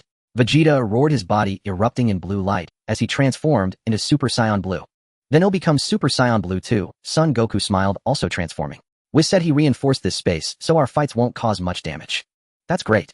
Vegeta assumed a combat stance. With a series of booms, they clashed fiercely. After several exchanges, Vegeta launched an energy blast. It hurtled towards Son Goku. Son Goku slapped the blast, changing its trajectory. It flew rapidly toward Yi-Tian's house. Oh no, Yi-Tian is in danger, exclaimed Sun Wukong. Damn. Instant transmission won't make it in time. Vegeta's expression shifted as he swiftly prepared to give chase. However, Sun Wukong's energy sphere was simply too fast, primarily because neither of them had fully regained their composure. At this moment, the energy sphere was drawing ever closer to the house where Yi-Tian resided. This is trouble. Sun Wukong grew frantic. Whooshed. Yet, just as the energy sphere approached the vicinity of Yi-Tian's dwelling, the energy sphere mysteriously vanished into thin air. It had been effortlessly erased by Yi-Tian. Huh, what just happened? Sun Wukong was bewildered. It disappeared. Vegeta murmured in contemplation. How strange. Why did it suddenly vanish? Sun Wukong scratched his head. There's certainly something odd about this. Vegeta glanced in that direction. How did it disappear? Sun Wukong asked again. It was worth noting that the memories regarding the things Yi-Tian had erased in Satan City had also been wiped clean by the Eternal Dragon. In other words, the mysterious hero had vanished along with them. Currently, in everyone's minds, the mysterious hero no longer existed. This poor Babidi couldn't even take the blame anymore. Before, at least, Babidi could be mentioned as the one who had shouldered the blame for Lord Tianai for so long. But now the poor wizard Babidi was on the verge of being forgotten. How peculiar. Sun Wukong grew even more perplexed, then shook his head. Forget it, I can't worry about that now. Let's continue, Vegeta. As strange as it is compared to defeating you, no matter how bizarre the circumstances, I won't pay them any heed. Vegeta snorted. Sun Wukong and Vegeta then engaged in another fierce battle. Meanwhile, Yi-Tian remained inside for several more months before finally emerging. When Yi-Tian came out, Videl and Android 18 were already waiting for him outside. After all, to Videl and Android 18, it felt like Yi-Tian had only been gone for less than 2 days. Initially, Yi-Tian had planned to seek out Beerus for some sparring. However, Beerus was not on the Sacred World. Yi-Tian guessed that Beerus was likely at Bulma's house freeloading and eating. He would deal with it later. There was no rush. Krillin, Piccolo, and the others were all on the Sacred World waiting for Sun Wukong and Vegeta to emerge.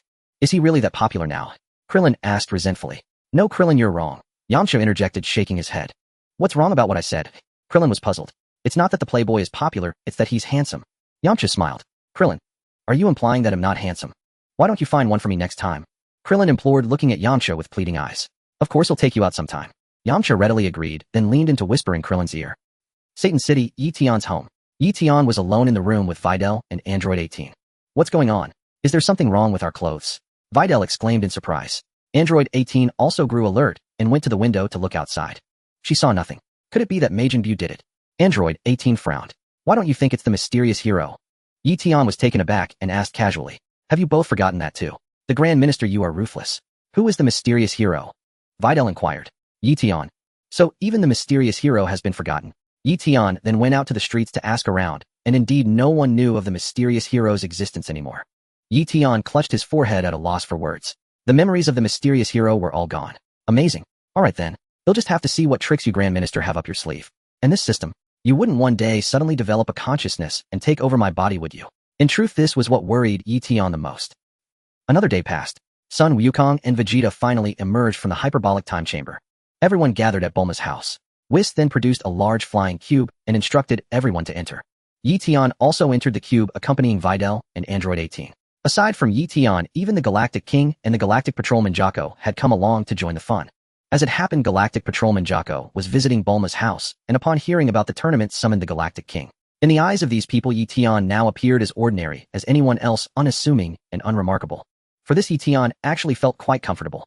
At least there weren't so many people coming up to him for no reason to fawn over him. Imagine walking down the street and having someone suddenly come up to grovel at your feet. The image. It was simply unbearable. And the problem was that groveling person was a grimy, unkempt middle-aged man.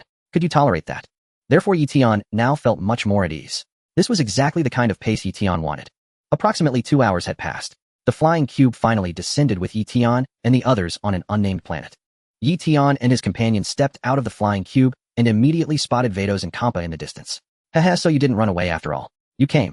Kampa grinned at Beerus. Hey Kampa, I get it now? You secretly stole Dragon Balls from our universe while I was asleep. Beerus scowled. Haha, you just figured that out. Kampa chuckled. Don't be so stingy. It's not like you knew how to use the Super Dragon Balls anyway. Fine as your brother, I'll forgive you for now, Beerus snorted.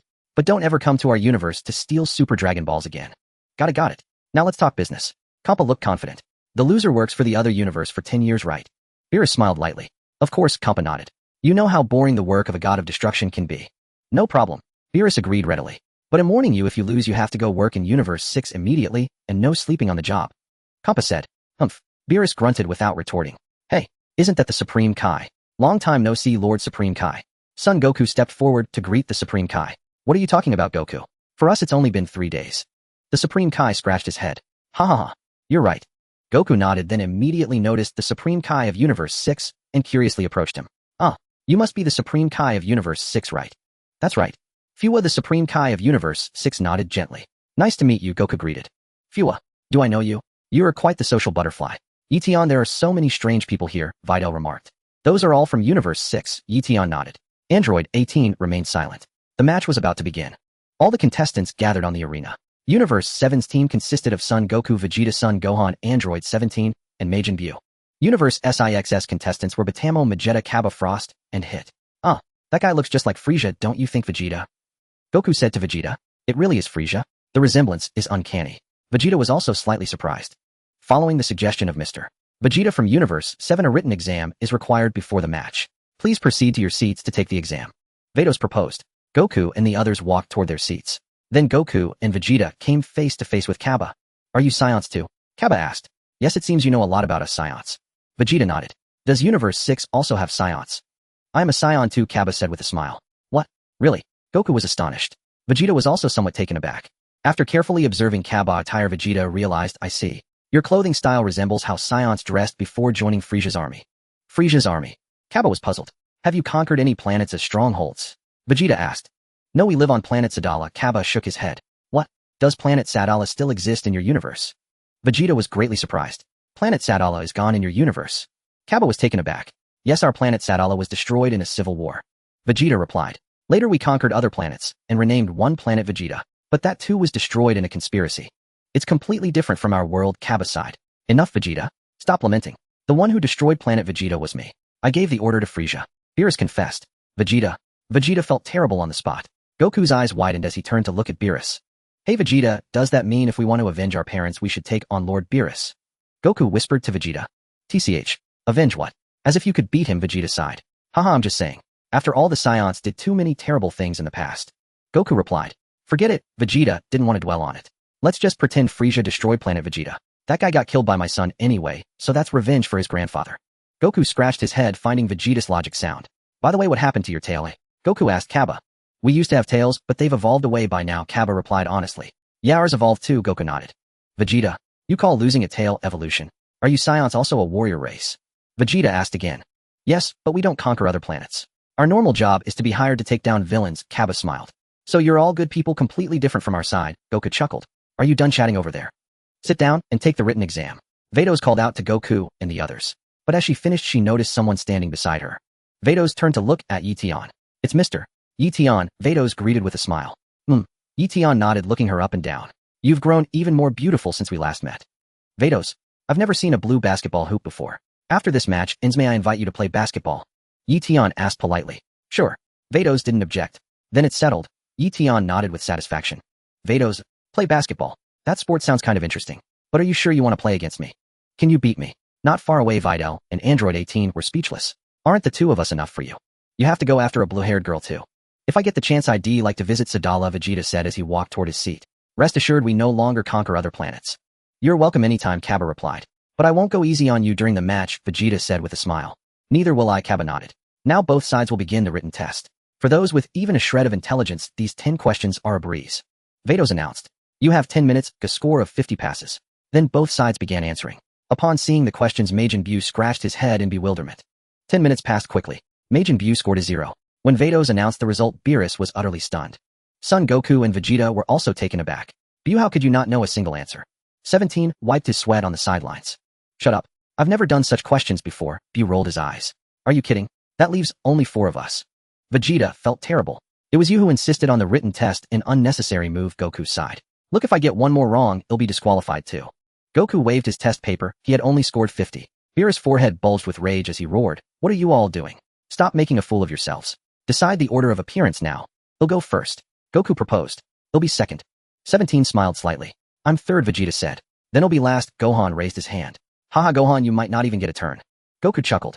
I'd rather not participate, so that's perfect. Gohan nodded. Alright, it's settled. Beerus didn't object. Eion watched from the arena seats with Videl and Android 18. Eion was now looking forward to meeting the Omni King after the match. As for the match itself, Eion wasn't too concerned. But watching was still enjoyable. He believed that after the match the Omni King might appear on site. I wonder if the Omni King knows who I am. If so, he should call my system his Grandmaster, right? Please wait a moment, participants.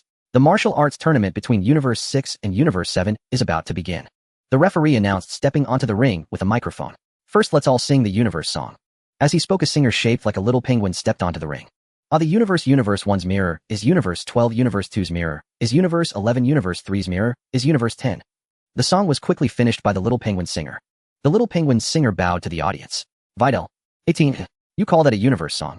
Now the match officially begins, the referee announced. In the first round, Batamo from Universe 6 faces Son Goku from Universe 7. Both stepped onto the ring. Start. Batamo immediately launched a fierce attack on Goku. Goku easily dodged all the punches.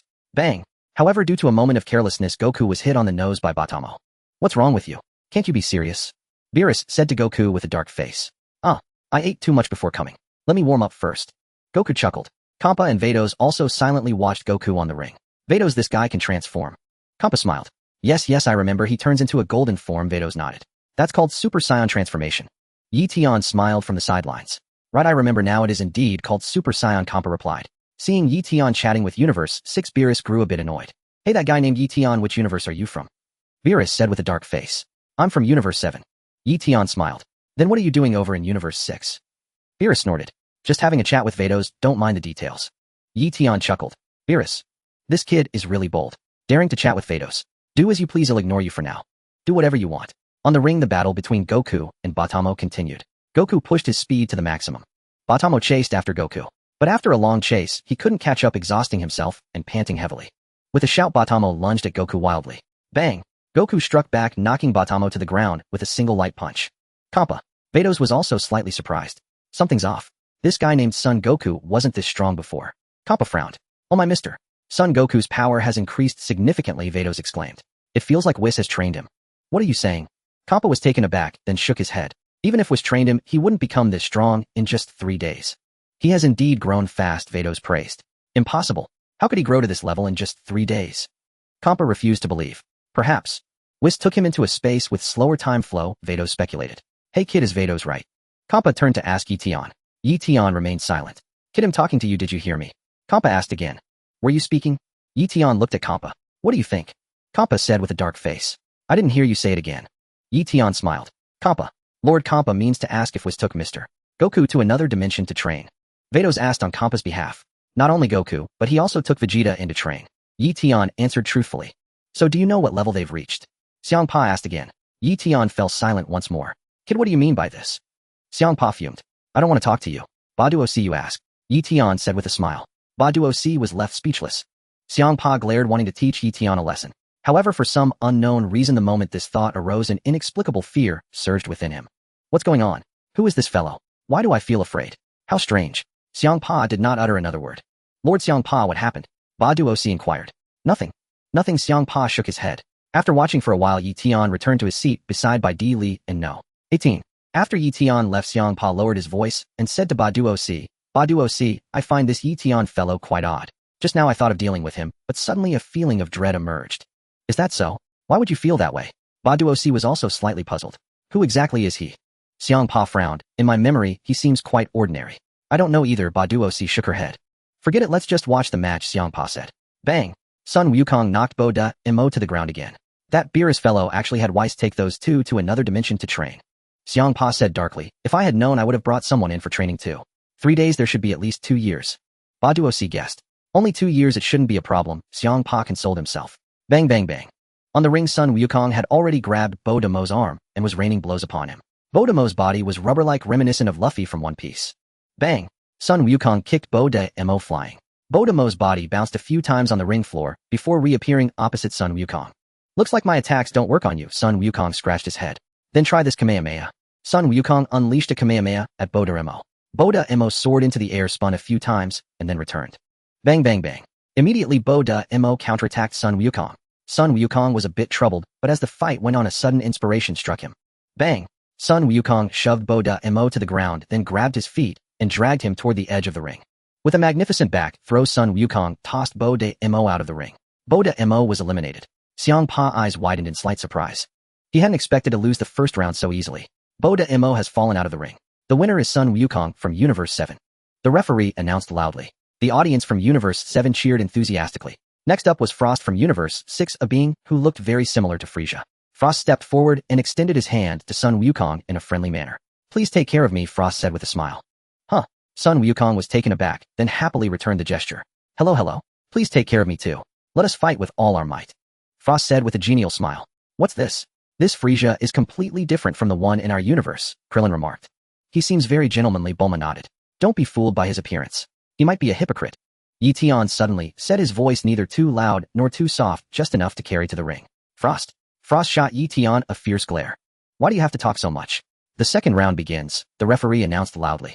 Without any hesitation, Frost charged at Sun Wukong and launched a fierce attack. After a few exchanges, Sun Wukong kicked Frost to the ground.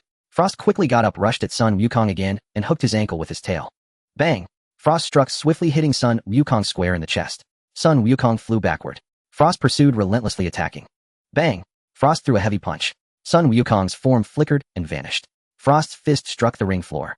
Stones flew everywhere. Eion felt a slight itch to act, and casually waved his hand, erasing the debris. However, everyone present was focused on the match and didn't notice.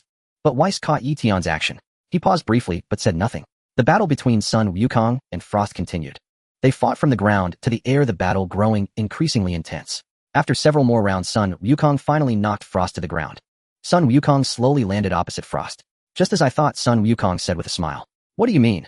Frost was startled. You were testing me, weren't you? Sun Wukong chuckled. Huh.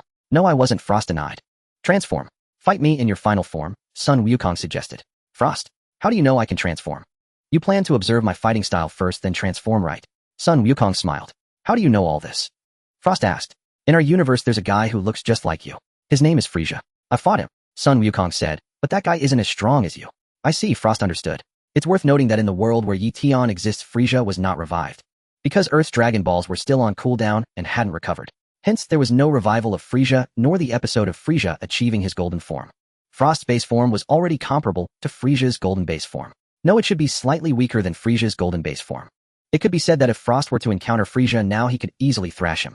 You'd better transform, Sun Wukong said with a smile. Otherwise, before you can use your full power, you might get eliminated by me. Thank you for your advice. Now allow me to assume my final form, Frost declared as a surge of immense energy erupted from his body. In the next instant, Frost transformed into his third form. This form was a grotesque monster with an elongated head. Sun Wukong was momentarily taken aback. He had never witnessed Frieza in this form, and thus was unfamiliar with Frost's transformation. This guy never actually reached his final form. Vegeta scoffed. This is the first time Kakarot has seen this form. He was still receiving treatment back then. Krillin remarked, this form brings back unpleasant memories. Piccolo gritted his teeth. He had been brutally impaled by Frieza in this very form. Is this acceptable, eh? Frost asked with a smile. Well, it's a bit different from the one I know. Sun Wukong nodded. By the way, did the me from your universe defeat you? Frost inquired. It's better you don't know. Sun Wukong replied. So he didn't win. Frost mused. But you did say I am stronger than him. Come on. Sun Wukong readied himself for battle. The two clashed fiercely in the air once more. After several exchanges, Frost punched Sun Wukong to the ground. Well, does this transformation meet your expectations? Frost laughed. You'd be wise to surrender before you get hurt. With a swift kip up, Sun Wukong sprang back to his feet. That was a decent hit. I suppose I'll have to get serious now. Sun Wukong smiled as a golden aura blazed around him, transforming into a Super Saiyan. What a... Frost's expression shifted dramatically. So he transformed after all, Compa growled. Vados remained silent. Are you sure you're alright like this? Sun Wukong said with a grin. Then I won't hold back. With that, he shot towards Frost. Startled, Frost didn't hesitate for a moment, instantly shifting into his final form. Sun Wukong halted his attack. You've finally taken on the form I'm familiar with, Sun Wukong said with a smile. Frost's expression turned deadly serious. Now let's settle this. Sun Wukong beckoned. Ah! Frost pushed his energy to its limits. Sun Wukong also unleashed his golden radiance. They engaged in another fierce battle.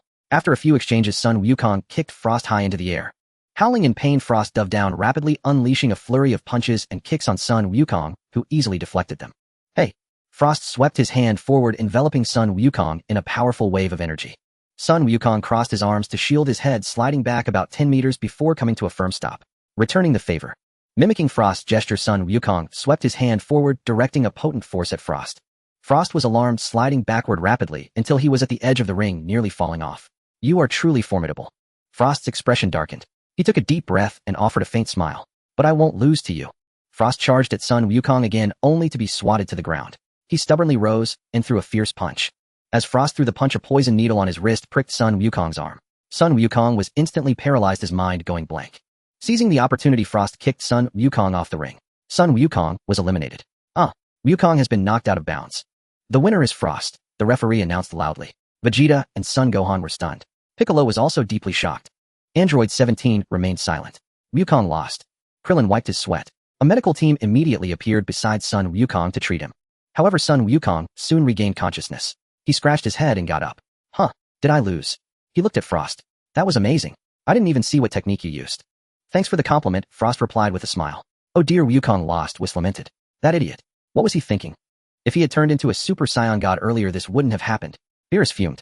Dad, what just happened? Son Gohan asked. You were clearly dominating him, Piccolo added. I don't know. I just lost consciousness after one punch. Son Wukong scratched his head. You never take your opponents seriously, so you got caught off guard. You idiot, Vegeta scoffed. It's unbelievable. I wish I had someone like him in the Galactic Patrol. King Galactica sighed deeply. Isn't Meruz enough for you? Yi Tian said to King Galactica. You know Meruz? King Galactica was startled, looking at Yi Tian in surprise. I've heard of him, Yi Tian said with a slight smile. Meruz is indeed remarkable and exceptional member. King Galactica nodded in praise. Or perhaps it's no exaggeration to call him the #1 figure in our Galactic Patrol. Indeed, his identity is quite special. Yi Tian nodded. What identity? King Galactica was puzzled. It doesn't matter. Yi Tian shook his head. King Galactica was about to ask more when he noticed Jocko resting his chin in thought. Jocko, what's wrong? King Galactica inquired. You usually have something to say when I mention Meruz. Nothing. I just felt something was off just now. Jocko replied. What's wrong? King Galactica asked. He'll tell you later, Jocko shook his head. Then let's proceed with the next match. The referee announced, representing Universe 6, Frost versus representing Universe 7, Android 17. Go for it, Android 17. Sun Wukong encouraged him. I heard you were really strong before. I'm here for the prize money, Android 17 replied with a smile, stepping calmly onto the ring. Begin, the referee shouted. Without a moment's hesitation, number 17 engaged Frost in a fierce confrontation. In an instant, number 17 swiftly gained the upper hand. Number 17 is this powerful now? Son Goku exclaimed in astonishment. This guy, he's far stronger than he was during the Cell games. Piccolo was equally stunned. Vegeta remained silent, shocked to realize that number 17's strength was nearly surpassing Kakarot's Super Saiyan 3 form. How is this possible? Vegeta found it hard to accept. If he hadn't trained with Whis in that strange little room, would he be unable to defeat even this android? Vegeta felt a pang of humiliation. Could a detestable android truly surpass him? Piccolo sighed deeply with emotion. Back in the day, my power was on par with number 17's. He only defeated me because his energy never depletes. After all these years apart, has number 17 grown to such a level? Hey number 17, do you usually train? Son Goku inquired. Bang! Beerus smacked Son Goku to the ground with a single slap. Son Goku rubbed his head and stood up. Lord Beerus, why did you hit me? Son Goku was puzzled. Idiot, don't disturb him during his match. Beerus snorted. It's fine. I wasn't too distracted. Number 17 calmly fought Frost and smiled at Son Goku. Of course I train. But it was out of necessity. What do you mean? Son Goku was confused. Back then, the 7 Cell Juniors that Cell released, Son Gohan didn't kill them all, number 17 said with a smile. What? They're still alive. Son Gohan was startled. Indeed, they can regenerate, and they restored their bodies through that ability. Number 17 explained, later those 7 Cell Juniors came to my wildlife sanctuary to harass me. I had to keep strengthening myself to defeat them. So that's why you've become so powerful, Son Goku remarked. If you had faced Buu, the battle might have ended much sooner. Is that so? Number 17 smiled faintly. Don't be naive. He would have just been absorbed by Majin Buu, Vegeta sneered. Vegeta is right, number 17 conceded without argument. Bang! In the next instant, number 17 knocked Frost to the ground with a punch. Frost gritted his teeth and rose, his expression shifting repeatedly. How does Universe 7 have such a formidable fighter? Kappa felt utterly disheartened. I'm sending you out of the ring. Number 17 declared, charging toward Frost and throwing another punch. Frost hurriedly raised his fist to meet number 17's. At the same time, the poison needle concealed in Frost's wrist pierced number 17's skin. Though number 17 is an android, he was originally a human modified through genetic engineering, similar to Captain America. His body wasn't turned into a machine. Therefore, Frost's poison needle still had an effect on him. Number 17's mind went blank instantly, and he lost consciousness. Bang! Frost seized the opportunity and kicked him off the platform. Number 17 collapsed on the ground, already unconscious. Frost wore a smug grin on his face. Son Goku was stunned. The other fighters from Universe 7 were equally dumbfounded. Ring out. Frost wins, the announcer declared loudly. Hey look, Kakarot. Just like what happened to you, Vegeta remarked to Son Goku. Wah! Kappa was overjoyed. Son Goku immediately went over and patted number 17's cheek. Number 17 opened his eyes. Are you alright, number 17? Son Goku asked. I'm fine. But strange, what exactly happened? Number 17 frowned. Be careful, Vegeta. That guy is more formidable than we thought. Son Goku cautioned. You're up next. The problem is we don't know what technique he used, Vegeta said, feeling uncertain. This is dangerous. We're in trouble. Beerus was beside himself. Eion, how did we lose that round? Videl asked curiously. Logically, number 17 shouldn't have lost to that guy. Android 18 remarked, her brow furrowed. He cheated, Eion replied. What? Cheated? Videl was taken aback. How come I didn't notice? Android 18 quickly asked. He concealed a poison needle in his wrist. That needle numbs the human nervous system. That's how my brother-in-law was taken down. Eion answered. Then, we should report him immediately, Videl suggested. No need to rush. Someone will report it soon enough, Eion said with a smile. Just as Eion finished speaking, I object. Jocko shouted, raising his hand. Everyone present turned their gaze toward Jocko. What? The referee was startled. Cheating. Frost used a weapon. He's cheating, Jocko exclaimed. Huh, a weapon. The referee looked at Frost. You can't fool my eyes. My eyes are composed of tens of thousands of compound lenses. I can observe the tiniest movements. Jocko declared loudly, check his right hand. There's something like a needle hidden inside, and I suspect it's coated with poison. Frost. He had been exposed. Even the god of destruction hadn't noticed this, had he? What nonsense are you spouting? Kampa was displeased. Frost is a warrior with strong pride. Then just check him, Jocko insisted boldly. Fine, but if you're lying, he'll destroy you. Kampa snorted. Jocko. What? Jocko's face paled, and he quickly sat down. Forget I said anything. You damn. You can't handle the game. I'm not playing with you. No, you must be checked. Thoroughly. Beerus roared. Immediately a referee stepped forward to inspect Frost's arm, and indeed discovered the hidden mechanism on his wrist. Snap. A poison needle sprang from Frost's wrist. The referee lightly touched the needle's tip. Instantly the referee felt dizzy and disoriented. With a thud, the referee collapsed to the ground. In the next instant, he scrambled back to his feet and nodded slightly at Kampa. Kampa was speechless. This is not a weapon, it's part of my body, Frost argued weakly. No, there are clear signs of artificial modification. The referee retorted. Fine, you caught me. No choice now. They should be grateful I didn't kill them, Frost snorted. Frost has violated the rules and is disqualified. The winner is contestant No. 17, the referee announced. Cheers erupted. The audience from Universe 7 roared with approval. Jocko, well done. Bulma praised. Jocko struck a pose, a smug grin spreading across his face. That guy has sharp eyes, Krillin chuckled. Flyman, thank you, No. 18 said, nodding appreciatively at Jocko. Jocko was taken aback. I'm not a flyman. Don't give me weird nicknames, he protested, feeling utterly defeated. Eion, how did you know? Videl asked Eion. I saw it too, Eion replied with a smile. What? So that guy was cheating all along. Goku expressed contempt for Frost's behavior. Frost stepped down from the arena. You've humiliated me in front of Universe 7. Kampa's forehead bulged with veins as he glared at Frost. I just wanted to end this pointless tournament with no prize money, that's all. Frost replied. He'll destroy you. You've shamed me too much. Kampa said, ready to strike. Wait. Vegeta interjected. There's no need to disqualify him. I'm next. I'll deal with this scum myself. Vegeta wishes to fight him in the next match, the referee inquired. Of course he'll be a good warm-up. Vegeta smirked. But since No. 17's loss was overturned, he should be the one to compete next. The referee suggested. No. 17 forfeit. They'll give you the prize money anyway, Vegeta proposed. That works for me. No. 17 nodded. Frost was left speechless. See, why do contestants from Universe 7 get prize money? Frost demanded angrily of Kampa. Are you questioning me? Kampa's face darkened. That prize money is from my personal funds. No. 17 added. Frost was rendered utterly speechless. The awkwardness was palpable. Let me finish him. I'll take care of this bastard myself. Any objections? Vegeta's face burned with unquenchable fighting spirit. As you wish, Kampa agreed.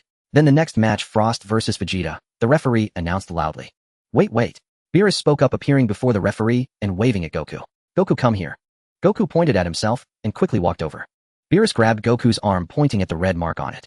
Look at this wound. He was ambushed too. That match was also a foul. Indeed, that's correct. What should we do?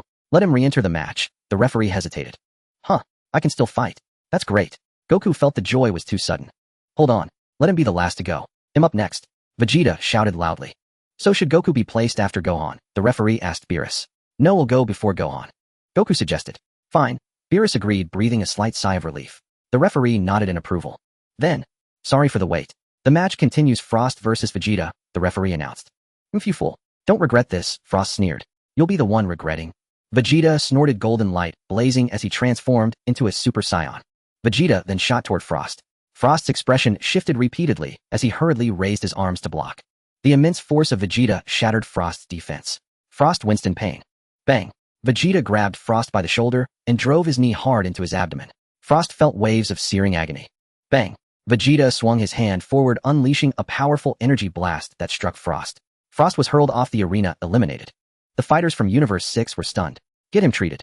I'm not interested in killing such trash, Vegeta snorted. Frost was quickly carried away on a stretcher. Next up was Magetta from Universe 6, a metal being. Upon stepping onto the arena, Magetta poured a cup of molten lava into his mouth and drank it. He's so big, Videl remarked. Eion was speechless. Could she not say things like that? No. 18, you say something like that too, Eion said, turning to look at her.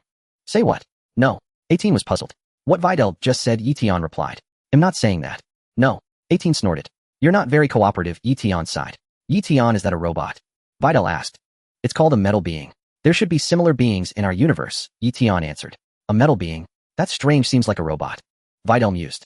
Your carbon-based life forms, metal beings are a type of metallic life. Eion explained. In this universe, all forms of life exist. There's nothing strange about it. Take that blue skin one over there, for example. She's made of pure energy with skin so smooth and flawless. Her basketball court even exudes its own charm. Videl and No. 18 were both speechless. The two girls simultaneously looked over at Vados. Videl and No. 18 indeed noticed that this blue-skinned woman was truly perfect, flawless figure, flawless appearance. In Eion's words, her body had perfect proportions. How could such a woman exist? She is a true celestial maiden, Eion sighed. Celestial maiden. Is she a god? No. 18 asked. Indeed a true god. Eion nodded. No. 18 hesitated no more. A brief silence ensued. You've always wanted to play basketball with a god, haven't you? No. 18 inquired. You know me so well now. 18. Eion nodded vigorously. The battle on the arena officially commenced. Vegeta delivered a punch to the metallic being. However, the moment his fist connected, Vegeta felt an excruciating pain radiating from his knuckles. The metallic being swung its arm and sent Vegeta crashing to the ground with a single slap. Vegeta howled in agony. The metallic being raised its massive foot and stomped down toward Vegeta. Vegeta quickly rolled across the ground and shot into the sky, golden light blazing in his hands. Whoosh! Vegeta unleashed a blast of energy at the metallic being. The metallic being endured the assault with its own body, resisting the energy's onslaught. As the smoke cleared, the metallic being revealed its unscathed form. What? This guy doesn't even get injured. Vegeta was astounded. Vegeta, toss him out of the ring, just like I did with that rubber man, Goku suggested. Right, you've got a point, Vegeta agreed, finding Kakarot's idea feasible. Vegeta instantly transformed into a Super Saiyan, appeared beside the metallic being, and grabbed its leg. Vegeta exerted every ounce of his strength. Yet the metallic being stood immovable. Bang! The metallic being slammed its fist down, striking Vegeta squarely on the head. Vegeta felt utterly disoriented. You idiot. That metal thing weighs over 1,000 tons. Beerus scolded Goku. Really? I had no idea, Goku said, scratching his head helplessly. Vegeta swiftly retreated into the sky, panting heavily. That damned Kakarot and his lousy ideas. Vegeta fumed, since fists are useless, ill attack with energy. Vegeta fired a barrage of energy spheres from the sky toward the metallic being below. The metallic being immediately crossed its arms over its head. The energy spheres struck the arena, blasting stone fragments into the air and revealing the earthen ground beneath. The metallic being's expression shifted, and it hastily fled. Haha, you'd better run. They'll destroy the entire arena. Vegeta laughed heartily. Seeing this was futile, the metallic being spewed a stream of lava from its mouth, intercepting Vegeta's energy spheres. The lava and energy spheres collided, neutralizing the attack. Hey ref, isn't that a foul? Vegeta was taken aback. No, that's just Vegeta's saliva, not a weapon, the referee clarified. Vegeta's face twisted with anger. You scumbag. Using filthy spit to attack me. Vegeta roared. You pile of scrap metal. Upon hearing Vegeta's insults, the metallic being's color drained away. Thud. The metallic being collapsed and was eliminated from the match. Vegeta stood there bewildered. What just happened? How did he win so easily? Videl asked, turning to Eion. Videl, your saliva got in my mouth, Eion remarked. Videl. Videl's face flushed crimson. The metallic being is highly sensitive and weak-willed. Insults crush its spirit, Eion explained. Videl fell silent. You just made me feel so embarrassed. Vegeta breathed a sigh of relief, though at least he had won. Thus the match concluded. Whis was about to restore the damaged arena with her staff.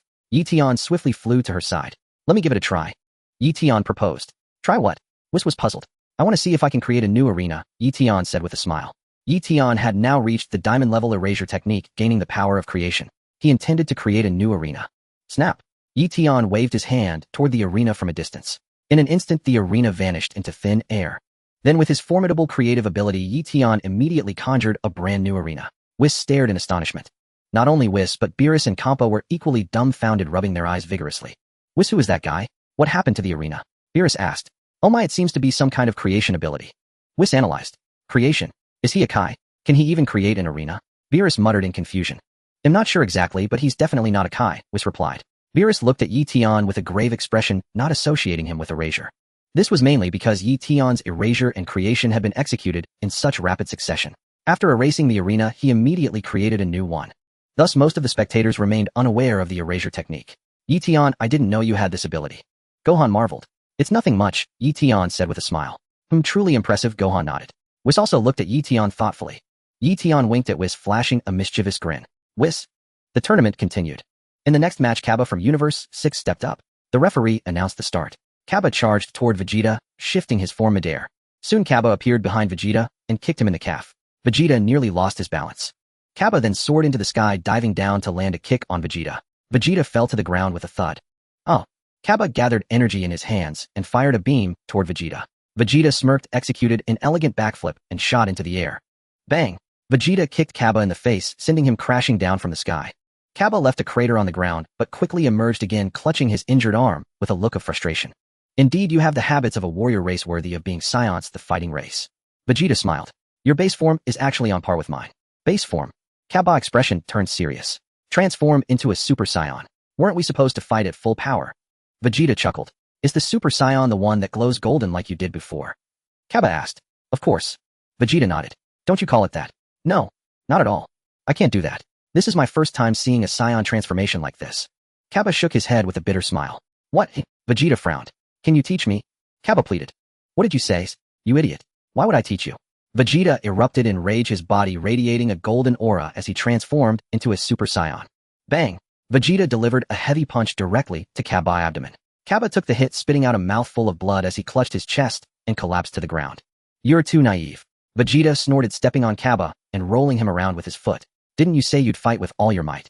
With this level, you still have the confidence to compete in the tournament. Then Vegeta stomped on Cabba's face, deforming it under his boot. You didn't expect to face such a strong opponent, did you? Vegeta laughed. Did you? I surrender. I give up. Cabba quickly waved the white flag. Vegeta grew even angrier, yanking Cabba up from the ground. You bastard. A proud Saiyan would stoop to this. Vegeta roared. I can't go on. I think I can still be saved. Cabba pleaded. Vegeta. Furious beyond words, Vegeta flung Cabba high into the air. A Saiyan without confidence doesn't deserve to exist. Vegeta sneered. After I eliminate you, I'll go destroy your planet Sadala. Cabba's face turned pale. Vegeta conjured an energy sphere. What did you say? Planet Sadala. Cabba shouted. What does this have to do with planet Sadala? Rumble. As Cabba spoke, a golden light suddenly erupted from him. In the next instant, he was enveloped in a golden radiance, having successfully transformed into a Super Saiyan. I won't allow this to happen. Cabba dove from the sky, engaging in a fierce clash with Vegeta. Good, that's it. Vegeta was quite pleased with Cabba's performance. The trigger for first becoming a Super Saiyan is anger. Remember this feeling, and you'll be able to transform at will from now on. Huh, did you do this just to make me? Cabba quickly came to his senses, and the golden aura around him dissipated. Try transforming again. Vegeta smiled. Okay, sure. Cabba nodded, attempting to recall the state he had just been in. Snap. Cabba transformed into a Super Saiyan once more. Let me interrupt for a moment. Eion appeared near the ring, speaking to Vegeta and Cabba on the platform. Both of them looked at Eion. Cabba, don't you ever get exceptionally angry? Eion asked. No.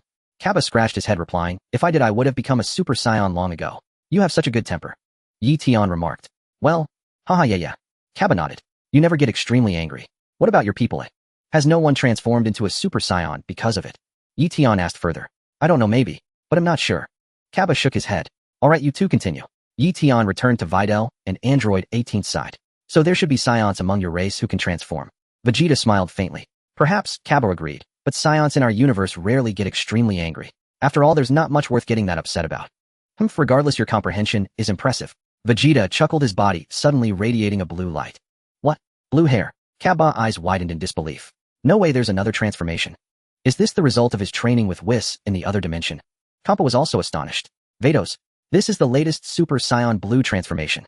Vegeta smiled. If you train hard you can definitely achieve it too.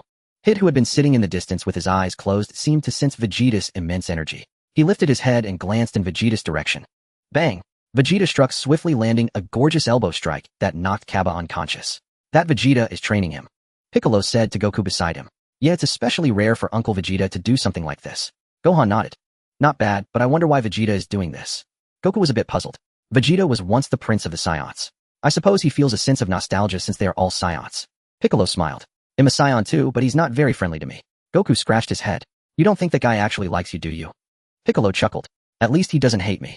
Goku replied. You always manage to upset him. Piccolo gave a slight smile. Do I? Goku looked perplexed. Piccolo sighed and chose not to speak further. Do you really need to ask? Next up is the final contestant from Universe 6, Hit, the announcer declared loudly. Even though we only have Hit left, I think it should be fine. Vados mused. Of course I should have had Hit go first. It would have saved a lot of trouble. Kampa nodded. Even if those two trained for 3 years, they might not be a match for Hit. Hit is the #1 assassin in our universe. If it were a lethal competition, the fighters from Universe 7 wouldn't stand a chance against him. Indeed. Vados agreed. Hit strode onto the ring and soon stood face to face with Vegeta. Finally that guy. Sun Wukong's expression also turned somewhat solemn. As soon as the match began, Vegeta directly erupted with blue energy, elevating his power to its utmost limit. Vegeta clearly realized that this fellow named Hit was no ordinary opponent. He was likely the Universe SIX's trump card. Hit's expression, however, remained extremely calm. Without any hesitation, Vegeta shot toward Hit at tremendous speed. Hit kept his hands in his pockets. Bang! Watching Vegeta charge, and Hit suddenly kicked out, striking Vegeta squarely in the abdomen. Vegeta was caught off guard, his body flying backward, nearly stumbling to the ground. Vegeta was stunned. He hadn't even seen how the attack came. Letting out a yell, he charged forward once more. Bang! Hit, still with hands in his pockets, kicked out again, sending Vegeta hurtling backward. Vegeta's face twisted in pain as he wiped the blood from the corner of his mouth with his thumb. Gohan, Piccolo, did you see that? Sun Wukong asked. Gohan and Piccolo both shook their heads. This is bad. Neither of you could see it. Sun Wukong's expression grew exceptionally grave as he quickly appeared beside Jocko. Jocko was startled. Jocko, can you see how he launches his attacks? Sun Wukong inquired. I can't see clearly either. Jocko shook his head. What are you talking about? Aren't you supposed to have fly eyes? Sun Wukong was astonished. I'm not a fly. You can think of me as having bee eyes. Jocko rolled his eyes. Don't compare me to those filthy insects. What a headache. Even you can't see it. Sun Wukong lamented. It's not that I can't see. His movements completely vanish midway, Jocko analyzed. Bang, bang, bang. On the arena, Hit, still with hands in his pockets, delivered a flurry of kicks at Vegeta. Sun Wukong watched closely, his face heavy with concern, and slowly spoke. Is he using instant transmission? I can't even use it to this extent. After Hit's rapid assault, Vegeta finally staggered on the verge of collapsing. The blue aura around Vegeta had already dissipated. Damn it. The one with hands in his pockets should be me, Vegeta. Vegeta shouted. In another novel, I defeated everyone with my hands in my pockets. Naive fool. You actually take a story from a novel seriously. Hit sneered, kicking out once more, knocking Vegeta unconscious. In the stands. Huh. So Vegeta has also read that novel Dragon Ball. That year Vegeta kept his hands in his pockets, the Elder Kai remarked in surprise. Yes, great ancestor. I recommended it to Vegeta since the protagonist is him, the Kai nodded. By the way, did you tell him the book changed its title? The Elder Kai asked. It's not exactly a change. It just got an alternate name, Dragon Ball, starting with marriage to Vados. What? I still prefer the original title. The Kai sighed. Can't help it. Maybe readers like the other name better, the Elder Kai analyzed. Huh. Perhaps so, the Kai agreed. But speaking of which, what's the reward for winning this match against Universe 6? The Elder Kai inquired. I heard the loser has to work for the winner for 10 years, but only as a god of destruction, not involving us Supreme Kais, the Kai replied. Only 10 years. I've lost interest in watching this match. The Elder Kai shook his head in disappointment. In that novel Dragon Ball, starting with marriage to Vados, it's at least 1000 years. The god of destruction from Universe 11, Lord Vermaud, lost to Vegeta's universe for over 800 years. Meaning Vermaud has to work for that universe for 800 years. Beerus glanced toward the Elder Kai. Hey old man, what are you talking about? Beerus approached and asked. It's a novel, the Elder Kai said, handing Dragon Ball starting with marriage to Vados to Beerus. Beerus flipped through it. TCH, this weakling is supposed to be the protagonist. Vegeta snorted, then completely destroyed the book. The Elder Kai. But that 800 year work period does sound tempting. Next time we should really bet big, Beerus mused. Whoosh. Sun Wukong approached Yetion again. Yetion, do you know how Hit attacks? Sun Wukong asked. Why ask me? Yetion smiled. Huh, I've sensed you're different. You should know, Sun Wukong chuckled. Hit uses time skip, Yetion explained. Simply put, it briefly stops time for about 0.1 second or so, stopping time briefly for 0.1 1 seconds. Is that it, eh? Sun Wukong pondered silently. Then let's proceed with the next match, the referee announced. The match will be between Sun Wukong and Hit. Sun Wukong quickly landed beside Vegeta. Vegeta, any good advice? Sun Wukong asked. No, just do your best, Vegeta replied, feeling annoyed. In another book, I punched the Supreme Kai and kicked the gods of destruction. In this real world, I'm so pathetic. How frustrating. I want to be as strong as the Vegeta in that book.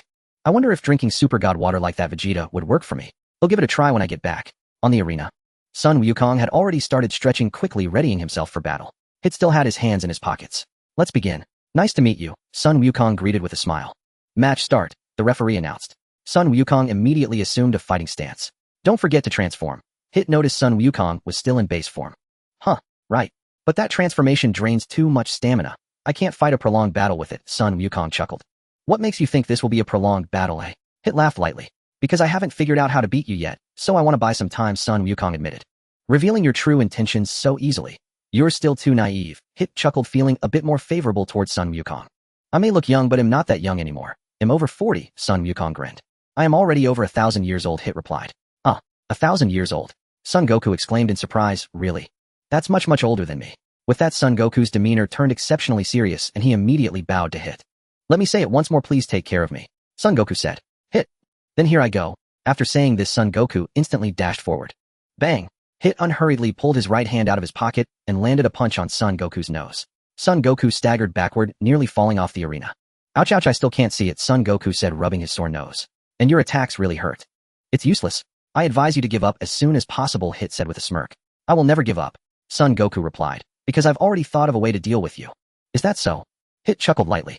You're just bluffing. There's absolutely no way you can break my technique.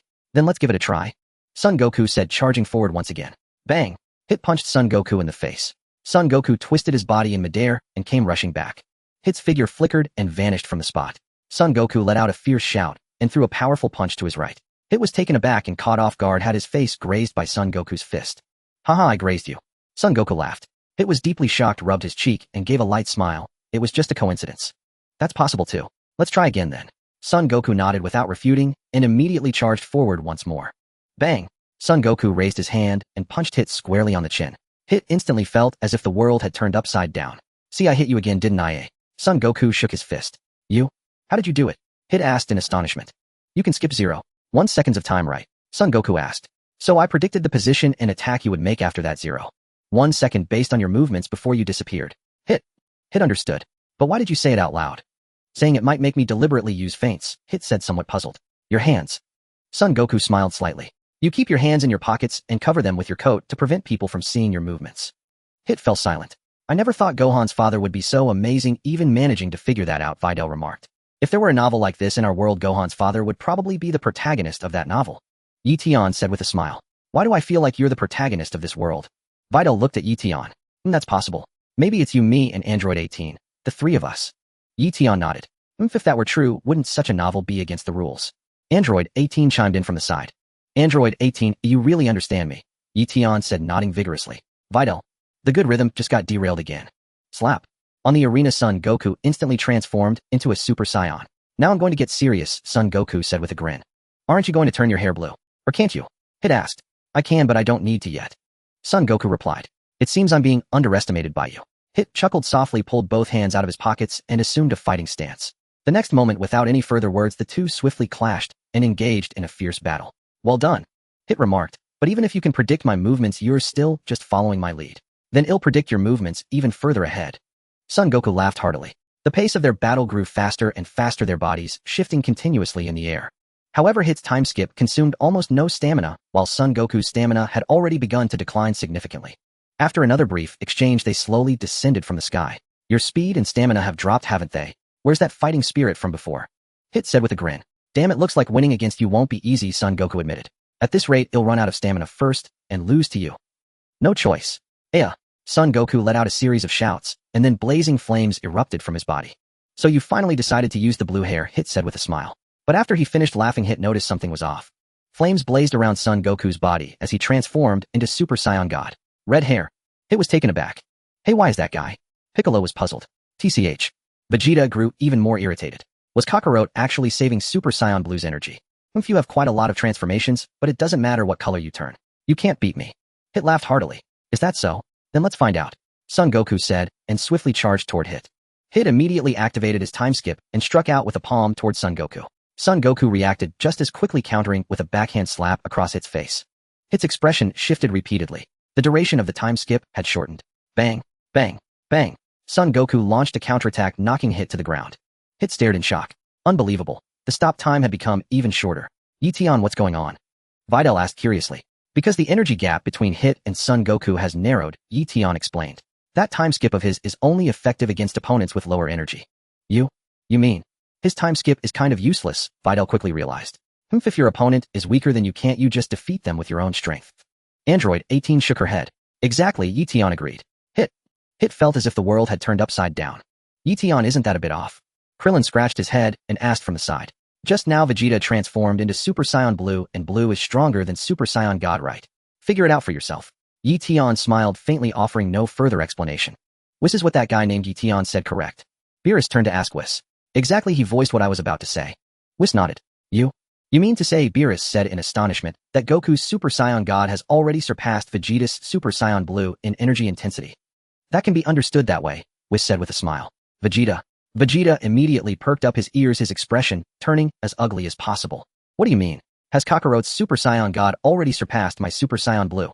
Vegeta trembled with rage on the spot. How infuriating. Why is this happening? Have I been left far behind by that Kakarot again? Boom. Hit dared not be careless any longer. Energy surged from his body, elevating his power to its peak. Excellent, that guy Hit hasn't revealed his true strength yet. Kappa breathed a sigh of relief. Indeed, he usually resolves most opponents with just his time skip, so he rarely needs to fight at full power. Vados nodded. Hit. Goku's expression turned serious. This is my full power. Hit replied. I haven't used it in so long, I'm afraid my body can only last a minute, and I can only use time skip once more. Goku. But this last time I will definitely freeze you and defeat you. Hit's expression grew increasingly solemn. You voiced your thoughts too, Goku said with a slight smile. Then this time I'll conceal my hands. With that, Hit tucked his hands into his pockets. Goku and Hit prepared for battle once more. Goku swiftly launched an attack, charging rapidly toward Hit. Hit's time skip was immediately activated. But just as his time skip was triggered, slap. Goku instantly transformed into Super Saiyan Blue. What? Hit's expression shifted repeatedly. Time skip. I've broken it.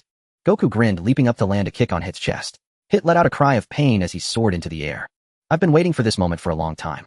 I'll defeat you with this move. Goku said, beginning to gather a Kamehameha. Whoosh. A blue energy beam shot into the sky, swiftly hurtling toward Hit. Hit's expression shifted repeatedly. At the critical moment, he quickly dodged aside to evade the energy's assault. You dodged it, Goku chuckled. Slap. Hit descended from the sky, landing on the arena floor, and looked at Goku opposite him. I never imagined someone like you exists in this world, Hit said with a smile. Though you're my opponent, I'm moved by you. Hit, you're an assassin, right? Goku inquired. Hit. What business is it of yours? So what? Hit snorted. Actually, the tournament's rules restrict you. If we truly fought without limits, I'd probably have been killed by you long ago. Goku spoke frankly. Hit fell silent. I misjudged you. I thought calling me an assassin meant you looked down on me. Let's find a good place to have a rematch another time, Goku said with a smile. After speaking, Goku directly jumped off the arena. Hit stood frozen, completely baffled by Goku's actions. Hey referee, I've fallen off, Goku called out to the still-dazed referee. Goku has fallen out of the ring.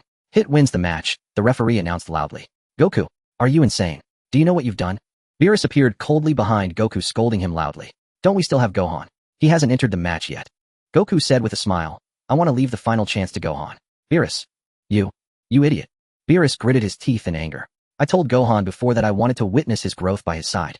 Goku said with a smile. Since the Elder Kaioshin unlocked Gohan's potential, I haven't watched him fight by his side.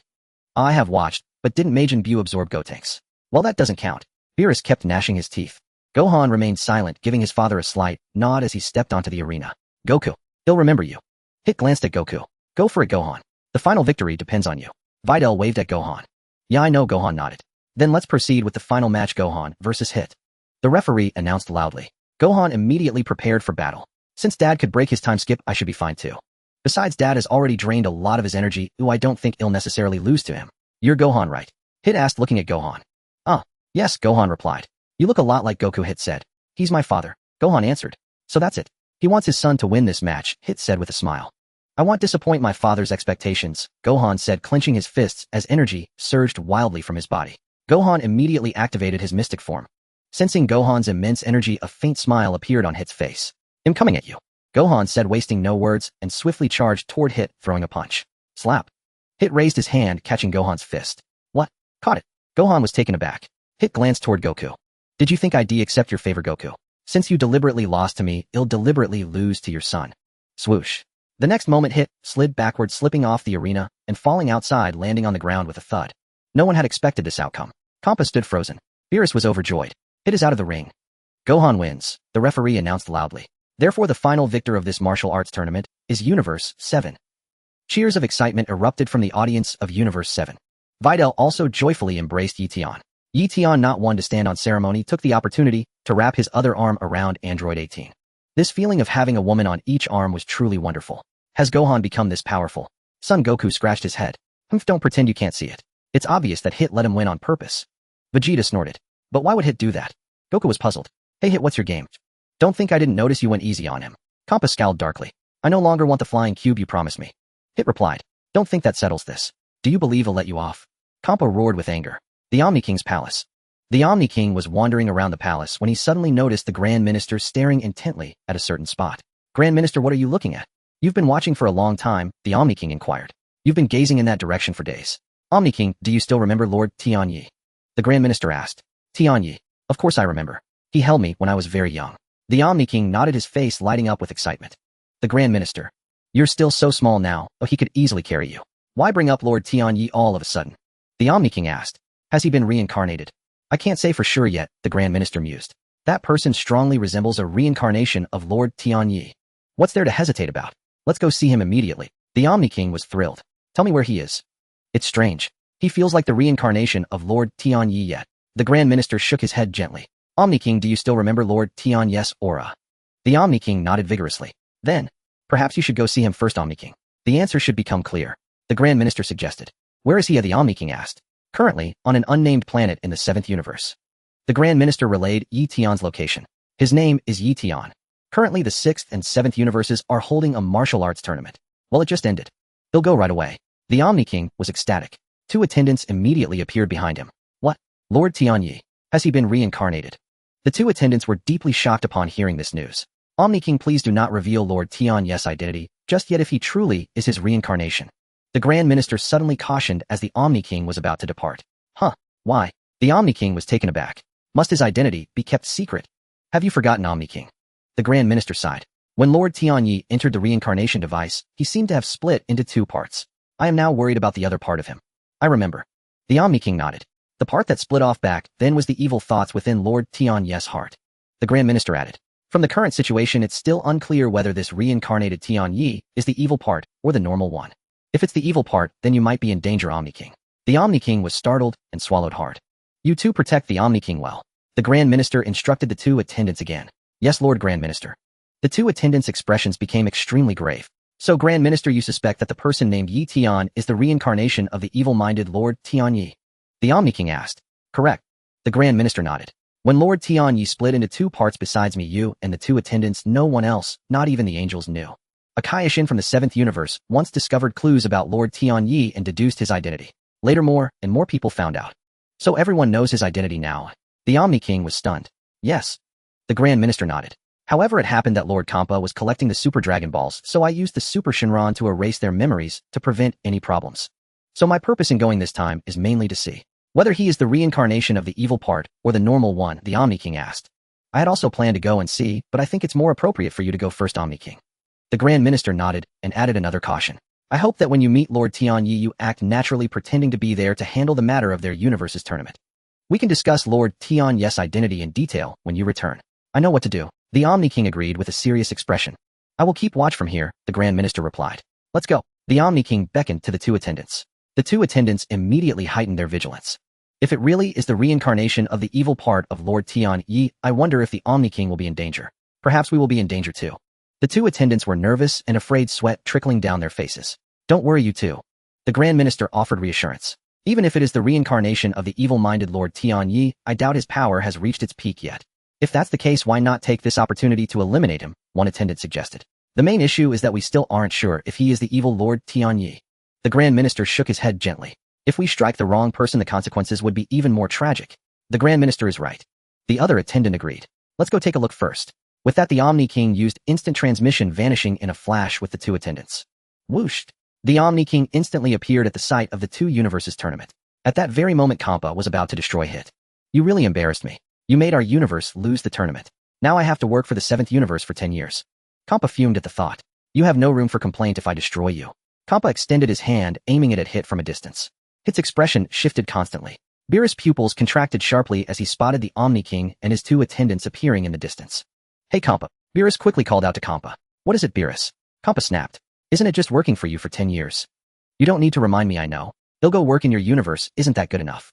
No, I mean over there, you idiot, take a look. Beerus pointed at the distant Omni King and shouted at Kampa. Kampa froze, then turned his head toward the Omni King. The moment he saw him, Kampa trembled all over in terror. Lord Beerus, is it polite to point at Lord Omni King like that? Whis said with a smile. Beerus broke out in a cold sweat, nearly scared out of his wits. How terrible. I was so disrespectful to Lord Omni King. Lord Omni King. Lord Omni King. Kampa stammered. The next moment Beerus and Kampa flew over and knelt before the Omni King. What is the Omni King? Vegeta asked Whis, who was taking off. Lord Omni King is the supreme deity of all 12 universes, Whis said with a smile. What? The supreme deity of all 12 universes. Vegeta's expression shifted repeatedly. Eion also looked curiously at the Omni King and even waved gently at him. No effect at all. Can I not erase the Omni King yet? The Omni King also eyed Eion warily but quickly averted his gaze, maintaining an unusually calm demeanor. The 2 guards heightened their vigilance, yet they dared not act rashly, pretending as if nothing was amiss. Lord Omni King honors us with your presence. Kampa said with an awkward smile. May we ask if you have come to announce something important? Beerus, pale with fear, quickly ventured a question. Because you organized this tournament without authorization today, I came specifically to remind you to be cautious. The Omni King said expressionlessly. Yes.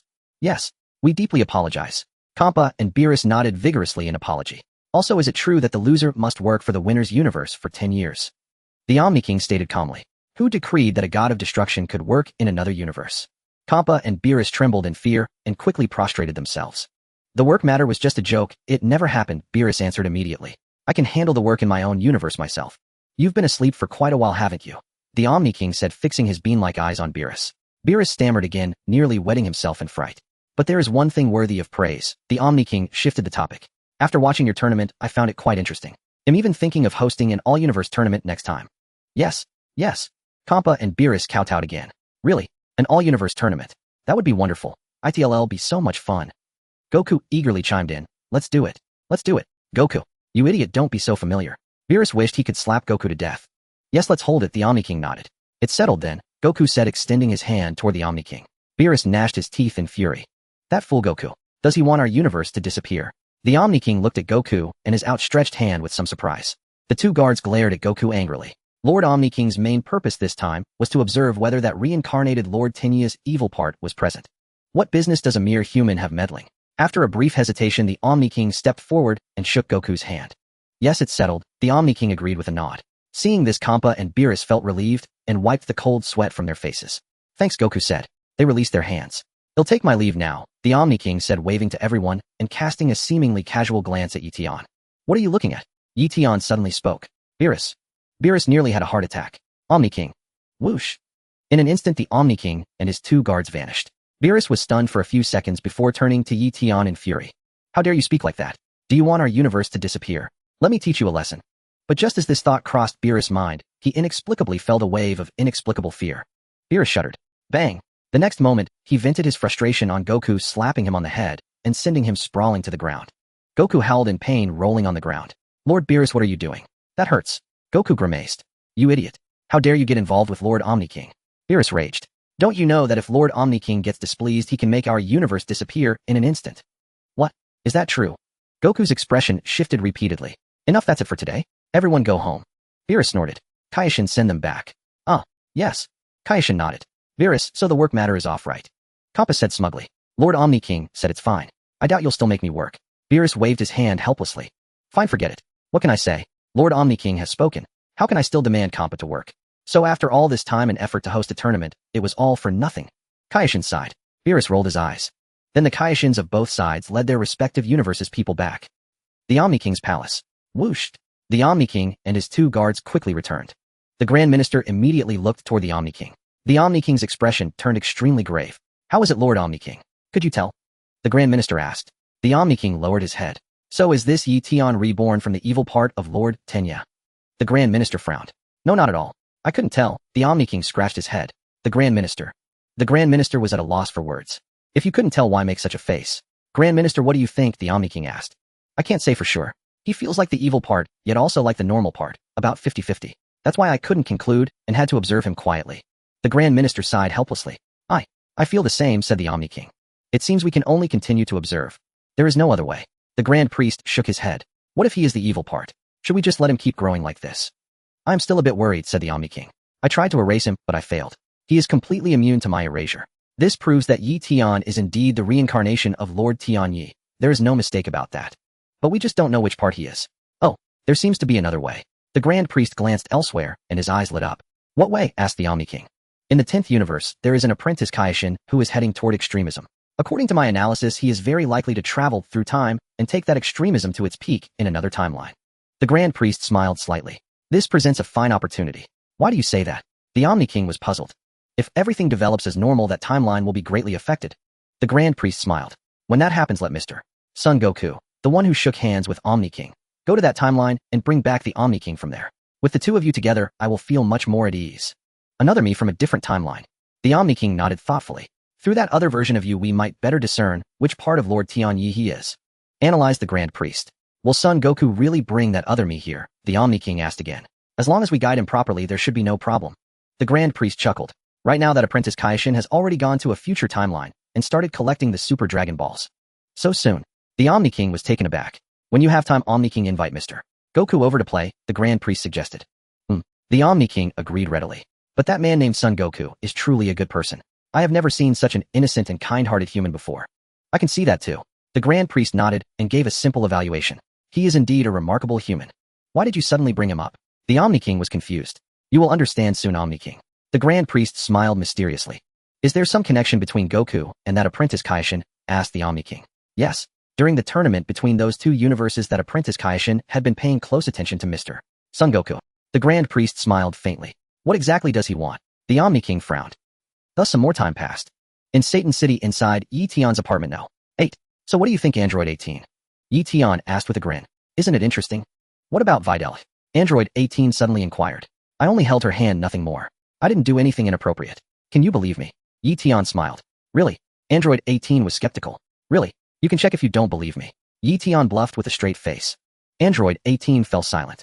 I feel like you're not telling the truth. You're making up stories so convincingly that even I almost believe you. It just occurred to me. Your stamina never runs out, right? Yi Tian's eyes lit up, practically gleaming. Android 18. Yi Tian had already made up his mind. Before that guy named Tian Yi awakens, he should hurry up and do what he wants. It would be a shame to come all the way to the Dragon Ball world and leave without having done anything worthwhile. Suddenly, Yi Tian heard a knock at the door. Through his spiritual sense, he looked toward the entrance. Standing at the door was Videl. Is your little girlfriend here? Android 18 teased. Go on. I wonder what expression she'll have when she sees this. You think I don't dare? Yi Tian snorted. Yi Tian, are you home? Videl's voice sounded from outside. Coming. Yi Tian waved his hand and erased the door. Videl's beautiful eyes widened in utter disbelief. Where did the door go? How did it just vanish? With a bewildered look, Videl stepped into the room. Yi Tian waved his hand again, creating a brand new door. This kind of thing was bound to happen sooner or later. Yi Tian no longer cared. After Videl entered the living room, she instinctively glanced toward the bedroom. You two. Just have fun. Videl snapped, turning to leave through the door. As she ran, Videl nearly stumbled and fell. How can you say it so sanctimoniously? Today, Yi Tian ultimately did not get his way. Videl disagreed. At the Capsule Corporation headquarters, Son Goku and Vegeta were playing basketball. No, Son Goku and Vegeta were engaged in a fierce battle. Whis and Beerus lounged on recliners nearby, eating and drinking freely at Bulma's home. Although you've trained with me for a while, your strength is still far from sufficient. Beerus remarked, at this rate you will never become gods of destruction. I never said I wanted to be a god of destruction, and I have no interest in it. Son Goku shook his head. Being a god of destruction is great. You rarely have to work, and you can sleep in as late as you want. Beerus laughed heartily. You just need to go out occasionally and destroy unwanted planets. Simple, isn't it? No way. I don't want to destroy planets and the people on them. That's too terrifying for me to do. Son Goku shook his head vigorously. You call it terrifying? Beerus' expression soured. Don't look around during a fight. Vegeta roared, punching Son Goku out of the air. Son Goku fell towards Beerus' direction. Beerus struck him hard with his tail. Son Goku plunged into a nearby artificial lake, sending waves surging. Lord Beerus, what are you? Ouch! Son Goku yelped. Who told you to insult the work of a god of destruction? Beerus snorted. Lord Beerus hasn't been working lately, has he? Whis interjected. Mind your own business. Beerus grumbled. A brief silence fell. Speaking of which, what has that fellow named Yi Tian been up to lately? Beerus asked Whis curiously. Let me see. Whis said immediately using his staff to locate Eion. Soon the staff pinpointed Etion's body. However, the crystal ball on the staff displayed nothing.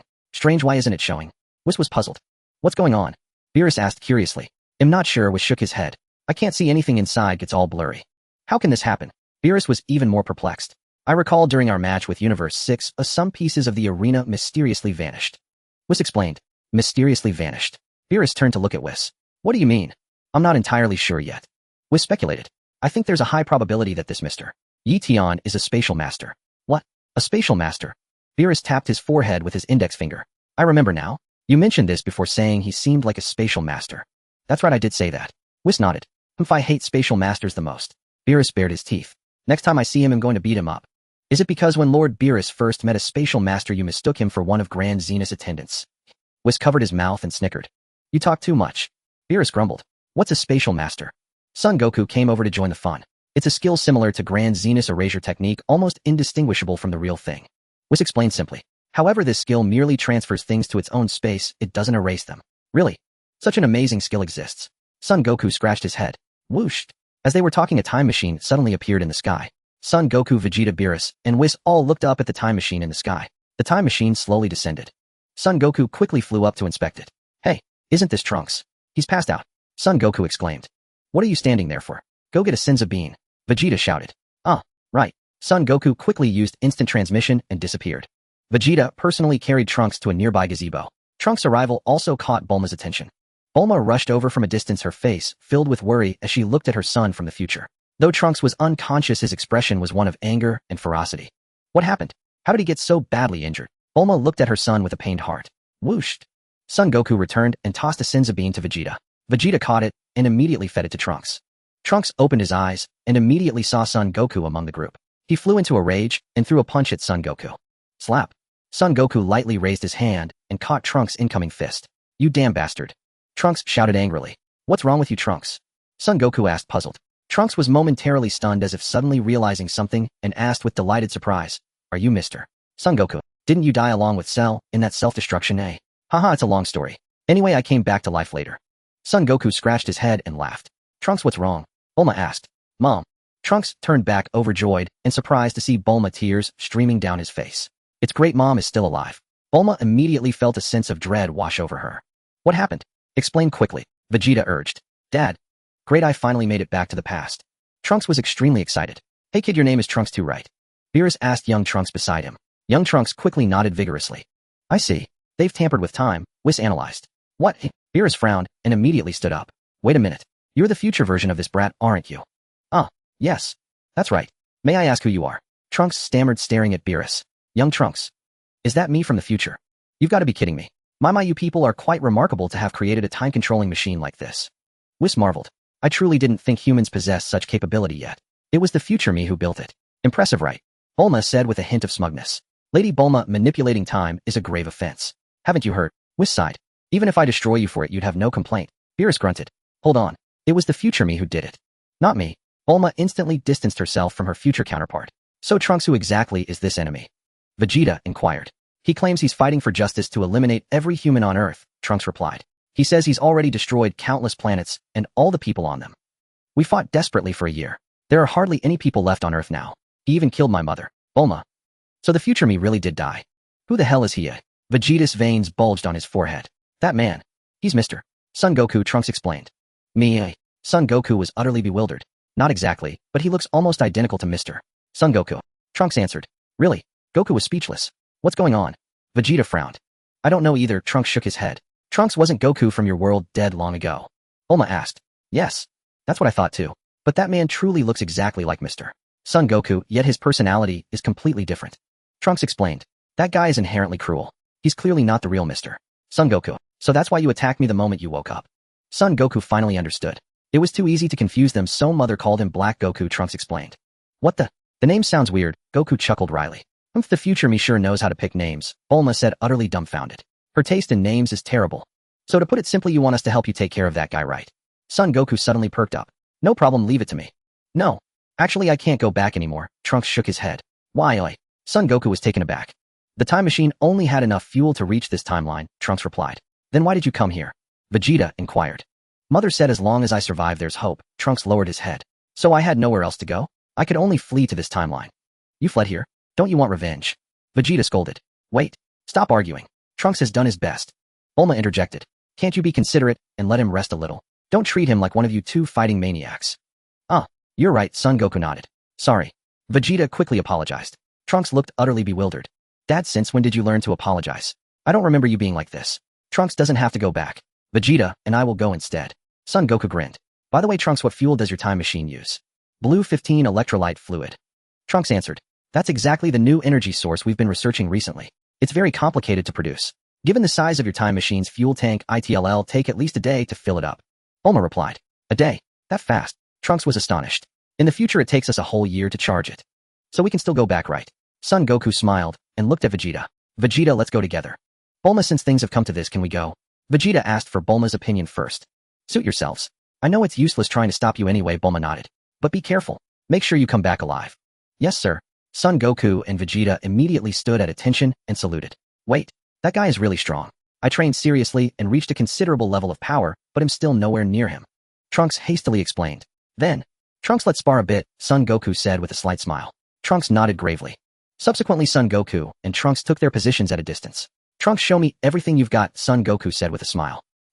Without a moment's hesitation, Trunks immediately transformed into a Super Saiyan 2. Not bad, Trunks. You can raise your energy to this level. Son Goku said, instantly transforming into a Super Saiyan 2 as well. The two engaged in a brief sparring match. Trunks, you're truly very strong now. Even stronger than Gohan was back then. Son Goku smiled. Several years have passed. I've been training with all my might, Trunks replied. Then let me show you a transformation you've never seen before. Son Goku said, and with a shift he transformed into a Super Saiyan 3. Trunks was visibly shocked upon seeing Goku's transformation. This is Super Saiyan 3. Son Goku rubbed his nose. So this form exists, Trunks marveled. But I haven't stopped at this form either. Boom. Trunks let out a shout, and a layer of blue light enveloped his body. Son Goku was stunned. This kid has actually taken this form. His energy intensity is almost on par with Kakaroto's Super Saiyan 3. Vegeta was also slightly surprised. Trunks, you're truly remarkable, Son Goku chuckled. To be honest, you're even stronger than your father. Really? That's not true, is it? Trunks felt a bit embarrassed. Kakaroto, shut your mouth. Vegeta's face darkened. But Trunks, allow me to show you my new level of power. As Son Goku spoke, a fiery red aura blazed around him, and he had already transformed into Super Saiyan God. What kind of transformation is this? Trunks was stunned for a moment. This is the latest form, Super Saiyan God, said Goku, instantly appearing directly in front of Trunks and gently striking him with a palm. Trunks took the hit, falling onto his backside, the golden radiance around him dissipating. Trunks, are you alright? Goku asked with concern. Did I strike too hard? I'm fine. Trunks shook his head. So, do you think this form can defeat that black Goku you mentioned? Goku smiled. I'm not sure. Trunks mused. Well, see, Goku nodded, then immediately asked Beerus, Lord Beerus, would you like to come along? If it gets dangerous, you could give us a hand. Don't be ridiculous. Let me make this clear. The fate of Earth in another timeline has nothing to do with me. I don't have time for such trivial matters. Beerus refused decisively. Lord Beerus, you're being stingy, Goku complained. I've told you manipulating time is a grave crime. Beerus snorted. But he'll pretend I didn't see it. However, don't even think about me going with you. Alright. Goku scratched his head, then asked Trunks, Trunks, did you encounter Majin Buu in the future? Yes, but Majin Buu never broke free from his seal. Trunks recounted the events of the future. In Trunks' future timeline, with the help of the Supreme Kai, they had defeated Babidi and Dabura, preventing Majin Buu's awakening from his seal. However, the Supreme Kai had paid for that victory with his life. Not long after that, Black Goku appeared. Trunks sighed. Indeed, it seems Lord Beerus no longer exists in Trunks' future timeline, Whis analyzed. It appears that this Black Goku character targeted that timeline, knowing full well the situation. Beerus analyzed. But very few know that when the Supreme Kai dies, the god of destruction also vanishes. Even among gods, only those of the highest rank are aware of this. Whis said. In other words, that Black Goku fellow might be a god of some sort, Beerus deduced. Moreover, he specifically targeted a timeline without a god of destruction or Goku. Whis pondered. There's also a high possibility he crossed over from a parallel world. Trunks, does your world truly have no god of destruction? Beerus asked Trunks again. Yes. This is my first time hearing of a god of destruction, Trunks nodded. As they were conversing, Eion flew over from home with great energy and landed at Bulma's house. Having just played basketball, he was in a cheerful mood. This time Eion had not brought Videl or Android 18. He had come to Bulma's house because he had sensed Trunks' arrival. After advancing his erasure technique to the diamond rank, Eion's sensory abilities now spanned the entire universe. Indeed, it was a power akin to divine sense. Whenever he closed his eyes, he could see any corner of the cosmos. Eion hadn't expected Trunks to appear so soon. According to the normal course of history, shouldn't this have happened at least a year later? It seemed his presence had caused significant alterations to the timeline. Yet judging by the situation, the matter of Zamasu remained largely unchanged. Zamasu had still taken over Son Goku's body and was wreaking havoc in Trunks' timeline. Eion had merely come to observe the spectacle and also fancied a trip to the future timeline. He calculated the time. Once I go to the future timeline, I should be able to advance my erasure technique to the star rank. I wonder if there are even higher levels beyond star. Eion, you're here. Son Goku waved at him. Eion nodded. Trunks, let me introduce you. This is Eion, a classmate of Gohan's. Goku introduced. Ah, hello. Trunks greeted politely. He may not look like much, but I sense Eion is incredibly powerful. Goku laughed heartily. And when Dabura first appeared, Eion kicked him right in the face. Oh, really? Impressive, Trunks nodded. Beerus glanced at Eion, but said nothing. Trunks, are there truly no other allies left in your future? Goku asked casually. No. Black Goku said he had eliminated all the gods, leaving no one to hinder him. Trunks nodded. I am the last warrior remaining. It seems the supreme Kais of other universes have also been killed. Whis lamented. No wonder that brute could run rampant in your world. Beerus sighed. No, it's not limited to that world. That Black Goku, or whatever his name is, might appear in our world and do the same. Shall we go ask the Supreme Kai? Whis suggested. That might be a good idea. Let's see if he knows of any god who has recently fallen from grace. Beerus nodded. No need for such trouble. A quick calculation tells me the instigator of this mess is likely from the direction of the 10th universe. Exploring in that direction won't lead you astray. Eion spoke up. Whis and Beerus immediately turned to look at him. The 10th universe. Beerus was taken aback. Why are you so certain? Go and see for yourself, Eion smiled. Very well then, Lord Beerus, and I shall visit the realm of the Supreme Kai of the 10th universe. Whis proposed. It's worth a look. Given how sure you are we might find something, Beerus nodded. Then, we'll depart now. As Whis spoke, he prepared to leave with Beerus for the 10th universe. Just then the staff in Whis' hand suddenly trembled, and the crystal ball atop it began to flicker with a brilliant light. Oh my, it's a call from the Grand Minister, Whis said. What? The Grand Minister? Beerus was startled. Hello, Grand Minister. It's been a while since we last spoke. Whis answered the call immediately. The conversation ended quickly. Whis turned his gaze towards Son Goku. Mr. Goku, Whis said, the Omni King wishes to see you. He requests your immediate presence at his palace. Huh, the Omni King. Goku scratched his head. What does he want with me?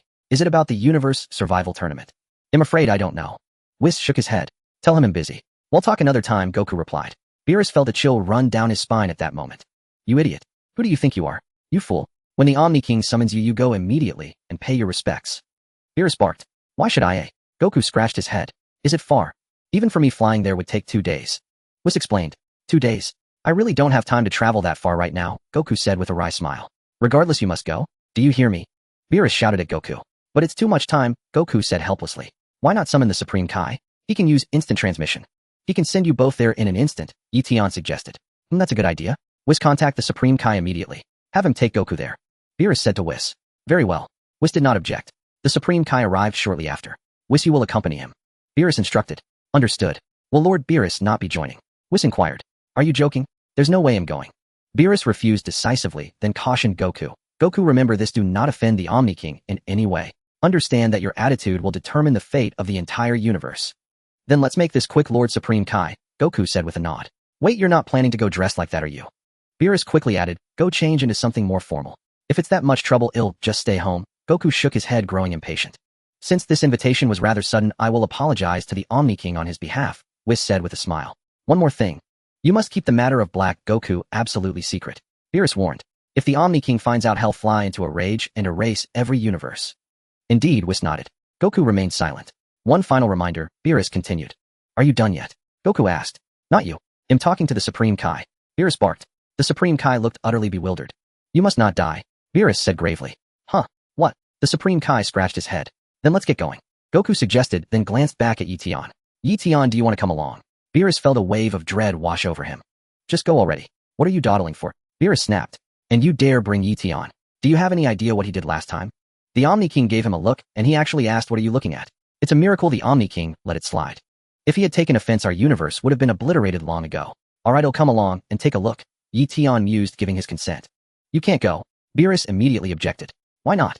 Give me a reason, Eion said with a smile spreading across his face. I said you can't go, and that's final. No reason. Beerus shouted. You're hilarious. Eion laughed heartily, giving Beerus a gentle pat on the back. Bang! A dull thud echoed as Beerus was sent flying head over heels. Thump, thump, thump. Beerus' body tumbled across the ground, rolling an untold number of times. Crash. The next moment, Beerus slammed directly into the artificial lake in the distance. The water splashed several meters into the air. Everyone present was dumbfounded, staring at Eion without blinking. Oh dear. I've been having trouble controlling my strength lately. I truly didn't mean that, Lord Beerus. Eion said apologetically. Whis cast a profound look at Eion, his face a mask of utter shock. Who is he really? Should I take him to see the Grand Minister? No, perhaps I shouldn't. Let me first ask the Grand Minister about Eion's identity. Lord Supreme Kai, let us depart quickly, Whis whispered to the Supreme Kai. Aren't we taking Eion? The Supreme Kai asked. Better not. As Lord Beerus said it would likely invite more trouble, Whis nodded. Understood. The Supreme Kai thought it over and agreed. Kai. The next instant the Supreme Kai used instant transmission, vanishing in a flash with Goku and Whis. The moment the Supreme Kai left, Eion's gaze followed their direction. Whis didn't take me. What are you afraid of? Fine, if they won't take me, so be it. I wasn't that keen on going anyway. After all, my power is only 100 times that of Beerus. Fighting an angel should be manageable, but taking on the Grand Minister seems a bit difficult. I'd better keep a low profile. I'll seek out the Grand Minister once I've advanced to the star-level erasure technique. That's right. Why don't I just go find the Grand Minister in Trunks' timeline? That should solve the problem. Boom. Beerus erupted from the lake, soaring high into the sky, and glared down at Eion with fury. Vegeta was stunned speechless. Trunks' eyes widened in utter disbelief. Kid, you've gotten way too cocky. Beerus roared as he charged straight at Eion. In the next moment, he threw a heavy punch at him. Eion calmly extended a single finger. After all, his physical strength was now 100 times greater than Beerus. It would be inexcusable if he couldn't block Beerus' attack with just one finger. Slap. Eion stopped Beerus' punch with that single finger.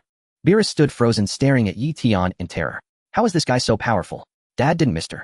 Goku say that a god of destruction is an unbeatable ceiling? Trunks asked his father. Vegeta, how the hell should I know?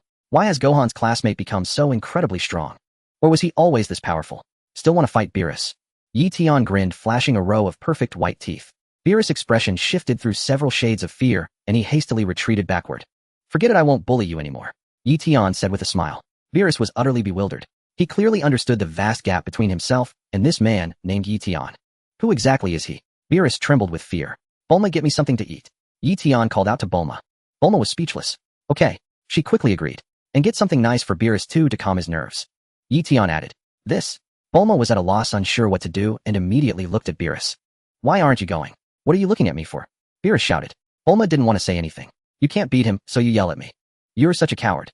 I thought the god of destruction feared nothing. Turns out, even you cower before an invincible opponent. Eion calmly found a seat and sat down.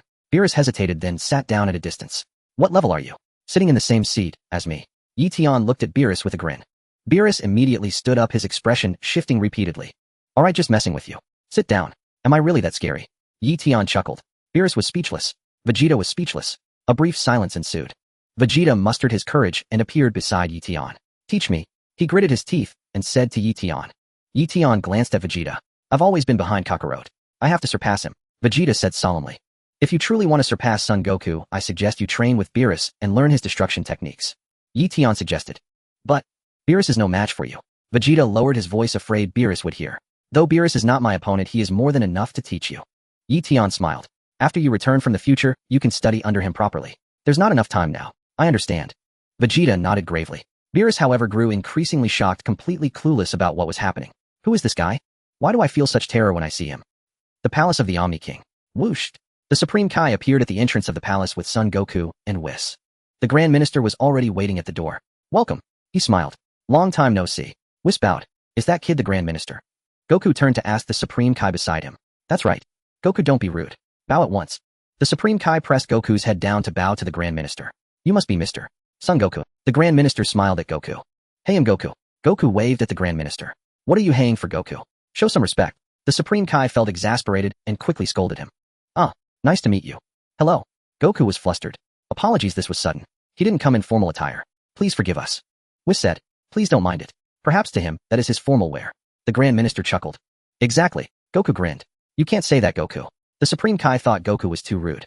Then what should I say? Goku scratched his head. Let's go. The Grand Minister didn't mind the details and turned to lead the way.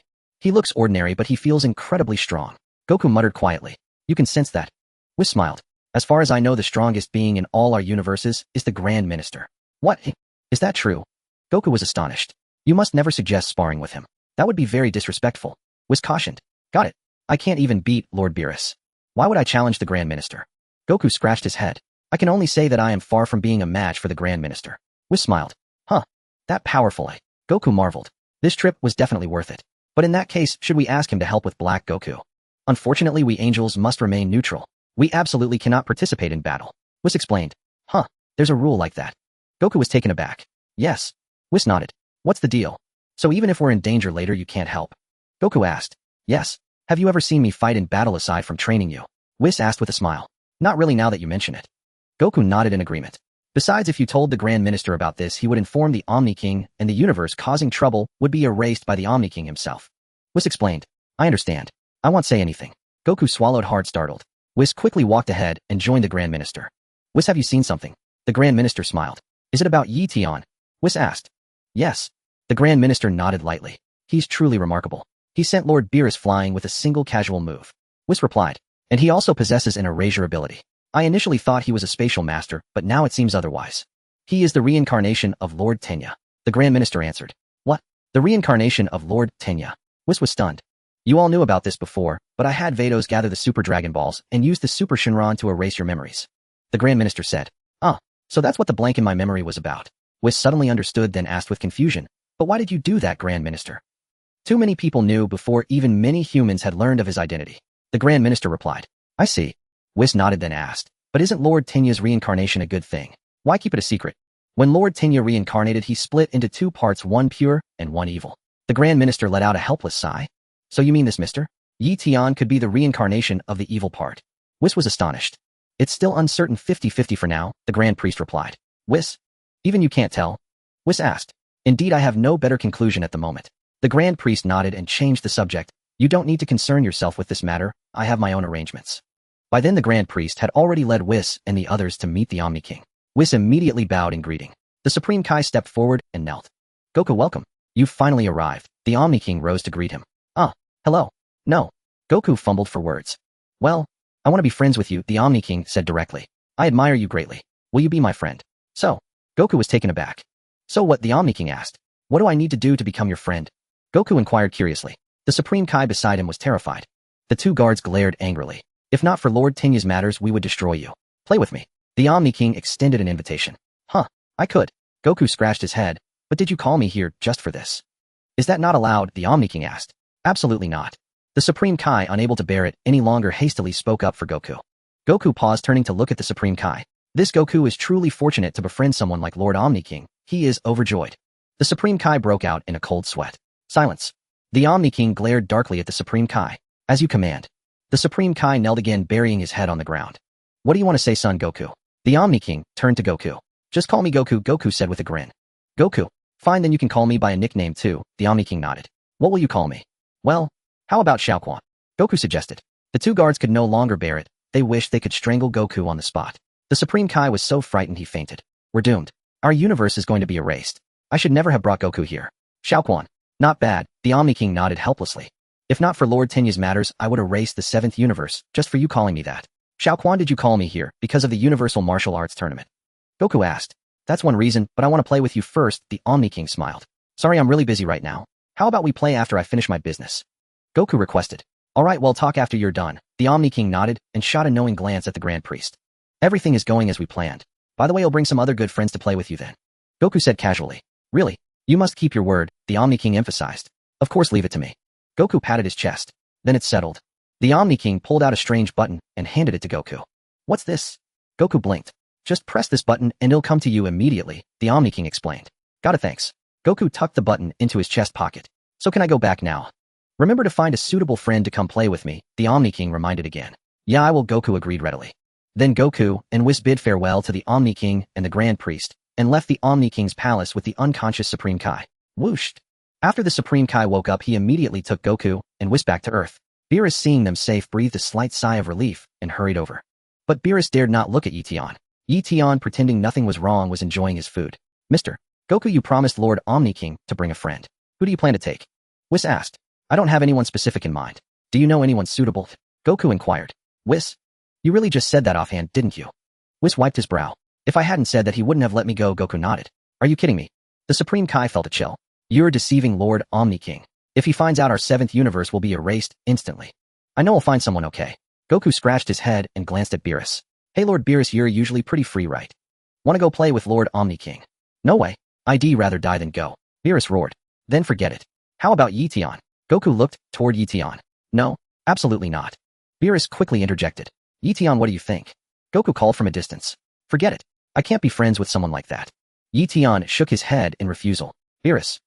The Supreme Kai trembled in fear. You called Lord Omni King someone like that. It's a miracle our universe has survived this long. This won't do. We'll have to figure it out later. Goku looked helpless. Then let's postpone finding a friend for Lord Omni King, Whis suggested. Lord Beerus, shall we visit the 10th universe? To investigate the matter of Black Goku. That makes sense. Let's head to the 10th universe's realm of the god of destruction first, Beerus proposed. Count me in, Eion called to Whis. Of course, no problem at all. Whis nodded respectfully, careful not to show too much eagerness. Then let's depart. Without further hesitation, Whis transformed into a brilliant star-like streak of light, carrying Eion and Beerus as they sped toward the 10th universe. Shortly after Eion and the others entered the 10th universe, Goku, Vegeta, and Trunks boarded the time machine and headed to the future timeline. 10th universe, realm of the god of destruction. Rumshi and Kusu were basking in the sun. The weather is lovely today, Rumshi said, wiggling his elephant-like trunk. Indeed, Kusu nodded. I don't want to go to work. It's much better to just sunbathe here, Rumshi chuckled. It seems that Lord Ramsey often goes out to work, doesn't it? Keisai smiled. Repeating the same job for nearly 100 million years, who could stand it? Keisai urged. They are them, and I am me. Ramsey shook his head. Keisai sighed softly and said no more. Keisai had said everything she needed to say several times. If he wouldn't listen, there was nothing she could do. If something went wrong in the universe later, it wouldn't be her fault. After basking in the sun for a while, Ramsey leisurely took out a tablet, opened a novel app, and began to read a book seriously. What is Lord Ramsey reading? Keisai asked in surprise. Just reading a novel to pass the time. This one is quite interesting. It's rare for you, Lord Ramsey, Keisai said, a bit surprised. You actually read novels. Indeed, it's interesting, so I thought I'd take a look, Ramsey chuckled. Keisai leaned in to take a closer look, and she was a little surprised. Oh my, this novel actually features Lord Ramsey. Keisai exclaimed. No wonder Lord Ramsey is so engrossed. Of course, if it weren't for me, I wouldn't bother reading it, Ramsey admitted with a nod. The title is Dragon Ball, starting with Bardock. Upon seeing the title, Keisai silently wiped her sweat. I wonder how Bardock would feel after seeing this book, Ramsey said with a smile. Keisai, by the way, the title you mentioned is an alternate name for this book. Its original name is Dragon Ball. That year Vegeta had his hands in his pockets, Ramsey explained. I see a large part of Lord Ramsey's story in here, Keisai remarked while looking through it. Yes, it's about me teaming up with that guy named Vegeta to con the gods of destruction from various universes. Ramsey nodded. This book is making me itch. I want to find someone to con the gods of destruction of other universes. Look here, I teamed up with that guy named Vegeta to con Wei Mei for 8000 years of work time. Wow, 8000 years. That's really something, Keisai exclaimed. What a pity. Who should I find? Ramsey swayed his trunk. Oh, there's also Mr. Zamasu, Lord Goku's disciple, in here. Keisai looked again and happened to see the part about Zamasu. Isn't that so? That guy Zamasu was written as a villain, Ramsey smiled slightly. You don't really believe that, do you, Lord Ramsey? Keisai asked. If it's just a novel, how could I take it seriously? Ramsey shook his head, then pondered while gripping his trunk. But I should find that guy named Zamasu sometime to see if there's something wrong. Even though it's a novel, I feel it reflects reality. As they were chatting, Ramsey suddenly noticed a brilliant light in the sky twinkling like a star, which made him pause for a moment. Who is coming? Ramsey murmured. Smack. In the next moment, Whis descended with Eion and Beerus landing beside Ramsey and Keisai. I thought it was someone else, isn't that Beerus? What brings you here? Ramsey snorted, squinting at Beerus. What? Do you have a problem? Beerus huffed. Ramsey set the tablet aside, scowling at Beerus. You're not welcome here. Oh, just leave, Ramsey said directly. Don't say that. I have something to discuss with you, Beerus replied haughtily. Do you think I want to be here? What is it? Ramsey asked, glancing at Eion before quickly ignoring his presence. Has any god in your universe recently fallen? Beerus inquired. Stop talking nonsense. How could there be a fallen god in our universe? Even if there were, it would be a god from your universe. Ramsey shouted angrily. I knew you wouldn't admit it. Beerus shook his head, glancing at the tablet that Ramsey had left aside, and casually picked it up. Then Beerus opened the tablet, and just happened to see the novel. Is this the kind of novel that's popular lately? Beerus was taken aback. Is it written by someone named Don Yuan? Ramsey ignored Beerus. Beerus watched for a while, and surprisingly got hooked, so he continued reading. It's quite interesting, Beerus commented. The only thing that bothers me is why are you considered the main god of destruction? It shows I'm quite charming. Ramsey chuckled. How could someone like Vegeta become a real main character? Beerus sneered. Oh. In this novel, his power is already comparable to that of a god of destruction. Even to this chapter, he is almost on par with you. Ramsey refrained from commenting. As he was reading, Beerus suddenly saw the part where Kampa bet with Ramsey and lost. Then Beerus discovered that Kampa had kicked him several times in his castle. Damn it. How could they write me like this? Beerus seethed, nostrils flaring. He immediately checked the author's name of the book, Dong Yuan, right. You better not let me find you, or I will destroy you. And that tomato novel platform, I want to destroy that too. If you actually took it seriously. Ramsey scoffed. Just as Beerus was about to destroy the tablet, he suddenly saw a god named Zamasu inside. Zamasu. Beerus was taken aback again and looked closely at the plot. Oh, Zamasu is actually in here. Yi Tian leaned in as well and took a closer look. Beerus pondered for a moment, stroking his chin. Although the plot of the novel is fictional, the author named Dong Yuan has portrayed Zamasu as too evil, hasn't he? Beerus mused. Let's go check it out, Yi Tian suggested. I think that's fine, Beerus nodded, waving at Ramsey. You don't mind if I take the tablet with me, do you? What do you mean, Beerus? Ramsey was a bit confused. You want to take a novel to catch someone? What? Do you have a problem? Beerus huffed. Ramsey. Whis, let's check out that guy named Zamasu first. Beerus called to Whis. Whis was also silently wiping his sweat. You wouldn't actually go and arrest someone based on a novel, would you? However, Whis didn't refuse either. Whooshed. The next moment, Whis and Beerus transformed into a brilliant streak of light, like a shooting star, and vanished from sight in an instant. As they soared into the starry sky, Whis suddenly noticed someone was missing. Oh dear, Tenny. Didn't Tian Yi follow us? Whis was startled. Forget about him. Let's head to the realm of the Kaishin first. I want to see that fellow named Zamasu. Beerus said. Very well. Whis nodded without further comment. Tian Yi indeed hadn't left, he hadn't followed Whis away, but had stayed behind for the time being. Having come all the way to Universe 10 and meeting the little lowly angel, cuz it would be a shame not to have some fun with her. My power has now reached 100 times that of Beerus. I think it should be fine to have a good time with cuz, right? Hello cuz. I'm Tian Yi. Nice to meet you. Tian Yi stepped forward and extended his hand to cuz in a friendly manner. Cuz paused, then also reached out her hand. Tian Yi wasted no time, he took cuz's hand and kissed it. Cuz. Oh, this is a custom from my world. I hope you don't mind. Tian Yi said with a smile. Don't be so smug, kid. Do you think I haven't read Vegeta's novel? That's exactly what he did. Rumshi shouted at Tian Yi. Got a problem with that? Tian Yi looked at Rumshi with a grin. You'd better not mess with me. You're not the main god of destruction here. You? What did you say? Do you know who you're talking to? Rumshi was so angry his nose flared. I'm talking to a pig. Tian Yi replied. Rumshi, kid, I think I need to teach you a lesson to show you the power of a god of destruction. Rumshi was so furious he laughed, and in an instant he shot toward Tian Yi. Rumshi's large hand reached out to grab Tian Yi. Slap. Tian Yi raised his hand lightly and easily slapped Rumshi's hand aside. Thud. Rumshi's body tilted and his shoulder hit the ground. Cuz was stunned. Who is this person? How can he be so strong? Even Lord Rumshi is no match for him. What? This is impossible, absolutely impossible. Rumshi flew into a rage, leaped up from the ground, and glared at Tian Yi with shame and anger. Oh my Lord Rumshi, isn't that the line from Lord Iwamode in that novel? Cuz said with a laugh. Cuz, can't you see what's happening? Aren't you watching me get beaten? How can you still stand there laughing? Rumshi roared angrily. Fighting is wrong. Cuz tried to advise. Don't say another word. I wasn't even serious just now. It'll show this kid that there's always someone stronger. A crimson gold aura blazed around Rumshi. Cuz it'll show you what it means to have someone above you. Tian Yi turned and said to Cuz. Cuz, Rumshi. Kid, you've got some nerve? You dare to flirt with an angel? Rumshi snorted, clenching his fist tightly. Whooshed. The next moment Rumshi transformed into a crimson gold streak, hurtling toward Tian Yi. As he moved at lightning speed, he also threw a punch. Watching Rumshi's punch coming at him, Tian Yi simply raised his hand and caught it with ease. Rumshi's pupils shrank and his expression became a mix of shock and disbelief. What a joke. How could this be? He just raised his hand and caught my full force attack. Bang! Tian Yi flicked Rumshi right on the forehead. With a dull thud, Rumshi was sent flying backward, tumbling across the ground. When he finally came to a stop, his head lolled to the side and he passed out. He fainted already. Not much of a fighter. Tian Yi shook his head, a hint of disappointment in his expression. Cuz remained silent. Cuz now it's just the two of us. Let's do something meaningful. Tian Yi suggested. Cuz. There was a brief silence. What do you mean by something meaningful? Cuz asked. How about we play a game? I'll blindfold myself and try to catch you. If I catch you, you'll be my wife. Tian Yi said with a smile. Sounds like a good plan, doesn't it? Cuz. Your silence means you agree. Then I won't hold back. As he spoke, Tian Yi conjured a black cloth and handed it to Cuz. First, check this cloth to make sure there's nothing wrong with it. Cuz didn't want to say a word. Was the problem really about the cloth? I never agreed. Ahem. I never said I agreed to your plan. Cuz wiped her sweat. Then I'll wait here until you do agree. Tian Yi chuckled. Cuz was utterly speechless. What makes you think I would agree? In Universe 10, the realm of the Kaishin, Whis and Beerus quickly landed on the ground of the Kaishin realm and appeared at the entrance of the Kaishin's palace. Isn't this Mr. Whis and Lord Beerus? Long time no see. Gaosu opened the door, looking somewhat surprised to see the two, and also glanced at the tablet Beerus was holding. Is Zamasu here? Beerus got straight to the point. Zamasu. Gaosu was taken aback again. So you're not here for me, but for Zamasu. Zamasu just went out and hasn't returned yet. What business do you have with him? Gaosu asked. Then we'll wait here until he comes back. Beerus snorted and said calmly. While waiting, Beerus instructed Whis to contact the Kaishin and shared his thoughts with him. After waiting for about 15 minutes, Zamasu finally returned from outside. Lord Gaosu, I'm terribly sorry. The Kaishin who succeeded me had some urgent business with me. Zamasu immediately bowed to Gaosu upon his return.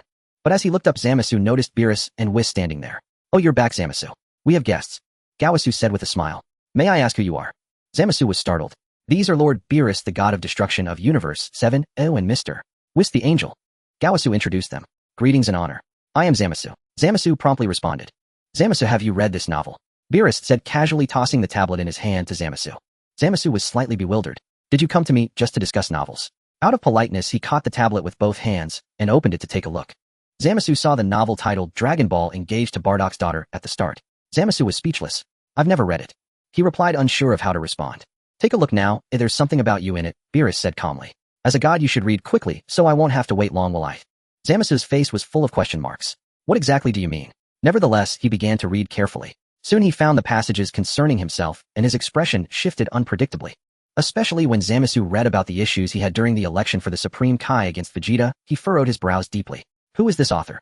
How dare they write such nonsense? When I get the chance I'll go and destroy them. How do you know all this? Do you have anything else to say? Beerus snorted. Zamasu was speechless. Ahem. What exactly is going on? Gawasu asked, puzzled, looking at Beerus. If you should ask your fine apprentice about that, Beerus sneered. No. What do you mean? Are you trying to convict me based on this novel? Zamasu was fuming. This novel says I destroyed several galaxies, but in this real world have I ever done such a thing? A novel? Let me see. Gawasu took the tablet from Zamasu and began reading it as well. After seeing the content, Gawasu was also left speechless. This? Lord Beerus, could this be a misunderstanding? Gawasu said, torn between laughter and tears. Oh, is that so? Beerus sneered. You think it's a misunderstanding? Although novels are adapted, they must be rooted in reality.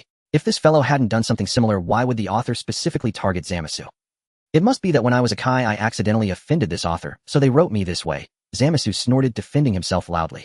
And if all this were true, is that Vegeta from your universe really that powerful? Beerus was speechless. Vegeta indeed wasn't that strong. Ahem. Lord Beerus, you're not really going to convict me based on this novel, are you? Zamasu gritted his teeth and demanded. What? Do you have a problem with that? Beerus snorted. Even if this matter is brought before the Grand Priest, I am absolutely in the right. Zamasu shouted. I won't accept this is blatant slander.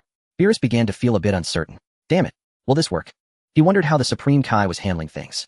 If it turned out not to be this Zamasu, bringing this matter to the Grand Priest would likely be very troublesome. Lord Beerus, this must be a misunderstanding. You can't convict someone based on a novel, can you? Gawasu quickly stepped in as a mediator. But what exactly happened? Can you tell me? A very significant event indeed occurred, but in another space-time, a parallel universe, Whis interjected, explaining. In that space-time, a god killed all the Supreme Kais of every universe and attempted to eradicate all humans. You? What did you say? Gawasu's face changed color repeatedly. Zamasu looked thoughtfully at Whis. That future god did quite well. If I did that, killing all the Supreme Kais, would all the gods of destruction disappear too? What a brilliant idea. Lord Beerus, and I came here precisely because of this matter, Whis explained. You don't think it was me, do you? Zamasu shouted, his face dark. How rude of us. This is merely a preliminary inference based on the novel. I hope Mr. Zamasu won't take offense, Whis said with a slight smile.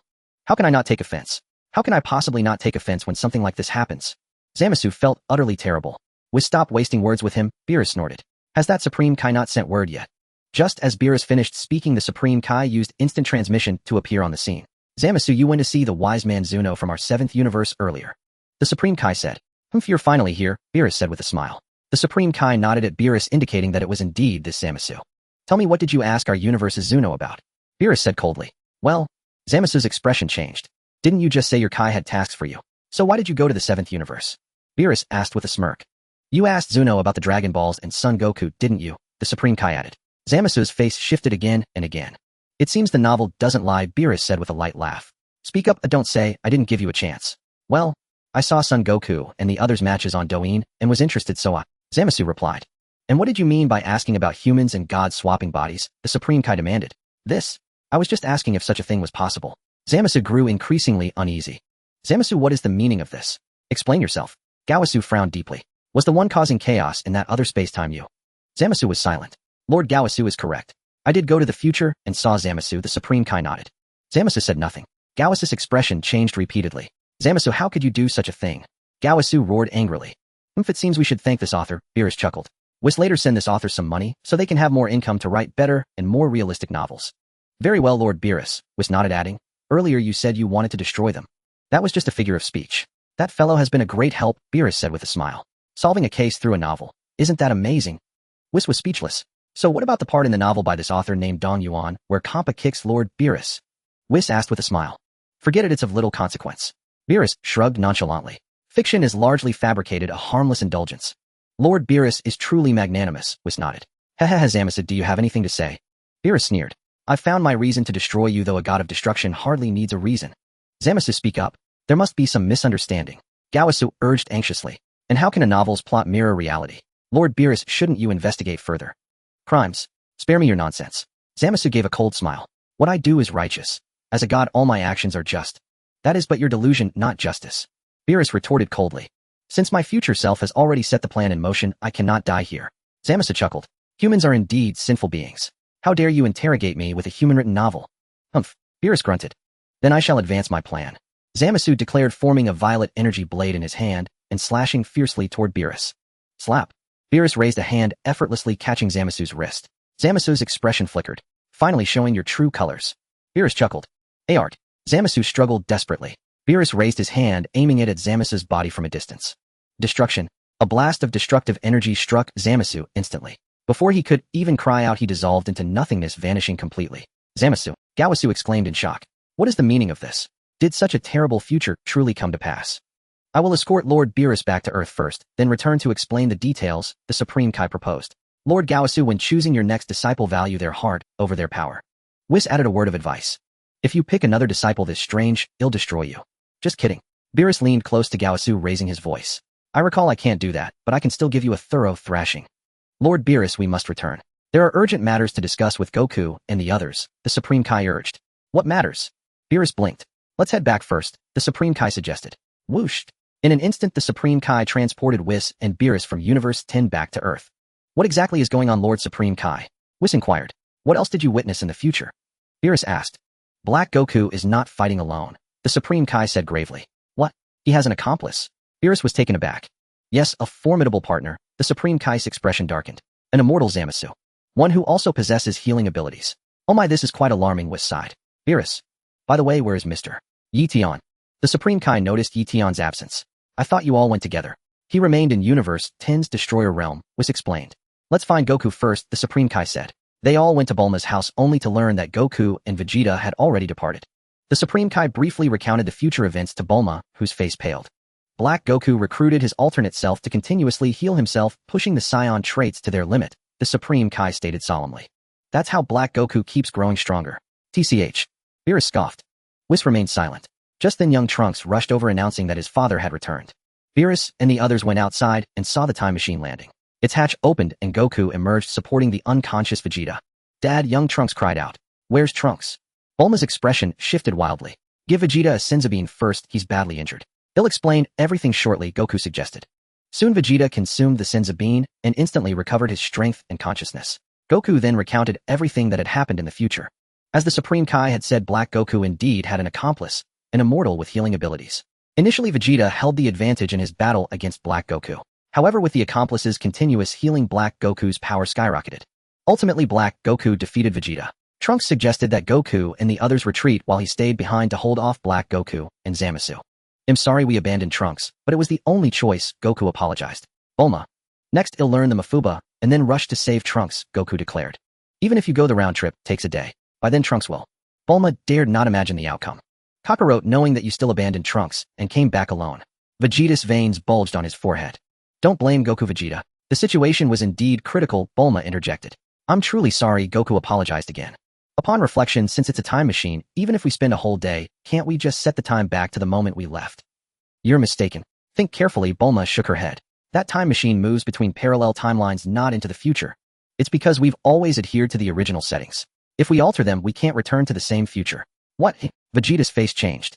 So the settings cannot be changed, Bulma said firmly. That means for every day that passes here, a day passes in the future as well. Goku fell silent. Slap. At that moment, the Supreme Kai suddenly slammed the table and stood up. Everyone immediately turned their gaze toward the Supreme Kai. The Supreme Kai's expression turned somewhat serious. What's wrong, Supreme Kai? Beerus asked. Nothing. I just remembered I need to go back and find Gaozu. The Supreme Kai laughed heartily. He'll return first to explain the situation to him, so I need to go back to Universe 10. Is that so? Seeing his disciple turn out this way might have made him quite guilty. Please guide him well. Whis nodded. Yes, I understand. The Supreme Kai nodded. By the way, if possible, you should also bring Mr. Eion and see if he's willing to go with you to find Lord Gaozu. Whis suggested. I understand. After saying this, the Supreme Kai immediately departed. Let me make one thing clear, I am absolutely not going to the future. Beerus glanced at the spot where the Supreme Kai had vanished and spoke to Son Goku and the others. Huh, why? Son Goku asked, puzzled. I've already destroyed the Zamasu of this timeline. It's up to you to deal with the future matters yourselves. Beerus snorted. They'll stay here, eat, drink, and wait for you. Give it your best. I second that. Whis clapped his hands cheerfully. Wait, isn't this a bit too irresponsible of you? Bulma said, torn between laughter and tears. Right, what about Mr. Whis from the future? Son Goku asked. When the god of destruction, an angel, serves disappears, the angel falls into slumber until the next god of destruction appears. Whis explained with a smile. Oh, so that means we really won't have any allies in the future. Son Goku felt a headache coming on. So, what do you plan to do? Bulma inquired. No matter what, I have to learn the evil containment wave within a day, Son Goku said solemnly. So, I need to go find Grandpa Mutant Rashi. Vegeta, what about you? Bulma then asked Vegeta. I'm going to train, of course.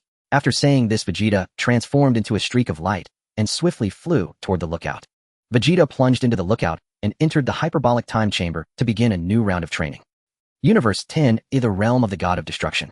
Eion, with a black cloth tied over his eyes, rapidly lunged toward Cuz. Cuz found it difficult to avoid the attack and could only use her own ultra instinct to dodge Etion's advance. Eion wasn't in a hurry to catch Cuz, he simply played along with her in the realm of the god of destruction. I never agreed to this, Cuz said, speechless. Cuz, are you mistaken? I plan to take you back as my bride. Eion grinned. Since you're going to be my bride, do you think your agreement matters? Cuz didn't want to speak anymore and dodged Etion's assault again. Whoosh! Cuz's figure flickered as she swiftly appeared high in the sky. Eion also shot upward, lunging toward Cuz once more. Left with no choice, Cuz's body radiated a brilliant star-like light. Swish!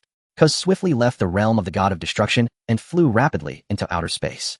Eion gave chase. Cuz was deeply astonished. His speed was incredible. Slap! The next moment, Eion wrapped his arms around Cuz. Hee, I've caught you. From today on, you're my wife.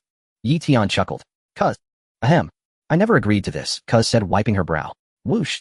Just then the Supreme Kai along with Gowasu appeared in the sky above the realm of the god of destruction, immediately spotting the scene of Eion holding Cuz. Someone's here, Cuz said hastily. Eion temporarily released Cuz. Isn't this the Supreme Kai of Universe 7 and Lord Gowasu? Cuz greeted them and approached the two Supreme Kais. Ah, we've come to find Mr. Eion, the Supreme Kai said. Are you looking for me because you're ready to head to Trunks' future timeline? Eion said with a smile. Huh, you already know. The Supreme Kai was taken aback. I'm truly sorry for the crimes Zamasu committed, bringing such catastrophe to that future timeline. Gowasu apologized to Eion. Why are you apologizing to me? If you want to apologize, go apologize to that Trunks, Eion said with a laugh. So Mr. Eion, will you come with us? The Supreme Kai asked. Alright, I'll tag along for the trip. Eion nodded. Good, please take my hand, and well, depart immediately, the Supreme Kai replied. By the way, what happened to the angels in the future? Eion turned to ask Cuz. I heard Zamasu killed all the Supreme Kais, and the gods of destruction vanished too. Cuz was deeply shocked. In that case, we angels would likely fall into slumber. Cuz sighed. So you won't be able to move, right? Eion flashed a wicked grin. Cuz remained silent. What do you mean by that? If I do something inappropriate to the future version of you, you won't sense it from here, will you? Eion chuckled. Cuz wiped her brow. Let's go, Eion said with an expectant tone. The Supreme Kai. Gowasu. The two Supreme Kais suddenly felt reluctant to bring Eion along. What exactly do you intend to do? If the angel can't move, do you plan to do something very inappropriate? Eion immediately placed his hand on the Supreme Kai's shoulder. The Supreme Kai wore a helpless expression, but it was too late to refuse now. Then we're off, the Supreme Kai said. Gowasu nodded solemnly. As they were about to leave. By the way, isn't Lord Rumshi here? Gowasu asked. Lord Rumshi is sleeping over there, Cuz said, pointing to Rumshi lying on the ground in the distance. Rumshi had not yet woken from his stupor. That's a peculiar sleeping posture, Gowasu said at a loss for words. Whoosh! The next moment, the two Supreme Kais used the time ring together, traveling through time and space with Eion.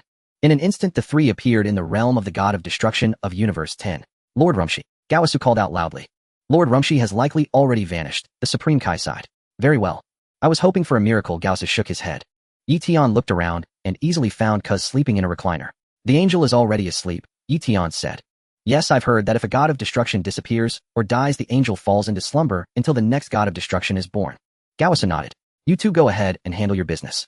They'll stay here and do some research, Eion said to the Supreme Kai and Gowasu. The Supreme Kai. Gowasu. What exactly are you planning to research? Do you think this is appropriate? However, the two couldn't afford to waste any more time. They took their leave of Eion and immediately used instant transmission to depart. Tell me, why did we bring him along? Gewis found it perplexing. Well, he might come in handy. The Supreme Kai scratched his head. I can't explain it, but every time I meet Mr. Eion, I feel an urge to kneel. Why is that? Is that so? Gewis was taken aback. Enough, this is not the time. Trunks is in danger. The Supreme Kai pointed toward Earth. Gyu's brow darkened, and his expression shifted repeatedly. He'll teleport to Trunks' side. You go rescue the girl. Gyus made a swift decision. All right, the Supreme Kai agreed without objection. In an instant, Gyus used instant transmission and appeared beside Trunks. High above, Black Goku had already transformed into Super Saiyan Rose. He conjured a peach-colored energy sphere intent on annihilating Trunks. Just as Black Goku prepared to hurl the energy sphere, he suddenly spotted Gyus appearing beside Trunks. Black Goku's expression faltered, momentarily stunned. Gyus. His face paled and cold sweat trickled down his cheeks. In the next instant, the Supreme Kai and Gyus along with Trunks and Mai vanished using instant transmission. Black Goku didn't even have time to react. Hey, wasn't that Gyus? Zamasu looked up at Black Goku. And the other one is the Supreme Kai of the 7th universe. Black Goku frowned. Aren't they supposed to be dead? Zamasu had a bad feeling. No, I sense they came from another timeline, Black Goku said gravely. At the sacred world of the Kai, the Supreme Kai and Gyus brought Trunks and Mai there. Both breathed a sigh of relief. Lord Supreme Kai, Trunks exclaimed excitedly. I'm sorry I was late. The Supreme Kai spoke with remorse. You came from the past to save me. I'm truly grateful. Trunks thanked him again. We Supreme Kais can travel through time using the time rings, the Supreme Kai explained. Oi. Trunks blinked, then turned to look at Gyus. I haven't introduced myself. I am Gyus, the Supreme Kai of the 10th universe, he said, bowing to Trunks. I deeply apologize. Please don't. Lord Supreme Kai, you shouldn't do this. Trunks was flustered. I know the whole story. Because I took Zamasu as my pupil, this tragedy unfolded. Gyus was filled with remorse. Please raise your head, Trunks urged. Yes, Lord Gyus, this isn't your fault. The Supreme Kai consoled him. Zamasu's mind was already twisted. It's not your fault, Lord Gyus. No failing to see that is my dereliction. Gyus sighed. I bear great responsibility for this. The Supreme Kai didn't know how to comfort him. Responsibility is important. But may I ask where we are? I couldn't help but ask. This is the sacred world of the Kai, though it's empty now. The Supreme Kai explained. We should be safe from Black Goku here. Until Goku and the others return, let's stay. At Zamasu's base, Black Goku and Zamasu sat facing each other, sensing the growing complication. This is getting troublesome. Black Goku said gravely. Even the Supreme Kai knows the plan. We'll have to act in secret from now on. If Lord Omni King finds out, it'll be worse. Zamasu nodded in agreement. Let's not fixate on Earth. It might be better to move to another planet. You're right, Black Goku concurred. We'll set off tomorrow morning. Agreed, but before that let's eliminate all surviving humans on Earth. Zamasu sneered, murderous intent flaring. We must ensure no embers remain. Fine. Black Goku didn't object. In the 10th universe's realm of destruction, congratulations on advancing to star-level erasure. Star-level erasure, body strength 10 times that of an angel, can erase an entire universe with a wave, or even an angel. Congratulations on mastering instant transmission. Just then 3 lines of text appeared on Yi Tian's system panel. He had leveled up. Yi Tian had finally completed the upgrade of his erasure ability, reaching the star level. He also automatically learned instant transmission. Now with a wave of his hand, he could erase a universe. Yi Tian's hand itched, and without hesitation, he gently waved it, completely erasing the 10th universe. In an instant, the entire 10th universe turned to nothingness, becoming the Void Realm. However, Angel Cuz remained unharmed, floating serenely in the Void Realm like a sleeping beauty. It seemed that unless one deliberately erased an angel, merely erasing the universe wouldn't cause them to disappear. Yi Tian felt elated. The 10th universe was gone. This future timeline was perfect for practice. Yet Yi Tian regretted that there seemed to be no higher level beyond Star. Because there was no upgrade option. Previously at Diamond level it showed how long until the next upgrade. Now at Star nothing appeared. Was Star the pinnacle? He couldn't dwell on it. Notably, after advancing to Star level erasure, his divine sense-alike observation could now span the entire Dragon Ball world. Yi Tian closed his eyes and observed meticulously. The entire Dragon Ball world resembled a colossal sphere bisected at the equator. The lower half belonged to the netherworld. Above the netherworld was heaven, which was connected to the divine realm. In other words, if one fared well in heaven, they might eventually catch the attention of a god and be nurtured into a true deity. Of course, the gods referred to here were at most on the level of a galactic god, ranking below the Kaishin. Moreover, only the virtuous ascended to heaven. Surrounding the divine realm were 12 universes. These 12 universes were also spherical, evenly distributed around the divine realm. At the center of the 12 universes stood the palace of Omni King. Beyond the 12 universes lay the boundless Void Realm. Naturally, erased universes also became part of the Void Realm. Such was the fundamental structure of the entire world. Yi Tian then turned his gaze toward the Omni King's palace. Within the Omni King's palace, the Grand Priest was still monitoring all universes while Omni King played nearby. The Grand Priest's expression gradually grew solemn. Hey, what's happening, Grand Priest? Asked Omni King. The 10th universe has vanished, the Grand Priest sighed. Upon hearing the Grand Priest's words, Omni King's 2 attendants paled slightly and immediately looked at Omni King. I didn't erase the 10th universe, Omni King said. Omni King was taken aback. The 2 attendants were stunned once more. If Lord Omni King hadn't erased the 10th universe, then how had it disappeared? How peculiar. Who made the 10th universe disappear? Asked Omni King. I haven't seen yet. The Grand Priest shook his head. Could it be that fellow named Zamasu? Inquired Omni King. He doesn't have that ability, said the Grand Priest. He'll observe more carefully. Oh, I should find out. Hey, what about that trainee Kaishin named Zamasu? Is he still wreaking havoc in the 7th universe? Asked Omni King. For now it seems they plan to withdraw from Earth. The Grand Priest replied. Shall I go and erase them now? Omni King proposed. There's no rush for now. Zamasu used the 12th universe's time machine to bring his alternate self to our timeline. The Grand Priest said. You mean to gather them all together and erase them at once? Omni King understood immediately. Wouldn't that be a permanent solution? The Grand Priest said with a smile. A few more minutes passed. I found him, a strange young man from another timeline who has come to ours. The Grand Priest soon noticed Eion appearing in the Void Realm. A strange young man. Let me see, let me see. Omni King immediately looked in the direction the Grand Priest indicated. Soon Omni King spotted Eion in the distance. Who is he? How can he make an entire universe disappear? Omni King mused, then his eyes lit up. Could it be that he is? Indeed, he should be the reincarnation of Lord Tianai. The Grand Priest nodded. Is it Lord Tianai? Wonderful. I haven't seen him in ages. He held me when I was little.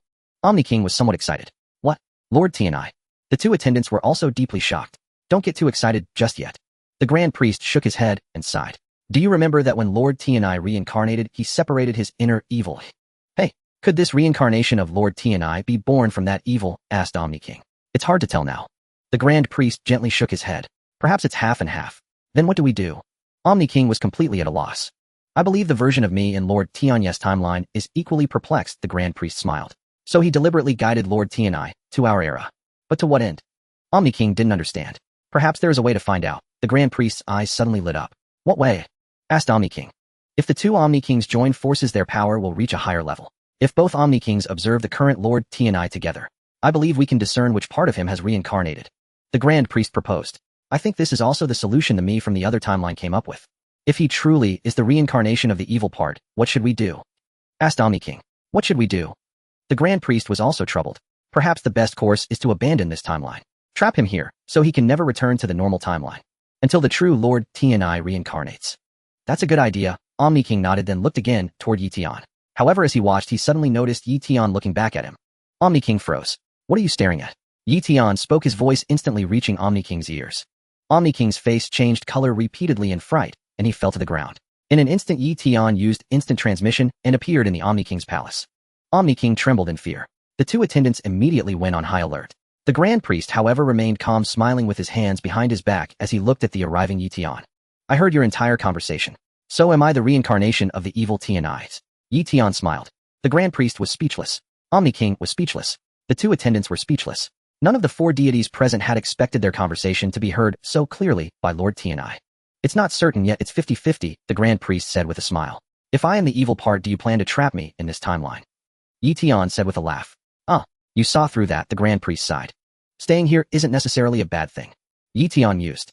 I don't know if I'm the evil part or the normal one, but if staying in this timeline can solve some problems, I'm willing to do so. If Lord Tianai says that, it suggests you might be the reincarnation of the normal part, the Grand Priest analyzed. Don't be so certain. Eion smiled. Until things are settled, everything remains uncertain. The Grand Priest fell silent. I've made up my mind. Whether I'm the reincarnation of the evil or the normal part of Tianya, I will stay. I've decided to remain in this timeline. Eion replied. Do you need anything from us? Asked the Grand Priest. I want all three of your daughters, Batdo's Cuz and Margarita, Eion declared. The Grand Priest. I can now conclude that you must be the evil part. How shameless, demanding all three daughters at once. Well, all three of them have fallen into slumber, the Grand Priest replied. It doesn't matter. I don't mind, Eion said with a smile. The Grand Priest was left speechless. A brief silence ensued. Other than that, the Grand Priest inquired further. That's all, Eion said. I'll handle the rest myself. Eion had already grown fond of this timeline. A sudden idea struck Eion. What if I created a special timeline? For instance, the GT world. Eion actually had a deep fondness for the GT world. If this world were of my own making. Of course, as for Videl and Android 18 from another world, Eion would certainly bring them over. He would also bring Mr. Satan and Buu, provided they were willing to come along. If not, they could do as they pleased. As for the GT world, Eion planned to retain only a single universe. All other universes would be erased entirely. Oh my, Zamasu is killing the surviving Earthlings. The Grand Priest suddenly remarked, gazing toward Earth. The two Kaishin from Lord Tianai's timeline have also discovered Zamasu's actions. There's no need to call me Tianai. I am Eion replied. Very well, Lord Eion. The Grand Priest nodded without objection. Zeno cautiously glanced at Eion, then immediately averted his gaze after a single look. Eion in turn looked toward Zeno with a broad smile. Zeno lowered his head in fear, daring not to speak. Earth. Zamasu and Black Goku acted together, slaying the surviving humans on Earth. Many survivors were soon located and mercilessly killed by Zamasu and Black Goku. We must clean up thoroughly. There can be no resurgence. Zamasu said with a smile. Not a single one can be spared. Black Goku nodded. On the Kaioshin realm, Gaosu and the Kaioshin bore expressions of boundless fury. Zamasu. Gaosu gnashed his teeth in hatred. How could he do such a thing? I can no longer bear it. I'm going to Earth first. I must stop them. No, it's too dangerous for you to go now, the Kaioshin urged. Their voices instantly woke Trunks and Mai, who had been sleeping. Mr. Goku will be here soon. At least wait a little longer, the Kaioshin suggested. Regardless, I am still Zamasu's master. I believe I might have a chance to persuade him. Gaosu mused. Whooshed. With that, Gaosu instantly used instant transmission and vanished. Lord Gaosu. The Kaioshin's expression shifted repeatedly. At that moment, Black Goku and Zamasu appeared atop a tall building, surveying the surroundings from their elevated vantage. How is it? Any other survivors? Zamasu asked. Black Goku pointed to a small house below and smiled faintly. The humans hiding in there are the last of them. Good, then I'll go kill them, Zamasu said, swiftly descending and entering the small house. Just as Zamasu departed, Gaosu used instant transmission to appear behind Black Goku. Zamasu. Gaosu addressed Black Goku. Black Goku paused briefly, then turned to face Gaosu with a smirk. You've finally appeared, Gaosu. You must be the one who was my disciple in the past. Gaosu said. It seems the past was altered, allowing you to survive. Zamasu smiled. Stop this at once. Gaosu pleaded earnestly. Boom. Suddenly a thunderous roar erupted from the house below. Regrettably, all humans on Earth have been completely eradicated, Black Goku said, pointing to the small house below. Zamasu, why have you committed such a horrific act? Gaosu asked. Why? Black Goku sneered. To achieve a world of peace, humanity is utterly unnecessary. You taught me that. Don't talk nonsense. When did I ever teach you such things? Gaosu retorted in panic, hastily denying it. If word of this reached Lord Zeno or the Grand Priest, I would have no way to defend myself. I told you about the importance of protecting humanity. I never said to kill so many innocent people, Gaosu countered. No, humanity's existence only leads to repeating the same mistakes. Black Goku shook his head. What you showed me was nothing but this. Zamasu, if my teachings failed to guide you onto the right path, then it is my failure, Gaosu pleaded again. But why did you also attack the other gods? No one can understand my ideals. The other gods would only stand in my way, Black Goku replied. Of course they would. Gaosu nodded. That only proves what you're doing is inherently wrong. Truth often resides in the hands of the few. Black Goku snorted. Gaosu. Another silence fell.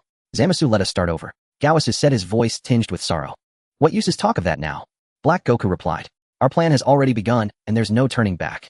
No, it's not too late to turn back now, Gaosu said. If you obediently apologize to Lord Zeno, he may forgive you. Then you can return with me to Universe 10. With that, Gaosu extended his hand toward Black Goku. Zamasu, who had just emerged from the small house, looked up toward them. That's Gaosu. What are they discussing? Zamasu muttered. Whooshed. At that moment, the Kaioshin arrived on the scene with Trunks and Mai. The Kaioshin of this universe has come too. Zamasu chuckled lightly. I will never allow you to hinder Gaosu's persuasion. The Kaioshin declared, sternly staring at Zamasu. Zamasu, confess your crimes now. It's still not too late to repent. Ha ha ha, are you an idiot? I thought you were going to say something meaningful.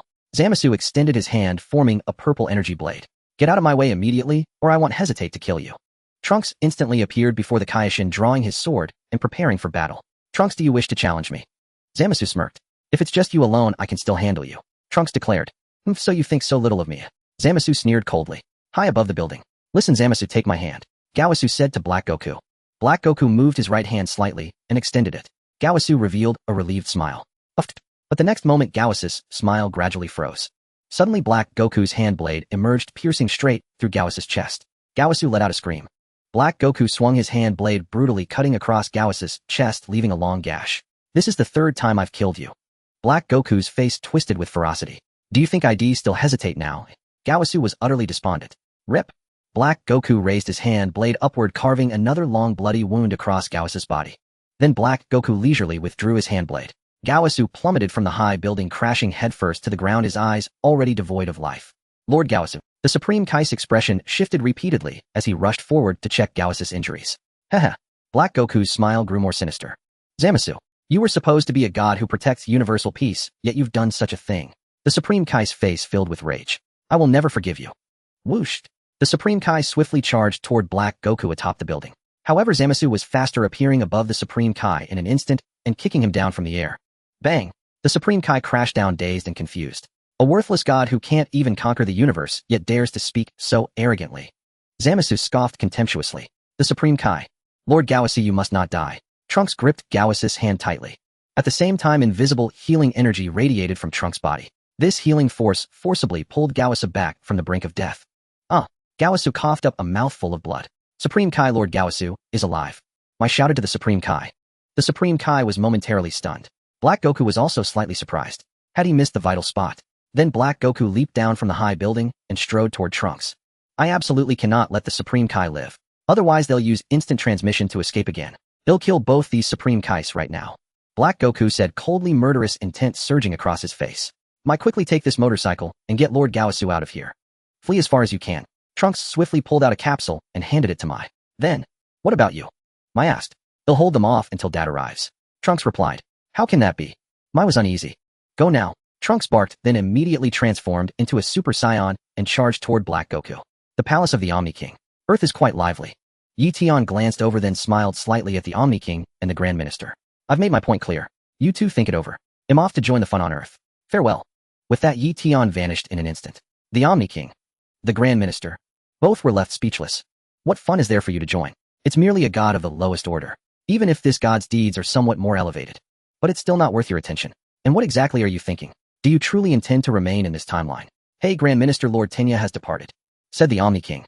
Oh my, he's gone to Earth, the Grand Minister mused. Can you tell which part of Lord Tenya's reincarnation he is, eh? The Omni King inquired. Hard to say, the Grand Minister shook his head. His temperament is also peculiar, now evil, now good. Then, shall we leave him alone in this timeline while we go to others? The Omni King asked. If he truly wishes it, that would be an excellent approach. The Grand Minister nodded thoughtfully. Earth. Not long after Eion had just arrived on Earth. A time machine also sped over from another timeline. Goku and Vegeta returned to this timeline. Upon arrival, Goku immediately extended his senses and breathed a slight sigh of relief. Great, Trunks and Mai are still alive, Goku said. They're quite far from here, Vegeta nodded. Not good, Trunks' energy is fading fast, Goku said gravely. Are they in battle? Vegeta speculated. Vegeta, let's hurry. Goku extended his hand to Vegeta. Concerned for his son's safety, Vegeta didn't hesitate and immediately clasped hands with Goku. The battlefield. The Supreme Kai had been knocked down by Zamasu. Black Goku was already gripping Trunks by the neck. Trunks, you're useless now. They'll just crush you to death, Black Goku sneered. With those words, he began to tighten his grip, ready to snap Trunks' neck. Swoosh. At that moment, Eion appeared using instant transmission. Black Goku was momentarily taken aback. Who are you? Black Goku frowned. Don't worry about me. I'm just here to watch the show, Eion said with a grin. Black Goku died. Black Goku waved his left hand lightly and a streak of light shot toward Eion. Swoosh. Eion simply waved his hand, erasing the incoming energy. What? It vanished. How is that possible? Black Goku was stunned. I suggest you not provoke me, Eion wagged a finger lightly. I'm a god you can't afford to mess with. You? What did you say? What kind of god are you, eh? Black Goku was taken aback. Never mind. Someone will come to deal with you soon enough. Eion ignored Black Goku. Then he surveyed the Earth of this world. This Earth was in ruins. All ruined by Black Goku. It seemed the Dragon Balls would be needed to restore this Earth to its former state. Eion pondered, then used his divine sense to check the distant Namek. As expected, everyone on Namek had been wiped out by Black Goku. Of course, Black Goku lacked the power to destroy the Super Dragon Balls, but using the God of Dragons for this would be overkill. Eion immediately looked toward the direction of Cyril Planet. Cyril Planet remained as it was still untouched by any devastating attacks. Or rather, Black Goku and his companion had not struck that area. Thus the Dragon Balls on Cyril Planet still existed. Swish. Eion directly used instant transmission and appeared on Cyril Planet in an instant. The Dragon Balls on this planet were somewhat unique. Only 2 Dragon Balls were needed to summon the dragon and make a wish. Eion intended to restore the Earth, which had been reduced to ruins. Instant transmission. Black Goku also saw Eion's move and frowned immediately. Just who was this fellow? What's wrong? Zamasu asked from afar. A strange guy appeared, not like a Kaioshin, but he can use instant transmission, Black Goku replied. Nothing strange about it. That guy named Son Goku can also use instant transmission, can't he? Zamasu chuckled. Anyway, all humans will be killed by us. He can't escape. You're right, Black Goku nodded. Swish. At that moment, space rippled again. Someone else used instant transmission to come here. Is it that same guy, eh? Black Goku snorted. Then he and Zamasu looked closely and saw Son Goku and Vegeta appearing there. Father. Trunks smiled, looking at Vegeta. Lord Kaioshin is here too, said Son Goku. You're back. Black Goku smirked and casually dropped Trunks to the ground. He still found fighting Vegeta more enjoyable, so he had no intention of killing Trunks. As a god, he could kill anyone at any time. They'll defeat that guy, you give them Senzu beans first, Vegeta said to Son Goku. Can you handle him alone? Son Goku asked. Of course, Vegeta nodded. And you need to quickly seal that immortal Zamasu. I understand. Let's do it, Son Goku agreed. Vegeta exchanged a knowing smile with Black Goku. Black Goku also wore a smug grin. They tacitly flew off into the distance, intending to find a place for a good fight. Son Goku quickly approached Trunks and fed him a senzu bean. Don't even think about it. Zamasu shot a beam of energy from his hand. Son Goku instantly used instant transmission with Trunks vanishing and reappearing beside the Kaishin. Damn it. Zamasu fumed, ready to strike. Swish. Son Goku used instant transmission again and disappeared in a flash. Zamasu. How infuriating. This guy was too slick with instant transmission. Swish. Son Goku appeared beside Mai with Trunks and the Kaishin. Mai was riding a motorcycle fleeing with Guath. Mr. Goku. Mei's face lit up with excitement upon seeing him, and her anxious heart finally settled. Hey, sorry for the wait, Son Goku greeted. If you have senzu beans, please give one to Lord Guath first, Mai urged. Huh, who's this? Son Goku didn't recognize Guath.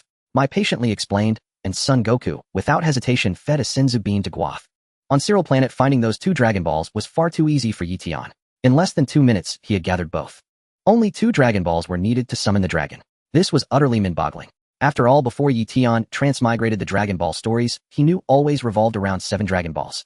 Yet in the granola arc of Dragon Ball Super, these 2 Dragon Balls suddenly appeared. Just find these 2 and you could summon the dragon to grant any wish. Moreover, this dragon's power was quite formidable. It was said that each Namekian crafted Dragon Balls of varying numbers and sizes. Hence the setting of summoning the dragon with just 2 Dragon Balls existed. What a crazy idea. Still, Eion had no complaints. For him, summoning the dragon with 2 Dragon Balls was actually more convenient now. Plus, these 2 Dragon Balls were tiny, about the size of marbles. Eion quickly collected the 2 Dragon Balls. Swish. He vanished instantly and returned to Earth. He planned to summon the dragon directly on Earth. He wondered if it would work. It should be fine. On Earth, Vegeta and Black Goku stood facing each other. You don't seem any different from before, Vegeta, Black Goku said with a smirk. You're the same as always with that annoying face, Vegeta snorted. You've got quite the spirit, Black Goku smiled. Have you developed a new transformation? What do you think? Vegeta grinned. Alright, let me see it, Zamasu chuckled. After saying that, Zamasu didn't hesitate, his body radiating a peach red aura as he transformed into Super Saiyan Rose. Vegeta let out a fierce shout, his body engulfed in blazing flames as he transformed into Super Saiyan God. What's this? Super Saiyan God. What are you playing at? Zamasu frowned, puzzled. Because I finally understand. To defeat you I need to become Super Saiyan God, Vegeta said with a smile. Haha, Vegeta, are you desperate? Have you lost your mind? Black Goku laughed loudly. Why would you use a lower level transformation to fight me? Do you think a miracle will happen? Vegeta gave a non-committal smile. What's that expression? Stop smiling. Black Goku's face turned cold as he fired a blast of energy. Vegeta dodged the energy blast with a light sidestep, still wearing a confident smile. Black Goku fired another blast. Vegeta shifted in midair and charged swiftly toward Black Goku. Black Goku's expression shifted repeatedly as he hurriedly raised his hand to block Vegeta's attack. Bang! Vegeta's fist landed squarely in Black Goku's hand. What's going on? Why has your speed suddenly increased? Black Goku was astonished. What did you do? I'll tell you now, Vegeta snorted and launched a fierce barrage of attacks against Black Goku. How? How can you have such immense energy? Black Goku couldn't believe it. Bang! Bang! Bang! Vegeta accelerated his assault, landing a flying kick that sent Black Goku hurtling backward. Black Goku swiftly adjusted his posture midair, landing on the ground with his feet scraping across the earth, leaving 2 long trails behind him. Hey! Black Goku shot back into the sky, quickly returning to face Vegeta. What's the big idea? How could you possibly have this much power? Black Goku furrowed his brow. Can't stand losing to my Super Saiyan God, can you, my dear Rose brother? Vegeta grinned. If you think he'll lose to you. Black Goku sneered.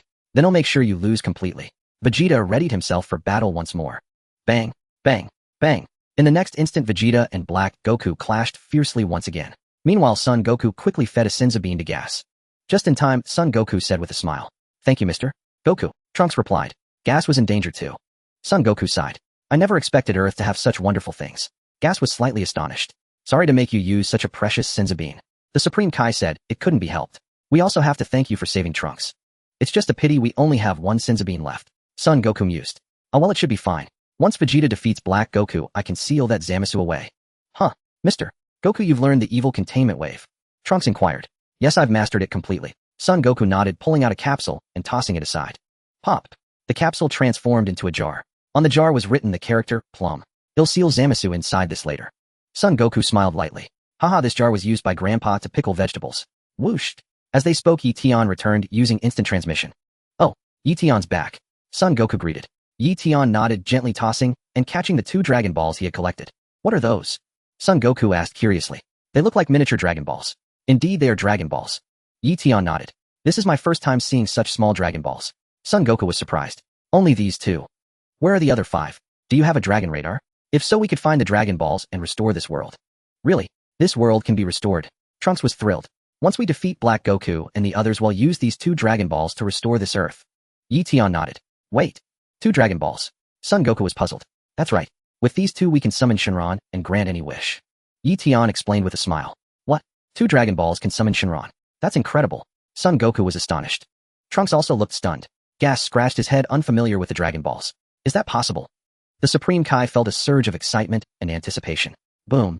Just then a thunderous crash echoed from afar. Looking over, Black Goku had been knocked to the ground by Vegeta.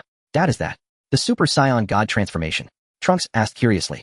Yes, it's the form before Super Saiyan Blue. Son Goku explained. But why is it able to match Black Goku's rose form? Trunks was puzzled.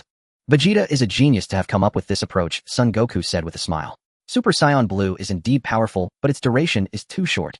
In comparison, Super Saiyan God provides a more balanced power and consumes less stamina. But how can he defeat Black Goku in Super Saiyan God? Trunks was still perplexed. He doesn't stay in Super Saiyan God constantly. At the moment of attack he shifts into Super Saiyan Blue. Son Goku explained. Trunks suddenly understood. That's the same technique you used against Hit, isn't it? The Supreme Kai interjected. Yes, but I could only do it once back then. Son Goku admitted. Vegeta can do it countless times without losing power. He must have trained rigorously. Bang, bang, bang. Vegeta was dominating Black Goku. Black Goku was no match for him. I see. You've been sneaking around with that transformation. Black Goku wiped blood from his lips, his expression turning cold. You finally noticed. Vegeta laughed. But even if you know, what can you do? Can you counter it? Bang. The moment Vegeta finished speaking, Zamasu ambushed him, kicking him away. Vegeta fell to the ground. Let's join forces and take him out, Zamasu suggested. Black Goku fell silent. I want to defeat him with my own power. That guy's here. Stay put. I'll go seal him. Son Goku said to Eion and the others before transforming into a golden streak of light, speeding toward the scene. Eion smiled, saying nothing. Then he turned to Trunks and Mai. What are your plans for the future? If the Earth is restored to its original state, Eion asked. What do you mean, mister? Eion. Trunks didn't understand. Will you stay here or go elsewhere? Eion inquired. Of course I'll stay. This is my home. Trunks replied. All right, stay then. Eion nodded without objection, then added. By the way, I also plan to revive the deceased Son Goku and your father. Tell me your thoughts, though your opinion doesn't matter to me. Trunks. Then why ask me? You mean Dad and Mr. Goku from this world can be revived? Trunks felt a sudden rush of joy. That's right. Eion nodded. What about Gohan and the Supreme Kai? Trunks asked again. They can be revived too. Eion nodded.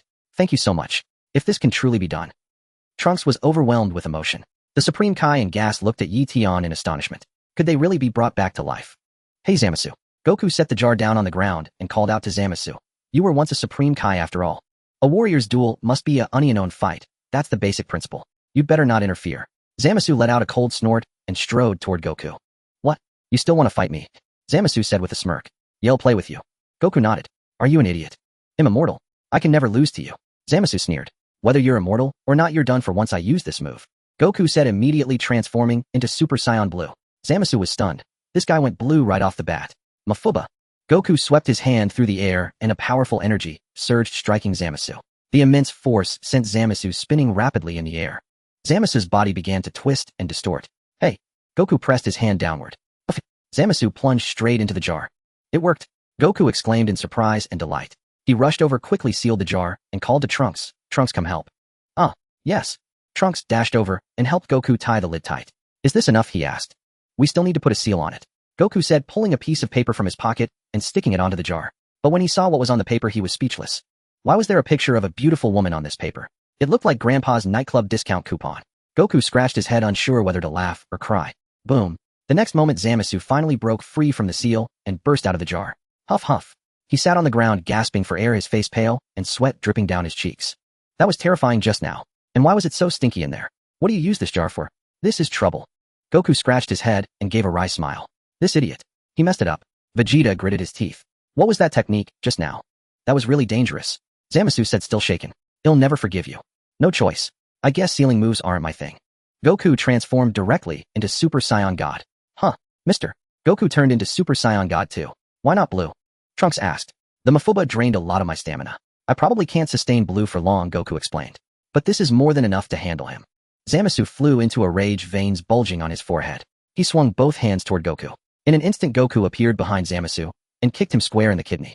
Zamasu went face first into the dirt, taking a mouthful of soil. But he quickly scrambled up his injuries, healing instantly. It's useless. I can't be hurt because I'm immortal. A smug smile spread across Zamasu's face. Bang! Goku landed another punch directly on Zamasu's chest, making him spit out a mouthful of sour fluid. Bang bang bang. Goku unleashed a flurry of punches, sending Zamasu writhing in agony. But soon Zamasu's immortality restored all his injuries. I told you it's pointless. How many times do I have to say it? Zamasu sneered. Whether it's pointless or not, I'll just keep hitting you until you give up. Goku said with a smile. On the other side, Vegeta was thrashing Black Goku. Black Goku was no match for Vegeta, getting beaten black and blue. Damn it. How can I lose to you? Black Goku gritted his teeth, his resentment growing. You fool, you stole the wrong body. Vegeta snorted. I won't waste words on you. They'll finish you off quickly. Looks like that fight is about to end. Goku smiled faintly and said to Zamasu, if that guy loses, you'll be all alone. Do you still plan to keep doing evil? Zamasu grimaced at a loss for words. You know it yourself, don't you? If you're the only one left, you can't do anything right. Goku said calmly. Shut up. Just shut up. Zamasu roared in fury. To be honest, on your own, you're even weaker than Trunks. With your abilities, even with immortality, there's no way you could kill all the humans in the universe. Goku stated. Our plan is perfect. Failure is absolutely not an option. Zamasu shouted, raising his hand abruptly. In an instant, a powerful energy erupted from the ground. Goku reacted quickly, dodging the attack and appearing behind Zamasu. Give up now. Go back to your own universe, Zamasu. Goku urged again. Bang! With that, he struck Zamasu's back with his palm. Zamasu stumbled forward, skidding across the ground and landing at Black Goku's feet. Damn it. This isn't right. It shouldn't be like this. Zamasu growled in frustration. Black Goku glanced at the cowardly Zamasu and yelled, Get up. What did you become immortal for? Zamasu leaped to his feet and grabbed Black Goku by the collar. I never expected things to turn out like this. Zamasu fumed. Aren't we supposed to be able to manipulate the entire universe together? Black Goku was silent. If you're not the strongest, our plan means nothing. Zamasu gritted his teeth. Alright, you two can keep snapping at each other. They'll just wipe you out. Vegeta extended his hand, aiming at both Black Goku and Zamasu. Calm down, brother. We still have one last trick up our sleeve. Black Goku grinned. That's right. Zamasu's eyes lit up. The next moment, without any hesitation, Black Goku removed the Patera earring from his left ear and put it on his right. Vegeta attacked now. This is bad. Goku shouted urgently. As he spoke, he fired a ki blast. But Goku's attack was ultimately too late. In an instant, Zamasu and Black Goku completed their fusion. Sun Wukong's attack kicked up a vast cloud of dust, yet it had no effect on the fused Zamasu. Hehe, you should be delighted to see me in this form. The one and only god of the entire universe, Zamasu, has been born. Come, humans, and I shall make you pay the price for defying a god. You are mistaken. You are not the sole god of the universe, Eion remarked. What do you know? Zamasu snorted. Have you forgotten? There is still the Omni King, Eion said with a smile. You? What did you say? Zamasu's expression shifted. Has the Omni King already learned of this? Eion smiled without answering. Damn it, there's no time to worry about that now. Zamasu gritted his teeth. What is? Vegeta was taken aback. These are the same Patera earrings we used before, Sun Wukong explained to Vegeta.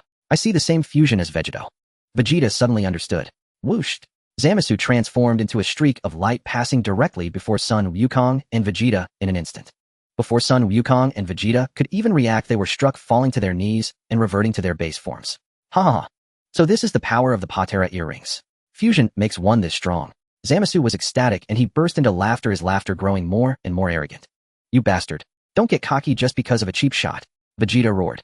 Now there's only one person left to kill, which makes it even simpler. As he spoke, Vegeta transformed into Super Saiyan Blue and shot towards Zamasu. Bam bam bam. Zamasu met Vegeta's charge with a flurry of punches and kicks. Vegeta cried out in pain and collapsed to the ground, reverting to his base form. My body moves with greater freedom than before. Truly, this is the fusion of two selves. Zamasu grew even more arrogant. You bastard. Sun Wukong gritted his teeth as a blue aura flared around him, and he launched an attack at Zamasu. Huh, didn't Mr. Wukong say he had no energy left to turn blue? Trunks was puzzled. Take a good look. Even if he turned blue, he has very little energy left. Eion remarked. Is that so? Trunks scratched his head. Trunks, don't you need to do something? After all, this is your timeline. Eion said. I want to help, but I'm too weak. I can't be of any use. Trunks hung his head. No, I have a way to make you stronger, Eion replied. What do I need to do? Trunks was startled. Take off your pants, Eion said. Trunks. What do you mean? Trunks was bewildered. Kaioshin Kibito Kai, you two are in charge of pulling out Trunks' tail. Eion said, raising his hand lightly to conjure a pair of pliers which he tossed to Kaioshin. Tail, eh? Trunks still didn't understand. Simply put, all Saiyans have tails, but long ago the Earth's gods suppressed their growth, so your tails never grew back. Eion smiled. First let your tail grow back, and then it'll teach you how to become stronger. If I can become stronger, it'll do anything. Trunks was excited. The process might hurt a bit. Bear with it, Eion added. It's fine. I'm not afraid of pain. Trunks nodded solemnly. I could make your tail grow back instantly, but I want you to overcome the pain and elevate your body. Eion said. Trunks, begin. Don't just stand there. Eion instructed Kaioshin and Kibito Kai. Alright, we'll get to it then. Kaioshin nodded and clamped the pliers onto the tip of Trunks' tail. They'll help too. Mai stepped forward and grabbed Trunks' other tail. Mai, what are you doing? You grabbed the wrong one, Trunks said, wiping his brow. Sorry, it's a habit. Mai blushed. Don't pull it off. Eion warned. Immediately Trunks let out a series of agonizing screams. It really hurt. His earlier boast was thoroughly contradicted. Just moments ago had said he wasn't afraid of pain. In the distance, the battle between Sun Wukong and Zamasu continued. After a few exchanges, Sun Wukong blasted a massive energy wave straight through Zamasu's chest. With a sinister grin, Zamasu used his unique constitution to regenerate instantly. Sun Wukong's expression shifted repeatedly. No good. Even after fusing, he's still immortal, Trunks said through gritted teeth. Trunks, forget about them for now. Focus, Kaioshin said. Focus to feel more pain. Trunks asked with a wry smile. Kaioshin and Kibito Kai pulled on Trunks' tail again with all their might. Mai also joined in tugging at Kibito Kai's body from behind. Slap. Zamasu swept his hands through the air, using his divine power to seize Sun Wukong and Vegeta by the necks, lifting them high. Good, let me test how much my power has increased. A smile spread across Zamasu's face as he released an immense wave of energy. Boom. The colossal energy left a crater in the ground. Sun Wukong and Vegeta were also knocked down. Perfect. Absolutely perfect. Zamasu laughed heartily. This overwhelming power fills me with ecstasy. With that, Zamasu turned his gaze towards Eion and the others. Kaioshin, you weak gods, do you see? Your era is over. Zamasu paused, noticing something odd. Wait, what are you doing to Trunks? Kaioshin and Kibito Kai ignored him and pulled harder on Trunks' tail. A small portion of Trunks' tail had already been extracted. Is that a Saiyan's tail? Zamasu frowned. I don't know what you're plotting, but it'll just destroy you. With a wave of his hand, Zamasu sent an energy sphere hurtling towards Eion and the others. Bang! Sun Wukong gritted his teeth and charged forward, crossing his arms to block the blast. What are you all doing? Sun Wukong was puzzled. Qas, give your Patera earring to Wukong. Eion ordered Qas. Alright. Without hesitation, Qas removed his Patera earring and handed it to Sun Wukong. That's right, Wukong and Vegeta can fuse into Vegeto. The Supreme Kai nodded excitedly. Vegeto might not lose to them. Vegeto, huh? Sun Wukong pondered silently, holding the earring. Then in a flash he appeared beside Vegeta. Vegeta, let's use the Patera earrings to fuse too. Sun Wukong suggested. Don't be ridiculous. Vegeta snorted. I have no desire to fuse with you. I knew you'd say that. Sun Wukong shook his head helplessly. Let me fight him first. With that, Vegeta transformed into a streak of light and shot towards Zamasu in the sky. Wait, Vegeta, isn't it about time for my turn? Sun Wukong hurriedly chased after him. The two quickly negotiated midair. Vegeta did not object. Then Sun Wukong faced Zamasu alone. What? Do you intend to fight me, Eion? Zamasu laughed. You still don't grasp the situation, do you? Bam! Sun Wukong instantly transformed into Super Saiyan Blue. Vegeta landed slowly beside Eion and the others, glancing with slight surprise at the half-grown tail on Trunks. Is that a Saiyan tail? Vegeta was taken aback. Dad, it hurts so much. I'm in agony. Trunks grimaced, cold sweat beading on his forehead. Eion, what's the meaning of this? Vegeta inquired. Even if Trunks grows a tail, what good will it do? Are we turning him into a great ape? A great ape's power is only 10 times base strength, not even comparable to Super Saiyan. You'll see soon enough. Eion smiled. Let me ask you this, if your son Trunks becomes a great ape, will he lose his sanity? Of course not. Vegeta replied. In any case, Trunks is of our Saiyan royal bloodline. Saiyan royal warriors do not lose their minds when they transform into giants. Only low-class warriors experience that when they become great apes. Good. Eion nodded. So it's still about becoming a great ape. Vegeta couldn't fathom Etion's thinking, but he knew well how formidable Eion was. This was the man who had sent Beerus flying with a single slap. I'd better not provoke him. This is someone I cannot afford to cross. Above in the sky, the battle between Sun Wukong and Zamasu had officially begun. Zamasu effortlessly summoned one thunderbolt steel after another, hurling them at Sun Wukong. Sun Wukong dodged swiftly. Boom. But an increasing number of thunderbolt steels finally struck Sun Wukong, knocking him down from the sky. This is the so-called thunderbolt steel, the hardest metal in the universe. Can't you even handle a natural element? Zamasu sneered. Now do you realize how lowly you are? Damn it. Sun Wukong grit his teeth and stood up. Hurry, Supreme Kais. Trunks urged anxiously. In this world, only Mai and I are left. I need to get stronger fast. I cannot let Mr. Wukong and my father sacrifice themselves in this world. This is also for my late mother. For Bulma. Vegeta said somberly. Yes. Trunks nodded. I lost my father long ago. My mother, who raised me alone, was truly lonely. Trunks' tail was pulled out a bit more. But Trunks didn't stop talking. He tried to distract himself from the pain by speaking continuously. Ever since I traveled back in time on the time machine and met my father from the past, my mother would often ask me about him. Trunks said. Vegeta fell silent, as if struck in the chest. In truth, if my mother hadn't been killed by Black Goku, she planned to come back to the past with me. Trunks clenched his teeth, enduring the excruciating pain. More than challenging Black Goku, I think my mother wanted to see the father from the past. Bulma. Vegeta murmured. I don't want to see my mother suffer anymore. Trunks declared firmly. I don't want my mother from the past to worry either. I want father and Mr. Wukong to return safely. I will become stronger. Talk to me when your tail has fully grown. Vegeta snorted, then instantly appeared beside Sun Wukong. By then Sun Wukong had been knocked to the ground by Zamasu. No good. My power is completely insufficient.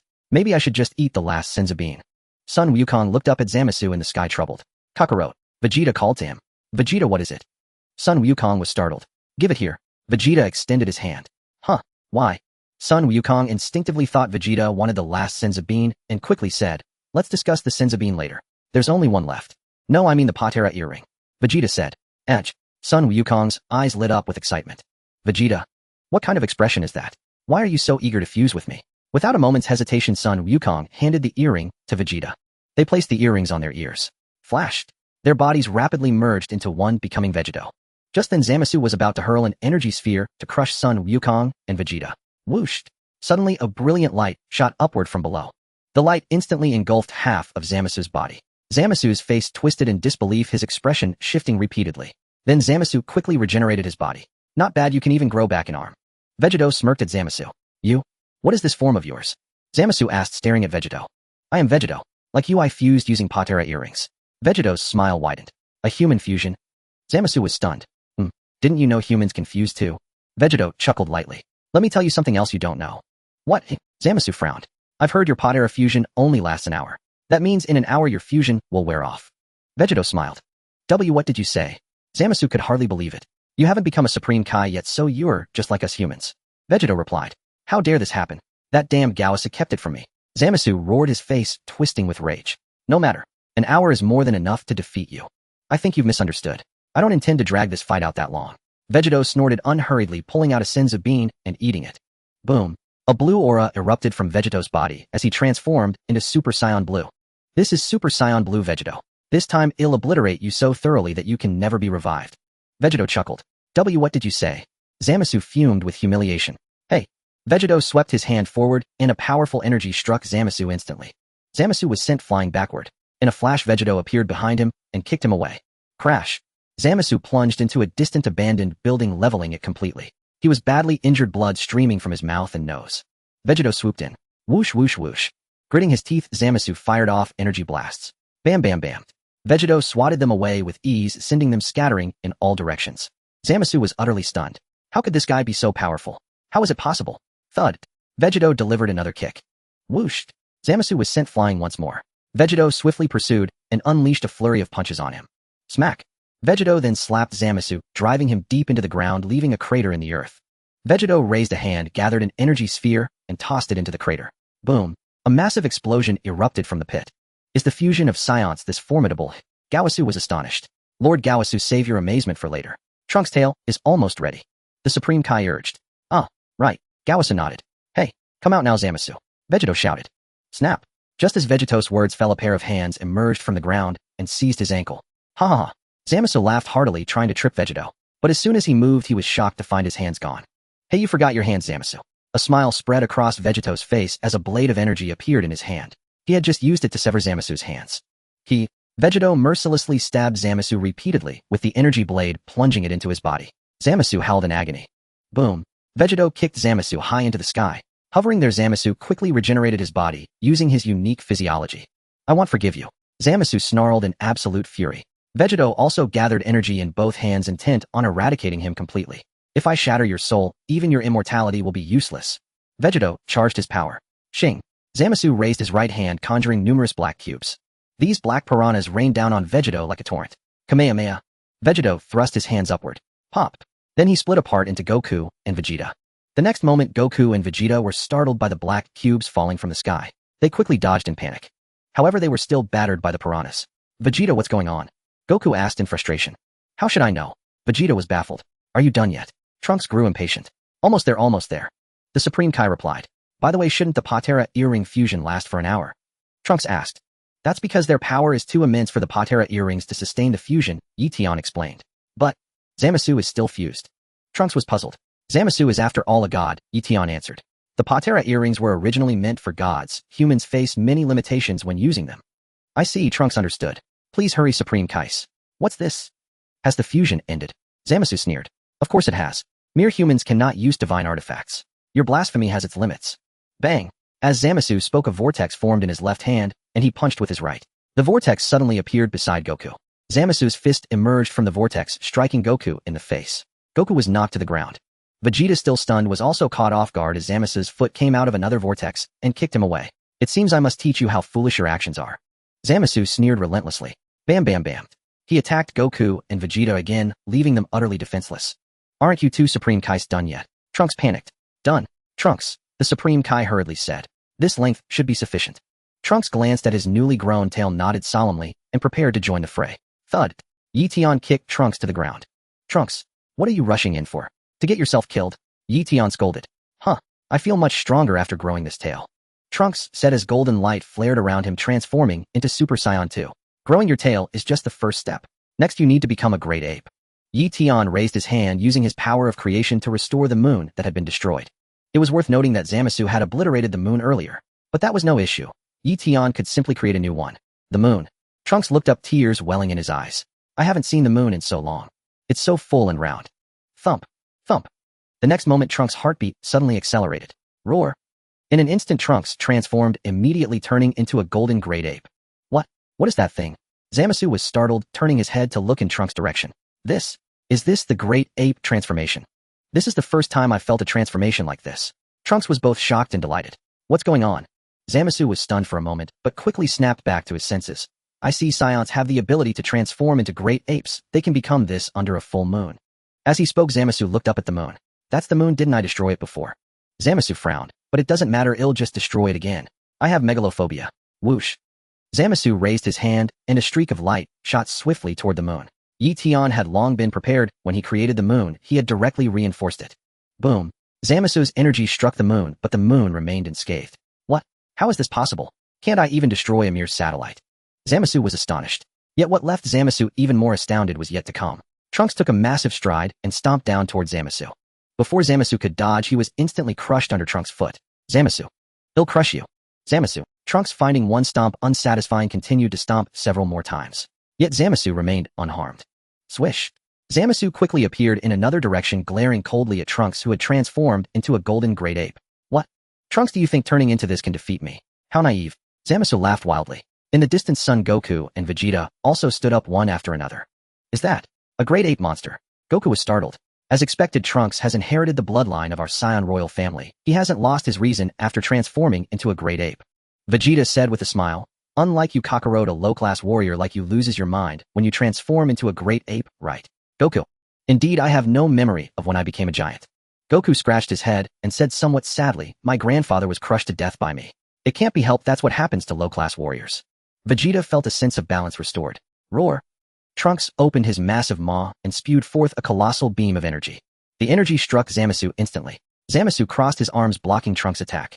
It's no good, Vegeta. Although Trunks has transformed into a great ape and his power has greatly increased, he's still no match for merged Zamasu. Goku shook his head. Eion, this method won't work. The Supreme Kai was also troubled. Ha ha ha. Zamasu burst into wild laughter. You're out of options, aren't you? Trunks, right now you are essentially in a Super Saiyan state within the great ape form, which is why your fur is all golden. Eion spoke up. If you can transform further, you can become a Super Saiyan 4. Upon hearing Eion's words, Trunks' eyes lit up. He'll try. Trunks nodded softly. Snap. The next moment, Trunks' body rapidly shrank and his fur turned red. In an instant, Trunks finally completed the transformation into Super Saiyan 4. What is this change? Is this the Super Saiyan 4 Eion mentioned? Goku was astonished. I never knew there was such a transformation. That's my boy. Vegeta's grin stretched from ear to ear. Incredible. The Supreme Kai was amazed. This form looks quite cool. Gawasu admired. Father, Mr. Goku, let me handle him now. Trunks stepped forward to face Zamasu. Do you think turning into this can defeat me, Zamasu? Stop dreaming. Zamasu sneered contemptuously. Take this. Trunks transformed into a streak of light, charging swiftly toward Zamasu. Bang! Trunks kicked Zamasu. Zamasu raised a hand to block the incoming kick. Trunks launched a rapid flurry of punches. Bang! Bang! Bang! The two exchanged hundreds of blows in an instant. Veins bulged on Zamasu's forehead as vortices formed in his hands. The next moment, Zamasu's fists and feet launched a fierce assault on Trunks. Trunks surged forward, landing a punch on Zamasu's face. Zamasu's fist also connected with Trunks' face. You bastard. Zamasu flew into a rage. Well done, Trunks. Goku cheered for Trunks. That's my son. Vegeta smiled. But speaking of which, Vegeta Trunks' Super Saiyan 4 form seems to be on par with our Super Saiyan Blue in terms of power. Goku remarked. I'd say it's about the same. Vegeta nodded in acknowledgement. However, Zamasu's energy has also been depleted quite a bit after all he fought with Vegito for a while, so Trunks has a slight advantage now. Bang, bang, bang. The battle between Trunks and Zamasu continued. For a time the two were almost evenly matched. Trunks, I never thought a weakling like you could become so powerful. Zamasu said resentfully. Bang. Trunks launched a flying kick directly striking Zamasu and knocking him to the ground. Then Trunks hurtled toward Zamasu's location. Zamasu quickly gathered a massive peach-colored energy sphere. The peach-colored energy descended toward Trunks. Gritting his teeth, Trunks caught the incoming peach-colored energy with both hands. Hey! Trunks shoved it upward with all his might. The peach-colored energy soared into the sky and vanished without a trace. Huff! Huff! Trunks was panting heavily from exhaustion. Zamasu was utterly stunned. Zamasu, I will never allow you to wreak havoc in our timeline again. No matter what, I will not forgive you. Trunks gritted his teeth and charged forward, once more punching Zamasu to the ground. Zamasu quickly leaped up from the ground, glaring at Trunks with fury and humiliation. Damn it, don't get too cocky. Have you forgotten how I used to deal with you? Zamasu gritted his teeth. Let the past be the past. Trunks let out a fierce roar and charged forward once more. The two clashed again in a violent confrontation. After several rounds of combat, both their bodies were utterly exhausted. Zamasu was covered in wounds, utterly wretched. Trunks was in no better shape. Slap. Zamasu tore off his clothes, revealing a ferocious expression. I am immortal. I cannot be harmed. Zamasu bellowed. With that, he began to regenerate his body. Whoosh! Trunks appeared behind Zamasu in an instant and delivered a heavy blow, sending him crashing to the ground. I can't let you recover now. Trunks gritted his teeth. I'll kill you with all my might. Zamasu scrambled to his feet, his face burning with boundless rage. Behold my final magic flash. Trunks dashed forward, gathering energy in his right hand. You damn Saiyan. How could I lose to a loser like you? Zamasu roared, his body surging with peach-colored energy as he charged at Trunks. They collided in midair. Magic flash. Trunks swung his right hand forward, unleashing a powerful force that struck Zamasu. Zamasu's body began to disintegrate rapidly, his face a mask of shock. But he reacted quickly, conjuring a vortex beside him and yanking Mai out of it. Zamasu used Mai as a shield. My eye! Trunks cried out in alarm. Trunks' expression shifted repeatedly as he hastily retracted his energy. Bang! Zamasu kicked Trunks, sending him sprawling to the ground. Seizing the opportunity, Zamasu rapidly healed himself and donned a fresh set of clothes. Curse it! The supreme god of the universe resorting to such a despicable trick to win. Zamasu himself felt a pang of shame. He pointed a hand at Mai. This is a lesson. I'll kill you to atone for your sins. With that, Zamasu prepared to annihilate Mai. Zamasu, stop right there. Trunks erupted in fury, his body flaring with even greater energy. How does that kid Trunks still have so much power? Goku wondered in surprise. Vegeta, standing nearby, was overjoyed. Just as Trunks charged toward Zamasu, Zamasu's body suddenly split into two, Black Goku and Zamasu. But the two didn't separate cleanly, they remained tangled together, reluctant to part. Wah! What is this? Trunks was stunned. Exactly 1 hour. Zamasu's fusion time is up, the Supreme Kai said, checking the timer. Aya! Black Goku and Zamasu screamed, unwilling to separate. Goku and Vegeta stood frozen as well. Their separation is completely different from how Goku and Vegeta split, the Supreme Kai mused. They are essentially the same person resisting the split, Eion explained. Gawasu. That's my line, don't steal it. Resisting the split. The Supreme Kai was puzzled. In that 1 hour their cells may have already merged, Eion added. Wah! What did you say? Vegeta felt sick. Did my cells and Kakarote's really mix together? Damn it. Why does this feel so disgusting? Huh. My cells and Vegeta's mixed too. Goku grinned cheerfully. Why do you have to repeat that? Vegeta shouted. I mean, does this mean I can fuse with the Saiyan royal bloodline? If I become a great ape, will I keep my sanity? Goku scratched his head. Vegeta was speechless. I am the one and only God. One God is enough. We are one. Zamasu shouted desperately, trying to pull his split forms back together. Trunks, your sword. Mai threw Trunks' blade. Damn. Slap. Trunks caught it and swung it down in a single stroke. The sword cleaved Black Goku and Zamasu apart. Thud. The two halves fell to the ground separately. Trunks lunged forward and ran Black Goku through the heart. Huff. Huff. Trunks gasped for breath, a whirlwind of emotions flooding him, and with a slight shudder, he reverted to his normal state. I've finally avenged you. Black Goku. Trunks wept tears of joy. Excellent. Trunks-san has slain Black Goku. The Supreme Kai rejoiced for Trunks. Trunks, you did brilliantly. You've protected Earth, Goku praised. Vegeta stepped forward and patted Trunks' shoulder with pride. Father Goku-san. Trunks sobbed, rising to look at them. But just as Trunks stood up, Black Goku stirred. Bang! Black Goku fired a blast of energy that struck Trunks. Trunks was hit and collapsed. Goku and Vegeta were dumbfounded. Then they saw Black Goku rise, the sword still embedded in his chest. Huh. You shouldn't be immortal, Goku said in shock. Trunks' face was a mask of confusion. Crack! Black Goku yanked the sword from his body and crushed it in his hand. Whoosh! In the next instant, Black Goku transformed into the fused Zamasu. What? Everyone except Eion was utterly stunned. How? How is this possible? Goku exclaimed. Trunks was terrified, because he saw another fused Zamasu behind Goku. Why are there two fused Zamasus? What's going on? Trunks asked in horror. Palace of the Omni King. How goes it, Grand Priest? The Omni King inquired. They're coming. More and more fused Zamasus from other timelines are arriving in ours, the Grand Priest replied with a smile. Shall I go and erase them? Or shall Lord Tian Yi handle it personally? The Omni King asked. Let's wait and see.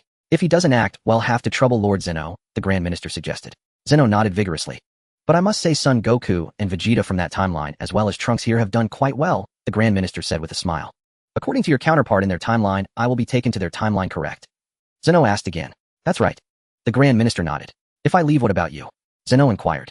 I will stay behind to rebuild this timeline. The Grand Minister mused. If this Lord Tianai is the reincarnation of the evil part, I will find a way to stop him from committing atrocities. But can you defeat him? Zeno asked with some concern. The Grand Minister smiled faintly and said nothing more. On Earth, two Zamasus appeared and began beating Trunks mercilessly. Trunks, depleted of energy, was defenseless, letting out cries of agony. Trunks! Trunks! Vegeta trembled with rage. Ah! Suddenly a surge of immense blue energy erupted from Vegeta, and he charged swiftly toward the two Zamasus. Bang! Vegeta kicked both Zamasus to the ground, then unleashed a massive wave of energy upon them. The energy instantly engulfed the two Zamasus. They were shattered by Vegeta's formidable power, their limbs scattered across the ground. After releasing the energy, Vegeta immediately reverted to his normal state. However, the fragmented pieces of Zamasus' bodies writhed, seemingly ready to regenerate at any moment. Smack! Smack! Smack! The fragments transformed, each becoming a fused Zamasu. Why are there more? Son Goku exclaimed in shock. Vegeta was utterly stunned. Whoosh! Whoosh! Whoosh! In the next instant, more fused Zamasus rushed from afar, surrounding Eion and the others completely. You can't escape. The multitude of Zamasus shouted in unison, their voices shaking the entire earth. Hey, how many more are there? What's going on? Son Goku was astounded. Trunks was at a loss. Vegeta gritted his teeth, helpless. You want to use the time machine to flee back to the past again, don't you? Dream on. Zamasu laughed, his voice booming. Are they all here? Eion asked, curiously, considering the existence of Zamasus across countless timelines. He didn't want to search for them one by one. Having so many Zamasus from different timelines gather here made it easier to clean them up. What do you mean? The Zamasus turned to Eion, then dismissed him. You may be powerful, but what can you do to us? There are so many of us. And no matter where you flee, I will pursue you even into the past. You say you can track us into the past. The Supreme Kai was stunned, demanding, impossible. The time ring cannot allow a Supreme Kai to return to the past. Who said anything about using the time ring? Zamasu smirked, a grin curling at the corner of his mouth. The Supreme Kai was taken aback. Gaosu was also startled. I have a time machine 2 more advanced than yours, built by the 12th universe, Zamasu chuckled. You? What did you say? Trunks was dumbfounded. Eion was in no hurry to eliminate these Zamasus, as more were still arriving. Only when all Zamasus had gathered would it be more satisfying to wipe them out in one fell swoop. Damn. I once told Zamasu about the 12th universe's time machine, and he remembered. Gaosu's face paled repeatedly. That's right, Gaosu did tell me. Zamasu admitted with a nod. The Supreme Kai of the 12th universe guarded it carefully. For me, that time machine was an unexpected treasure. This means the Zero Mortals plan can be implemented in the past as well. They'll start with your past, killing all humans there. You? What did you say? The Supreme Kai felt utterly horrified. Vegeta immediately readied himself for battle. Wait, so even if we escape back, he'll hunt us down? Son Goku's face paled. How can this be? Trunks was disheartened. More and more Zamasus surrounded them, numbering in the thousands. Exactly. Give up and let me kill you here, so you won't have to travel far, one Zamasu said, stepping forward with a smirk. Kakarot. I'm staying to fight to the end. Vegeta gritted his teeth. You go back to the past and pray for a miracle. Vegeta. Final stay too, Son Goku said, steeling himself for battle. Me too. Trunks transformed into Super Saiyan 4 once more. Trunks, you should go back, Son Goku urged. No, I can't leave you here. Trunks shook his head. Eion, what about you? Son Goku noticed Eion's calm demeanor and asked. I'm waiting, Eion said with a smile. Waiting? Son Goku was puzzled. Hey, is everyone here now? Eion chuckled, addressing the multitude of Zamasus. What exactly do you mean? A Zamasu asked, eyeing Eion strangely. If everyone's here, I can erase you all at once, saving me the trouble of hunting you down across timelines. Eion's smile widened. You? What did you say? Many Zamasus froze, their expressions turning complex. I said I will erase you all. Eion smiled gently. To make you give up hope, I'll first erase your time machines and time rings. With that, he waved his hand lightly. Whoosh! In an instant, all the time machines and time rings of the Zamasus vanished without a trace. Yes, they disappeared mysteriously. So miraculous. Many Zamasus looked at their hands, only to find the rings had vanished. You? Who are you? Zamasu exclaimed. Who am I? Eion laughed. Anyway, that guy Zeno calls me Lord Tianya and the Grand Minister does too. Tianai. Lord Tianai. Zamasu was utterly stunned. What? From your expression it seems you've heard of me. Yi Tian was taken aback. Could it be? You are Lord Tianai.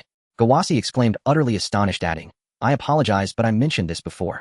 To Zamasu, so he knows of you. Buis's heart was seized by boundless terror. Could this be the reincarnation of Lord Tianai? So there was such a formidable deity beside me all along.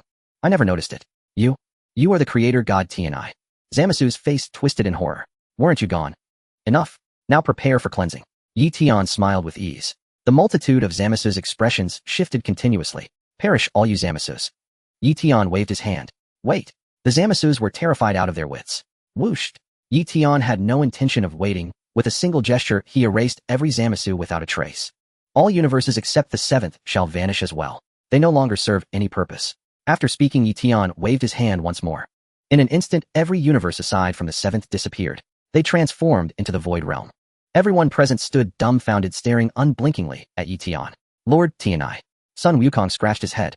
Why does that name sound familiar? I recall it too, Vegeta nodded. Huh, Dad. They say he's the creator god. Trunks was astonished. So we've had such a powerful god beside us all along. Greetings, Lord Tianai. May I have your autograph? Xiaowu stepped forward, blushing, her voice soft. Trunks. Perhaps another time. Yi Tian glanced at Xiaowu. Are you treating me like a celebrity? We pay homage to Lord Tianai. The Kaioshin and Gawasi immediately knelt in reverence. Rise all of you. Yi Tian commanded, then produced 2 Dragon Balls and casually tossed them to the ground. Following that, he began summoning the Shinran. Whooshed. A dragon serpentine in form burst forth from the Dragon Balls and soared into the night sky. Those who have gathered the Dragon Balls, state your wish, and I shall grant any desire to the best of my ability. The Shinran's voice echoed. Yet upon seeing Yi Tian, the dragon's countenance grew exceptionally humble.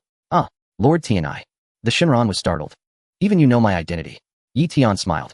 I overheard your conversation through the Dragon Balls. My apologies, I did not intend to eavesdrop. The Shinran explained. No need for further explanation. My wish is simple: restore Earth to the time before Sun Wukong's death. Yi Tian voiced his desire. Huh. Trunks was stunned. If that wish is granted, would I end up back in my mother's womb? I wasn't even born then, was I? Xiaowu. She was speechless as well. I would have become an old maid by then, wouldn't I? Would that separate me from Trunks? No problem, a trivial matter. The Shinran nodded, readily agreeing, and prepared to fulfill the wish immediately. Hey, what about me? Trunks panicked. And Xiaowu? Well, you might turn into an embryo. Yi Tian glanced at Trunks. Trunks felt utterly distraught. I've grown this much, and you want me to be reborn? Lord Tianai. Should I spare Trunks individually? The Shinran inquired. But if so, this Mr. Vegeta would become an unexpected father. Vegeta. I mean to revive Sun Wukong and all the others, restoring Earth to its former peace. That will suffice. Yi Tian stated calmly. I understand Lord Tianyes' intent. The Shinran instantly comprehended. Lord Tianyes' earlier wish was merely spoken as a formality. Now that the Shinran grasped Yi Tian's meaning, it hesitated no longer and immediately fulfilled the wish according to his will. The Shinran unleashed nearly all its divine power, striving to realize Yi Tian's desired wish. This was the reincarnated Lord Tianya after all. It was my honor to do something for him. Suddenly Earth began to change rapidly. Whooshed. The destroyed buildings on Earth were restoring themselves at a visible pace. Simultaneously, the humans who had perished on Earth were resurrected one after another. After a minute passed, Lord Tianya, your wish has been granted. I take my leave. With that, the Shinran transformed into 2 streams of golden light, speeding toward the depths of the cosmos. These 2 Dragon Balls were to return to planet Serial. After all, Dragon Balls must stay with their creator. Once the Shinran vanished, Earth had fully reverted to the era when Black Goku first appeared. Beyond that, Sun Wukong, Vegeta, Krillin, and others from this timeline were all revived. Huh, so wishes really can come true. Sun Wukong marveled. Vegeta patted Trunks' shoulder with relief. Trunks' tears streaming down his face could already sense his mother's presence. All right, you may all return. Yi Tian instructed Sun Wukong and the others. Us. Sun Wukong was taken aback, looking at Yi Tian. What about you, Yi Tian? Ah, no, Lord Tianai. Aren't you coming back? They'll return after a while. Yi Tian smiled. I'm staying to rebuild this universe.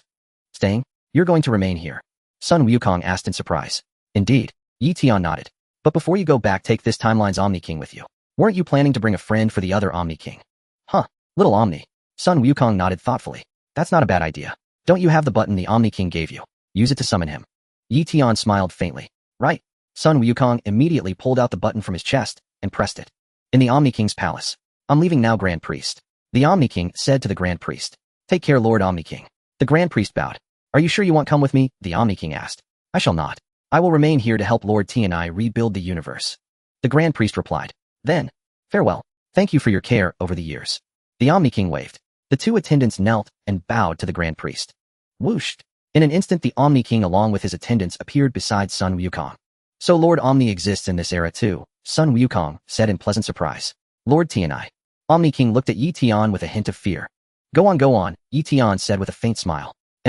Omni King nodded with a solemn expression. Wukong, train hard. In a while I'll find someone in this timeline for you to spar with. Don't let me down. Yi Tian said with a chuckle. Really? That's wonderful. I'll give it my all. Sun Wukong nodded gravely then flashed a smile at Yi Tian. Goodbye, Dad. Trunks waved to Vegeta. Even if peace has returned to the world, never neglect your training. Vegeta remarked. Yes, Dad. Trunks replied. Next time we meet, I will definitely defeat you with my own hands. Oh, is that so? Then you'll have to train even harder. Vegeta smiled with approval. Whooshed. The next moment Omni King Sun Wukong and the others bid farewell to Yi Tian and his group. They departed from this era, some via time machine, others using the Ring of Time. Only Yi Tian, Trunks, and Mai remained at the scene. Lord Tianya, what are your plans next? Is there anything you need us to do? Trunks asked respectfully. First gather everyone including Wukong and the others, Yi Tian instructed. We'll meet at your place shortly. Yes. Trunks acknowledged. About an hour later, Sun Wukong, Vegeta, Kuririn, and others from this era gathered at the Capsule Corporation headquarters. Didn't I die from a viral heart disease? Sun Wukong scratched his head. Can Shinron revive someone who died of natural causes? Well, perhaps that Shinron is exceptionally powerful, Trunks explained with a smile. Is that so? Impressive. Sun Wukong nodded. Son Gohan was also revived, but he was missing an arm. Big brother Gohan, let me try to heal you. Trunks said quickly, enveloping Son Gohan with healing energy. Instantly Gohan's severed arm was restored. Trunks, when did you learn such an amazing ability? Son Gohan asked in astonishment. Well, actually I've become an attendant to the Supreme Kai. Trunks replied sheepishly. Attendants of the Supreme Kai possess healing abilities. Supreme Kai? Sun Wukong was astounded. I've heard of the Supreme Kai in the other world, a god at the pinnacle of the entire universe. I never imagined you were his attendant. I had no choice due to certain circumstances back then. Trunks answered. And are you really Vegeta and Bulma's son? Sun Wukong looked at Vegeta, then at Bulma. Kakarot, what do you mean by that? Vegeta snorted. Both the revived Sun Wukong and Vegeta were from the period just after their deaths. Sun Wukong had died from a heart disease. Vegeta had been killed by the androids. Not only Vegeta, but everyone else present had been wiped out by the androids. Among them Son Gohan had died the latest, having already achieved Super Saiyan transformation. Kuririn, Tenshinhan, and the others were also gathered here. Did you accomplish all this by yourself, Trunks? That's truly remarkable, Kuririn said, deeply moved. So you're Trunks. Vegeta, still unaccustomed to having such a grown son, asked. What about the androids? You revived us so we could join forces to eliminate them, right? Uncle Vegeta is right. Now that Dad is back, if we all work together we can definitely defeat those two androids. Son Gohan nodded. And Trunks is the Supreme Kai's attendant. Your strength must have grown tremendously over the years. Well, the androids have already been destroyed, Trunks explained. What? The androids are dead. Everyone present was stunned. Did you kill the androids, Trunks? Son Gohan looked at him with delight. Yes, it was indeed Trunks who killed them. Bulma interjected, then asked Trunks, what about the Black Goku situation? That's been resolved too. Trunks smiled faintly. I knew you would succeed, Bulma said, giving Trunks a thumbs up. What's this Black Goku? Sun Wukong scratched his head. What's going on? Spit it out. Vegeta said impatiently. Is it fun keeping us in the dark? I went back to the past and gave Mr. Wukong the cure for his era, so he survived in that timeline. Trunks recounted everything that had happened to him in detail to Sun Wukong and the others present. You mean to say you've already attained a power surpassing Super Saiyan? Vegeta was momentarily stunned. Yes, Dad. Trunks nodded and his body immediately erupted in a golden aura, crackling with lightning bolts beyond the golden light. An immense pressure radiated from Trunks. Sensing his overwhelming power, everyone present was more astonished than the last. Such tremendous ki! Sun Wukong exclaimed. It's far stronger than a Super Saiyan. This is the transformation Brother Gohan used to defeat Cell in that era. Trunks explained. TCH. Vegeta felt a twinge of irritation. Later many things happened, including the Black Goku incident Mom mentioned. Trunks added. I went back to the past again, brought Mr. Wukong and Dad from that era along, and finally defeated Black Goku. Then Trunks elaborated on the details concerning Black Goku. Bam! Trunks' entire body erupted with crimson fur, transforming into Super Saiyan 4. This is my latest transformation, Super Saiyan 4. Trunks explained. This transformation left Sun Wukong and the others dumbfounded for a long time. This form was just too powerful. Amazing, Trunks. Sun Wukong marveled. I wonder when he'll be able to achieve such a transformation. Whooshed. At that moment Yi Tian arrived, using instant transmission. Now allow me to introduce you all formally. This is Lord Yi Tian. He is the greatest and most powerful god across all universes. No one can rival him. Trunks immediately bowed to Yi Tian and introduced him to everyone. Sun Wukong and the others were once again frozen in shock for several seconds. I must say my Super Saiyan 4 form is nothing before this Lord Yi Tian. Not even enough to withstand a single blow from him, Trunks said with a smile. Lord Eion can effortlessly erase an entire universe with a wave of his hand. That means this universe would vanish instantly. Sun Wukong and the others were once again dumbfounded, taking a long moment to regain their senses. Do you all wish to become stronger?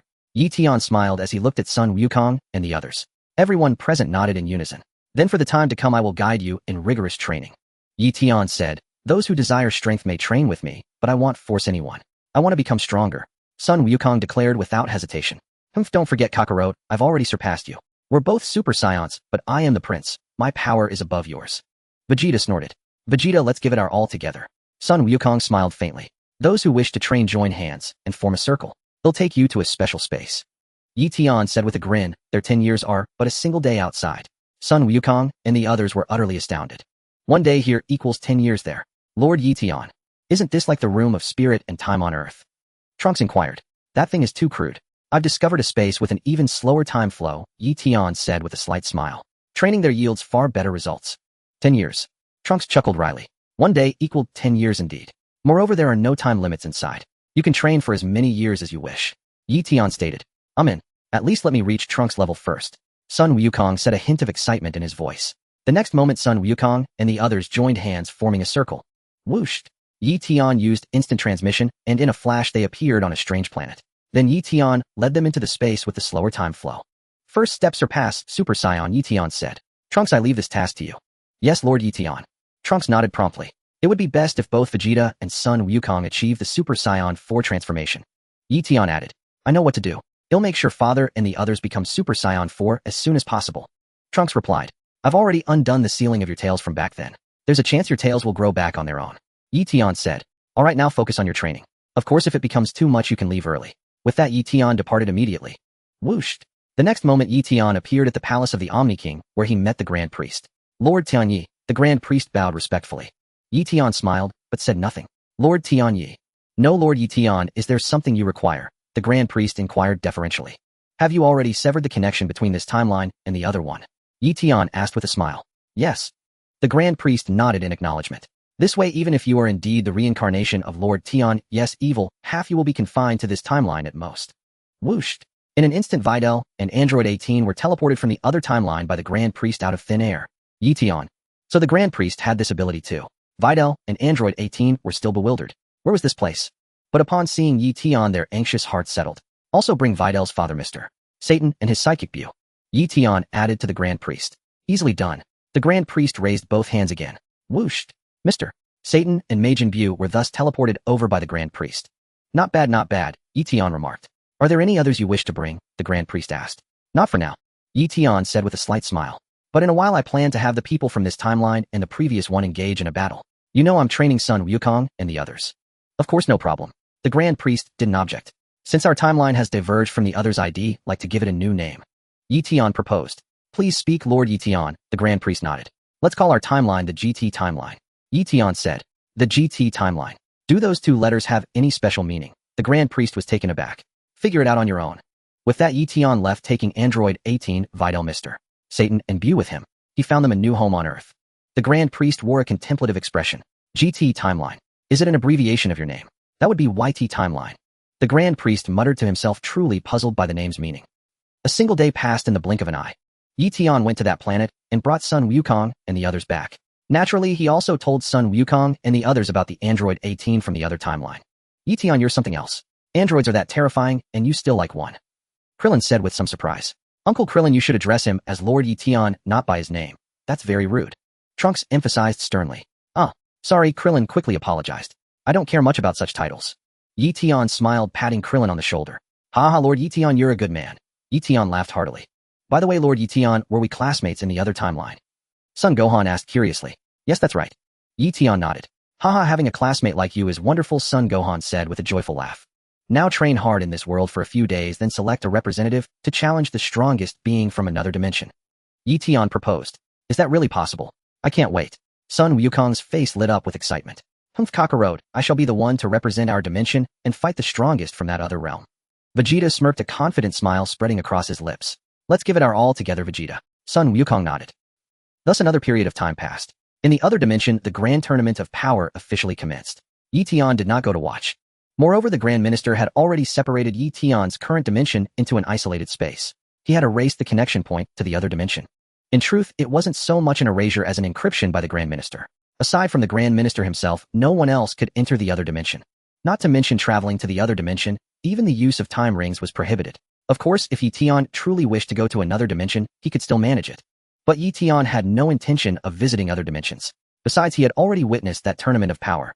He had seen the anime and read the manga, so he was intimately familiar with the plot. Eion worried that the system might one day transform into the real Tianyi. It was more appropriate to first find a way to resolve this matter. However, what reassured Eion was that after all this time the system remained just a system without any sign of developing its own consciousness. In the end, in the tournament of power held in the dimension without Eion Universe, 7 still emerged victorious. Sun Wukong also achieved silver white hair during this tournament, demonstrating the power of Ultra Instinct. Android 17 remained until the end and wished for the restoration of the previously erased universes. GT Dimension. Eion was within the Grand Minister's palace. It was worth mentioning that since the Omni King moved away, the Grand Minister had converted the palace here into his own residence. Another few years have passed without notice. Eion sighed, time really flies. Indeed, the Grand Minister nodded. Bring the strongest from that dimension here. Let the one I've trained spar with him. Eion proposed.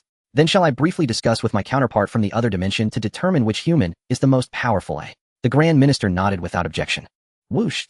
The Grand Minister vanished, quickly traveling to that dimension through his own passcode. The two Grand Ministers met. So he might truly not be the reincarnation of that evil part, the Grand Minister speculated. I think so too. The GT Grand Minister nodded, but we cannot rule out the possibility of him disguising himself. We must not let our guard down. Yes, better to be cautious. It's been hard on you guarding that dimension alone. The Grand Minister remarked. It's fine, I'll keep an eye on things. The GT Grand Minister smiled slightly, looking utterly unconcerned. Whoosh! As the two Grand Ministers were speaking, the space in the vicinity rippled. Both Grand Ministers were stunned. Then to their astonishment, Eion appeared on the scene. You? Lord Tianyi. The Grand Minister's expression was one of shock. The GT Grand Minister was equally stunned. Grand Minister, I asked you to find the strongest human from this dimension to spar with us in ours, yet here, you are chatting quite enthusiastically with your other self. Eion said with a smile. The GT Grand Minister fell silent. How? How did you get here? The Grand Minister asked in amazement. The connection point was encrypted by both of us. Simple, just erase your passcodes, isn't it? Eion smiled faintly. The two Grand Ministers looked at each other momentarily at a loss for words. Rest assured, I said I would stay in that dimension, and I will. I have no interest in your dimensions. Eion said with a smile. What I'm most interested in are your 3 daughters. Just marry your daughters to me, and everything will be fine. Otherwise, don't blame me for wreaking havoc across all dimensions. The two Grand Ministers were utterly speechless. Ahem. Fine. When I return, I'll awaken the 3 of them, and fulfill your wish. The GT Grand Minister nodded helplessly. That's more like it. Eion showed a satisfied smile. And you, Grand Minister, from this side, quickly find the strongest human, and send them to challenge our people. If your side loses, you must send your 3 daughters to my dimension as well. The Grand Minister. Doesn't your dimension already have the 3 of them? Having identical angels. Isn't that a bit much? The Grand Minister said, half laughing, half crying. I want the exact same ones. I won't settle for different ones. Eion chuckled, his grin growing wider. The Grand Minister was left speechless.